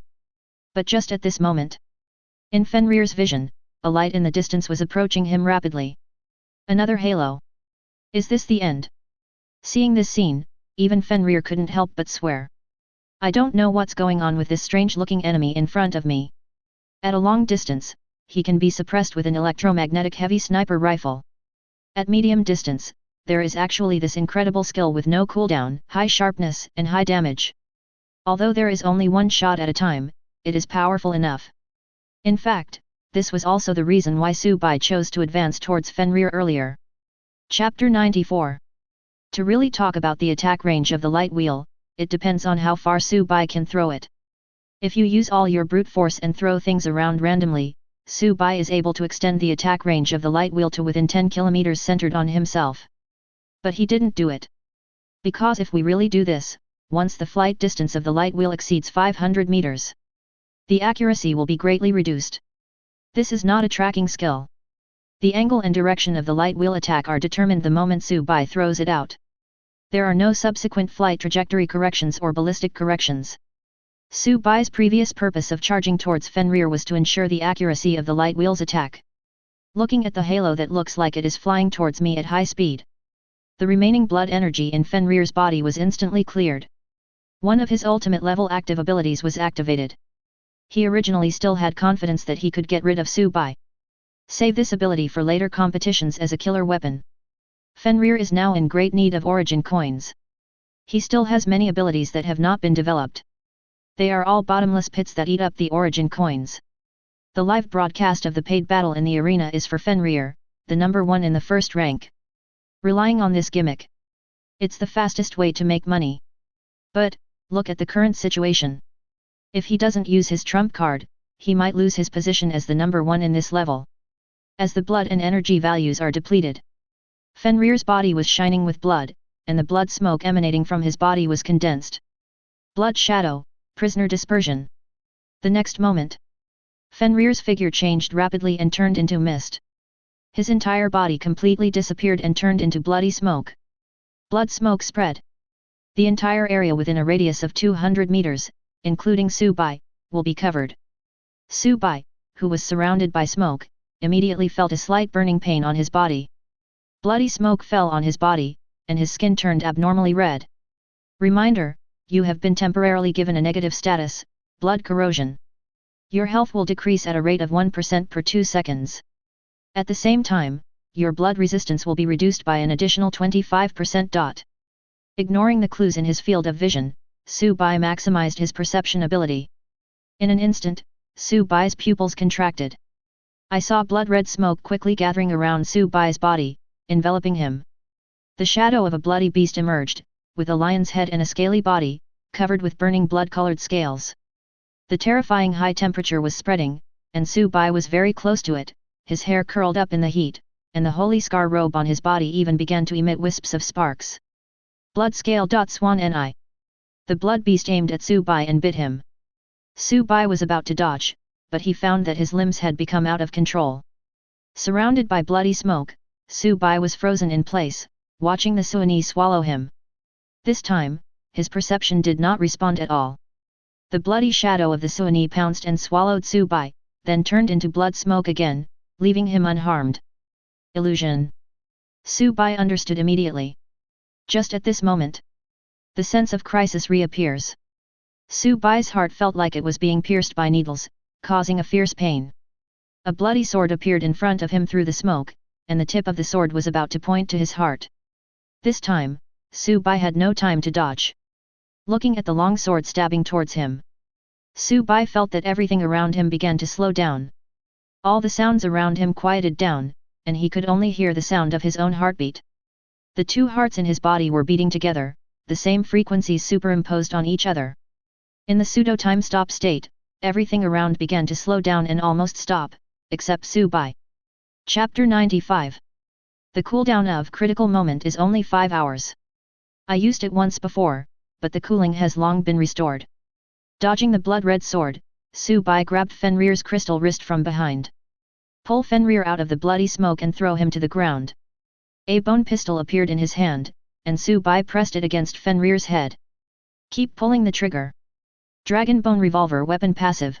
When the distance to the enemy is less than or equal to 3 meters, the damage caused by using this weapon is increased by an additional 75%. After a headshot, the damage will be fully converted into true damage, and the movement speed will be increased by an additional 30%.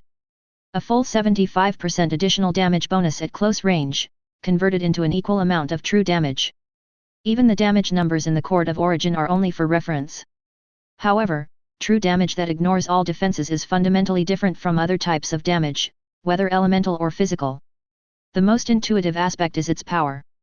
The real damage is more direct, the injuries caused to the enemy are more brutal, and the destruction is more thorough. For example, an attack with 100 points of normal damage hitting the shoulder of an ordinary walker may cause a bruise on his shoulder, or cause a piece of flesh to be lost, or cause non-penetrating trauma, depending on the type of attack. But 100 points of true damage is different. Regardless of the type of attack, 100 points of true damage hits the shoulder of the ordinary walker.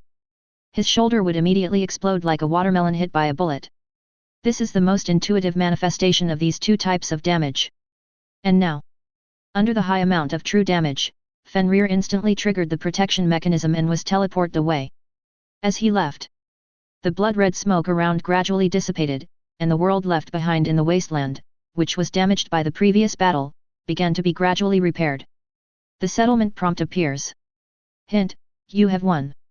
Current winning streak, 32 games. Current ranking, first tier. Hint: you have entered the top 1 of the first level arena and obtained the gold level gem, Bright Moon. A gem as bright as the moon and emitting a faint silver glow appeared in Su-Bai's hand. Item name: Bright Moon. Type: Gemstone. Origin: Luna. Quality: Gold. Durability: 3/3, extremely fragile, please keep it properly. Effect of use: when embedded in a weapon, it can resist the damage of gold level and below equipment. Because of the damage caused by the equipment reinforcement and damage, each time it resists damage, a point of durability will be consumed. After the durability is cleared, the gem will be destroyed. Tip: the equipment enhancement function will be enabled after the walker breaks through the second level. Item rating: 50, gold level. Full rating. Summary: the moon goddess's tears, are they pity or love? Price: untreatable. After checking the properties of the gem, Su-Bai returned to the lounge of the arena. I immediately received a prompt from the Court of Origin. Reminder: this paid battle live broadcast has ended. After the 50-50 split, you will receive 75,830 Origin coins.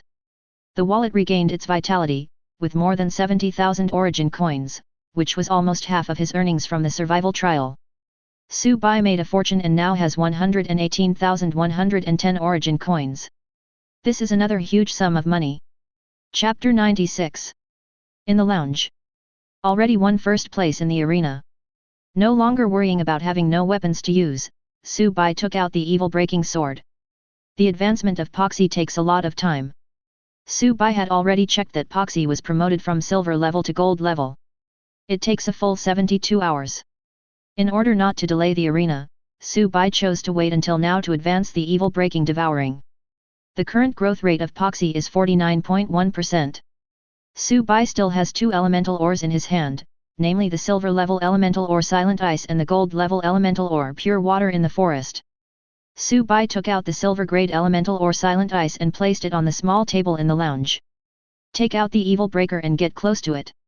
Silent Ice emitted a dazzling ice blue light, which was a manifestation of the ice element inside it being activated and alive. A trace of chill emerged, and the volume of Silent Ice continued to decrease.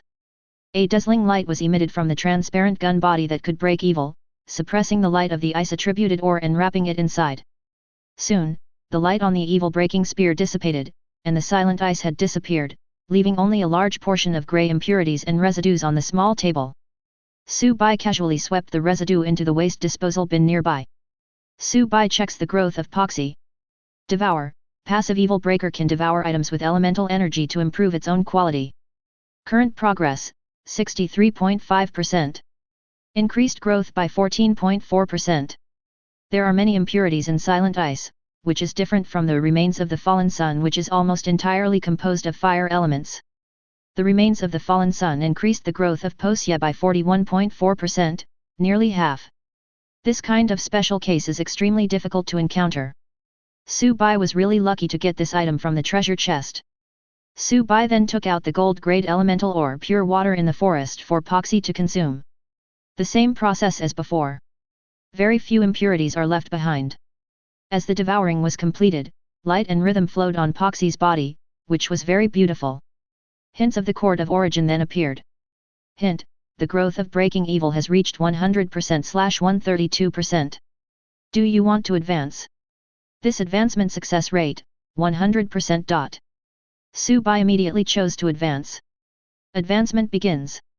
The remaining time for this advancement, 72 hours. The prompt in front of Su-bai disappeared, and it remained the same as before.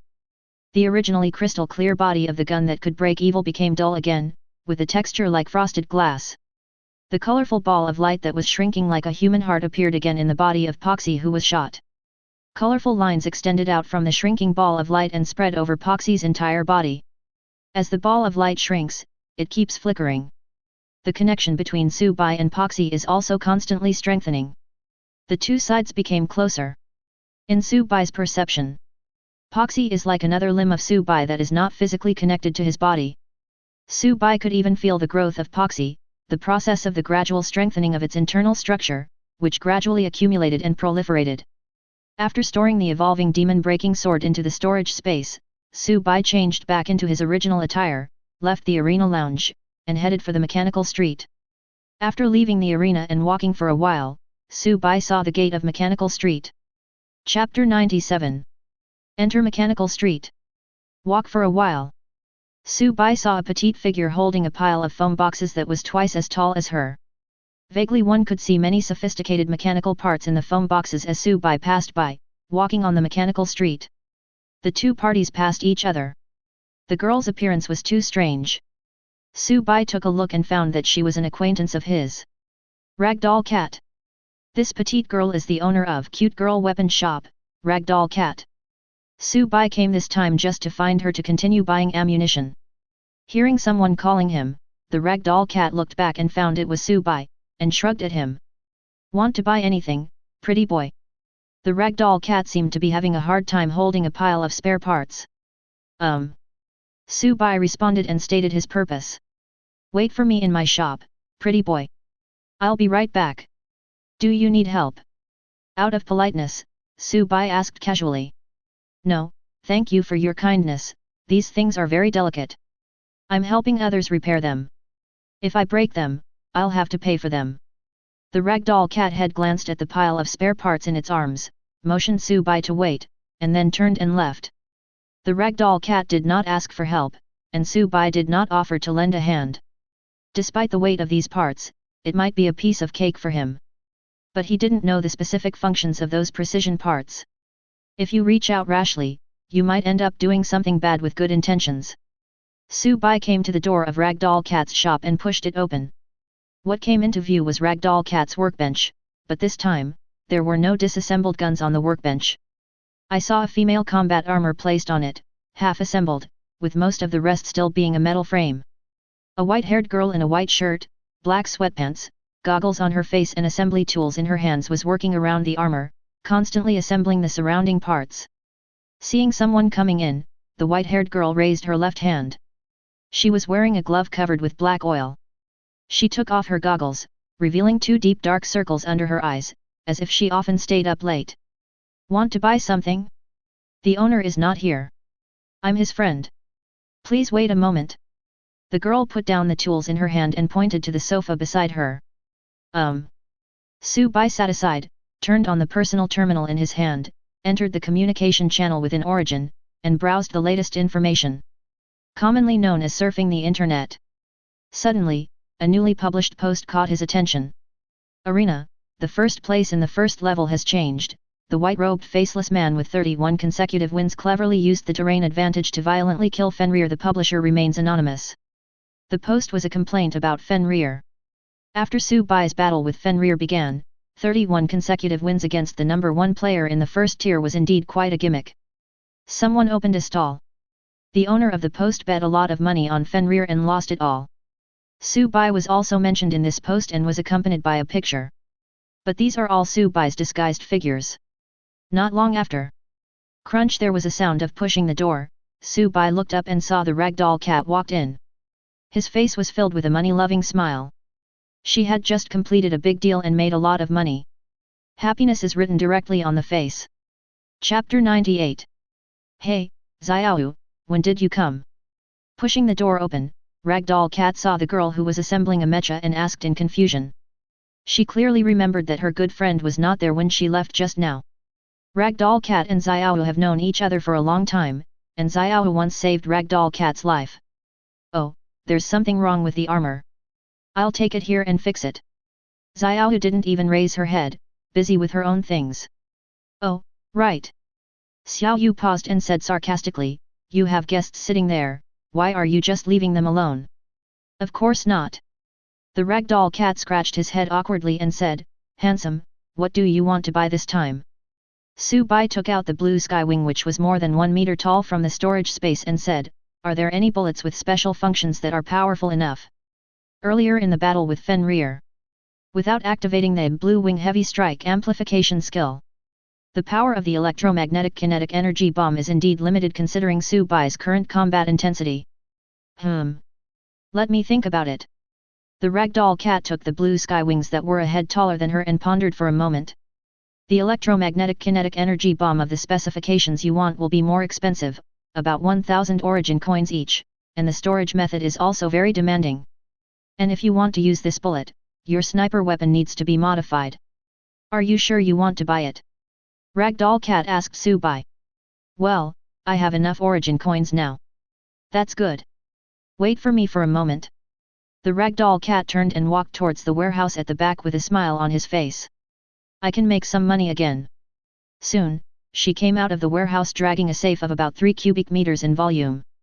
The ragdoll cat squatted down and entered a complex, 32-bit dynamic password. The safe opened, and a trace of cold air flowed out.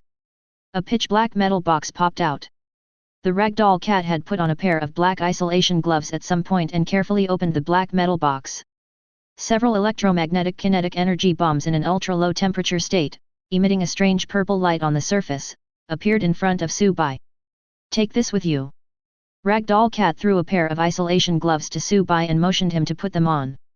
After Su Bai put it on, the ragdoll cat carefully picked up an electromagnetic kinetic energy bullet from the metal box and handed it to Su Bai. Taking this strange electromagnetic kinetic energy bullet, Su Bai checked its properties. Item name, Black Titanium Electromagnetic Kinetic Bullet Type, Sniper Bullet, Consumable. Place of Origin, Garden of Origin, Cute Girl's Weapon Shop. Quality, Silver. Diameter, 31.7 mm. Effect of use, electromagnetic kinetic energy bullets doped with black titanium metal need to be stored at ultra-low temperatures. After 5 minutes at room temperature, black titanium will release a huge amount of radiation. It needs to be used with a matching sniper firearm/launching device. Due to the characteristics of black titanium metal, after this electromagnetic kinetic energy bullet attacks the enemy, the attack will be fully converted into real damage. Warning: after leaving the ultra-low temperature environment, the black titanium metal must be stored in a special packaging device. Do not touch it directly. Introduction, made by Ragdoll Cat. Welcome to the Cute Girl's Weapon Shop. Price, 1000 origin coins/each. After checking the properties of black titanium electromagnetic kinetic bullet. Looking at the palm-sized electromagnetic kinetic energy bullet in his hand, Su Bai's face was full of disbelief. A powerful weapon, this is definitely a powerful weapon. Chapter 99. He pointed at the electromagnetic kinetic energy bomb in his hand and asked the Ragdoll Cat, this? You did it yourself? Su Bai thinks the Ragdoll Cat shop should be renamed. It shouldn't be called Cute Girl Weapon Shop. Instead, it was renamed Mo Girl's Arsenal. Of course. Didn't you read the item description? It clearly states that I made it. The Ragdoll Cat has a proud look on her face and it seems that she is very satisfied with her work. Su Bai put the black titanium electromagnetic kinetic energy bomb in his hand back into the cold metal box. This thing is too dangerous. But he likes it. The full amount of damage is converted into real damage, and when it hits the enemy, whatever is hit will be shattered. After purchasing the black titanium electromagnetic kinetic bullet, the power of Su Bai's firearms ability is close to his basic magic ability. Su Bai returned the black isolation gloves to the Ragdoll Cat, thought for a moment, and asked, how many of these bullets do you have? 70 pieces, the price is still 20% off, how many do you want, handsome boy? 50 are enough, but its caliber seems to be a circle thicker than the caliber of my gun barrel. Blue Sky Wings is adapted for electromagnetic kinetic energy bullets with a caliber of 27.3 mm.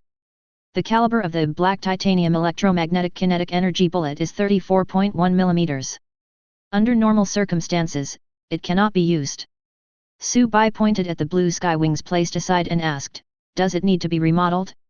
How much will it cost? You pay for the materials, and the renovation is free. As he spoke, Ragdoll Cat picked up the blue skywing placed aside and began to study the structure of the gun.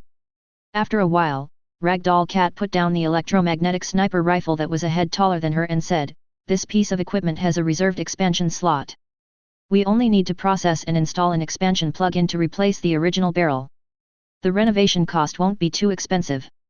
If you want to bring your own raw materials, we won't charge you for the materials." See Ragdoll Cat say this. Su Bai took out the rough silver phosphate ore from the storage space. Rough silver phosphate. Introduction, a variant of the ore produced from the silver mine on the planet Seer. The metal material is extremely tough and can be used to make technological equipment. Originally, he would need to spend some time looking for a buyer for this piece of mineral material. Now it seems that Su Bai himself can use it. Hand the rough piece of ore to the Ragdoll Cat. "Oh, silver phosphate, this is a good thing." Ragdoll Cat took the ore and looked it over in her hands. She was very familiar with this kind of item. Ragdoll Cat took out a conical instrument from the storage space, held it in his hand, aimed it at the rough silver phosphate ore, and shot out a beam of light to scan the ore. The content of silver phosphorus metal is over 36%. This is a rich mine. The total weight is 1.7 kilograms, which is enough for making expansion plug-ins. Putting away the scanner in his hand, Ragdoll Cat took the rough silver phosphate ore and walked to the side to another metal door painted with pink character posters, waving to Su Bai to follow. The Ragdoll Cat walked to the metal door and scanned the identity at the door. The metal door rose up, revealing various processing instruments inside. After the two walked in, they saw several large processing machines behind the door. Some were running continuously, making buzzing sounds, while others were just in standby mode. Chapter 100. Ragdoll Cat walked to the control panel of a large machine on standby. After some settings, the feed port on the machine opened and Ragdoll Cat put the ore in his hand into it. "This is the ore refiner, a must-have device for a tech-savvy professional like me." Bulatin Mao turned around and explained to Su Bai. As the ore was put into the refiner, it made a roar and the ore was crushed inside. As the machine continues to operate, the ore goes through multiple steps including high-temperature heating, purification, and cold extraction. Finally, a metal ingot more than 1 finger long is spit out from the end of the refiner. That is silver phosphorus metal purified to 99.999%. This process takes only 30 seconds, and the refiner is extremely efficient in processing ore. The processed metal ingot lies quietly at the discharge port, and the Ragdoll Cat picks it up. This metal ingot has been cooled inside the refiner and is not hot to the touch. The refiner stops running and returns to standby mode. Holding the metal ingot, Ragdoll Cat walked to the side where another machine was running. The discharge port of this machine is constantly spitting out various processed metal accessories. This is a material printer. You can think of it as the 3D printing technology in the modern world, but mine is more complete. Ragdoll Cat explained. If it weren't for the restrictions in the Court of Origin, I could have become a technological giant if I had brought these machines into the real world. The Ragdoll Cat pursed its lips, and its tone sounded somewhat helpless. Su Bai is not clear about this. He was not a tech sidewalker and was not aware of this limitation. He only knew that his ultimate ability, Wrath of Falling Stars, could not be used in the real world. Other skills can be used, but their destructive power is not that great. Perhaps, these restrictions are to maintain the balance and stability of the world. Su Bai is currently too weak and does not know the purpose of the Court of Origin doing this. Perhaps, only when Su Bai becomes truly powerful, he will be able to touch upon a glimmer of the truth behind the existence of the Court of Origin. Ragdoll Cat worked at the material printer for a while and set up the predetermined blueprint. A tray popped out from under the machine, and Ragdoll Cat placed the metal ingot in his hand on the tray. The tray was retracted and the material printer continued to run. After a while, it spit out a cross-shaped silver metal device with many circuit interfaces on it and a microchip embedded inside. Done. Ragdoll Cat picked up the metal device and the two returned. Go out that metal door. The two returned to Ragdoll Cat's store. At this time, the Ragdoll Cat had disassembled the blue sky wings into several parts modules when he checked its internal structure just now. They were lying quietly on a smaller workbench. Coming to the workbench, Ragdoll Cat placed the expansion device in his hand into the reserved slot. He didn't know when a gun barrel appeared in his hand, which was a circle thicker than the original one. After connecting the barrel to the expansion device, Ragdoll Cat put the remaining parts back together. Done. This adjustable barrel is a gift from me. After all, your order is quite large. After handing the reassembled gun to Subai, one aspect of the properties of Blue Sky Wings had changed. The caliber of the electromagnetic kinetic energy bullets used has changed from the original 27.3 mm to 2339 mm. Chapter 101. This is the purpose of the adjustable barrel that Ragdoll Cat gave to Subai. It can be adapted to electromagnetic kinetic energy bullets of various calibers. As for the original gun barrel, Subai said he would give it to Ragdoll Cat and let her deal with it herself.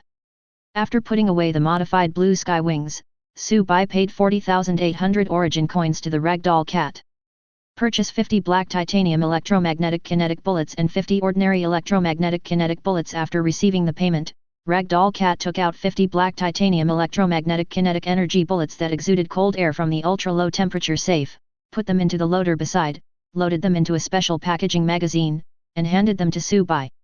This special magazine can effectively block the huge amount of radiation emitted by black titanium metal at room temperature. Then she took out 50 ordinary electromagnetic kinetic energy bullets and put them in the magazine. Since it is still 20% off, the magazine is inevitably printed with the paint of a two-dimensional girl and the name of Mo Girl Weapon Shop. Before leaving, Subai suddenly thought of something and asked the Ragdoll Cat, "Can you guarantee that when I use these overly eye-catching designs to promote your business, others won't be able to find out my information through you? This matter is very serious." To put it simply, some of Subai's ability information was leaked. To put it in a serious situation, his life might be in danger. Subai was waiting for the Ragdoll Cat's answer. If the Ragdoll Cat gave an ambiguous answer, he would cover up the patterns on the magazines himself when using them later. After hearing Subai's question, Ragdoll Cat also understood Subai's concerns and said seriously, "I am a businessman with professional ethics. If you don't trust me, I can sign a confidentiality agreement with you." As he spoke, a confidentiality contract certified by the Court of Origin appeared in Ragdoll Cat's hand. Ragdoll Cat signed his name on the contract and handed it to Subai. Subai took the contract but did not sign it immediately. Instead, he read the terms one by one. The terms are very comprehensive and cover all aspects. The most important one is the last one. The content is that if Ragdoll Cat violates the confidentiality agreement, she will be immediately forcibly executed by the Court of Origin. This cute shop owner is not as innocent as she looks. After confirming the terms of the contract, Subai signed his name. The confidentiality agreement turned into a stream of light and sank into the center of the two people's brows. Already in effect. After signing the contract, Subai said goodbye to the Ragdoll Cat. Back in the exclusive room, Subai sat cross-legged on the sofa and took out a scroll from the storage space. The scroll records a kind of surgical procedure blueprint. Anti-gravity spell blueprint. Effect: after use, you will learn to draw anti-gravity spells, which can be used through physical objects or various body energies as carriers. Previously, Subai had tried to interpret this drawing.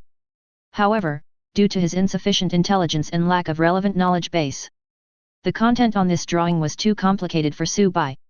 Before, he felt like his head was going to explode just by looking at it a few more times. Today, Subai's naked intelligence attribute has reached 47 points. He thought he could give it a try. Opening the scroll, densely packed ritual symbols came into Subai's sight. Subai began to try to interpret it. Chapter 102. Reminder: you are learning basic formation techniques, current progress, 0.03%. His head felt dizzy, and his mental power ran along these complex lines. Subai struggled to interpret the contents of the scroll. Current progress, 1.2%. The symbols in the scroll came into his mind, and Subai seemed to have grasped something vaguely. Some complicated knowledge that was not within Subai's cognition began to gradually imprint itself in his mind. Current progress, 5.73%. Subai had a splitting headache and the crazy influx of knowledge almost made his head burst. He didn't even notice that his pupils were filled with bloodshot. Current progress, 8.06%. Subai gasped heavily, his awareness of his surroundings gradually became blurred, and the pattern on the scroll seemed to swallow him up. Suddenly, Subai's eyes went dark and he fell off the sofa without any warning and fell to the ground. It was unknown how long it had been before Subai woke up slowly. He felt a sharp pain in his head. Su Bai propped himself up and sat back on the sofa. He looked up at the clock hanging in front of him and found that 5 hours had passed. Still not working. Su Bai was a little disappointed. Interpreting the intelligence attribute required for anti-gravity magic is a blueprint. It seemed much taller than he had imagined. Just when he was feeling disappointed, Su Bai suddenly thought of the hint of the chord of origin that had appeared earlier. Basic array magic, 8.07% learned. The skill tree is not lit up at all, except for the starting point at the top. The branches behind are all grey and the exact subsequent branches cannot be seen. After closing the skill list, Su Bai, still with a headache, picked up the scroll that had fallen on the ground. Try to interpret it again. Tip: your current mental strength has been severely overdrawn. Please do not continue to try this behavior, otherwise it will cause unpredictable risks. When the prompt of the Garden of Origin appeared, Su Bai was helpless. He also felt that his mental state was very unstable.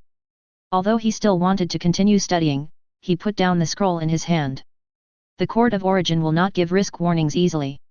If a warning is given, it means that the matter is very serious and the risks and benefits are extremely disproportionate. If we continue to interpret it rashly like this, it will definitely cause harm to Su Bai himself. After putting away the scroll, he returned to the bedroom, where Su Bai lay on the bed. His mental strength was severely overdrawn and he soon fell into a deep sleep. Exactly 24 hours later, Su Bai woke up and went to the bathroom to relieve the stress of the whole day. He once again took out the scroll that recorded the anti-gravity spell and began to interpret it. Current progress, 9.76%. Current progress, 10%. The scroll in his hand suddenly burst into light, and a palm-sized area of patterns was lit up, and Su Bai's ears were buzzing. The scroll in his hand floated slightly, but then fell down again. As if nothing happened. But Su Bai was sure that he had just seen the scroll floating in a gravity-defying posture. Continuing to interpret, Su Bai was able to understand the meaning of some simple symbols and their applications. But these symbols are often mixed with more symbols, and there are many patterns on top of them. It was very difficult for Su Bai to interpret it. Chapter 103. But as he interpreted more deeply, Su Bai discovered that there seemed to be blind spots in his own cognition. On this scroll, there is an invisible big hand that obscures something. Just like two-dimensional creatures observe 3 dimensions, and 3-dimensional creatures observe 4 dimensions. You can only see one side and cannot observe the whole. Its own spatial structure limits their spatial imagination. Now, Su Bai encountered this situation. Some of the symbols on this scroll seem to have some rigid conditions for interpretation. Until a certain standard is reached, these symbols may be drawn as they are. Nor can they be made to have supernatural effects. Su Bai was also confused about this situation. But Su Bai understood that it was his own level of life that limited his understanding. In the end, Su Bai's learning progress stopped at 13% and he could not move forward any further. This reminded Su Bai of the introduction of this silver-level scroll, a blueprint developed by top magic master Shilin Mason in his later years. It was only a first-generation prototype that could fight gravity through an extremely low-cost magic array. Its value might be much higher than you thought. Perhaps. The value of this scroll is much higher than Su Bai imagined. But even so, if you can't learn, you can't learn. In desperation, Su Bai had to put away the scroll. However, he still had one more thing to do. A silver dagger appeared in Su Bai's hand. It is engraved with dense and secret patterns. The moment the silver dagger appeared in Su Bai's hand, the secret pattern on the sword was activated, and it became transparent and blurred, passing through his palm and falling down. Before the dagger hit the ground, the secret pattern became ineffective in the air, and it turned into a solid entity again and fell on the floor of the exclusive room. Su Bai was not surprised by this scene. He had discovered long ago that as long as he picked up the silver dagger and the dagger touched his palm, the secret patterns engraved on the dagger would take effect immediately, giving the dagger the ability to penetrate space. Although the dagger is in a space-penetrating state, the gravity source in the exclusive room will still have an impact on it. The silver dagger will pass through Su Bai's palm and fall to the ground. However, due to the loss of contact with Su Bai's palm, the secret pattern on the dagger will immediately become invalid, turn into a solid body again, and finally fall to the ground. Looking at the dagger on the ground, Su Bai felt a little helpless and reached out to take it. The moment his palm touched the silver dagger, Su Bai's mind moved, and the dagger immediately disappeared and returned to the storage space. Even the secret pattern engraved on the sword did not have time to activate. Pulling a small table from the side and placing it in front of him, Su Bai hovered his hand over the table. The next moment, the silver dagger appeared in his palm again, repeating the space penetration process just now, and fell on the small table. Looking at the silver dagger lying quietly on the small table, Su Bai felt a little troubled. This thing is not worth touching. It's not the same if you don't touch it. I want to hold it in my hands and observe the secret patterns engraved on it. But it will directly activate the secret pattern. It really made him feel embarrassed. After thinking for a while, Su Bai felt that he might have fallen into a misunderstanding. Why not wear gloves? As this method appeared in his mind, Su Bai suddenly felt a little amused. Su Bai took a pair of disposable gloves from the cupboard nearby and put them on his hands. Reaching for the silver dagger again. Really? Through the gloves, Su Bai grasped the silver dagger. Steadily. Chapter 104. The secret space pattern engraved on the sword was not activated. Really? Su Bai was secretly happy. It seems that only when a living organism touches it will those secret spatial patterns be activated. Holding the silver dagger in his hand, Su Bai stroked the traces of the secret patterns with his fingers. Suddenly, his perception became blurry. He was in his own room, but he found that the scenery before his eyes was rapidly receding. Hint: you are studying elementary secret literature level 1. Hint: yes/no to learn secret mark level 1. Su Bai ignored the reminder from the Court of Origin. Improving abilities is bound to come with risks, but now, the risks are within his acceptable range. Study. Confirming the study, the surrounding starry sky turned into streams of light, rushing towards Su Bai. He was accepting the basic knowledge of telemereology, the vast basic knowledge. The process of instilling knowledge into the mind is not intense, it is not something that is packed into the brain and crammed all at once, but rather it is very gentle, like a trickle, progressing step by step. There is a lot of knowledge contained in phantasmagoria. With a quick glance, Su Bai continued to absorb knowledge from the vast starry sky. After a long time, the starry sky in front of Su Bai disappeared, and when he regained consciousness, he was still sitting on the sofa in his exclusive room, still holding the silver dagger in his hand, but the color of the dagger seemed a little dim. Crack crack. The next moment, the surface color dimmed, cracks appeared on the silver dagger, and it shattered with a crack sound. It turned into a piece of metal debris and fell on the small table in front of Su Bai. Reminder: knowledge inheritance. Durability has been reset to 0, the item is completely destroyed. The broken metal scraps of the silver dagger were discarded, the item had lost its function. Su Bai sat on the sofa. Before, scenes like the starry sky were just illusions, but he had truly learned the secret literature. Although I have learned it, I haven't fully mastered it. What Su Bai learned was only a small part of the knowledge of lithography, all of which were very basic. Now he has only mastered the secret pattern engraving leave 1, but has not learned the corresponding secret pattern. If he wants to obtain other abilities, he needs to unlock the prerequisites. Su Bai began to study the secret pattern engraving, trying to improve hint: yes/no to upgrade the ordinary dense pattern engraving level 1. Each level requires 10,000 origin coins, and you need to gain proficiency at the same time. Current proficiency, 0/10. The skill branch of esoteric pattern science does not seem to be upgraded in the skill upgrade cabin. There is no need for additional crystal core stones. You only need to consume origin coins and gain proficiency to upgrade directly. But Su Bai is not clear about how to gain proficiency now. Su Bai's heart sank. Could it be that he had learned a useless skill? When trying to upgrade the ordinary dense pattern engraving, the origin coins were directly consumed. A grey stone appeared in front of Su Bai, with a sharp carving knife next to it. Then, a curtain of light appeared in front of him. Displayed on the light screen were many secret symbols that he had never seen before. There are a total of 150 of them. These symbols have no meaning and are just for practice. Tip: please engrave the basic practice secret pattern within 10 minutes. Once completed, you will gain 1 point of proficiency. Su Bai was overjoyed, it seemed that this was not a useless skill. What he had learned before was just the basics of secret pattern studies. And now, it's time to start the actual practice. Chapter 105. Just like the anatomy class in the biology department in college. After all, the contents in the book are just patterns and analysis. If you really want to learn it well, you still need to practice with experimental animals.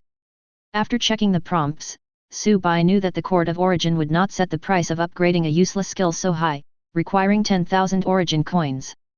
Su Bai picked up the grey stone in his left hand and held the carving knife in his right hand.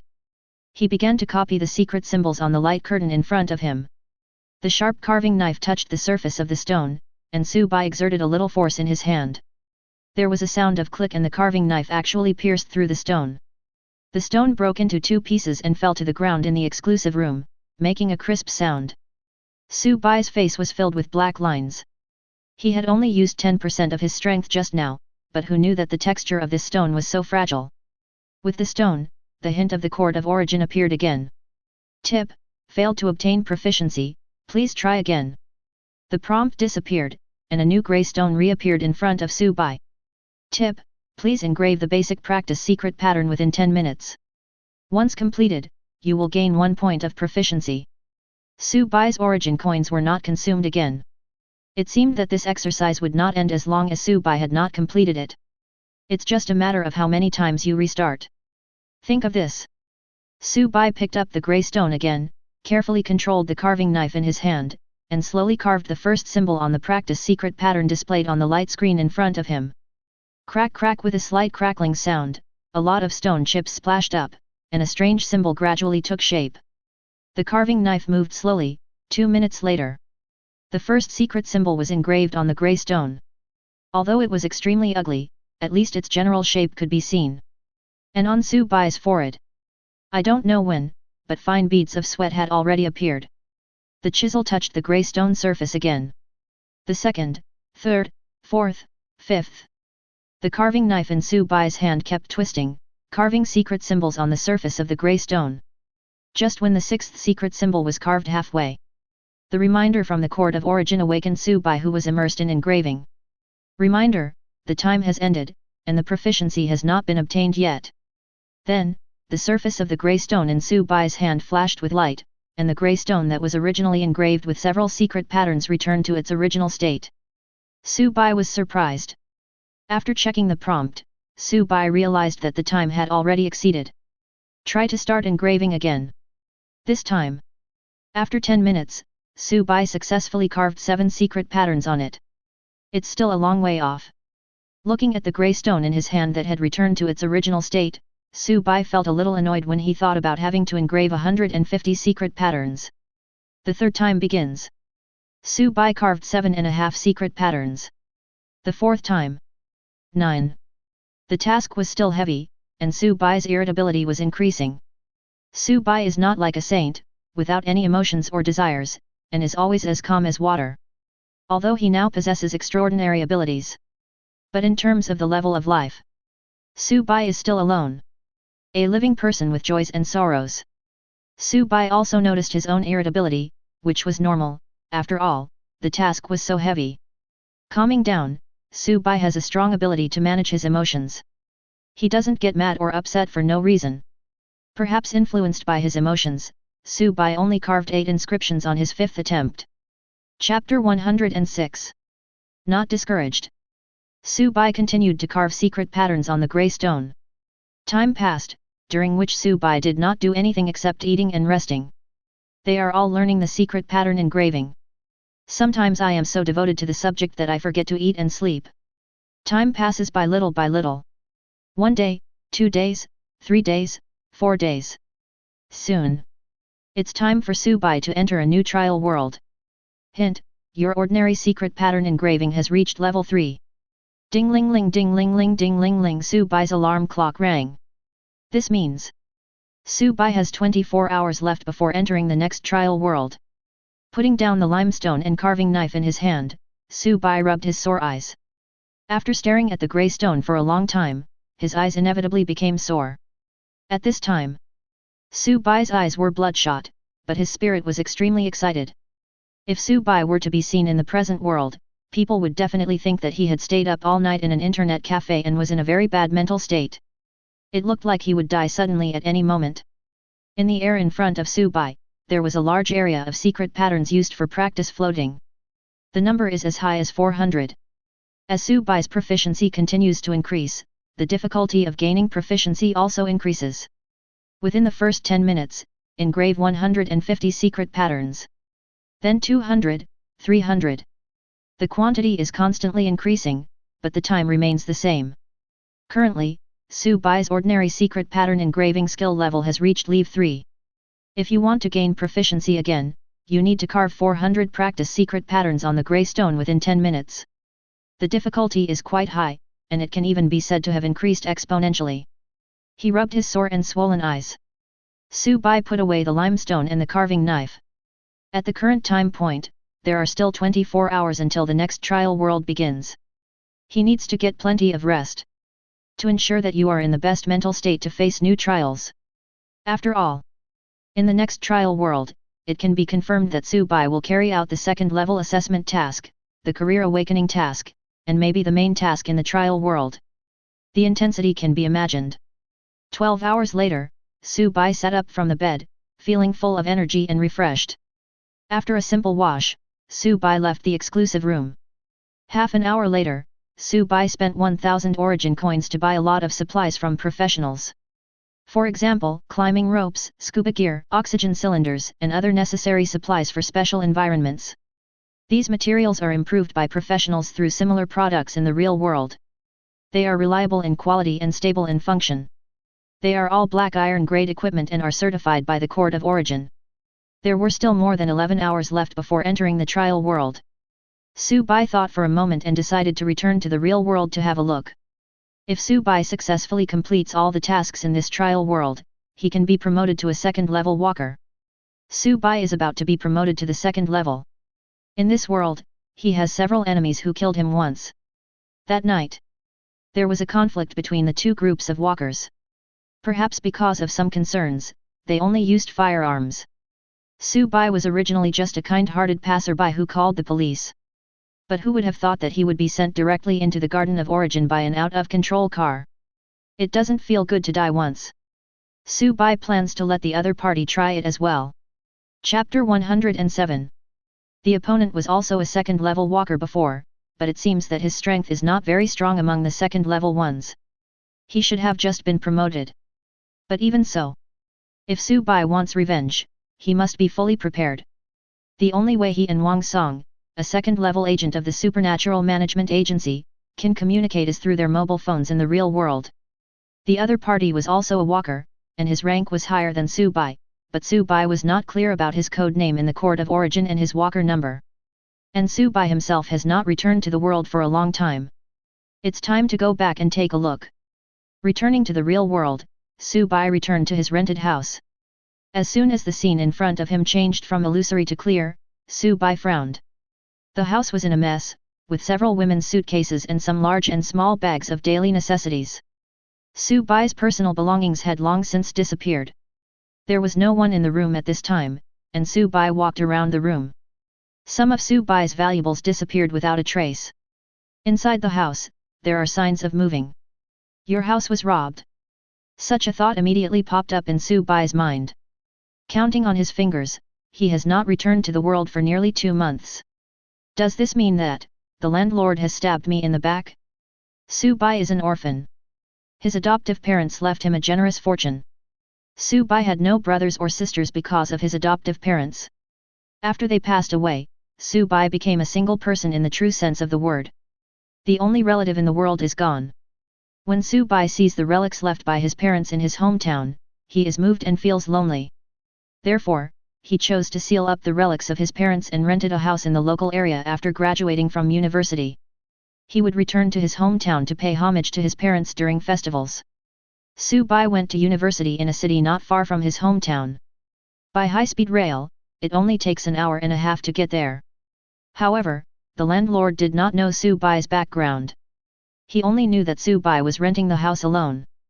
Su Bai has not appeared in the world for nearly 2 months, which is very intriguing. Although Su Bai's rent is far from due. But it is normal for the landlord to do such a thing, violate the agreement, take away his personal belongings and rent out the house again. After all, human nature is evil, and it is normal to be a little greedy. Greed is greed, but it can be tolerated within certain limits. But once you cross the line, you will have to pay the price for your actions. It was noon at this time and there was no one in the house. The new tenants should have gone to eat.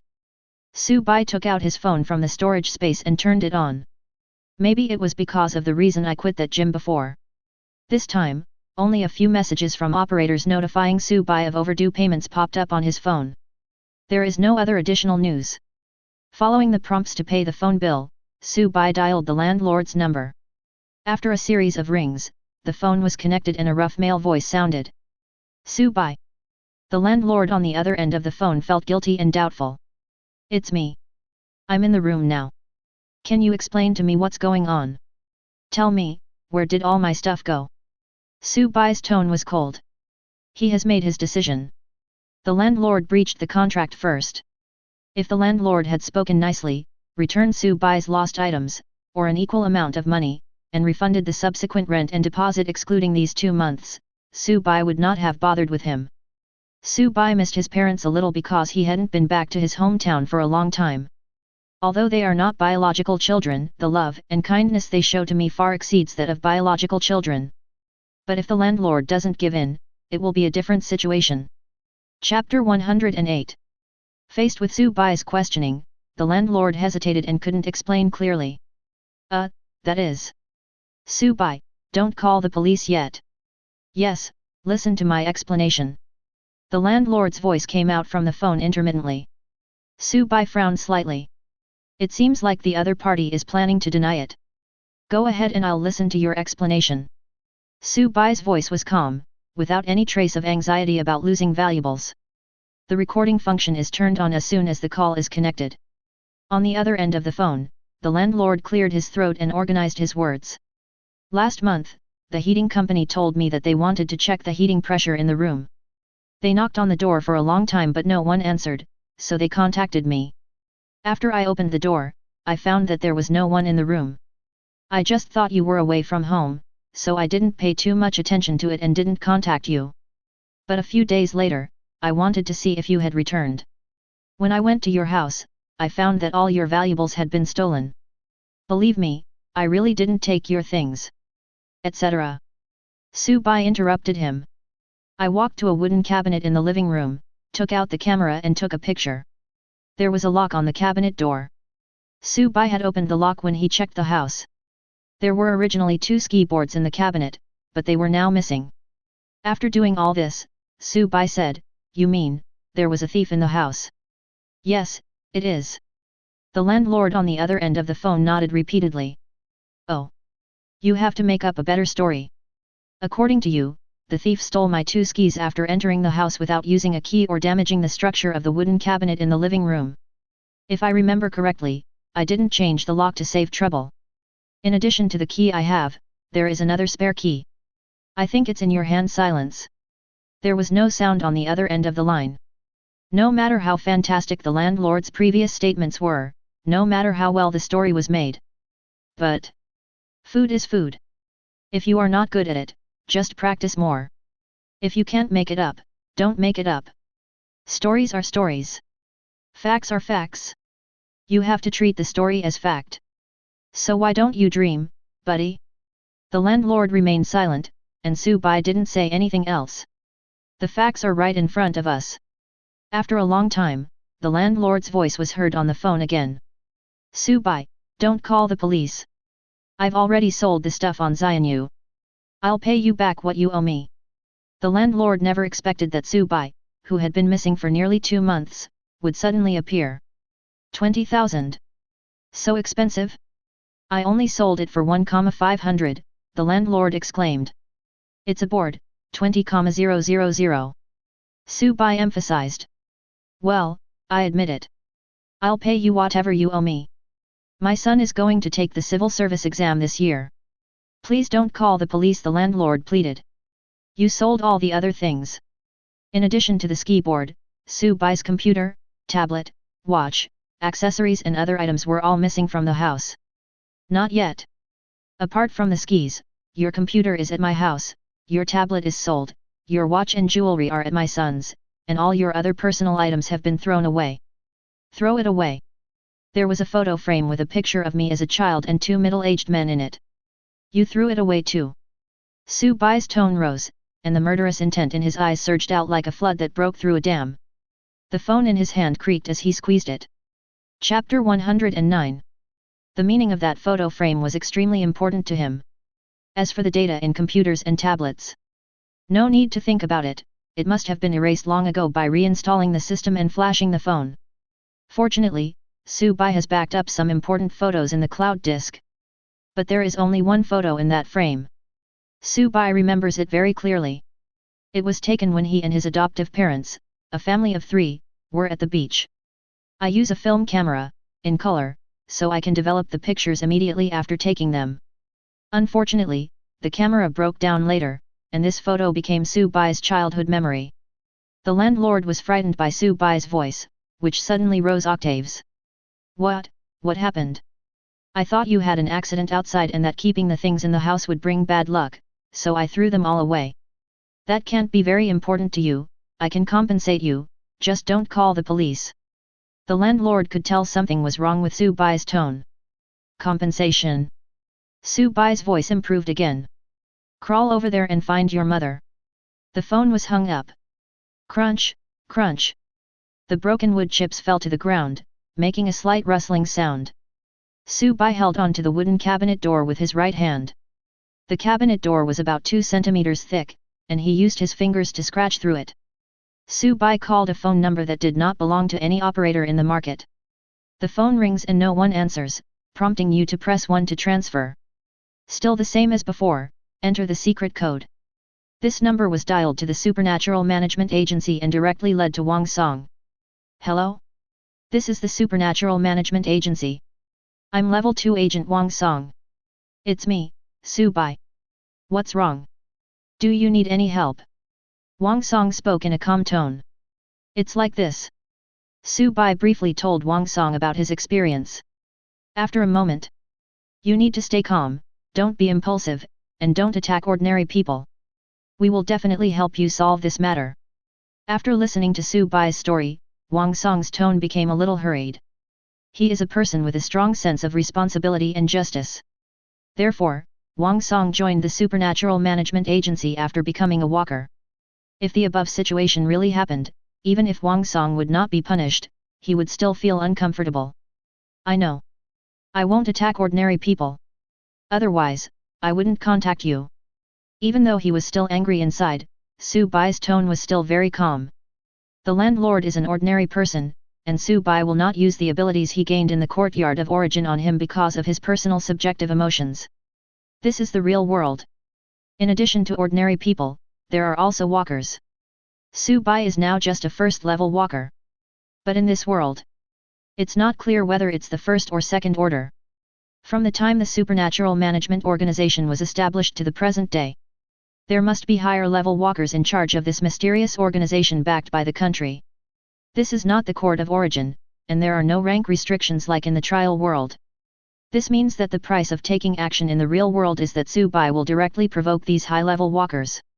If he goes too far, the other party may directly purge him in the real world. Su-bai understood this, he was not that stupid.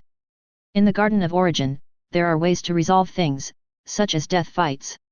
In this world, people also have their own way of dealing with things. Chapter 110. Don't be impulsive and don't use your abilities in the city. Wang Song reminded Su-bai again. I have already found your landlord's personal information. We will help you resolve this matter. Wait for me in 15 minutes. By the way, how much did you lose?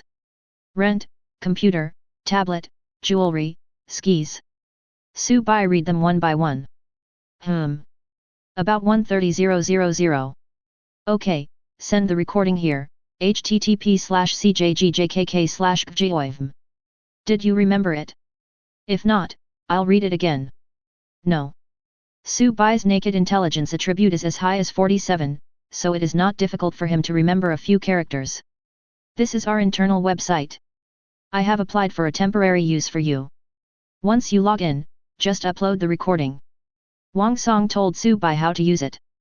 They cannot arrest people without reason, they need procedures and evidence. Okay. After saying that, Su-bai hung up the phone. Enter the URL that Wang Song just read out and enter the uploaded recording. Only 10 minutes had passed. Wang Song called again. When the call was connected, Su-bai asked, have you finished? Well, it has been handled. We will compensate you for the amount you lost. It has been transferred to the bank card you provided earlier. As for your landlord, our people have arrested him, and he will pay the price he deserves, both financially and legally. His behavior will be recorded by the public security system. Do you want to meet him in person? If not, I have an apology video he recorded here that you can watch. As for whether or not to forgive him in the end, the decision is in your hands. The Supernatural Management Agency works quickly. If an ordinary person encounters the same experience as Subai, it will take at least 10 days or half a month to resolve this matter. Certainly. This is also related to the special features of walkers. No need. Subai rejected Wang Song's proposal. Just slap him a few times for me, but be careful not to slap him to death. Gave his own proposal. Well, I'll find someone to do it. Wang Song hesitated for a moment, but still agreed. Thanks for your hard work. Okay, remember to check the compensation. Wang Song hung up the phone because he had other things to do. Subai contacted him directly through a special number. It was a high priority, so he directly helped Subai deal with it. This is also related to Subai's evaluation within the Supernatural Management Organization. Within the Supernatural Management Agency, Subai is evaluated as relatively stable, with no signs of contamination. Of course, Subai himself didn't know this. What's more, what happened to Subai was just a trivial matter for Wang Song, who deals with pollution every day. Subai received a remittance in his mobile phone account whose source could not be traced. The amount is 140,000. After the matter was settled, Subai left the rental house. There was nothing of his in the house anymore. Walking on the street, Subai felt a little empty inside. There was still unmelted snow on the streets. It was already deep winter, but due to the Garden of Origin, Subai was only wearing a sweatshirt. There are still 11 hours, 37 minutes, and 48 seconds until the next trial world begins. Chapter 111. Subai waved his hand, and a taxi drove up and stopped beside him. Where are you going, handsome boy? I rolled down the car window and saw that the driver was a middle-aged man wearing sunglasses. Chennai High-Speed Railway Station. Get in the car. He opened the car door, sat in the passenger seat and fastened his seat belt. The vehicle started and drove towards the high-speed railway station. Pretty boy, the meter has started. The uncle tapped the meter next to the steering wheel and told Subai that the charge had started. Subai snorted nonchalantly. Even though he had lived alone for a long time before, this was the first time he felt lonely. The window next to Subai was rolled down, and cold wind blew in. After taking a few breaths of the cold air, Subai felt better. This little bit of coldness was nothing to him. Aren't you cold, pretty boy? Feeling the chill, the driver's cheerful voice came. It's okay. If you're cold, I'll just turn it off. No, no. The driver shook his head and looked at Subai, who was only wearing a sweatshirt. I've seen a lot of young people like you. Let me guess, are you heartbroken? Or are you heartbroken? Although the driver is old, his interest in gossip remains unabated. Neither. Don't ask. Subai waved his hands and sighed. You young people are so shameless. Unlike us back then, we would boldly chase after the girls we liked. Oh? At your age, you should have grandchildren, right? Why are you still working outside? Subai looked at the driver and joked. The other person's temples were grey and his face had many wrinkles, but his mental outlook was very good. No way, I would like to, but my daughter just started high school this year. The driver laughed at himself. I can't expect to have a grandchild. If I do have one, it can only be a grandson-in-law. Hey, then you also said that if you meet a girl you like, you should be brave enough to pursue her. After chatting for a few sentences, the two became familiar with each other. Someone was chatting, and Subai's mood improved a little. He started to tease the driver. Oh, don't mention it. I chased girls all the time, but I didn't catch her. In the end, I could only find a wife to live with. In the end, the wife ran away, leaving me with a daughter to depend on. After the driver said this, Subai didn't know what to say for a moment. I'm getting off topic. I see you look like a college student. You're going home before the holiday even starts. It seems like taxi drivers all over the country are like this, as long as you get in the car, they can always find a topic to talk about. Then start chatting with you casually. No, I'm already at work. I just happened to be free today, so I went back to take a look. I see. The two chatted all the way and soon arrived at the Chinnan high-speed railway station. After scanning the code to pay, Su Bai got off the taxi. He had already booked a ticket on the way, and there was a train back to his hometown 40 minutes later. Since he bought the ticket close to departure, Su Bai bought a business ticket. Soon, the train arrived at the station. Su Bai boarded the train back to his hometown. The business class was very quiet, with only Su Bai in the cabin. Sitting next to the window, Su Bai watched the scenery outside the window pass by one and disappear from his sight. On the high-speed train, he contacted Wang Song, who told him that those people had been missing for a long time and their whereabouts were unknown. It was the group of people who were in the chase and gunfight that night. After the survival trial, they never returned to the real world. Most likely he is dead. Chapter 112. Without any clues, Su Bai had no choice but to give up. An hour and a half later, the high-speed train arrived. Following the exit procedures, Su Bai walked out of the high-speed rail station. It was not late at this time, and there were still buses running in front of the high-speed rail station. Bus number 11 can go directly from the high-speed rail station to Su Bai's home. I got on bus number 11, and there were not many people on the bus. No conversation along the way. About 30 or 40 minutes later, Su Bai arrived home. Huayuan Kongcheng community has arrived at the station. Please pay attention to safety when getting on and off the bus. Garden Kongcheng is a high-end villa community with rows of single-family villas. Each villa has a large garden in the front and backyards. After showing the access control card, Su Bai entered the community and took out the key in front of the door of a villa with house number 18. This is a 3-story villa where Su Bai spent most of his childhood. The property service in the community is very good.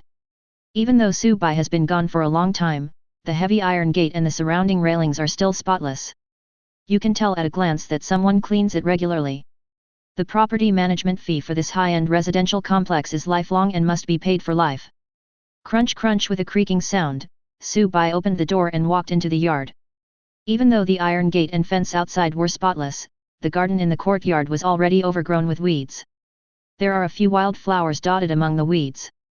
It is already deep winter, but these wild flowers have not yet withered. When Su Bai's adoptive parents were still alive, they liked to plant flowers and grass and carefully maintain the garden. After his parents passed away, Su Bai would go back to his hometown to pay homage to them during festivals, and would also clean up the garden on the way.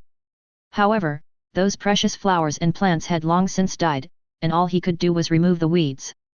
Nearly half a year has passed since Su Bai last returned to his hometown. The seeds of weeds and wild flowers were carried by the wind into the garden and began to grow again with the nourishment of the rain. Walking through the abandoned garden, Su Bai came to the door of the house, took out a key and opened the door. Because no one lived in the house, Su Bai had already turned off the heating pipes in the house. The temperature inside the house is obviously lower than outside. As the door opened, a slightly musty and cold air rushed out and penetrated into Su Bai's nostrils. Su Bai rubbed his nose and walked in. There is a clear difference between a house with people living in it and one with no people living in it. Maybe it sounds a little metaphysical, but once you are away from home for a long time and return home again, you will obviously feel a little strange and alienated. But after living there for a long time, this feeling will disappear. The sky gradually darkened and the room was already dark. Turning on the power, pressing the switch of the ceiling light in the entrance hall, Su Bai closed the door and walked into the house. Since Su Bai closed the doors and windows when he left last time, there was not much dust in the house, but the air was not well circulated. Seems a bit depressed. Su Bai inspected the house, opened the windows and balcony doors, and checked the water, electricity and gas conditions. Nothing unusual. After confirming that everything was normal, Su Bai did not sit on the sofa, but moved a chair to sit down, took out a bottle of mineral water from the storage space, unscrewed it and took a sip.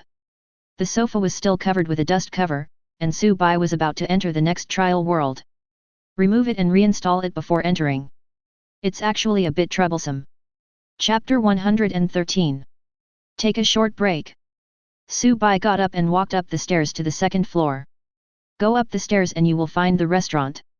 There is a floor-to-ceiling window next to the restaurant. At this time, the window is wide open and you can see that it has become completely dark outside. the street lights are on, and light snow has been falling from the sky. Continuing up the stairs, Su Bai arrived at the third floor. The first room on the third floor is Su Bai's bedroom. Same with the sofa downstairs. The bed was also covered with a dust cover. He walked around the house again. Su Bai returned to the first floor and went through a side door to the underground garage. A car with a hood on was parked in the garage. This car is not a luxury car, it only costs about 100,000 yuan. It is a level that ordinary people can afford if they grit their teeth and save some money. But for people living in this villa community, this is no different from a bargain price. Su Bai can drive, he got his driver's license very early. Remove the shade and place it in the trunk. Su Bai started the car and drove out of the garage. The car drove out of the underground garage and left the villa community. Su Bai was driving a sedan. Drive towards the cemetery in the north of the city. On the passenger seat next to Su Bai, there were 2 bouquets of wild flowers. He picked them before he left. The sky had become completely dark, the temperature dropped further, and the light snow had turned into heavy snow. It fell straight down with a thud. It was already night, and it was snowing heavily. There are few vehicles and pedestrians on the road. In the car radio, a gentle female voice in this channel is repeatedly reminding people to drive slowly and pay attention to safety. Don't go on the road if there is no need. Half an hour later. In the wind and snow, the gate of the North City Cemetery was closed and a warm yellow light was on in the security room. Obviously, it's time to get off work here. After all, no one would come to worship their relatives at night. Su Bai parked his car in the parking lot, turned off the lights, and did not walk towards the cemetery gate. It's snowing heavily, so we can't disturb the security guard. Su Bai went around to the fence and climbed over. With his physical fitness, it is easy for him to do this. At this time, there was already a thin layer of snow on the ground. Su Bai's footprints were soon covered by the snow. Walk for a while in the cemetery. Su Bai came to a tombstone. This is the resting place of his adoptive parents. Place 2 bouquets of wild flowers next to the tombstone. Su Bai just sat down leaning against the tombstone. No one knew what he was thinking. Time passes by little. 1 hour. 2 hours. 3 hours. The wind is howling. The snowflakes were blown by the wind and kept falling to the ground. The snow was getting heavier and heavier, and Su Bai had turned into a snowman. He was wearing the hood of his sweatshirt, and his body temperature prevented his face from being covered by snow. But those 2 bunches of wild flowers had long been buried by the snow. The wind and snow came, covering the ground with white. Su Bai didn't know how much time had passed. At this moment, his heart had completely calmed down, with nothing in it, no thoughts or ideas. Reminder, a new trial is about to begin, please be prepared. A sense of teleportation appears. The scene before my eyes gradually became illusory, and the snow in the sky was gradually replaced by blue. All kinds of bizarre scenes flashed by. When the view became clear again, he was already in complete darkness with only a few stars in the sky. Chapter 114. Check out the tips for the Court of Origin. Reminder, your current walker level has reached Level 20, the upper limit of the first level. This trial world will conduct a second level promotion trial. Tip, after passing the assessment, you will be promoted to a second level walker. Tip, after you advance to the second level, your physical attribute points will be capped at 90 points. Tip, there are 3 chances to take the second level promotion test. The initial difficulty of the first test is 100%. No penalty for failing the promotion trial. Tip, if you fail the first trial mission, the difficulty of the second promotion trial will be 120%, and all your abilities will be suppressed to 80%.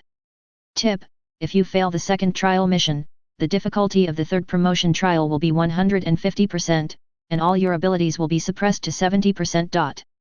Tip, if you still fail the third promotion trial, the walker will be forcibly transformed into a professional and regain his talents and professional abilities. Tip, in this trial world, in addition to the main quest and the second level promotion trial, walkers will carry out career awakening quests. Tip, the process of the career awakening task is the same as the promotion trial task.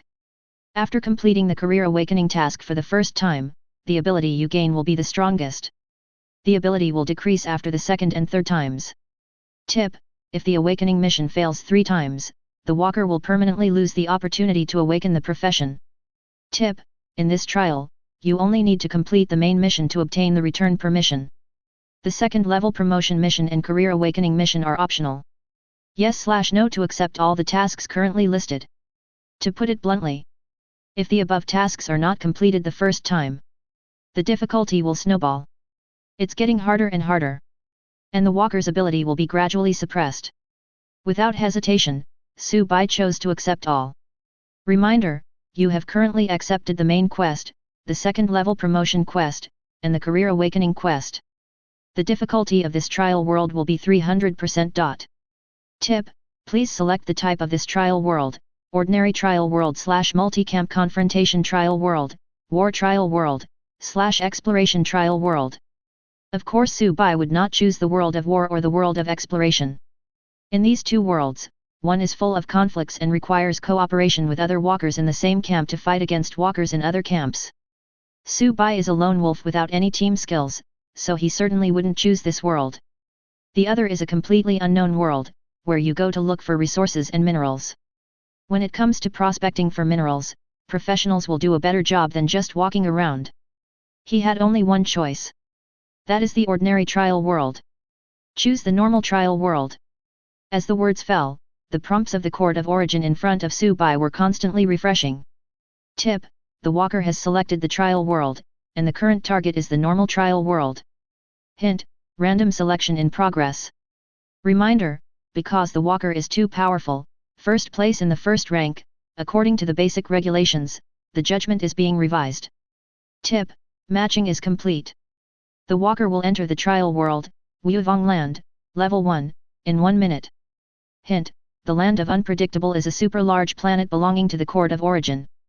The current location is, the Land of Unpredictable, the original area. Hint: there is a civilization in the native area, the West Asian Empire. Chapter 115. Su-bai is waiting to enter the new world. A minute passed quickly, and Su-bai's vision was filled with cyan. The space fluctuations around him quickly became active, and a sense of teleportation appeared. I don't know how much time passed. The understanding gradually becomes clear. In a sea of green, a hint of the Court of Origin appeared before Su-bai's eyes. Reminder: you will arrive at the native area in 30 seconds. Number of people entering this time, 17. Hint: you have been automatically matched with a suitable identity, the Commander of the Dark Knights. Tip: this is a high-level status, and can only be obtained by the walker who wins first place in the arena. Commander of the Dark Knights. Daily routine: eat, drink, play and have fun. Personality: dandy, generous. Introduction: a mysterious legion commander whose origins are unknown to anyone. Although he has no soldiers under his command, he is powerful and has the old king's personal endorsement. No one in the royal capital dares to offend him. True identity: the old king's favorite illegitimate son. Under the old king's instruction, he secretly cultivated his own power. After he matured, he pretended to launch a mutiny in order to compete with the king's eldest son for the throne. Note: after choosing this identity, you must address the old king as the monarch in formal occasions and cannot have private contact with him. You can only appoint your confidants to communicate through letters.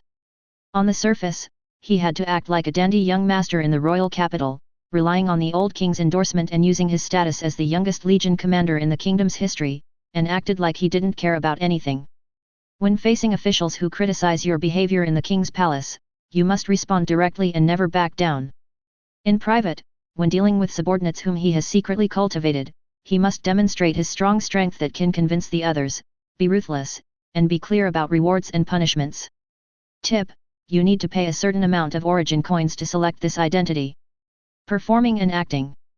After checking the position of the Dark Legion's commander, Su-bai nodded secretly. The secret to playing this role is just one word: pretend to be cool. Not only do you have to pretend, you also have to pretend everywhere with all your might. It's quite interesting.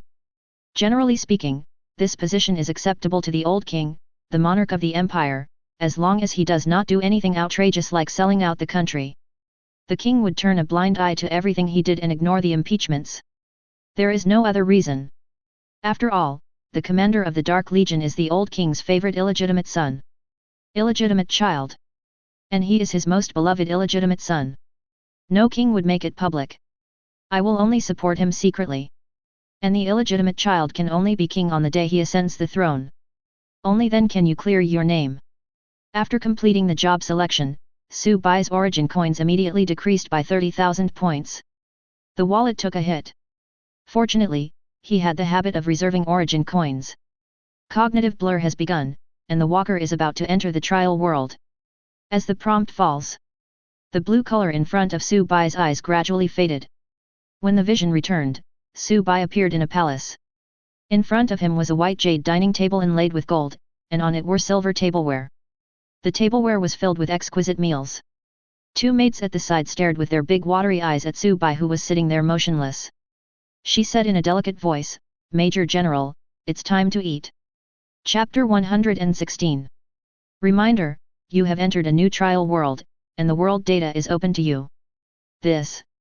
Su Bai's vision returned, and when he saw the scene in front of him, he was stunned for a moment. Two maids were surrounding him, one of them was holding an exquisite silver plate in both hands, and the other had already taken a piece of food and was about to feed it to Bai's mouth. Looking at the white, slender arm that the maid brought to my eyes, and the food with tempting aroma on the silver fork at the end of the arm. As for the attires of these two maids, how come the old king's illegitimate son, the commander of the Dark Knights, hasn't killed himself yet? The two maids only wore a hollow lace-patterned tube top on their upper body, one was purple and the other was dark blue. The entire southern hemisphere can be seen. The northern hemisphere is also looming. The lower body is just a miniskirt. Even if she didn't see it, Su Bai could be sure that there was nothing underneath the miniskirt. It seems that the introduction of the court of origin before entering this world was still conservative. Su Bai thought. The commander of the Dark Knights, he is not a playboy at all, he is clearly a. This guy's taste is really good. Su Bai took the fork and signaled another maid to put the plate in her hand on the table. He started eating by himself. Namandutuxiaba. All of you please leave. With food in his mouth, Su Bai uttered something unclear. Yes, Major General. The two beautiful maids said in unison. Then there was the rustling sound of clothes falling to the ground, and two people stood naked in front of Su Bai. Major General, the two maids smiled sweetly and walked towards Su Bai. I asked you to leave, not to take off your clothes. Su Bai stroked his forehead with one hand and said speechlessly. The two maids have very hot bodies. But even so, now is not the time to do certain things. Su Bai's top priority is to understand the situation in this world in order to determine the next course of action. It's really stupid to pop champagne at the beginning of the game.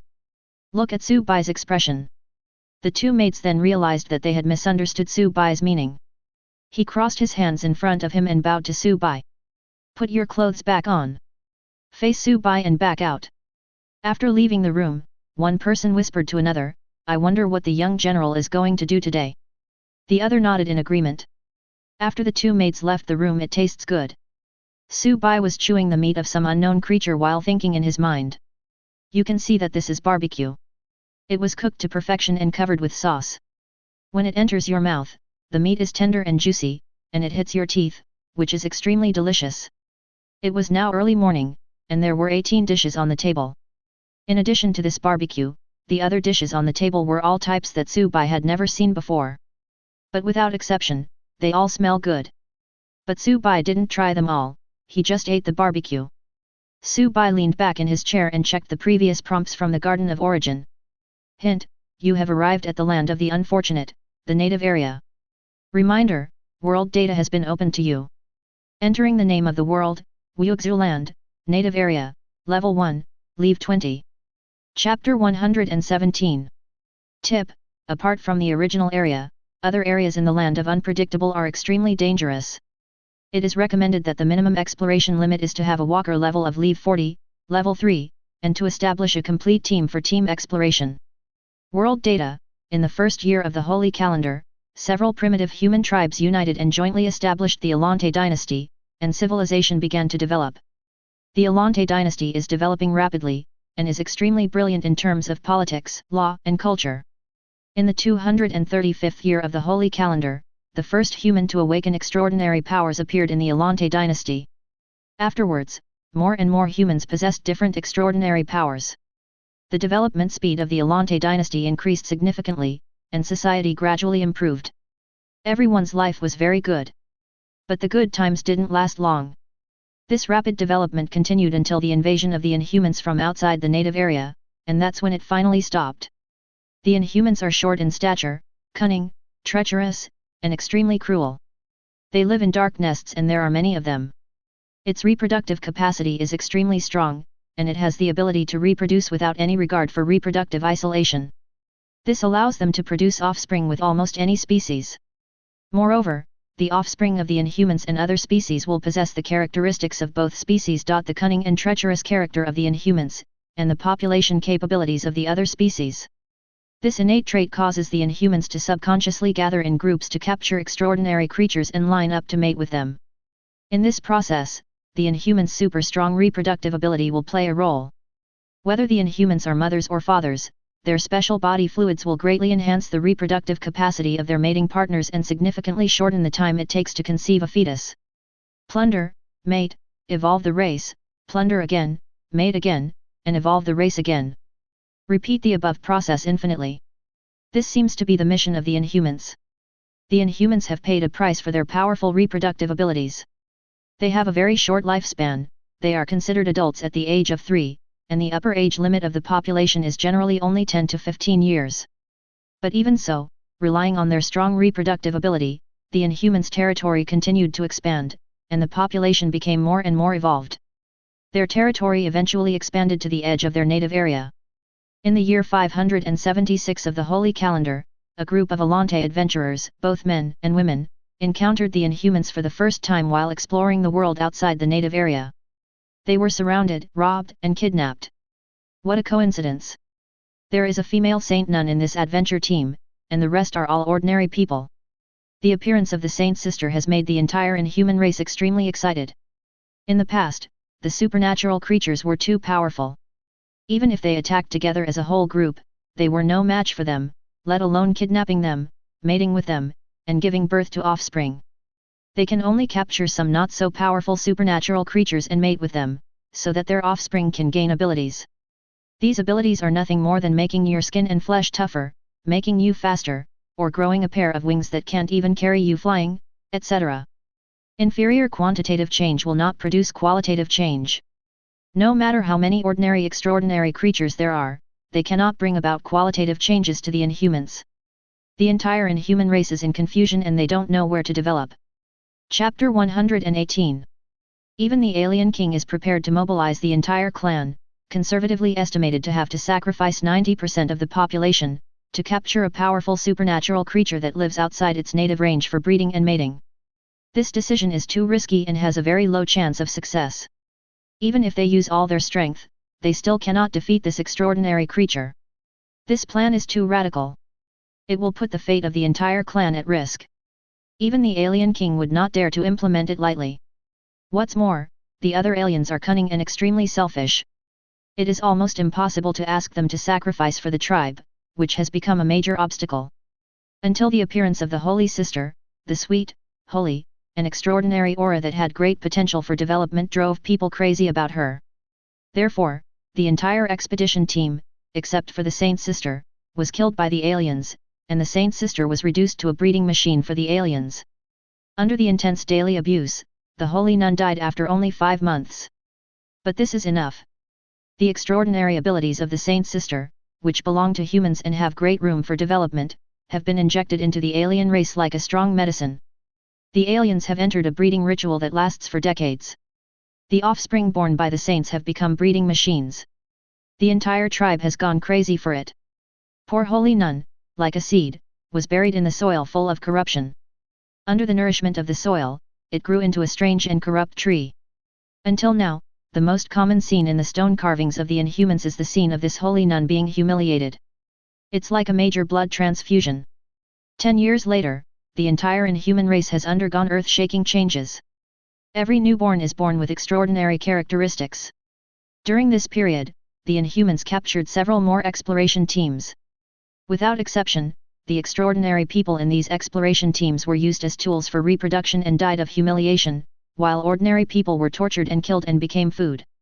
It was thanks to these explorers that the Inhumans gradually came to know the Alante dynasty in their native region and realized that it was a rich, peaceful, and beautiful country. In the minds of the aliens, the Alante dynasty was built on the land of the native area, where there are fertile land, sweet springs, and countless pasture animals and farm animals. This makes the Inhumans living in the barren lands outside their native areas yearn for it. Their lives are so monotonous. Apart from the necessary breeding rituals, they spend most of their time looking for food to fill their stomachs, and sometimes they don't even have enough to eat. This is in stark contrast to the Alante dynasty in the native area. From what the explorers have learned, relying on the rich land, the people there live hundreds or even thousands of times better than they do. There is absolutely no comparison between the two. Land resources are enviable. Owning fertile land means having enough crops, livestock, and energy for heating. Just like oil breeds mold, the rich land of the Alante dynasty will also attract the covetous eyes of the Inhumans. The aliens were fully prepared. The warlike genes in their brutal nature were fully mobilized. They began to organize their army, build war tools, and launched an invasion of the Alante dynasty. Chapter 119. In the year 593 of the Holy Calendar, the Inhumans invaded the Alante dynasty. Naturally, the powerful Alante dynasty would not take the Inhumans seriously. Throughout this period, even though most of the exploration teams sent out by the Alante dynasty encountered Inhumans, a small number of them returned safely. However, the members of the exploration team who returned did not bring any useful information. The Alante dynasty naturally knew that there was such a neighbor next to its territory. But they never took this neighbor seriously. The powerful Alante dynasty made the Alante people think they were at the top of the world, just like the ancient geocentric theory. When the Alantes learned that another race was going to attack them, they were not afraid of war, but excited instead. This excitement lasted until the first contact between the two parties. The first battlefield we encountered was in the north of the original area, on a wasteland, where a fierce battle broke out between the vanguards of both sides. The result of this battle was that the well-equipped 400,000 strong Aranti knights were surrounded and annihilated by an alien army that was 5 times their number, leaving no one alive. The native area, nearly 30% of the territory of the Alante dynasty, was gradually eaten away by the Inhumans after that battle. Upon hearing the news, the current king of Alante was furious and led his army to personally fight, vowing to restore his dignity. In the year 601 of the Holy Calendar, the rebuilt Alante dynasty used the whole country's strength to expand its military and launched a counterattack against the Inhumans. The current king even led the army and personally visited the battlefield. The monarch led the army to fight in person, and the morale of the entire Alante knights was greatly boosted. They marched to the territory occupied by aliens, bordering the current land of the Alante kingdom, which is now the border. A war broke out between the two sides again, with a total of 7 million troops deployed. The war lasted for 5 days and 5 nights, and ended with the defeat of the knights of the kingdom of Alante. The aliens won with their numerical advantage. After the defeat, the current monarch was seriously injured and almost died. The defeated King Alante fled back to the capital and died soon after. The throne was passed to his eldest son, Alante Bok. The failure of the decisive battle brought a painful blow to the Alante dynasty. A large area of territory fell into the hands of aliens. The Alante dynasty gradually declined. This period of time was called the Dark Years. Aliens seemed to have become the natural enemy of mankind. But King Bok did not give up. During the Dark Years, he kept trying various methods to expel or even defeat the aliens, but without exception, he failed. In the year 673 of the Holy Calendar, the vast empire was not so easy to destroy. More than 70 years have passed, and the empire still exists, but it is just barely surviving. Until the Alantes cracked the secret of the aliens and created the Holy Sword of Severance that could release the expulsion barrier. Holy Sword is just a nickname. Its true identity is actually some kind of large force field generator with a very wide coverage area. The key to activate it is made into a special sword shape, so it is called the Holy Sword. The manufacture of the Holy Sword consumed a large amount of extraordinary materials, almost clearing out the Alante dynasty's inventory. Therefore, there is only one Holy Sword. The Alante dynasty's national strength cannot support the creation of a new Holy Sword. Therefore, the Holy Sword has become a symbol of the king. Chapter 120. The Holy Sword has begun to show its effect. From the capital of Alante to the border area today, the entire kingdom is covered by the Holy Sword. The Inhumans were forced to leave. They won't survive more than 3 hours within the range of the Holy Sword. The two sides are at a stalemate with the borderland as their boundary. The Inhumans can't attack, and the Alantes won't go out and take risks.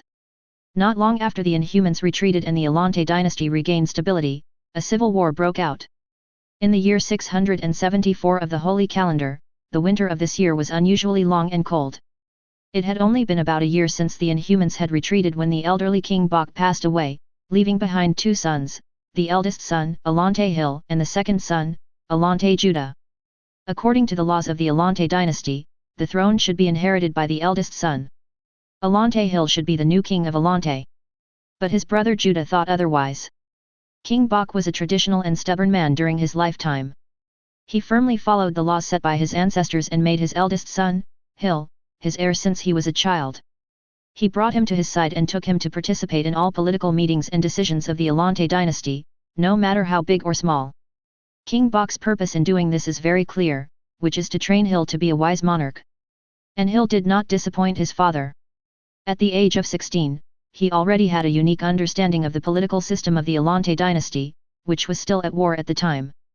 Before King Bok passed away, he naturally passed the throne to Hill, including the key to control the field generator, the Holy Sword. Although all the people of the Alante dynasty believe that King Hill's succession to the throne is a matter of course, there is only a small group of people who do not think so. They are Judah and his men. Unlike his elder brother, King Alante did not show the same care and love to this second son as he did to his eldest son. Although Hill and Judah are brothers, both born to Queen Alante, they are treated very differently. Hill is like a pearl. She has been held in the hands of King Alante since she was a child, and has attracted everyone's attention. As for Judah, no one cares about his feelings at all. Apart from his mother, the people of Alante only know that he is the second son of King Bok and the younger brother of Hill. Not much is known about him. Unlike his brother who made great strides in politics, Judah went to the battlefield after he became an adult, gave up all his identities as a royal family, and became the most ordinary and inconspicuous soldier to fight against the Inhumans. Perhaps Judas was not destined to die. In that cruel battlefield where the average soldier's survival time was only 24 hours, he miraculously survived. With his outstanding performance in many battles, he was promoted to an officer and had his own subordinates. There is a natural distinction between superiors and subordinates between officers and soldiers. When Judas first tasted power, he was unstoppable. Gaining more military merits, commanding more soldiers, and holding greater military power became Judah's only motivation for fighting on the battlefield. Even when he had become the leader of an elite knight group, he still led the charge every time a battle broke out, completely disregarding his own safety. Chapter 121. Judas's fighting style earned him great prestige and respect among the soldiers. Judas never revealed his identity as the second son of King Bok. Everyone in the Alante dynasty believed that the king's second son had died on the battlefield long ago. This is exactly what Judas wanted to see. In order to disguise himself, he never took off the mask on his face. Until King Bok's death, Judah already controlled nearly 70% of the Alante dynasty's military forces.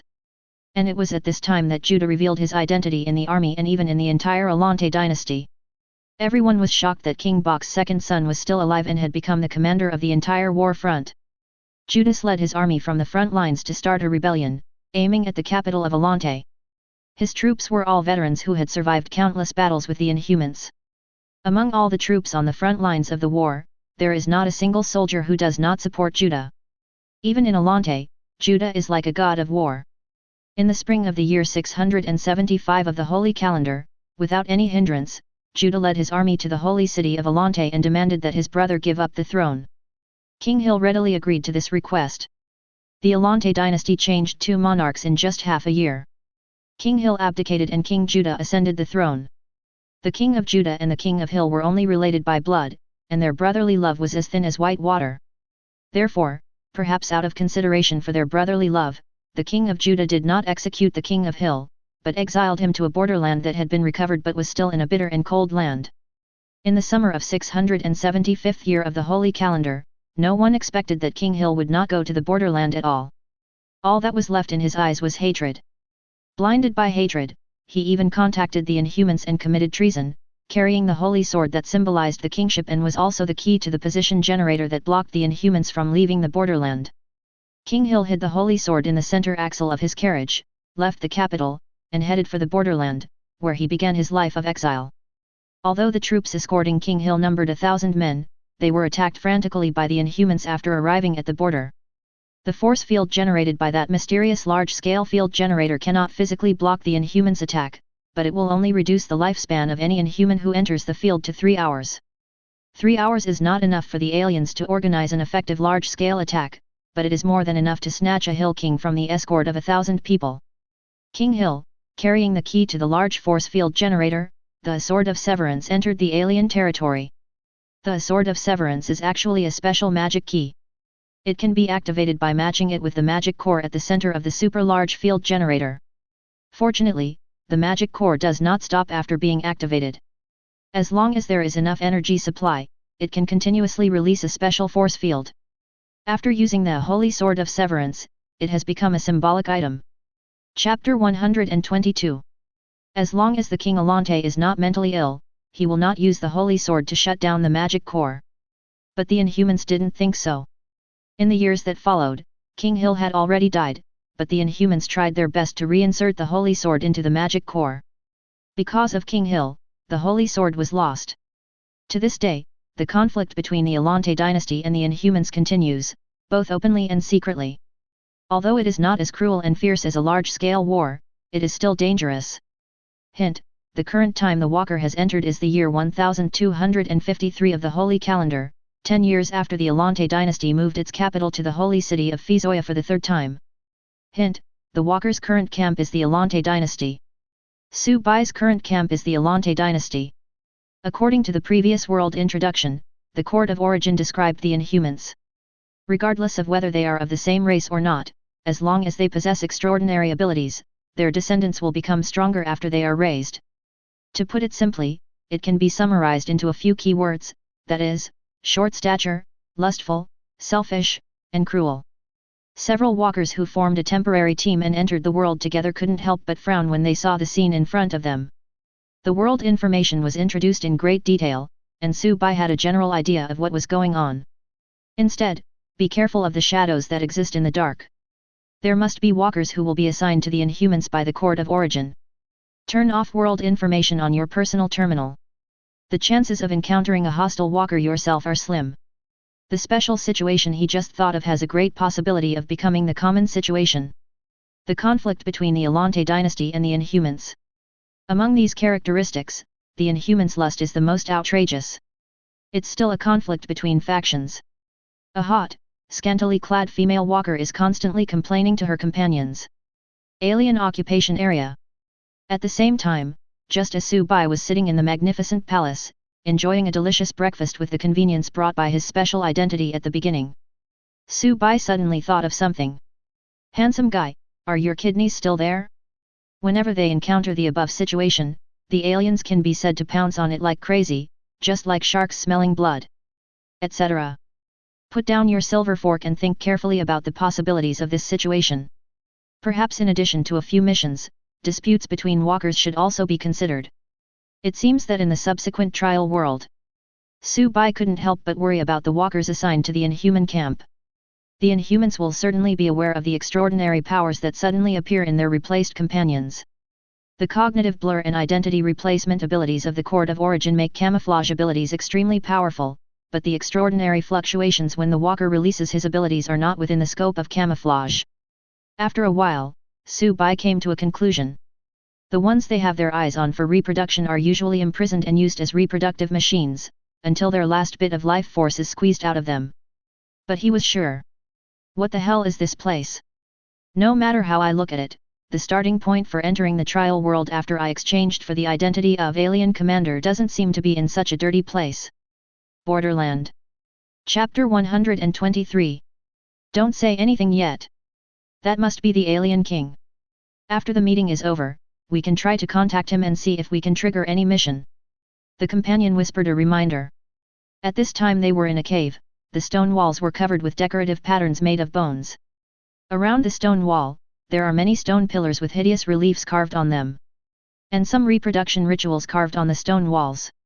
A group of short aliens, wearing animal skins to cover their bodies, sat in a cave, with an alien in the middle who was speaking. The alien had obviously more decorations on his body, which was a symbol of his status. It is the contemporary alien king. During the long period of contact with the Alante dynasty, The aliens also gradually developed their own political system. They are now in a semi-primitive, semi-civilized stage. This time, the model of the ongoing meeting is that the aliens are learning and imitating the parliamentary system of the Alante dynasty. Those who can participate in this council are all aliens with relatively important status in the tribe. Now, the meeting is underway. Several walkers were interspersed among the aliens who were surrounding the alien king. Apart from their short stature, these aliens have different physical characteristics. Some have wings on their backs, some are covered with muscles, and some have their faces replaced with terrifying mouth parts. These are all outward manifestations of extraordinary abilities. Everyone, it seems we have fallen into a den of thieves. The female walker who had just surrounded them spoke again. She had just finished reading the world introduction. But it's an alien version.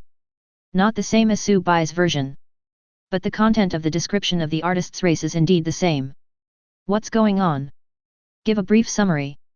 One of her companions spoke up. He was a tech sidewalker wearing multifunctional tactical auxiliary glasses. He had not yet checked the world introduction. I'll send the parts I think are important to the temporary contact channel. The female walker whispered. As for what to do next, I think it's better to leave this camp first. What's the big deal? I can't eat you. The companion was a little disdainful and opened the communication channel. After 7 or 8 seconds, he turned pale and closed the communication channel. I'm on the tech side, so I shouldn't be treated as a stud. He muttered quietly, trying to comfort himself. Among the aliens who were discussing matters, there were many female aliens. But without exception. They are all very ugly in appearance. At this moment, new message popped up in the team's temporary linkage channel. Another companion expressed his opinion. Grizzly, Tank, don't worry about the main quest, just run away first. When you came here just now, you saw how many of these guys there were outside. Grizzly, Tank, if you don't accept the mission, you may not die, but if you don't run now, you will definitely die. The female walker also spoke.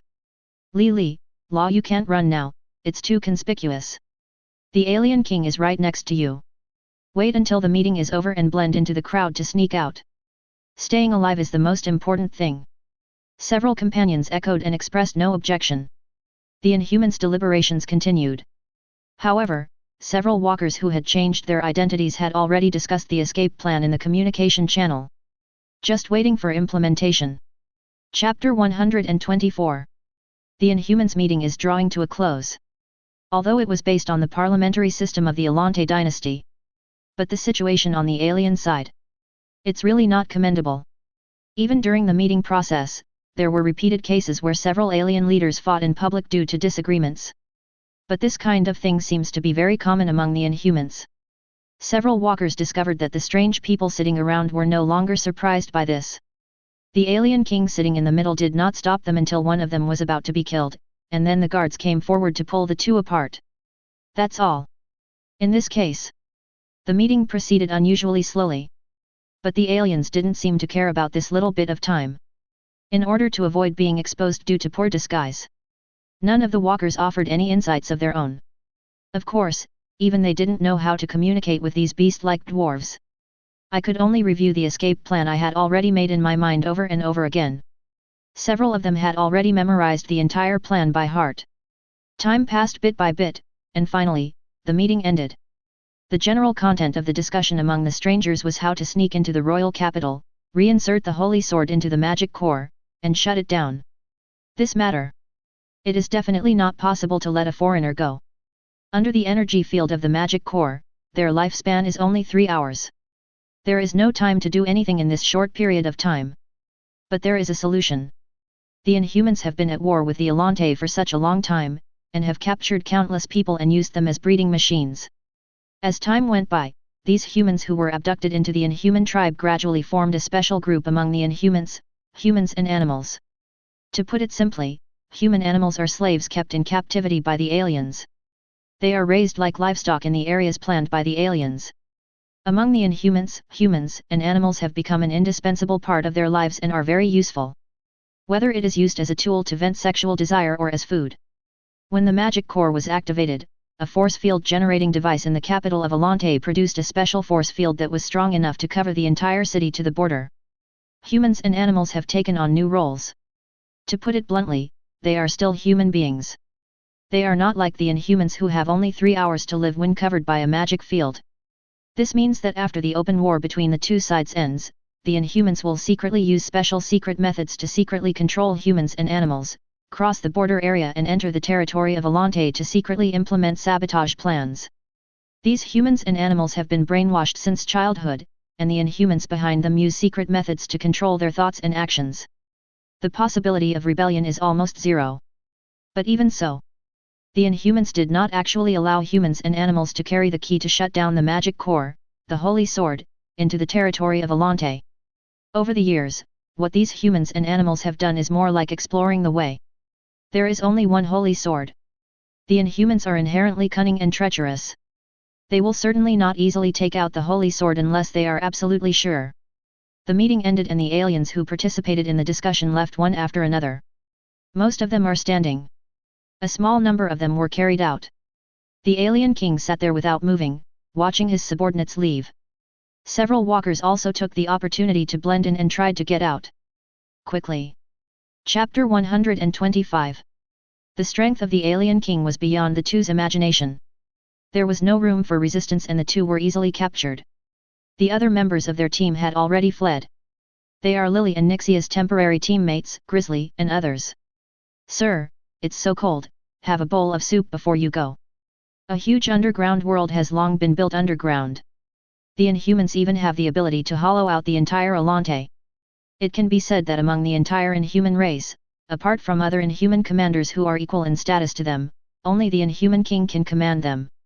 A huge mountain towering into the clouds, the mountain is covered with various fortifications, mostly made of wood and rock, with a rough style. These entrances to the deep underground kingdoms are heavily guarded. At this time, several figures who were obviously much taller than the Inhumans walked out of the cave. He lowered his head, held the bowl of thick soup in both hands and presented it. At the same time, he kept winking at the followers behind him, indicating that they should quickly bring a few more bowls so as not to neglect the adults. The short Inhumans were born to live in the dark underground world. If it weren't for the special force field within the kingdom of Alante, it would also act on the vertical plane. Looking at the alien officer who was walking towards him in the wind and snow with an attentive look on his face, Grizzly waved his hand with disgust, signaling him to step back. This huge passage deep underground is one of the entrances to the underground alien kingdom. No. The alien officer, holding a thick soup in his hand, diligently asked the several commanders-in-chief in front of him, who, in his opinion, were of extremely noble status. Grizzly was speechless. He looked at the thick soup served by the alien officer and his entourage, and felt sick.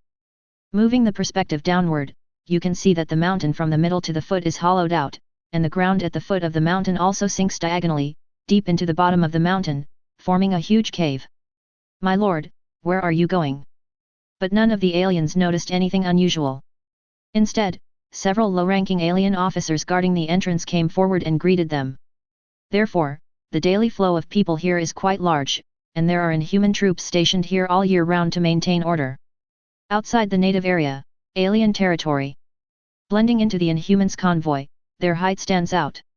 At these entrances, there were constantly transport beasts driven by the Inhumans, pulling heavy carriages, coming in and out. But it seems that if you really drink it, the probability of something going wrong is very high. This cave was not formed naturally, and you can see many traces of artificial excavation on it. God knows if this thing can be drunk, and if anything bad will happen if I drink it. The materials needed for the operation of the entire underground kingdom, as well as the garbage generated, all enter and are transported out through these entrances. Snowflakes were floating in the sky, mixed with the sound of whistling wind. The reason was simple. The alien officer who came up was holding a bowl of thick soup made from some unknown animal corpse, which was of a pale green color, and was about to serve it to a few people. The same is true for exports. Under the disguise of the identities of the court of origin, the current identities of these people are the commander-in-chief of the Inhumans. In the language of the aliens, this huge entrance to the underground world is called Kazhulihuan, which means deep passage in Alante. Even today, they still preserve this tradition. This is also the reason why no one dares to stop them when several people appear. Here. Chapter 126. Sir. Seeing that Grizz and the others were unwilling to accept his kindness, the alien officer was a little anxious. This is a nourishing soup made from troll roots, bami elephant roots, and phosphorus tiger roots. Drink a bowl of it and it will keep you warm for the whole day. Just listening to the description, this bowl of thick soup is indeed very special. This is a specialty of my hometown, a must-have for traveling on snowy days. The alien officer seemed to have a low EQ. He completely ignored Grizzly Bear's gloomy face, which looked as dark as iron and almost as if water could be squeezed out of it, and continued to promote the thick soup that was a specialty of his hometown. We appreciate your kindness, but you can keep these nourishing soups for yourself. Another walker next to the grizzly bear also spoke. The smell of the thick soup was too pungent. He could hardly help it. It was too strong. Just prepare a warm car for us and equip it with a few strong transport beasts. No need for a thick soup. Even if the alien officer had no emotional intelligence, he could find out that these gentlemen did not like the specialties of their hometown, so he could only order his followers to take the soups back. We were unable to let these adults taste the delicious food from their hometown. He felt extremely regretful. Soon, a chariot made of plateau coniferous wood as the main frame and covered with a thick layer of iron armor drove over, driven by an officer and several strong transport beasts. My lords, you requested a warm car. When he arrived in front of Grizzly and the others, the alien officer got off the transport beast and saluted respectfully. At the same time, an alien driver was brought in to drive the car. Well, good job, go in that direction. Grizzly spoke, casually pointing in a direction, and then several walkers entered the warm car with a built-in stove. The interior space of this warm car is very large for the short and humans. But for walkers, it is just right. Several walkers all got on the cart, and the driver, a strange man, swung his long whip and hit the transport animal. The transport beasts felt the pain and started running forward.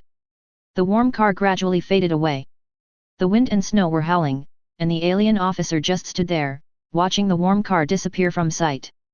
When the adults see the food I prepared for them in the warm car, they will probably remember me. He thought so in his heart. The reason why he did this was that he hoped to be promoted with the appreciation of several great commanders. Several strong transport animals were running through the snowy forest, pulling a warm car. Some plateau coniferous plants around here, which look like pine trees but are several times taller than them, are constantly being left behind. An alien driver in a single layer of clothing was driving the carriage, humming a little tune, and seemed to be completely unaware of the cold. The expression on his face showed that he enjoyed this feeling. He was born to like the cold. This was an ability of some extraordinary creature, which loved the cold. Outside of their native area, the Inhumans' original habitat was very barren, and they were in severe cold for nearly 3/4 of the year. Therefore, some Inhumans with extraordinary cold resistance became coachmen. Their innate extraordinary qualities also mean that no matter whether they are driving for important people or riding transport beasts to deliver supplies, they will never complain and instead enjoy the cold weather. Chapter 127. At this time, warm up the car. The fire was burning brightly, radiating heat outwards through thermal radiation, making the entire car extremely warm. We've already gone 10 kilometers. They shouldn't be catching up anymore. We can start now. Grizzly's voice was low. He was now the captain of the temporary team. Kiku, let your summon control the driver. We will change our route now and prepare to go to the Alante dynasty. Grizzly looked at the map projected on the personal terminal in front of him and told him the follow-up plan. Well, but if we do this, how can we complete our faction's mission? The female walker called Kiku wondered. Her summons cannot have any effect on friendly targets. Submit an application to change the camp. I have done this before. There is only one chance in each trial world. The grizzlies solemnly assured that nothing would happen like this. As he spoke, the grizzly bear demonstrated to his companions. He displayed the tips he had received from the court of origin through the projection of his personal terminal. Prompt, yes/no to submit the change of faction selection. This operation opportunity only occurs once in each trial world. Tip, the camps you can choose now are Inhumans/Alante dynasty. Please choose. Choose the Alante dynasty. The grizzly bear spoke. Reminder, the camp change has been completed. The current camp is Alante dynasty. Tip, according to the basic regulations, you have been forced to forget all relevant information about the Inhuman camp and only retain the most basic common sense information. You see, it really works. After completing a series of operations, the Grizzlies showed the results of the camp changes to his teammates. The court of origin is fair. After the camp is changed, the walkers will be forced to change camp and forget the previous camp information. But this is not an unbearable price for several people. Warm the car. Seeing that the method was feasible and reliable, the remaining people immediately started the same operation. Soon their camp became the Alante dynasty. However, it was a temporary change after entering the trial world. Their status in the Alante dynasty is that of ordinary soldiers. But in the hearts of several people, even the lowest level soldier is countless times better than the inhuman commander-in-chief. The camp change was completed, and the inhuman driver outside the warm car became a hostile target. Kiku's summons can also come into play.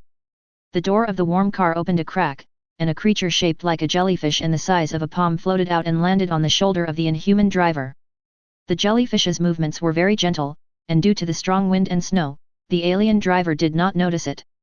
The next moment, the jellyfish merged into his body, his pupils contracted for a moment, and then recovered. His consciousness has been controlled by Ju.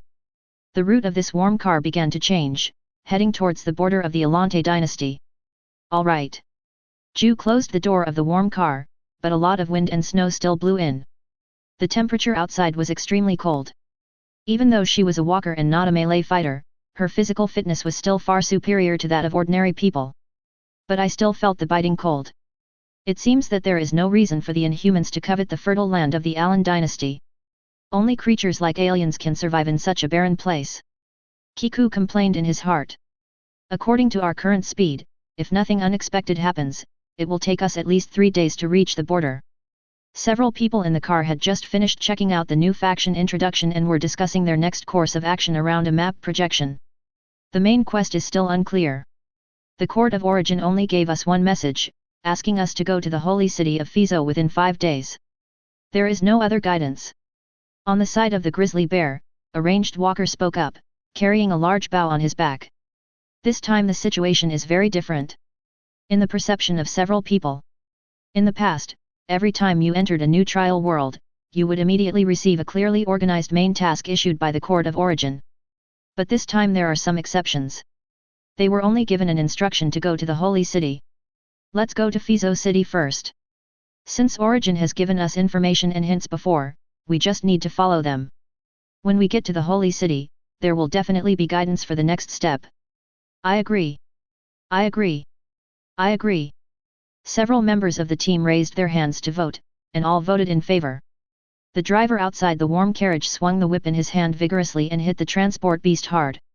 The pain caused the transport beasts to speed up again and rush towards the holy city of Fisoya. The hoof prints and wheel marks left along the way were all covered by the wind and snow. Chapter 128. Had breakfast. Walking in the bustling market, Su-bai ignored the people around him who avoided him. He now needed to go to the palace. All officials, big and small, in the holy city, as long as they were worthy of a title, had to pay homage to the old king every day. Also including the old king's illegitimate son, the commander of the Dark Legion. No matter how unruly he is in the holy city. Nor did he dare to miss the daily audience. That's really disrespecting the old king. The map of the holy city is included at the end of the world introduction of the Garden of Origin. Walking in the holy city, Su-bai was not worried about getting lost. What's more, the royal palace is the most conspicuous building in the holy city. It is located in the center of the holy city and is magnificent and majestic. It is a landmark building. Not long. Su-bai came to the square in front of the palace. Because it is located in the holy city of the Alante dynasty, there are no walls or other obstructions around the palace. Instead, there is a marble-paved square and a large lawn. There are no obstructions and the view is extremely wide. There are groups of soldiers patrolling around here all the time. There are a large number of them, perhaps thousands of them. They were wearing silver armor with gold patterns, holding straight and neat spears, standing straight with meticulous expressions. Ensure the safety of the royal family in the palace. At this time, many officials drove to the square and got off to walk. According to their status, they entered through different passages.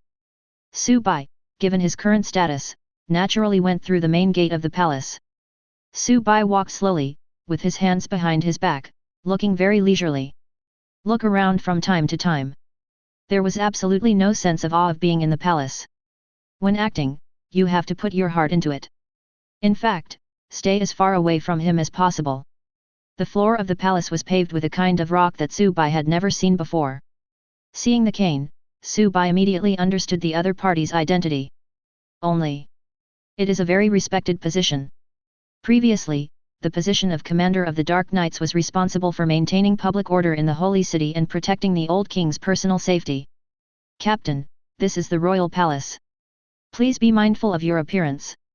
It was not until the old king disbanded the Dark Knights and let a young man he had never seen before take on the position of the commander-in-chief without any troops. Su-bai's face was full of smiles, but it was just a playful smile, which made him look a little nonchalant. I had just entered the palace and had only taken 2 steps. Crash! This rock is emerald green with a hint of blue, and its surface is smooth enough to reflect a person's shadow. Suerxio looked serious and tapped the ground with his cane to remind Su-bai.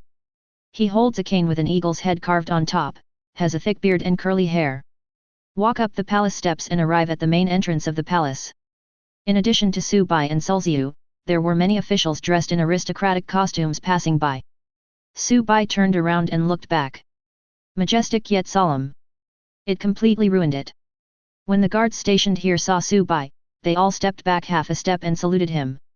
Behind him, there came the sound of armor colliding as the guards saluted. Su-bai stopped laughing and walked towards the palace. Old man, long time no see. Leader of the Legion. New. I saw a middle-aged man, about 50 years old, wearing a long white robe.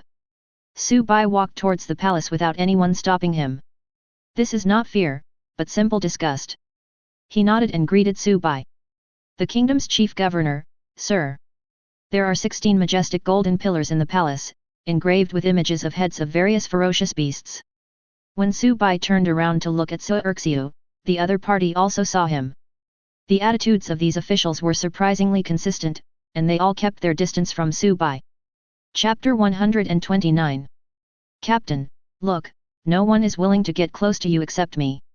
Suerxio, who was beside Su-bai, spoke. Everyone stayed away from Su-bai, only he, as the chief regent, walked side by side with Su-bai. The old man did this not because he knew Su-bai's true identity. Walking with Su-bai, the meaning he wanted to express to the other officials around him was already very clear. Look, even if it was the notorious commander of the Dark Knights, I would be willing to walk with him as an equal, let alone you. Oh, hypocrisy, those who play politics have dirty hearts. Su-bai had already seen through the old man's thoughts and complained in his heart.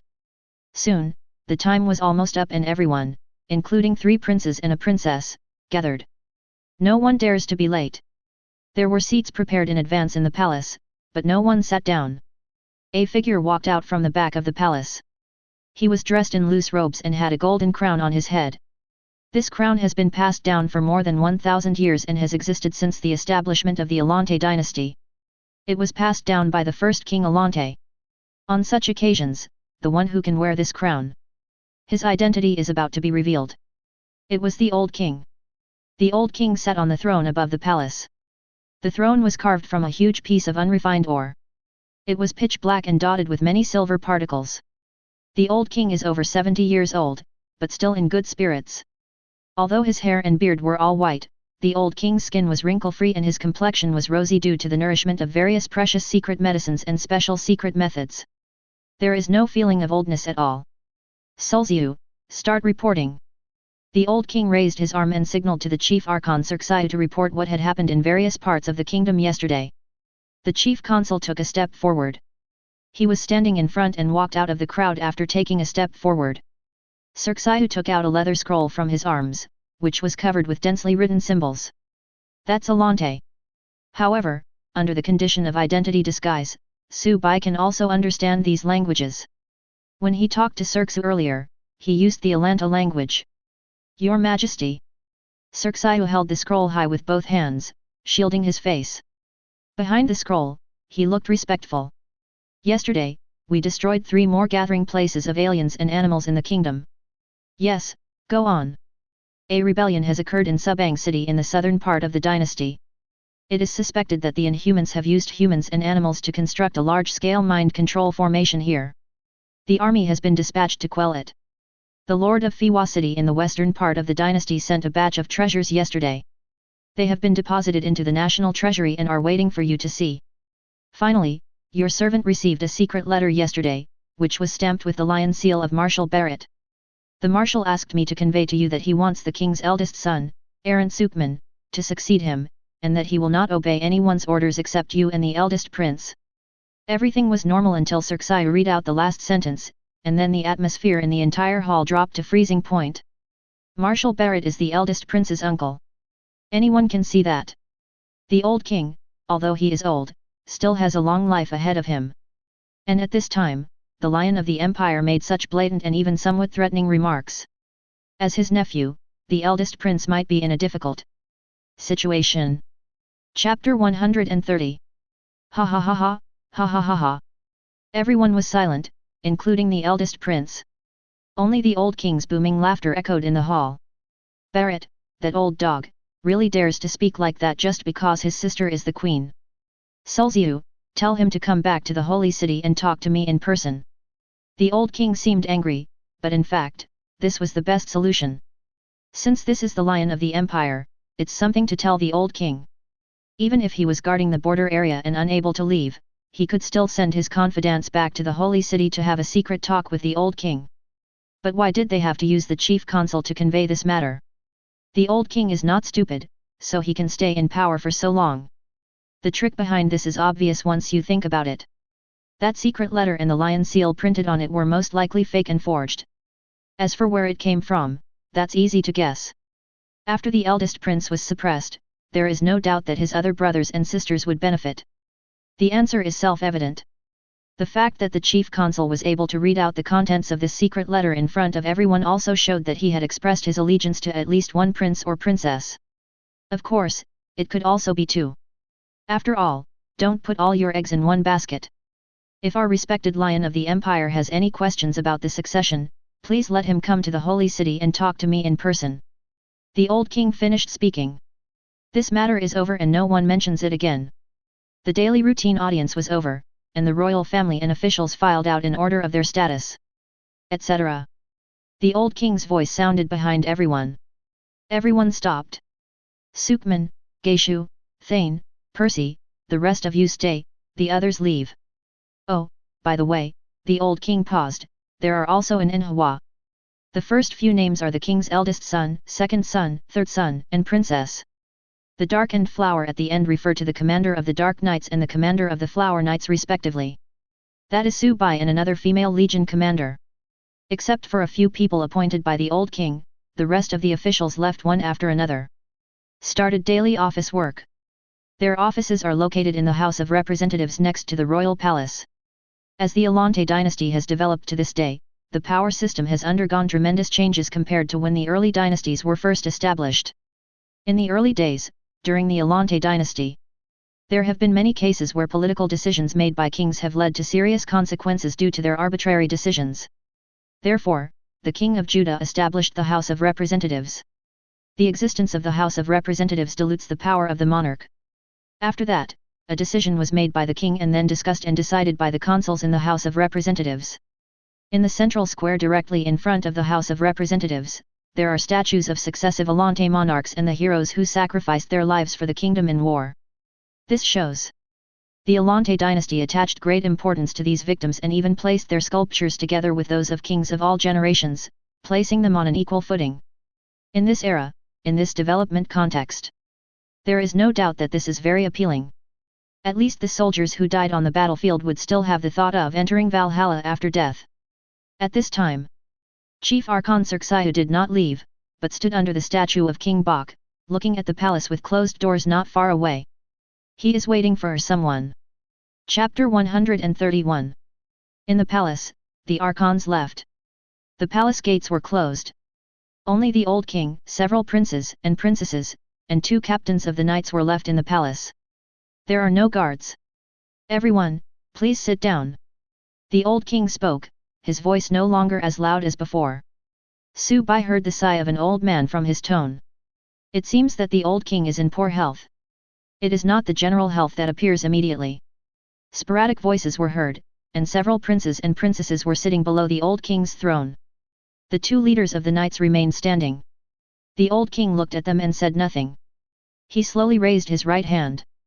The skin on his arm was still white and soft, not as withered as that of an old man.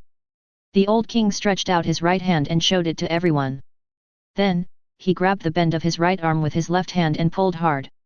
With a hiss sound, the old king actually peeled off the skin on his arm. There was no bleeding seen, and no bright red muscles and blood were exposed under the skin. Instead, an arm like a skeleton claw appeared, with rough and dull skin. It was in stark contrast to the healthy skin color before. Several princes and princesses were somewhat shocked. I don't want to see you killing each other. The rules set by our ancestors are too old-fashioned. The dead have no right to speak. You should all understand what this means.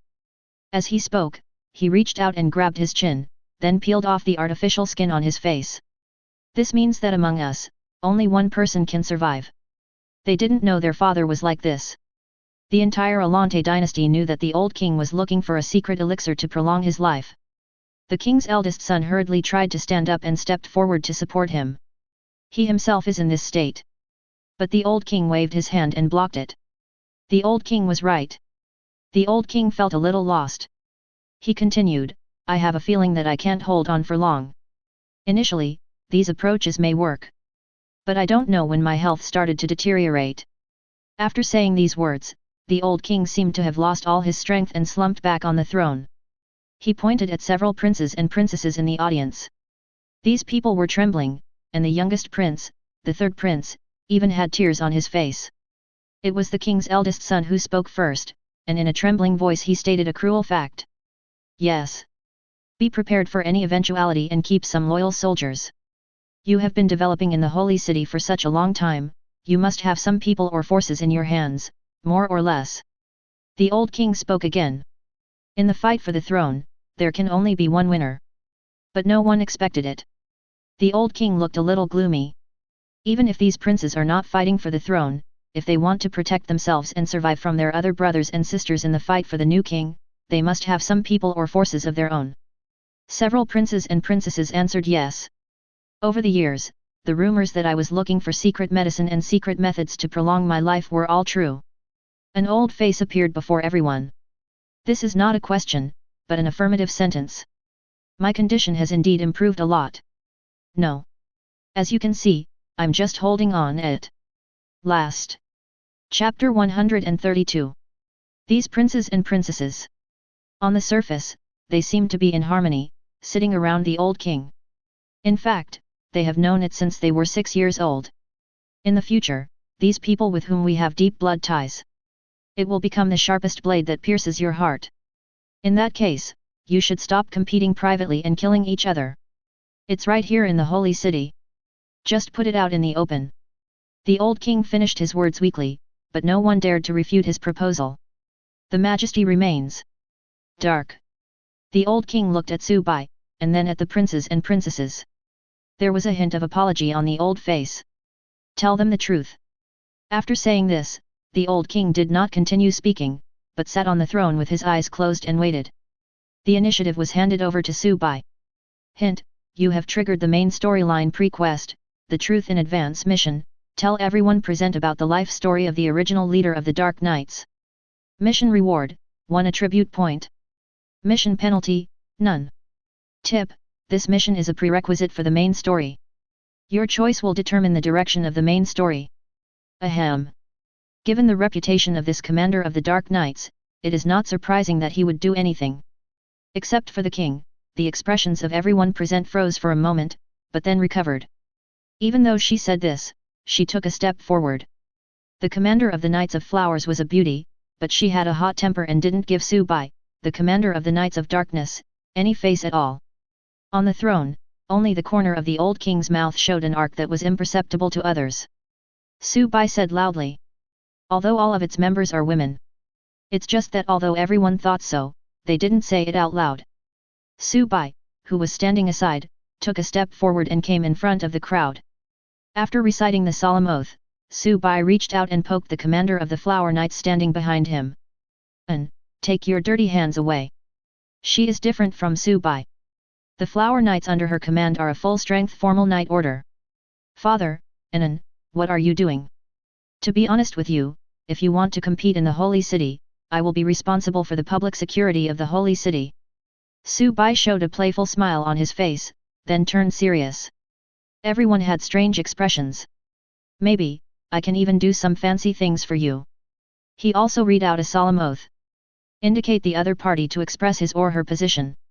Are you sure that as a commander without any troops, no matter how powerful you are, you can complete the entire holy city's escort mission by yourself? In her mind, he is an image of a playboy. But its combat effectiveness is no worse than that of the holy city's imperial guards. She also glared at Su Bai, with a hint of anger in her beautiful eyes. After swearing these oaths, the leader of the Flower Knights retreated. Shutting down the prompt of the Court of Origin in front of him, Su Bai cleared his throat and said, the princess who was sitting next to him spoke up. He was closest to Su Bai.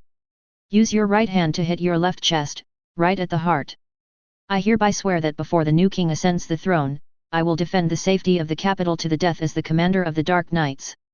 Su Bai's current identity. With the words spoken by the leader of the knights, several princes and princesses automatically ignored Su Bai's previous remarks. He sighed softly.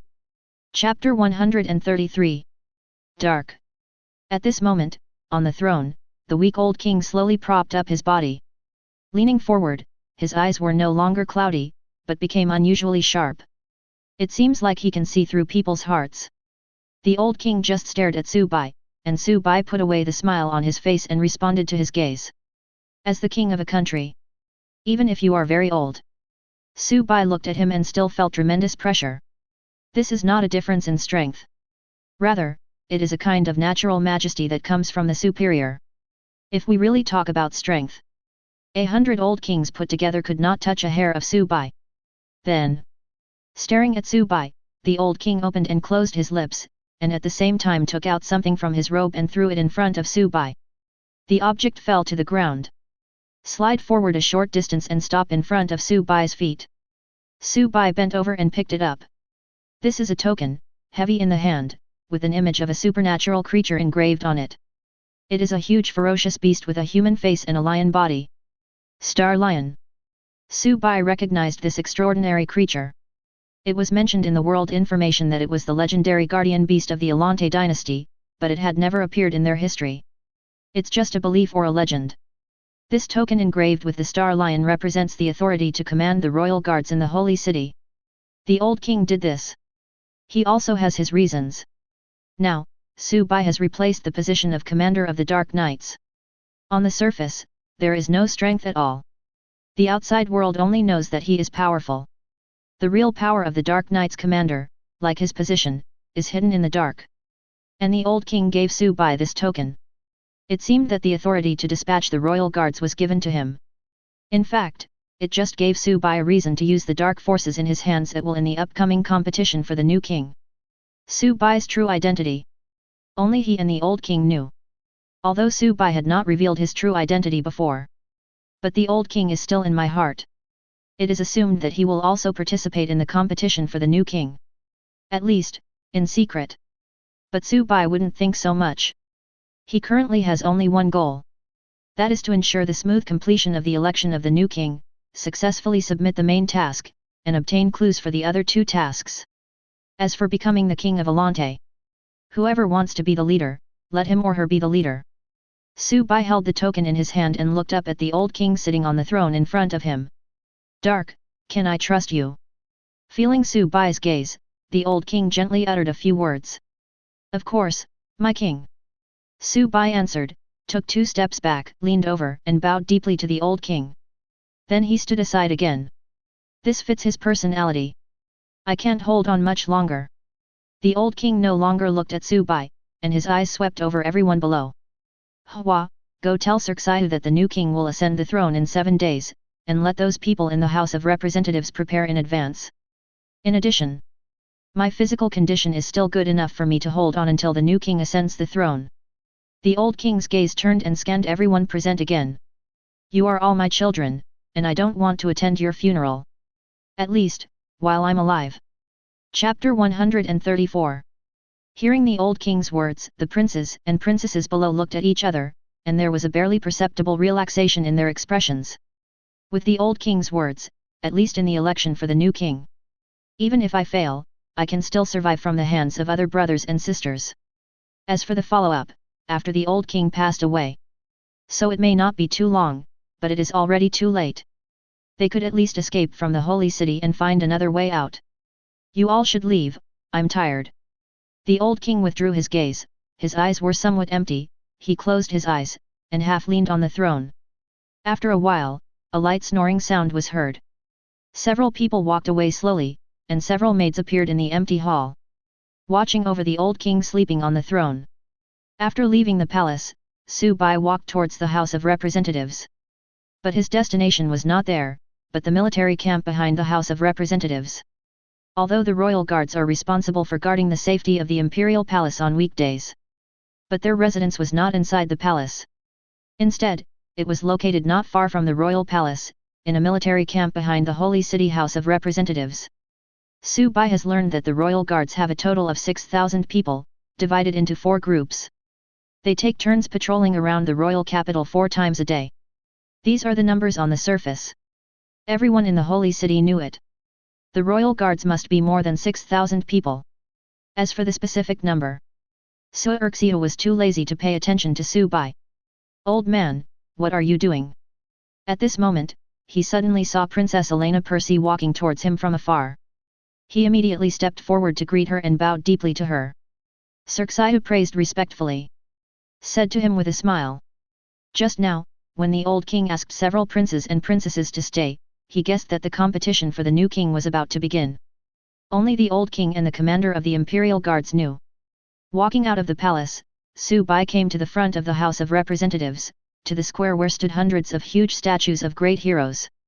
Percy stopped Erxiu from addressing him in a way that was a bit beyond his status. The princess helped Su Erxiu up with both hands, turned to look at you, Su Bai, with a gentle smile on her face. As for Sulu, he was loyal to Princess Percy. Dark! Su Bai shouted, without a trace of respect for the chief archon in his words. King! Su Bai walked forward, looking up and down at Sulziu. Walking among the statues, Su Bai suddenly saw that Chief Archon Erxiu was standing under the sculpture of King Bok. Damn, will you join me? The reason is simple, I'm used to it. There is only one king in Alante now, and that is my father. Completely ignoring Su Bai who was standing beside him. After discovering that it was Su Bai, there was no anger on Su Erxiu's face. Su Bai's current status is unknown. Hey, old man! This shows. Waiting for someone. Stretch out your right hand. Don't call me that. I'm still a princess. The connections that the princes and princesses have built up over the years, as well as the power in their hands, will all be on display. There was only Erxiu, and he had no entourage with him. And I will be the future queen. Hearing someone calling, Sulziu turned around subconsciously. Then, she looked at Su Bai who was standing beside her, and then at the star lion token in Su Bai's hand. He took 2 steps forward and stood in front of Su Bai. If you enjoyed this video, please give it a like and subscribe to the channel so you are notified of future uploads. You can find the next parts in the playlist visible on the screen or on my channel. Thank you for watching, and I'll see you in the next one.